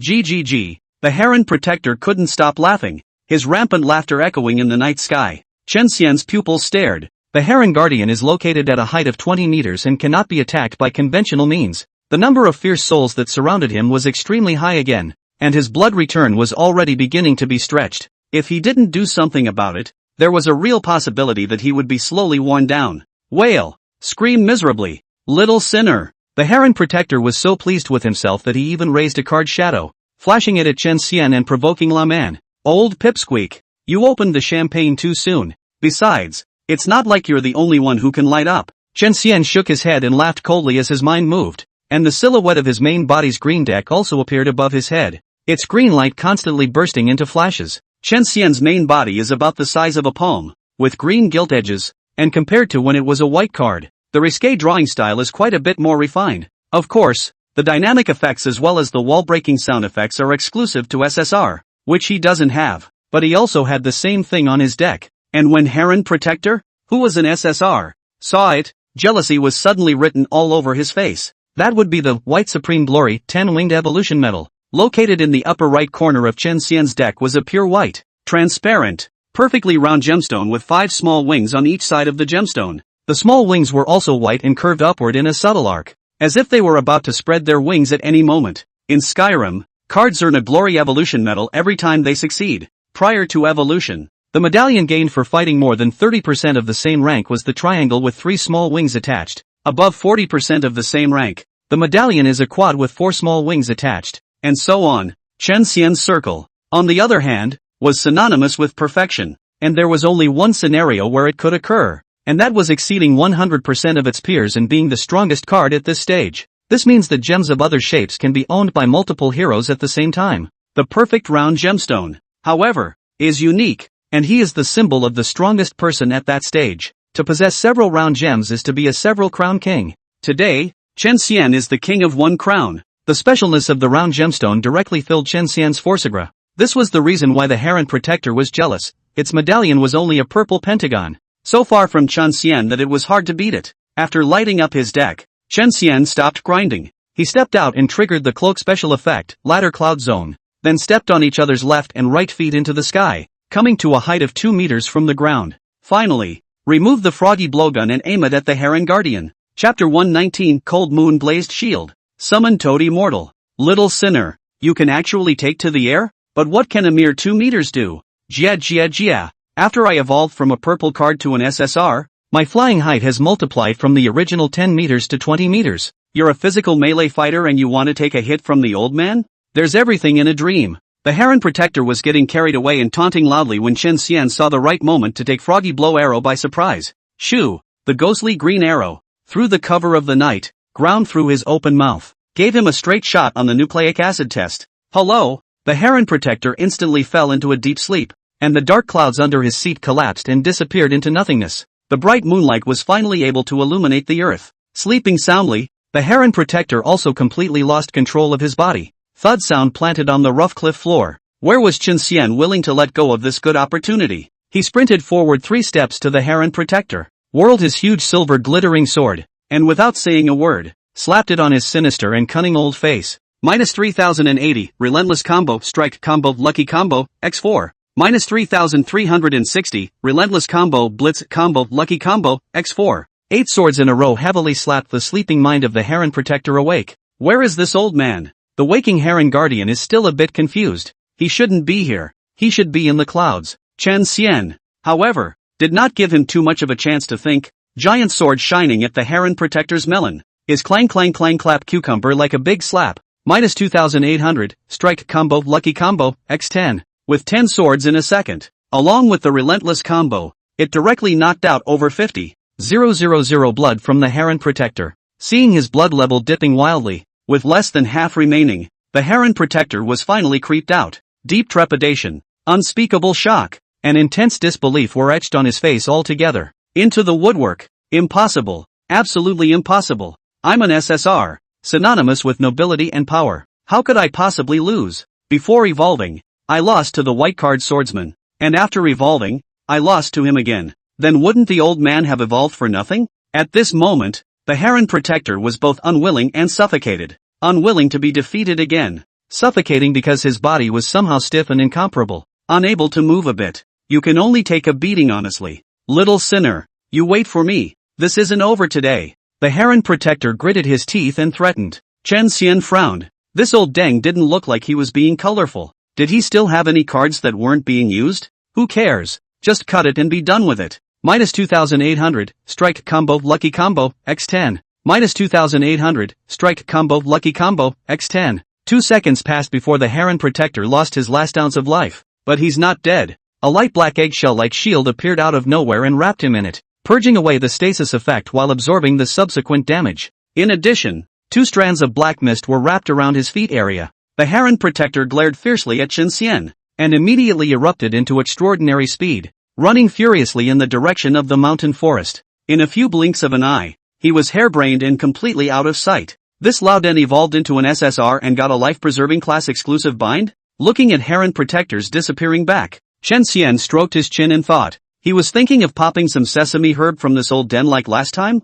However, the battle was not all bad. Chen Xian withdrew his gaze from looking out over the mountains and forests, spreading out his left hand and focusing his gaze within his palm. A triangular shard of black cloth was lying peacefully. This was exactly what Chen Xian had cut off from his left sleeve when he had wildly slashed the Heron Protector just now. The new skill, 10 Sword Servants, that he had learned in evolution required a medium that corresponded to the target in order to replicate the Sword Servant. The SSR Heron Protector was the first target Chen Xian was prepared to duplicate. After duplicating him, it might be possible to understand how this old den escaped just now. But before that, the remaining drops from the Moonlight Cold Toad explosion needed to be inventoried. Thus, Chen Xian put the drops into his backpack while counting. Silver grade toad skins. 6 of them. Now we've gathered 50 toad skins. We can summon the toad immortal. Sesame herb. 5 plants, which is 15 plants with the 6 sixes and 6s addition. Pink tulips. 3. Copper coins. 45. And finally, 3 pieces of bronze level equipment, as well as a piece of gold level equipment. Towards the end of the statistics, Chen Xian raised his tone a little. The 3 pieces of bronze level equipment he didn't pay much attention to. While their attributes were quite a bit superior to the slime set on their bodies, the latter had a high 30% experience bonus. For the time being, you can't change the drops. The only gold grade equipment did catch Chen Xian's attention. It was actually a shield. The style is an iris-shaped shield with a rounded upper head, a pointed lower head, and an elongated shield body. The whole body was made of white glaze, and the light shone brightly and brilliantly on it. It was not like a shield, but more like an exquisite craft. Chen Xian picked it up and turned it over and over to observe it. It's light, warm and smooth to the touch, and has the wrong attributes. Cold moon glazed shield. Quality, gold. Equipment requirements, level 100. Life plus 8000. Defense plus 300. Legal resistance plus 200. Glazed guardian. When equipped, for every 30% drop in life, gain a 5000 shield for 10 seconds. Synopsis, a moderate shield that's perfect for dumb munchkins. With it, my mom no longer has to worry about me dying a violent death. Indeed, as the blurb says, it's a good shield in every way. In particular, the special effect of dropping blood and adding a shield greatly increases the survival probability of handicapped players. When the summoner comes online tomorrow, this shield will be given to her. Chen Xian didn't keep it to himself. For one thing, his life and defense were strong enough that a shield would do very little for him. Secondly, his secret silver giant sword was so huge that many times he needed to launch an attack with both hands together, and there was no room to hold a shield at all. After thinking it through, Chen Xian put the cold moon glazed shield away and took a step away from the cliff, heading all the way north. On the way, he stopped at a forest clearing. After realizing that there were no other heroes around, he then took out all the toad skins from his backpack and piled them in the center of the clearing. Among them, some are flowery, some are white and smooth, some are lumpy, and come from more than a dozen different kinds of toads. Chen Xian placed 50 strange toad skins on the ground and formed a circle with a specific arrangement. Zip, zip, zip. Peculiar sounds rang out, and the toad skins on the ground quickly extended, sticking to each other and enlarging as they rotated, finally forming a teleportation array strewn with mysterious runes. Buzz. With a buzzing sound, a white pillar of light up to 3 meters high suddenly appeared on the teleportation array. Within the pillar of light, an old man dressed in white loose-fitting robes stepped out. The old man was stooped and his beard and hair were scattered, but he had a transcendent air. Most bizarrely, he actually had a toad head. Chen Xian's eyes narrowed, and after the village chief's introduction earlier, he knew the true identity of the toad immortal in front of him. Once one of the 4 saints of the slime-fighting Sky Empire's protectorate, his strength was unfathomable. Senior, I'm grateful for what happened before. Chen Xian clasped his hands together and bowed to the toad immortal for his earlier help in opening up the path of evolution. The toad immortal didn't say anything, just nodded. Only then did Chen Xian get to the point. Chapter 120 Road to the King's Trial. Toad also sets a baby? Elder, my senior's combat power has already surpassed 2000, so I can challenge the next ranked, wild gambling toad. I also ask for senior's help in unsealing the seal. With that, Chen Xian took out a grotesque toad statue from his backpack and handed it to the toad immortal. The toad statue was about the size of an apple, with the left side of the body pure black and the right side of the body the opposite pure white, like they represent luck and bad luck respectively. The color and shape of the pupil is reversed, with the left pupil being a white minus sign and the right pupil being a black plus sign. This is none other than the statue of the mad gambling toad. As long as the combat prowess met the requirements, Chen Xian could ask the toad immortal to unseal the seal on the statue, turning it into a living, breathing monster. After defeating the monster, his exclusive bond, Lord of Wild Gambling, could be raised by 1 level. There's no rush. The toad immortal, however, waved his hand to block the statue that Chen Xian had handed over. What are you doing, elder? Chen Xian took the statue back, his mind suspicious. A wave of the hand is not a refusal, and the latter should not be anxious. Saying that, the toad immortal glanced at Chen Xian seemingly casually. With a simple glance, Chen Xian felt that he had been seen through inside and out. Late born, I observe that you have a solid foundation. Even the fine details of your body tend to be perfect. Your potential level must not be low, right? Hearing Immortal Toad ask this question, Chen Xian did not hide anything and told the truth. The potential level of the late generation is SS grade. This was also thanks to the great assistance of Senior, as well as several other seniors, who opened up a powerful evolutionary route for Senior. It was only then that my late generation's potential grade leapt from F grade to SS grade. Upon hearing this, the Toad Immortal, who had always been indifferent, was deeply moved at this moment. On the first evolution, the potential was raised from the lowest F grade to SS grade. Although a few of them could open up evolutionary routes, they could not decide whether the evolutionary routes were ultimately good or bad. It can only be determined by the qualifications of the person being opened up himself. Usually, the higher the qualification, the higher the probability of deriving a powerful evolutionary route, with the highest being able to derive an evolutionary route that has the potential to reach S-class. The four saints, led by the Toad Immortal, all thought that after the first evolution, Chen Xian's potential would top out at C rank. After all, it's a white qualification with a poor base. That was the reason why they had left without looking back after helping Chen Xian open up the evolutionary route in the first place. Even if this descendant is highly valued by the emperor, and even will pass on the gold and jade seal of the state, but the base is really too poor, ultimately cannot go long, difficult to become a climate. How does this get their attention? But it was only now that the Toad Immortal suddenly realized that he had far underestimated the ladder in front of him. Usually, the level of potential is only related to the qualification, and the two correspond to each other. For example, for those geniuses with golden qualifications, their potential is S-class, but this latter was still green qualified, and his potential had actually reached SS rank. It is important to realize that when qualifications are raised, potential will definitely be raised, and there is a clear way to improve qualifications, and that is evolution. When this latter evolved into a golden qualification, the potential would be even more unimaginable. Thinking of this, Immortal Toad squared his features slightly, recognizing Chen Xian's, great emperor's successor, identity for the first time in his heart. The look he gave Chen Xian also became a bit more serious. Posterity, those who become emperors and kings will surely go through trials far beyond the ordinary. Will you accept a stronger challenge? As soon as the Toad Immortal's words fell, Chen Xian's side received a new quest. Toad Immortal's Road to the King's Trial.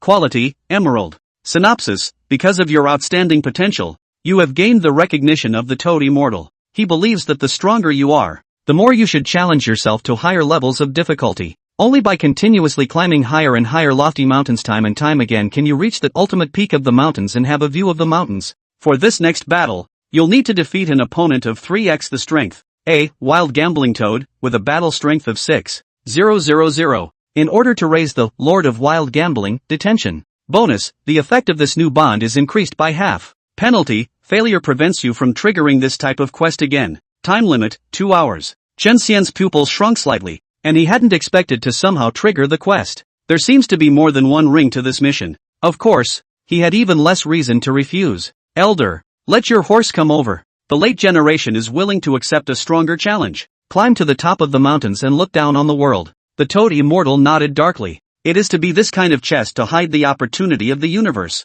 Through the four poles of heaven and earth, the majestic atmosphere. The great emperor's vision is really too much better than the four of them old things. A trace of remembrance swept across the Toad Immortal's eyes as he picked up the toad statue in Chen Xian's hand. The white aura of his right hand flickered as he gently wiped at the statue. Dang! The next moment, the fist-sized statue turned into a table-sized dark green toad. Mad Gambling Toad, Shadow Summoning Edition, Bronze Boss. Grade, 100. Life, 8500/850000. Attack, 600. Talent, Corrosion, -1 to target's defense for each hit from an attack. Lasts until end of battle. Skills, Long Tongue Lash. Shadow Summoning. Introduction, a magical creation sealed by layers. Heroes can defeat it at different stages to improve the quality of the bond, Lord of Wild Gambling. After the Mad Gambling Toad is defeated and the hero meets the challenge requirements for the next stage, the hero can ask the Toad Immortal to unseal the seal on it. Each layer of the seal is unlocked. Its combat power will x 1000%, and talents and skills will be unlocked one by one. The current combat power is 6000, so please measure your hero's strength. Number of unlocked layers of the seal, 1. Looking at the dark green toad in front of him, Chen Xian frowned slightly. The super thick blood bar even surpassed the rare silver level boss Moonlight Cold Toad,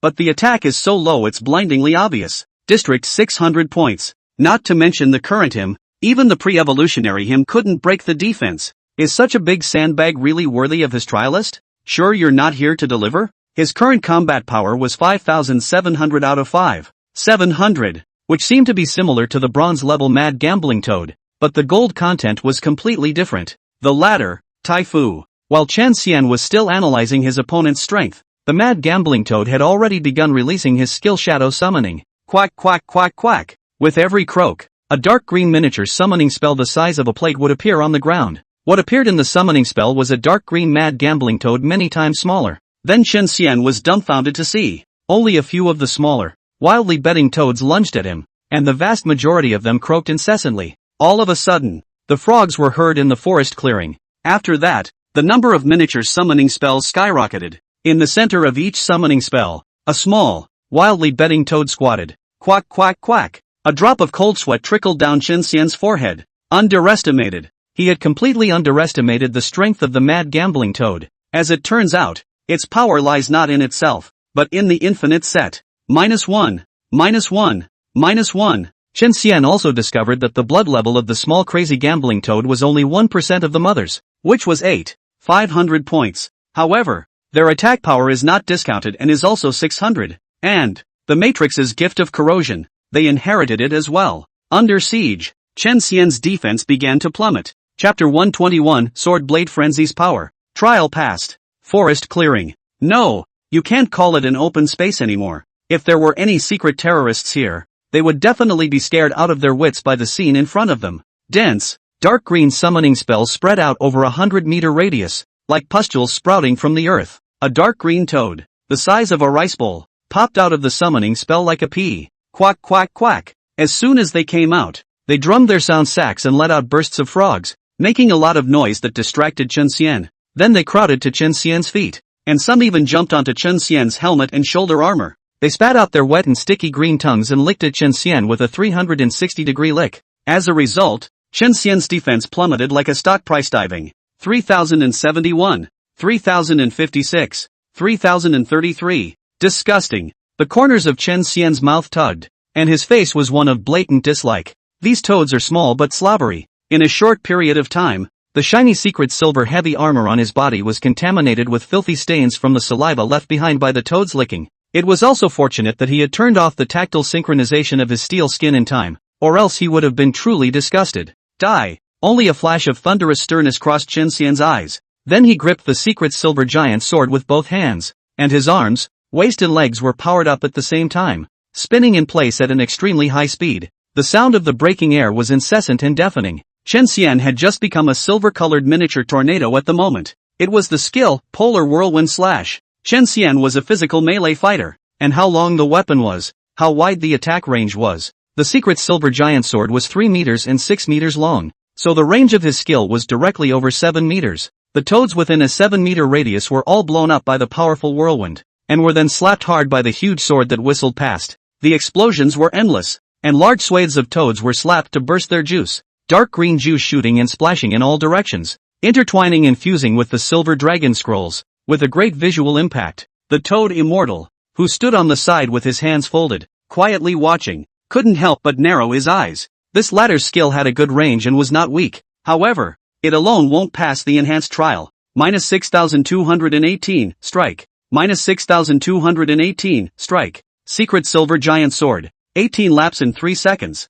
These little toads only have 8,500 blood. They won't even last 2 laps. Combined with the exaggerated attack range, Chen Xian had killed over 2,000 toads with just the Polar Whirlwind Slash. But the toads are as if they can't be killed and killed. For everyone that fell, dozens or hundreds stood up. They went forward and back, surrounding Chen Xian with their tongues fluttering and licking furiously. The power of the Sea of Men was sharp at this moment. -600. -600. Under the corrosive talent, Chen Xian's defense was completely licked into a duck egg as he began to take full damage. In just the past second, his blood level plummeted by 30,000. Rather, Chen Xian's face was unperturbed. Relentless streak. -6,838. Relentless combo blitz combo lucky combo, x4. -7,460. Relentless combo blitz combo lucky combo, x4. Chen Xian lifted his secret silver giant sword and viciously poked at a toad by his feet. 8 sword shadows fell together, sending it to its death on the spot.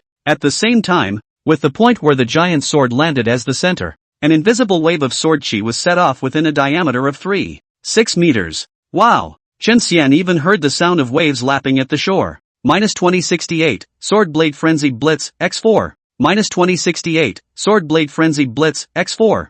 Sword blade frenzy triggered continuously, and the toads around Chen Xian kept dying violently. That's right, this was Chen Xian's bottom line. Sword blade frenzy. There is a 10% chance that when attacking with a general attack, it will deal ranged damage of 50% of its own attack power to the main target's perimeter. The talent, Hong Luck, was once again in full force, directly drying up the 10% probability. As such, Chen Xian's general attack was a group attack. Still no limit to the number of true swarms. As long as it is within 3-6 meters of the main target, it will be affected, and there will be absolutely no leakage. It's been so long, it's about time you had enough fun. Next, the offense and defense are changing shape. In the dark pupils of Chen Xian's eyes, a flash of sharpness flickered like a lightning bolt sweeping through the air. He held the door-slab-sized secret silver giant sword flat with one hand and swept it left and right at a frequency of 2.5 times per second. Empty, empty, empty. The air was savagely blasted with a dull explosion. The toads went forward,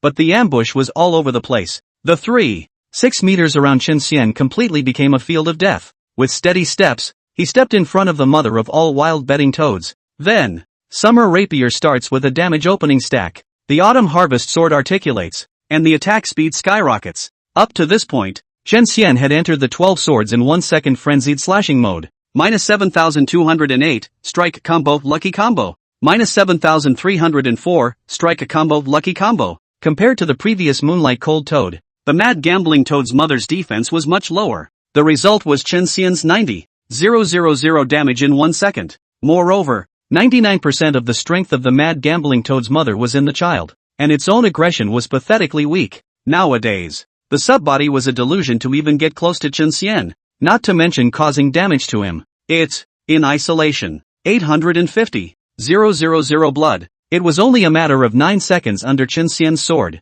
Quack! 9 seconds later, the Mad Gambling Toad screamed miserably and was hacked to the ground. His fat body rapidly shrinking and the dark green color of his skin fading away as much as it could. With its bloodstain emptied, it quickly transformed back into its original black and white toad statue. The little toads in the field, one by one, stretched out their legs and stared, and fell stiff and lifeless. Congratulations on completing the quest, the Toad Immortal's Path to the King's Trial.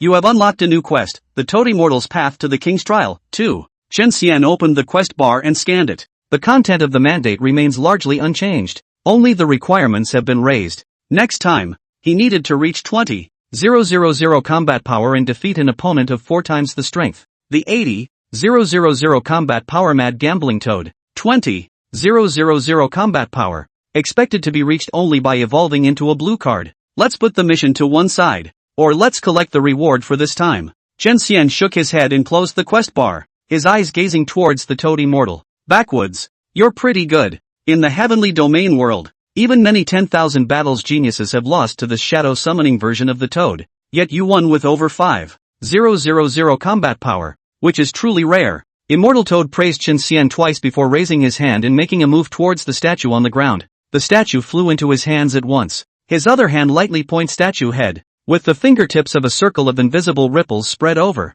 The statue actually click became a few points larger. The surface also raised a layer of light fire red light. Red? The Toad Immortal raised an eyebrow. The attribute that came with it was actually it? This latter is not bad luck. Chapter 122, Upgrading the Bond. Sword Servant Heron Protector. Immediately afterward, the fiery red light coalesced as much as it could into a red point of light that wobbled and floated towards Chen Xian and passed through the chest secret silver plate, melting into his body. In an instant, Chen Xian felt that the blood in his body had become hot magma, and his veins were almost scalded through. The muscles were also pulsing and throbbing, extraordinarily restless and itchy, and even his breath was scorching hot. He's itching for something big right now. The cause of it all was undoubtedly the red point of light that entered the body. At this moment, the red light point was releasing a steady stream of raging energy, transforming Chen Xian's body. In the system alert bar, rows of text began to scroll. As you defeated the Mad Gambling Toad Shadow Summoning Edition, level 100 bronze boss, your exclusive bond,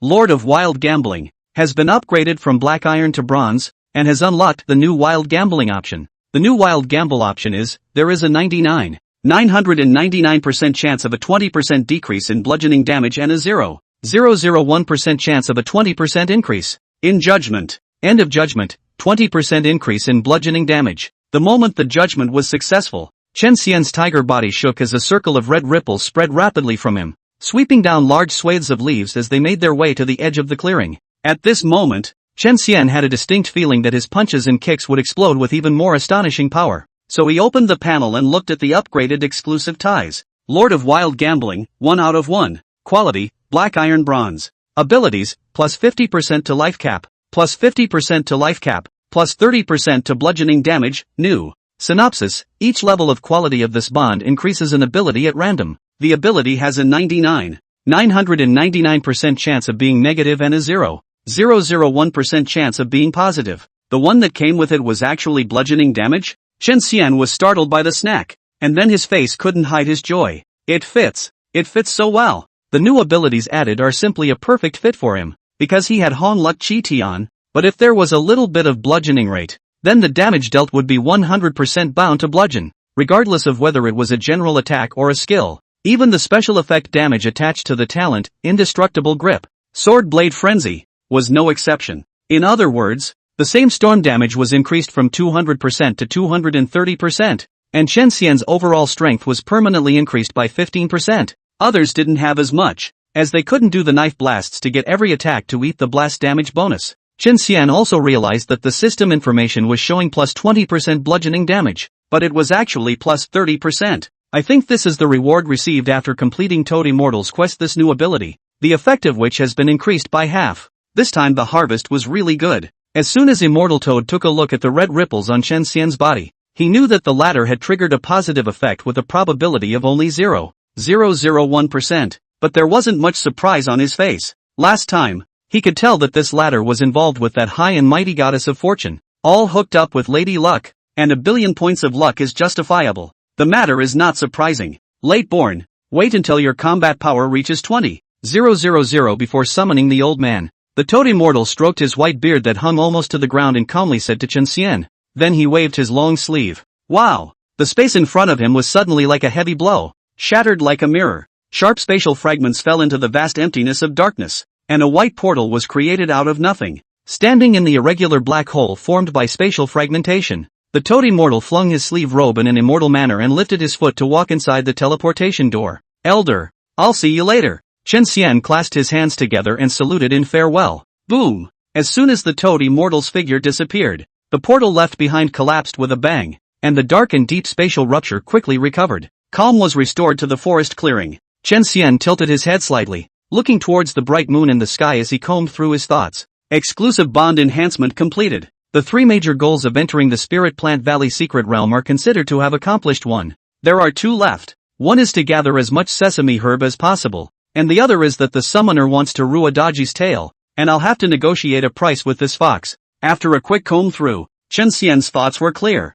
Two goals that could be accomplished together. During the daytime when he was waiting in line to evolve, he had heard players talk about the strategy on the official website. The Spirit Plant Valley Secret Realm, whose specialty was Geelon Vanilla, would refresh one or several flower beds in the center of the secret realm every night. Inside each flower garden, at least 300 chiaroscuro herbs are growing, and as many as 500 is not out of the question. It's a place where heroes must fight, and Daji will surely appear there. Whether it was to collect Geelon herb or to make an appointment with Daji, the center of the secret realm, Chen Xian had to go. But before that, create the first sword servant. Chen Xian took out a black piece of cloth from the space compartment, the very same piece that he had cut off from Heron Protector's left sleeve not long ago. He threw the black piece of cloth into the air, and recited the creation mantra that came with the skill, 10 sword servants, with a. At the same time, his hands were fast like phantom shuttles as he formed one creative hand seal after another. Minus 5,000, mana. Finally, under the combined effect of the three elements of the mantra,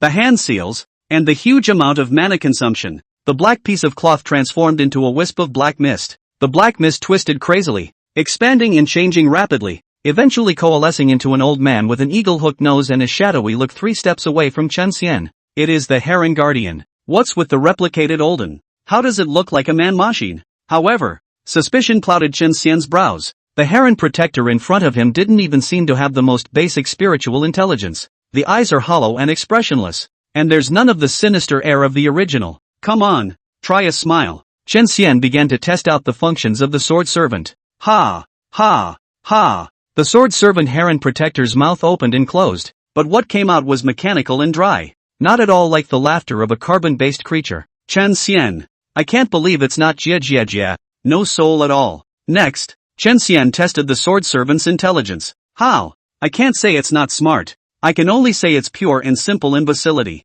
He would only carry out some of the most basic, simple commands, such as attack, retreat, defense, follow, gather, and alert. Ask him to perform advanced commands, such as asking him to fry 2 dishes, and trusting him with a message, as well as performing complex tactics and all that, and he goes into downtime and doesn't move a muscle. In addition, Chen Xian also discovered a special place. The body of the sword servant Heron Protector was actually composed purely of energy. After taking damage, there would be no real special effects such as bleeding, wounds, broken limbs, etc. It would only gradually dim and become transparent. Of course, neither intelligence nor body can hurt. What Chen Xian was most concerned about was still his bonds, talents, and skills. Chapter 123, Center of the Secret World. Convergence. There are 3 restraints on the Heron Guardian. First up, 2 combo holds. Soul Domain, 3/5/7, when activated. A 10-meter radius around yourself will be transformed into a Soul Domain. With your own combat power x 120%/130%/150%. Targets that enter the Soul Domain. Mana resistance x 90%. Soul Controller, 3/6/9, upon activation. The spell strength of the fierce souls under your command x 120%/140%/200%. The 2 major combo holds are invariably very useful. Next is the new exclusive bond that was added after the Heron Guardian evolved into an SSR. Master of Souls, 1 of 1, after taking lethal damage. He will turn into a spirit of nothingness, unable to be selected for 2 seconds, and removes any control effects he has already taken. Speed x 200% for 60 seconds afterward. Cooldown, 1 day. Seeing this, Chen Xian let out an "oh" with a blank expression on his face. No wonder the Heron Protector was able to slip out from under his sword just now. So it was the effect of the Soul Master. In addition, he discovered the startling fact that all of the restraints, including his 6 shapeshifters bonuses, were all multiplied. This means that the effect of the bond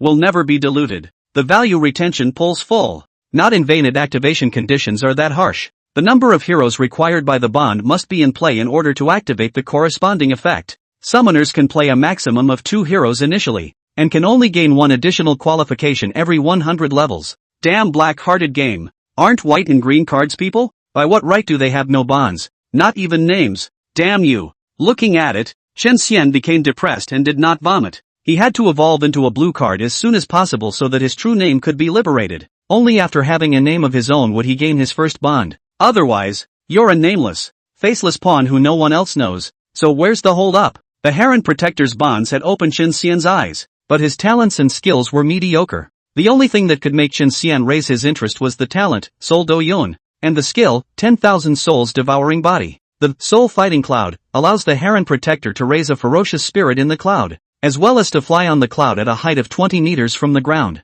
10,000 Souls Devouring Body, on the other hand, is a skill that can be used singly or in groups. Lit. 10,000 Souls Devour the Body. Quality, Silver. Level, LV3. Effect, commands the entire army of fierce souls under his command to attack and tear at the target continuously, dealing 130% of spell strength spell damage per bite and causing the target's spell resistance to -1%, stacking for up to 10 layers. Lasts 20 seconds. Mana cost 500 points. Cooldown 90 seconds. After looking at the talents, bonds, and skills, Chen Xian then scanned the attributes of the sword servant Heron Protector.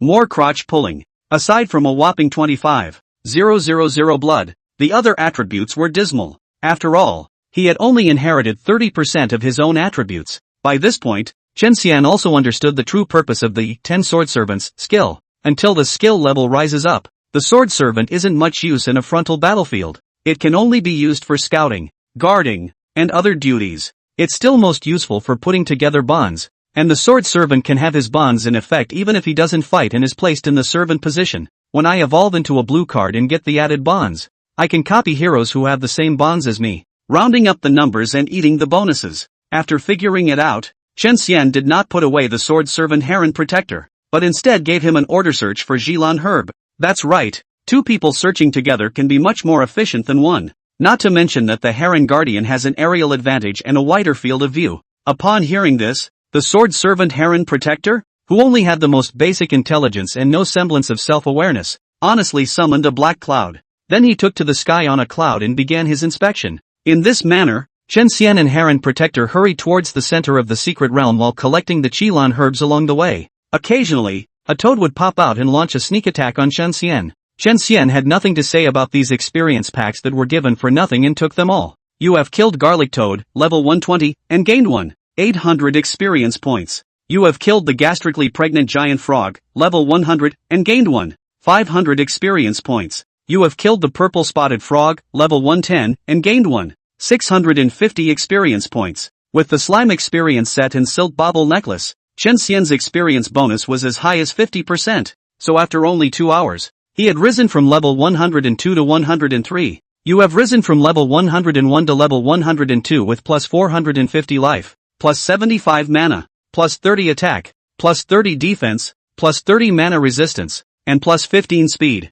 You have successfully triggered the talent, Pawn Luck, and gained the above growth one additional time. With the assistance of the sword servant Heron Protector, Chen Xian had found a total of 72 Qilin herbs. Make it into a golden jelly, enough for him to eat for 2 days. It's just a shame that the sword servant Heron Protector consumes 100 mana for every 1 second of battle, and the consumption is really high. The moment he thought of the drawbacks of the 10-square sword servant, Chen Xian couldn't help but shake his head. Even if he used the Spring Life Sword, as soon as it was good enough and it returned 10% of his maximum mana every time, it still couldn't support the horrifying consumption. Thus it was only possible to reduce the frequency of the sword servant Heron Protector's outings, or else he would have found more sesame herbs. After 2 hours of rushing, Chen Xian finally arrived at the center of the secret realm. It wasn't flat, sandy, or rocky, but an immense stump. The stump was 10 meters high and the area was roughly the size of 10 soccer fields, but it was scorched black inside and out, like it had been struck by rolling thunder. Chen Xian came to the bottom of the tree stump, his legs slightly curled, then his silver bright heavy boots violently stomped on the ground. Dang! The strong force that erupted from his legs directly catapulted him 10 meters into the air and landed him firmly on the edge of the giant tree stump again. It was then that Chen Xian realized that he was not the only hero who had arrived at the center's lightning-struck stump. There were even hundreds of them, most of them gathered in the center of the lightning-striking stump. Is it late? Chen Xian's face changed slightly as he simultaneously put away the sword servant Heron Protector. After all, there was no use for him at the moment, and the guy was a big blue consumer. Big mongrel, what took you so long? My concubine has been waiting so hard. Suddenly, Chen Xian heard a petite complaining voice. He looked up at the sound and into the night sky ahead of him. It happened to meet a pair of beautiful peach blossom eyes with autumn water. Daji pouted slightly, striding with a pair of long, slender legs, her lotus steps stepping towards Chen Xian in the air. The moonlight in the sky was bright and clean, like water pouring down on Daji, coloring her with a layer of holy and dusty mood. Although her own flavor, but the two do not conflict, but instead blends a harmonious contrast, so that the already natural beauty of her, the more beautiful and moving, especially those long, perfectly curved legs, which were even whiter and smoother under the moonlight, making it hard to take one's eyes off of them. Chen Xian watched carefully as Daji approached step by step, his heart vaguely setting off waves of shock. Is this the oppressive feeling of a dark gold SSR? It's far too much stronger than the Heron Protector who is an SSR. Chen Xian didn't bother to appreciate Daji's stirring and stunningly beautiful face, and her bumpy and seductive body. Instead, feel her aura and pressure. Under the sensation, his brows stared. Chapter 124, Big Mongrel. You're bad. It wasn't as if Chen Xian hadn't had close encounters with SSRs, but whether it's the majestic 8-foot torso, the mighty, overlord Xiangyu, it was still the dry, thin, and gloomy, Soul Domain Heron Protector, or the chilly white fox of Qingqiu, the delicate Pan Jinlian, and the demonic goddess Taiyan like Wusong. All of them did not have that peculiar pressure on Daji. From this pressure, Chen Xian also caught a hint of familiarity. It's the Winter Sword. Daji's pressure, and the rhythm of the Winter Hidden Sword, surprisingly have something in common. Both have an implication of collecting and gathering energy. The difference is after the energy is gathered. Daji's pressure was solid and heavy, like hard basalt. Winter Hidden Sword brings people the feeling of restraining the sharpness of the sword, waiting for the momentum to develop. It is like a seed that is constantly storing nutrients, waiting for the next year to flourish. The pupils of Chen Xian's eyes widened in secret surprise. He knew that the peculiarities in Daji's body must be related to the dark gold SSR. While thinking about it, Daji walked with a light step to Chen Xian and stood curiously. The evening breeze, wrapped in a bit of coolness, brushed over her bewitching and stunning face, but could not brush away the miserable self-pity above. Seeing Chen Xian's silence, Daji's willow brows furrowed. A pair of beautiful peach blossom charming eyes filled with aggression. and between her pink lips mumbling, she let out a wailing reproach, calling, "Speak up, big mongrel. Why don't you say a word when you see your concubine? Could it be that your heart was unwilling to do so? Only that you came to meet with your concubine because of the summoners, please? If this is really the case, it would be better not to come. Why force yourself?" Also complained that concubine alone in this rustling cold wind silly wait for a long time. Seems too much pretense. Wooing. Daji's weak accusing voice pulled Chen Xian out of the ocean of thinking. He had black lines hanging from his forehead. No less a vixen. In just a few words, he was described as a big, bad man who was unforgivable, making it seem as if he had done something outrageous. I have to say, that aggrieved little expression, that pathetic tender posture, acting really realistic, more than enough to take the Oscars gold medal. If only her 9 large tails weren't wagging around mischievously. Don't act pathetic. Don't you just want it? Then, Chen Xian shook his head helplessly and took out a golden jelly, handing it to Daji. Next, however, his face changed slightly and his tiger's body shook, for there was a strange touch in the palm of his hand, soft and tickling and a kind of drawn-out stickiness. Giggle giggle giggle. It turned out that Daji didn't use her hands to pick it up. Instead, she bent down, came close to her head, pushed a few strands of green silk next to her cheeks behind her ear, and directly stretched out her little tongue to lick up the jelly. Oh, it's so delicious. What a miserable life of clear soup my concubine used to live. Big mongrel fish. Why is it that as soon as my concubine opens her mouth, you know what my concubine wants? You know so much. Could it be that the one hiding inside the iron shell is also a fox spirit? While licking, Daji would occasionally raise her eyes, charmingly observing Chen Xian's reaction. Chen Xian's face darkened and his temples throbbed. You're the vixen. Your whole family is a vixen. Chen Xian lowered his head and glared at Daji without a good look. Who would have thought that a large area of snowy, greasy, plump softness would have intruded into his eyes without any cover? Chen Xian really did not expect that the angle of looking up and down, coupled with the slightly spacious neckline of Daji's bodice, the combination of the two actually led to such a result. After freezing for a full 2 seconds, Chen Xian came back to his senses and abruptly turned his head to the side. But that milky white Yukiko floated in his mind like a shadow, lingering. What's wrong? Big mongrel. Noticing Chen Xian's abnormality, a faint doubt surfaced on Daji's face. Phew. At that moment, a wisp of evening breeze passed over Daji's chest, leaving a chill in its wake. She lowered her head slightly and took a look, looking up again at Chen Xian, who did not dare to look directly at her. All the details of the scene just now flashed before her eyes like a slideshow. All of a sudden, on Daji's exquisite jade face, the intoxicating blush of fire spread rapidly like a burning cloud. She finished the jelly in 3 or 2 bites, covered her chest and retreated 2 steps in a row, glaring at Chen Xian in a petulant manner. Yikes. You horny big mongrel. It turns out that being honest is just your disguise, to actually take advantage of my concubine while she was off guard, sneaking around to take advantage of my concubine, so to speak. Earlier, you also had a premeditated plan to hug my leg? Big pervert. You're bad. Chen Xian frowned tightly, but it was a little accident. How the more you describe it, the darker it got? He turned his head and looked around, noticing that there were a number of heroes nearby, their eyes looking straight ahead. I'll go. I don't want a lifetime of fame ruined. Can't let her go on emoting. So Chen Xian winded up close to Daji, directly covered her cherry mouth, and explained. Unbeknownst to him, the scene fell into the eyes of the other heroes, and it was even more off-putting. What's going on? Although the scourge demoness is charming and often scratches her head, she actually rejects people and is even harder to approach than those iceberg beauties. Now how did she hook up with a white card? No. Green card swordsman hooked up? No. 88,888. The novelty village's #1 beauty. You can't have a master in name only. The green card swordsman is ravishingly envious. It's really puzzling. The old man looks better than Panin. On the contrary, the green card swordsman is an ugly iron lump. Why can he capture the beauty's heart? Could it be that he has some special skill that attracted the beauty's favor? Oh, lousy big teeth are laughed off. The old dish help a handful of years old. Also do not take a piss to look at their own honor. The roadside casually pull a wild dog are more handsome than you. Who is scolding old man? Letting pears, Kong wrong? So it's you. The hypocrite. Come, stick your head out. Old me will let you relive what it means to honor the old and love the young today. On the other hand, Chen Xian pulled out another jelly before calming Daji down. Looking at Daji, who was chewing the jelly in small bites with a satisfied face, Chen Xian finally threw out the question in his heart. Daji, what exactly are the wonders of the dark gold SSR? Why do you bring me a strange feeling? Daji glanced at Chen Xian without directly explaining.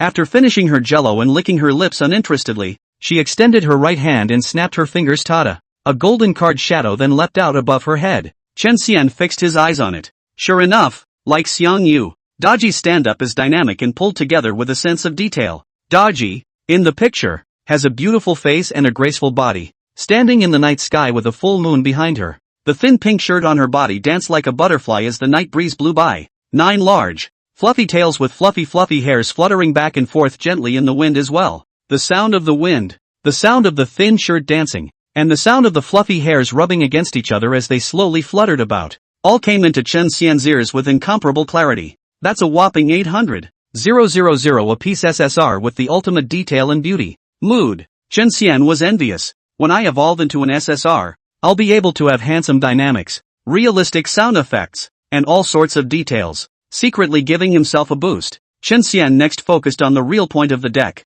i.e., dark gold SSRs, as opposed to regular SSRs. Chapter 125, The Might of the Dark Gold SSR. The Mystery of the 10 Gold Steps. Chen Xian skimmed over the Golden Glory 6-winged evolution medal, located in the upper right corner of the card in the shape of a golden hexagon. Observe the edge of the deck. There, a ray of dark golden light was flowing around the circle at a constant rate. The feeling that the dark golden stream of light gave Chen Xian was consistent with Daji's pressure. Heavy, solid. He circled around behind Daji again and observed. No different from the regular SSRs, the color of Daji's card back is also crystal clear jeweled gold. Gemstone gold means that the gold color is gem-like and translucent. What makes a difference is the color of the pentagram on the back of the card. The pentagram of a regular SSR is a light gold color with a flashy and dazzling glow. The 11 pentagrams spread across the back of Daji's card are a dark golden color of cohesive light. Dark gold again? Chen Xian raised an eyebrow.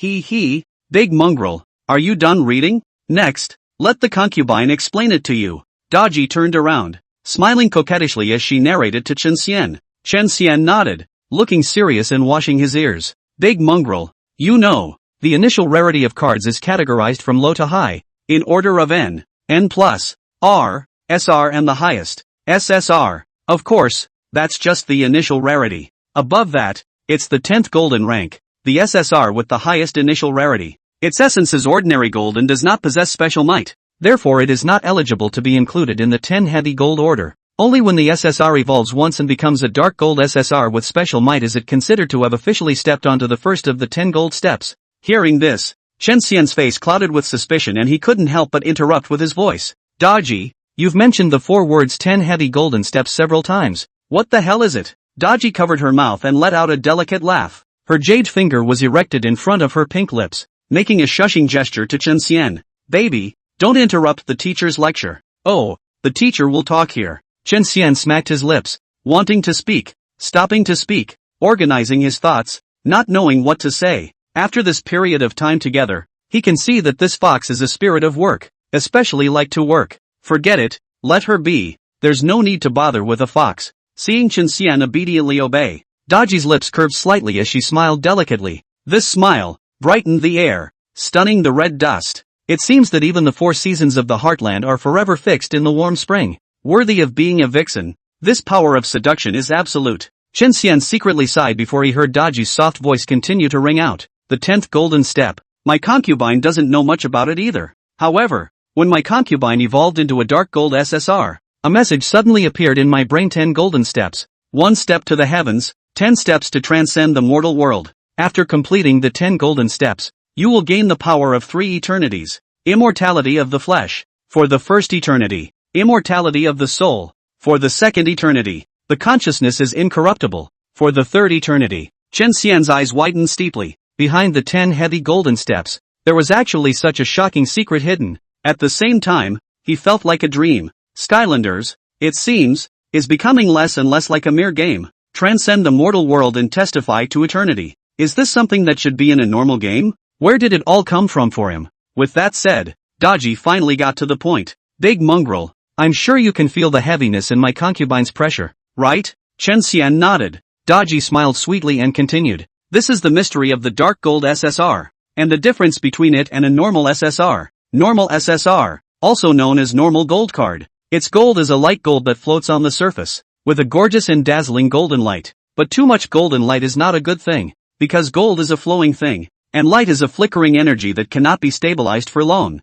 It means that ordinary SSRs have unstable roots and don't go far. The dark gold SSR, on the other hand, coalesces the golden light, washing away the splendor, precipitating the self, and solidifying the foundation. In this way, the light is dimmed, but the foundation is deeper, and so is the pressure. This is so because the purpose of dark gold, as the first of the 10 golden stages, is to build a good foundation. Therefore, after a card evolves into a dark gold SSR, not only will its base attributes skyrocket by a lot, but its spirit power consumption is permanently reduced by 10% and its mana consumption is permanently reduced by 10%. Chen Xian nodded. Cohesion and precipitation would really cut down on unnecessary consumption. And the unique prowess of the dark gold SSRs makes perfect sense, and the utility pulls full circle, especially with the reduction in spirit power consumption, which is especially important for dark gold SSRs that eat a lot. Chen Xian was only a green card, yet he took the initiative but understood the special features of the dark gold SSR,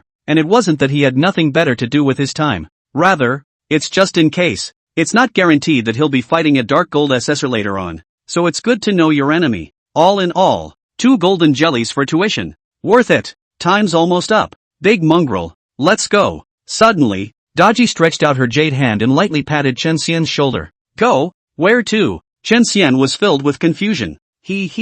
Follow the concubine. Daji gave a playful laugh and caused the way ahead. Chen Xian followed behind uncertainly as they made their way from the edge of the giant lightning-struck stump, all the way to the center. As the king of the 100 flowers in the 88888 novice village, the head of the group of flowers, the first great beauty, one of the 3 major opening SSRs, one of the 2 major dark gold SSRs, and the strongest dark gold SSR, Daji's reputation was even greater than Chen Xian's. Wherever she passed, the other heroes retreated and honestly made way. Chen Xian followed behind her, and the journey was unhindered. Soon, they arrived at the center of the giant lightning-striking stake. There's a semicircular silver protective shield here. Chen Xian's gaze passed through the protective cover and saw the 2 large and 7 small flower gardens spread out inside, totaling 9. Each flower garden is filled with purple dogwood like sesame herbs. At this moment, Chen Xian also finally understood the reason why Daji had brought him here. Shady Moon Protective Shield. Status: full. Life: 5. 000 000/5.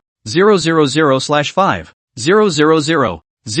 000. Defense: 10,000. Legal resistance: 10,000. Mighty: 5% max life back per second. Introduction: this protective shield is condensed from the pure Yin power in the moonlight. It is exceptionally sturdy and has extremely high double resistance, so it is recommended not to head iron to death. A Yang is born at the hour of the sun, and a Yin at the hour of the noon. The extreme of Yin gives birth to Yang, and the extreme of Yang gives birth to Yin. When it was past 12 p.m. sharp, the pure Yin power in the protective shield would begin to give birth to the pure Yang power, and the 2 forces would clash and weaken each other. At that time, the defense of the protective shield will gradually drop by up to 90%. Countdown to the birth of the power of pure Yang, 2 minutes and 25 seconds. Chen Xian was also taken aback by the protective shield. With 10,000 double resistances, he couldn't even break the defense except for the Autumn Harvest Sword. Even Daji, who is a dark gold SSR, would never want to break it with her own strength. The only way to do effective damage to it was to wait until afternoon, when the shield weakened itself. Chen Xian glanced around and realized that all the heroes had gathered near the protective shield. Chen Xian also saw several old acquaintances and Heron Protector was one of them. After more than 2 minutes, the double resistance of the protective shield began to drop, and more than 200 heroes who had completed their first evolution and whose rarity was at least purple, with the exception of Chen Xian, launched an attack on the protective shield in unison. Bang! An hour later, under the combined efforts of the crowd, the protective shield was finally broken, and pieces of debris shot out in all directions. Charge! Girly herb is mine. Kong Rong, didn't you give up pears when you were a kid? Why don't you even give way now? Agu! Bastard! Not only do you not let me go, but you dare to elbow me? I'll kill you. Jia. All of you are mouse-eyed fools. Jilan herb can be found not only in the flower garden, but also in your pockets. Bring them all to me. Bah! Where did the young lad come from? He doesn't mind the shame. How dare you sneak up on me? A 60 or 70-year-old man. Eat my lightning 9 consecutive whips. If I don't whip all your poop out today, count your poop as clean. The scene was instantly chaotic as the heroes pounced on the flower garden like hungry wolves. Chapter 126 SSR Swell? Swoosh! Dang it! Bang bang bang! Ah! Around the flower garden, swords and swords flashed, flames and thunder raced, the sounds of killing shattered the clouds, and the screams stumbled. The heroes, who had just been working in unison to attack the protective shield, turned around and fought over the jelly raw material, sesame herb, in a heated battle. The goal of most of them is 7 flower gardens full of chiffonade and herbs. A few, by choice, are looking for soft targets. After all, when a hero dies, a portion of the sesame herb on his body will fall off, and it's called a chance. Unluckily, Chen Xian, who was walking towards the flower garden, was treated like a soft target. Stand still, don't look around. Dog food green card, talking about you. If you don't want to lose stars and levels, hand over all of the Qilin herbs you have on you. As the arrogant voice reached his ears, a hint of amusement flashed across Chen Xian's face, and he really did stand still. A cannon fodder green card that doesn't even have a name. How dare you get involved in a purple card battle without clamping your tail and hiding away? Has your brain been chewed by a dog? A middle-aged man dressed in the robes and clothing of a civil official and wearing a long sword walked up to Chen Xian and gave him a condescending, sidelong glance. Sr. Jean Pair Kong Rong, 11 stars, level 100. Chen Xian glanced at the name on this Zhongding's head, then said with a flat expression, I'm a little curious if anyone has ever told you that your mouth really stinks. Kong Rong's face sank with a swish. Unsuspecting cannon fodder, you have succeeded in angering me. So, I've changed my mind. Lowly cannon fodder, not only must you hand over the entirety of the Qilin herb, but you must also come up with something good that satisfies me, or else, become a dead soul under my sword. Chen Xian, however, shook his head. Sorry, allow me to decline, because I hate being threatened and I hate guys with foul mouths, so please, go to hell. Saying that, he raised his right arm high, and the 3-meter-6 long giant sword straightened towards the sky, looking to slap down towards Kong Rong. Bold fanatic, how dare you speak up?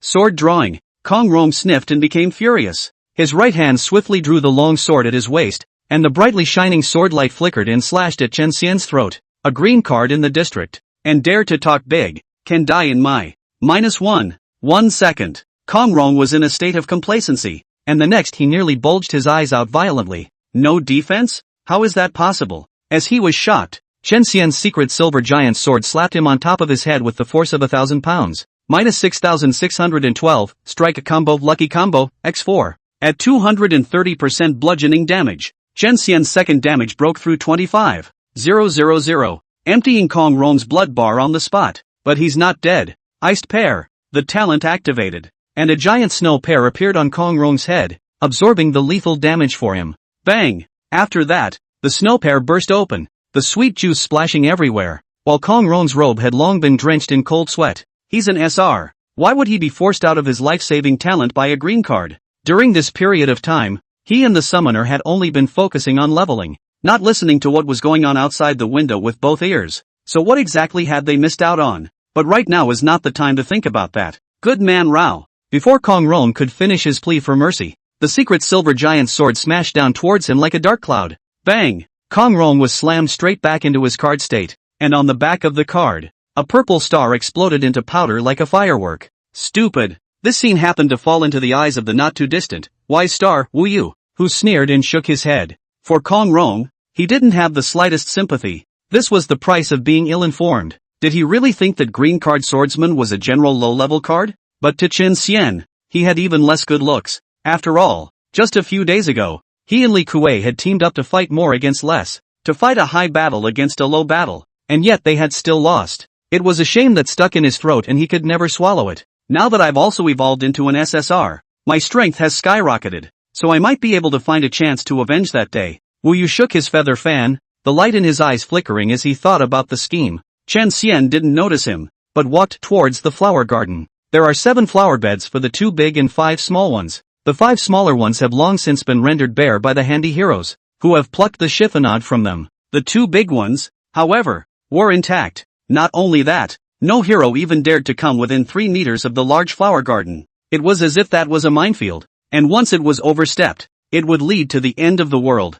Big mongrel, come here. I'll take the left, you take the right. No problem. Daji stood in the center of the 2 flower gardens and greeted Chen Xian over with a smile. That's right, it is with Daji, the only dark gold SSR in the whole field to guard. The big flower garden can be safe and sound. Even if she had the 2 flower gardens to herself, none of the heroes present dared to say a word of no, because Daji was a dark gold level card, stepping into the existence of the first of the 10 gold orders. Not only is her blood thick as a duck, her damage is also high. Even if the people present joined forces, they all thought that they were not her opponent. However, Daji said that she was going to give up half of the Jilan herb to Chen Xian. Many heroes were envious and jealous, and they were not happy about it. What gives him the right to get a kiss? What could he do to have half of the chiaroscuro in his pocket? The green card swordsman was the one who defeated SSR Overlord Xiangyu before evolving. However, according to the grapevine, the green card swordsman was drained of all potential and cut off from future growth during the white card stage in exchange for combat power far beyond his class.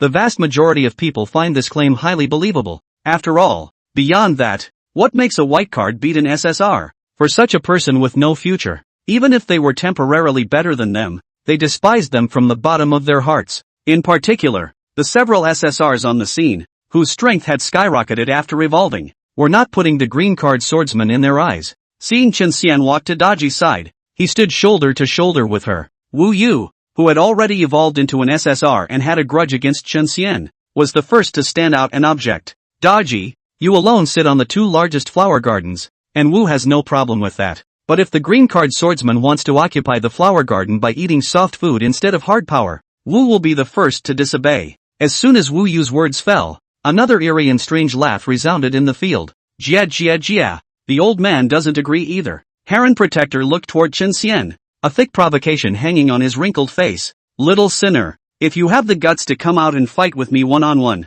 what kind of skill is it to hide behind a woman? If you hadn't taken me by surprise and controlled me before, I wouldn't have lost. We don't agree either. Immediately after that, the King of Strikes Barbarian Three Blades, who wore an ox horn helmet and had a majestic figure, as well as Frost Archer Chill, who was wearing ice blue ranger tights and carrying an ice crystal longbow. These two major SSRs that evolved from SRs also stood out at this moment. And me, a tall man with two swords, also stepped out from the crowd of purple heroes. Dancing Sword Xiang Zhuang, another SSR that evolved from SR, as the cousin of Overlord Xiangyu. Even if he wasn't under the same summoner's command, he had to find a way back for Overlord Xiangyu, who had lost to Chen Xian. In the face of the five SSR's joint press, Daji's pink face contained a fury, and she snorted lightly. My concubine has acted as she pleases in her life. Why should she need others to tell her what to do? What has it to do with concubines whether you agree or not? Since it's so noisy, my concubine will give you a ride. At this time, Daji did not have half of the delicate and softness that she had in front of Chen Xian.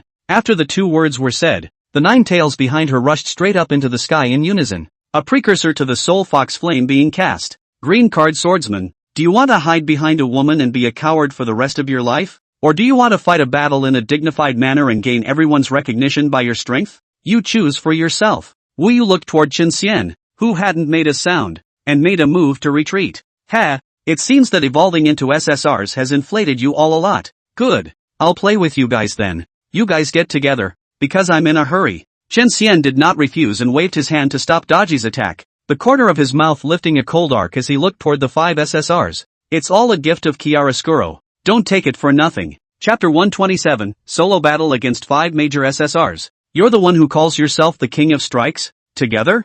Are you that brave? A green card swordsman is going to challenge the 5 SSRs all by himself? Alas, cowardice is the passport of the cowardly, and bravery is the epitaph of the brave. And the old man has seen the green card swordsman with one foot in the grave. Cut. That was also his own fault. He had a tough time winning that 1v1 with Xiangyu. Trying to fight 5 nowadays? Humph. I think he's either bloated or his brain is caught in a door to say such stupid words. I don't think so. The 5 major SSRs shouldn't join forces against a green card. After all, it's demeaning. The 5 small flower beds were coaxed to be filled with chiffonade, and the heroes of the neighborhood were thus at leisure. As soon as they saw that there was a good show to watch, they stopped and did not rush to leave, and started discussing in a chorus of voices. More than 99% of these heroes are not looking at the green card swordsman. Evolving from a white card to a green card, the boost would have been the smallest of all the evolutions, not to mention the fact that he had drained his potential early. Compared to pre-evolution, there was almost arguably no growth in strength,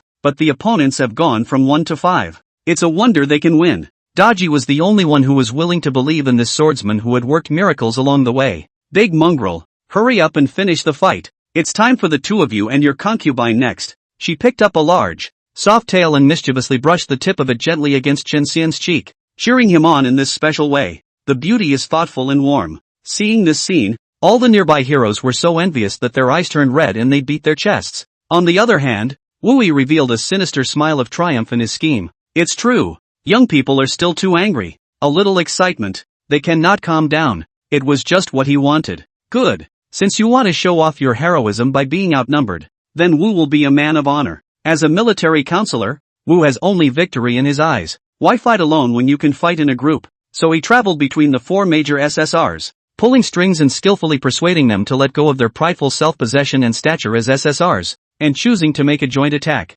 Tactics were also developed to specifically target Chen Xian. Chen Xian watched with good humor and did not stop. With everything ready, the two sides went to a clearing to the right of the flower garden, took up positions, and went into spectator mode. The left side of the lineup, SSR, Wisdom Wu Yu, 11 stars and 100 levels. SSR, Soul Domain Heron Guardian, 11 stars and 102 levels. SSR, King of Strikes Barbarian 3 Blades, 11 stars level 103. SSR, Frost Archer Chill, 11 stars level 101. SSR, Dancing Sword Sangjiang, 11 stars and 101 levels. Lineup Combat Power, 27, 864. Right side of the lineup, N+, Giant Sword Wielder, 11 stars, level 102. Lineup Fighting Strength, 6042. As soon as the information from both sides came out, the heroes watching the battle were all left with their mouths open and their faces in dismay. It's too high. The green card swordsman's combat power is abnormally high,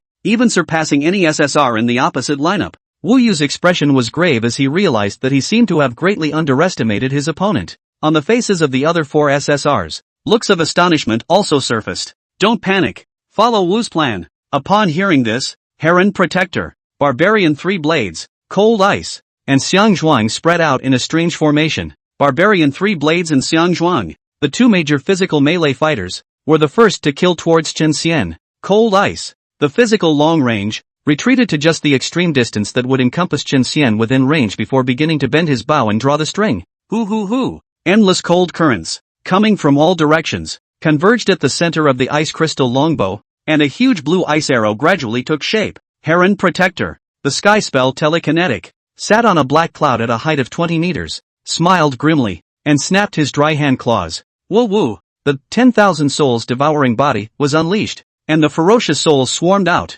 delivering a saturated coverage strike to Chen Xian. Lastly, there was the spell Long Range Wu Yu, who waved his feather fan and fired fireballs at Chen Xian in a swoosh swoosh swoosh swoosh swoosh swoosh swoosh swoosh swoosh swoosh swoosh swoosh swoosh manner. At the same time, his eyes narrowed slightly as he analyzed the battle and waited for the right moment. The Barbarian 3 Blades, who took the lead in killing, blatantly unleashed their skills when they were only 5 meters away from Chen Xian. Charge Chop. His entire body spun up sharply, and his large black blade forcefully slashed Chen Xian's chest. Minus 3,412. The numbers floating out of Chen Xian's head, however, caused the Barbarian 3 Blades to be dismayed by them. It took 3,400 damage with the skill boost. Doesn't that mean this kid's defense is close to 3,000? Almost twice as much as the SSR, but it was too late to lament. As the first link in the chain of tactics, he must fulfill his duty. Taunt. Ding. You have been hit by the negative status, taunt, for 5 seconds. You will be forced to attack Barbarian 3 Blades,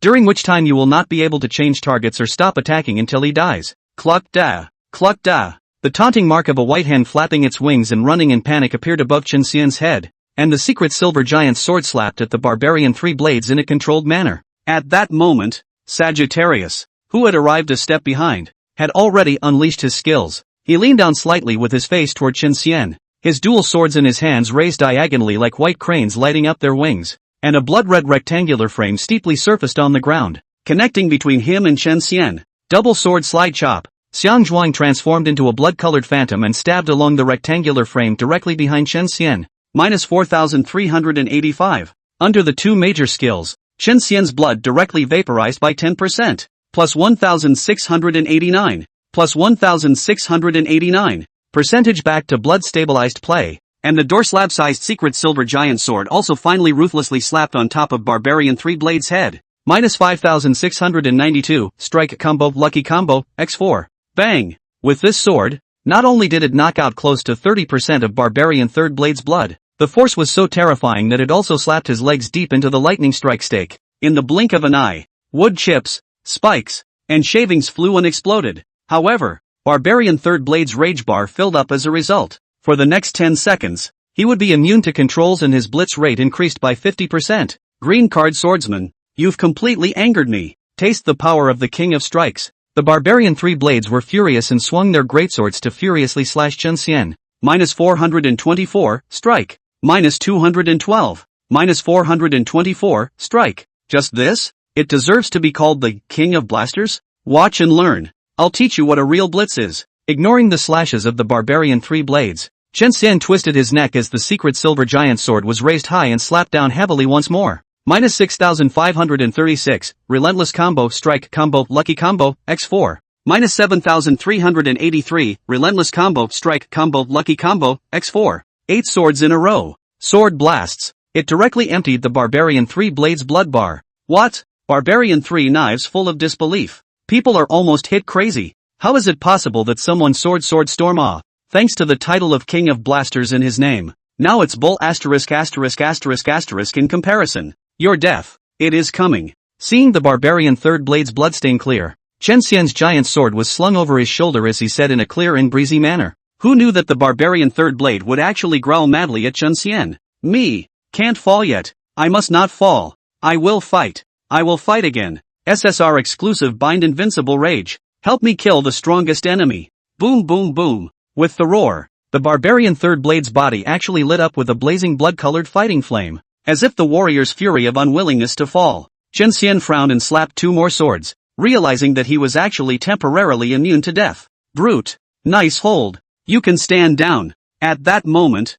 a clear voice came. Immediately following it was a 3-meter-long magical freezing arrow, pulling the icy cold air that filled heaven and earth as it flew towards Chen Xian. Chapter 128, Sound East and West. Magnificent 5 kills. Click, click, click. Magic freezing arrows flew by. Snowflakes drifted in the air, and ice crystals condensed on the ground. Looking back along it, one could see Frost Archer Chill's torso slightly tilted back, still in the loose string position. That's right, this is Wu's tactic. Utilizing the taunt of the barbarian three blades, coupled with the exclusive talent, Undying Rage, whose effect was to lie undead, to hold Chen Xian back, in order for Chill to complete the build-up process of the Jutsu magic freezing arrow. Once Chen Xian's arrow hit, he would be plunged into a frozen state for 8 seconds. 8 seconds is enough to put an end to this wild farce. Everything in your plan? Chen Xian's gaze crossed over the barbarian three blades, crossed over the frozen arrows, and landed on Wu Yu, who was lightly shaking his feathered fan at the very back and had a good idea of what to do.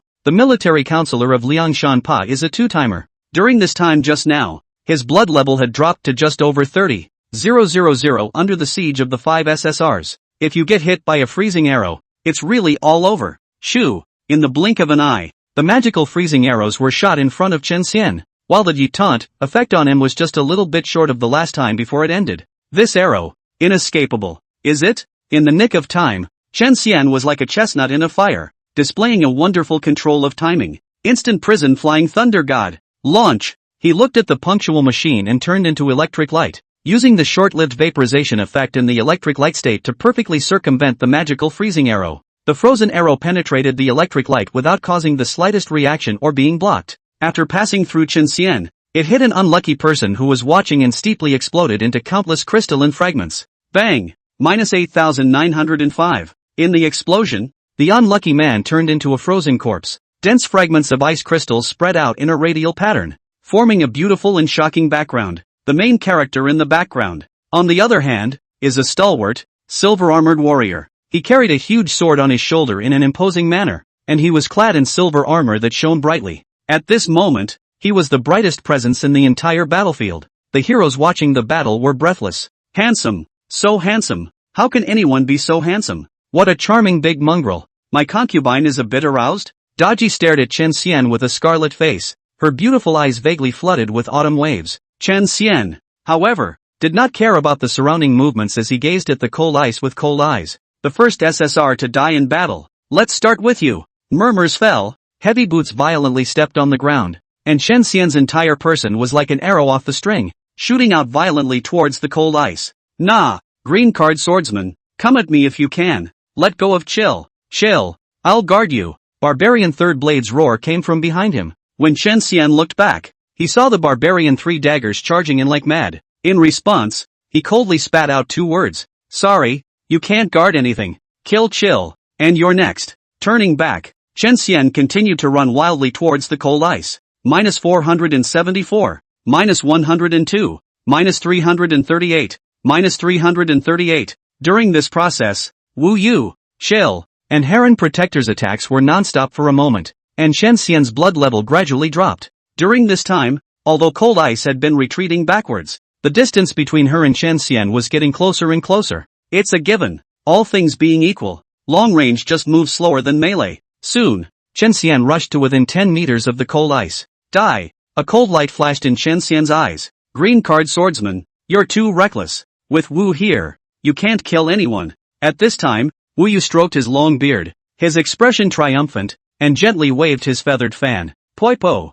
A bowl of steaming and bubbling green sweat medicine appeared out of thin air and flew towards Chen Xian in a wobbly manner. He introduced himself with a face full of self-satisfaction. This bowl of Mr. Wu's masked sweat pill, although the cooldown is a bit longer, it can automatically track and does not disappear without hitting, and once it hits, the target will fall into a 12-second stun. During the flight, the target is also unable to use any displacement skills. Green card swordsman, you've got your wings and can't escape. Dry up this bowl of sweaty medicine and be on your way. Oh, yeah, the corner of Chen Xian's mouth, however, curved into a weird arc. Just as he was about to be hit by the hoodwinked drug, a figure stepped in front of him. It was the sword servant Heron Protector. Heron Protector, what have you done? Wu Yu was so angry that his eyes went black, but he quickly realized that the person in front of him was not the real Heron Protector. Crap, it's a trick. He's here to trick the skill on purpose. Shell, watch out, Wu Yu hastened to remind. The confidence on his face was replaced by anxiety. Where there is still half of the appearance of the wisdom of the pearl in the hands?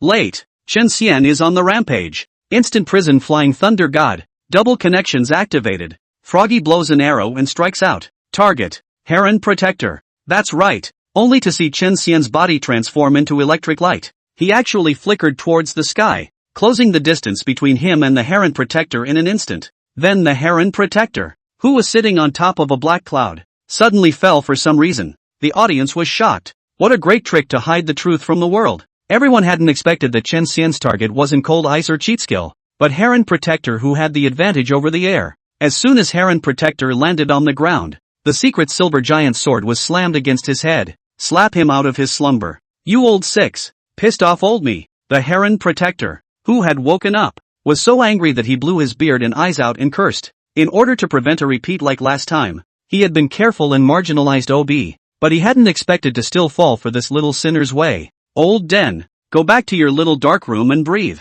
Goodbye. Minus 6036, strike combo lucky combo, x4, with an attack speed of 2, 5, plus 4 consecutive hits from attacks. The Heron Protector didn't even last 2 seconds under Chen Xian's sword before he was knocked back to his carded state. Bang! On the back of the card, a pale golden star blew up into flying dust, meaning that the Heron Protector not only dropped 10 levels, but also had to eat several thousand piles of slime to make up for the star. Wow! A pile of chiaroscuro also falls below the deck. Chen Xian quickly picked it up. The remaining 4 SSRs with no control skills and no flight ability had undoubtedly become lambs to the slaughter in Chen Xian's eyes. Then, the barbarian 3 blades, whose undying rage had entered cooldown, were first taken away by Chen Xian's sword. At this point, Chen Xian took a double kill. I'll fight you. Xiang Zhuang swung both swords, wanting to fight to the death. It turned out to be the same as the Heron Guardian, and didn't even last 2 seconds. Don't you come over here. Cold Ice was so frightened by Chen Xian's murderous determination that her body trembled and her face lost color. Chen Xian was still not merciful, and took it away with one sword. In the end, it was just Wu. Green card swordsman. Mr. Wu did look away today, but there is a meeting in the landscape. Let's wait and see. Despite the big defeat in this battle, there was still a clear defiance on Wu's face. Oh, I'll give you time to let yourselves be chased until you can't even look at my back. Chen Xian opened his mouth indifferently. After saying that, the sword shadow streaked and sent him to his death. Thus, this 1v5 unfair battle of green card versus SSR ended perfectly with Chen Xian's magnificent 5 kills. Wow! The arena was in an uproar. Shock written thickly on the faces of the heroes. They rubbed their eyes and slapped their faces again and again to make sure they weren't mistaken. The green card swordsman has won? He won again? Which son of a is spreading rumors that green card swordsmen have exhausted their potential and have no future? How is this even remotely like running out of potential? Instead of running out, why do I feel that his potential has gotten even deeper? It's reasonable to say that the improvement from white card to green card is very small, but he went from winning 1v1 to winning 1v5, completely out of character. I see that this son is a dragon and a tiger, both wise and brave. and will become a great man in the future. The golden scale is not a thing in the pool. Once it meets the wind and clouds, it will turn into a dragon. This sun's momentum of transforming into a dragon is already unstoppable. Alas, it seems that only a dark gold SSR can step in to suppress this guy. Under the gaze of all sorts of strange gazes, Chen Xian picked up the Qilin herbs dropped by the SSRs one by one, then walked over to Daji. Chapter 129, Are all you foxes so good at playing? He, I knew you could do it. Daji smiled delicately at Chen Xian, unintentionally revealing a seductive flavor that almost charmed the nearby heroes into retardation. That's for sure. A man can't fail, Chen Xian said smoothly. Daji's beautiful cheeks swish rose two blushing clouds. You, colorful wolf. First you hugged my concubine's leg, then you peeped into my concubines. Now you dare to directly molest my concubine. Your guts are really getting bigger and bigger. Daji angrily threw a blank look at Chen Xian. Bad you. She also cupped her small fists and lightly hammered Chen Xian's chest. Ah this. Chen Xian scratched his head, only feeling puzzled. What molestation? What did he molest? Looking at Chen Xian's mute appearance, Daji was about to tease him some more. Suddenly, she remembered that there were other people nearby, so she inclined her head, narrowed her narrow, foxy eyes, and her vermilion lips lightly opened. What are you all staring at concubine for? The Qilin herb is already gone, and you're still not leaving. Do you want to eat my concubine's soul foxfire? Daji's voice was soft and charming, but her tone was filled with a strong warning. At the tips of the 9 tails, pale and hot energy also began to gather. Slipped away. Didn't realize being a lightbulb was risky. The dog's life is important. I also retired. Not to disturb the young couple to spend their time together. There's still quite a bit of time left. I'm sure I can find more sesame herbs. Strive. All for fewer trips into the darkroom. The heroes had the good sense to leave under Daji's forceful threats. Soon after, only Chen Xian and Daji were left near the flower garden. So the two of them gathered all of the Qilin herbs in the flower garden, leaving not a single one behind. Chen Xian sat his butt down on the hard coke floor and took stock of his harvest. Counting the 3x bonus from the buff 6666, he harvested a total of 140 sesame herbs from the flower garden. When the Heron Protector and the other 5 major SSRs died, the total number of Qilin herbs dropped was 150, plus 132 plants in the backpack. He had a total of 422 chiaroscuro plants on him. If all of it was made into gold jelly, he could maintain his human form for more than 40 days straight. In that case, it looked like there was no shortage of jelly. Actually, no, because maintaining human form is but a small head of jelly consumption. The living armor Lessa on me can be upgraded indefinitely by absorbing jelly. So for me, jelly can never be enough. Naturally more is better. Chen Xian's mind raced. He could feel it at all times. The film that clung to the surface of his skin and the refreshingly cool touch it brought. More than 400 herbs, made into golden jelly can provide more than 60,000 points of spiritual energy. And I don't know what quality I can upgrade the living armor to. Anticipation faintly spread across Chen Xian's face. Living armor increased maximum life, as well as percentage blood return, 2 extremely valuable attributes that were vital to Chen Xian. Just like just now, without the bonus of living armor, he would have been killed by the 5 major SSRs gathering fire. The only way to upgrade the living armor is to wait for Anchor to come online tomorrow and cook the jelly. As he was contemplating, a fragrant breeze that resembled the scent of jasmine brushed by, deeply penetrating his heart. At some point, Daji came to Chen Xian's side. She bent her waist and pouted her buttocks, stretching out her jade hand to tease the back hem of her thin pink shirt before she sat down right next to Chen Xian. Big mongrel, aren't you forgetting something serious? Daji inclined her head, her peach blossom eyes looking directly at Chen Xian as she exhaled and reminded. Business? Isn't the business the gathering of sesame herbs? Other than that, tails? Looking at the stunningly beautiful face that was close at hand, Chen Xian's face was first clouded with doubt, and then he saw the sun through the clouds and snapped back to his senses. Of course I haven't forgotten. I keep it in mind. Nope. My summoner wants to trade the golden jelly for the chance to touch your big tail. One of my purposes for entering the secret realm this time is to come and negotiate the price. With that said, Chen Xian also put forward his own conditions. But before that, I'm going to touch it. A small request. Naturally my concubine will not refuse. But are you going to touch little one? Or little two? Little three? Or? Daji covered her small mouth and smiled at Charming. What do you mean? What little one or two or three? Chen Xian looked bewildered, confused by Daji's question. Little one to little 9. The very names of the concubine's 9 tails. Daji smiled daintily and introduced herself as she did. And as she did so, She picked up her counterpart's large tail. This is little one, the first and largest of the concubine's 9 tails to grow. This is Junior, the fattest one. This is Junior, one of the softest fluffy ones. This is Junior, the fleshy one inside the fur. Chen Xian's mouth was wide open, his expression frozen. It was a real eye-opener for him today. Is the 9-tailed demon fox so playful? Each tail has its own name, its own characteristics, and is even pampered like a child. Before long, Daji introduced each tail, then stared at Chen Xian with winking eyes. Big mongrel fish, which tail do you want to touch my concubine? Which one? Looking at the 9 large tails on Daji's rounded buttocks, Chen Xian had his own judgment in his mind. Only children make choices. Adults want it all. Of course, 9 tails, I want to touch them all. At that, Daji raised her eyebrows slightly, and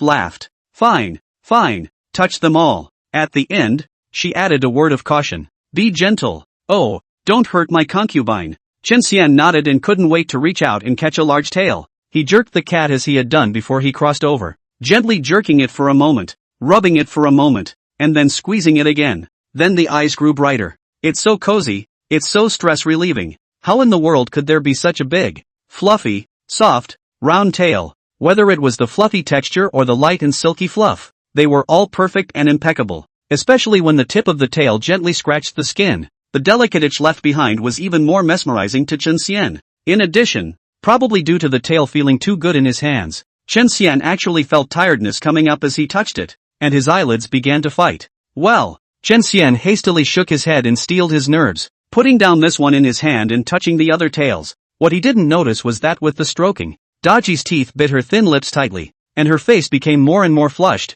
Her delicate body trembled slightly like an electric shock, and her rounded toes were taut. Since the tail had never been touched by anyone else, Daji herself did not expect this strange reaction from her body when she was first stroked by another person. Soon, after touching all the tails once, Chen Xian then stopped his hand with a sense of satisfaction, and Daji had already been panting and sweating. She looked at Chen Xian with her watery eyes wide open, a doubt rising in her heart. Chapter 130. Do you only want to touch my tail? Big mongrel, do you really feel comfortable when you touch your concubine's tail? Seeing the intoxication in Chen Xian's eyes that didn't seem to be fake, Daji couldn't hold back her curiosity and asked, Is something wrong? Chen Xian asked back suspiciously. Right is weird. Here, your hand is completely encased by the glove. Not even the skin is exposed, with a layer of secret silver separating them. You should feel nothing no matter what you touch. Daji slightly raised her white chin, signaling Chen Xian to look at his own palm. Chen Xian looked down and let out an indistinct "oh." So that's what you're referring to.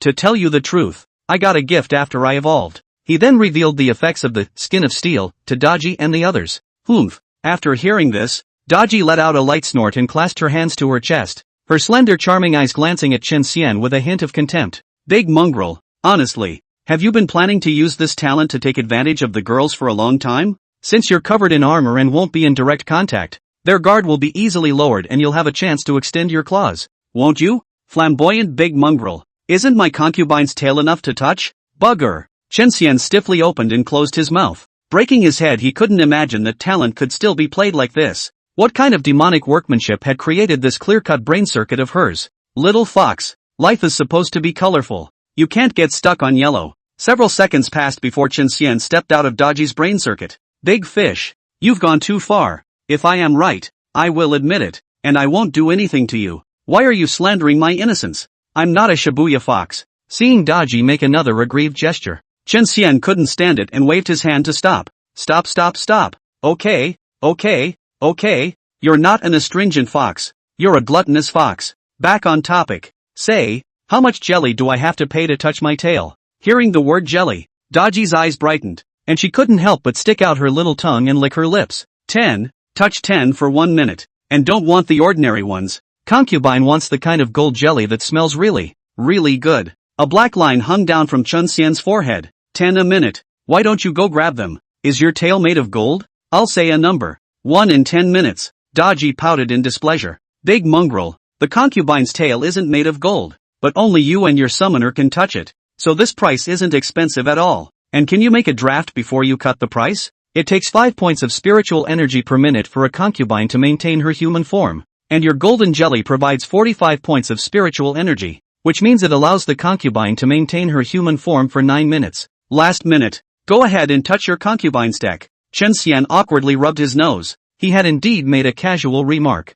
In the end, after some tugging and pulling, Chen Xian and Daji settled on a price of 1 for 1 minute. In this way, for every minute Chen Xian touched his tail, Daji would earn 8 minutes of transform time backwards. The terms of the deal were agreed upon, and Chen Xian was relieved. He stood up and was about to leave when a warm, jade-like touch came from his right hand. Anything else? Turning to look at Daji, who was pulling herself back, Chen Xian's eyes were puzzled. Big mongrel. In order to celebrate the successful conclusion of the deal, my concubine is licensed to let you touch my concubine's leg once. You didn't. I don't think. Touch it enough that day. Daji stared at Chen Xian with winking eyes, her delicate face blooming with an unprecedented seductive flavor. Ha! Chen Xian tapped the helmet's ear flaps, somewhat wondering if there was something wrong with his ears. No. Is it appropriate? He was a bit at a loss for words. After more than 20 years of mother-fetus solo, he had never even held a girl's hand, let alone touched a leg. He. Big mongrel, are you really willing to just touch your concubine's tail? The chance is only this time, yo. Daji suddenly brought her face closer and playfully blew a mouthful of hot air toward Chen Xian. It was only at this moment that Chen Xian realized that what was standing in front of him was a real fox spirit. Eyes slightly lowered, Daji's pair of beautiful legs came into view. The thighs are rich and tight, the meat is just right, and the knees are round and flawless. The calf is slender, the curve is soft, that has a small delicate ankle. Even if the picky people see, also can't find half a flaw. When the two long white jade-like legs were together, they were actually tightly sewn and taut. The bright white moonlight poured over the skin,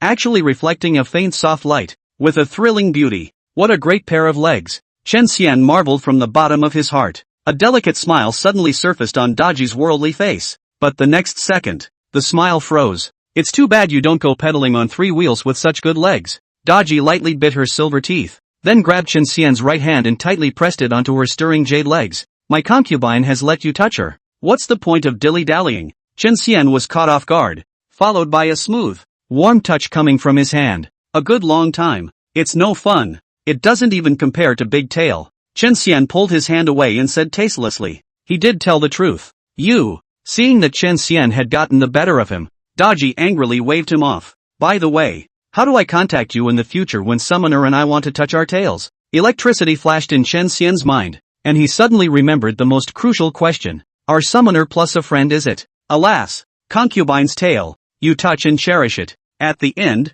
Daji looked at the bright moon in the sky and sighed, and a few wisps of frustration surfaced on the flower-like delicate face. Why? Chen Xian frowned in puzzlement. Ha! Daji smiled to herself. Because concubine is someone else's fox after all? Big mongrel fish. You can touch my concubine's tail or my concubine's legs, but you can never own my concubine. Maybe one day, it's not impossible that you won't be able to see your concubine. Chen Xian clearly saw that the charm in Daji's eyes faded away and was replaced by a touch of misery. Chen Xian smacked his lips, wanting to say something comforting, but swallowed it back hard. Of course he knew that Daji was the card of that woman, Blue Jingjing, and wasn't he himself the card of Orange Sweetie? However, their fates are in some ways diametrically opposed. His own summoner is a very paranoid Lolita who is only willing to train him for 1 card. Blue Jingjing cultivated more cards than just Daji, however, and even favored the other one more, so it's hard to say what will happen in the future. Thinking about this, Chen Xian gained some clarity, and he understood why Daji had made the bold move she had just made.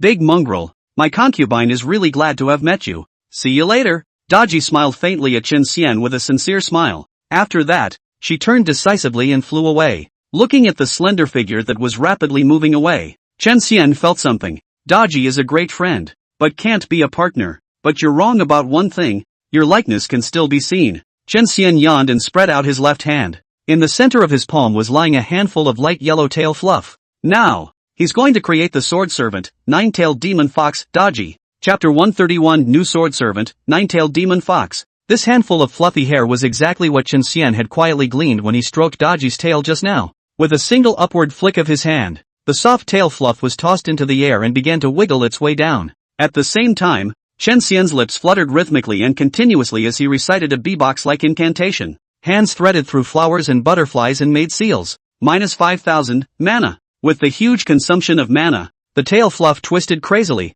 expanding and changing up continuously. 10 seconds later, the tail fluff disappeared completely. A stunning beauty in a thin pink shirt appeared in front of Chen Xian. It was none other than the sword servant, 9-tailed demon fox. Chen Xian fixed his eyes to take a closer look. The breathtakingly beautiful enchanting face, the curvaceous body in the front and back, are all the same as the real Daji. Only the face was expressionless and there was no hint of a living person. There's no breath, let alone temperament. As for the 9 large, fluffy-looking tails, Chen Xian couldn't help but skim his lips after a slight touch. The difference is also too great. In a real Daji, the tail is not only fluffy to the touch, but also soft, and you can even feel the cute bouncy flesh inside. It also has the strange effect of tranquilizing the mind and calming the sleep. The tail of the sword servant, 9-tailed demon fox, while consistent in appearance, feels like you're touching a hard stone. When comparing the two of them, the tail of the sword servant, 9-tailed demon fox, is a stale and rancid steamed bun. The real Daji's tail is a full state banquet.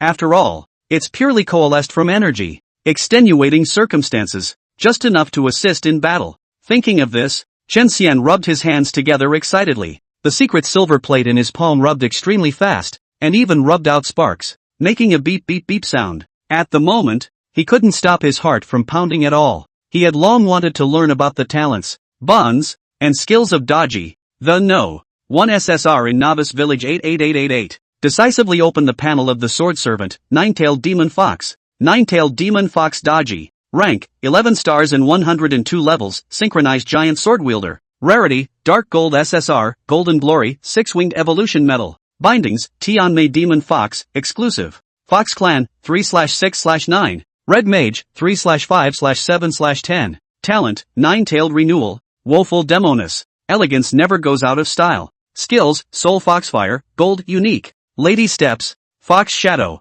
charming pearl. Attributes, 30% of synchronized megazord wielder. Chen Xian's eyes lit up as he looked in order from top to bottom. First up is the exclusive restraints. Heavenly enchanting demon fox, your looks, body, skin, and voice. It is the perfect fusion of the skills of heavenly craftsmanship and the aura of creation. Your knitted brows, smile, hands and feet, will exude a natural power of seduction. When attacked, you will trigger the mercy effect, reducing the source of damage by 10%. After reading the exclusive custody, Chen Xian's eyes twitched. No wonder Daji can charm those heroes into a daze and find no way out just by smiling. So it's the talent at work. Then there are the 2 major combo holds. Fox Clan, 3/4/5/6/7, when dealing damage. There is a 10%/15%/20%/25%/30% chance that the target will fall into a state of confusion, and for the next 5 seconds, it will launch an attack without distinguishing between friend and foe. Red-faced mage, 3/5/7/10, spell strength x 120%/140%/160%/200%. 5% more damage dealt to the target when the target is of the opposite gender, and 5% less damage taken from the target. Combo detention meant little to Chen Xian, as he simply didn't have the population to put it together. Even if you have to scrape it together, you scrape it together for yourself first. Next up was talent, which was what the sword servant, 9-tailed demon fox, could use. 9 tails renewal, when taking damage and near death. You can sacrifice a tail to restore 20% of your max life and max mana, and the remaining cooldown time of the skill is reduced by 20%. Up to 9 tails can be sacrificed, and tail recovery time is 24 hours. Baneful Demoness, control effective charm type skills. Control success rate plus 10%. Elegance never goes out of style, plus 5% attack speed and plus 5% movement speed when an attack hits a target. Stackable up to 10 levels. Worthy of being an SSR? The 3 major talents are all superb. Chen Xian couldn't help but sigh. In contrast, his pawn luck, when upgrading, starring, and evolving,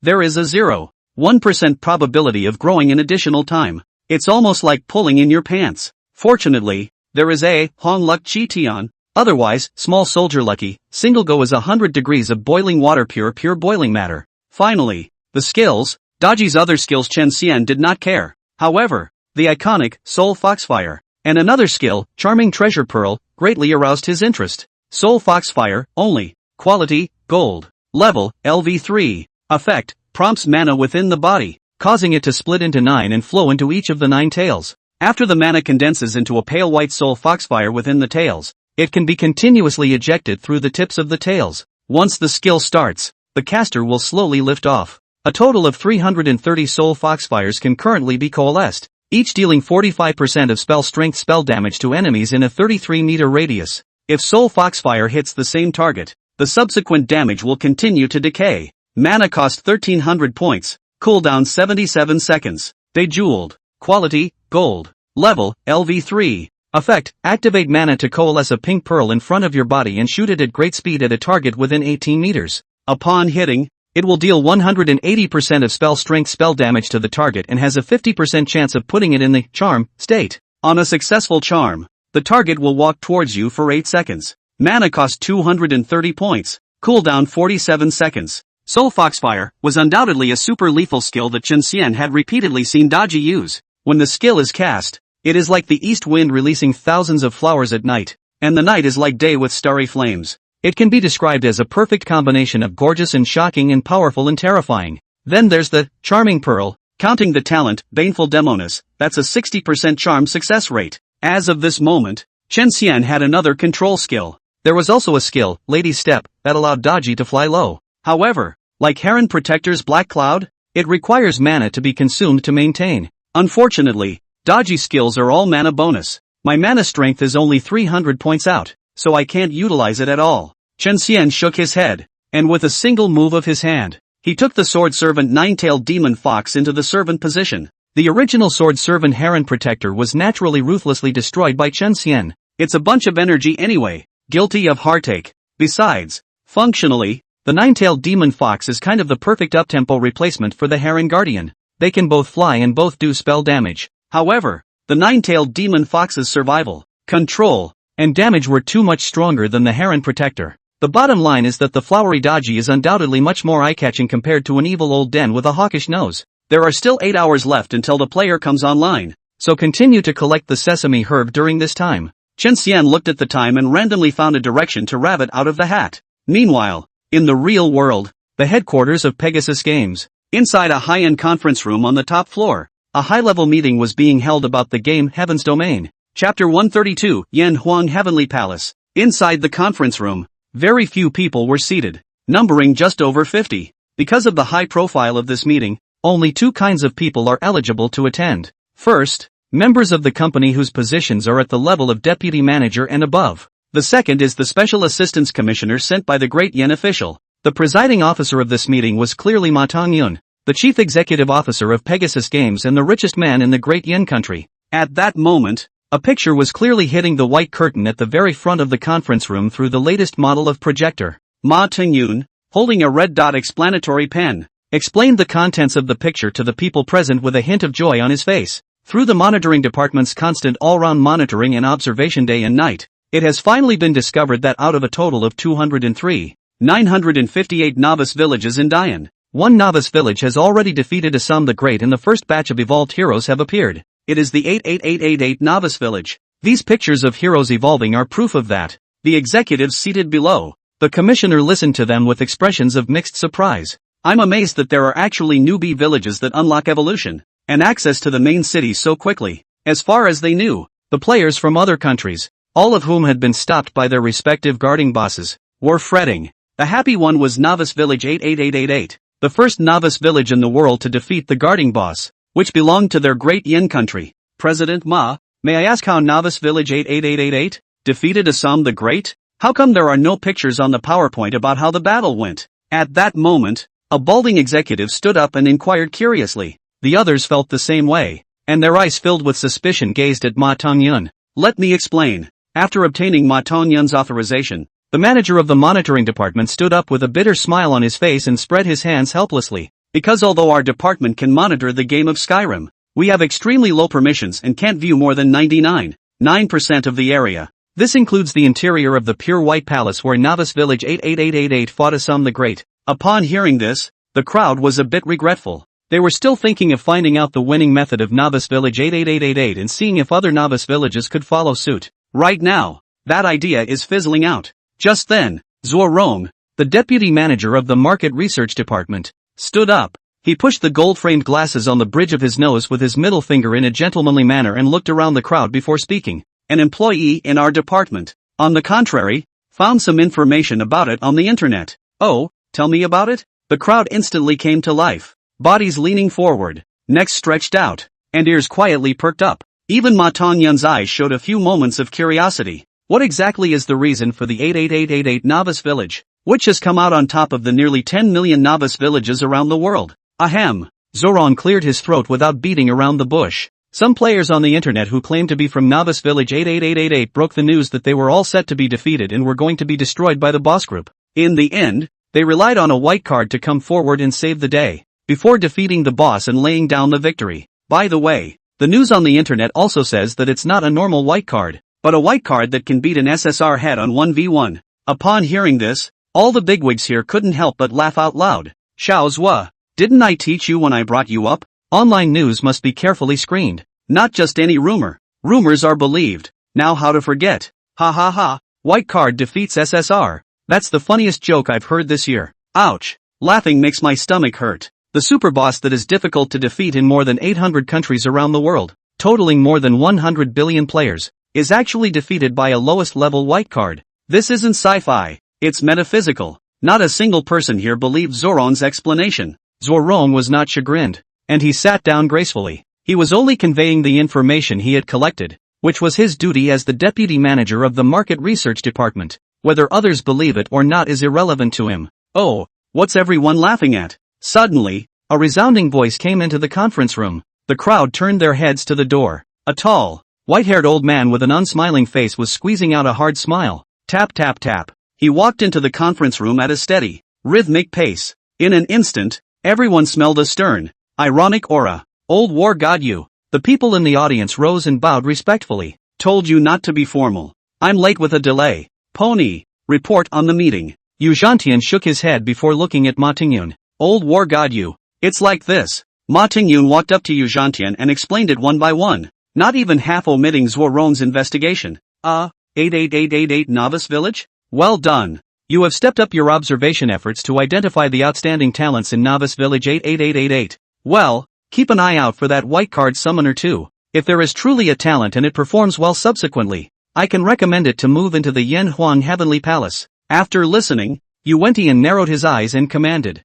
who knows? Upon hearing the words Yan Huang Heavenly Palace, the conference room instantly exploded. Everyone's pupils suddenly shrunk, and the expressions on their faces were first shocked beyond measure, and then immediately turned into deep yearning, and an unprecedented desire. Even Ma Tingyun, the chief executive officer of Pegasus Games, was shocked. The crowd's murmurs were even closer to lifting the ceiling of the conference room. Yan Huang Heavenly Palace? Is that the Yan Huang Heavenly Palace that is known as the strongest fortress of the Heavenly Star, the undying divine wall, and the absolute defense? 10 years ago, in order to test the defenses of the Yan Huang Heavenly Palace, the Great Yin officials launched 13 giant hydrogen bombs with a yield of 63 million tons, yet they didn't even blow up the outermost wall of the Heavenly Palace. Yan Huang Heavenly Palace. That's a place that countless dignitaries and world tycoons of Tianqian Star dream of living in. In addition to the invincible defense, it is said that the inside is also a self-contained ecosystem, completely self-sufficient. Not only that,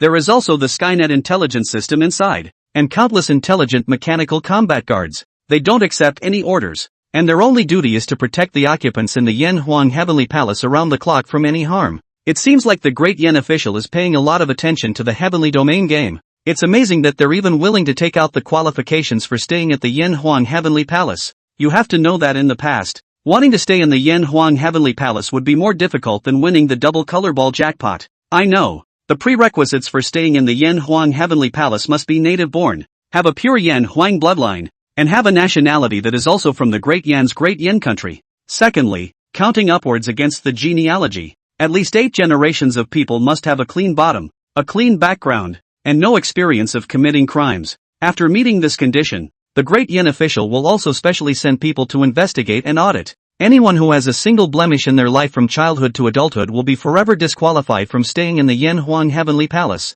Finally, one must also make a large enough contribution to Great Yin. Only when the above conditions are met can one move into the Yan Huang Heavenly Palace, and the qualification to move in can only be possessed by oneself and cannot be passed on to others. After giving his orders, Yu Wentian ignored the emotional crowd and turned around and left the conference room. Meanwhile, Beijing City, No. 1 Middle School, Female Dormitory 602. Ankiel was like a fluttering bird, chattering as the long black beauty in front of her shared everything that had happened in the game today.